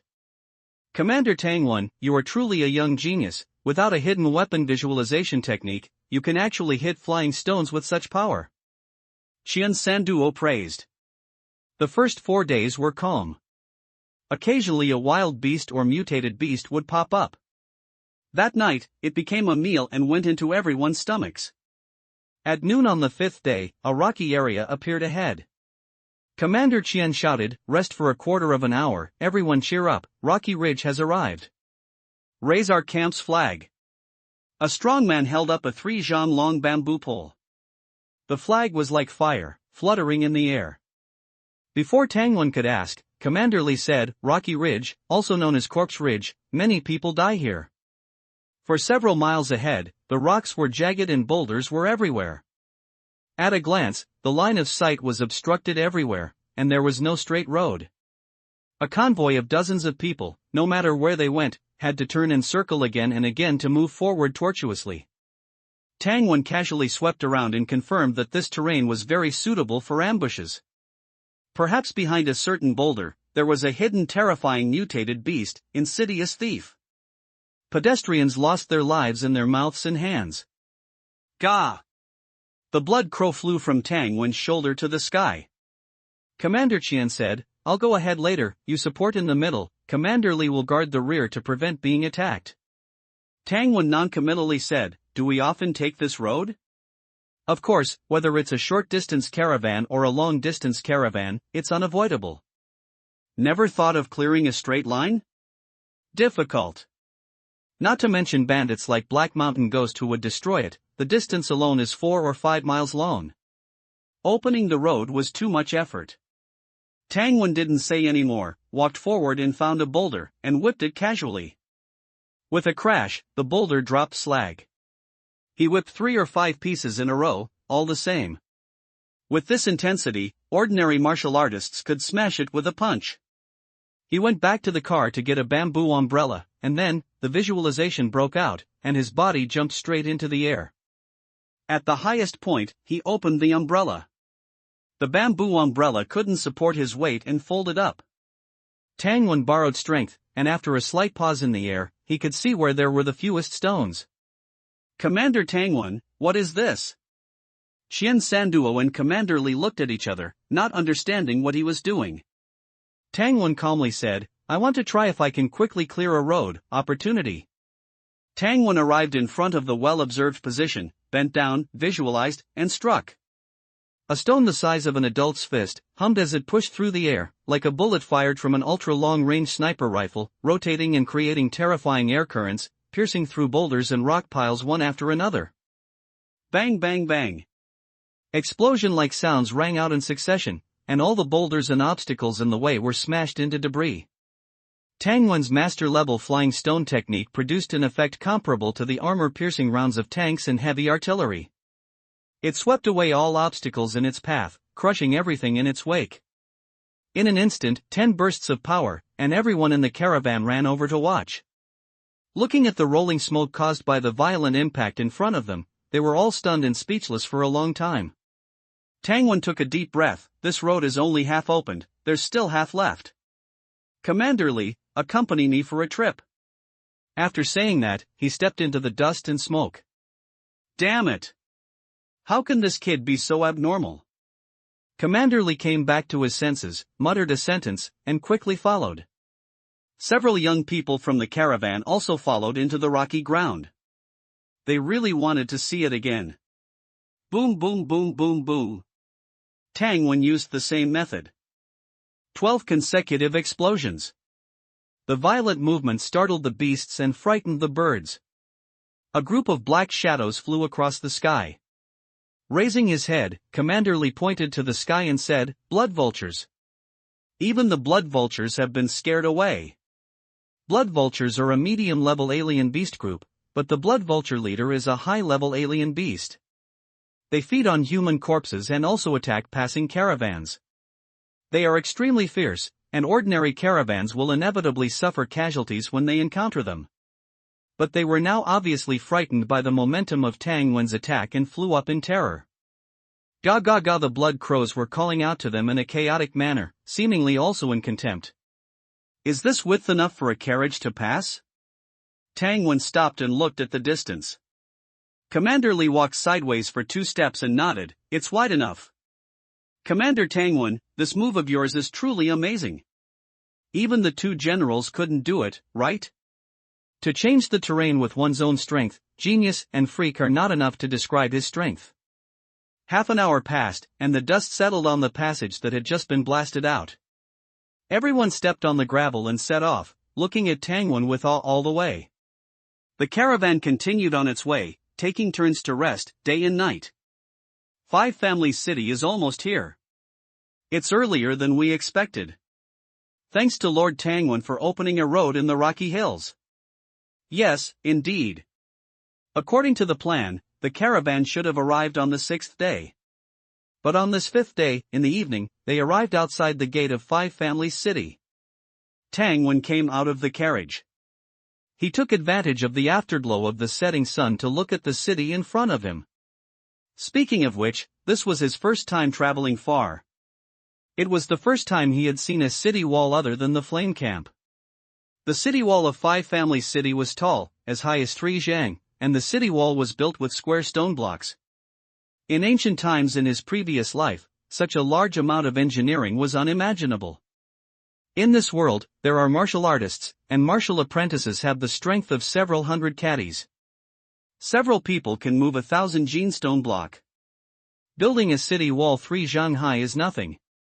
There were dense holes in the wall, and sharp arrows as thick as children's arms stretched out from the holes, with a cold light flashing, making people feel uneasy. Is this the caravan from the flame camp? Tangwen and his party approached the city wall at a distance of 3 li, and the gate of 5 Families City opened, and a team of cavalry came to ask. Yes. We're here to participate in the trade fair, Qian Sanduo stepped forward to answer. It's Commander Qian, please come in. Stepping into the city. Tangwan frowned slightly. The stone ground of Five Family City was covered with black, unknown filth. A pungent stench filled the air. In the potholes, there was also yellowish-brown sewage flowing. No one in the caravan complained, obviously used to it. Tangwan observed both sides of the road, one wooden shack after another, no better than the shack he lived in when he first crossed over. However, he and his sister were definitely marginalized people in the camp at that time. The family environment was worse than almost everyone else in the camp. But compared with the people in the outer city of this Five Family City, it was just average. Seeing a caravan entering the city, people whose clothes could no longer be seen in their original color stood at their doorsteps, craning their necks to watch. Children hid behind adults, poking their heads out. Their eyes were numb. Only in the eyes of children can a trace of agility be seen. Compared with the people in the wilderness villages, these people are just living a little safer. The people in the outer city are all foreign refugees. The five major families give them a safe place to live, and they need them to work, farm, and sell their lives. As for how they live, the five major families don't care. After walking almost 2 li, and passing through another iron gate, the caravan came to the inner city of Five Family City. The environment here is much better. Although there were some fallen leaves and dry mud on the ground, there was no stench. The residences of the people in the inner city were similar to those in the outer city of the Flame Camp. In the center of the inner city of Five Family City, there were 5 fortresses. The core experts of the 5 major families live inside, that is, the 5 family heads, who are 5 general-level extraordinary experts. Speaking of which, the relationship between Five Family City and Flame Camp is average, but they are also at odds with Black Mountain Camp. The two sides had conflicts more than 10 years ago. The Black Mountain King of Black Mountain Camp is a senior extraordinary expert, and originally wanted to flatten Five Family City.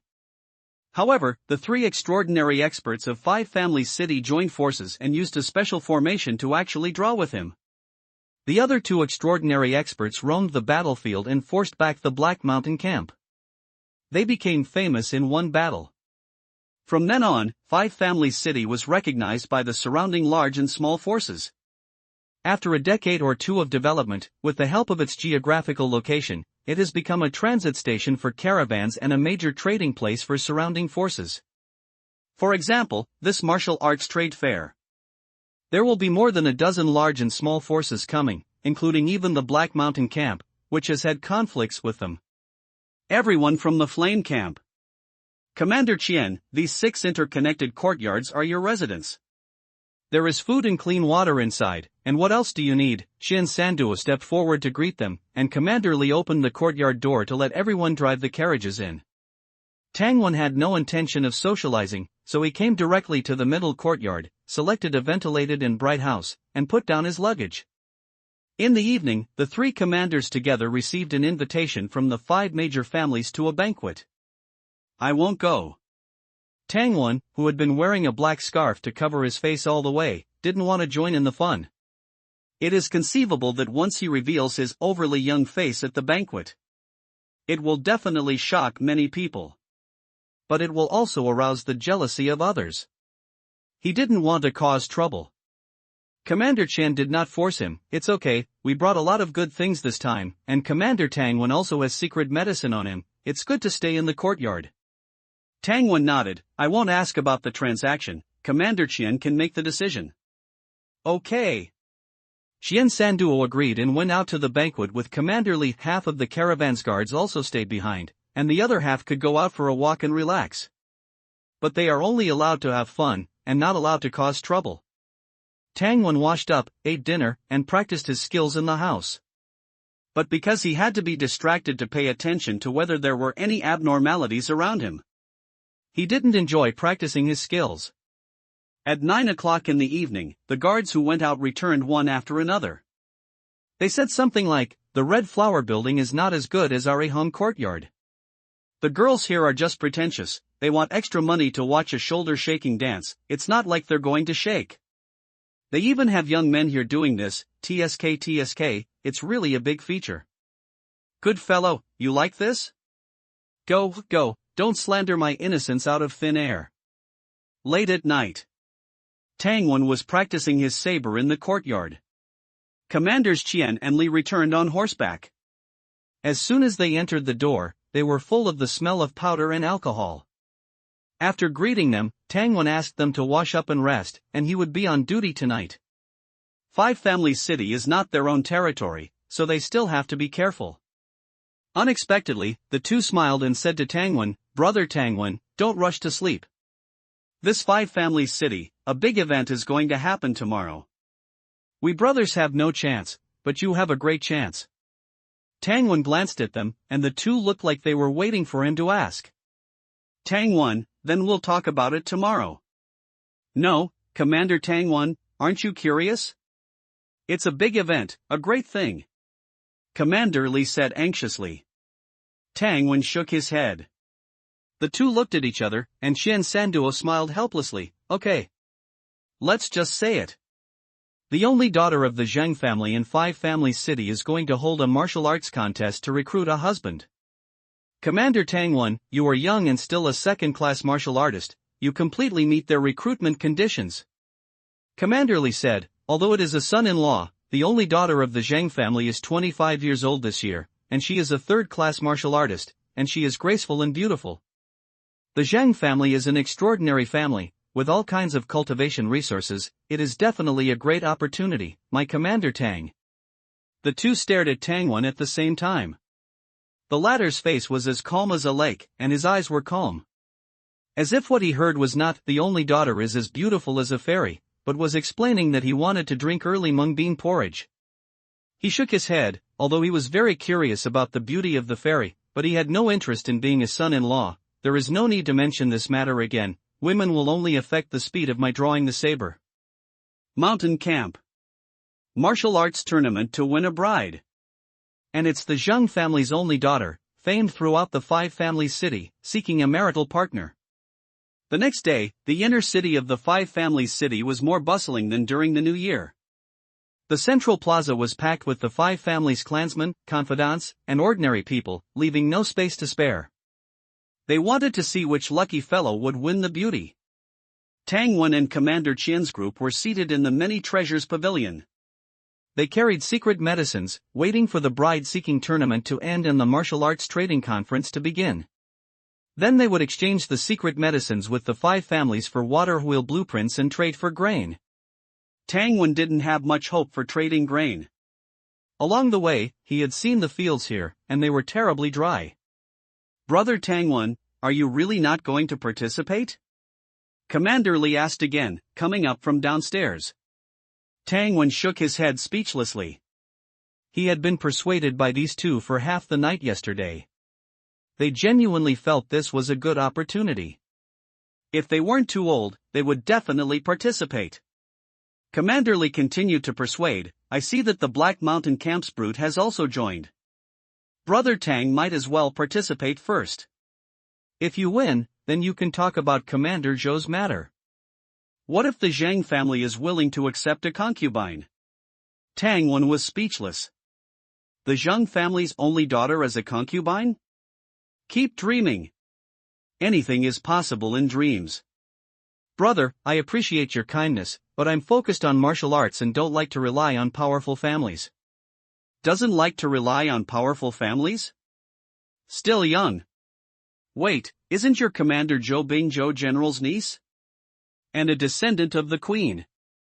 Haven't you already climbed up? Commander Qian, hearing this, also advised, "It's not relying on a powerful family, it's two families forming a marriage alliance. If you can win Miss Zhang, our camp and the Five Families City will be one family." Before Tangwon could retort, he lowered his voice and said, "Brother Tang, I have been a first-class martial master for many years. In my early years, when I was still young, I had the opportunity to awaken my fire ability. But I didn't dare to try. Awakening is extremely dangerous. A slight mistake can lead to death and the destruction of all cultivation. And this young family probably has marrow protecting fluid." Marrow protecting fluid? Tangwon couldn't help but feel a slight stirring in his heart upon hearing this term. First-class martial masters cultivate their strength throughout their bodies. The next step is to cultivate the marrow. That is, to temper the spine and skull. This step is the beginning of awakening. Before the age of 30, if one can completely refine the spinal dragon, one can completely complete the awakening. But many martial masters are afraid to take this step because it is a 1 in 10 chance of survival. The Commander Qian in front of him could be considered talented. At the age of 30, he felt the fire ability. With one punch, he could cause slight changes in the surrounding temperature. But seeing his predecessors burned to death before awakening, he couldn't help but hesitate. Did he really have the fate to become a transcendent? At that time, he had children, wives, and concubines. After thinking about it, he didn't dare to insist on the marrow-refining breakthrough. Zhao General was also in the same period as Qian Commander. Zhao General was more talented, and he could produce small flames before the age of 30. He completed the first step of awakening, and his ability initially manifested. He retained the opportunity to become a transcendent after the age of 30. But he only broke through recently. In addition to the pressure of life and death brought to him by the tyrant bear, the main reason was years of hard work. Constant dripping wears away the stone. Bit by bit, he refined the strength through the spinal dragon. It can be seen that even a talented person like Zhao General did not dare to take this step rashly. Recalling the past, Commander Qian's eyes were filled with unwillingness. If I had a bottle of marrow-protecting fluid back then, I could have gone all out. Even if I failed, it wouldn't have damaged my martial arts foundation. And I wouldn't have died and lost all my cultivation. The opportunity is rare. Commander Li chimed in. Tang Wen shook his head. It's just a possibility. Even if the Zhang family has marrow-protecting fluid, the Zhang family hasn't declined. Would they give it to an outsider like me? The two commanders didn't try to persuade him further. Although they felt it was an opportunity, they couldn't let Tang Wen completely join the Zhang family. Dang! A gong sounded downstairs. It's starting soon. Look, that's Miss Zhang. What a beautiful woman. Tang Wen and the other two stopped talking and sat in the elegant room by the window. They turned their heads to look. In the middle of the martial arts platform stood a girl in black, with skin as white as snow, and a long braid hanging down her back. Between her brows was a heroic spirit, and every smile was radiant. How is it, Brother Tang, are you tempted? Tang Wen smiled. Tempted? Of course, I'm tempted. Beauty is like jade, who wouldn't like it? If I were a transcendent, of course, I would go down and sweep away all the monsters and gods and let Miss Zheng be a concubine. Would the Zheng family be unwilling to accept a transcendent who is not yet 18 years old? But I'm just a second-class martial master, so I'd better not cause this trouble. In the end, it's still not enough strength. This small 5-family city has 5 transcendents. I will practice desperately when I go back. The ice cellar is already full, so I don't have to worry about food. When I go back, I will fully temper my martial arts. He speculated that if he practiced the mountain opening cannon fist to the proficient level, he should be able to break through to a first-class martial master. After the experience panel is upgraded, his martial arts have no threshold and are a smooth road. What he lacks is time. Therefore, Tang Wen could calmly refuse the temptation of the marrow-protecting fluid. Otherwise, even if he wasn't allowed to participate in the bride-seeking tournament, he would still participate. It's just a matter of seeing Master Zhang, throwing himself down and worshipping, and calling him adoptive father. In the face of marrow-protecting fluid, how much is face worth? Sensing the gazes of a group of people, Miss Zhang Nanju, glanced upstairs. Seeing Tang Wen, who was wearing a black scarf, she felt a little strange. This person has such beautiful eyes, why is he covering his face? Is he so ugly that he's ashamed to be seen? Without much thought, the thought flashed through her mind. The Zhang family head, an old man with silver hair, stepped forward and said some polite words. He explained the rules of the bride-seeking tournament. Any martial artist under the age of 28 can participate. 2 people will fight each other, the winner will prepare for the next round, and the loser will be eliminated. Tang Wen guessed, it seems that the Zhang family also wants to take this opportunity to recruit some talents. Qian Sanduo nodded, the drought will inevitably bring chaos. There's no point in reasoning with people who have nothing to eat. The Five Families City also feels the crisis, and it's going to recruit a group of people. As if to confirm the two people's guesses, some young and vigorous first-class martial masters and peak martial masters stood up one after another. The look in their eyes as they looked at the ring was somewhat fiery. Commander Lee sighed, there are never few people who want to reach the sky in one step. Martial artists under the age of 28 are considered to have some talent and can serve as captains and other positions in the flame camp. They belong to the backbone force that connects the upper and lower levels of a force. Moreover, they are still young and have the possibility of becoming martial masters. Qian Sanduo patted Tang Wen's shoulder. People like Brother Tang are rare. After the two finished their sighs, they pointed to the four people standing at the front below, and Commander Chen said, these four are the most likely to win the beauty. What are their backgrounds? Tang Wen looked over, not recognizing any of them. Qian Sanduo introduced them one by one from left to right. That one, dressed as a scholar holding an iron fan, is the seventh leader of the 6 mountains and 18 villages in the east, Mr. Iron Fan, 27 years old. First-class martial master. That big black guy is Black Mountain Ghost, Black Peak, and he seems to be a first-class martial master, 28 years old. The remaining two young ones are direct descendants of the Five Families City. One is the Lin family's young master, Lin Wancheng. Lin Wancheng also looks handsome, but his eyes are looking around, and his appearance is frivolous. The last one is Wang Jinlong of the Wang family. Don't look at his small stature. The Wang family is good at hard work, and their strength should not be underestimated. Martial masters are sensitive to eye contact. The four people who were introduced looked upstairs together. Black Mountain Camp, Black Peak, saw Commander Chen, Tang Wen, and others, and immediately sneered loudly. I was wondering who was hiding their heads and showing their faces up there. It turns out it's people from the Flame Camp. Miss Zhang is as beautiful as an angel, but you don't send anyone to participate. Hiding up there, what kind of conspiracy are you up to? Take off your masks and get down here to apologize. The Black Mountain Camp and the Flame Camp are at odds. Everyone knows that. With this shout, everyone turned their attention to the third floor. Looking at Tang Wen, who was wearing a hat and covering his face. This person is really covering his face? People from the Flame Camp? I haven't seen this kind of dress before. Discussions arose. But things were indeed a bit passive. All forces actively participated. Even if they didn't have martial masters of the right age, they sent martial artists to join in the fun. Only Tang Wen and the others sat on the sidelines, looking down from above, as if watching cockfights and monkey shows. Black Mountain Ghost, you're really courting death. Qian Sanduo narrowed his eyes, his voice cold. Powerful opponents, a series of exciting performances. Commander Lee frowned, the Black Mountain Ghost was indeed insidious. With one sentence, he placed Tang Wen and the other two in an awkward position. If they went down now, it would seem as if they were afraid of the Black Mountain Camp and Black Blade. But if they didn't go down, it would seem a bit disrespectful to all the forces. What to do? He exchanged glances with Qian Sanduo. Qian Sanduo didn't have a good solution for a while, so he could only look at the Zheng family members below the stage. Hoping they would smooth things over and give them a way out, so he could take the opportunity to go down.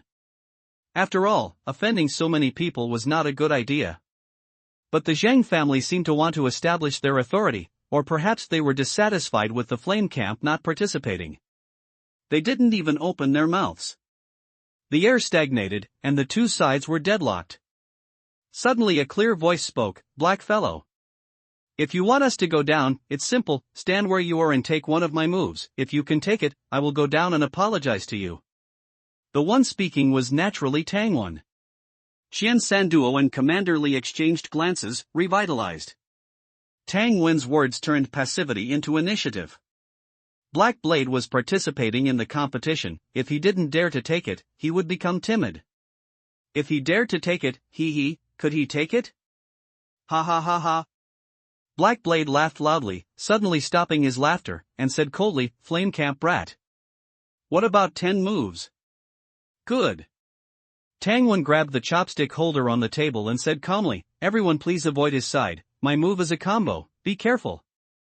Before he finished speaking, Tangwen grabbed 3 chopsticks with lightning speed. Visualization method, burst. Chiz chiz chiz. The chopsticks carried a terrifying sound of breaking wind, turning into afterimages. The hard jujube wood chopsticks rubbed violently against the air, arriving in front of Black Blade in an instant, forming a compelling rocket. Everyone present changed color. Obviously, the power of this move shocked them. And Tangwen lifted the light as if it were heavy, continuously erupting. "Open for me." With a loud shout, the rocket collided with his fists, exploding with fire. The jujube wood chopsticks flew everywhere. Black Blade's face was solemn. Facing the rocket, he quickly erupted, and punched out the Black Knight Divine Fist. Black Knight Divine Fist Night battle in all directions. Commander Qian used his body to block, replenishing a handful of chopsticks for Tangwen's chopstick tube. This is a restaurant, there are plenty of chopsticks. Seeing that the opponent was difficult to deal with, Tangwen simply stood up, his hands non-stop, sometimes 3 at a time, sometimes 5 at a time, either hitting the opponent's head and face, or hitting his lower limbs. Everyone began to marvel. In the eyes of ordinary people, martial apprentices, and martial artists, the two fought very beautifully, which can be called wonderful. And the martial masters present all had solemn faces. Looking at Tangwen, looking at Black Blade. Thinking to themselves, if they were to become either side, would they be able to handle it? The more they thought about it, the more solemn their faces became. The heads of the 5 families who were present in 5 Families City were also surprised. What a brilliant hidden weapon eruption technique, the person who shot it seems to be very young. In an instant, Tangwen unleashed a 10-hit combo. His front was filled with chopsticks, his hands non-stop. The sound of piercing air was endless. After the 13-hit combo, his right hand suddenly touched his lower back, buzz. A pebble like a cannonball bombed down. Bang! Black Blade didn't have time to dodge, and took it hard with his fist. The steady figure staggered, and the second stone arrived. "You're F***king cheating." After shouting, his figure flashed, dodging the flying stone in the nick of time. Bang! A large pit was smashed into the brick floor. "Flame Camp, are you guys playing dirty? Is this called one move?" Although Black Blade was angry, he was more apprehensive. Even though he was furious, he didn't dare to rush to the restaurant. He had no doubt that as long as he dared to rush up, the 3 people inside would dare to kill him. The one named Qian in the flame camp was not easy to mess with. Where did such an insidious kid come from?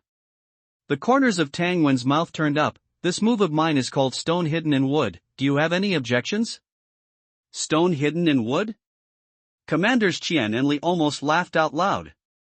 On the high platform, Zhang Nanju looked at him, her beautiful eyes full of splendor. Mysterious, unrestrained, powerful, the tone was casual, with a feeling of cynicism. "All right. Friends from Black Mountain Camp and Flame Camp have presented us with a wonderful martial arts competition. Next, the martial arts tournament to recruit a spouse is about to begin." The Zheng family spoke. Tangwen put down the pebbles in his hand that he hadn't thrown out. Black Blade also looked at Tangwen, snorted coldly, patted the dust on his body, and stood back in place. The other 3 martial masters were secretly worried. Wouldn't Tangwen also participate in the martial arts tournament to recruit a spouse? If he participates, it's best to let him and Black Blade face off, and first fight each other to a lose-lose situation. "Let's go down and watch." Tangwen and the other 2 went downstairs and came to the crowd. Everyone's eyes were a little strange, because the 3 of them came directly to the crowd, completely as if they were spectators. "You're not participating in the martial arts competition?" One of the 5 major families around asked the doubts in everyone's mind. "That's right. You're so powerful, not participating in the martial arts competition?" Many people looked at Tangwen, waiting for his answer. Some people secretly thought, this kid is covering his face with a black scarf. Is it because he is too ugly and dare not see people? Tangwen casually replied, "Not participating." "Why? Why so many whys?" This person's words were choked in his mouth. "That's our family's eldest lady, the most beautiful woman in Five Families City, you don't even want to marry her?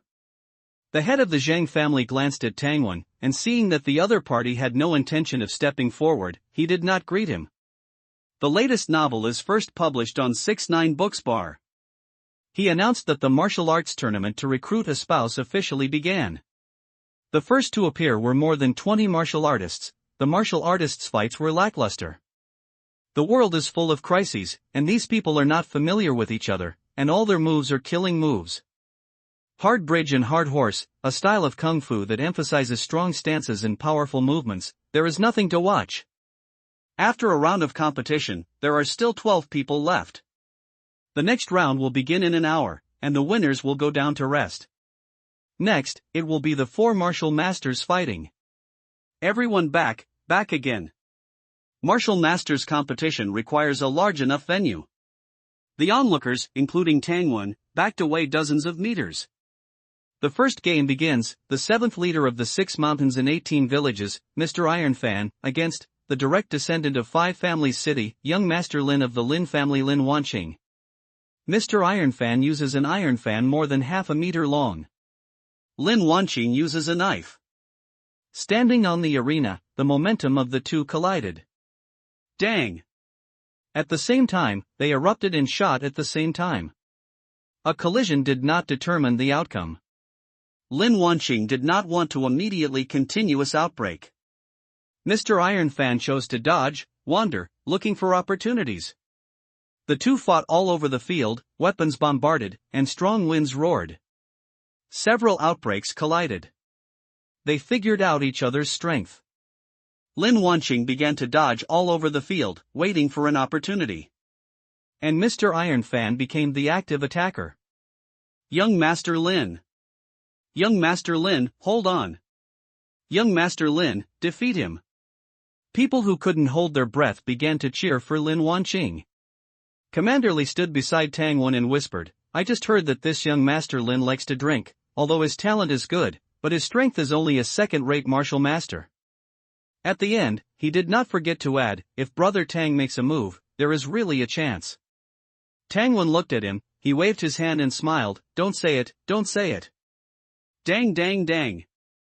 After several violent confrontations, the strength of the field has been divided. Mr. Ironfan chased Lin Xiao.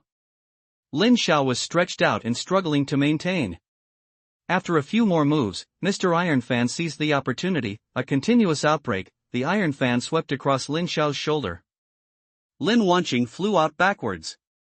Young Master! Young Master Lin! Someone stepped forward to catch him. Mr. Ironfan arched his hand, thank you for letting me win. The first game, Mr. Ironfan wins. The second game, Wang Jintong against Black Blade, prepare. Black Blade smiled coldly and walked to the field.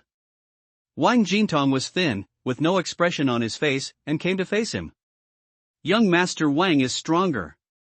Must win. Yes, must win. Young Master Wang will win. The people of Five Families City shouted louder. Tangwen and the other two looked at each other, but felt that they were very guilty. Can this young Master Wang really win Black Blade? Maybe the Zhang family's daughter is going to marry a foreigner? Now, there's a good show to watch. Clang! Fists collided. They actually produced the sound of metal striking metal. Tangwen perked up. Neither side used visualization to amplify their power, they relied solely on the strength of their bodies, yet they possessed such momentum. If I were to go up against them, what would happen? The martial masters present couldn't help but consider this. With the clash of fists, Black Peak of the Black Mountain camp retreated half a step. The young master of the Wang family, however, stepped back twice. Seeing his advantage, Black Peak pressed on relentlessly, exploding forward. Bang! The force of visualized energy collided, producing a thunderous explosion in the air. Centered on the two, a shockwave erupted in a circle. The air vibrated, and the dust and debris beneath their feet were violently swept away. Black Peak briefly regained his strength, then exploded again, his fists flying in unison. The Wang family's young master leaned back, continuously shifting his footwork, barely managing to block. Xian Sanduo squinted and commented, "This young Master Wang is also a genius, but unfortunately, he's too young. I'm afraid he's no match for this Black Peak." Anyone with eyes could see that Wang Xiao's situation was dire. Everyone practiced killing techniques, with no fancy moves. There was also basically no such thing as hiding one's strength. Strong was strong, and weak was weak. The onlookers exchanged glances. Could it be that the two direct descendants from Five Family City would be defeated just like that? Was Miss Zhang destined to marry an outsider? If she were to marry the seventh leader of the 6 mountains and 18 forts, it wouldn't matter much, it would just make those two families stronger. Commander Chen lowered his voice, but what if she were to marry those Black Mountain ghosts? A sharp glint flashed in Tang Wen's eyes. It was clear that Black Peak was a top-tier peak martial master. If he were to marry into the Zhang family, with the help of the Zhang family's resources, he might really break through quickly and advance to the extraordinary realm. At that time, the pressure on the flame camp would increase even more. Everything is not yet certain. Just as Tang Wen finished speaking, the fighting on the field took a new turn. The Wang family's young master suddenly took a punch from Black Peak head-on with his chest, while simultaneously striking towards the opponent's ribs with both hands. Bang! The two retreated simultaneously. Blood flowed from the corner of Black Peak's mouth. The Wang family's young master's face was as pale as paper, and he trembled all over. The spectators gasped in surprise. Tang Wen frowned. Is this the Wang family's iron skin skill? It should be. Otherwise, this punch could have taken half his life. On the martial arts stage, Black Peak cursed angrily, trading injuries for injuries? Good kid. It seems you really want to fight me, Black Peak. A fierce light erupted in his eyes, and he pounced forward, his Black Knight Divine Fist raining down like a storm. Young Master Wang moved around with footwork, unhurried and orderly, responding methodically. Pa pa pa. The clothes of both men were torn, and their shoes were also turned into fragments in the intense collisions, flying and shooting out. The peak could not last long, and it was really difficult to sustain the full power of both men. Black Peak's combat experience was much richer than that of the Wang family's young master. The latter wanted to cause damage to him only through hard work, be prepared to exchange injuries for injuries. Bang!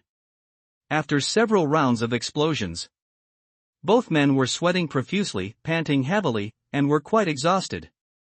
Black Peak was the first to recover, and made another burst, and slammed young Master Wang out of the martial arts arena. Tang Wen's eyes lit up. The two young masters of Five Families City were both eliminated. This time, the Zhang family was nailed on the board to marry an outsider. The Zhang family's patriarch's face remained unchanged. But the smile on Miss Zhang's face disappeared completely. The first round of the 4 martial masters competition is over. The 12 warriors have to fight a few more rounds to win first place. Tang Wen and others were not interested in watching the warriors' competition, and they left the venue one after another and walked into the many treasures building behind them. In addition to being a restaurant, the building is also where major forces trade and exchange information. Everyone was discussing the martial arts competition for marriage. Commander Qian, what do you think about the Black Mountain Camp and Five Families City getting married? If Leader Li has anything to say, why not just say it directly? We all know what kind of virtue the Black Mountain ghosts have. If Five Families City gets together with them, I won't dare to come to Five Families City in the future. That's right, find a way to avoid them in the future. You can go to our Yen Mountain Camp, we welcome everyone. You are in the mountains, it is a little inconvenient. Some people nodded, some people shook their heads, some people sighed. Tang Wen looked around, and except for the person from Yen Mountain Camp, no one was happy about the marriage between the two families. The Black Mountain ghosts have a stinky reputation. Qian Sanduo also sighed, looked at Tang Wen and said nothing. He was an old hand, and knew that these people were worried that the Black Mountain Camp would not follow the rules, but if their Flame Camp and Five Families City got married, they would not be happy either, but would worry that the Flame Camp would become completely bigger.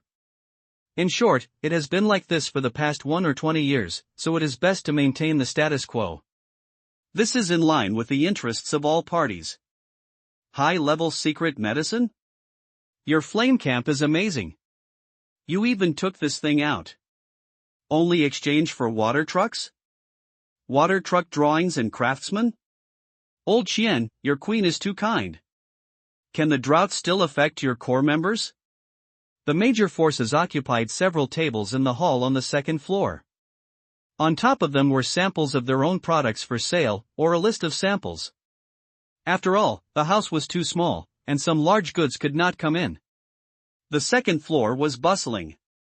When Commander Qian talked about grain transactions, everyone shook their heads. What a joke, in this situation, grain is life, who would dare to sell it? I heard that the distant Xia city has produced something called fertilizer. It can double the yield of grain, and I don't know when we can use it. Can it really double? Then it should be able to reach Sanlian City soon.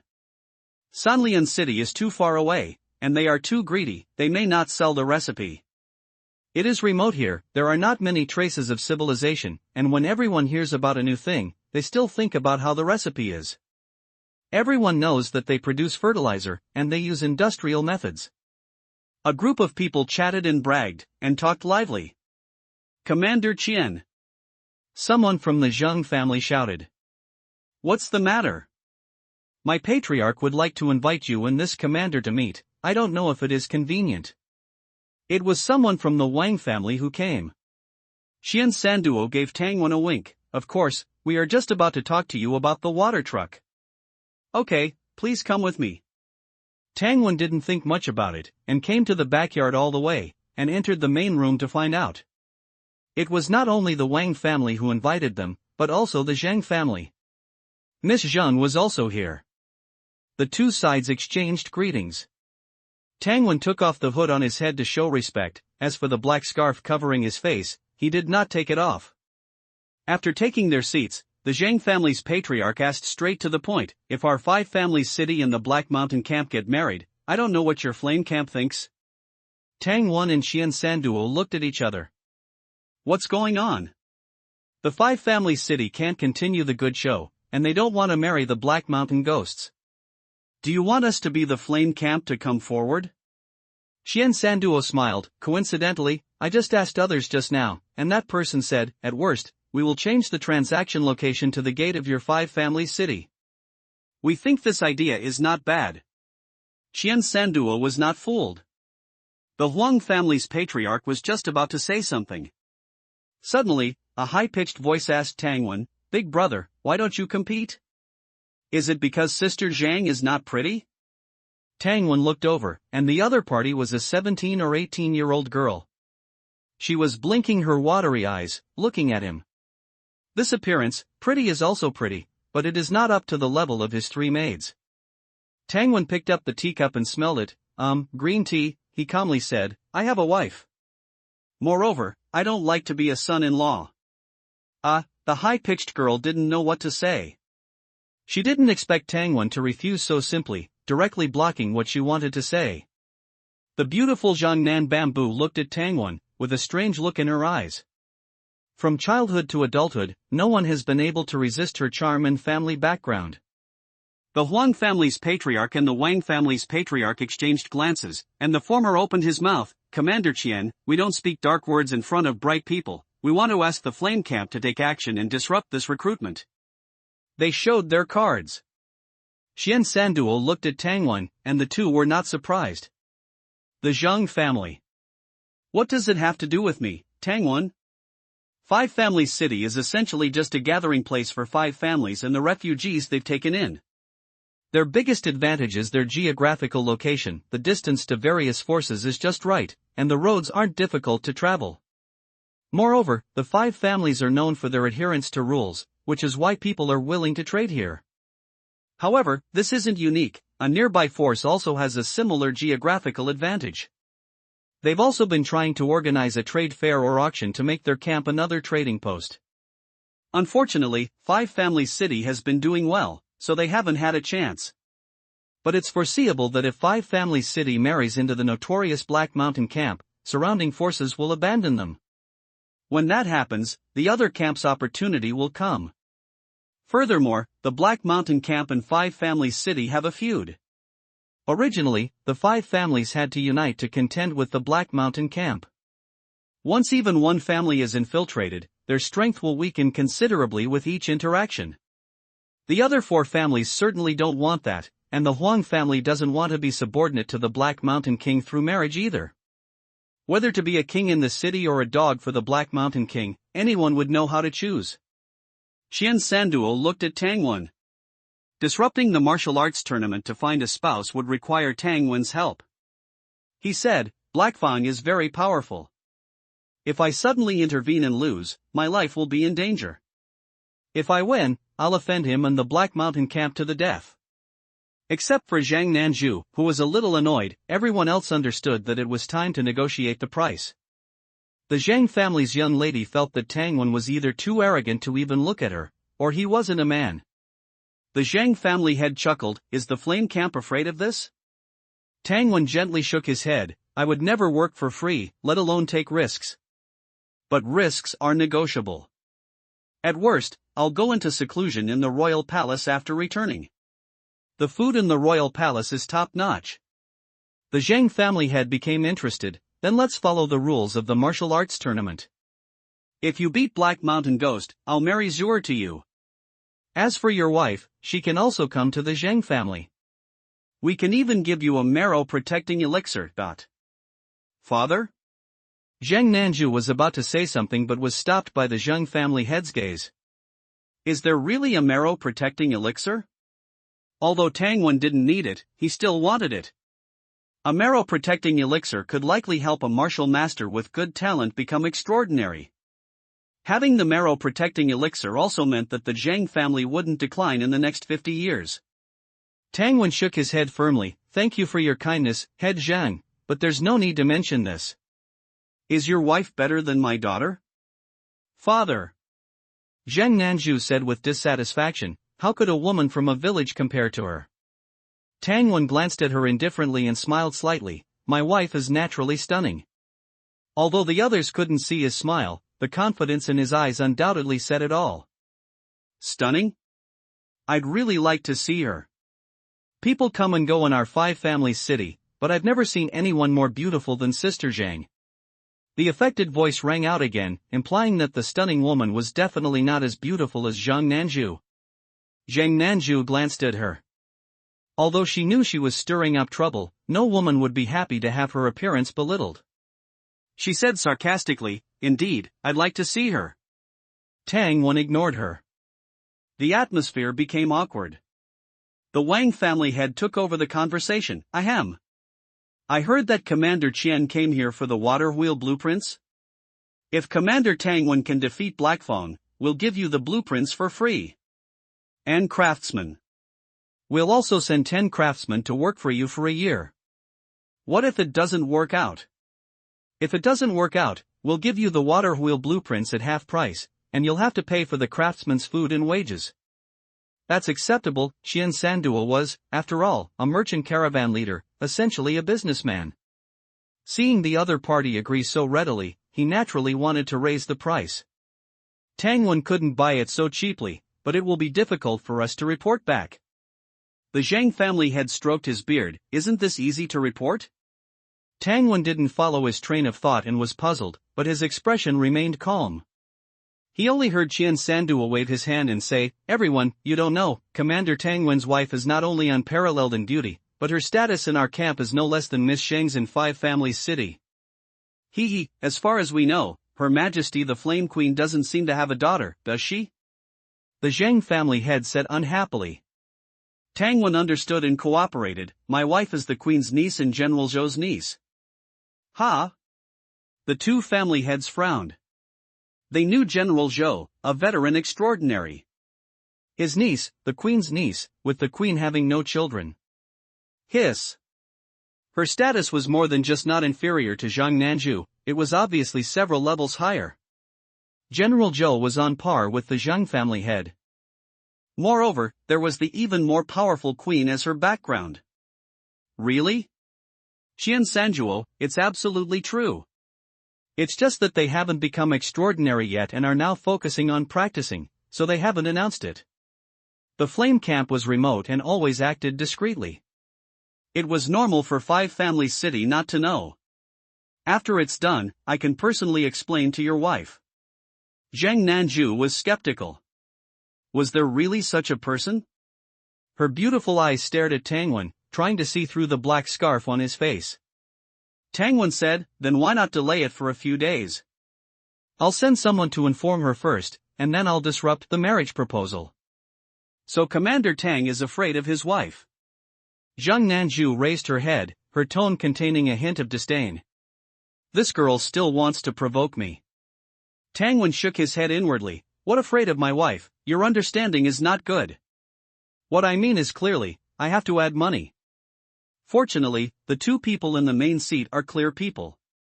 If it's delayed for a long time, it will cause gossip, and the Black Mountain camp will also cause trouble, so it's better to make a quick decision. Commander Tang, feel free to mention any conditions. Tangwen was waiting for this sentence, and immediately did not be polite. I usually like to practice martial arts, and I have long heard that the Wang family's hard work is unparalleled in the world. I wonder if I can. No. The affected girl jumped out. She was from the Wang family and naturally didn't want to make such a big sacrifice for her plastic sister, Zhang Nanju. The Wang family head's pupil shrunk slightly. Young man, don't be too greedy. I really want to, so I'll only look at it for 7 days. The Wang family head laughed angrily. Tangwen stretched out his hand and spread his 5 fingers. I have always admired Elder Wang. I'll take a step back. 5 days. The Wang family head grinded his teeth.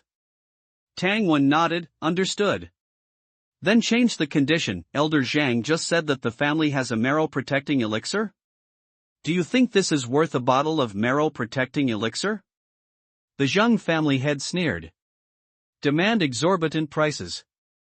Zhang Nanju gritted her teeth. Tangwen was not afraid of his wife, he wanted benefits. Hypocritical. Tangwen waved his hand gently. Of course it's not worth it. What I mean is, can you reveal the source of the marrow-protecting elixir? Just give me a message. Chen Sandua's eyes lit up. Yes. Consider our flame camp, we owe the two of you a favor. The flame camp has a good reputation, and favors are still very valuable. The Zhang family head, it was just a coincidence. Our Zhang family also got it by chance. Tangwen did not comment. Qian Sanduo smiled, almost writing the word disbelief on his face. The two did not speak again, and Commander Qian picked up the teacup and drank tea. These two people are difficult to deal with. The Zhang and Wang family heads muttered in their hearts. Qian Sanduo accompanied them and said some nonsense. Seeing that more than an hour had passed, Tangwen was still not in a hurry. The Wang family had finally said, half a day. The golden bell cover visualization chart, you are allowed to learn for half a day. Okay, then I want to learn from 6 p.m. to 6 a.m. Tangwen immediately stood up, clasped his hands, and agreed in one breath. He looked anxious, as if he was afraid that the other party would regret it. What can you learn in half a day? The Wang family had originally thought so. But now, he hesitated. Afternoon. Martial arts arena. Knowing that Tangwen was also participating, Black Fang and Mr. Ironfan looked at him with unkind expressions. Why is there one more? Mr. Ironfan sneered. In the morning, Commander Tang didn't plan to play? Tangwen nodded. Now, I want to play. How do the three of us compare? Black Fang's face was full of evil spirits. Simple, just draw lots. The Zhang family said. In the territory of 5 Families City, the two had no choice but to default. Okay, but I want to check it out. Please. Black Fang and Mr. Ironfan checked the lottery bucket back and forth several times, and everything was normal. The two drew first. Hold the drawn bamboo stick in your hand. Tangwen reached into the lottery tube for the 3rd time. I don't know how the Zhang family operated it, but a bamboo stick immediately jumped into his palm. Show the sign. The 3 shot at the same time. Black Fang, fight. Mr. Ironfan, fight. Tangwen, empty. 2 sharp eyes shot towards Tangwen. No one is a fool. The major forces looked at Tangwen with playful expressions. And his eyes were calm and frank. The Zhang family cheated. What does it have to do with me, Tangwen? First, which is a bad strategy? Two figures collided violently and separated in an instant. The tough and flexible Iron Fan clashed with a pair of fleshy fists, and surprisingly, the Iron Fan was at a disadvantage. Mr. Iron Fan knew something was wrong and unhesitatingly used his signature move. 7 Absolute Shadows. A flurry of attacks erupted, the Iron Fan danced, creating countless afterimages. Black Fawn lowered his shoulders and assumed a horse stance, his fists twisting and covered with a layer of black energy. Black Knight Divine Fist Third Form 100 Ghosts Parade at Night. Fist shadows and fan shadows intertwined endlessly. Qian Sanduo's expression changed, not good. Black Fawn has taken that step. Tangwen, watching the two fighting with light effects, raised an eyebrow and asked, awakened? To what extent? Well, if we compare complete awakening to 10, his awakening level has already exceeded 1. Qian Sanduo's face was solemn, things had changed, and they might not be able to complete the Zheng family's commission. Tangwen thought for a moment and asked, will Black Fawn's strength undergo a qualitative change due to awakening? Qian Sanduo shook his head, and said with certainty, that won't happen, but he is no longer an ordinary martial master. His physical strength, stamina recovery, and continuous bursts will be far stronger than ordinary martial masters due to awakening. Tangwen nodded in silence. Qian Sanduo added, after Black Fawn wins, your fight with him will be arranged in the evening. I thought it would be difficult for him to recover to his peak state in just a few hours. Now it seems that as long as he is not seriously injured, he can eat some exotic beast meat and take a nap to recover to 80 or 90% of his state. It doesn't matter, I can protect myself even if I lose, and I'll make a big profit if I win. It's not our problem to worry about. Tangwen's words were a bit shameless but very true. The ones who should be worried are the Huang family and the 5 major families. During their conversation, the outcome on the field was decided. Mr. Iron Fan, who clearly still had the strength to fight, took the initiative to admit defeat after a round of explosions. The onlookers were in an uproar. Many gloating eyes were cast at Tangwen. Everyone is not a fool, young man, the Zhang family's benefits are not easy to take, right? Hey! Black Fawn wiped the blood from the corner of his mouth, grinned at Tangwen, his face full of ferocity. His internal organs were shaken, barely considered a minor injury. Ignoring his provocation, Tangwen looked dazed. Black Fawn's move just now, 100 Ghosts Parade at Night, gave him some new insights into the Mountain Opening Cannon Fist 7th Form, 8-Armed Divine Fist. Zheng Family Mansion. Commander Tangwen, just do your best tonight. After the Zheng family had finished speaking, he put down a white porcelain bottle, turned and left, without even giving Tangwen a chance to speak. Tangwen saw the 3 red characters blood strengthening pill written on the porcelain bottle, opened the bottle and saw a red pill inside. The blood strengthening pill can make a martial artist excited and instantly restore stamina. But the side effect is that after the effect of the medicine wears off, it will be weak for 1 to 2 days. It is considered a life-saving method. There's also an unexpected harvest. Tangwen casually stuffed it into his bag. He wouldn't eat this thing. The Huang family gave him an independent courtyard. Practice room, restroom, everything. Tangwen pondered the fist technique. Visualized martial art, Mountain Opening Cannon Fist, proficient, 2891/6000. Recently, he has been wandering in the wilderness. He doesn't know how many mountains, rocks and mounds in the wilderness have been collapsed by his cannon fist, and he has gained a lot of experience. And the Mountain Opening Cannon Fist lives up to its name. Tangwen always felt extraordinarily hardy in the process of blasting the mountain. The experience gained on the panel is also more. It can only be said that the Mountain Opening Cannon Fist was indeed not named wrongly. In the blink of an eye, it was evening. In summer, it gets dark very late, and the sky is golden red. When Tangwen arrived, Black Fawn was already waiting on the martial arts field. The martial arts field was crowded with people, forming a circle. Whether they were martial masters or martial artists from 5 families city, they were all present. No one wanted to miss this good show. Tangwen also didn't expect that after watching the show, he would become the one performing. Moreover, in the eyes of the onlookers, he is still a clown. Black Fong sneered, idiot. I thought you wouldn't dare to come.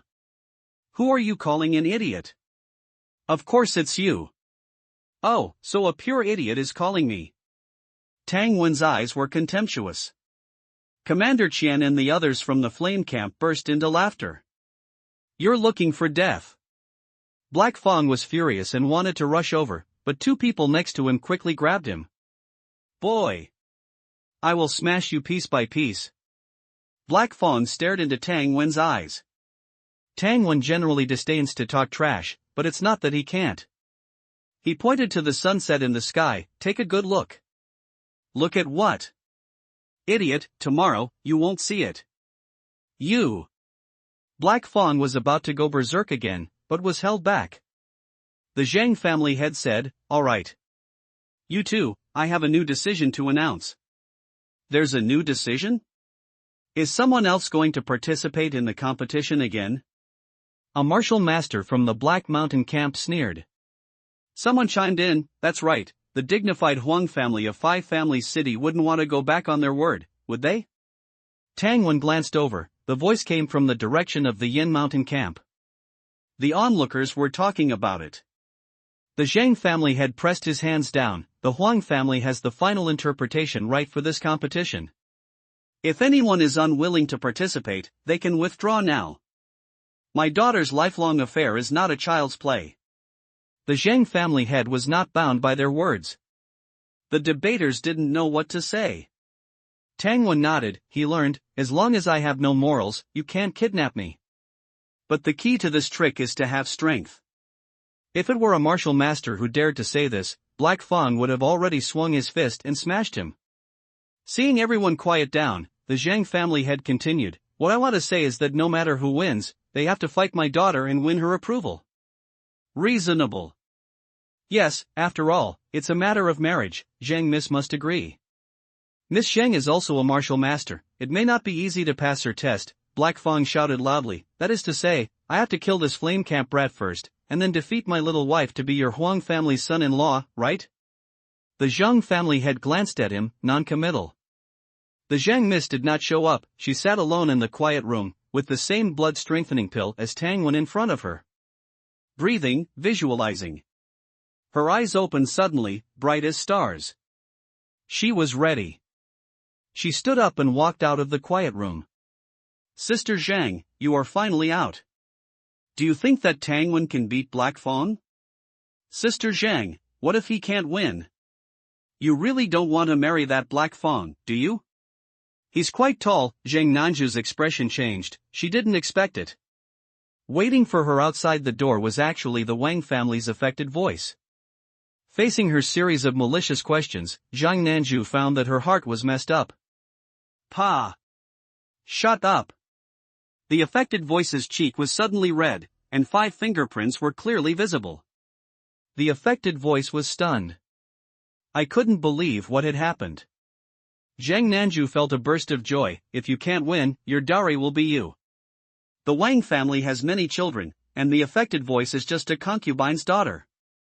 Ignoring her cries, Zhang Nanju strode out of the door. Both sides prepare, start after 10 counts. Black Fong is tall and strong, more than 1.9 meters tall, standing there like a humanoid bear. Tang Wen is not yet 16, and his nutrition was not good in previous years, a full head shorter than him.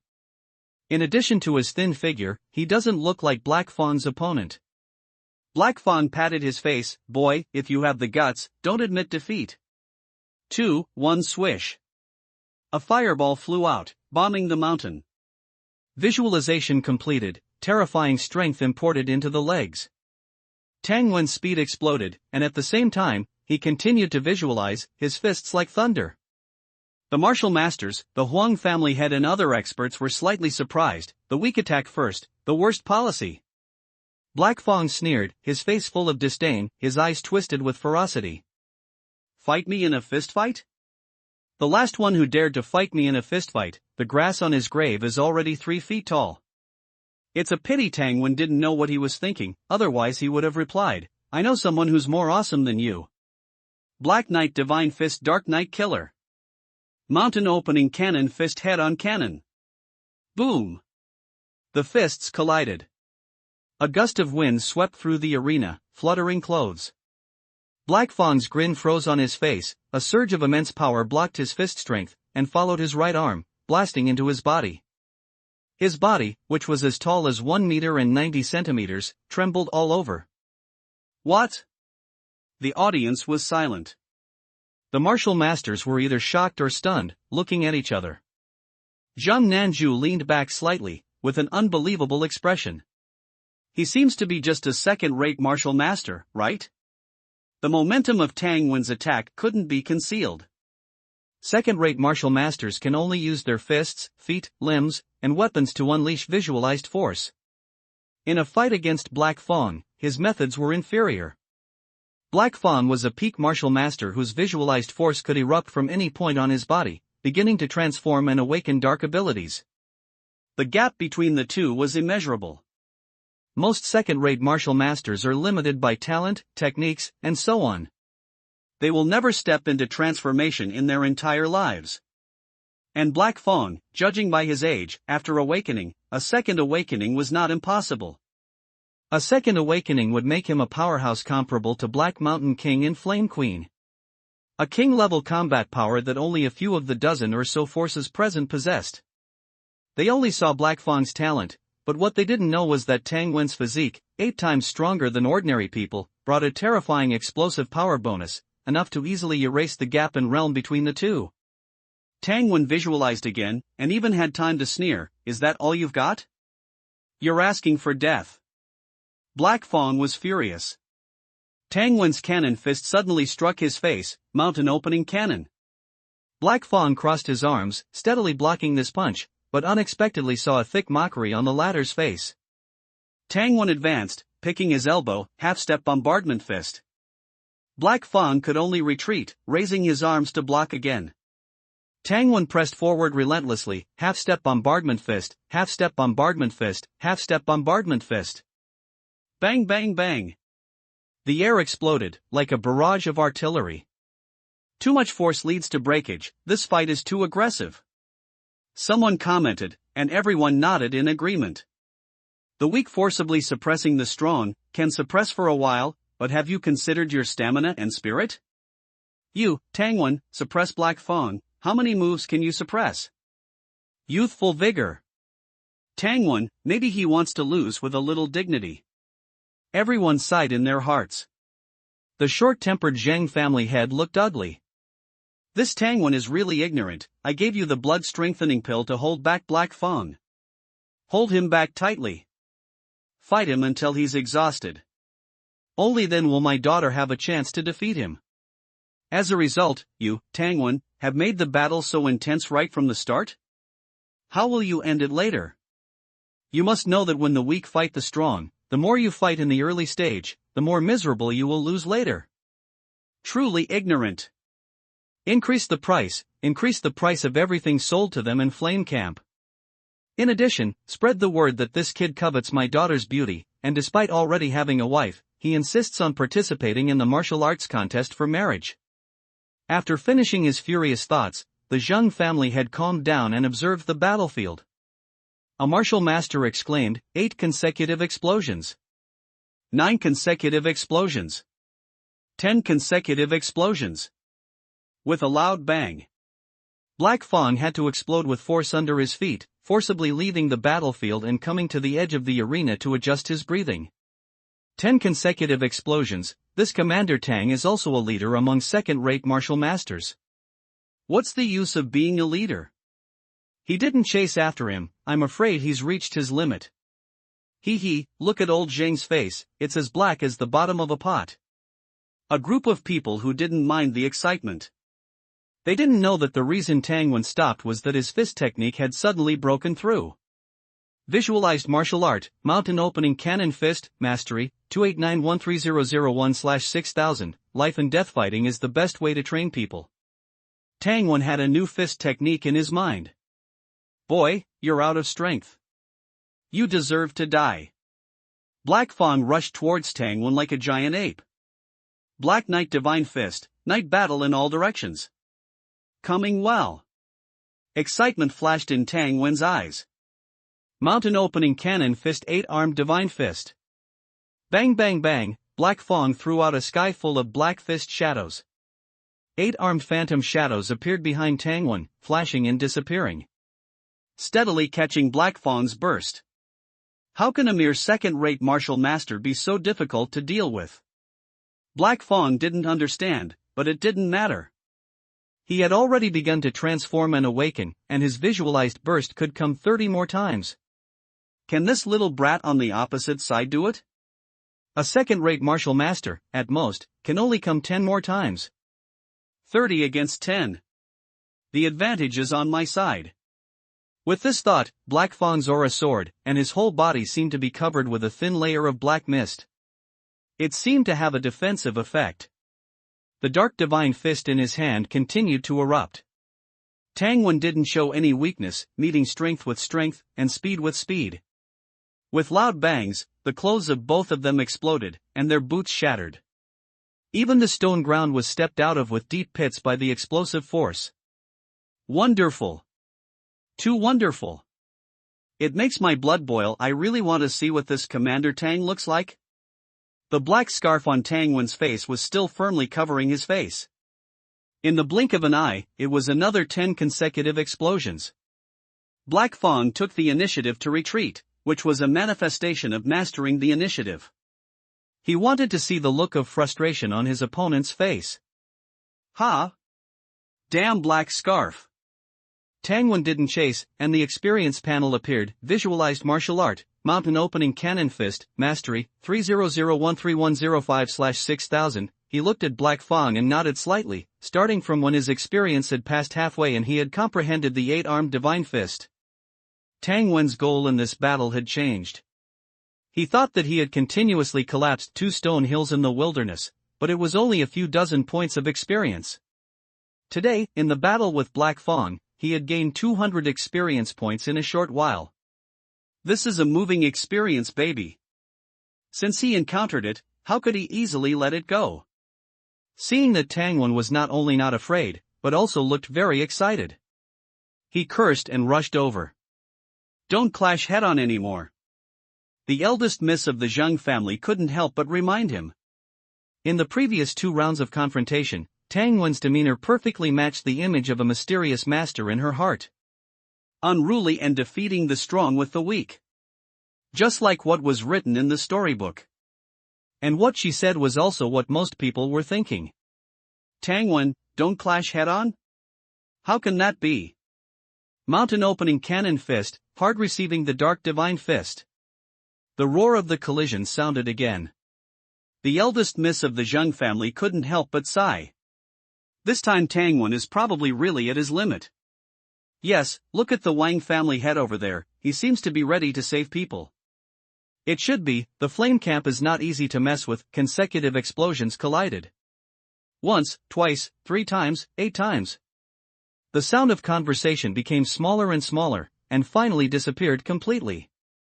In the square, the martial masters first fell silent, and then the martial artists and martial apprentices followed suit. Finally, the surrounding people in the inner city of the 5 families were infected and dared not breathe. Since the beginning of the competition, Tangwan has steadily delivered 30 visualized bursts. It has already exceeded everyone's understanding of second-rate martial masters. The Zheng family head was thoughtful. It seems that this kid took the blood-strengthening pill and advanced through some means. Humph. Seeing that he is so desperate, the things sold to them will not increase in price. I don't believe you can hold on. Black Fong's fists and feet were violent, his eyes were splitting, and he looked like a madman. Tangwan was as stable as a mountain, and his body was like a perpetual motion machine, continuously surging with strength. Swish! Black Fong made a dangerous move, hooking Tangwan's face covering scarf with his fingers. With a tearing sound, the black scarf shattered, revealing a face with divine appearance and bright features. Raising a glass and looking at the blue sky with white eyes, as bright as a jade tree facing the wind. The women present were struck by lightning. So was Miss Zhang, but she was a martial master after all, and reacted faster. Well, the boy will be called Tang Zhu, and the girl will be called Tang Nan, okay? No. Zhang Nanju, what are you thinking? The matter of naming should be done by the child's father. Stubbornness. Damn it. The feeling of blood rushing into his brain made Blackblade's head spin. You're so handsome, why are you covering your face? It's him? Someone from the Black Mountain camp recognized Tangwon. What, you know him? The Black Mountain camp member clicked his tongue. I've seen him once, made a deep impression. He looks like he's only 18 years old. What? An 18-year-old martial master? Don't be ridiculous. Absolutely impossible. He probably just looks young. The Black Mountain camp member didn't say much. He knew no one would believe him even if he did. He stared intently at Tangwon's face, secretly etching it into his mind. The martial arts contest continued. Bang! Blackblade used a risky move, hooking off the black cloth covering Tangwon's face. But he also took an elbow strike from Tangwon in his ribs. He grunted instantly. His ribs, tougher than refined steel, felt a sharp, cracking pain. At least a fracture. Blackblade cursed inwardly, forcing himself to take a deep breath. He swung his fists wildly. 13 consecutive bursts. Tangwon blocked with both arms, while also preparing to explode with his own power. I don't believe it. You're just a second-rate martial master, how many more bursts can you do? Could your stamina be defying the heavens? I'll risk it all. Even if you're made of steel and iron, I'll smash you to pieces today. The dark energy around him intensified. When Tangwon's fists connected with the dark energy, he felt a sense of stagnation. Not good. Is this guy about to break through in the middle of the fight? Hey! Tangwon exhaled loudly, his voice like thunder. Head-on cannon, a secret vocal technique. Blackblade's mind went blank. His defense was half a beat slow. He cursed inwardly, becoming ruthless, changing his fist into a claw, grabbing towards Tangwon's shoulder. Trading injury for injury. He had practiced Eagle Claw, and if this grabbed firmly, it could tear out 5 bloody holes. At this time, their outer clothes were torn, leaving only the inner garments. Faced with this grab, Tangwon tilted his head slightly, while simultaneously swinging out a fist with his other hand. Bang! Blackblade took a solid punch from Tangwon in the chest. His muscles, as firm as a rock, caved in. And Blackblade's hand also grabbed Tangwon's shoulder. With a tearing sound, his 5 fingers failed to do any damage. You're wearing inner armor. Blackblade exclaimed. Tangwon's other fist also arrived. Directly blasting into his right chest, the force exploded, directly sending him flying out. Thud. Tangwon's other hand grabbed his wrist, pulling Blackblade's flying body back. Blackblade wanted to escape, but couldn't. Not good. We concede. Blackblade's companions watching from the outside shouted. Tangwon turned a deaf ear, punching down again and again. Spare him. How dare you? After 2 punches, Blackblade spat out blood, half dead. The onlookers were all amazed. Tangwon aimed at his head, preparing to throw another punch, when suddenly, a figure flashed before his eyes, and his fist was blocked. Alright, you've won, spare his life.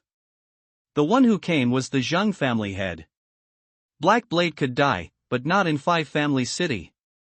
Otherwise, the 5 great families would not be able to explain it to the Black Mountain King. Alright, for the sake of the Zhang family head, I'll spare your life. Tangwon thought it was a pity. Killing Blackblade now would not only strike a blow to the Black Mountain camp, but also tie 5 Families City and their flame camp to the same boat. That punch should have aimed at his head. Thank you, Zhang family head. Someone from the Black Mountain camp stepped forward, feeding Blackblade a medicinal pill. Without even a harsh word, they immediately left in a hurry. Tangwon looked at their backs, his eyes flashing with a sharp light, as if wanting to chase after them immediately. The Zhang family head thought, this guy, so young, is so decisive, wanting to eliminate the roots? He quickly stopped Tangwon. Commander Tang, next it will be my daughter's turn to spar. If you win, you will be the Zhang family's son-in-law. Tangwon's eyebrows twitched. What son-in-law? According to the script, I'm going to lose to your daughter next. Alright, then please instruct me, Miss Zhang. Seeing that the matter was impossible, Tang Wen gave up the idea. A series of battles. The Zhang family clearly doesn't want to marry their daughter to an outsider.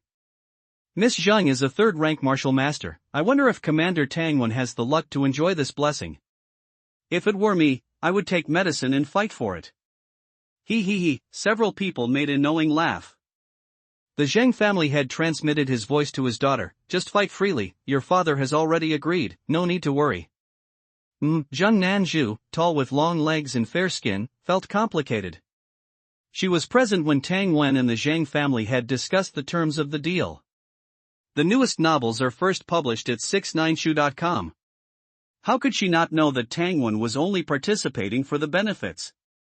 If it were up to him, he wouldn't participate in her martial arts competition at all.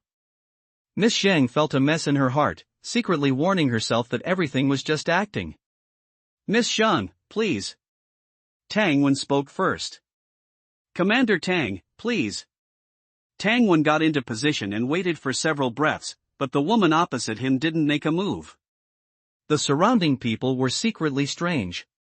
He couldn't wait any longer, saying excuse me, and throwing a punch towards Miss Zhang's shoulder. Miss Zhang's movements were agile, turning her body to avoid it. Neither of them used any force. It didn't look like a martial arts contest, but more like fellow disciples playing and sparring. Miss Zhang was thinking about losing. Tang Wen was too lazy to waste any effort. The surrounding experts and martial masters couldn't understand it.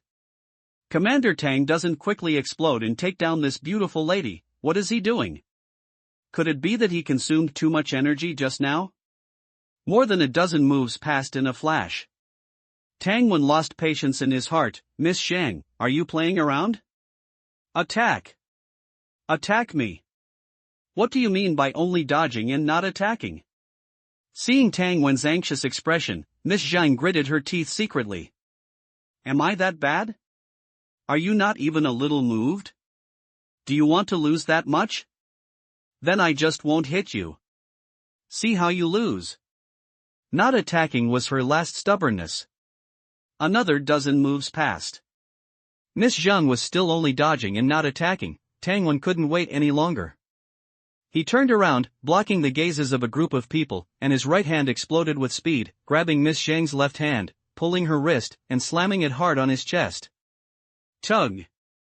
Gently exerting force under his feet, Tang Wen leaned back and flew up into the air. Dang dang dang, taking several steps back, retreating to just the right distance, just enough to be supported on the back by Commander Qian. The play was over. Tang Wen sighed loudly. Miss Zhang's family has a profound heritage, I am no match. Old Huang, according to the rules, I lost. I have consumed too much energy, I will take my leave first. After saying that, he ignored the surprised and stunned expressions of the crowd and disappeared into the street.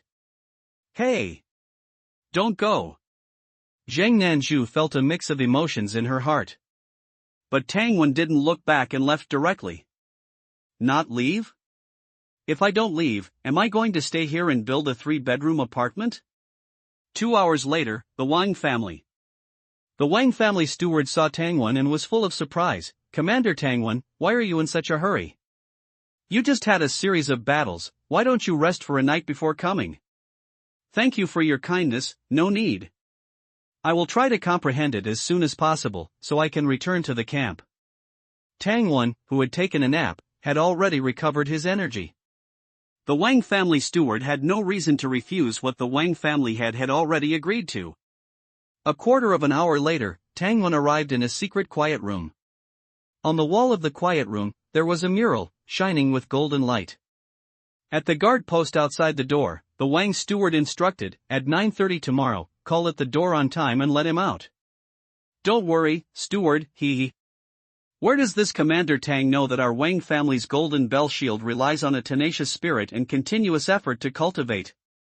Even if he has great talent, he won't see the true scripture the first time he practices. The Wang steward nodded and said again, this Tang Wen, I really don't know what he's thinking. Miss Zhang was clearly moved just now. But he ran away. What move? Don't talk nonsense. Only our young master is worthy of Miss Zhang. Ah, yes, yes, yes. She should be our future family head's wife. The martial arts arena just now had become a trading market at this time. The Zhang family was very efficient, and everything they promised, the water wheel blueprints and water wheel craftsmen, were all delivered. Both sides were very satisfied with this transaction. Only Miss Zhan was absent-minded. In the Wang family's secret room, Tang Wen concentrated his mind and immersed himself in the golden shining mural. Silver Wolf King. The next day, 9:30. Wang Jia's guard was about to knock on the door, his hand just raised. The door suddenly opened from the inside. Tang Wen, yawning and looking exhausted, leaned against the wall and walked out of the room. The two guards exchanged a look, recalling their own mornings after visiting the brothel. It wasn't an act. This guy was worn out. One of them tentatively asked, Tang Wen, Commander, is my Wang family's golden bell shield secret art considered exquisite? Tang Wen shook his head and sighed, how would I know? I only know it's too mentally exhausting. With that, he walked around them, head down, and left the Wang residence with difficulty. Watching his figure, the guard chuckled, the Wang family's defensive divine skill isn't so easy to learn. Back at the Flame Camp residence, Tang Wen collapsed and fell asleep. Until the next day, when the caravan left Five Peak City, Tang Wen was still constantly yawning. Seeing him like this, Commander Qian and Commander Li didn't ask much. They let him rest in the carriage directly. The caravan traveled quickly, heading towards home. What they didn't see was a woman on the city wall, dressed in white like snow, her clothes fluttering in the southern wind. Like a celestial fairy. She watched Tang Wen's group leave, until she could no longer see their figures. Daughter, Dad was wrong about the martial arts tournament to find a husband. Who do you want to marry in the future? Dad. I won't marry for life unless I become extraordinary. Good. That's ambitious, the Zhang family head praised dryly, while secretly cursing Tang Wen in his heart. This kid is a menace. Leaving without a word, making my daughter sad. Inhuman. Golden light, boundless golden light. Tang Wen opened his eyes and saw the roof of the carriage. It turned out to be a dream. Yesterday, in the Wang family's secret room, he concentrated on comprehending the visualization technique.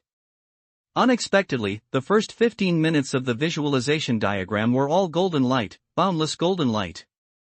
An average martial master would probably exhaust their mental strength after watching for 10 minutes. To comprehend it again, one would have to start from the beginning with the golden light. Then exhaust their mental strength again, and go back to rest and sleep. Thus, it would be a dead cycle. Fortunately, Tang Wen's mental strength was abundant, and he patiently endured a full quarter of an hour of golden light before finally seeing the main topic. At this time, he realized that it wasn't that the person who created the visualization technique wanted to test future generations. But rather, without strong mental strength, one simply couldn't practice the golden bell shield. Coincidentally, Tang Wen's mental strength was 3 times stronger than his inhuman physique. This set of defensive techniques, in the martial master stage, requires using mental strength to condense the body's blood and qi onto a part of the body, so that the flesh and blood of that part form a powerful defense. For example, if blood and qi gather on the chest, it will naturally turn the chest muscles into a steel-like color. The defense is far stronger than steel. Tang Wen was pleasantly surprised to find that this technique was not limited by location, and he could practice it anytime, anywhere. He practiced in the Wang family's secret room all night long. So, he was so tired when he left in the morning. And the moment he learned Golden Bell Shield, Tang Wen's skill, Hard Qigong, Proficient, 18-3000, was forcibly merged. But the good news is that as soon as Golden Bell Shield was learned, it absorbed a lot of experience points from Hard Qigong. Skipping the entry-level 500 experience and the beginner-level 1000 experience directly. Arriving at the mastery level. Visualization Martial Art, Golden Bell Shield, Mastery, 91/3000, Tang Wen rolled up his sleeves, skillfully visualized and exerted force, and under full exertion, his entire right arm turned pitch black. His expression became strange. He hadn't used his full strength in Five Peak City. He didn't expect it to look like this when he used his full strength. It's very similar to a scene from a certain anime. Armament hockey? He shook his head, drew his knife with his left hand, and gently slashed. Clang! There wasn't even a scratch on his right arm. Tang Wen used a little more force and experimented again. The black right arm held steady. Until he added 30% of his strength. The sharp blade finally left a white mark on his arm. You should know that his 30% strength is almost the explosive strike of an ordinary martial master. Tang Wen was immediately surprised and delighted. No wonder that young master of the Wang family, with the physique of a second-rate martial master, could withstand the visualization burst of Black Edge, that peak martial master, and only suffer minor injuries. So that's how it is. Now, I can too. And, with my physique, the defensive effect must be even better. This time I made a lot of money. It was worth it to expose my strength and fight Black Edge. But it's not all good news. As the saying goes, the stronger the power, the greater the consumption. The black right arm only existed for a short 2 minutes, and Tang Wen felt that his mental strength had been more than half consumed. Now we are on the road, and there are still dangers. He quickly dissipated his strength, and his right arm returned to its original color. The latest novel is first published on 6_9_book_ba_. Tang Wen walked out of the carriage and switched shifts with Commander Qian. He led the team and continued to move forward. In a flash, 5 days and 5 nights passed. Visualization martial art, Golden Bell Shield, Mastery, 91141/3000, half practice and half rest. The Golden Bell Shield skill increased by 50 experience points. Advancement is far away. We're home. The caravan scout cheered. Familiar scenes appeared before their eyes. Everyone was eager to return home and suddenly quickened their pace. Half an hour later, Tang Wen met General Zhou and told him about the encounters of this trip from beginning to end. Including participating in the martial arts tournament to find a husband and sending away Black Edge of the Black Mountain camp for the Zhang family. General Zhou didn't care, just hinted that he should not indulge in women before becoming extraordinary. After reporting, he first returned home. The 3 women greeted him warmly with Little Peach. Watery Little Peach, relying on her young age, rushed over and hugged Tang Wen's leg. Tang Wen also liked this beautiful little guy, handed the luggage, gifts, jade bracelets, earrings and other things to the 3 women, and freed his hands to pick up the little girl. After a lively moment, he took a comfortable bath. After Sister Tang Tang returned home and finished a hearty dinner. Tang Wen left home and came to the palace again. Any new things in the camp spread quickly. Xiandong, who was on duty, smiled and put his arm around Tang Wen's shoulder when he saw him. You guy, you did a lot of big things in Five Peak City. Tell me, is that young lady of the Zhang family more beautiful than your Commander Zhou? Tang Wen joked back at him. That day the caravan brought back a Hu girl. I saw your eyes almost growing on her body. How about it? Did you take a few home? After a few jokes, Tang Wen explained his intention. In addition to wanting to retreat in the palace, he also wanted to comprehend the mountain opening cannon fist visualization diagram. The palace also has a rubbing of the visualization diagram. Easy to say, have a drink with me. I'll apply for you. The 2 came to the kitchen with their arms around each other's shoulders. The master chef glanced at Chen Dong coming over with a wine gourd, and casually made them a few dishes with pig ears, hand-cut mutton, and peanuts. In return, the master chef poured half a bowl of sweet potato wine from the wine gourd to drink. Drinking and chatting, Tang Wen talked about what he saw and heard on the trip. Xiandong listened with relish. After all, he was still young. Young people always yearn for poetry and distant places. It's just that traveling is inconvenient, and he has a beautiful wife and concubines at home, singing and dancing every night. That's why Xiandong didn't take action. From Xiandong's mouth, Tang Wen also learned a major event.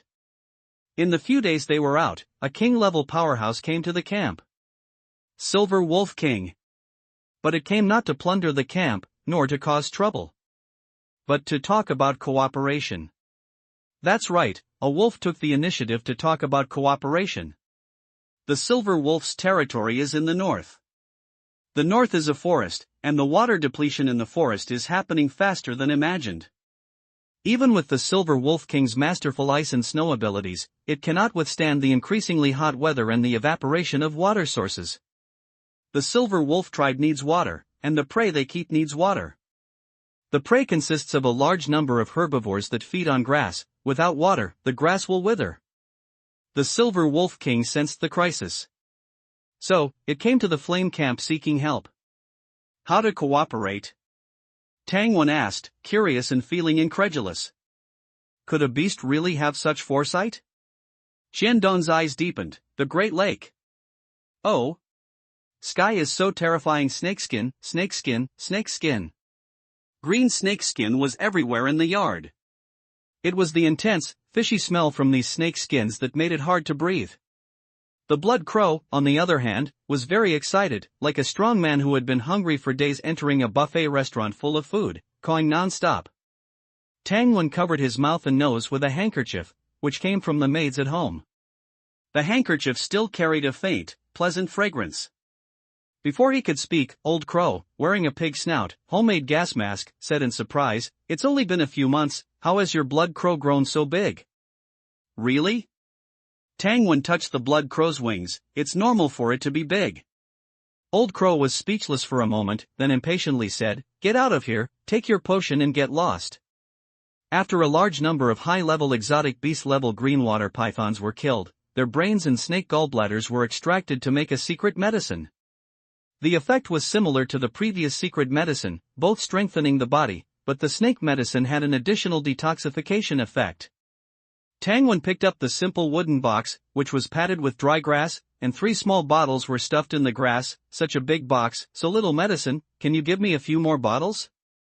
Old Crow turned his back and ignored him. Tangwan continued, "What would happen if this medicine was fed to the blood crow?"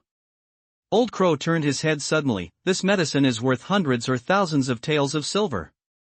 "Oh, so it can be fed. Is it too much to feed it 1 drop at a time?"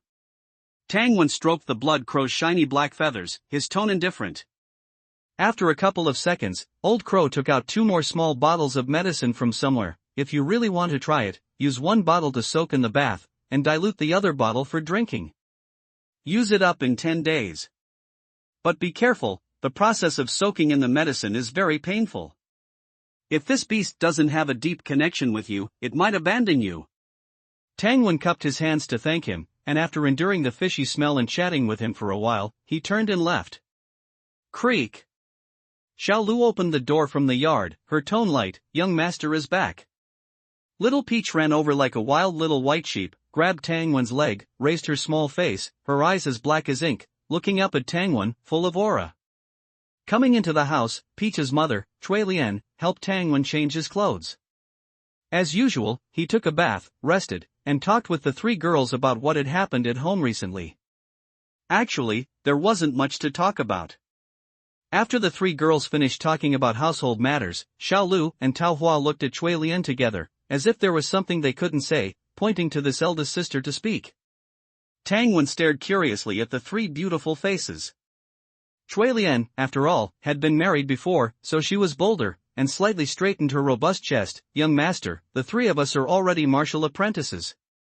With her taking the lead, Xiao Lu quickly said, "Miss Tang Tang said that we will soon become 2nd-class martial apprentices." Tangwan looked at them appreciatively, his heart inevitably throbbing. Not bad, not bad. Although he never expected them to become masters, he couldn't let them remain powerless forever. The outside of the camp was full of dangers, and they couldn't stay in the camp forever. Tao Hua also said with a blushing face, "We have also been practicing the kung fu that young master taught us." After speaking, she looked at Tangwan with fiery eyes. Zhou Bing had been away for many days, and Tang Tang was not at home either, so the 3 of them were a little bolder. Looking at their eager eyes, Tangwan smiled. "Then let's practice." The 3 girls simultaneously performed the 8 Vajra exercises, their waists graceful, their figures charming. Clearly practicing Taoist Xian Gong, coupled with the 3 girls' coy glances, Tangwan had the illusion of watching a dance in a brothel. Who can stand this? He picked up the herbal tea and kept drinking it. Unable to resist the temptation. Completely unable to resist the temptation. Little Peach ran into the house, next to her mother, imitating the three adults, gesturing for a while.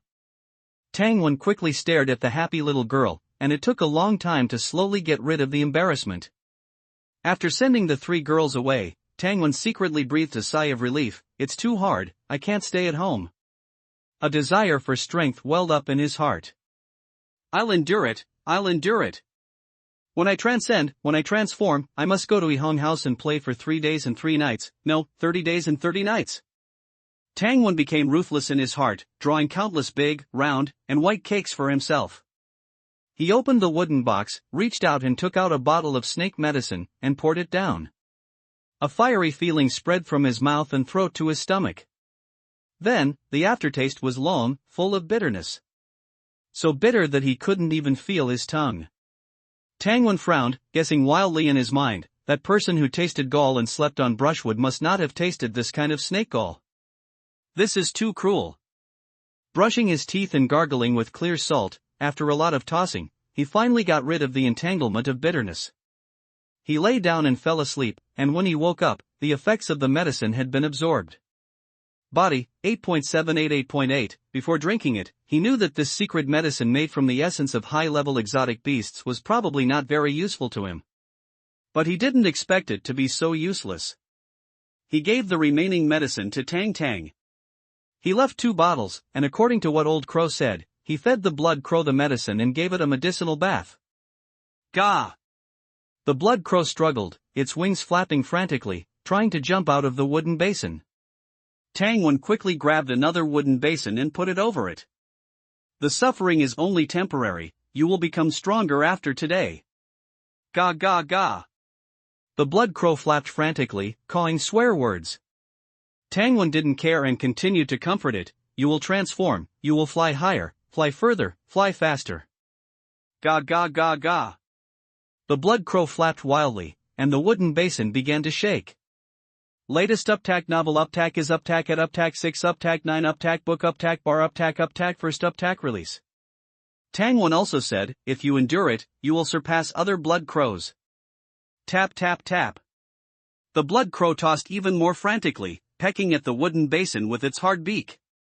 Seeing that it was about to lose its mind from the discomfort, and the wooden basin was about to fall apart, Tangwen shouted, at that time, all the female blood crows will be yours.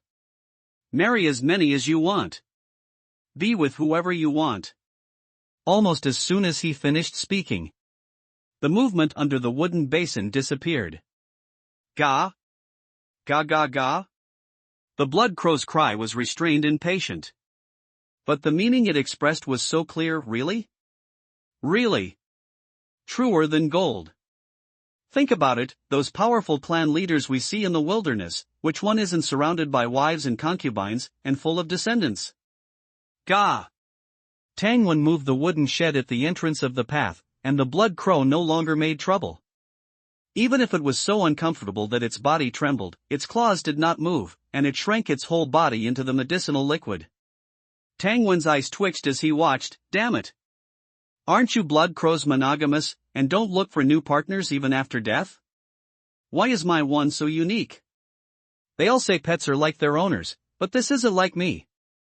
I don't know who it learned from. Thinking of this, he paused. Not me, definitely not me, but it hasn't been in contact with anyone else. He was silent, but his eyes lit up again the next second. No, there's also Old Crow. When it was young, it followed Old Crow. That's right, it must have been influenced by Old Crow. The pot was thrown away, the blood crow cooperated well and didn't flap, and even the experience panel changed. Tangwen showed a satisfied smile. Beast Mastery, Mastery Proficiency, 1/6000, starting from drawing cakes for the blood crow. The experience value of Beast Mastery soared a lot. It directly broke through the mastery level and crossed the level. Tangwen sighed in his heart, no wonder the boss in my previous life liked to draw cakes so much, this feeling is really good. As the skill broke through, new knowledge and images came like a tide. He calmed down and realized that he had established some kind of secret connection with the blood crow. There was also that medium-level exotic beast, the black horse. He could feel that it was making a great show in the palace stable. Relying on its strength, it drove all the other horses to the corner, except for 3 or 5 handsome, uncastrated young stallions, not allowing any other horses to approach it. Realizing this situation, Tang Wen felt a little unnatural. Why is this horse like this? Oh, betrayal, yes, it must be because it witnessed the betrayal of its husband, Black Cloud treading snow, in the wilderness before. Yes, that must be it.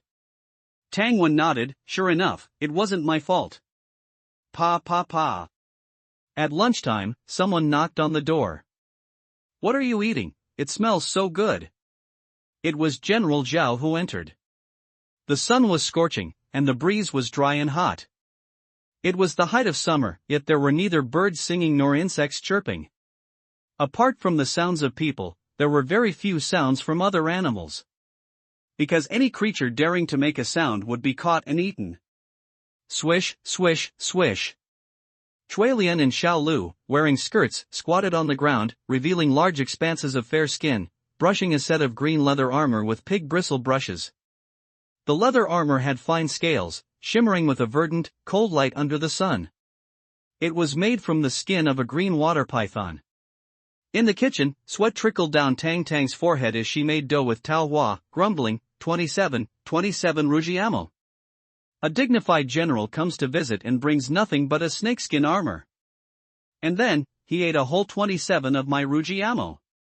3 for 10 copper coins, that's 90 copper coins. More than 100 pounds of millet. No, grain prices are up now. The Rujiamo price has to go up too. How about 3 for 20 copper coins? Tao Hua and the other 2 girls smiled faintly, Tao Hua nodding her head occasionally, as if agreeing with everything their young lady said. The 3 of them had long seen that Tang Tang was kind-hearted and particularly cherished food. She was extremely good to them, not only teaching them martial arts, literacy, and how to make Rujiamo, but also giving them pocket money. Tang Tang held out her flour-covered, fair little hands, earnestly calculating the new price. Rujiamo could be sold, but the money earned each day had to be converted into grain. The green water python soft armor, after being carefully washed with lime, soap beans, and rice water, was hung on the clothesline in the yard. When the wind blew, the soft armor swayed slightly, like shimmering green jade. The green jade dripped water, drop by drop, onto the cucumber vines that were just bearing fruit. The cucumbers were small and tender, covered with prickles, the yellow flowers at the top not yet withered. Tang Wen was tempted to pick one to eat, but seeing his sister was still in the yard, he ultimately didn't dare to. He didn't need to guess, he knew she would say, "It's so small, and you're already eating it?" "Ah, I think it will grow to at least 1.5 pounds. It's only grown to an ounce or 2 now, and you're already eating it? Is there any justice?" Tang Wen went back to his room for a nap. In the afternoon, he put on the green soft armor that had been baking in the yard. It was a thin layer, with little weight. Feeling it wasn't secure enough, he put on a heavy layer of scale armor despite the heat. When General Zhao came, besides dropping off the soft armor, he also brought a mission. The water wheels by the lake outside the city had been destroyed, and it was suspected that there were higher-level exotic beasts in the water, requiring Tang Wen to take care of it. At least, to prevent them from harming the craftsmen working on the shore. After more than a month of closed-door training, Tang Wen was restless and went straight to the lake. 2 rows of 3-story-high giant water wheels, fully loaded with large wooden buckets. The front water wheel had fallen into the mud by the lake, and several craftsmen were busily working with hammers and nails, clanging and banging. Around them, 3 or 4 hunting team captains, wearing iron bucket-like plate armor, warily surveyed the lake surface. Tang Wen glanced over them and looked at the 2 silver wolves not far away. The 2 silver wolves were lying on a protruding rock by the lake, their 4 emerald green eyes scanning the water. Even sensing Tang Wen's gaze, they only glanced at him before continuing to stare at the lake, occasionally paying attention to the repair progress of the craftsmen. Human-wolf cooperation, huh? Tang Wen shielded his eyes from the sun and said to Li Gu, who ran over, "Find a few bold people to build a shed for the silver wolves over there." "Ha?" Tang Wen gestured, just enough to block the sun. "Oh, okay. I'll go ask." Li Gu wasn't sure if he could find anyone. Suddenly, Tangwen sensed something, and his expression changed drastically. Retreat. Everyone by the lake, retreat. His perception hadn't given a warning, and he didn't sense a great danger. Tangwen leaped high, like a cannonball, and plunged into the lake. Thump! Water splashed everywhere. Tangwen opened his eyes in the water. A snake body as thick as a water tank brushed past his body. Mid-level exotic beast, green water python. Tangwen reached out and pulled out a dagger, visualized, and threw the hidden weapon. The dagger was like a high-speed torpedo, creating countless air bubbles. With a whoosh, the dagger pierced through the python's body and into its head. The giant python thrashed wildly, stirring up countless silt. Li Gu looked down from the lake surface, the originally clear lake water now turbid. Commander Tangwen is fighting an exotic beast in the water, go get help quickly. Awah! The silver wolf howled without any offensive power. As if conveying something. Li Gu seemed to understand, feeling slightly relieved, and said to the messenger, "No need to go, the thing below doesn't seem too dangerous?" He lacked confidence, looking in the direction of the silver wolf as he spoke. A few minutes passed, and the lake's surface calmed down. Tangwen moved his hands and feet, floating to the surface with the heavy scale armor. Just as he exposed his nose and mouth to breathe, the python's huge corpse suddenly shook, and a stream of emerald green shot straight at his lower body. Crap! Whoosh! The emerald green stream was blocked by Tangwen's foot. The skin on the sole of his foot felt a stabbing pain as if sharp teeth had scraped across it. High-level green water python, highly venomous. Knowing he couldn't dodge, Tangwen took a breath, gritted his teeth, and sank into the water. The lake water was turbid, making it difficult to determine direction. Whoosh! Strength was transmitted through the water, followed by a green light attacking. Tangwen panicked and quickly raised his arm. The green light broke through the scale armor, pierced the python's skin, and the teeth struck his black skin on his arm. But it didn't even break the skin. The green light bounced nimbly and disappeared in an instant. Tangwen saw the attacker clearly, a high-level exotic beast green water python, about 3 feet long. This was a characteristic of the green water python clan. Low-level green water pythons are as thick as water buckets. Mid-level green water pythons are the size of water tanks. High-level green water pythons are as thin as a child's arm. As for the Python King, it is said to be able to change its size at will. When fleeing from the pursuit of the Queen and the Silver Wolf King, it shrank its body to escape. Whoosh, clang! Whoosh, clang! High-level green water pythons are 3 times more agile in the water than the most agile fish. It attacks once and leaves, never lingering. The python's skin inner armor that Tangwen had just obtained was bitten full of holes. In the water, Tangwen was at an absolute disadvantage. But he didn't panic, he even closed his eyes, waiting patiently. Not to mention the green water python couldn't penetrate his golden bell shield, even if it did. He had just drunk a bottle of green water python secret medicine yesterday, his anti-toxicity was still in effect, and the poison would never be fatal. Visualization Martial Art, Golden Bell Shield, Mastery, 201-206/3000, 206-210/3000, 210-215, it was like specialized training for dealing with surprise attacks and high-speed hidden weapons. Tangwen was completely focused, single-mindedly defending. The green water python's speed was undeniably fast, but it had a fatal problem in the water. That was, each time before its attack arrived, it would cause a slight disturbance in the water flow. This disturbance could not escape Tangwen's mental perception. Even if the green water python was faster, it couldn't be faster than his thoughts. After a single thought, the Golden Bell Shield's defense was complete. The green water python could only return empty-handed again and again. 3 times, 5 times, after a full 23 sneak attacks. The lake water returned to its clarity, and the green water python disappeared without a trace. Tangwen stood in place, that is, it wasn't good to make sounds in the water, otherwise he would definitely mock it. No way, no way. Can you really only attack these few times? Weakling, no, weak snake, are you okay? Those snake galls that your wife laid, couldn't they be the little cubs of another male snake? Unfortunately, these provocative words could not be said in the water. After waiting for a few minutes, there was no more movement. Tangwon walked out of the lake step by step. Visualization martial art, golden bell shield, mastery, 361/3000, experience increased by more than 100, which was equivalent to several days of hard cultivation. Commander Tangwon, are you alright? Li Gu handed over a towel. Tangwon took off the scale armor that had been smashed and the snake scale soft armor full of holes, and shook his head. Tell everyone to be vigilant, don't be careless even if you encounter a mid-level green water python. Especially don't rashly go into the water. Yes, I'll go right away. Tangwon had no good solution for the exotic beasts in the lake. After waiting boredly for a while, the lake's surface was quiet. He led a few craftsmen towards the pool where the two silver wolves were lying, feeling bored. Roar! One silver wolf bared its fangs, and the other silver wolf left its spot, watching Tangwon warily. There was trust between humans and wolves, but not much. The craftsman dug a small, deep hole in the ground, and Tangwon inserted the bamboo pole into it. Before long, a large awning was set up. After Tangwon led the people away, the two silver wolves hesitated for a moment, called out a few times at his back, and finally avoided the scorching sun and crawled into the awning. Beast Mastery, Proficient, 1115/6000, as expected, there's experience to be gained.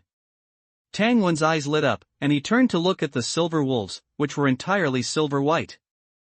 Beautiful, powerful, if only I could have a few of these. I wonder if they eat a lot. Well, if they follow me, will the Silver Wolf King still feed them? If they don't feed them, will the camp feed them? Tangwon thought without confidence, turned his head, gave a few instructions to the guards, and hid in the carriage with ice. The carriage was surrounded by thick waterproof cloth, and a refreshing coolness came over him.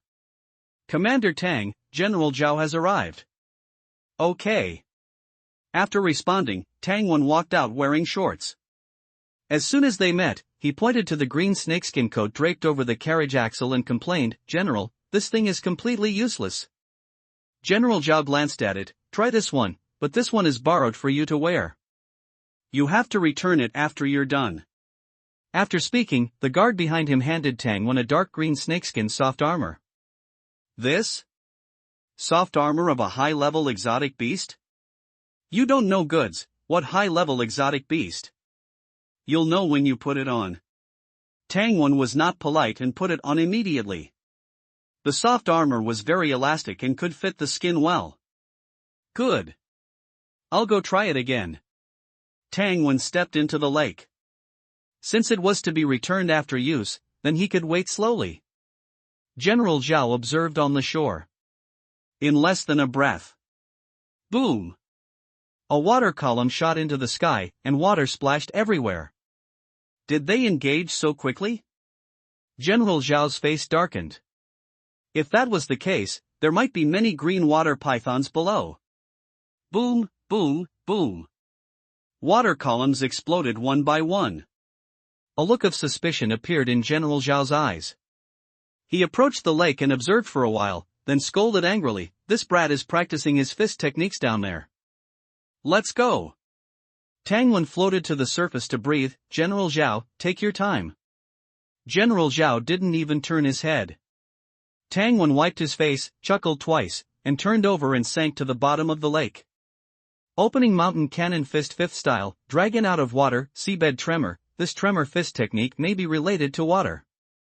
Tangwon repeatedly burst out with strength at the bottom of the lake. The lake water seemed to have buried explosive points, exploding again and again.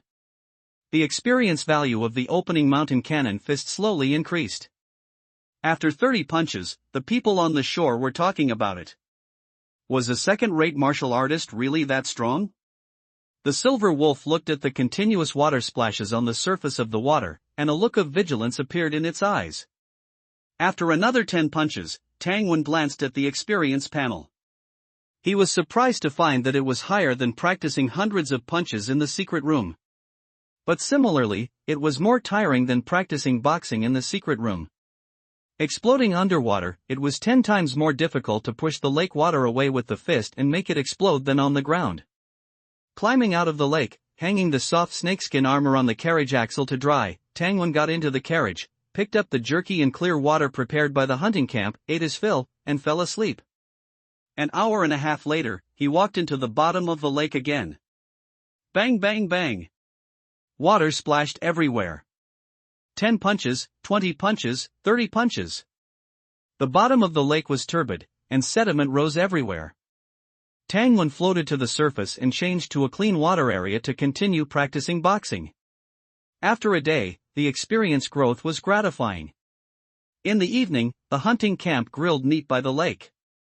Tangwon reviewed the training situation of the day. Practicing boxing in the lake was good, but he couldn't concentrate on practicing. After all, there were green water pythons that could kill at any time. If he couldn't fully devote himself, he couldn't enter a state of selflessness, and he couldn't completely exhaust his physical and mental strength. Exhausting physical and mental strength was not just about hard training. Especially making himself faint, it was normal training, which could not be done.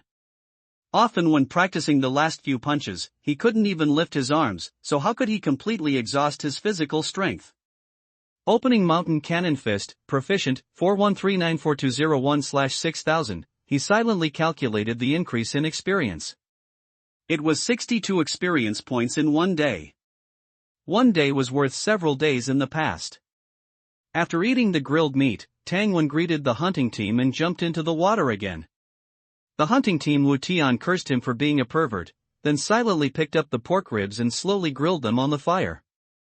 On the water, explosive-like sounds rang out. After finishing 30 or 40 punches, Tangwon jumped out of the water. After eating the grilled meat, he wiped the grease from his hands and said to the hunting guards, "Leave 1 or 2 people on night watch by the lake. Everyone else go back to sleep." The guards obeyed and left. Tangwon, like during the day, jumped into the lake to practice after every hour and a half of sleep, consuming his physical strength. The main thing was to grind. At dawn, the sky turned white. After a night of hard training, even Tangwon's physique was inevitably a little tired.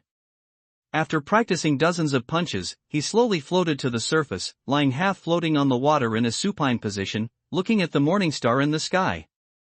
Speaking of which, this world is very similar to Earth.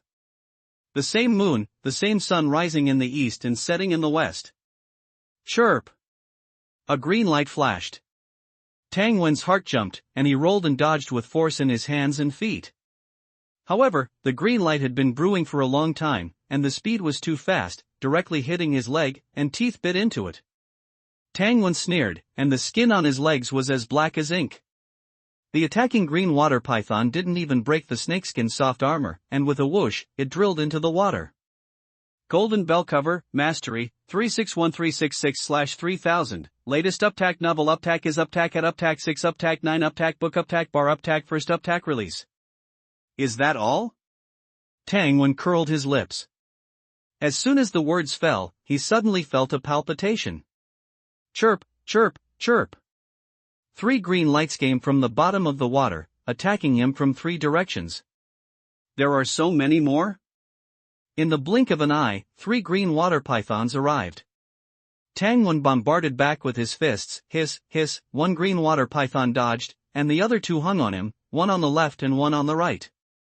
However, it was useless. The attack power of the green water python was stronger than its defense attribute.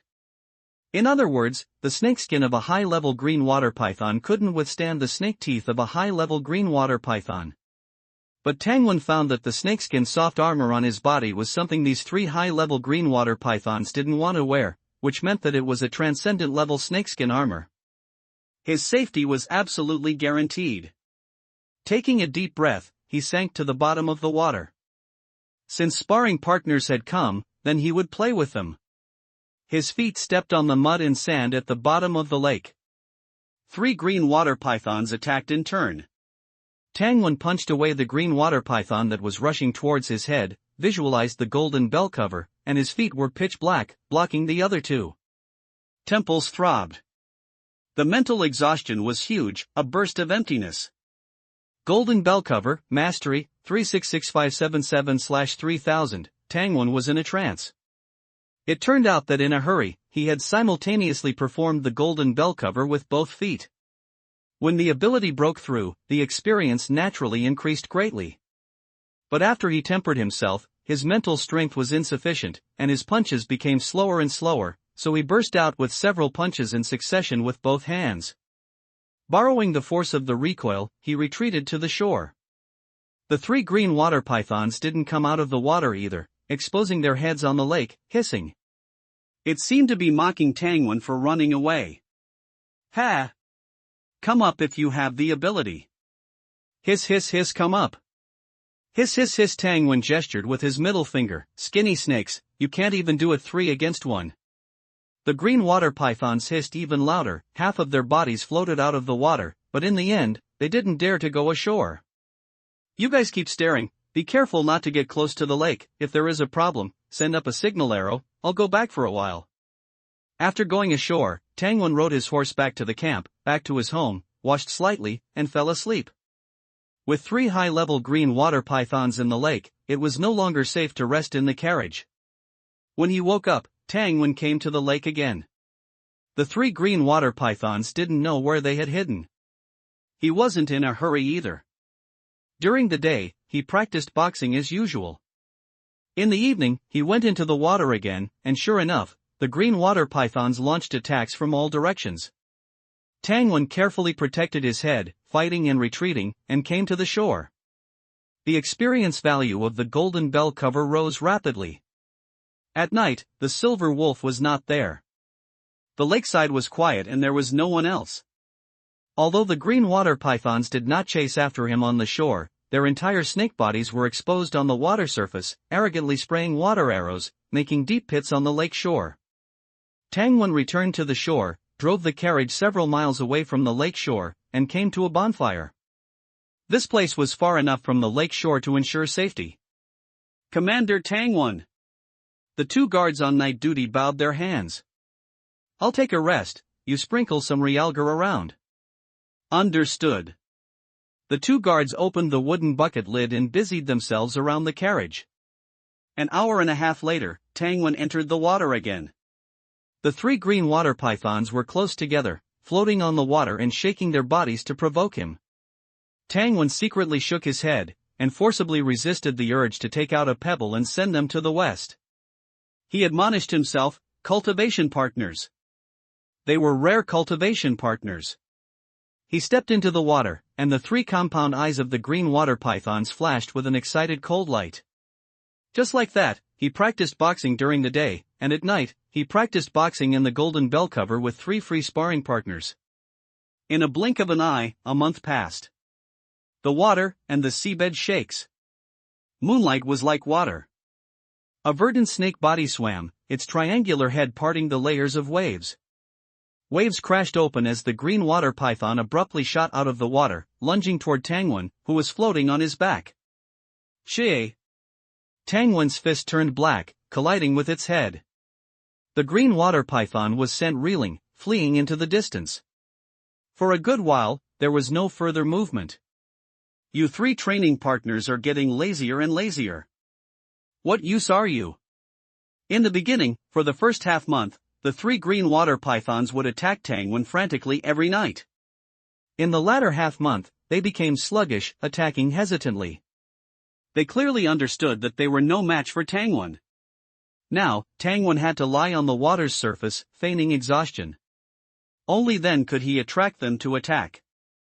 Iron Body Technique, Mastery, 2987/3000, just a dozen points away from leveling up.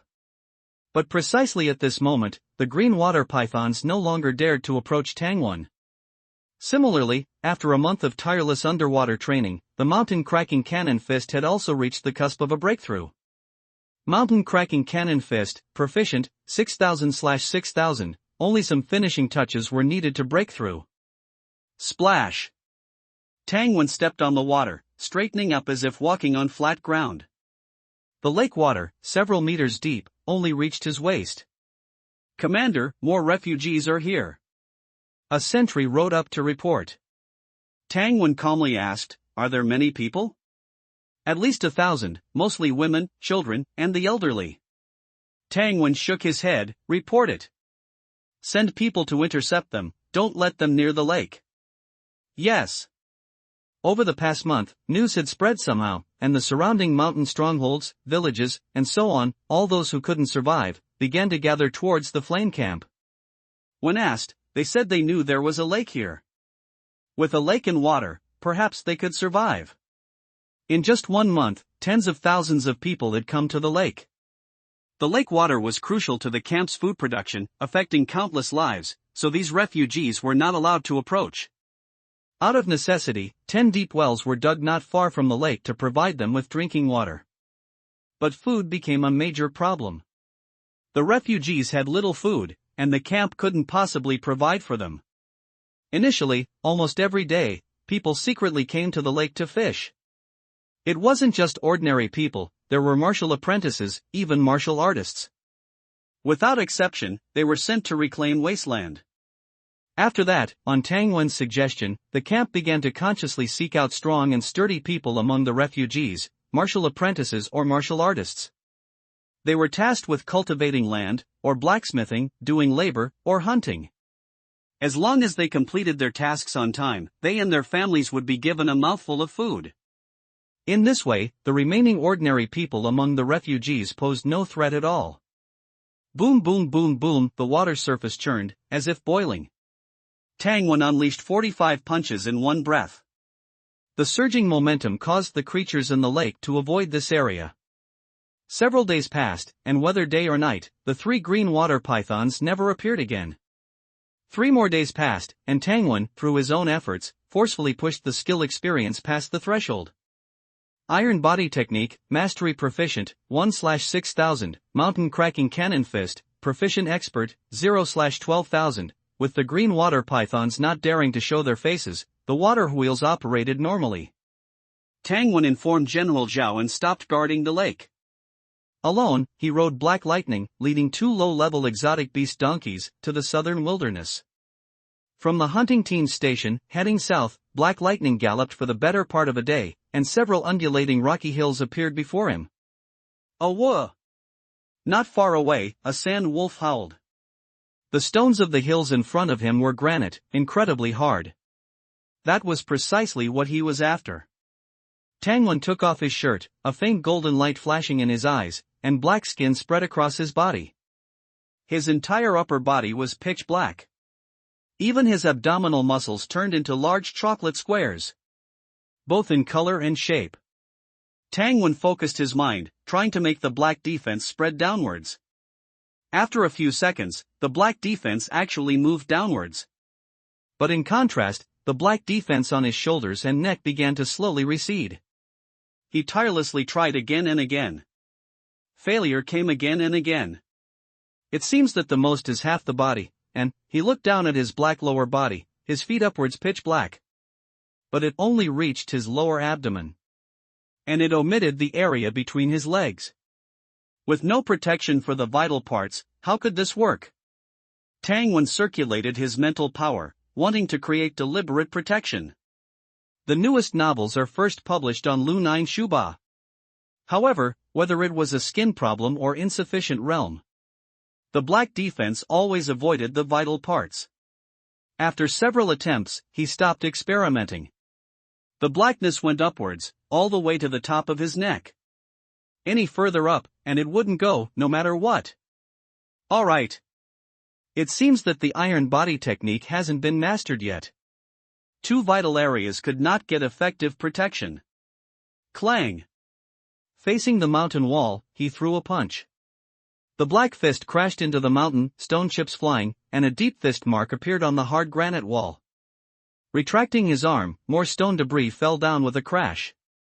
Tang Wen returned to the donkeys, took out 100 refined dagger, looked at it with some heartache, pulled out the dagger's wooden handle, and inserted it into a crevice in the rock wall, with the sharp blade facing outwards. The dagger's sharp blade gleamed. It was clear at a glance that it could easily cut someone open. Tang Wen took a deep breath, his right fist black, armament hockey. Bang! The fist and the dagger collided head-on. A slight stinging sensation came, and the dagger was smashed into scrap metal by the huge punching force. The fist returned to its fair color. Tang Wen looked carefully, and not even the skin was broken. This punch used the visualization technique to explode. This meant that the iron body technique covering the fist would make the fist lose sensation and also increase the fist's strength. Furthermore, the defense was enough for him to disarm an opponent of the same level. The blackness completely faded. Tang Wen adjusted his breathing. He looked calmly at the mountain in front of him. Years of wind and sand erosion had not changed its smoothness, and it felt cool and heavy to the touch. The water surface in his mind trembled, stirring up slight ripples. The ripples grew bigger and bigger, layer upon layer, turning into towering waves, overwhelming the sky and covering the earth. Wind arises from the tip of the green duckweed, waves form from slight ripples. Tang Wen struck. Mountain cracking cannon fist fifth form, dragon emerges from water, ocean bottom trembles, boom. Like a missile hitting the mountain, a series of explosions occurred. The black fist, carrying imperceptible tremors, slammed into the stone wall. The hard granite, as if made of black tofu, was directly carved out a deep fist hole. Tang Wen pulled his fist out of the hole, spread his palm, and countless stone powder drifted away with the wind. This is the shaking force. He felt his stamina. This punch's burst consumed more than the 8-armed divine fist's burst. Almost 3 times more than a normal burst. But this consumption is worth it. Looking at the black hole in the stone wall, his excitement surged, and he continuously unleashed punches, kicks, elbows, and knees. Mountain rock fragments flew. Like heavy artillery bombarding the mountain. He paused slightly, and then used his back and waist to crash into the mountain. The warmth of the visualization technique flowed. Tang Wen leaned heavily with his back, and a large piece of rock, unable to withstand the tremors, slid down from the mountain. His waist side bumped, and the explosive force erupted, shattering the thin stone wall on the side of the mountain. Cannon fist breakthrough, a first-rate martial master is complete. I really want to find someone to fight. If I were really only 15 years old, I'd probably jump to the top of the mountain and shout, "Who else is there?" in all directions. Tang Wen smiled as he said this to himself. A wolf howl came, much closer than before. Tang Wen cast his gaze, a pack of sand wolves. A good group of opponents. With his fist techniques newly formed, he always had to test how they fared in actual combat, didn't he? Thump, thump. The earth trembled as Tang Wen burst forth, running as if flying. In a few leaps, he had reached the hill where the sand wolves were. Awa! Awa, awa, awa! The howls of the wolves rose and fell. Tang Wen looked down from the hill, seeing a valley below, overgrown with thorns and green grass, with several small pools of water in the shadows near the stone walls. The sand wolves surrounded him from all sides. Looking at the herds of cattle, sheep, donkeys, and deer below, Tang Wen thought that his family's meat supply could be replenished. Awa! An extremely penetrating howl echoed. His heart tightened, and Tang Wen looked towards the mountain across the valley. A giant wolf of light gray color. It was even larger than an average silver wolf. The giant wolf howled. Tang Wen didn't detect any malice, but he frowned. If he understood correctly, did it mean to send him some food? Tang Wen's face was full of doubt. It must be that my beast taming art is not refined enough. That sand wolf on the opposite side is at least a leader among high-level exotic beasts. Even though I am already a first-class martial master, I wouldn't dare say I could win steadily with the pack of wolves surrounding me. Just then, after the giant wolf howled, the sand wolves blocking his retreat dispersed, and the encirclement immediately broke apart. 2 sand wolves appeared in the valley, driving a half-grown bull and 2 mountain goats towards the outside of the valley. Tang Wen's astonishment froze on his face. In the gentle breeze, he muttered to himself, "Impossible, impossible, it really wants to give them to me, right?" More than 10 minutes later, 2 sandwolves emerged from the west of him. Running in front of them were the bull and the mountain goats. This completely baffled Tang Wen. Why do I feel a sense of guilt for no reason? It feels like I've become the villain in a cartoon, bullying small animals. Another giant wolf emerged on the opposite side of the valley. It was slightly smaller in size and seemed to be a female wolf. Tang Wen felt a trace of danger from it. Thump, thump, thump. The hooves of the cattle and sheep trod on the ground. The sand wolves that brought them over howled, and the 3 herbivores trembled in place. The sand wolf's performance was even more professional than that of carefully trained sheepdogs. Tang Wen stepped forward, took out a rope from his waist, and tied it around the necks of the three prey. Turning back, he looked at the two giant wolves, feeling like he should say something. Thank you for the treat? Thank you for the hospitality? It sounds like I'm here as a guest. So, should I just say goodbye? It sounds like I'll come again after I finish eating. A sense of absurdity arose in Tang Wen's heart. He really didn't expect that one day he would be troubled about how to greet and thank a pack of wolves. Cough, cough, in the future, if your pack doesn't attack the people in our camp first, I think we can coexist peacefully. After Tang Wen finished speaking, he pointed in the direction of the camp. Anyway, thank you for the gift. The giant wolf responded with a low growl, and Tang Wen waved at them, leading the cattle and sheep away with a complex feeling in his heart. I am a dignified first-class martial master, how did I become a beggar? And the object of begging is not even human. The western wilderness, hundreds of miles away. A black mountain forest, with rugged terrain, easy to defend and difficult to attack. The Black Mountain camp is hidden within the Black Mountains. How is my son? Old Black Ghost asked in a deep voice. Commander Black Fong, he needs to recuperate slowly. How long will he be well? This master, bang. Old Black Ghost slapped out a palm, and the leading physician died on the spot. You speak, he pointed at another doctor and said. 2 years. Commander Black Fawn will definitely recover to health. 2 years? I can't wait 2 years. Old Black Ghost leaped up, and after a moment, there was no one alive in the house. Only Black Fawn was half dead and unconscious on the bed. Flame camp. Tang Wen. Old Black Ghost climbed onto the roof, looked into the distance, and in his deep eye sockets, a black mist darker than the deepest night filled the air. Ah, Chu! Don't put ice on your head anymore, or I'll spank you. Cui Lian said with a stern face, teaching Xiao Taozi a lesson. The latter was not afraid at all, hiding behind Tang Tang, pulling on the hem of her skirt, and making faces at her mother. You! The latest novels are first published at 69shu.com. The little one is just playful. The women in the yard were doing their housework, and Tang Tang made some rojiamo for everyone to eat. Rojiamo were no longer being sold outside. Not only Tang Tang, but also those merchants who were designated by the camp to sell grain and food. The remaining vendors also no longer went out to set up stalls. This summer, the camp's farmland in the mountains yielded almost no harvest. Relying only on the fields in Peach Blossom Spring and the newly reclaimed fields by the lake, not much grain could be harvested. As the number of refugees increased, and the camp was forced to incorporate more and more martial apprentices and martial artists, the pressure on food increased day by day. General's residence, Council Hall. The Queen was still in seclusion, and Generals Zhou and Zhao were in charge of all affairs of the camp. Tang Wen sat in the corner. He came to return the snakeskin soft armor and happened to catch up with the meeting, so he sat in the corner to listen. He usually practiced his skills every day, and the news was too closed off. It was good to understand the current situation. The first to speak was Qian Sanduo, who had just returned from touring all the nearby territories. No one is willing to sell grain unless we trade them full-body refined steel armor and give them a batch of blacksmiths. The commanders shook their heads one after another. This was a blatant demand.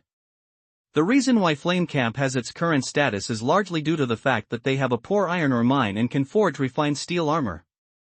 For martial apprentices, martial artists, and even third-class martial masters, whether or not to wear refined steel armor during combat makes a very big difference, and can even determine life and death. Everyone discussed, but there were no actionable suggestions. Tang Wen sat thoughtfully at the end, pursing his lips, and did not speak. No one can say when the drought will end. General Zhou said, and the room fell silent. Finding new sources of food is still the most important thing right now. The camp has a lot of stored grain, but it must also plan ahead. Everyone was at a loss.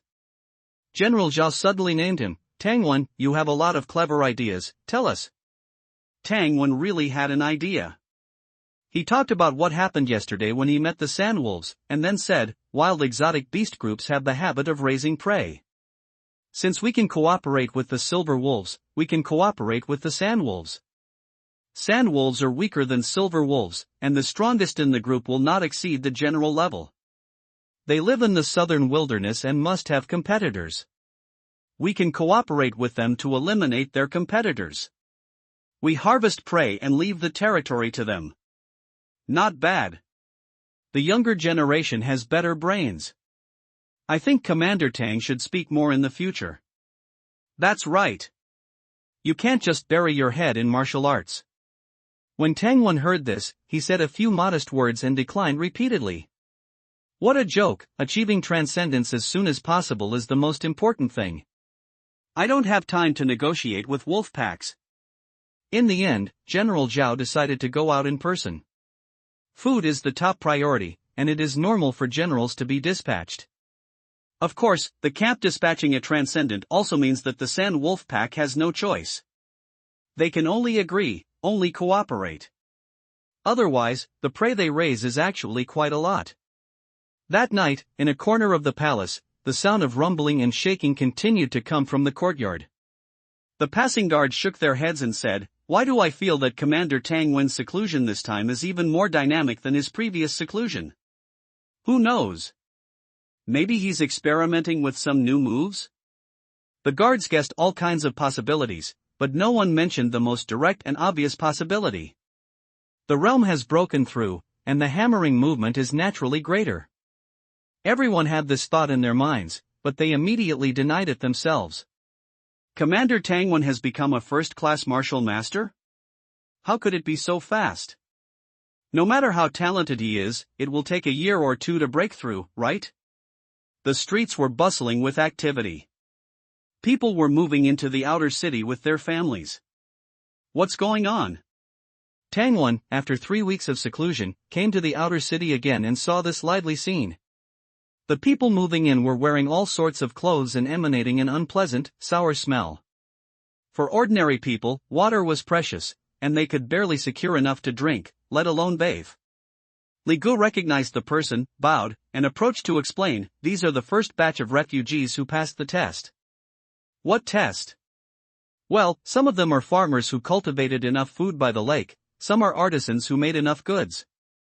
More are martial apprentices and martial artists who joined the hunting team and hunted a certain number of prey in the south." The cooperation between the camp and the Sand Wolf packs had already begun. The black hyena packs and saber-toothed cat packs further south in the wilderness suffered almost total destruction under the guidance of the sandwolves. Except for a small number who escaped further south, the herbivores they raised were all taken by the flame camp.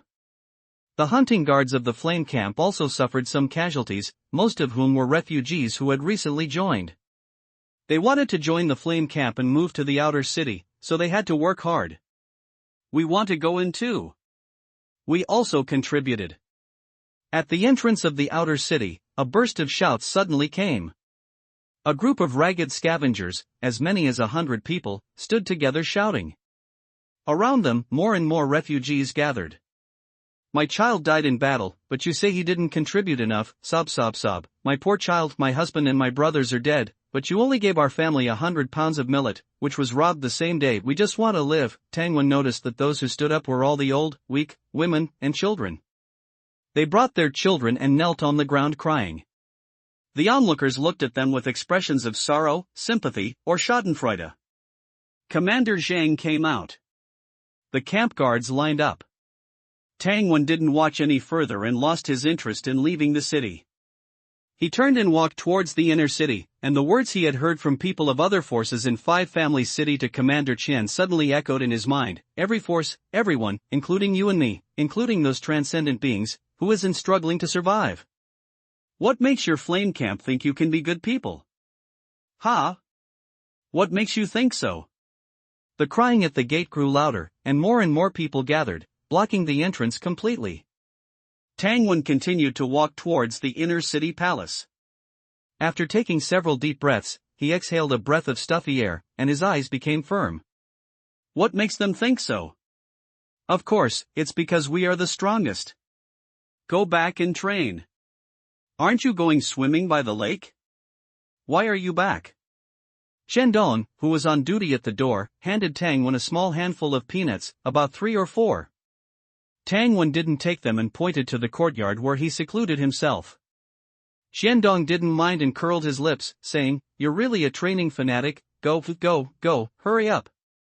Whoosh! Tang Wen snatched his peanuts and left smartly. Damn it! Shandong took 2 steps to chase, but when he saw Tang Wen's arm muscles bulging, as if a prelude to an attack, he quickly retreated and said in a face-saving manner, "I'm generous, I won't bother with you." After speaking, he looked around, and his subordinates nodded one after another, seemingly agreeing with his words. Shandong breathed a sigh of relief. It's not that I'm cowardly, but who in the camp dares to say they can steadily win against this freak except for the generals? Tang Wen ate the peanuts and felt inexplicably better. Back in the underground secret room, he began the monotonous life of sleeping when tired, eating when hungry, and training again after eating.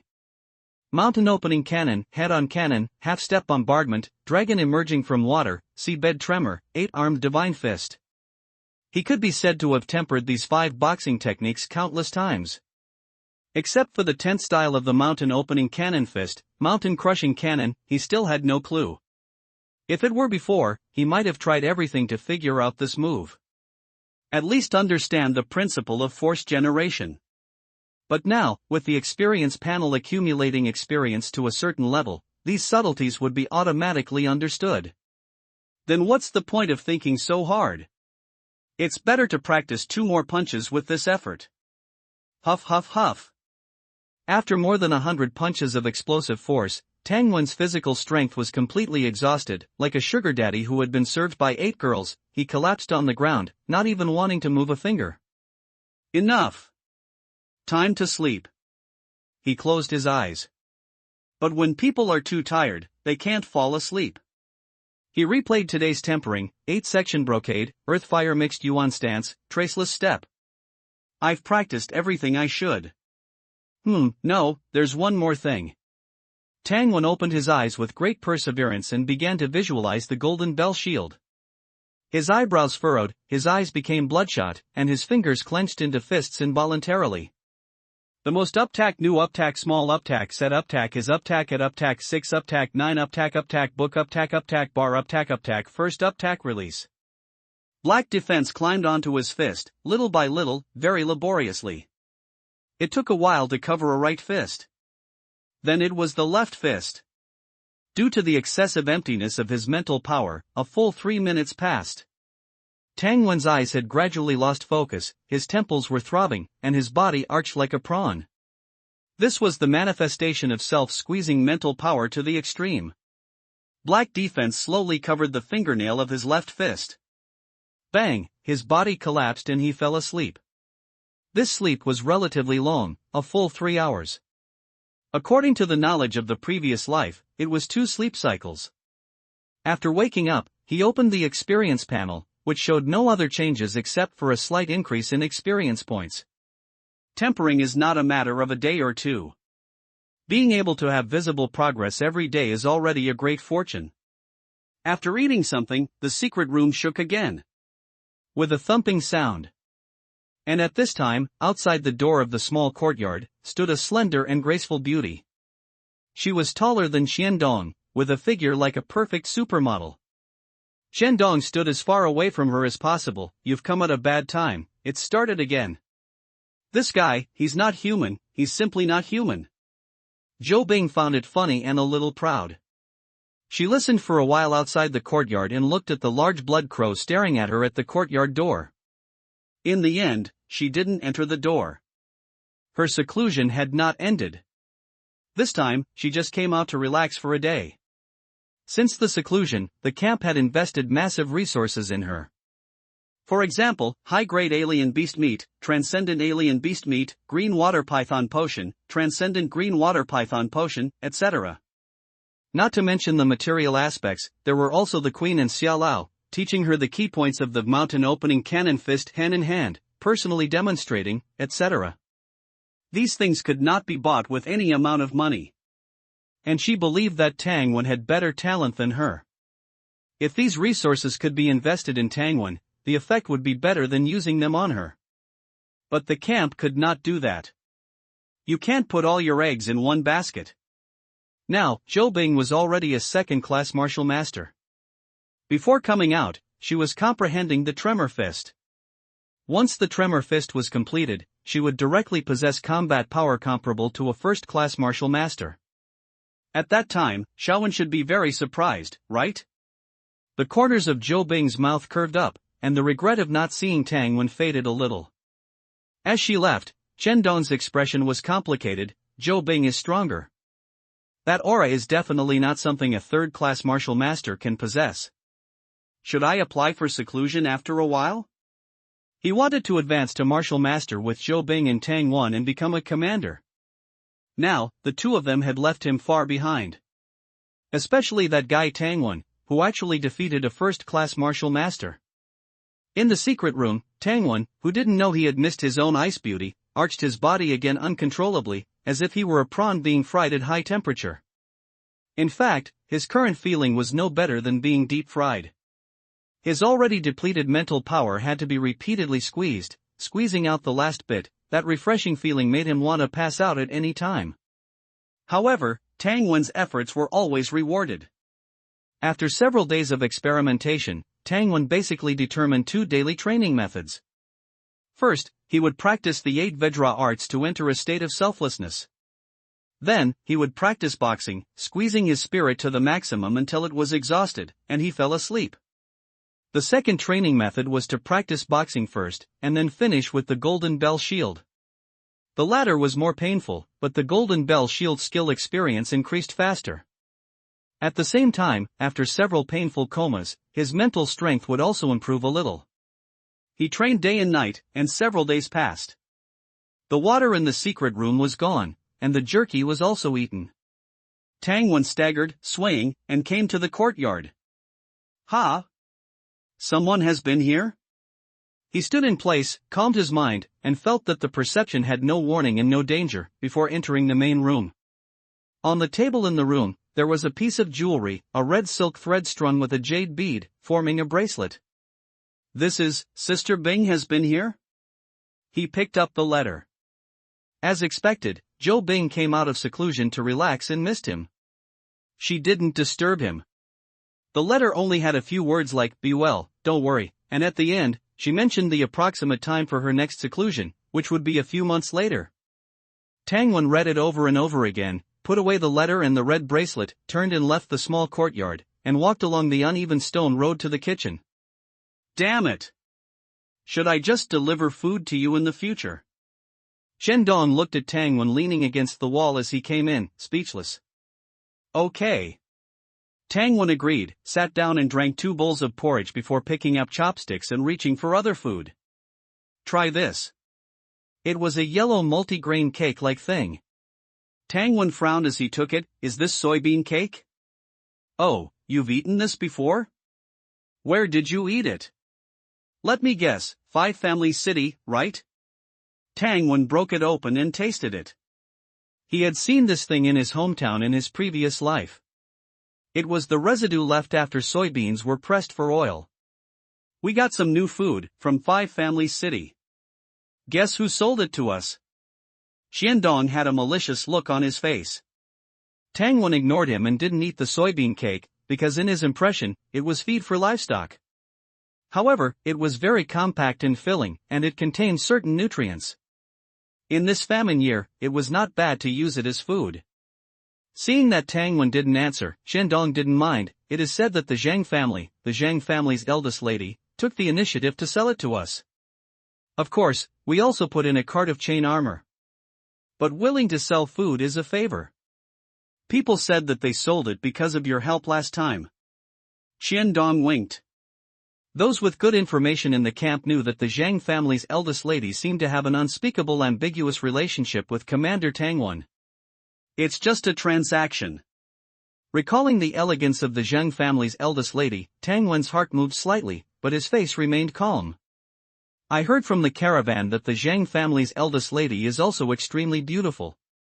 She is the most beautiful woman in 5 Family City. Weren't you tempted at that time?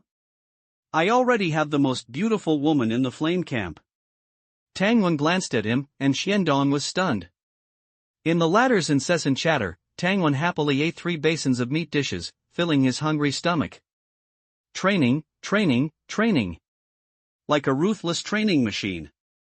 Tang Wen rested day and night. The steel-cast walls of the underground secret room were covered with traces of being hit. Dense and uneven. As if they had been violently bombarded by siege hammers and bed crossbows. Ha! Tang Wen rubbed his eyes and woke up from his sleep, his brain heavy. This was the sequelae of squeezing his mental strength in a short period of time, with high intensity and frequency. Spirit, 9.77-9.79, it only increased by 0.02 after 5 times. At the beginning, it would increase a little every time I fainted. Later, it was twice or 3 times that it would increase a little. Now, after 2 or 3 months, I need to train myself to faint 5 times to increase this little bit. Tang Wen sighed, it's really too difficult. Martial arts training is really too difficult. He lay on the bed, his body in a large character, his mind blank, his thoughts flying. It would be best if Sister Bing became a queen level as soon as she came out of seclusion, and then I would lie at home, enjoying the service of Xiao Lu, Cui Lian, and the others. At that time, it would be impossible to work hard. Only by eating soft rice can I live a good life. Sister Bing is so generous, if the Zhang family's eldest lady doesn't mind, I can eat 2 portions of soft rice. Well, but it's a bit unsafe. After all, a triangle is the most stable. If I could find another beautiful woman with both beauty and talent, I can take a loss and eat 3 portions of soft rice. I have a big appetite, and the earth-fire mixed yuan stance is not for nothing. After thinking wildly, he looked at the experience panel, Earth-Fire Mixed Yuan Stance, Mastery, 2907/3000, in the past few months, although the main energy was on boxing. But the Earth-Fire Mixed Yuan Stance has not been put down, and little by little, it has accumulated and is about to break through the current level. Don't be afraid of being slow, just be afraid of stopping. With a carp leaping, the sound of training soon rang out in the secret room. The secret room has no sun or moon, and time flies by. In July, the weather is hot and dry. The ground that has not rained for a long time is cracked and smoking. Inside and outside the flame camp, not even half a cicada's chirp can be heard. Not just cicadas. Crickets, grasshoppers, locusts are all gone. Even centipedes, snakes, and rats are basically invisible. These are high-quality protein, rare meat. The trees near the flame camp revealed their bare trunks.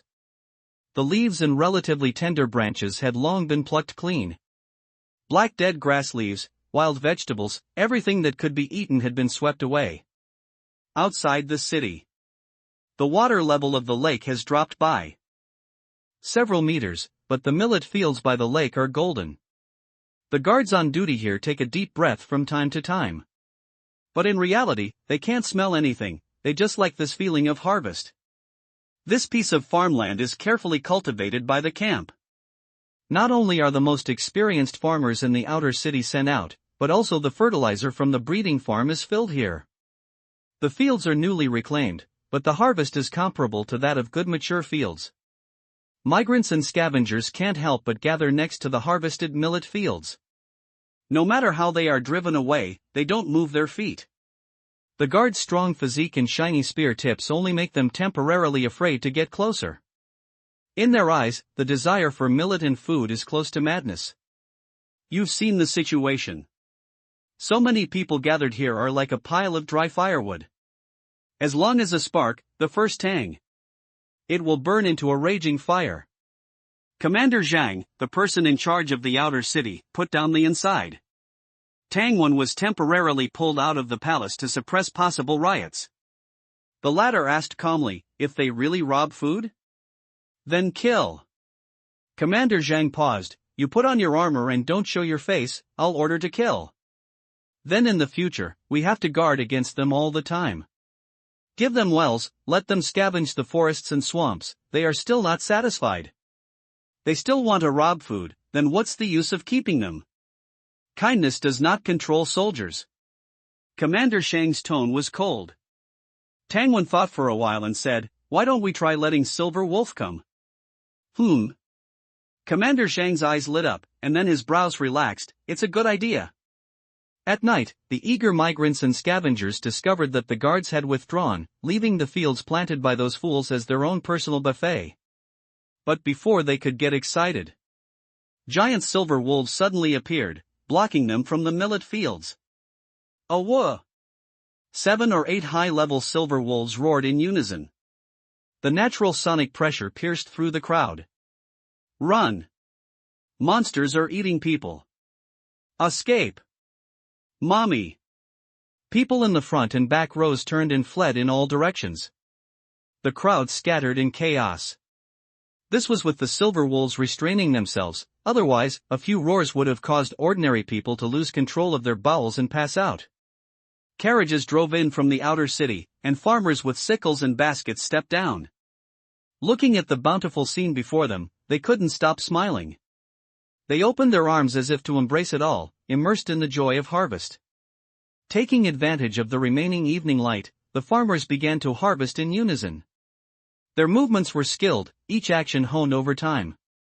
One bundle at a time, the millet stalks stood neatly on the edge of the field, pleasing to the eye. They were the ones who usually cared for these fields with their families or willing migrants. How much can we harvest? Hard to say, it should be a lot, and there's still peach blossom spring.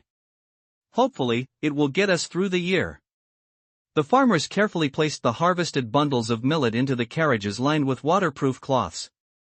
This effectively prevented the millet from scattering along the bumpy road. Carriage after carriage was filled, and the moon had already risen. The farmers were full of energy, shuttling back and forth between the outer city and the lakeside fields under the protection of the silver wolves. They worked tirelessly until noon the next day. The last carriage of millet stalks was pulled away. Commander Zhang came forward to negotiate, and the silver wolves guarding the area withdrew. They didn't return to the forest, instead, they trotted all the way to the outside of the camp. There were 2 big fat pigs there. Sensing the aura of the silver wolves, the 2 pigs defecated and urinated, their hooves weakened on the ground, unable to move. So, they were directly bitten to death and dismembered by the silver wolves, then dragged into the forest. That's the reward for hiring the silver wolves? What a loss! What loss? What do you know? The guards argued. On the other side, the lakeside farmland was temporarily unguarded. Migrants and scavengers swarmed into the fields, bending down to pick up the remaining millet and millet stalks on the ground. They fought over each other, and soon, they started fighting. The guards in the distance didn't intervene. It's good for these people to vent their anger. You're asking for death. I'll kill you. Boy, put down the millet in your hand. What I saw first is mine. I'll beat you to death. The ferocity in the hearts of the migrants and scavengers could no longer be suppressed, and they frantically attacked the people around them. The trigger for the slaughter was often a small handful of millet or a few millet stalks. Lord Tangwan, let's eat together, Lord Tangwan. Yes, Lord Tangwan. In the outer city guard camp, 2 unfamiliar faces greeted him warmly in the cafeteria. Looking at their very similar faces, Tangwan couldn't remember where he had met them, so he casually replied. Who are they? Later, sitting in the commander's exclusive private room, Tangwan looked at the 2 brothers through the half-open door. 2 new martial artists who joined the camp, they are brothers. I see, no wonder I haven't seen them before. They greeted me just now. They're new. They're probably trying to build relationships since they don't have anyone to rely on. You're a popular figure in the camp, eat. Commander Zhang handed Tangwan a roasted chicken. The latter waved his hand, a gust of wind rose, and the door creaked shut. The ordinary guards and captain's meals outside the door were probably 3 parts meat and 7 parts vegetarian dishes plus staple food. Ordinary guards had 1 basin per person, and captains had 1.5 basins. Tangwan and the other commanders were the opposite, 7 parts meat, 1 part vegetables, and 2 parts staple food. And unlimited. Tangwan wouldn't eat outside, whether he knew them or not. An afternoon and another day passed. In the lakeside fields, only soil remained, and even the roots of the millet stalks had been pulled out. The guards returned to their posts, and the farmers followed, leading out tall oxen, putting on iron plows, and starting to plow skillfully. These green oxen seem to be low-level exotic beasts, right? Tangwon remembered that their meat was particularly delicious, grilled or sliced for hot pot. It was the best choice. Hey! Even if they are mid-level exotic beasts, they still have to plow the fields in our hands. Plowing, sowing seeds, fertilizing, watering. In just 3 days, a series of farm work was completed, waiting for the seeds to germinate. Tangwon returned to the palace again, preparing to continue his closed-door training. As soon as he arrived at the door, Shendong joked, "You came at the right time, just in time for lunch." What meal? It must be said that the palace's food was incomparable to the canteens in the inner and outer cities. Only at home could he eat better than in the palace. But how much meat and millet would it take to eat at home every day? It would be too painful to eat. Vegetable dumplings. Sure enough, the food did not disappoint Tangwon. The palace kitchen made dumplings with very little vegetables, basically pure meat. After all, in the current drought, meat is easy to get, but vegetables are really hard to find. Tangwon swallowed. Is there beer? Beer? Only 30 barrels were brought in, and they were all distributed long ago. You have a big face, why don't you go to General Zhou's house and ask for some? Tangwon touched his stomach. It's not the same to eat dumplings without beer. I'll eat a little, maybe 500. Shendong immediately left and went straight to the kitchen. 500? I'll give them all to you. What am I going to eat? As commanders, they ate from the same small stove, and were purely in a competitive relationship when it came to eating. Tangwon took a step without a trace, arriving first. A few days later, Black Mountain Camp. A voice was reporting something in a secret place in the back mountain. I can't find a chance. I can't find any chance at all. That kid is a martial arts maniac. You don't know, he hardly goes out, and his martial arts practice place is in the palace. That is the most dangerous place in Flame Camp. Unless the Black Mountain King comes in person, who would dare to kill someone there? Black Old Ghost sneered silently. Don't tell me this. Tangwon killed your Red Knight young master with a flying stone last year. He was a natural awakener. You came to avenge your young master. What does it matter to me if you can't find a chance? Go tell your Night King, see if he will come in person? Will he personally teach you how to find a chance? General Black Gui, let's be frank. As far as we know, your beloved son young Master Black Peak was also poisoned by Tangwon. Originally, he should have been the heir of your camp.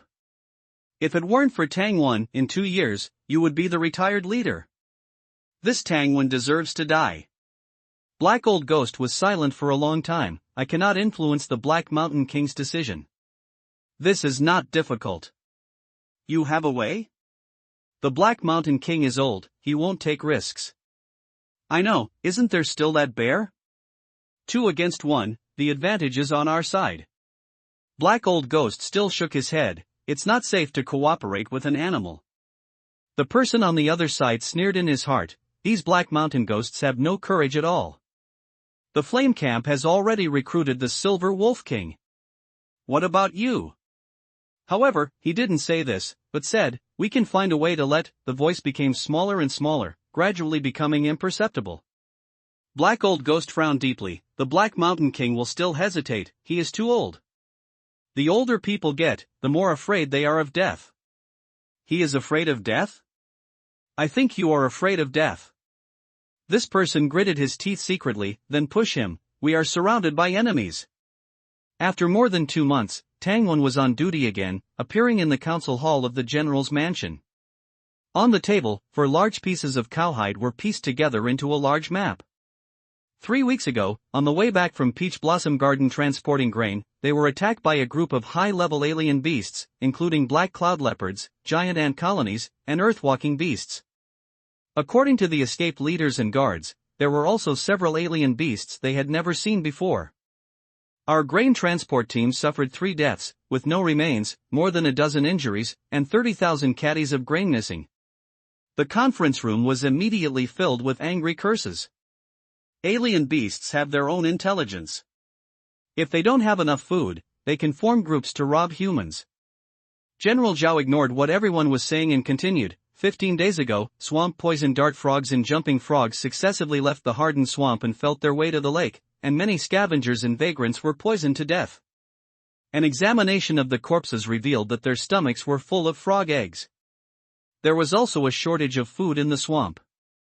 As the swamp lost moisture, many fish, shrimps, and loaches may have died on a large scale, forcing these swamp alien beasts to come out in search of food.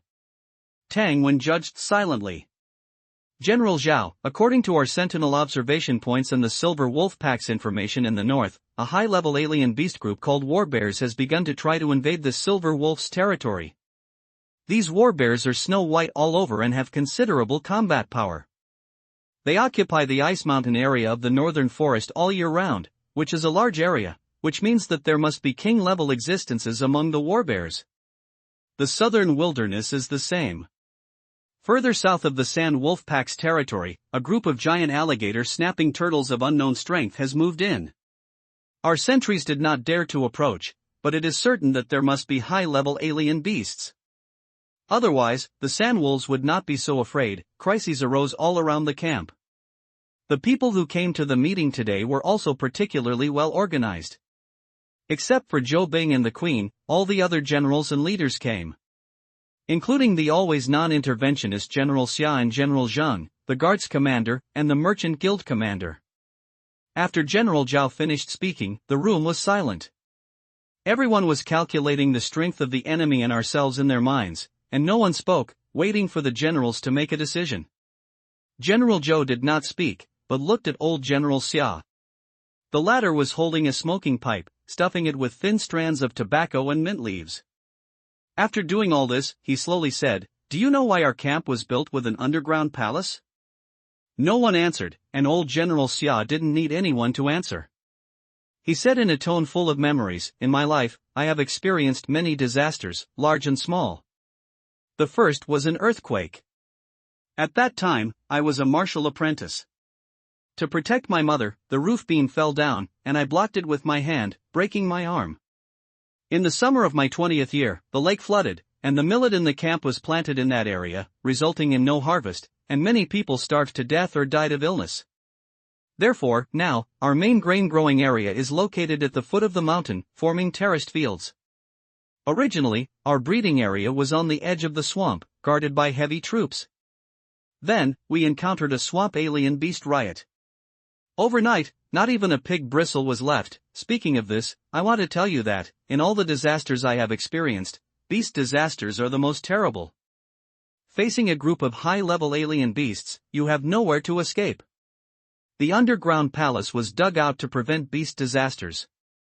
To be precise, we people will hide in it as a last resort. Those alien beasts eat other people, and when they are full, they will retreat. We can survive." The room was silent, with only echoes. Old General Xia reached out and rubbed the tobacco pot, sparks ignited, and the smell of tobacco leaves floated out. "Don't take chances. We have no choice. Killing our way out is the only way. It just so happens that many guys from who knows where have joined the camp, so let them rush to the front. Also, these people are not allowed to enter the inner city. Especially near the royal palace, the underground palace, the granary, and the ice cellar. Anyone found will be killed without pardon." "Understood." General Zhao agreed, scanning everyone in the room with a serious look. Everyone nodded.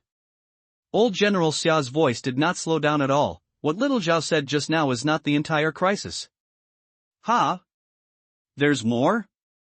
Everyone's faces changed. Tang Wen frowned secretly. "There are really no good days, not a moment to let people rest. That tyrant bear must be dealt with." No one answered, and the generals frowned. The tyrant bear abilities are related to the earth, with extremely high defense, and it has no group, it acts alone, which is a headache to think about. "Old General Xia, the Black Mountain Camp has its favorite honeydew, which can be used to bribe it to deal with us. But it has thick skin and flesh, and it is a king-level combat power. We can't kill it at all, we will only anger it. No need to kill it, just find a way to prevent it from joining forces with Black Mountain." Old General Xia frowned. Before everyone could finish discussing, old General Xiao waved his hand directly. You leaders don't need to worry about the tyrant bear. Then, he signaled General Zhou to assign tasks. Leader Wu, Leader Li, you lead sharpshooters and experienced fishermen to deal with the monsters in the swamp. Tangwen, Shendong here. You take people to follow the sand wolf pack to the south to see what's going on with that group of alligator snapping turtles. Understood.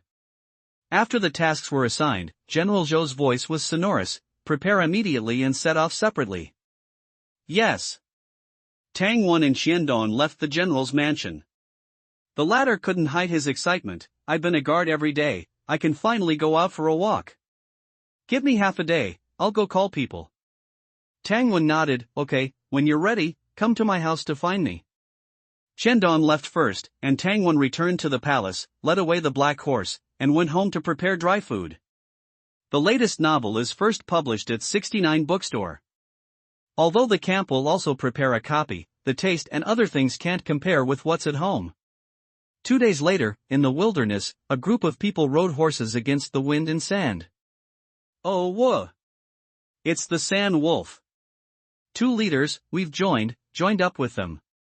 But, what do we do next? The one who came to report was a member of the Imperial Guard. He didn't have much experience in performing tasks, and didn't know what to do. Xiandong didn't understand either. He looked at Tang Wen. The latter clamped his legs, and the black horse took elegant small steps, stepping out of the crowd. Where are those alligator snapping turtles? What is the quantity? Oh whoa! A burst of wolf howls. Tang Wen nodded and turned back. It's still far from here. The sand wolves have to run for half a day. It's getting late, let's rest first. They will take us to a safe place. Xiandong looked shocked, touching his ears and said, You can't fool me. You can understand this too? Don't worry. Tang Wen wanted to retort, but seeing the guards were equally shocked, he changed to gentler words as much as possible. Okay. Okay. Everyone believe me, no one understands alien beasts better than me. To increase persuasiveness, Tang Wen pointed to the large blood crows flying in the sky. Okay, let's move on. Xiandong took a breath. The black horse truly took the lead. Arriving at a valley, the wind and sand gradually diminished. Everyone looked at the herbivores raised by the sand wolves in the valley, and showed surprised expressions. After washing up and tidying up, it was dinner time. Several team members in charge of cooking were about to take out dried meat, mushrooms, and dry pancakes from the donkey to cook. Suddenly, they saw 3 sand wolves driving 2 big rams over. Oh whoa! Thank you for the treat, don't leave, stay and eat together. Oh whoa! What are you being polite about? We not only have salt, but also chili. Tang Wen seemed to be talking to himself. But the 3 wolves really stayed. Xiandong and the rest of the guards fell into deep self-doubt. Are there any differences in these wolf howls? It seems like there is, but it seems like there isn't. Get out of here. If you didn't understand, just say you didn't understand. Hee, I didn't hear any difference. On the wild lands, the wind roared. In the valley, flames licked the lamb, fat dripping into the charcoal fire, sizzling. The guards slowly turned the handle to heat the lamb more evenly. 3 wolves, 6 eyes, gleamed with a ghostly light. On this night of howling wind, it was particularly eerie. But upon closer inspection, Xiandong and the others realized they weren't so scary. The 3 giant wolves lay on their front paws, ears perked up, 6 eyes following the roasted lamb in circles. Why do they look like dogs, big dogs? They really do. Like a dog called a husky. In the north, we use huskies to pull sleds in the winter. I wonder if these wolves can pull sleds. Why don't you go discuss it with them? You think I'm stupid? Commander Tang Wen is really something, he can even understand wolf howls. Tang Wen, who was being discussed, suddenly stood up, holding a wooden basin of sheep's blood, and walked towards the 3 sand wolves. The 3 giant wolves abruptly stood up, guarding him warily. Tang Wen smiled nonchalantly. The lamb is taking a while to roast, have some blood first. With that, he walked a few meters away from the sandwolves, put down the basin, squatted down, and beckoned to the sandwolves. like a black-hearted innkeeper beckoning customers. Sheep's blood was a temptation for the sandwolves. They relied entirely on their tongues to drink blood, and usually wasted most of the fresh blood when eating sheep. If they wanted to drink, they could only lick it off the ground, often consuming more sand than blood. Such big wolves, why so shy? Come on. Tangwen smiled broadly, but the three sandwolves felt that he had bad intentions and hesitated to move. Give me a few pancakes. Here you go. Several coarse-grained pancakes, smeared with lamb fat and roasted fragrantly, were thrown over, drawing an arc in the air. The three sandwolves simultaneously raised their heads following the arc thud. The pancake landed in Tangwen's hand. Tangwen shook it. Want to eat?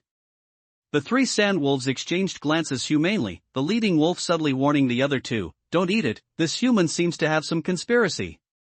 Tangwen dipped the pancake in the sheep's blood met the heat, and the fishy smell was pungent.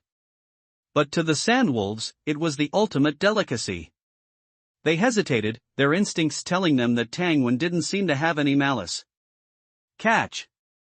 Tangwen shook his hand and threw out a pancake dipped in sheep's blood, throwing it above the middle giant wolf. Thump!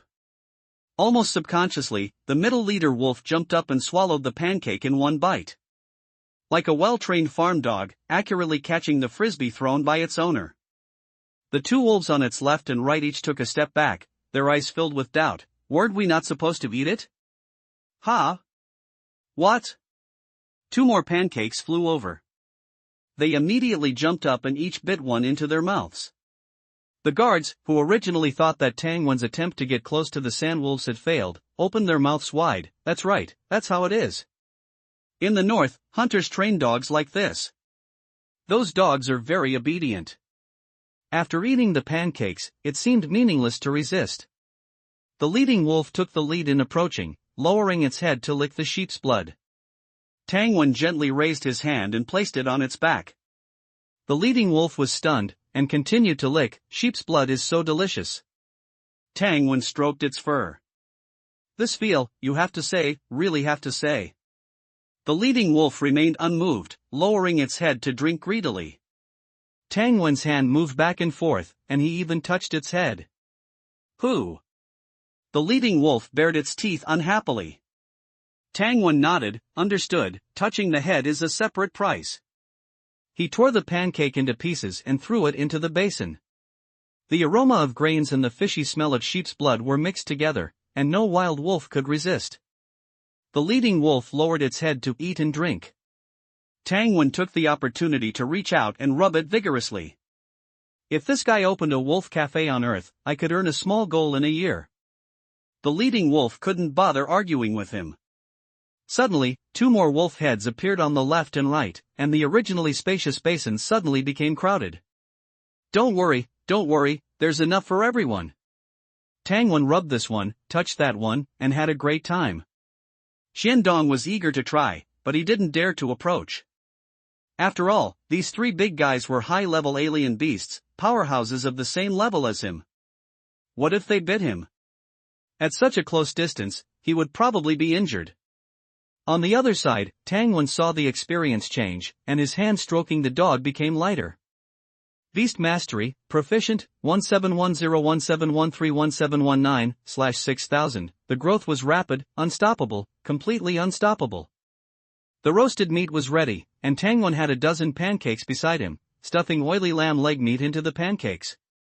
The first one was his own, the pancake was crispy and the meat was fragrant, it was so satisfying to take a bite. The three giant wolves stood nearby, watching eagerly.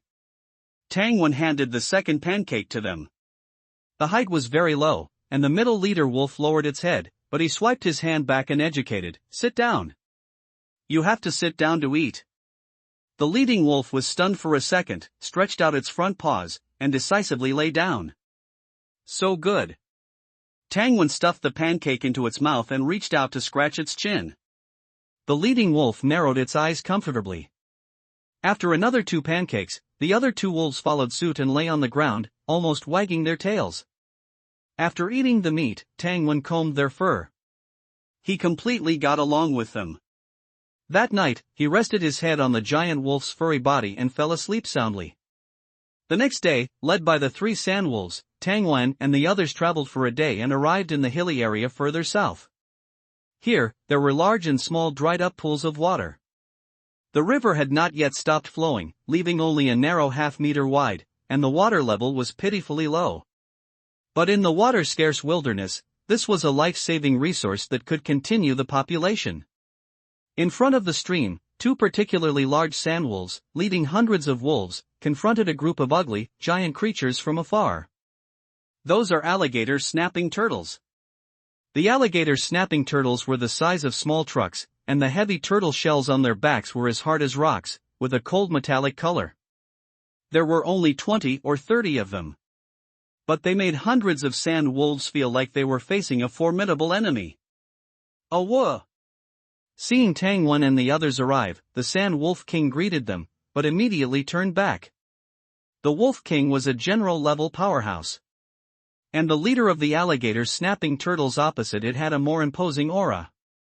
Even if there was only one, the 2 Wolf Kings could not be distracted. Thump thump. The earth shook. The alligator snapping turtle group opposite them took a few steps towards the Sand Wolf group. Awoo awoo awoo. The Sand Wolf group lowered their bodies and roared. The alligator snapping turtles immediately stopped moving, bent their stone pillar-thick legs, and lay on the ground. As if saying, I didn't move, it wasn't me who moved. The method was simple, but effective. The Sand Wolf group quieted down. A blunt knife cutting flesh. Gradual encroachment. A group of alligator snapping turtles actually understand tactics. Tangwan shook his head. Xiandong approached on horseback, lowering his voice and said, I've observed them, there are 27 alligator snapping turtles on the opposite side, except for 6 small turtles surrounded in the middle, the rest have the aura of high-level alien beasts. It's not easy to deal with. Look at their turtle shells, they are thicker than the steel walls in our camp. I suspect the sandwolves can't break through their defenses at all. Tangwan murmured, it's really difficult, the Sand Wolf King is intelligent, if it didn't think it had no chance of winning, it would have pounced already. The alligator snapping turtles were packed tightly together. They had formed this formation to protect the smaller alligator snapping turtles in the middle. Tangwan drew a short spear from his dark steed and strode to a high point. He closed his eyes and visualized, the earth trembles, magma churns, the pressure inside the mountain reaches its peak, heat waves rise, and immense pressure propels the obsidian spiral into flight. Grandmaster level, hidden weapon visualization. Chie. The 1.2-meter steel spear, the moment it left his hand, spiraled and rotated, piercing through the air, leaving a trail of afterimages. Instantly breaking several times the speed of sound. The fur on the necks of the giant wolves bristled as they let out low growls. Xiandong gripped his long spear tightly, his eyes gleaming. If I were to face that spear, what would happen? The targeted alligator snapping turtles reacted even more intensely. Hiss. Empowered by the hidden weapon visualization, the steel spear accurately aimed for several small alligator snapping turtles. They were only of mid-level exotic beast strength. They absolutely couldn't withstand this attack, not even the aftershock. The small alligator snapping turtles were in despair, while the ordinary large alligator snapping turtles roared in anger. But facing this attack, they were helpless. The speed was too fast. After throwing the spear, Tangwan turned his gaze to the giant alligator snapping turtle at the front. It emanated a dangerous aura. Must not get close. I will die. The giant alligator snapping turtle's head suddenly shot up, like a cannonball fired from a massive gun. Its sharp steel teeth were like gray swords. After a series of teeth-grinding sounds, the giant alligator snapping turtle clamped down on the short steel spear. Crimson blood oozed from its mouth. Tangwan gasped, his feet instantly exploding with power as he arrived behind the Sand Wolf King. Buddy! Don't look at me, look at the Sand Wolf King. I'm here to help them out, we actually have no grudges. After that spear, he had determined the opponent's strength. Transcendent alligator snapping turtle. This was the first time Tangwan had faced a transcendent realm expert head-on. If it weren't for the 2 Sand Wolf Kings holding the line, the moment the alligator snapping turtle bit his steel spear, he would have already run away. He would have been at least 5 kilometers away by now. What? What about Qiandong and the others? Of course, after I call the generals from the camp, we'll collect their remains and give them a grand funeral. I'll take on the burden of caring for old Qian's wives and concubines. Tang Wen complained in his heart to alleviate his strong desire to run. Hiss. The transcendent alligator snapping turtle's roar stirred up terrifying sound waves. Dozens of high-level sandwolves retreated in unison. Tang Wen's mental strength was strong, so he didn't feel much, but that didn't stop him from taking large steps backward as well. The extent of his retreat was even greater than the strides of the giant wolves. Awooh! The Sand Wolf King let out a continuous series of roars. No deterrent power, purely discussing tactics with Tang Wen. Tang Wen reluctantly stepped forward. Are you sure you can hold that big guy back? The giant wolf roared once. Tang Wen didn't believe it. Qiandong slowly approached, looking at him. Tang Wen explained, the Wolf King suggests that they hold back this giant alligator snapping turtle head-on. I'll take the opportunity to kill the other alligator snapping turtles. Sounds good. Tang Wen shook his head. He didn't believe the 2 Wolf Kings could withstand this transcendent alligator snapping turtle. The difference in size and momentum was too great. If they couldn't hold on, he, the human who was slaughtering the alligator snapping turtle clan, would be chased by the giant alligator snapping turtle across the wilderness. Judging by the opponent's speed just now, Tang Wen doubted he could escape. But as a partner, he couldn't directly say, I doubt the strength of your Sand Wolf pack, why don't you stall for time while I go back to camp and see if I can invite a general? He was afraid that the Sand Wolf King would get angry and rebel on the spot. A quarter of an hour passed. The Wolf King growled, urging him. Tang Wen thought about it and finally came up with a delaying tactic. Those alligator snapping turtles are obviously extremely thirsty and hungry, that's why they came to provoke you. Even seeing you 2 powerful Wolf Kings, they don't back down. And what about you? Are you all full? Awooh. Yesterday's lead wolf overstepped and responded with a full-bodied roar. It sounded like it was full. The male Wolf King turned its head and glanced at it. The lead wolf immediately lowered its head and tucked its tail. Tang Wen smiled and said, You're full, they're hungry, the advantage is on our side. We're not afraid of delaying, we can afford to delay. The initiative is ours. The alligator snapping turtles only approach a little distance each time, so cunning. Here's what we'll do, the next time they move, damn it. Rumble. Before he could finish speaking, the alligator snapping turtle group suddenly moved. The Transcendent's incredibly thick front legs struck the ground, the earth trembled, stirring up clouds of dust. The dust quickly dispersed, obscuring Tang Wen's vision. But the movement didn't disappear. Obviously, the alligator snapping turtle group was using the dust as cover to approach. Tang Wen's face fell, this group of trash, they don't have any martial ethics. Awooh! The Sand Wolf King couldn't bother listening to what Tang Wen was saying. With an angry roar, it led the pack into an attack stance. Tang Wen untied the bag tied around his waist, which contained neat, fist-sized, solid black oval iron balls. The Wolf King caught sight of his movements, its eyes flashing with brilliance, and cooperated. Whoosh! The wind on the wilderness changed direction. The newest novels are first published on 69 Shubier, blowing away a lot of the sand and dust that the alligator snapping turtles deliberately raised. Enough for Tang Wen to observe the figures of the alligator snapping turtle clan. They're spreading out. In the smoke and dust, the large and small alligator snapping turtles spread out, with several meters between them. Tang Wen shook his head, these intelligent creatures are really hard to kill. They have brains and strength. No wonder human civilization is only at the level of city-states right now, not even a country has been established. It's too difficult to hunt in the wild. He put the iron balls back on his waist, took out several square and round stone slabs from another pocket, and unleashed them one after another.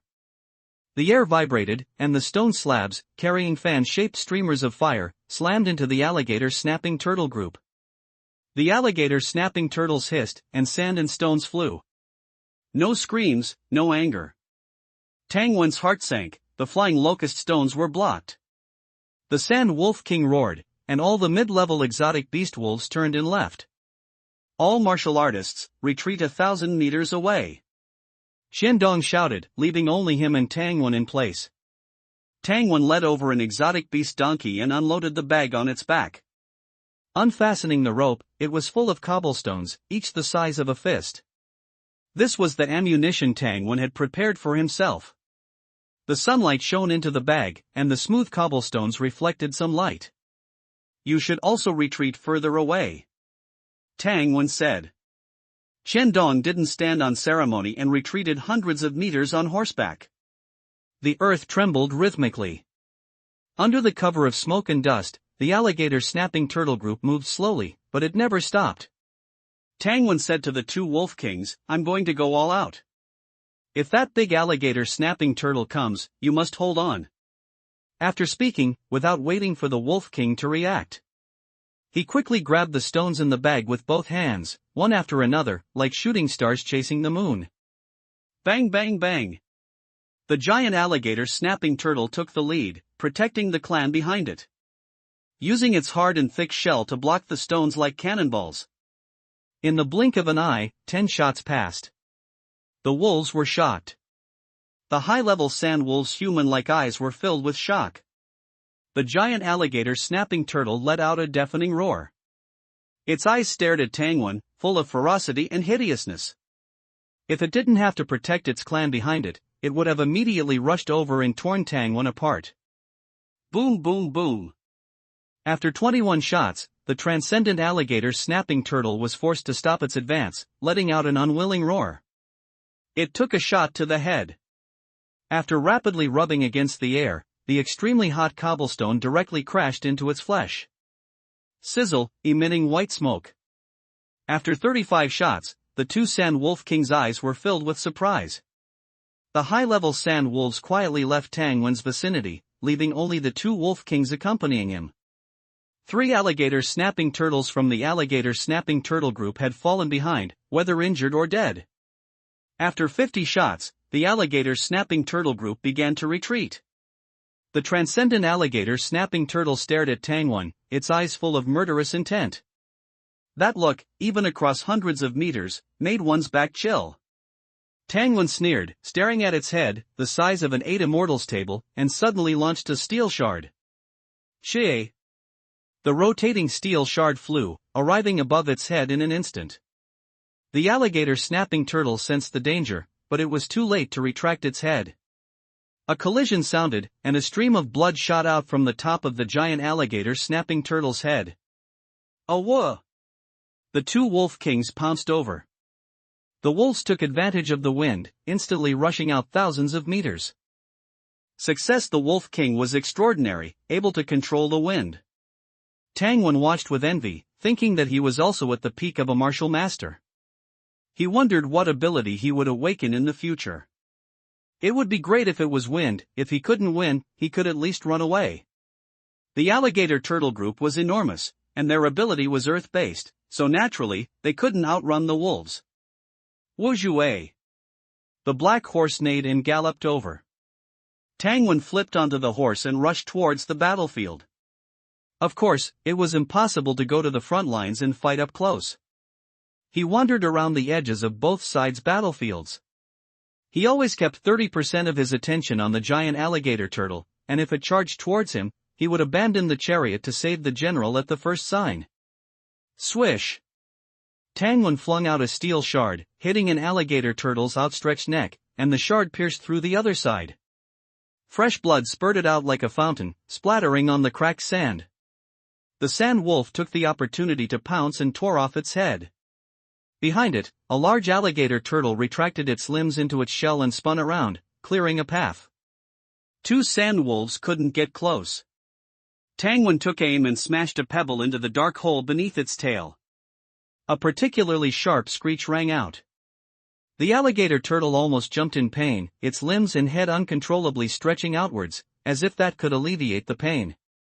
The sand wolves seized the opportunity, one on the left and one on the right, blinding its eyes. The scales of battle tipped completely. Awa, awa. A sand wolf howled in pain. Tangwen looked over and saw that it was the lead wolf from last night that had been lying down and letting him pet it. It was attacked by two alligator turtles, one large and one small, and its hind leg was injured. Boom, boom, boom. Tangwen fired several shots in a row, stopping the two alligator turtles. The lead wolf escaped. Tangwen methodically pulled the alligator turtles away. But he restrained his attacks, conserved his strength, and didn't go all out. The sand wolves became more and more courageous. Gradually, they formed a 2-on-1 numerical advantage. Tangwen no longer paid attention to the battles between these higher-level alien beasts, focusing solely on the fight between the three extraordinary king beasts. The three extraordinary king beasts consciously moved away from the ordinary battlefield. The alligator turtle struck the ground with its legs, manipulating the power of vibration, and yellowish-brown sand and stones rained down. The sand wolves summoned a black tornado, stirring up countless sand, stones, and rocks, colliding with it.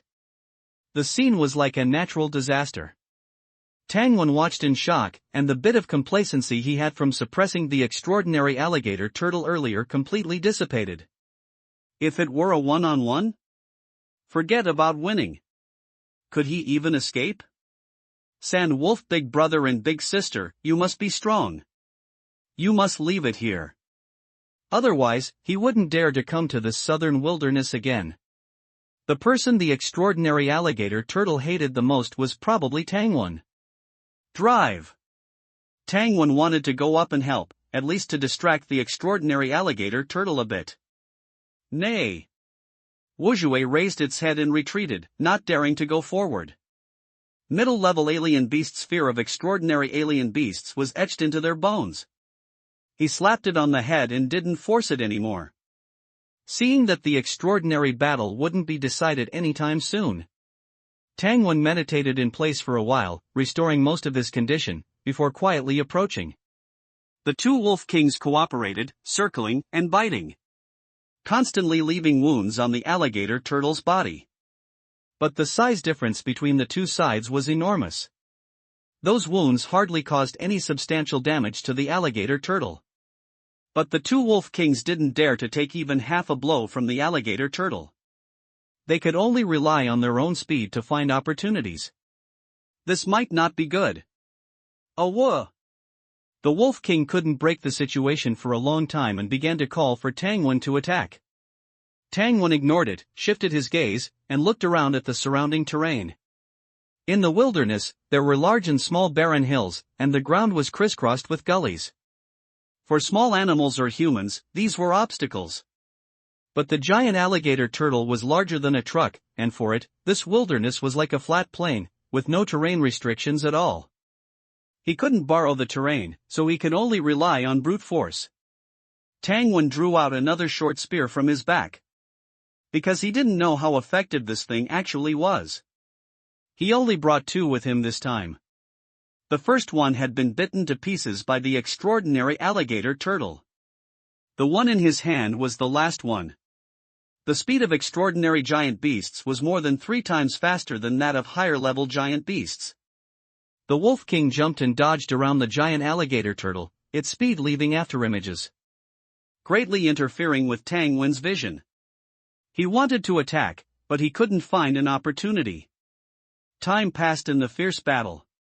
Tangwen's presence made the alligator turtle look sideways frequently. Suddenly, the female Wolf King seized an opportunity, came to the giant alligator turtle's rear, wanting to bite off its deformed, curled-up little tail. Although the tail was short, it could maintain balance, and if it were torn off, it would be a great injury to the alligator turtle. Tangwen's brow suddenly twitched. Not good. He cried out inwardly and hurriedly rushed forward. In a flash, the alligator turtle's tail was like a suppressed spring. It lashed out at the female Wolf King's head. The tail was short in relation to the alligator turtle's huge body. For the female Wolf King, this tail was no less than a thick horsewhip for an ordinary woman. Pa! The female Wolf King rolled out. The tail was a trap. It was a flaw deliberately revealed by the alligator turtle. The alligator turtle's eyes, the size of basketballs, flashed with cruel light. It ignored the male wolf king's harassment, turned around, and opened its bloody mouth, biting towards the female wolf king. The size advantage was once again brought into play. As long as it was bitten, an extraordinary wolf king of the same realm would be crippled if not dead. Seeing that the female wolf was in imminent danger, Tang Wen cursed inwardly. He didn't want to take risks, but even a fool would know. One wolf king was no match for the alligator turtle. If the wolf king died, whether Tang Wen could escape would be a question. Visualization, spear throwing. Without even looking, Tang Wen drew out the beheading sword from his back and rushed towards the battlefield with continuous bursts of speed in his legs. Hiss! The alligator turtle's long neck, carrying its huge head, was more flexible than imagined. It ducked its head to avoid the spear, twisted its neck as it sprang out, and turned its head to bite at Tang Wen, who was rushing over. Tang Wen had predicted correctly that the alligator turtle indeed hated Tang Wen the most and was also the most wary of him. Therefore, it had to be killed. A fishy stench assaulted his nostrils. Tang Wen's visualization burst was too fast, and the giant mouth was right in front of him. Die! Tang Wen swung down the beheading sword with force, seemingly only able to fight the extraordinary head-on. The alligator turtle's eyes were contemptuous. This slash wouldn't even knock out its teeth. Fluttering, an inconspicuous black shadow swooped down from the air. At this time, the alligator turtle's neck and head were in a twisted shape, and it had no strength to dodge. The blood crow pounced on its eyes. Blood splattered everywhere. Hiss! The alligator turtle was furious, raising its head. The blood crow seemed to have been hit by a sound wave, falling headfirst from the air and rolling to a stop in the distance. Tang Wen took a deep breath, let go of the long sword, and from behind. Visualization burst. The short distance of several meters was crossed in an instant. Swish! The alligator turtle's other eye was also blinded. The steel shard penetrated deep into its brain, and the extraordinary alligator turtle rolled over. Tang Wen burst out continuously, using both hands and feet, rolling and crawling to avoid it, running into the distance, and picking up the steel spear again. The alligator turtle was blind and had difficulty adapting in a short time. Moreover, there was a steel shard stuck in its brain. It attacked entirely by perception, and the fear of not seeing light stimulated its ferocity. With its abilities fully unleashed, the ground seemed to be experiencing a level 5 earthquake, making it difficult to stand firm. Surprising gain! Hurricanes hurled stones the size of millstones at the transcendent alligator turtle. The latter crashed into the ground, causing the earth to collapse and giant rocks to topple. The two wolf kings closest to the battlefield swayed, nearly losing their footing. Injured beasts are the most ferocious. Especially transcendent beasts. Even though it was blind, Tang Wen didn't dare to get close. He cautiously circled the perimeter, looking for an opportunity. The transcendent alligator turtle bombarded the air, the shockwaves creating a surge of air. Tang Wen quickly dodged, hiding behind a high-level sand wolf. The airwaves swept in all directions. Countless grains of sand struck the sand wolf. This sand wolf stood firm, without dodging. Hiss! The transcendent alligator turtle's frenzied killing intent was almost tangible. The pressure from its powerful mental strength caused the pack of wolves to tremble. After reaching transcendent status, the improvement in physical fitness was secondary. Transcendent beasts, whether controlling the wind or causing earthquakes, all require immense mental strength. From dawn till dusk, the alligator turtle group had been completely annihilated. Qiandong was leading a group of martial artists, dividing the alligator turtle corpses, packing their brains and marrow to take back for medicinal purposes. The meat and internal organs were divided equally with the sand wolf pack. The three transcendent beasts fought further and further away. This was because the blind transcendent alligator turtle, after its impulsive phase, had calmed down and was now fighting and fleeing. Howl! The sand wolf king let out a penetrating roar. The high-level sand wolves all looked at Tang Wen. The sand wolf king was calling him. Tang Wen packed up the steel shards his subordinates had collected. These thick steel shards were pulled from the alligator turtles, the intense collisions under high temperature had turned them black and deformed them. He used the back of his knife to hammer them a few times, restoring them to a usable state. Then he beckoned a familiar sand wolf over, directly flipped onto its back, his body lying prone against the wolf's back. The wind rose, supporting his body, lightly and quickly heading towards the battlefield. In just half a minute, they had traveled 2,000 or 3,000 meters. Tangwan was pleasantly surprised to find that riding on the wolf's back, he didn't feel any bumps at all. The comfort was even better than Black Fury. Sitting on the wolf, without even a saddle, he felt a gentle breeze supporting his body, as if an invisible air cushion, completely enveloping him. It was extremely comfortable. Rolls-Royce is nothing compared to this, right? Although he had never sat in one. A natural mount. The sand wolf is a natural mount. Tangwan excitedly patted the wolf's head. The sand wolf's eyes flashed with confusion, unable to tell whether these words were praise or something else. It continued to run headlong. Chi chi chi. The sound of air being torn apart rang out continuously. Tangwan threw out 3 steel shards, 2 hitting the alligator turtle's back, 1 piercing its thick hind leg. Without looking, he rode the sand wolf and turned to run. The transcendent alligator turtle angrily chased after him for a while, but the 2 wolf kings seized the opportunity and bit it, leaving it covered in wounds. It could only turn back, to deal with the wolf king's entanglement. Tangwan circled around, slowly approached again, and launched another attack. Then ran again. The transcendent alligator turtle bled more and more, and its speed became slower and slower. When the moon was in the middle of the sky, it let out a violent roar, the sound filled with anger, unwillingness, and sorrow. There was also a courage to die together. The 2 wolf kings in Tangwan instantly erupted at the same time, and distanced themselves from it. Who would dare to face the final madness of a transcendent beast head-on? However, what was unexpected was, after the 2 sides distanced themselves, the blind alligator turtle suddenly turned around, and fled madly towards the west. Like a giant SUV, raising billowing dust. The 2 wolf kings roared and chased after it. Tangwan also flipped onto the sand wolf, trailing behind them. The wolf king's ability was to control the wind. They chased closer and closer, and were about to bite the alligator turtle. Suddenly, the transcendent alligator turtle retracted its head and limbs into its shell, and began to spin wildly backwards. The incomparably hard turtle shell could be described as indestructible. Seeing that the 2 wolf kings were about to crash into it, Tangwan's heart sank. The wolf kings are in danger. It's over. I'm afraid we won't be able to kill this alligator turtle today. If the 2 wolf kings were injured, relying on Tangwan alone, he wouldn't have a shred of confidence. In the nick of time, a tornado rose from the ground, picked up the bodies of the 2 wolf kings, and floated them into the distance. Tangwan breathed a sigh of relief. As expected of transcendent beings, neither side was easy to provoke. Although the Sand Wolf King's combat power was slightly inferior to the transcendent alligator turtle, it was faster and more agile.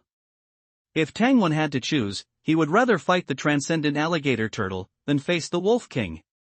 Facing the former, there was still a possibility of escaping, but he couldn't beat or escape the latter.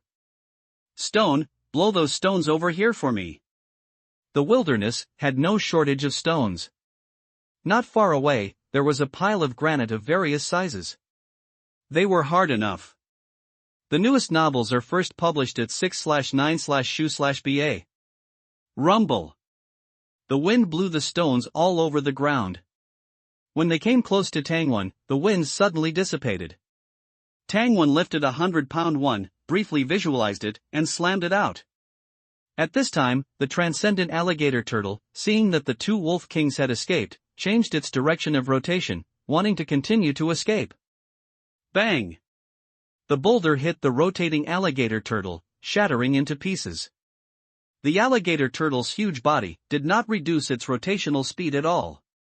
Bang bang bang! Tangwan transformed into a ruthless stone throwing machine, throwing the boulders in his hand one by one. The sound of impact continued to ring out. 5 times, 8 times, 10 times, 20 times. A layer of fine sweat appeared on Tangwan's forehead. The transcendent alligator turtle finally couldn't turn anymore, its limbs came out of its shell, and it staggered to look up. Now is the time. It's unsteady, flip it over. Tangwon shouted, drawing out the short steel spear behind him.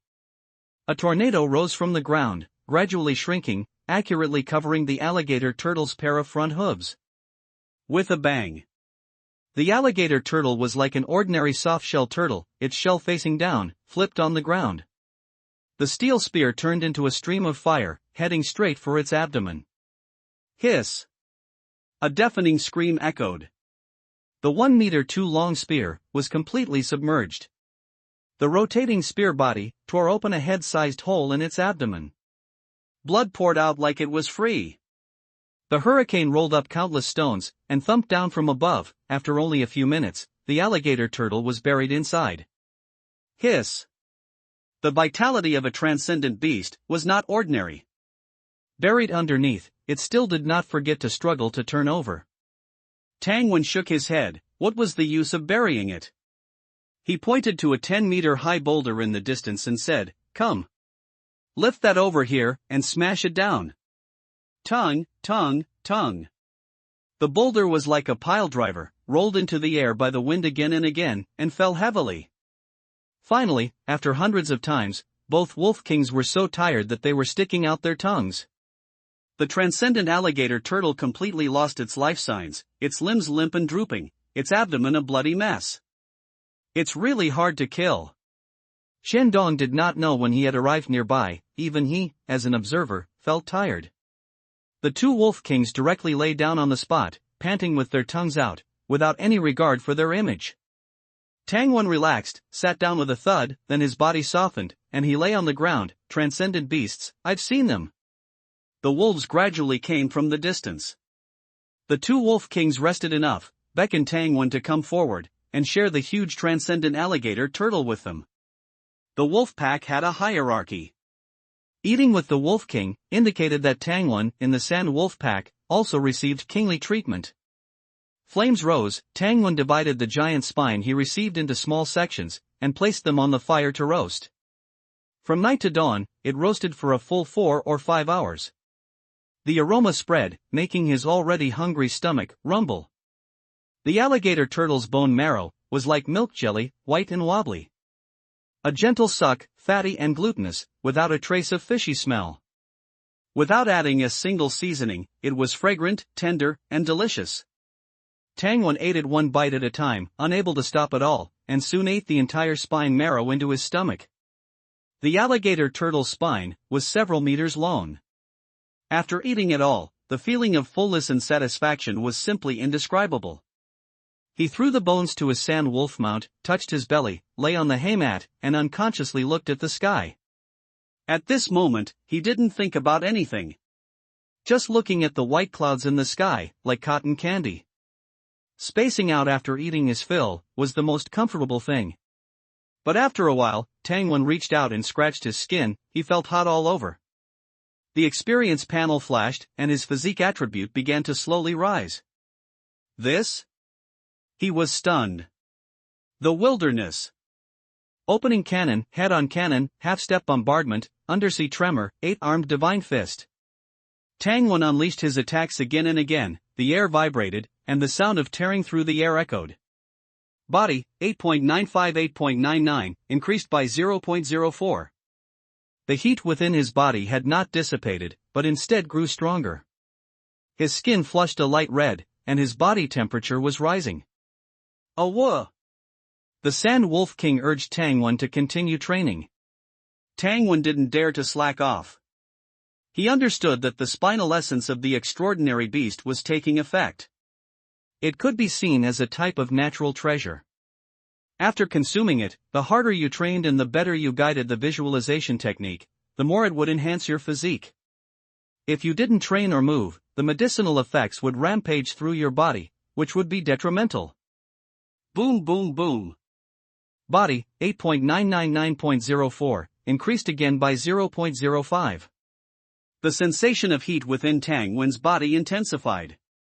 He was no longer satisfied with punching the air. But the nearby ground had been ravaged by several major battles. There wasn't even a large rock to be found. Where could he find something to use as a target?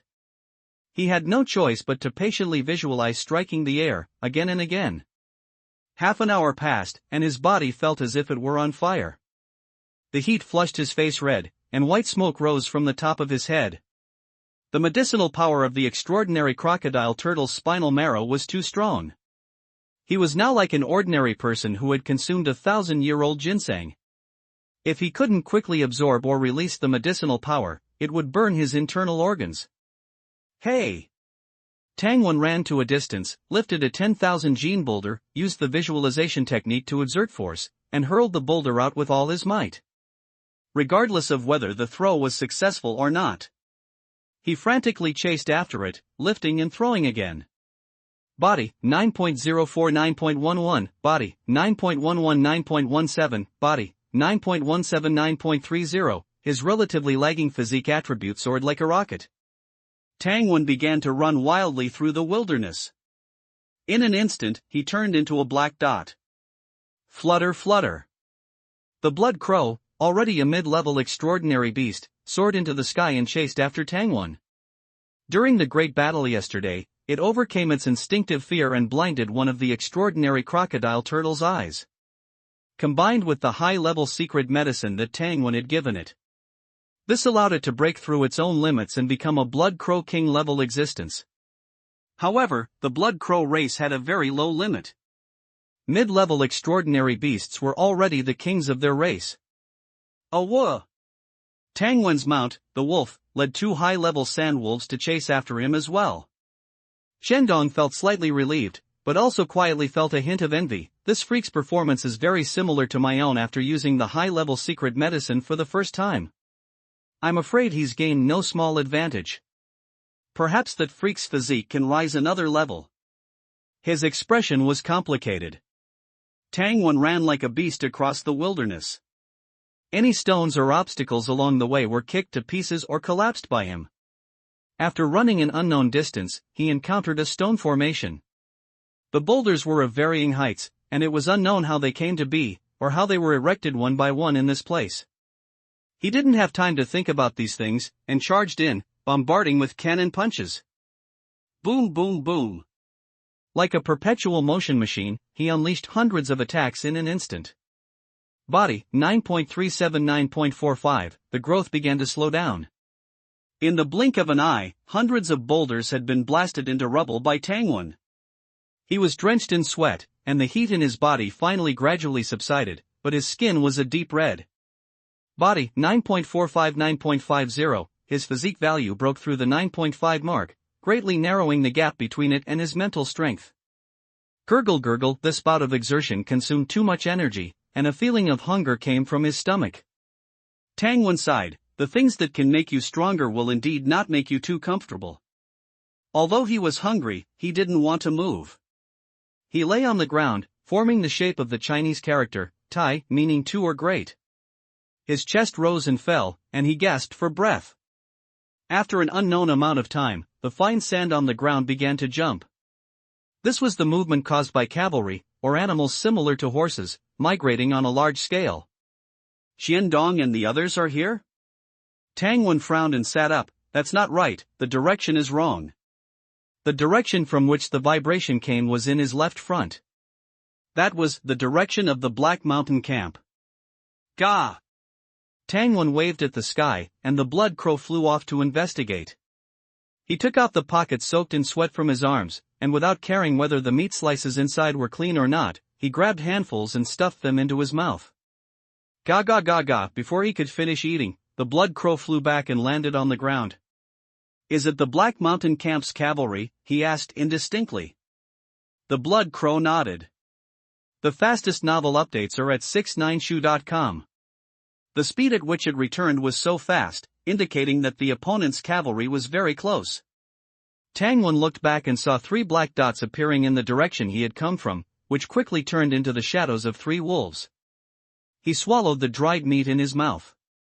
Tangwon heard the sounds of killing and shouting. He originally wanted to get closer to observe, but the area in front of the stone formation was open and there was nowhere to hide. He also didn't bring a telescope, so he couldn't watch from afar. Turning his head to look at the stone formation, he suddenly had an idea. He walked over, hugged a 1,000 boulder around its waist, and strode forward. In one breath, he walked half a li, gently put down the boulder, hid his figure, and peeked out to look. Black-clothed cavalrymen circled around on horseback. The blood crow cried a few times, and Tangwan knew that there were 3 people inside. He continued to walk forward while carrying the boulder. After walking another 100 meters or so, he put down the stone and squatted down to observe. A forest of horse legs, hooves trampling in chaos. Tangwan saw clearly that these dozens of cavalrymen were indeed from the Black Mountain camp. And seeing the legs of the people in the encirclement, he determined that there were 3 people being surrounded, or rather, 3 women. Everything made sense. In the Black Mountain camp, there were many lustful ghosts. Mobilizing a large force to besiege 3 women was commonplace for them. What was unusual was that the 3 women in front of him clearly had a certain amount of combat power. Even when besieged by several times their number of enemies, they were not at a disadvantage. Tangwan stared at the people from the Black Mountain camp and discovered that the leaders were 3 martial masters. The enemy of my enemy is my friend. Although those being besieged were not from the Flame camp, Tangwan was still prepared to lend a hand. Woo! A gust of wind swept over, and 3 sandwolves arrived behind Tangwan. You 3 came at the right time. Tangwan rode on his mount, the head wolf, stroked its furry ears, and casually arranged, wolves should understand military tactics. Later, you 2, go around to that side, and then howl wildly. The 2 wolves didn't know if they understood, but they went. Tangwan also gave a few instructions to the blood crow, and it spread its wings and flew back. Soon, the sound of wolves howling came from the other side. Be on guard. The Black Mountain camp sentry shouted. It's a sand wolf. High-level sand wolves. Damn! A bunch of beasts dare to delay my good fortune. A martial master's angry roar echoed across the wilderness. 7th brother, relying on the brothers, we won't be able to take down these 3 little girls for a while. That's right, 7th brother, this place isn't too far from the Flame camp, we'd better make a quick decision.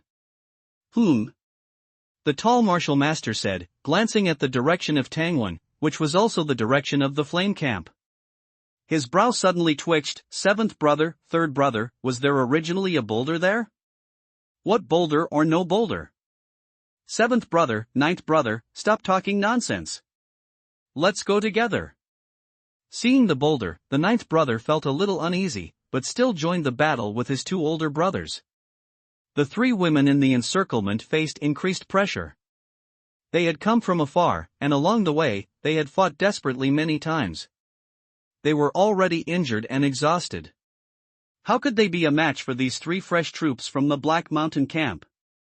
As soon as the 2 sides exchanged blows, they quickly found themselves only able to parry. Tangwan shrank behind the boulder, taking everything in. He wasn't in a hurry to act, and quietly observed the martial arts routines of both sides. Except for one person who used claw techniques, the martial masters from the Black Mountain camp both used the Black Knight Divine Fist. On the other hand, the 3 female martial artists had varied moves, with punches, kicks, and palm strikes, all different, exquisite techniques, and agile footwork. This was how they were barely able to deal with the 3 while injured. Looks like, could they be female witches from some powerful force? The sand wolf beneath him couldn't bear it and wanted to rush out. Tangwan patted it on the head. Don't worry, if they really are from a powerful force, they must have a backup plan, revealed. As the 6 martial masters fought fiercely, the encirclement of Black Mountain camp gradually dispersed. After all, the remaining cavalry were only martial artists and martial apprentices. If the encirclement was too small, they might be accidentally injured, which was secondary. The main concern was that the 3 female martial masters would find an opportunity to hijack them, steal their horses, or create chaos, thereby escaping. Tangwan was farther away from the battlefield, and his vision was always obstructed. After thinking about it, he simply quietly moved the stone and continued to approach. Together with the giant stone, he came to the back of a thicket. At this time, if the ninth martial master of the Black Mountain camp took another look at the original direction of the giant stone, he would definitely find the problem. Unfortunately, there were not so many ifs. Bang bang bang. The air vibrated, and the fierce battle between the two sides continued. Why are you arresting us? You followed us for hundreds of miles. Why? Why? The female martial master roared. They had no old grudges or recent grievances. They had only encountered each other in the wilderness, and before they could even ask for help, the other party chased and killed them all the way. This made the three women unable to understand. He. The seventh martial master of the Black Mountain camp stopped attacking and made a hip-thrusting motion. You tell me why? Ha ha ha ha ha! The entire cavalry team burst into laughter. This was their Black Mountain camp's consistent style, women. As long as they took a fancy to them, they would snatch them over, sleep together, and have children. No matter what grudges they had before, they could be resolved. A look of shock flashed across the female martial master's face. Immediately afterward, they became angry, and the moves in their hands became even more fierce. They even began to prepare to trade injuries for injuries. The Black Mountain camp's martial master was forced back a few steps, and the three women had room to breathe. In Tang Wen's surprised eyes, one of the female martial masters took out an iron pineapple from the bag behind her teammate. Fuck! Behind the giant stone, he couldn't help but curse. Ever since he heard the caravan leader Qian Sanduo talk about the three united city having factories and not needing to farm, etc., he had guessed whether gunpowder weapons, such as firearms, had been invented. But he didn't expect to encounter them around his own camp. Be careful, danger! The Black Mountain camp's martial master shouted. He didn't know what the woman had taken out. But he could understand the determination on the other's face. Boom! Chi chi chi. The iron pineapple was thrown out, exploding in mid-air and spraying out countless steel beads. Martial artists and martial apprentices screamed. The warhorses were startled and fled frantically. Tang Wen's eyes moved slightly. Things were not that simple.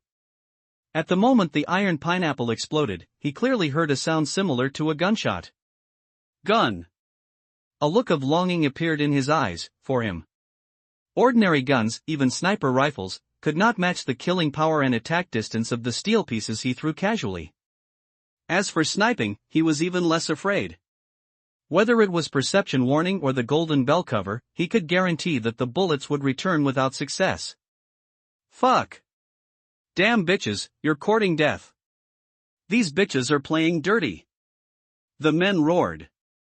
Caught off guard, the three martial masters of the Black Mountain camp suffered a loss. Bang, bang. A muffled shooting sound came. The male martial master who rushed up was forced back again. The smoke from the explosion dissipated, and the women were seen holding a silver shining revolver in their hands. Based on his many years of watching gunfight movies, this gun was much bigger than an ordinary revolver. The gunshot just now could blast out a sonic boom, and its power was also very great. He stroked his chin, feeling that he might have underestimated gunpowder weapons. On Earth, the reason why people don't make guns bigger is because it's enough to deal with ordinary people. Secondly, the convenience of use and recoil must also be considered. The huge revolver in the female martial master's hand was very similar to the elephant gun that Tang Wen had heard of. As the name suggests, a pistol that can kill elephants with one shot. Of course, it was more likely that the elephant was not hit, and his wrist was dislocated. Strange weapons, violent explosions, and decent lethality made the Black Mountain camp's martial master feel afraid and dare not attack strongly. One of them was covering his shoulder, looking like he had just been shot. Bitches who don't appreciate favors. Kill them. Don't worry, brothers, the wilder the horse, the more fun it is to tame, isn't it? Dream on. We might as well die together. Die? Ha, you hurt my brother, it won't be so easy to die. The two sides exchanged verbal blows, and their hands didn't stop either. Tentative attacks continued. But they no longer visualized explosions and violent collisions. The scene was slightly deadlocked, and the people in Black Mountain Camp had no intention of giving up. They were constantly consuming the three women's physical strength, preparing for a protracted war. The stalemate lasted for about a quarter of an hour. The sound of horses' hooves came from the west. Tangwan frowned. Is Black Mountain Camp getting more cavalry? At this time, someone shouted, "Three commanders, General has arrived." Black Old Ghost is here? Tangwan's face changed immediately. He patted the wolf's head, and while the people in Black Mountain Camp were not paying attention, he turned around and ran. One person and one wolf ran back to the giant stone formation in one breath. Seeing that no one was chasing and no one was paying attention, he secretly breathed a sigh of relief. Black Mountain Camp has a general? What do they want to do? He made a few gestures to the sky. Ga ga. The blood crow landed beside him. Have the two wolf kings come? Ga. Tangwan was slightly relieved, secretly hoping that the three female martial masters would last a little longer. This place was still too close to the battlefield. While Black Old Ghost hadn't come yet. Tangwan rode the sand wolf and quickly ran towards the rear. Before long, he and Xiandong met the Wolf King head-on. You kid! Why are you running so far? Xiandong jumped off the black horse and looked at Tangwan. Returning a look, Tangwan took out a telescope from the horse's back, while introducing the situation. Human transcendence? Black Old Ghost? The two Wolf Kings growled. Xiandong was stunned and said, "You're not planning to fight Black Old Ghost, are you? Isn't it possible? A God-given opportunity. Damn! You really dare to think." Xiandong looked uneasy. That's an old transcendence. It is said that he became a general longer than our General Zhou. Surrounding and attacking transcendence is naturally dangerous. But Tangwan had to do it for a reason. The women who are being besieged have a new type of weapon, which cannot fall into the hands of Black Mountain Ghost. The imitation of pistols is not difficult, and the raw materials for gunpowder are even easier to find. Once Black Mountain Ghost gets these, Flame Camp will be the first to suffer. Xiandong didn't know this, and looked strange. 3 women? Pretty women? Tangwan knew he had misunderstood, and said angrily, "Don't talk nonsense." They've been chased all the way, they're disheveled, who knows if they're pretty? Time was tight, Black Old Ghost was coming, and the 3 women might not be able to hold on at any time. Without saying more, Tangwan took the steel balls and steel pieces from the horse's back, and after discussing with the 2 Wolf Kings for a while, he quietly came to the vicinity of the giant stone formation with one of the Wolf Kings. A small part of the giant stones had been destroyed by Tangwan, but there were more left. Giant stones several people high stood tall, and the terrain was very complex, suitable for hiding. Boom! Boom! Explosions sounded one after another. The 3 women used iron pineapples and pistols to tear open a gap. They ran wildly for their lives, heading east. And Tangwan and the others were in the north. Behind them, a black shadow, arriving later but arriving first, was like a floating light. Bang bang bang! The 3 female martial masters took turns firing. The black shadow paused, dodged, and the 3 women took the opportunity to distance themselves. The black shadow chased again, and the 3 women fired again. But this time, the black shadow didn't dodge, its arms covered with black mist, and went straight to grab in front of it. Black Knight Divine Fist Ghost Shadow Hand. Transcendence has arrived. Chases. He can't fly away even if he has wings. On the other side, inside Stonehenge, Tangwan quickly dug a pit, and the smaller female Wolf King jumped in. He concealed the traces, noted the location, and turned to leave Stonehenge. A golden bullet fell from the shadow's hand. Black Old Devil sneered, "Is that all you've got?" Behind him, someone shouted, "How would those 3 little sluts know the general's prowess?" "That's right, they'll find out tonight." Ha ha ha ha. The Black Mountain bandits were acting as if they were playing a game. Despair filled the hearts of the 3 women. Even in their prime, they wouldn't dare to say they could escape the pursuit of a transcendent and retreat unscathed. Especially now, exhausted and almost out of ammunition. It really is Black Old Devil. The Black Mountain Battalion seems to only have this one general. Tang Wen didn't know his real name.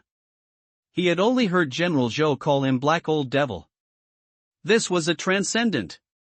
But the arrow was on the string and had to be fired.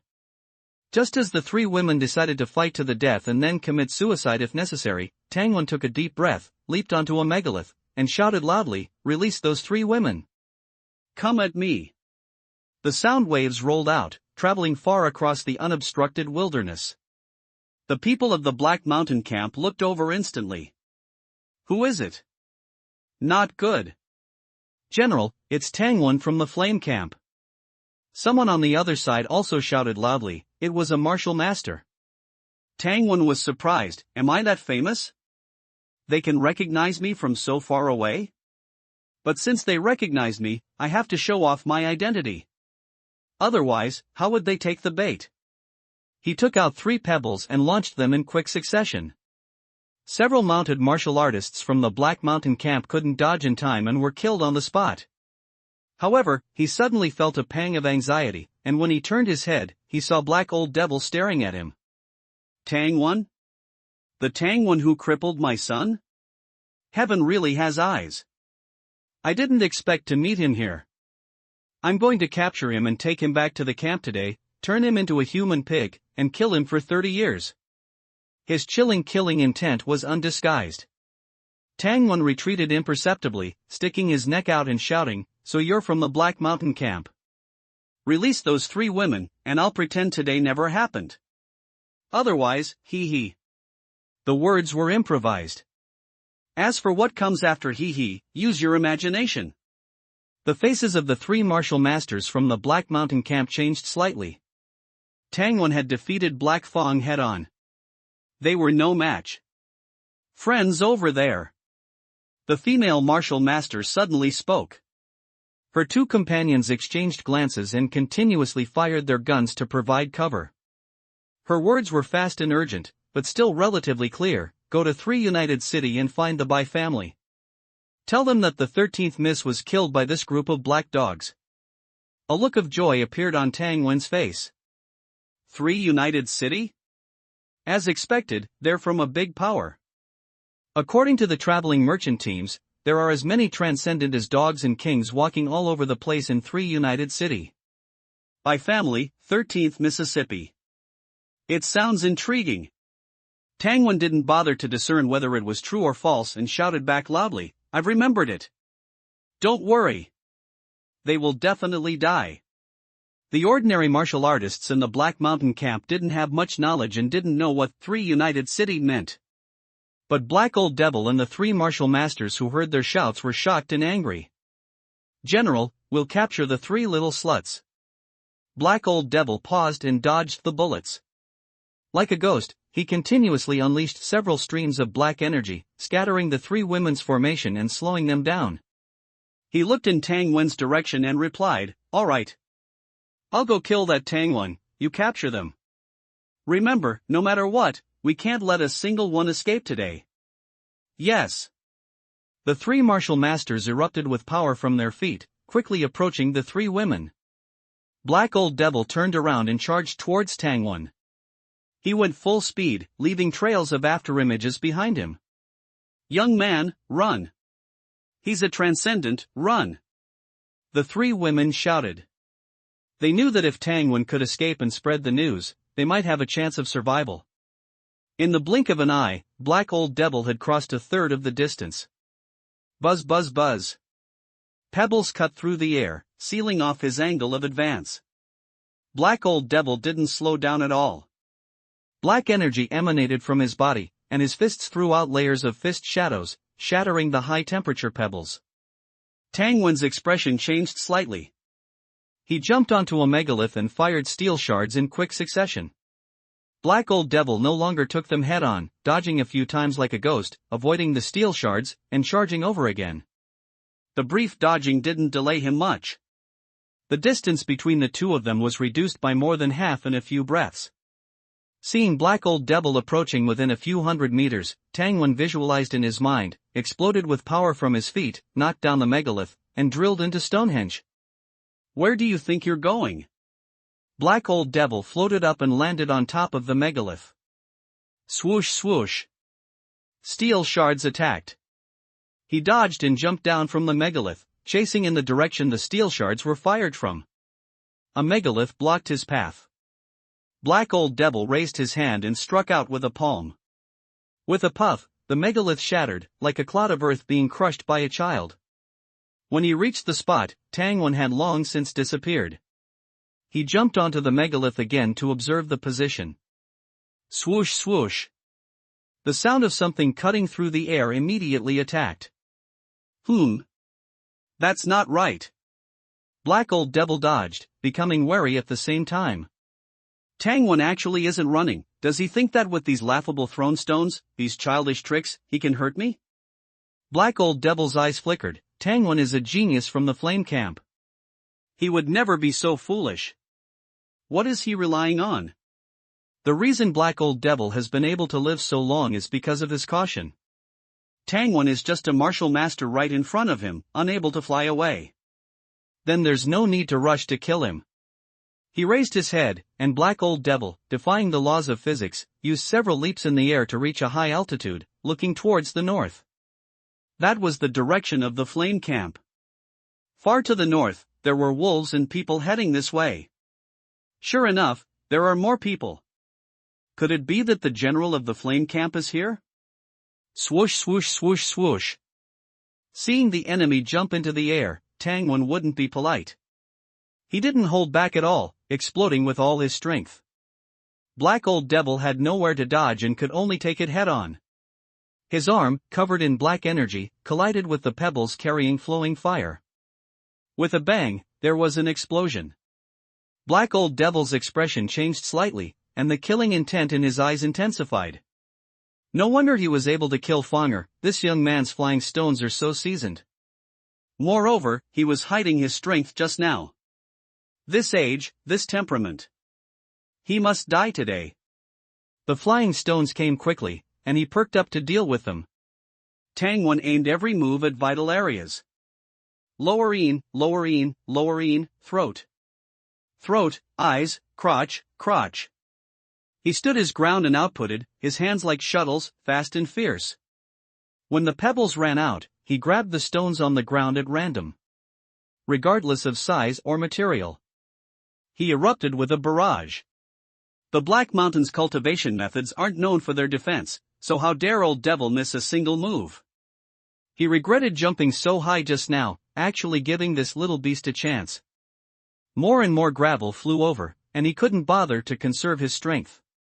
Transcendent power was fully activated, and thick black energy covered his entire body. Once Tangwon's flying stones touched the black energy, it was like falling into a quagmire, greatly reducing its speed.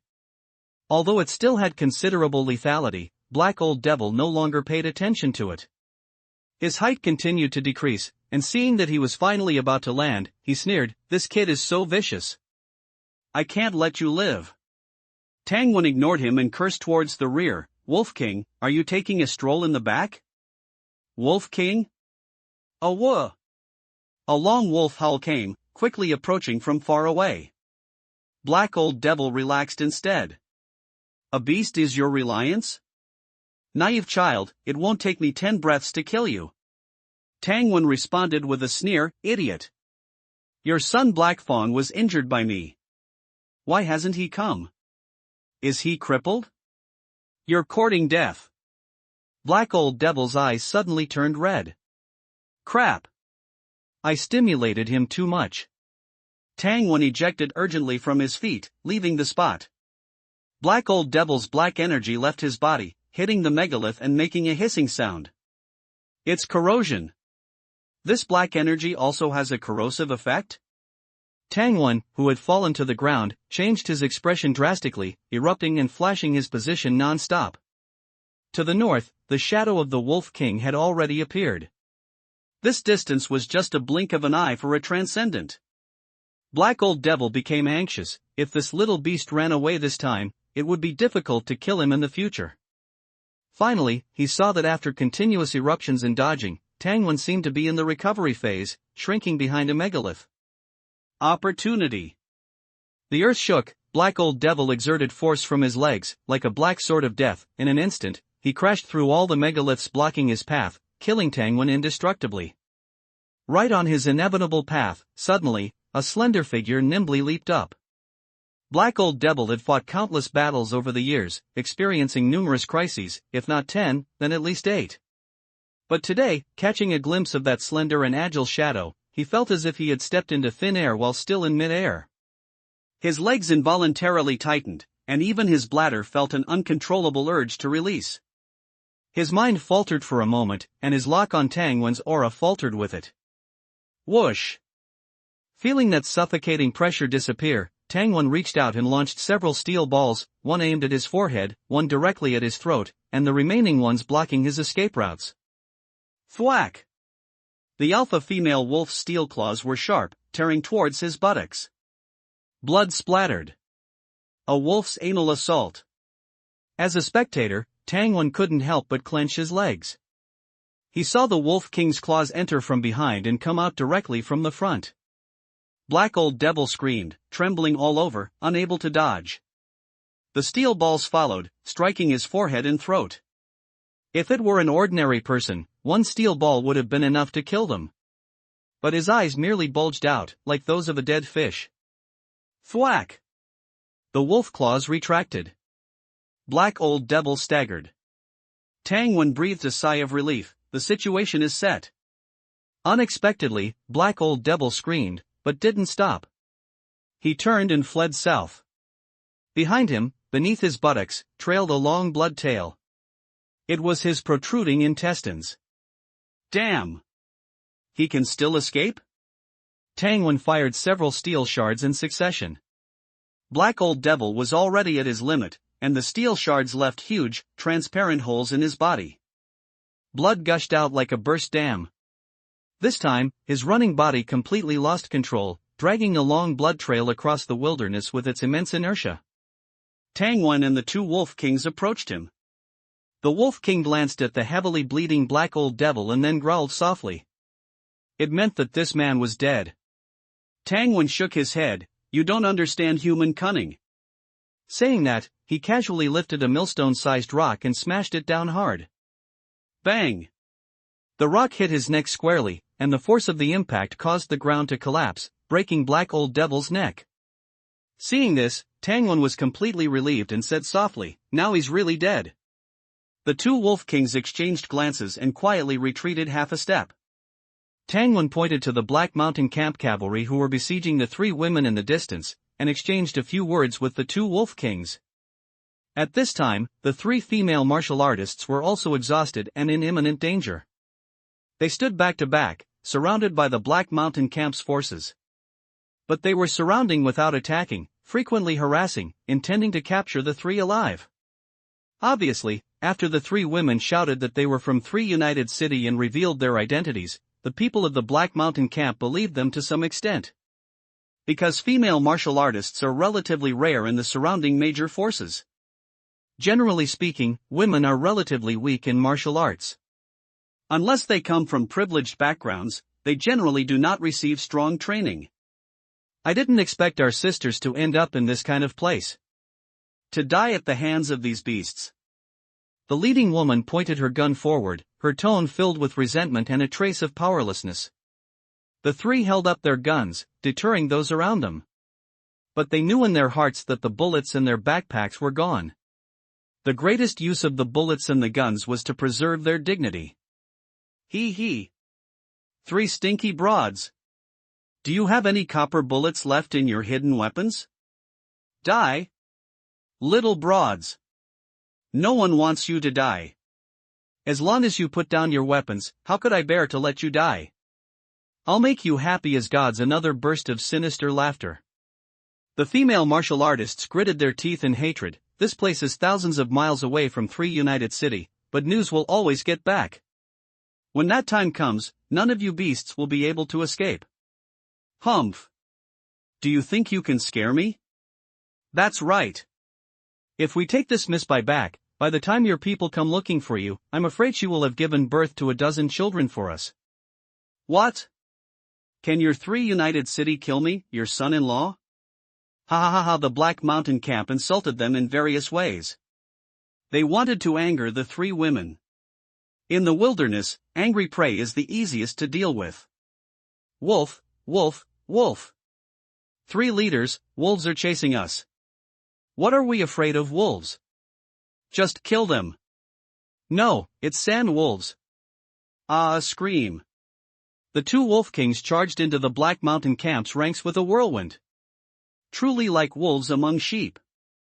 The wind picked up, and the martial artists and martial apprentices who wanted to escape felt an immense suction. They whipped their horses frantically, but couldn't escape. A massacre. That's great. Retribution. Your retribution is here. A hint of cruel pleasure flashed in the eyes of the female martial artists. For them, they would rather die in the mouths of wolves, rather die together, than live under the control of the Black Mountain Camp. Stinky bitches. Shut up. How could it be wolf kings? Transcendent wolf kings? The latest novels are first published at 6-9 Book Bar. Misunderstanding. Two wolf kings. We are from the Black Mountain Camp, our master is the Black Mountain King. It's the Black Mountain King. In the wilderness where humans and alien beasts coexist, it is also possible to report your name when facing transcendent beings like the Wolf King. Generally speaking, transcendent alien beasts will give some face when they hear the name of the Black Mountain King. They have enough wisdom to understand what the Black Mountain King represents. After all, the first priority of alien beast groups is survival, not fighting to the death with humans. However, this time the name of the Black Mountain King failed.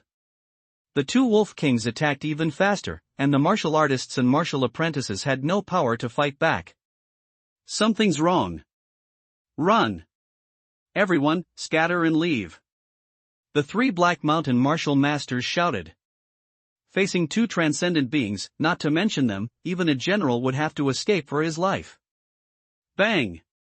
A gunshot rang out. The female martial artist opened fire to sneak attack, but the other party dodged it. Looking for death. Don't be impulsive. Run. In the blink of an eye, dozens of cavalrymen were dealt with. The three members of the Black Mountain Camp wanted to escape, but they were no match for the two wolf kings.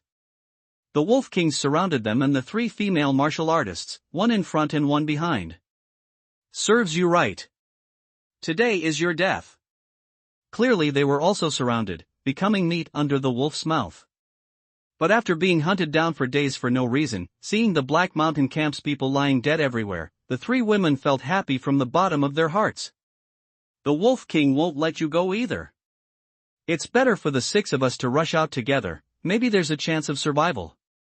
The female martial artists had a detached view of life and death, but the three martial masters of the Black Mountain Camp didn't want to die.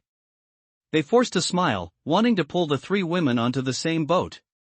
The three women were so weak, they would definitely escape faster later. If 6 people escaped together, they would be the ones to cover their escape. Awah! The three women were interrupted by the Wolf King's roar before they could say anything. Not far to the north, a person was quickly approaching riding a sand wolf. Great! It's General, no, wait. It seems to be Tangwan, how could it be him? Where's the general? The three were stunned, not understanding how a general could have failed to kill Tangwan. While they were stunned, the Wolf King bounced up, and before they could react, the three screamed as their legs were broken.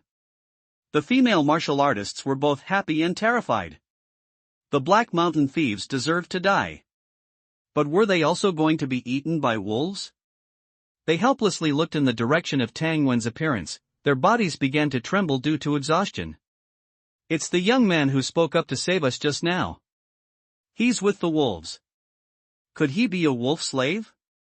In general, people's status is low when living among alien beasts. In this situation, humans are called beast slaves. How could this young man, who was only a martial master, control 2 transcendent wolf kings? Even the genius beast masters of 3 United City couldn't do it. Don't talk nonsense. The 3 women's eyes were wary. Could they have met the wrong person again this time? Their departure from Three United City this time was fraught with problems and various misfortunes along the way. After days of fighting, they had exhausted all their trump cards, and now they were so weak that a gust of wind could blow them over. Although the Wolf King had not attacked the three of them, whether they lived or died today depended on the person who came riding the wolf. A man and a wolf stood before the three women. Tangwan, seeing their faces covered in blood and their clothes tattered, handed them the bamboo tube and leather bag he was carrying. Eat something to fill your stomachs. The woman in the lead reached out and took it, then her legs could no longer support her, and she sat unceremoniously on the ground. Opening the food, Tangwan gave her an eating and drinking heartily. Thank you for saving our lives. After a few bites, they remembered to express their gratitude. Tangwan nodded, then, ignoring them, he went straight to the three Black Mountain martial masters. Commander Tangwan, I am willing to join the Flame Camp. Don't kill me, I am willing to join the Flame Camp. Lord Tangwan, I am also willing. To be honest, we have long been tired of the infighting in the Black Mountain camp. Our hearts yearn for the Flame Camp, but we have no opportunity. Today is that opportunity, please take us in, Lord Tangwan. The three men endured the pain of their broken legs, using their hands to support themselves on the ground, looking up at Tangwan. Shameless, one of the female martial artists cursed. This young Master Tang. Do not be fooled by them, these three men chased us for hundreds of miles just because they found out we were women. They are simply insane. Tangwan remained non-committal, reached out, drew his long knife, crippled the three men's arms, knocked them unconscious, and then tied them up. After doing all this, he turned to the three women and said, I know their character all too well. The woman who had spoken earlier smiled sheepishly. They hated the Black Mountain camp, so it was normal to warn him. Is young Master Tang from the Flame Camp? The leading woman took a sip of water and handed the bamboo tube to her sisters. What, have you heard of it? The woman smoothed her blood-stained hair and nodded, we heard your name all the way west from Sunlian City. What are people saying? Tangwan asked curiously. They say you are a rare and very fair camp, and you don't even have slavery. The woman's tone was surprised, and she stared at Tangwan as she spoke, trying to judge the truth from his expression. Tangwan smiled, I'm afraid they all say we're stupid. Not using slaves when you have them, isn't that stupid? The woman laughed, we in Sunlian City abolished slavery long ago. I heard you have factories? Can the firearms be mass-produced? After asking this, Tangwan suddenly said somewhat embarrassedly, I forgot to ask the three ladies' names. The leading woman cupped her fist, Whitestone City, the 13th daughter of the Bai family, Bai Yorua. Bai Ying Bai Shui Tangwan also introduced himself. Bai Yorua, does young Master Tang know about firearms? Tangwan then realized he had let something slip, I've heard of them. Then I will give this gun to young Master Tang as a small token of my appreciation. As she spoke, Bai Yorua wiped the dust and dirt from the silver revolver with the corner of her clothes and handed it over generously. This? I will repay the life-saving grace later. This is just a small gift. Tangwan took it in his hand, and the weight of the gun was heavier than he had imagined. Bai Yorua picked up her companion's gun and demonstrated the operations of removing bullets and loading. While the few were talking, the sound of horses' hooves came from behind.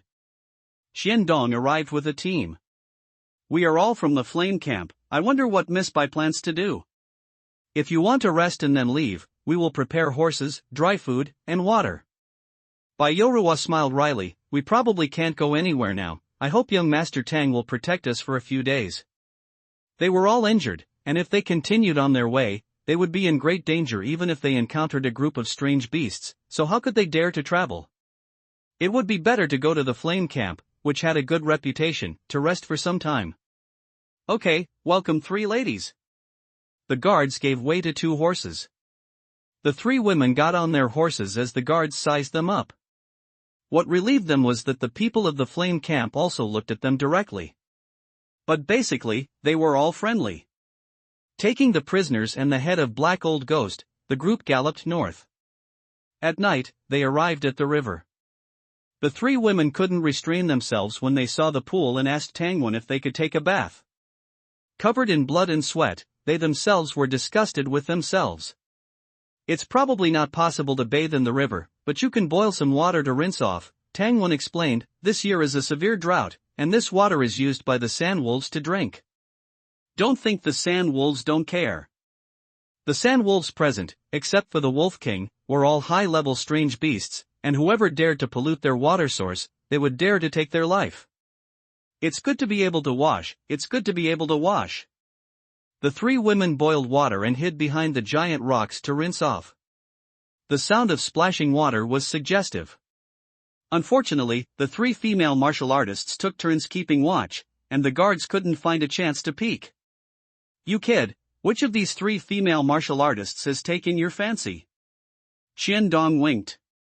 As soon as he spoke, Tangwon knew what he was going to say, and immediately took out his gun. Don't get any funny ideas, they really are from Sanlian City. Look at this firearm, 3 or 5 martial artists or martial apprentices, holding guns can kill martial masters. Really? Is it that powerful? Your armor can't stop it. Then wouldn't it be comparable to your flying stones? It's still a little short. But this thing is easier to use. Even a first-class martial apprentice can learn it. If we get a batch, the camp's strength can go up a level. Qiandong was tempted. Old Tang, for the sake of the camp, you should take that misbuy down. Tangwon was speechless. Just as he was about to say something, suddenly he heard a cough. Turning his head, he saw Bai Yorua's tall figure. Miss Bai, who had just emerged from her bath, had washed away the dust from her face and looked to be about 23 or 4 years old. Her facial features were sharp, her features were three-dimensional, and her lips were well-defined and slightly upturned. And perhaps because she was often exposed to the wild, her skin was not very fair, but had a healthy wheat color. At this time, because she had no clean clothes to change into, she was still wearing dirty clothes, and her hair was messily draped over her shoulders, adding a bit of freedom and heroism. Qiandong chuckled, patted Tangwon on the shoulder, and turned to leave. Miss Bai, don't mind him, he just likes to talk nonsense. I didn't hear anything. Tangwon casually changed the subject and handed her a piece of grilled alligator turtle meat. Sanlian City is far away. I haven't asked what Miss Bai is doing here? We are an exploration team. Exploration team? Exploring what? This was a new term.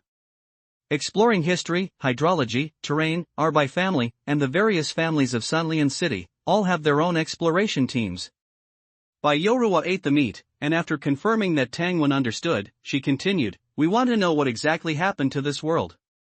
The Great Cataclysm? The disaster of the end times? Tangwon had read books brought by the caravan. Young Master Tang is well informed.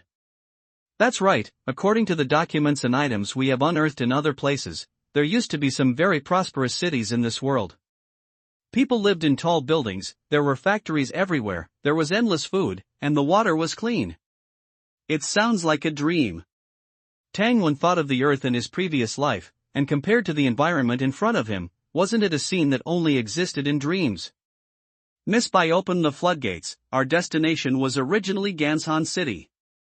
But some accidents happened there, and we had no choice but to come to the west, but unexpectedly, we met people from the Black Mountain camp again. This trip has really been too unlucky. As she spoke, her mood fell, as if the grilled meat in her hand was no longer fragrant. There is hope in being alive, Tangwon comforted. Bai Yorua squeezed out a smile and looked to the east. In the azure blue sky, the stars twinkled. But her brow furrowed even tighter. Tangwon understood that this young lady who came out of a large power had new troubles after filling her stomach. Along the way, the two constantly communicated, and Tangwon gained a general impression of Sanlian City. It was still a place where martial artists were respected. However, there were some city regulations and law enforcement departments, preventing martial artists from doing whatever they wanted.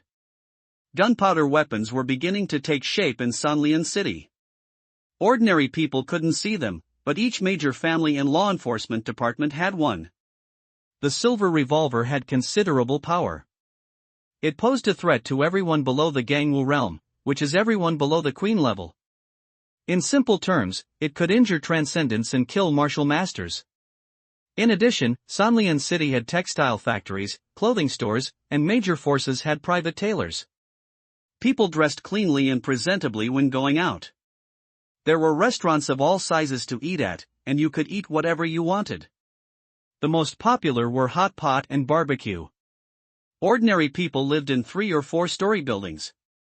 And the tallest building in the city was dozens of stories high, called the White Stone Building. As for water, the water company had piped water to many places. Although Baiyorua didn't say it explicitly, Tangwon understood that many places probably meant wealthy areas and martial artist residences. Slums definitely didn't have it. People cooked at home using gas tanks. There were large public carriages for transportation, the kind with tracks. The previous things were fine, but hearing this, Tangwon asked strangely, public carriages?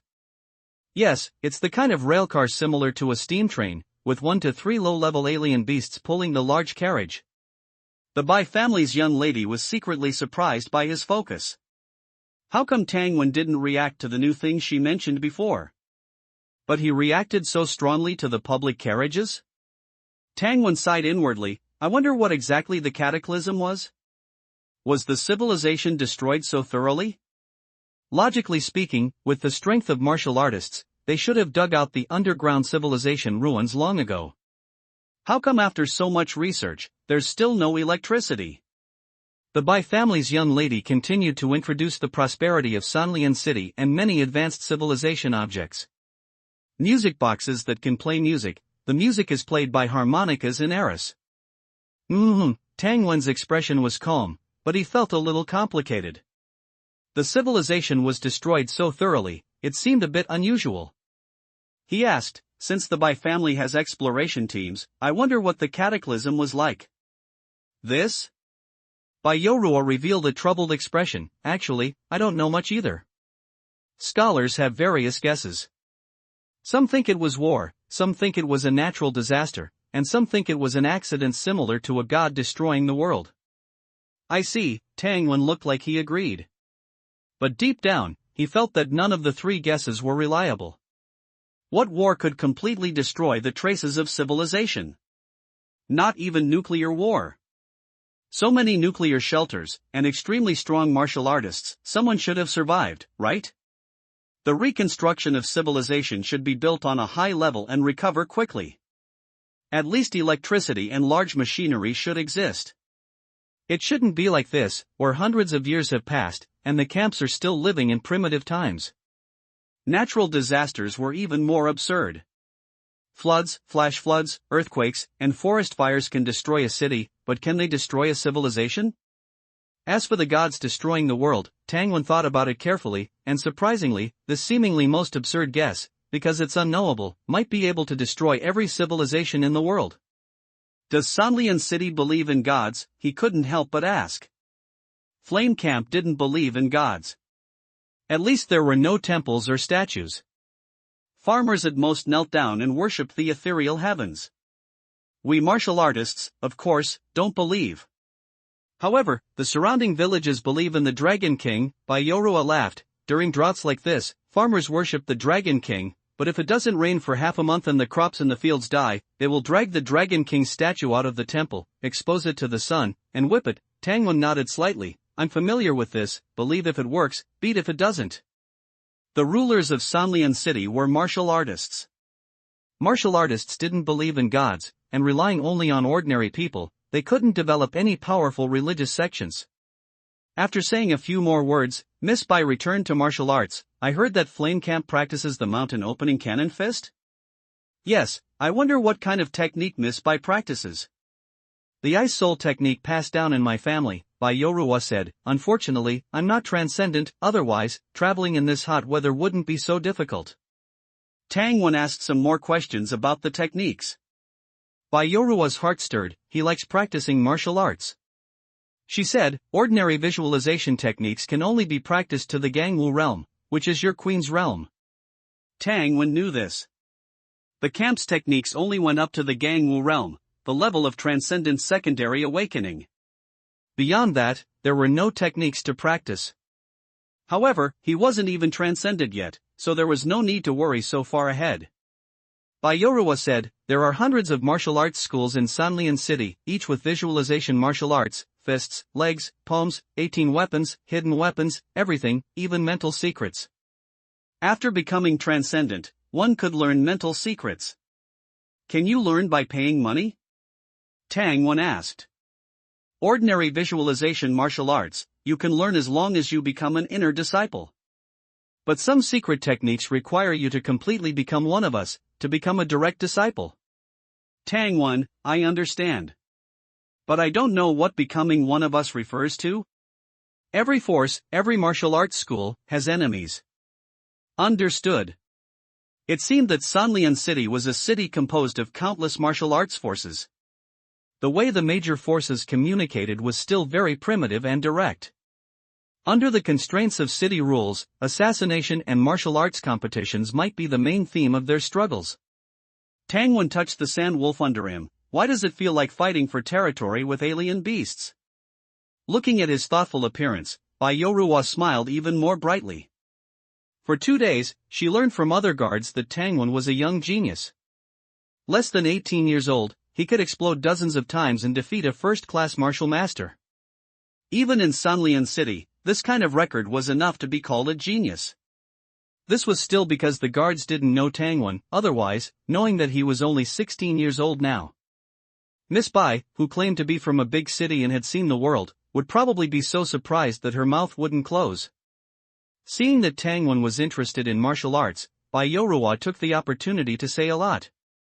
And Tang Wen's serious listening appearance made her feel that she had at least a 30 to 40% chance of luring the other party away and making him her assistant. To be honest, ordinary martial arts schools and gangs, fighting and killing all day long, are not good places. Our Bai family is eager for talents and welcomes all martial masters to join. Tang Wen's eyes flashed, keenly noticing a familiar taste: empty promises. Gudlong lost empty promises. Could it be that the Bai family in Sanlian City is still capitalists? Baiyorua continued, our Bai family, in addition to the ice department's unique skills, also has several core training methods for the fire department and thunder department. Tang Wen's eyes lit up, revealing 8 white teeth, staring at her pretty face without blinking. Just like a white-faced coach in the gym who tells a female member that he doesn't want to work hard. If a genius like Commander Tang Wen joins, he will definitely have the opportunity to achieve above Gangwu. Really? Tang Wen smiled. Of course. Steady. A genius from a barren land is really easy to deceive. And Tang Wen's smile made Baiyorua feel a little lost for a moment. This young lady was originally planning to use a beauty trap. After passing the outpost ahead, and walking for a while, Flame Camp will be here. More than an hour later, Baiyorua arrived at the gate of Flame Camp. Upon entering, she discovered that this place was indeed different from other camps. The ground was clean, and the people's clothes could be considered neat. There were guards patrolling the city, and ordinary people didn't need to avoid them, walking on the streets with a calm expression. She and the 2 girls exchanged glances, secretly sighing. The small camp in the northwest frontier actually has some resemblance to Sanlian City. Entering the inner city, the roads were wide, the stone houses were neat, and there were sporadic shops along the street. The 3 girls looked at everything, quite novel. Tub Bear. Commander Tang, you've worked hard. I heard that old Blackie was killed this time. Commander Tang, we must give you a proper toast later. That old ghost should have died long ago. Well done, brother. As soon as he entered the general's mansion, commanders, familiar and unfamiliar, stepped forward to greet him. Tang Wen's shoulders were patted with resounding pats. Each one had great strength and was in high spirits. Tang Wen unconsciously activated his golden bell shield. Clap. After the one-armed Commander Zhang finished patting, he said in surprise, "Whoa. Kid, you've built up quite a physique. Come on, tell me, how did you kill that old ghost? You finally avenged my severed arm." Commander Zhang's arm was cut off by old Blackie. On the other side, Commander Qian Sanduo led people to greet Baiyorua and the 3 women. After killing old Blackie and rescuing the 3 women, Tang Wen sent a blood raven back to deliver the message. The camp had already known for a long time that the Third United City by Family's young ladies had been rescued by him and were coming to visit the camp.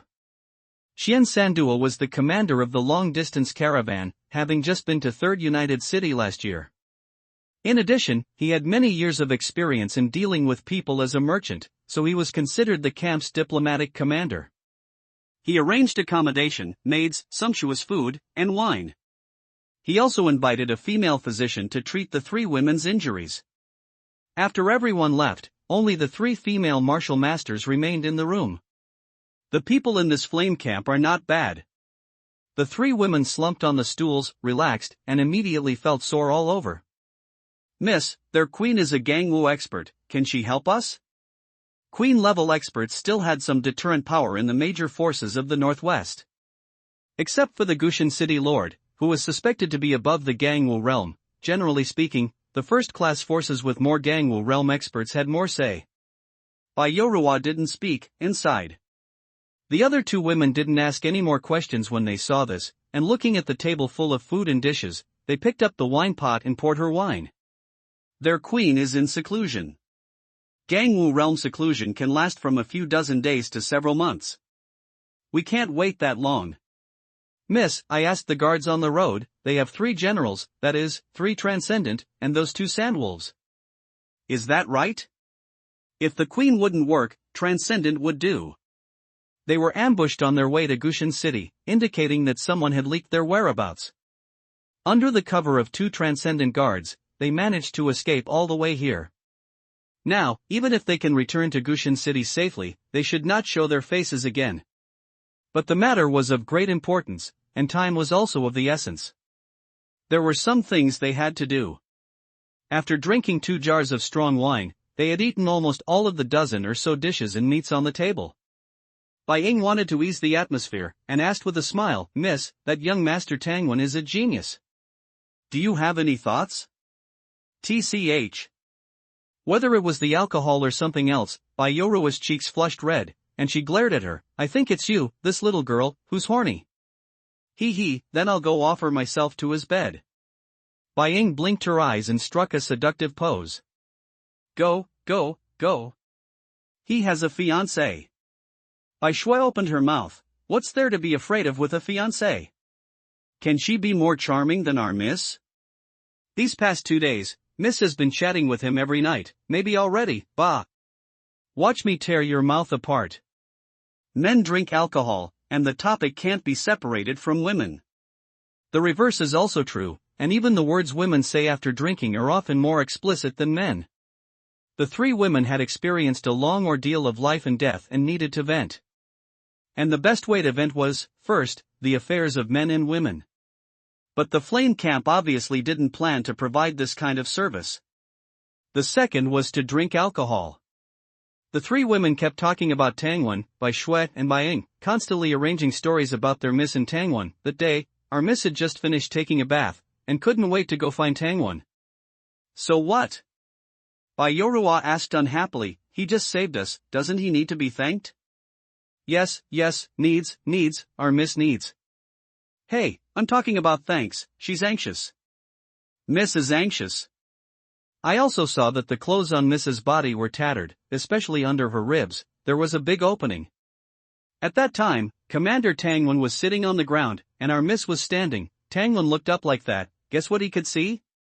The 2 women laughed wantonly.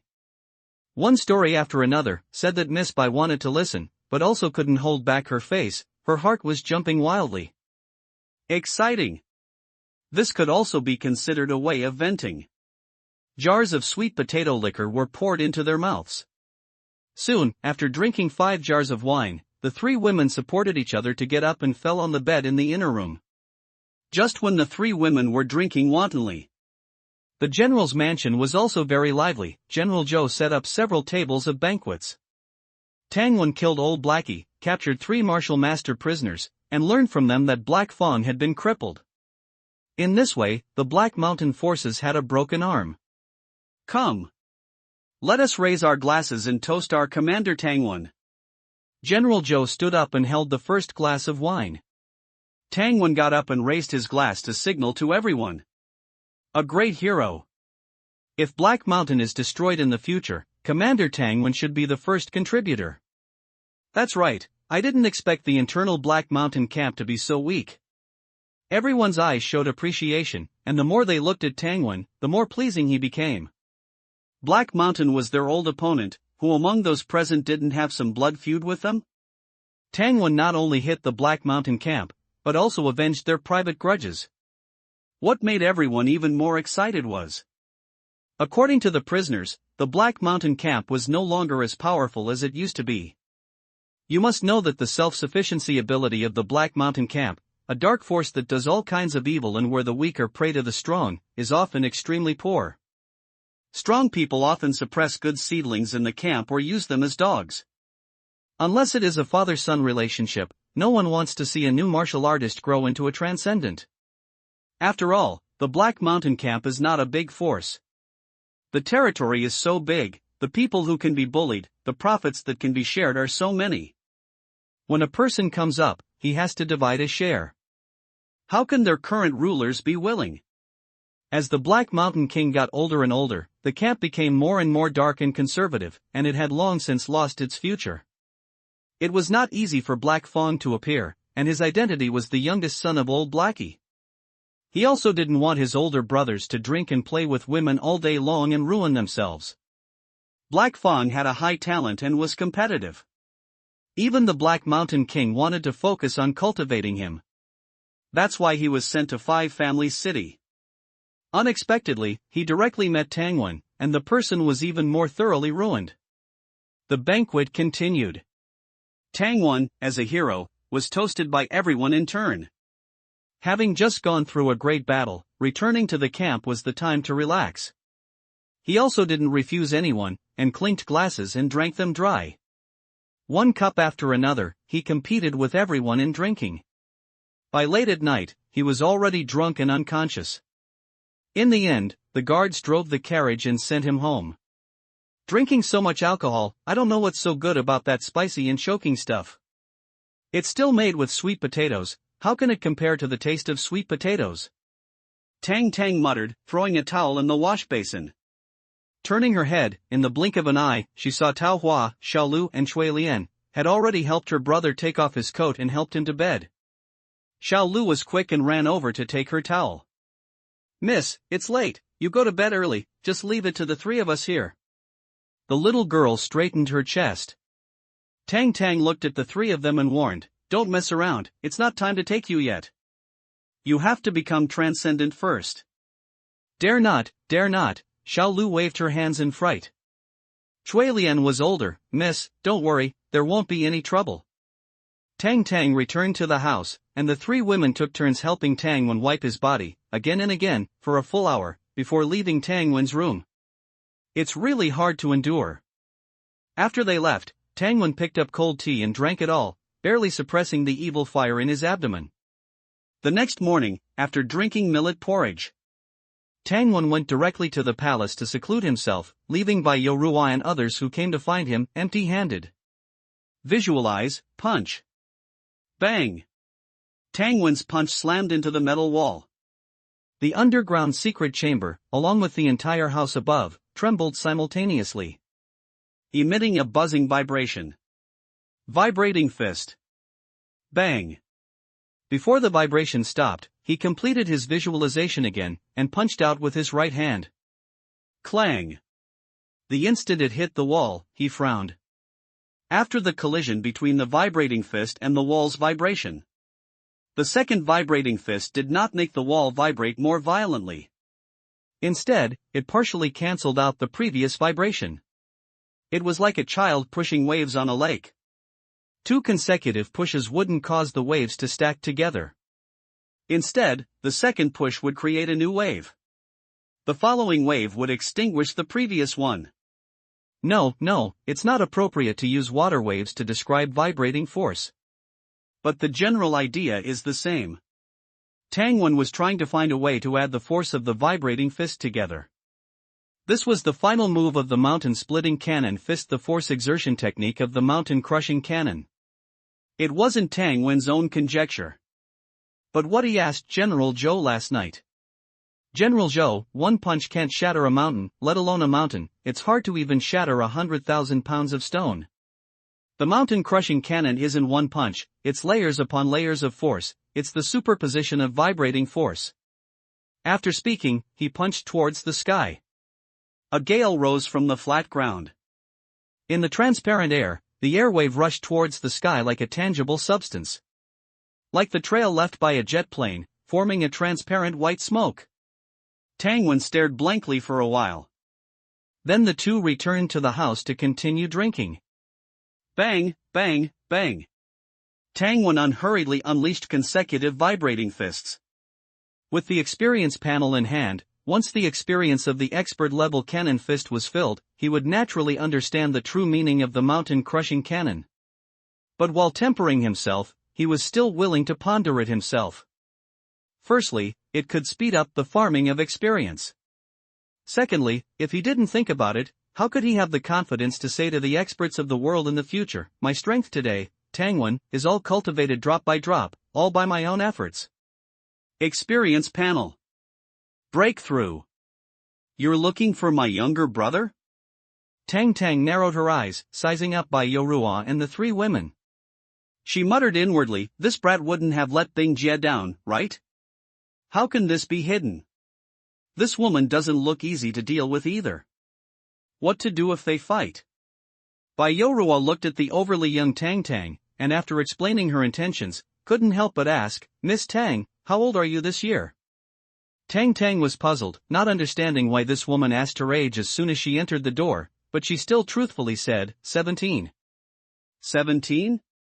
Even Bai Yorua, who came from a prestigious family and had extraordinary knowledge, couldn't help but exclaim. Behind her, Bai Ying and Bai Shui exchanged glances, and asked simultaneously, but their questions were different. Then Tang Wen, isn't he not even 17 yet? Commander Tang Wen, are you twins? Tang narrowed her eyes, figured out a bit of the situation, and nodded to the two women, yes, you're right. Please come inside? She was warm and generous, and the three women didn't want to press her, so they talked about being saved by Tang Wen. After chatting for a while, seeing Tang in full combat gear, looking like she was about to go out, they didn't want to stay any longer and bid farewell to the Tang family. Looking for Commander Tang Wen? In front of the general's mansion, Xian Sanduo welcomed the three women in. While ordering people to pour water, he also asked people to find Tang Wen. The result, of course, was that he couldn't be found. The unspoken rule in the camp was that people in seclusion should not be disturbed unless there was an emergency. He chatted and laughed with Bai Yorua and the three, talking about the surroundings and the three united city. The flame camp has considerable strength, not only with a king, but also with several generals. In this northwest, they can definitely be considered a first-class force. Bai Yorua complimented. Xian Sanduo didn't care and said directly that there were too many who were stronger than them. Bai Yorua continued, you're being modest. According to the information we have, the flame camp can definitely be called the number one force. I wonder if you have any intention of organizing a large caravan? Large caravan? Xian Sanduo's eyes lit up, hearing something unusual. This Miss Bai seemed to have something going on? One must be wary of others. Xian Sanduo became suspicious. During the conversation, he kept thinking. First of all, there was the identity of this Miss Bai. He himself had been to 3 United City and Whitestone City. He knew some of the basic situation of the local area. He knew that the Bai family was a large family, and the head of the family had many children, said to be hundreds of people. This Miss Bai said that she was the 13th in the family, saying that she was the 13th among the daughters. Her identity didn't seem to be a problem. The silver firearms she gave to the camp were exquisitely manufactured and extremely powerful. Xian Sanduo had traveled north and south, but had never seen anything like it. Thinking like this, he began to talk about the wine, hotels, and food of Whitestone City, deliberately making 2 mistakes. But he was corrected by the other party. Bai Yorua also noticed something and proactively talked about her family's ice soul skill. She even subtly used a secret technique to condense water into ice. At this point, Shin Sanduo was 80 or 90% sure that this person claiming to be Bai Yoruo should be Miss Bai from the Bai family. Faced with the silent probing, Bai Yoruo was not only not angry, but secretly sighed at the flame camp's extraordinariness. A caravan martial artist commander had even been to the three united city thousands of miles away. Now that he had confirmed her identity, Shin Sanduo thought about it and couldn't guess what she wanted to do. He simply asked directly, "Commander Tang is currently in seclusion. I wonder if Miss Bai has any urgent business?" Bai Yoruo's words were ambiguous. "In the camp, I'm closest to Commander Tang. Just wanted to chat." Closest? Shin Sanduo, this middle-aged man, thought he had grasped the keywords and said with a smile, "Then you may have to wait." "Oh?" Bai Yoruo raised her eyebrows. "Martial artists usually only seclude themselves for a few days, right?" "Normally, that's the case. But our Commander Tang has always been a martial arts fanatic." Saying this, he refilled Bai Yoruo's cup of tea and told her something. When Commander Tang became a martial artist, everyone praised him as a genius. Guess what he said? Bai Yoruo was quite interested. What did he say? Was he humble? Shin Sanduo smiled. He said that he was no genius, but that he used the time others used to drink tea to practice martial arts. Ah? The eldest Miss Bai, who had just picked up her teacup, looked at the teacup in her hand, wanting to laugh and feeling that this was quite profound. Then how long will his seclusion last? Hard to say. If it's a long time, it will take 2 or 3 months. 2 or 3 months? Bai Yoruo looked back at the two women and didn't say anything. She chatted idly here until noon and left after eating. Back at their residence, the three women closed the courtyard door. Bai Ying said, "This is not easy to handle." The original plan was to have Miss Bai sleep with Tang first. Bai Shui playfully emphasized a certain word, provoking a reprimand from Bai Yoruo. "We're talking about serious matters." "What nonsense are you talking about?" Bai Shui stuck out her tongue and became serious. "If Tang is willing to accompany Miss Bai to Gushan City, the flame camp will definitely not let this genius go alone? Then, as long as we can mobilize the experts in their camp, we will have a chance to get the thing. The price paid will also be smaller." But who would have thought that Tang would go into seclusion without saying a word? Should we have a showdown with their general? Don't worry, we still have some time. Let's recuperate for a few days first. Bai Yoruo made a decision. However, a full 5 days passed, and Tang was still nowhere to be seen. If she wasn't sure that she hadn't revealed any information before, Bai Yoruo would have suspected that he was deliberately hiding from her. "Miss Bai, ladies Bai, please." Xiandong and Shin Sanduo led the three guests, walking in a corner of the palace. "Is this the courtyard where Tang is in seclusion?" Bai Yoruo asked, looking at the clean courtyard in front of her. "This is an empty courtyard. Since Miss Bai is curious, why not take a tour?" The group walked in. The courtyard was simply decorated, rough and grand. The careful Bai Yoruo noticed that all the items inside and outside the courtyard had one characteristic: they were sturdy and durable. The walls of the underground training room were even poured with metal, able to withstand the violent destruction of martial masters. After praising a few words plainly, they continued forward. The palace is not large. Soon, they came to the outside of the courtyard where Tang was in seclusion. Bang! A vibration came. Everyone stopped at the same time. "This is?" A trace of surprise flashed across Qindong's face. Bai Yoruo and others also looked surprised. They were not sure. The next second, bang! The ground shook slightly again. Qindong clearly saw a cloud of dust rising from the ground some distance away from the small courtyard. Vibrating fist. Bai Yoruo uttered 2 words, her tone full of admiration. "It's still a series of vibrating fists." Bai Shui added. Vibrating fist is not only present in the Flame Camp's mountain opening cannon fist. The Ice Soul Art of White Stone City, the Thunder Department's exercises, and the Fire Department's and Water Department's exercises of other forces all have the same force-generating techniques. There are reasons for mutual learning. But more importantly, the founding seniors of all sects felt from the bottom of their hearts that vibrating fist was practical and had great lethality. That's why they unanimously left this force-generating technique. Unexpectedly, Tangwon has comprehended vibrating fist at such a young age. Xian Sanduo looked at Bai Yorua and said, "Yes, I'm ashamed to say that I didn't master this fist technique until I was 30. Compared with Tangwon, it's like heaven and earth." Bai Ying said, "Our Bai family also practices vibrating fist." After speaking, she imperceptibly raised her head. The implication was that all three of them knew vibrating fist. The two Qian commanders looked at each other, as expected of people from three united cities. For the martial masters of the Flame Camp, vibrating fist is definitely a difficult problem. Take Xiandong as an example. Placed in any force in the Northwest, with his age and talent, he would definitely be among the best. Unfortunately, since he became a martial master, his understanding of vibrating fist can be said to be 6 out of 7, one is completely ignorant. As a guard, General Xia and the Queen have repeatedly given guidance. Unfortunately, he is still confused. Inside the underground room, Tangwon is still pondering the matter of stacking vibrating fists.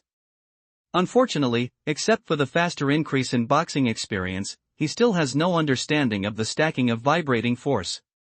But this was also within his expectations. He knows his own business. Even if he has the knowledge of his previous life, he also understands that he is definitely not a genius on the martial arts road. He wants to comprehend the final move of the mountain opening cannon fist in a few days. His understanding is far from enough. Slow is fast. Don't force it, just follow the steps. After drinking half a bamboo tube of water, Tangwon got up and came to the metal dummy. The metal dummy has a concave piece here and a convex piece there, and it has been ravaged beyond recognition. Boom! Vibrating fist broke out. The metal dummy did not hit the wall instantly as usual. Instead, it trembled violently all over, retreating rapidly as if electrocuted. Vibrating fist can scatter the opponent's fist frame and defense. He's starting to practice again. Commander Tangwon has already punched 3 vibrating fists. He's practicing very hard. Bai Yorua sighed, and the other 2 women nodded. Xian Sanduo also nodded slightly. Only Qiandong lowered his head, concealing his strange look. Only 3 punches, where is this going? He suddenly said, "Why don't the 3 of you guess how many vibrating fists Tangwon can punch in the next quarter of an hour? What are the benefits of guessing correctly?" Bai Yorua's eyes flashed, "Isn't this opportunity coming?"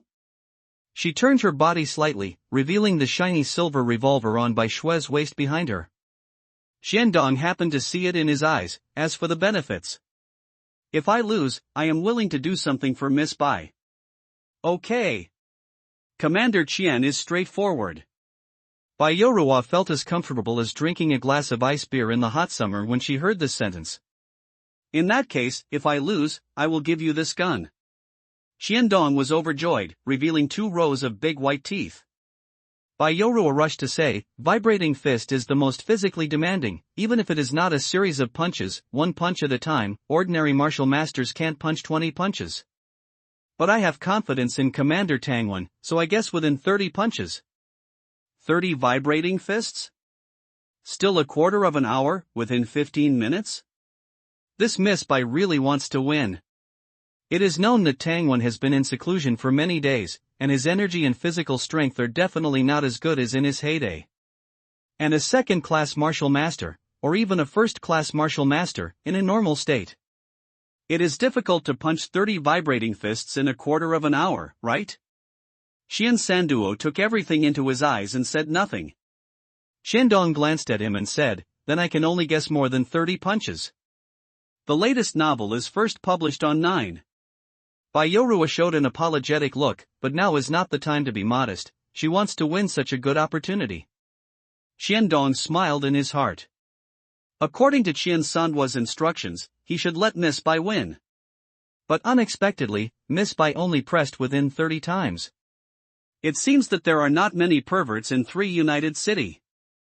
Although he hadn't asked, according to Qiandong's understanding of Tangwon, He knew that even for Vibrating Fist, a killer move that consumes mental and physical strength, Tangwon would definitely create surprises.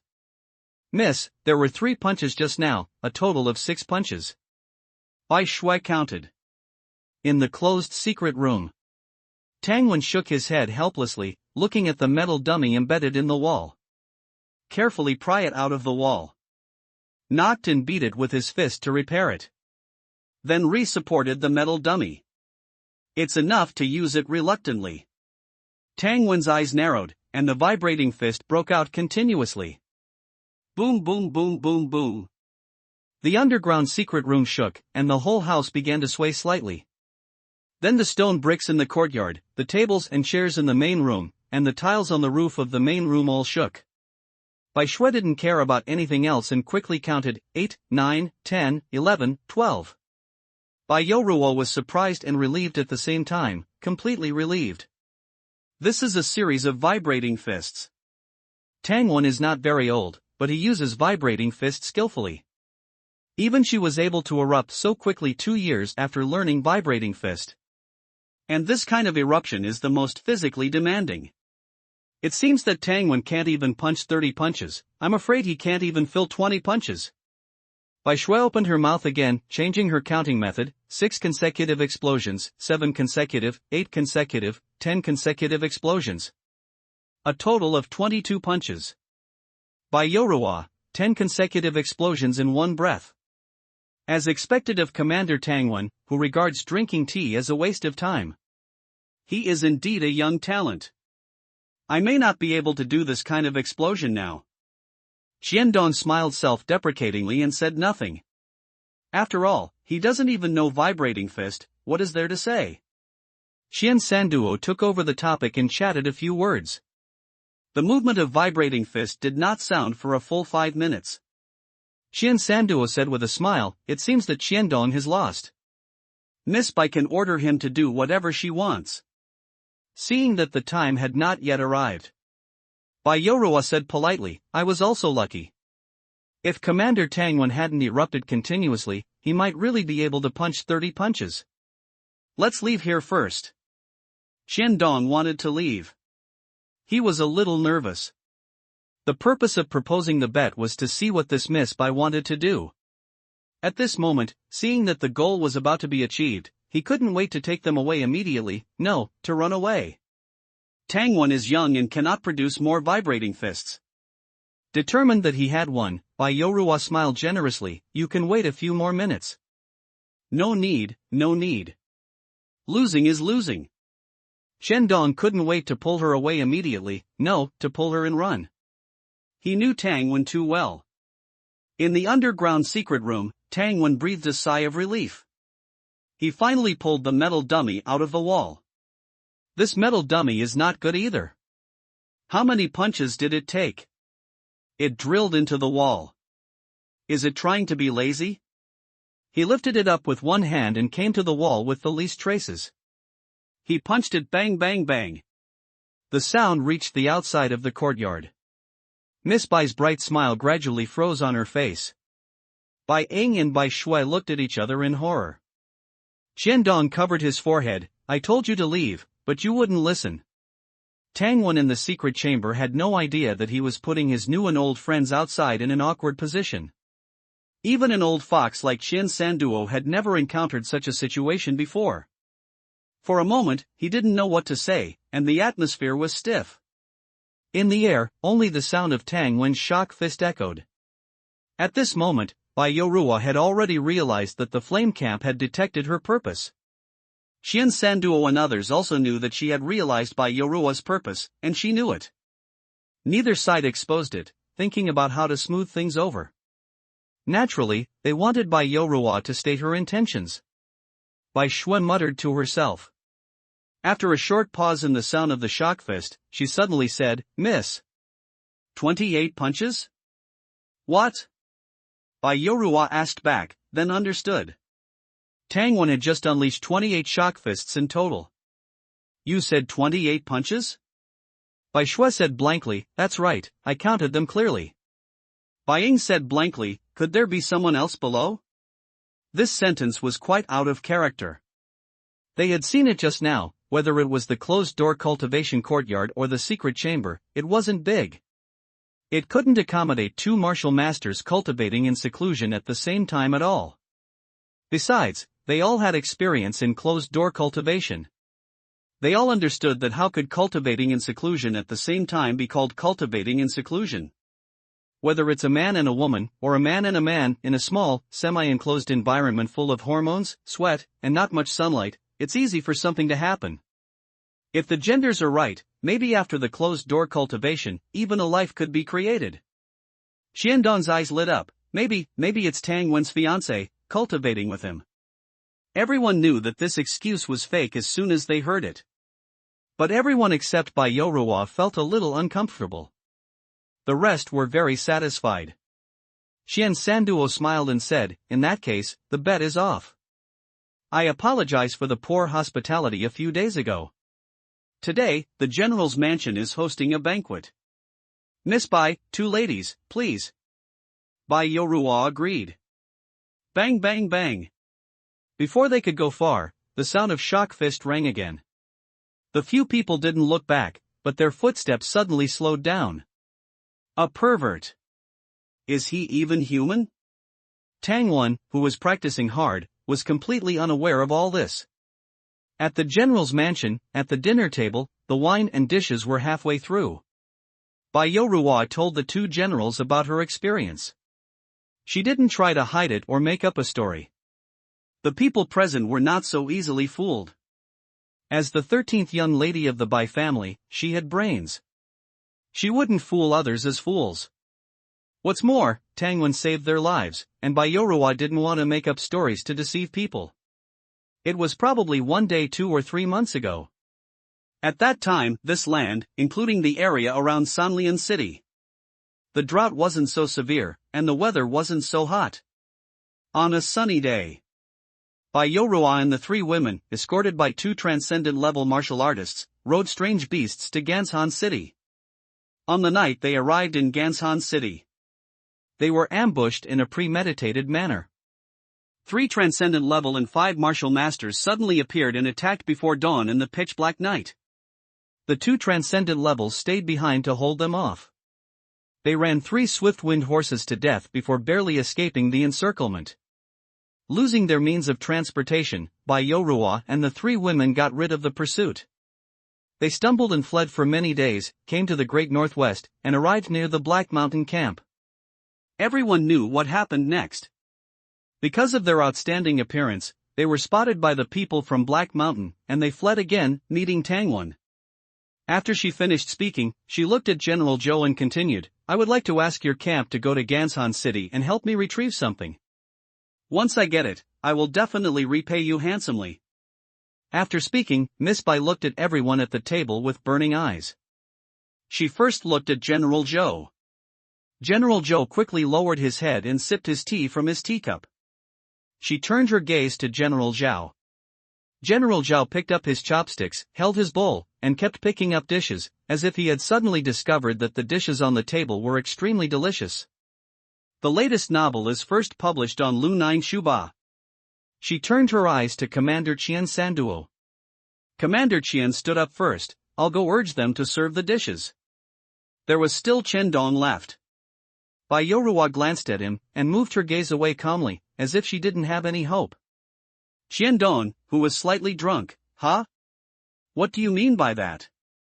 Could it be that I, the dignified guard commander, can't express my opinion at this time and help you? Can't I?" He sat up straight, intending to say a few words. General Zhao quietly glanced at him, his eyes cold. He immediately bent down, picked up his chopsticks, and ate his head down. Expressing opinions or something, how is it more important than eating? Bai Yoruwa was calm in her heart. She had expected the reaction of the flame camp.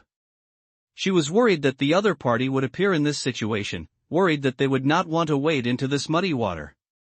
That's why she wanted to try to open a gap from Tang Wen first. As long as she could persuade Tang Wen, she could turn passivity into initiative. Moreover, she wouldn't have to pay too many resources. Right now, the flame camp didn't take the bait, and they didn't kill it with one blow. As the daughter of the Bai family, Bai Yorua understood.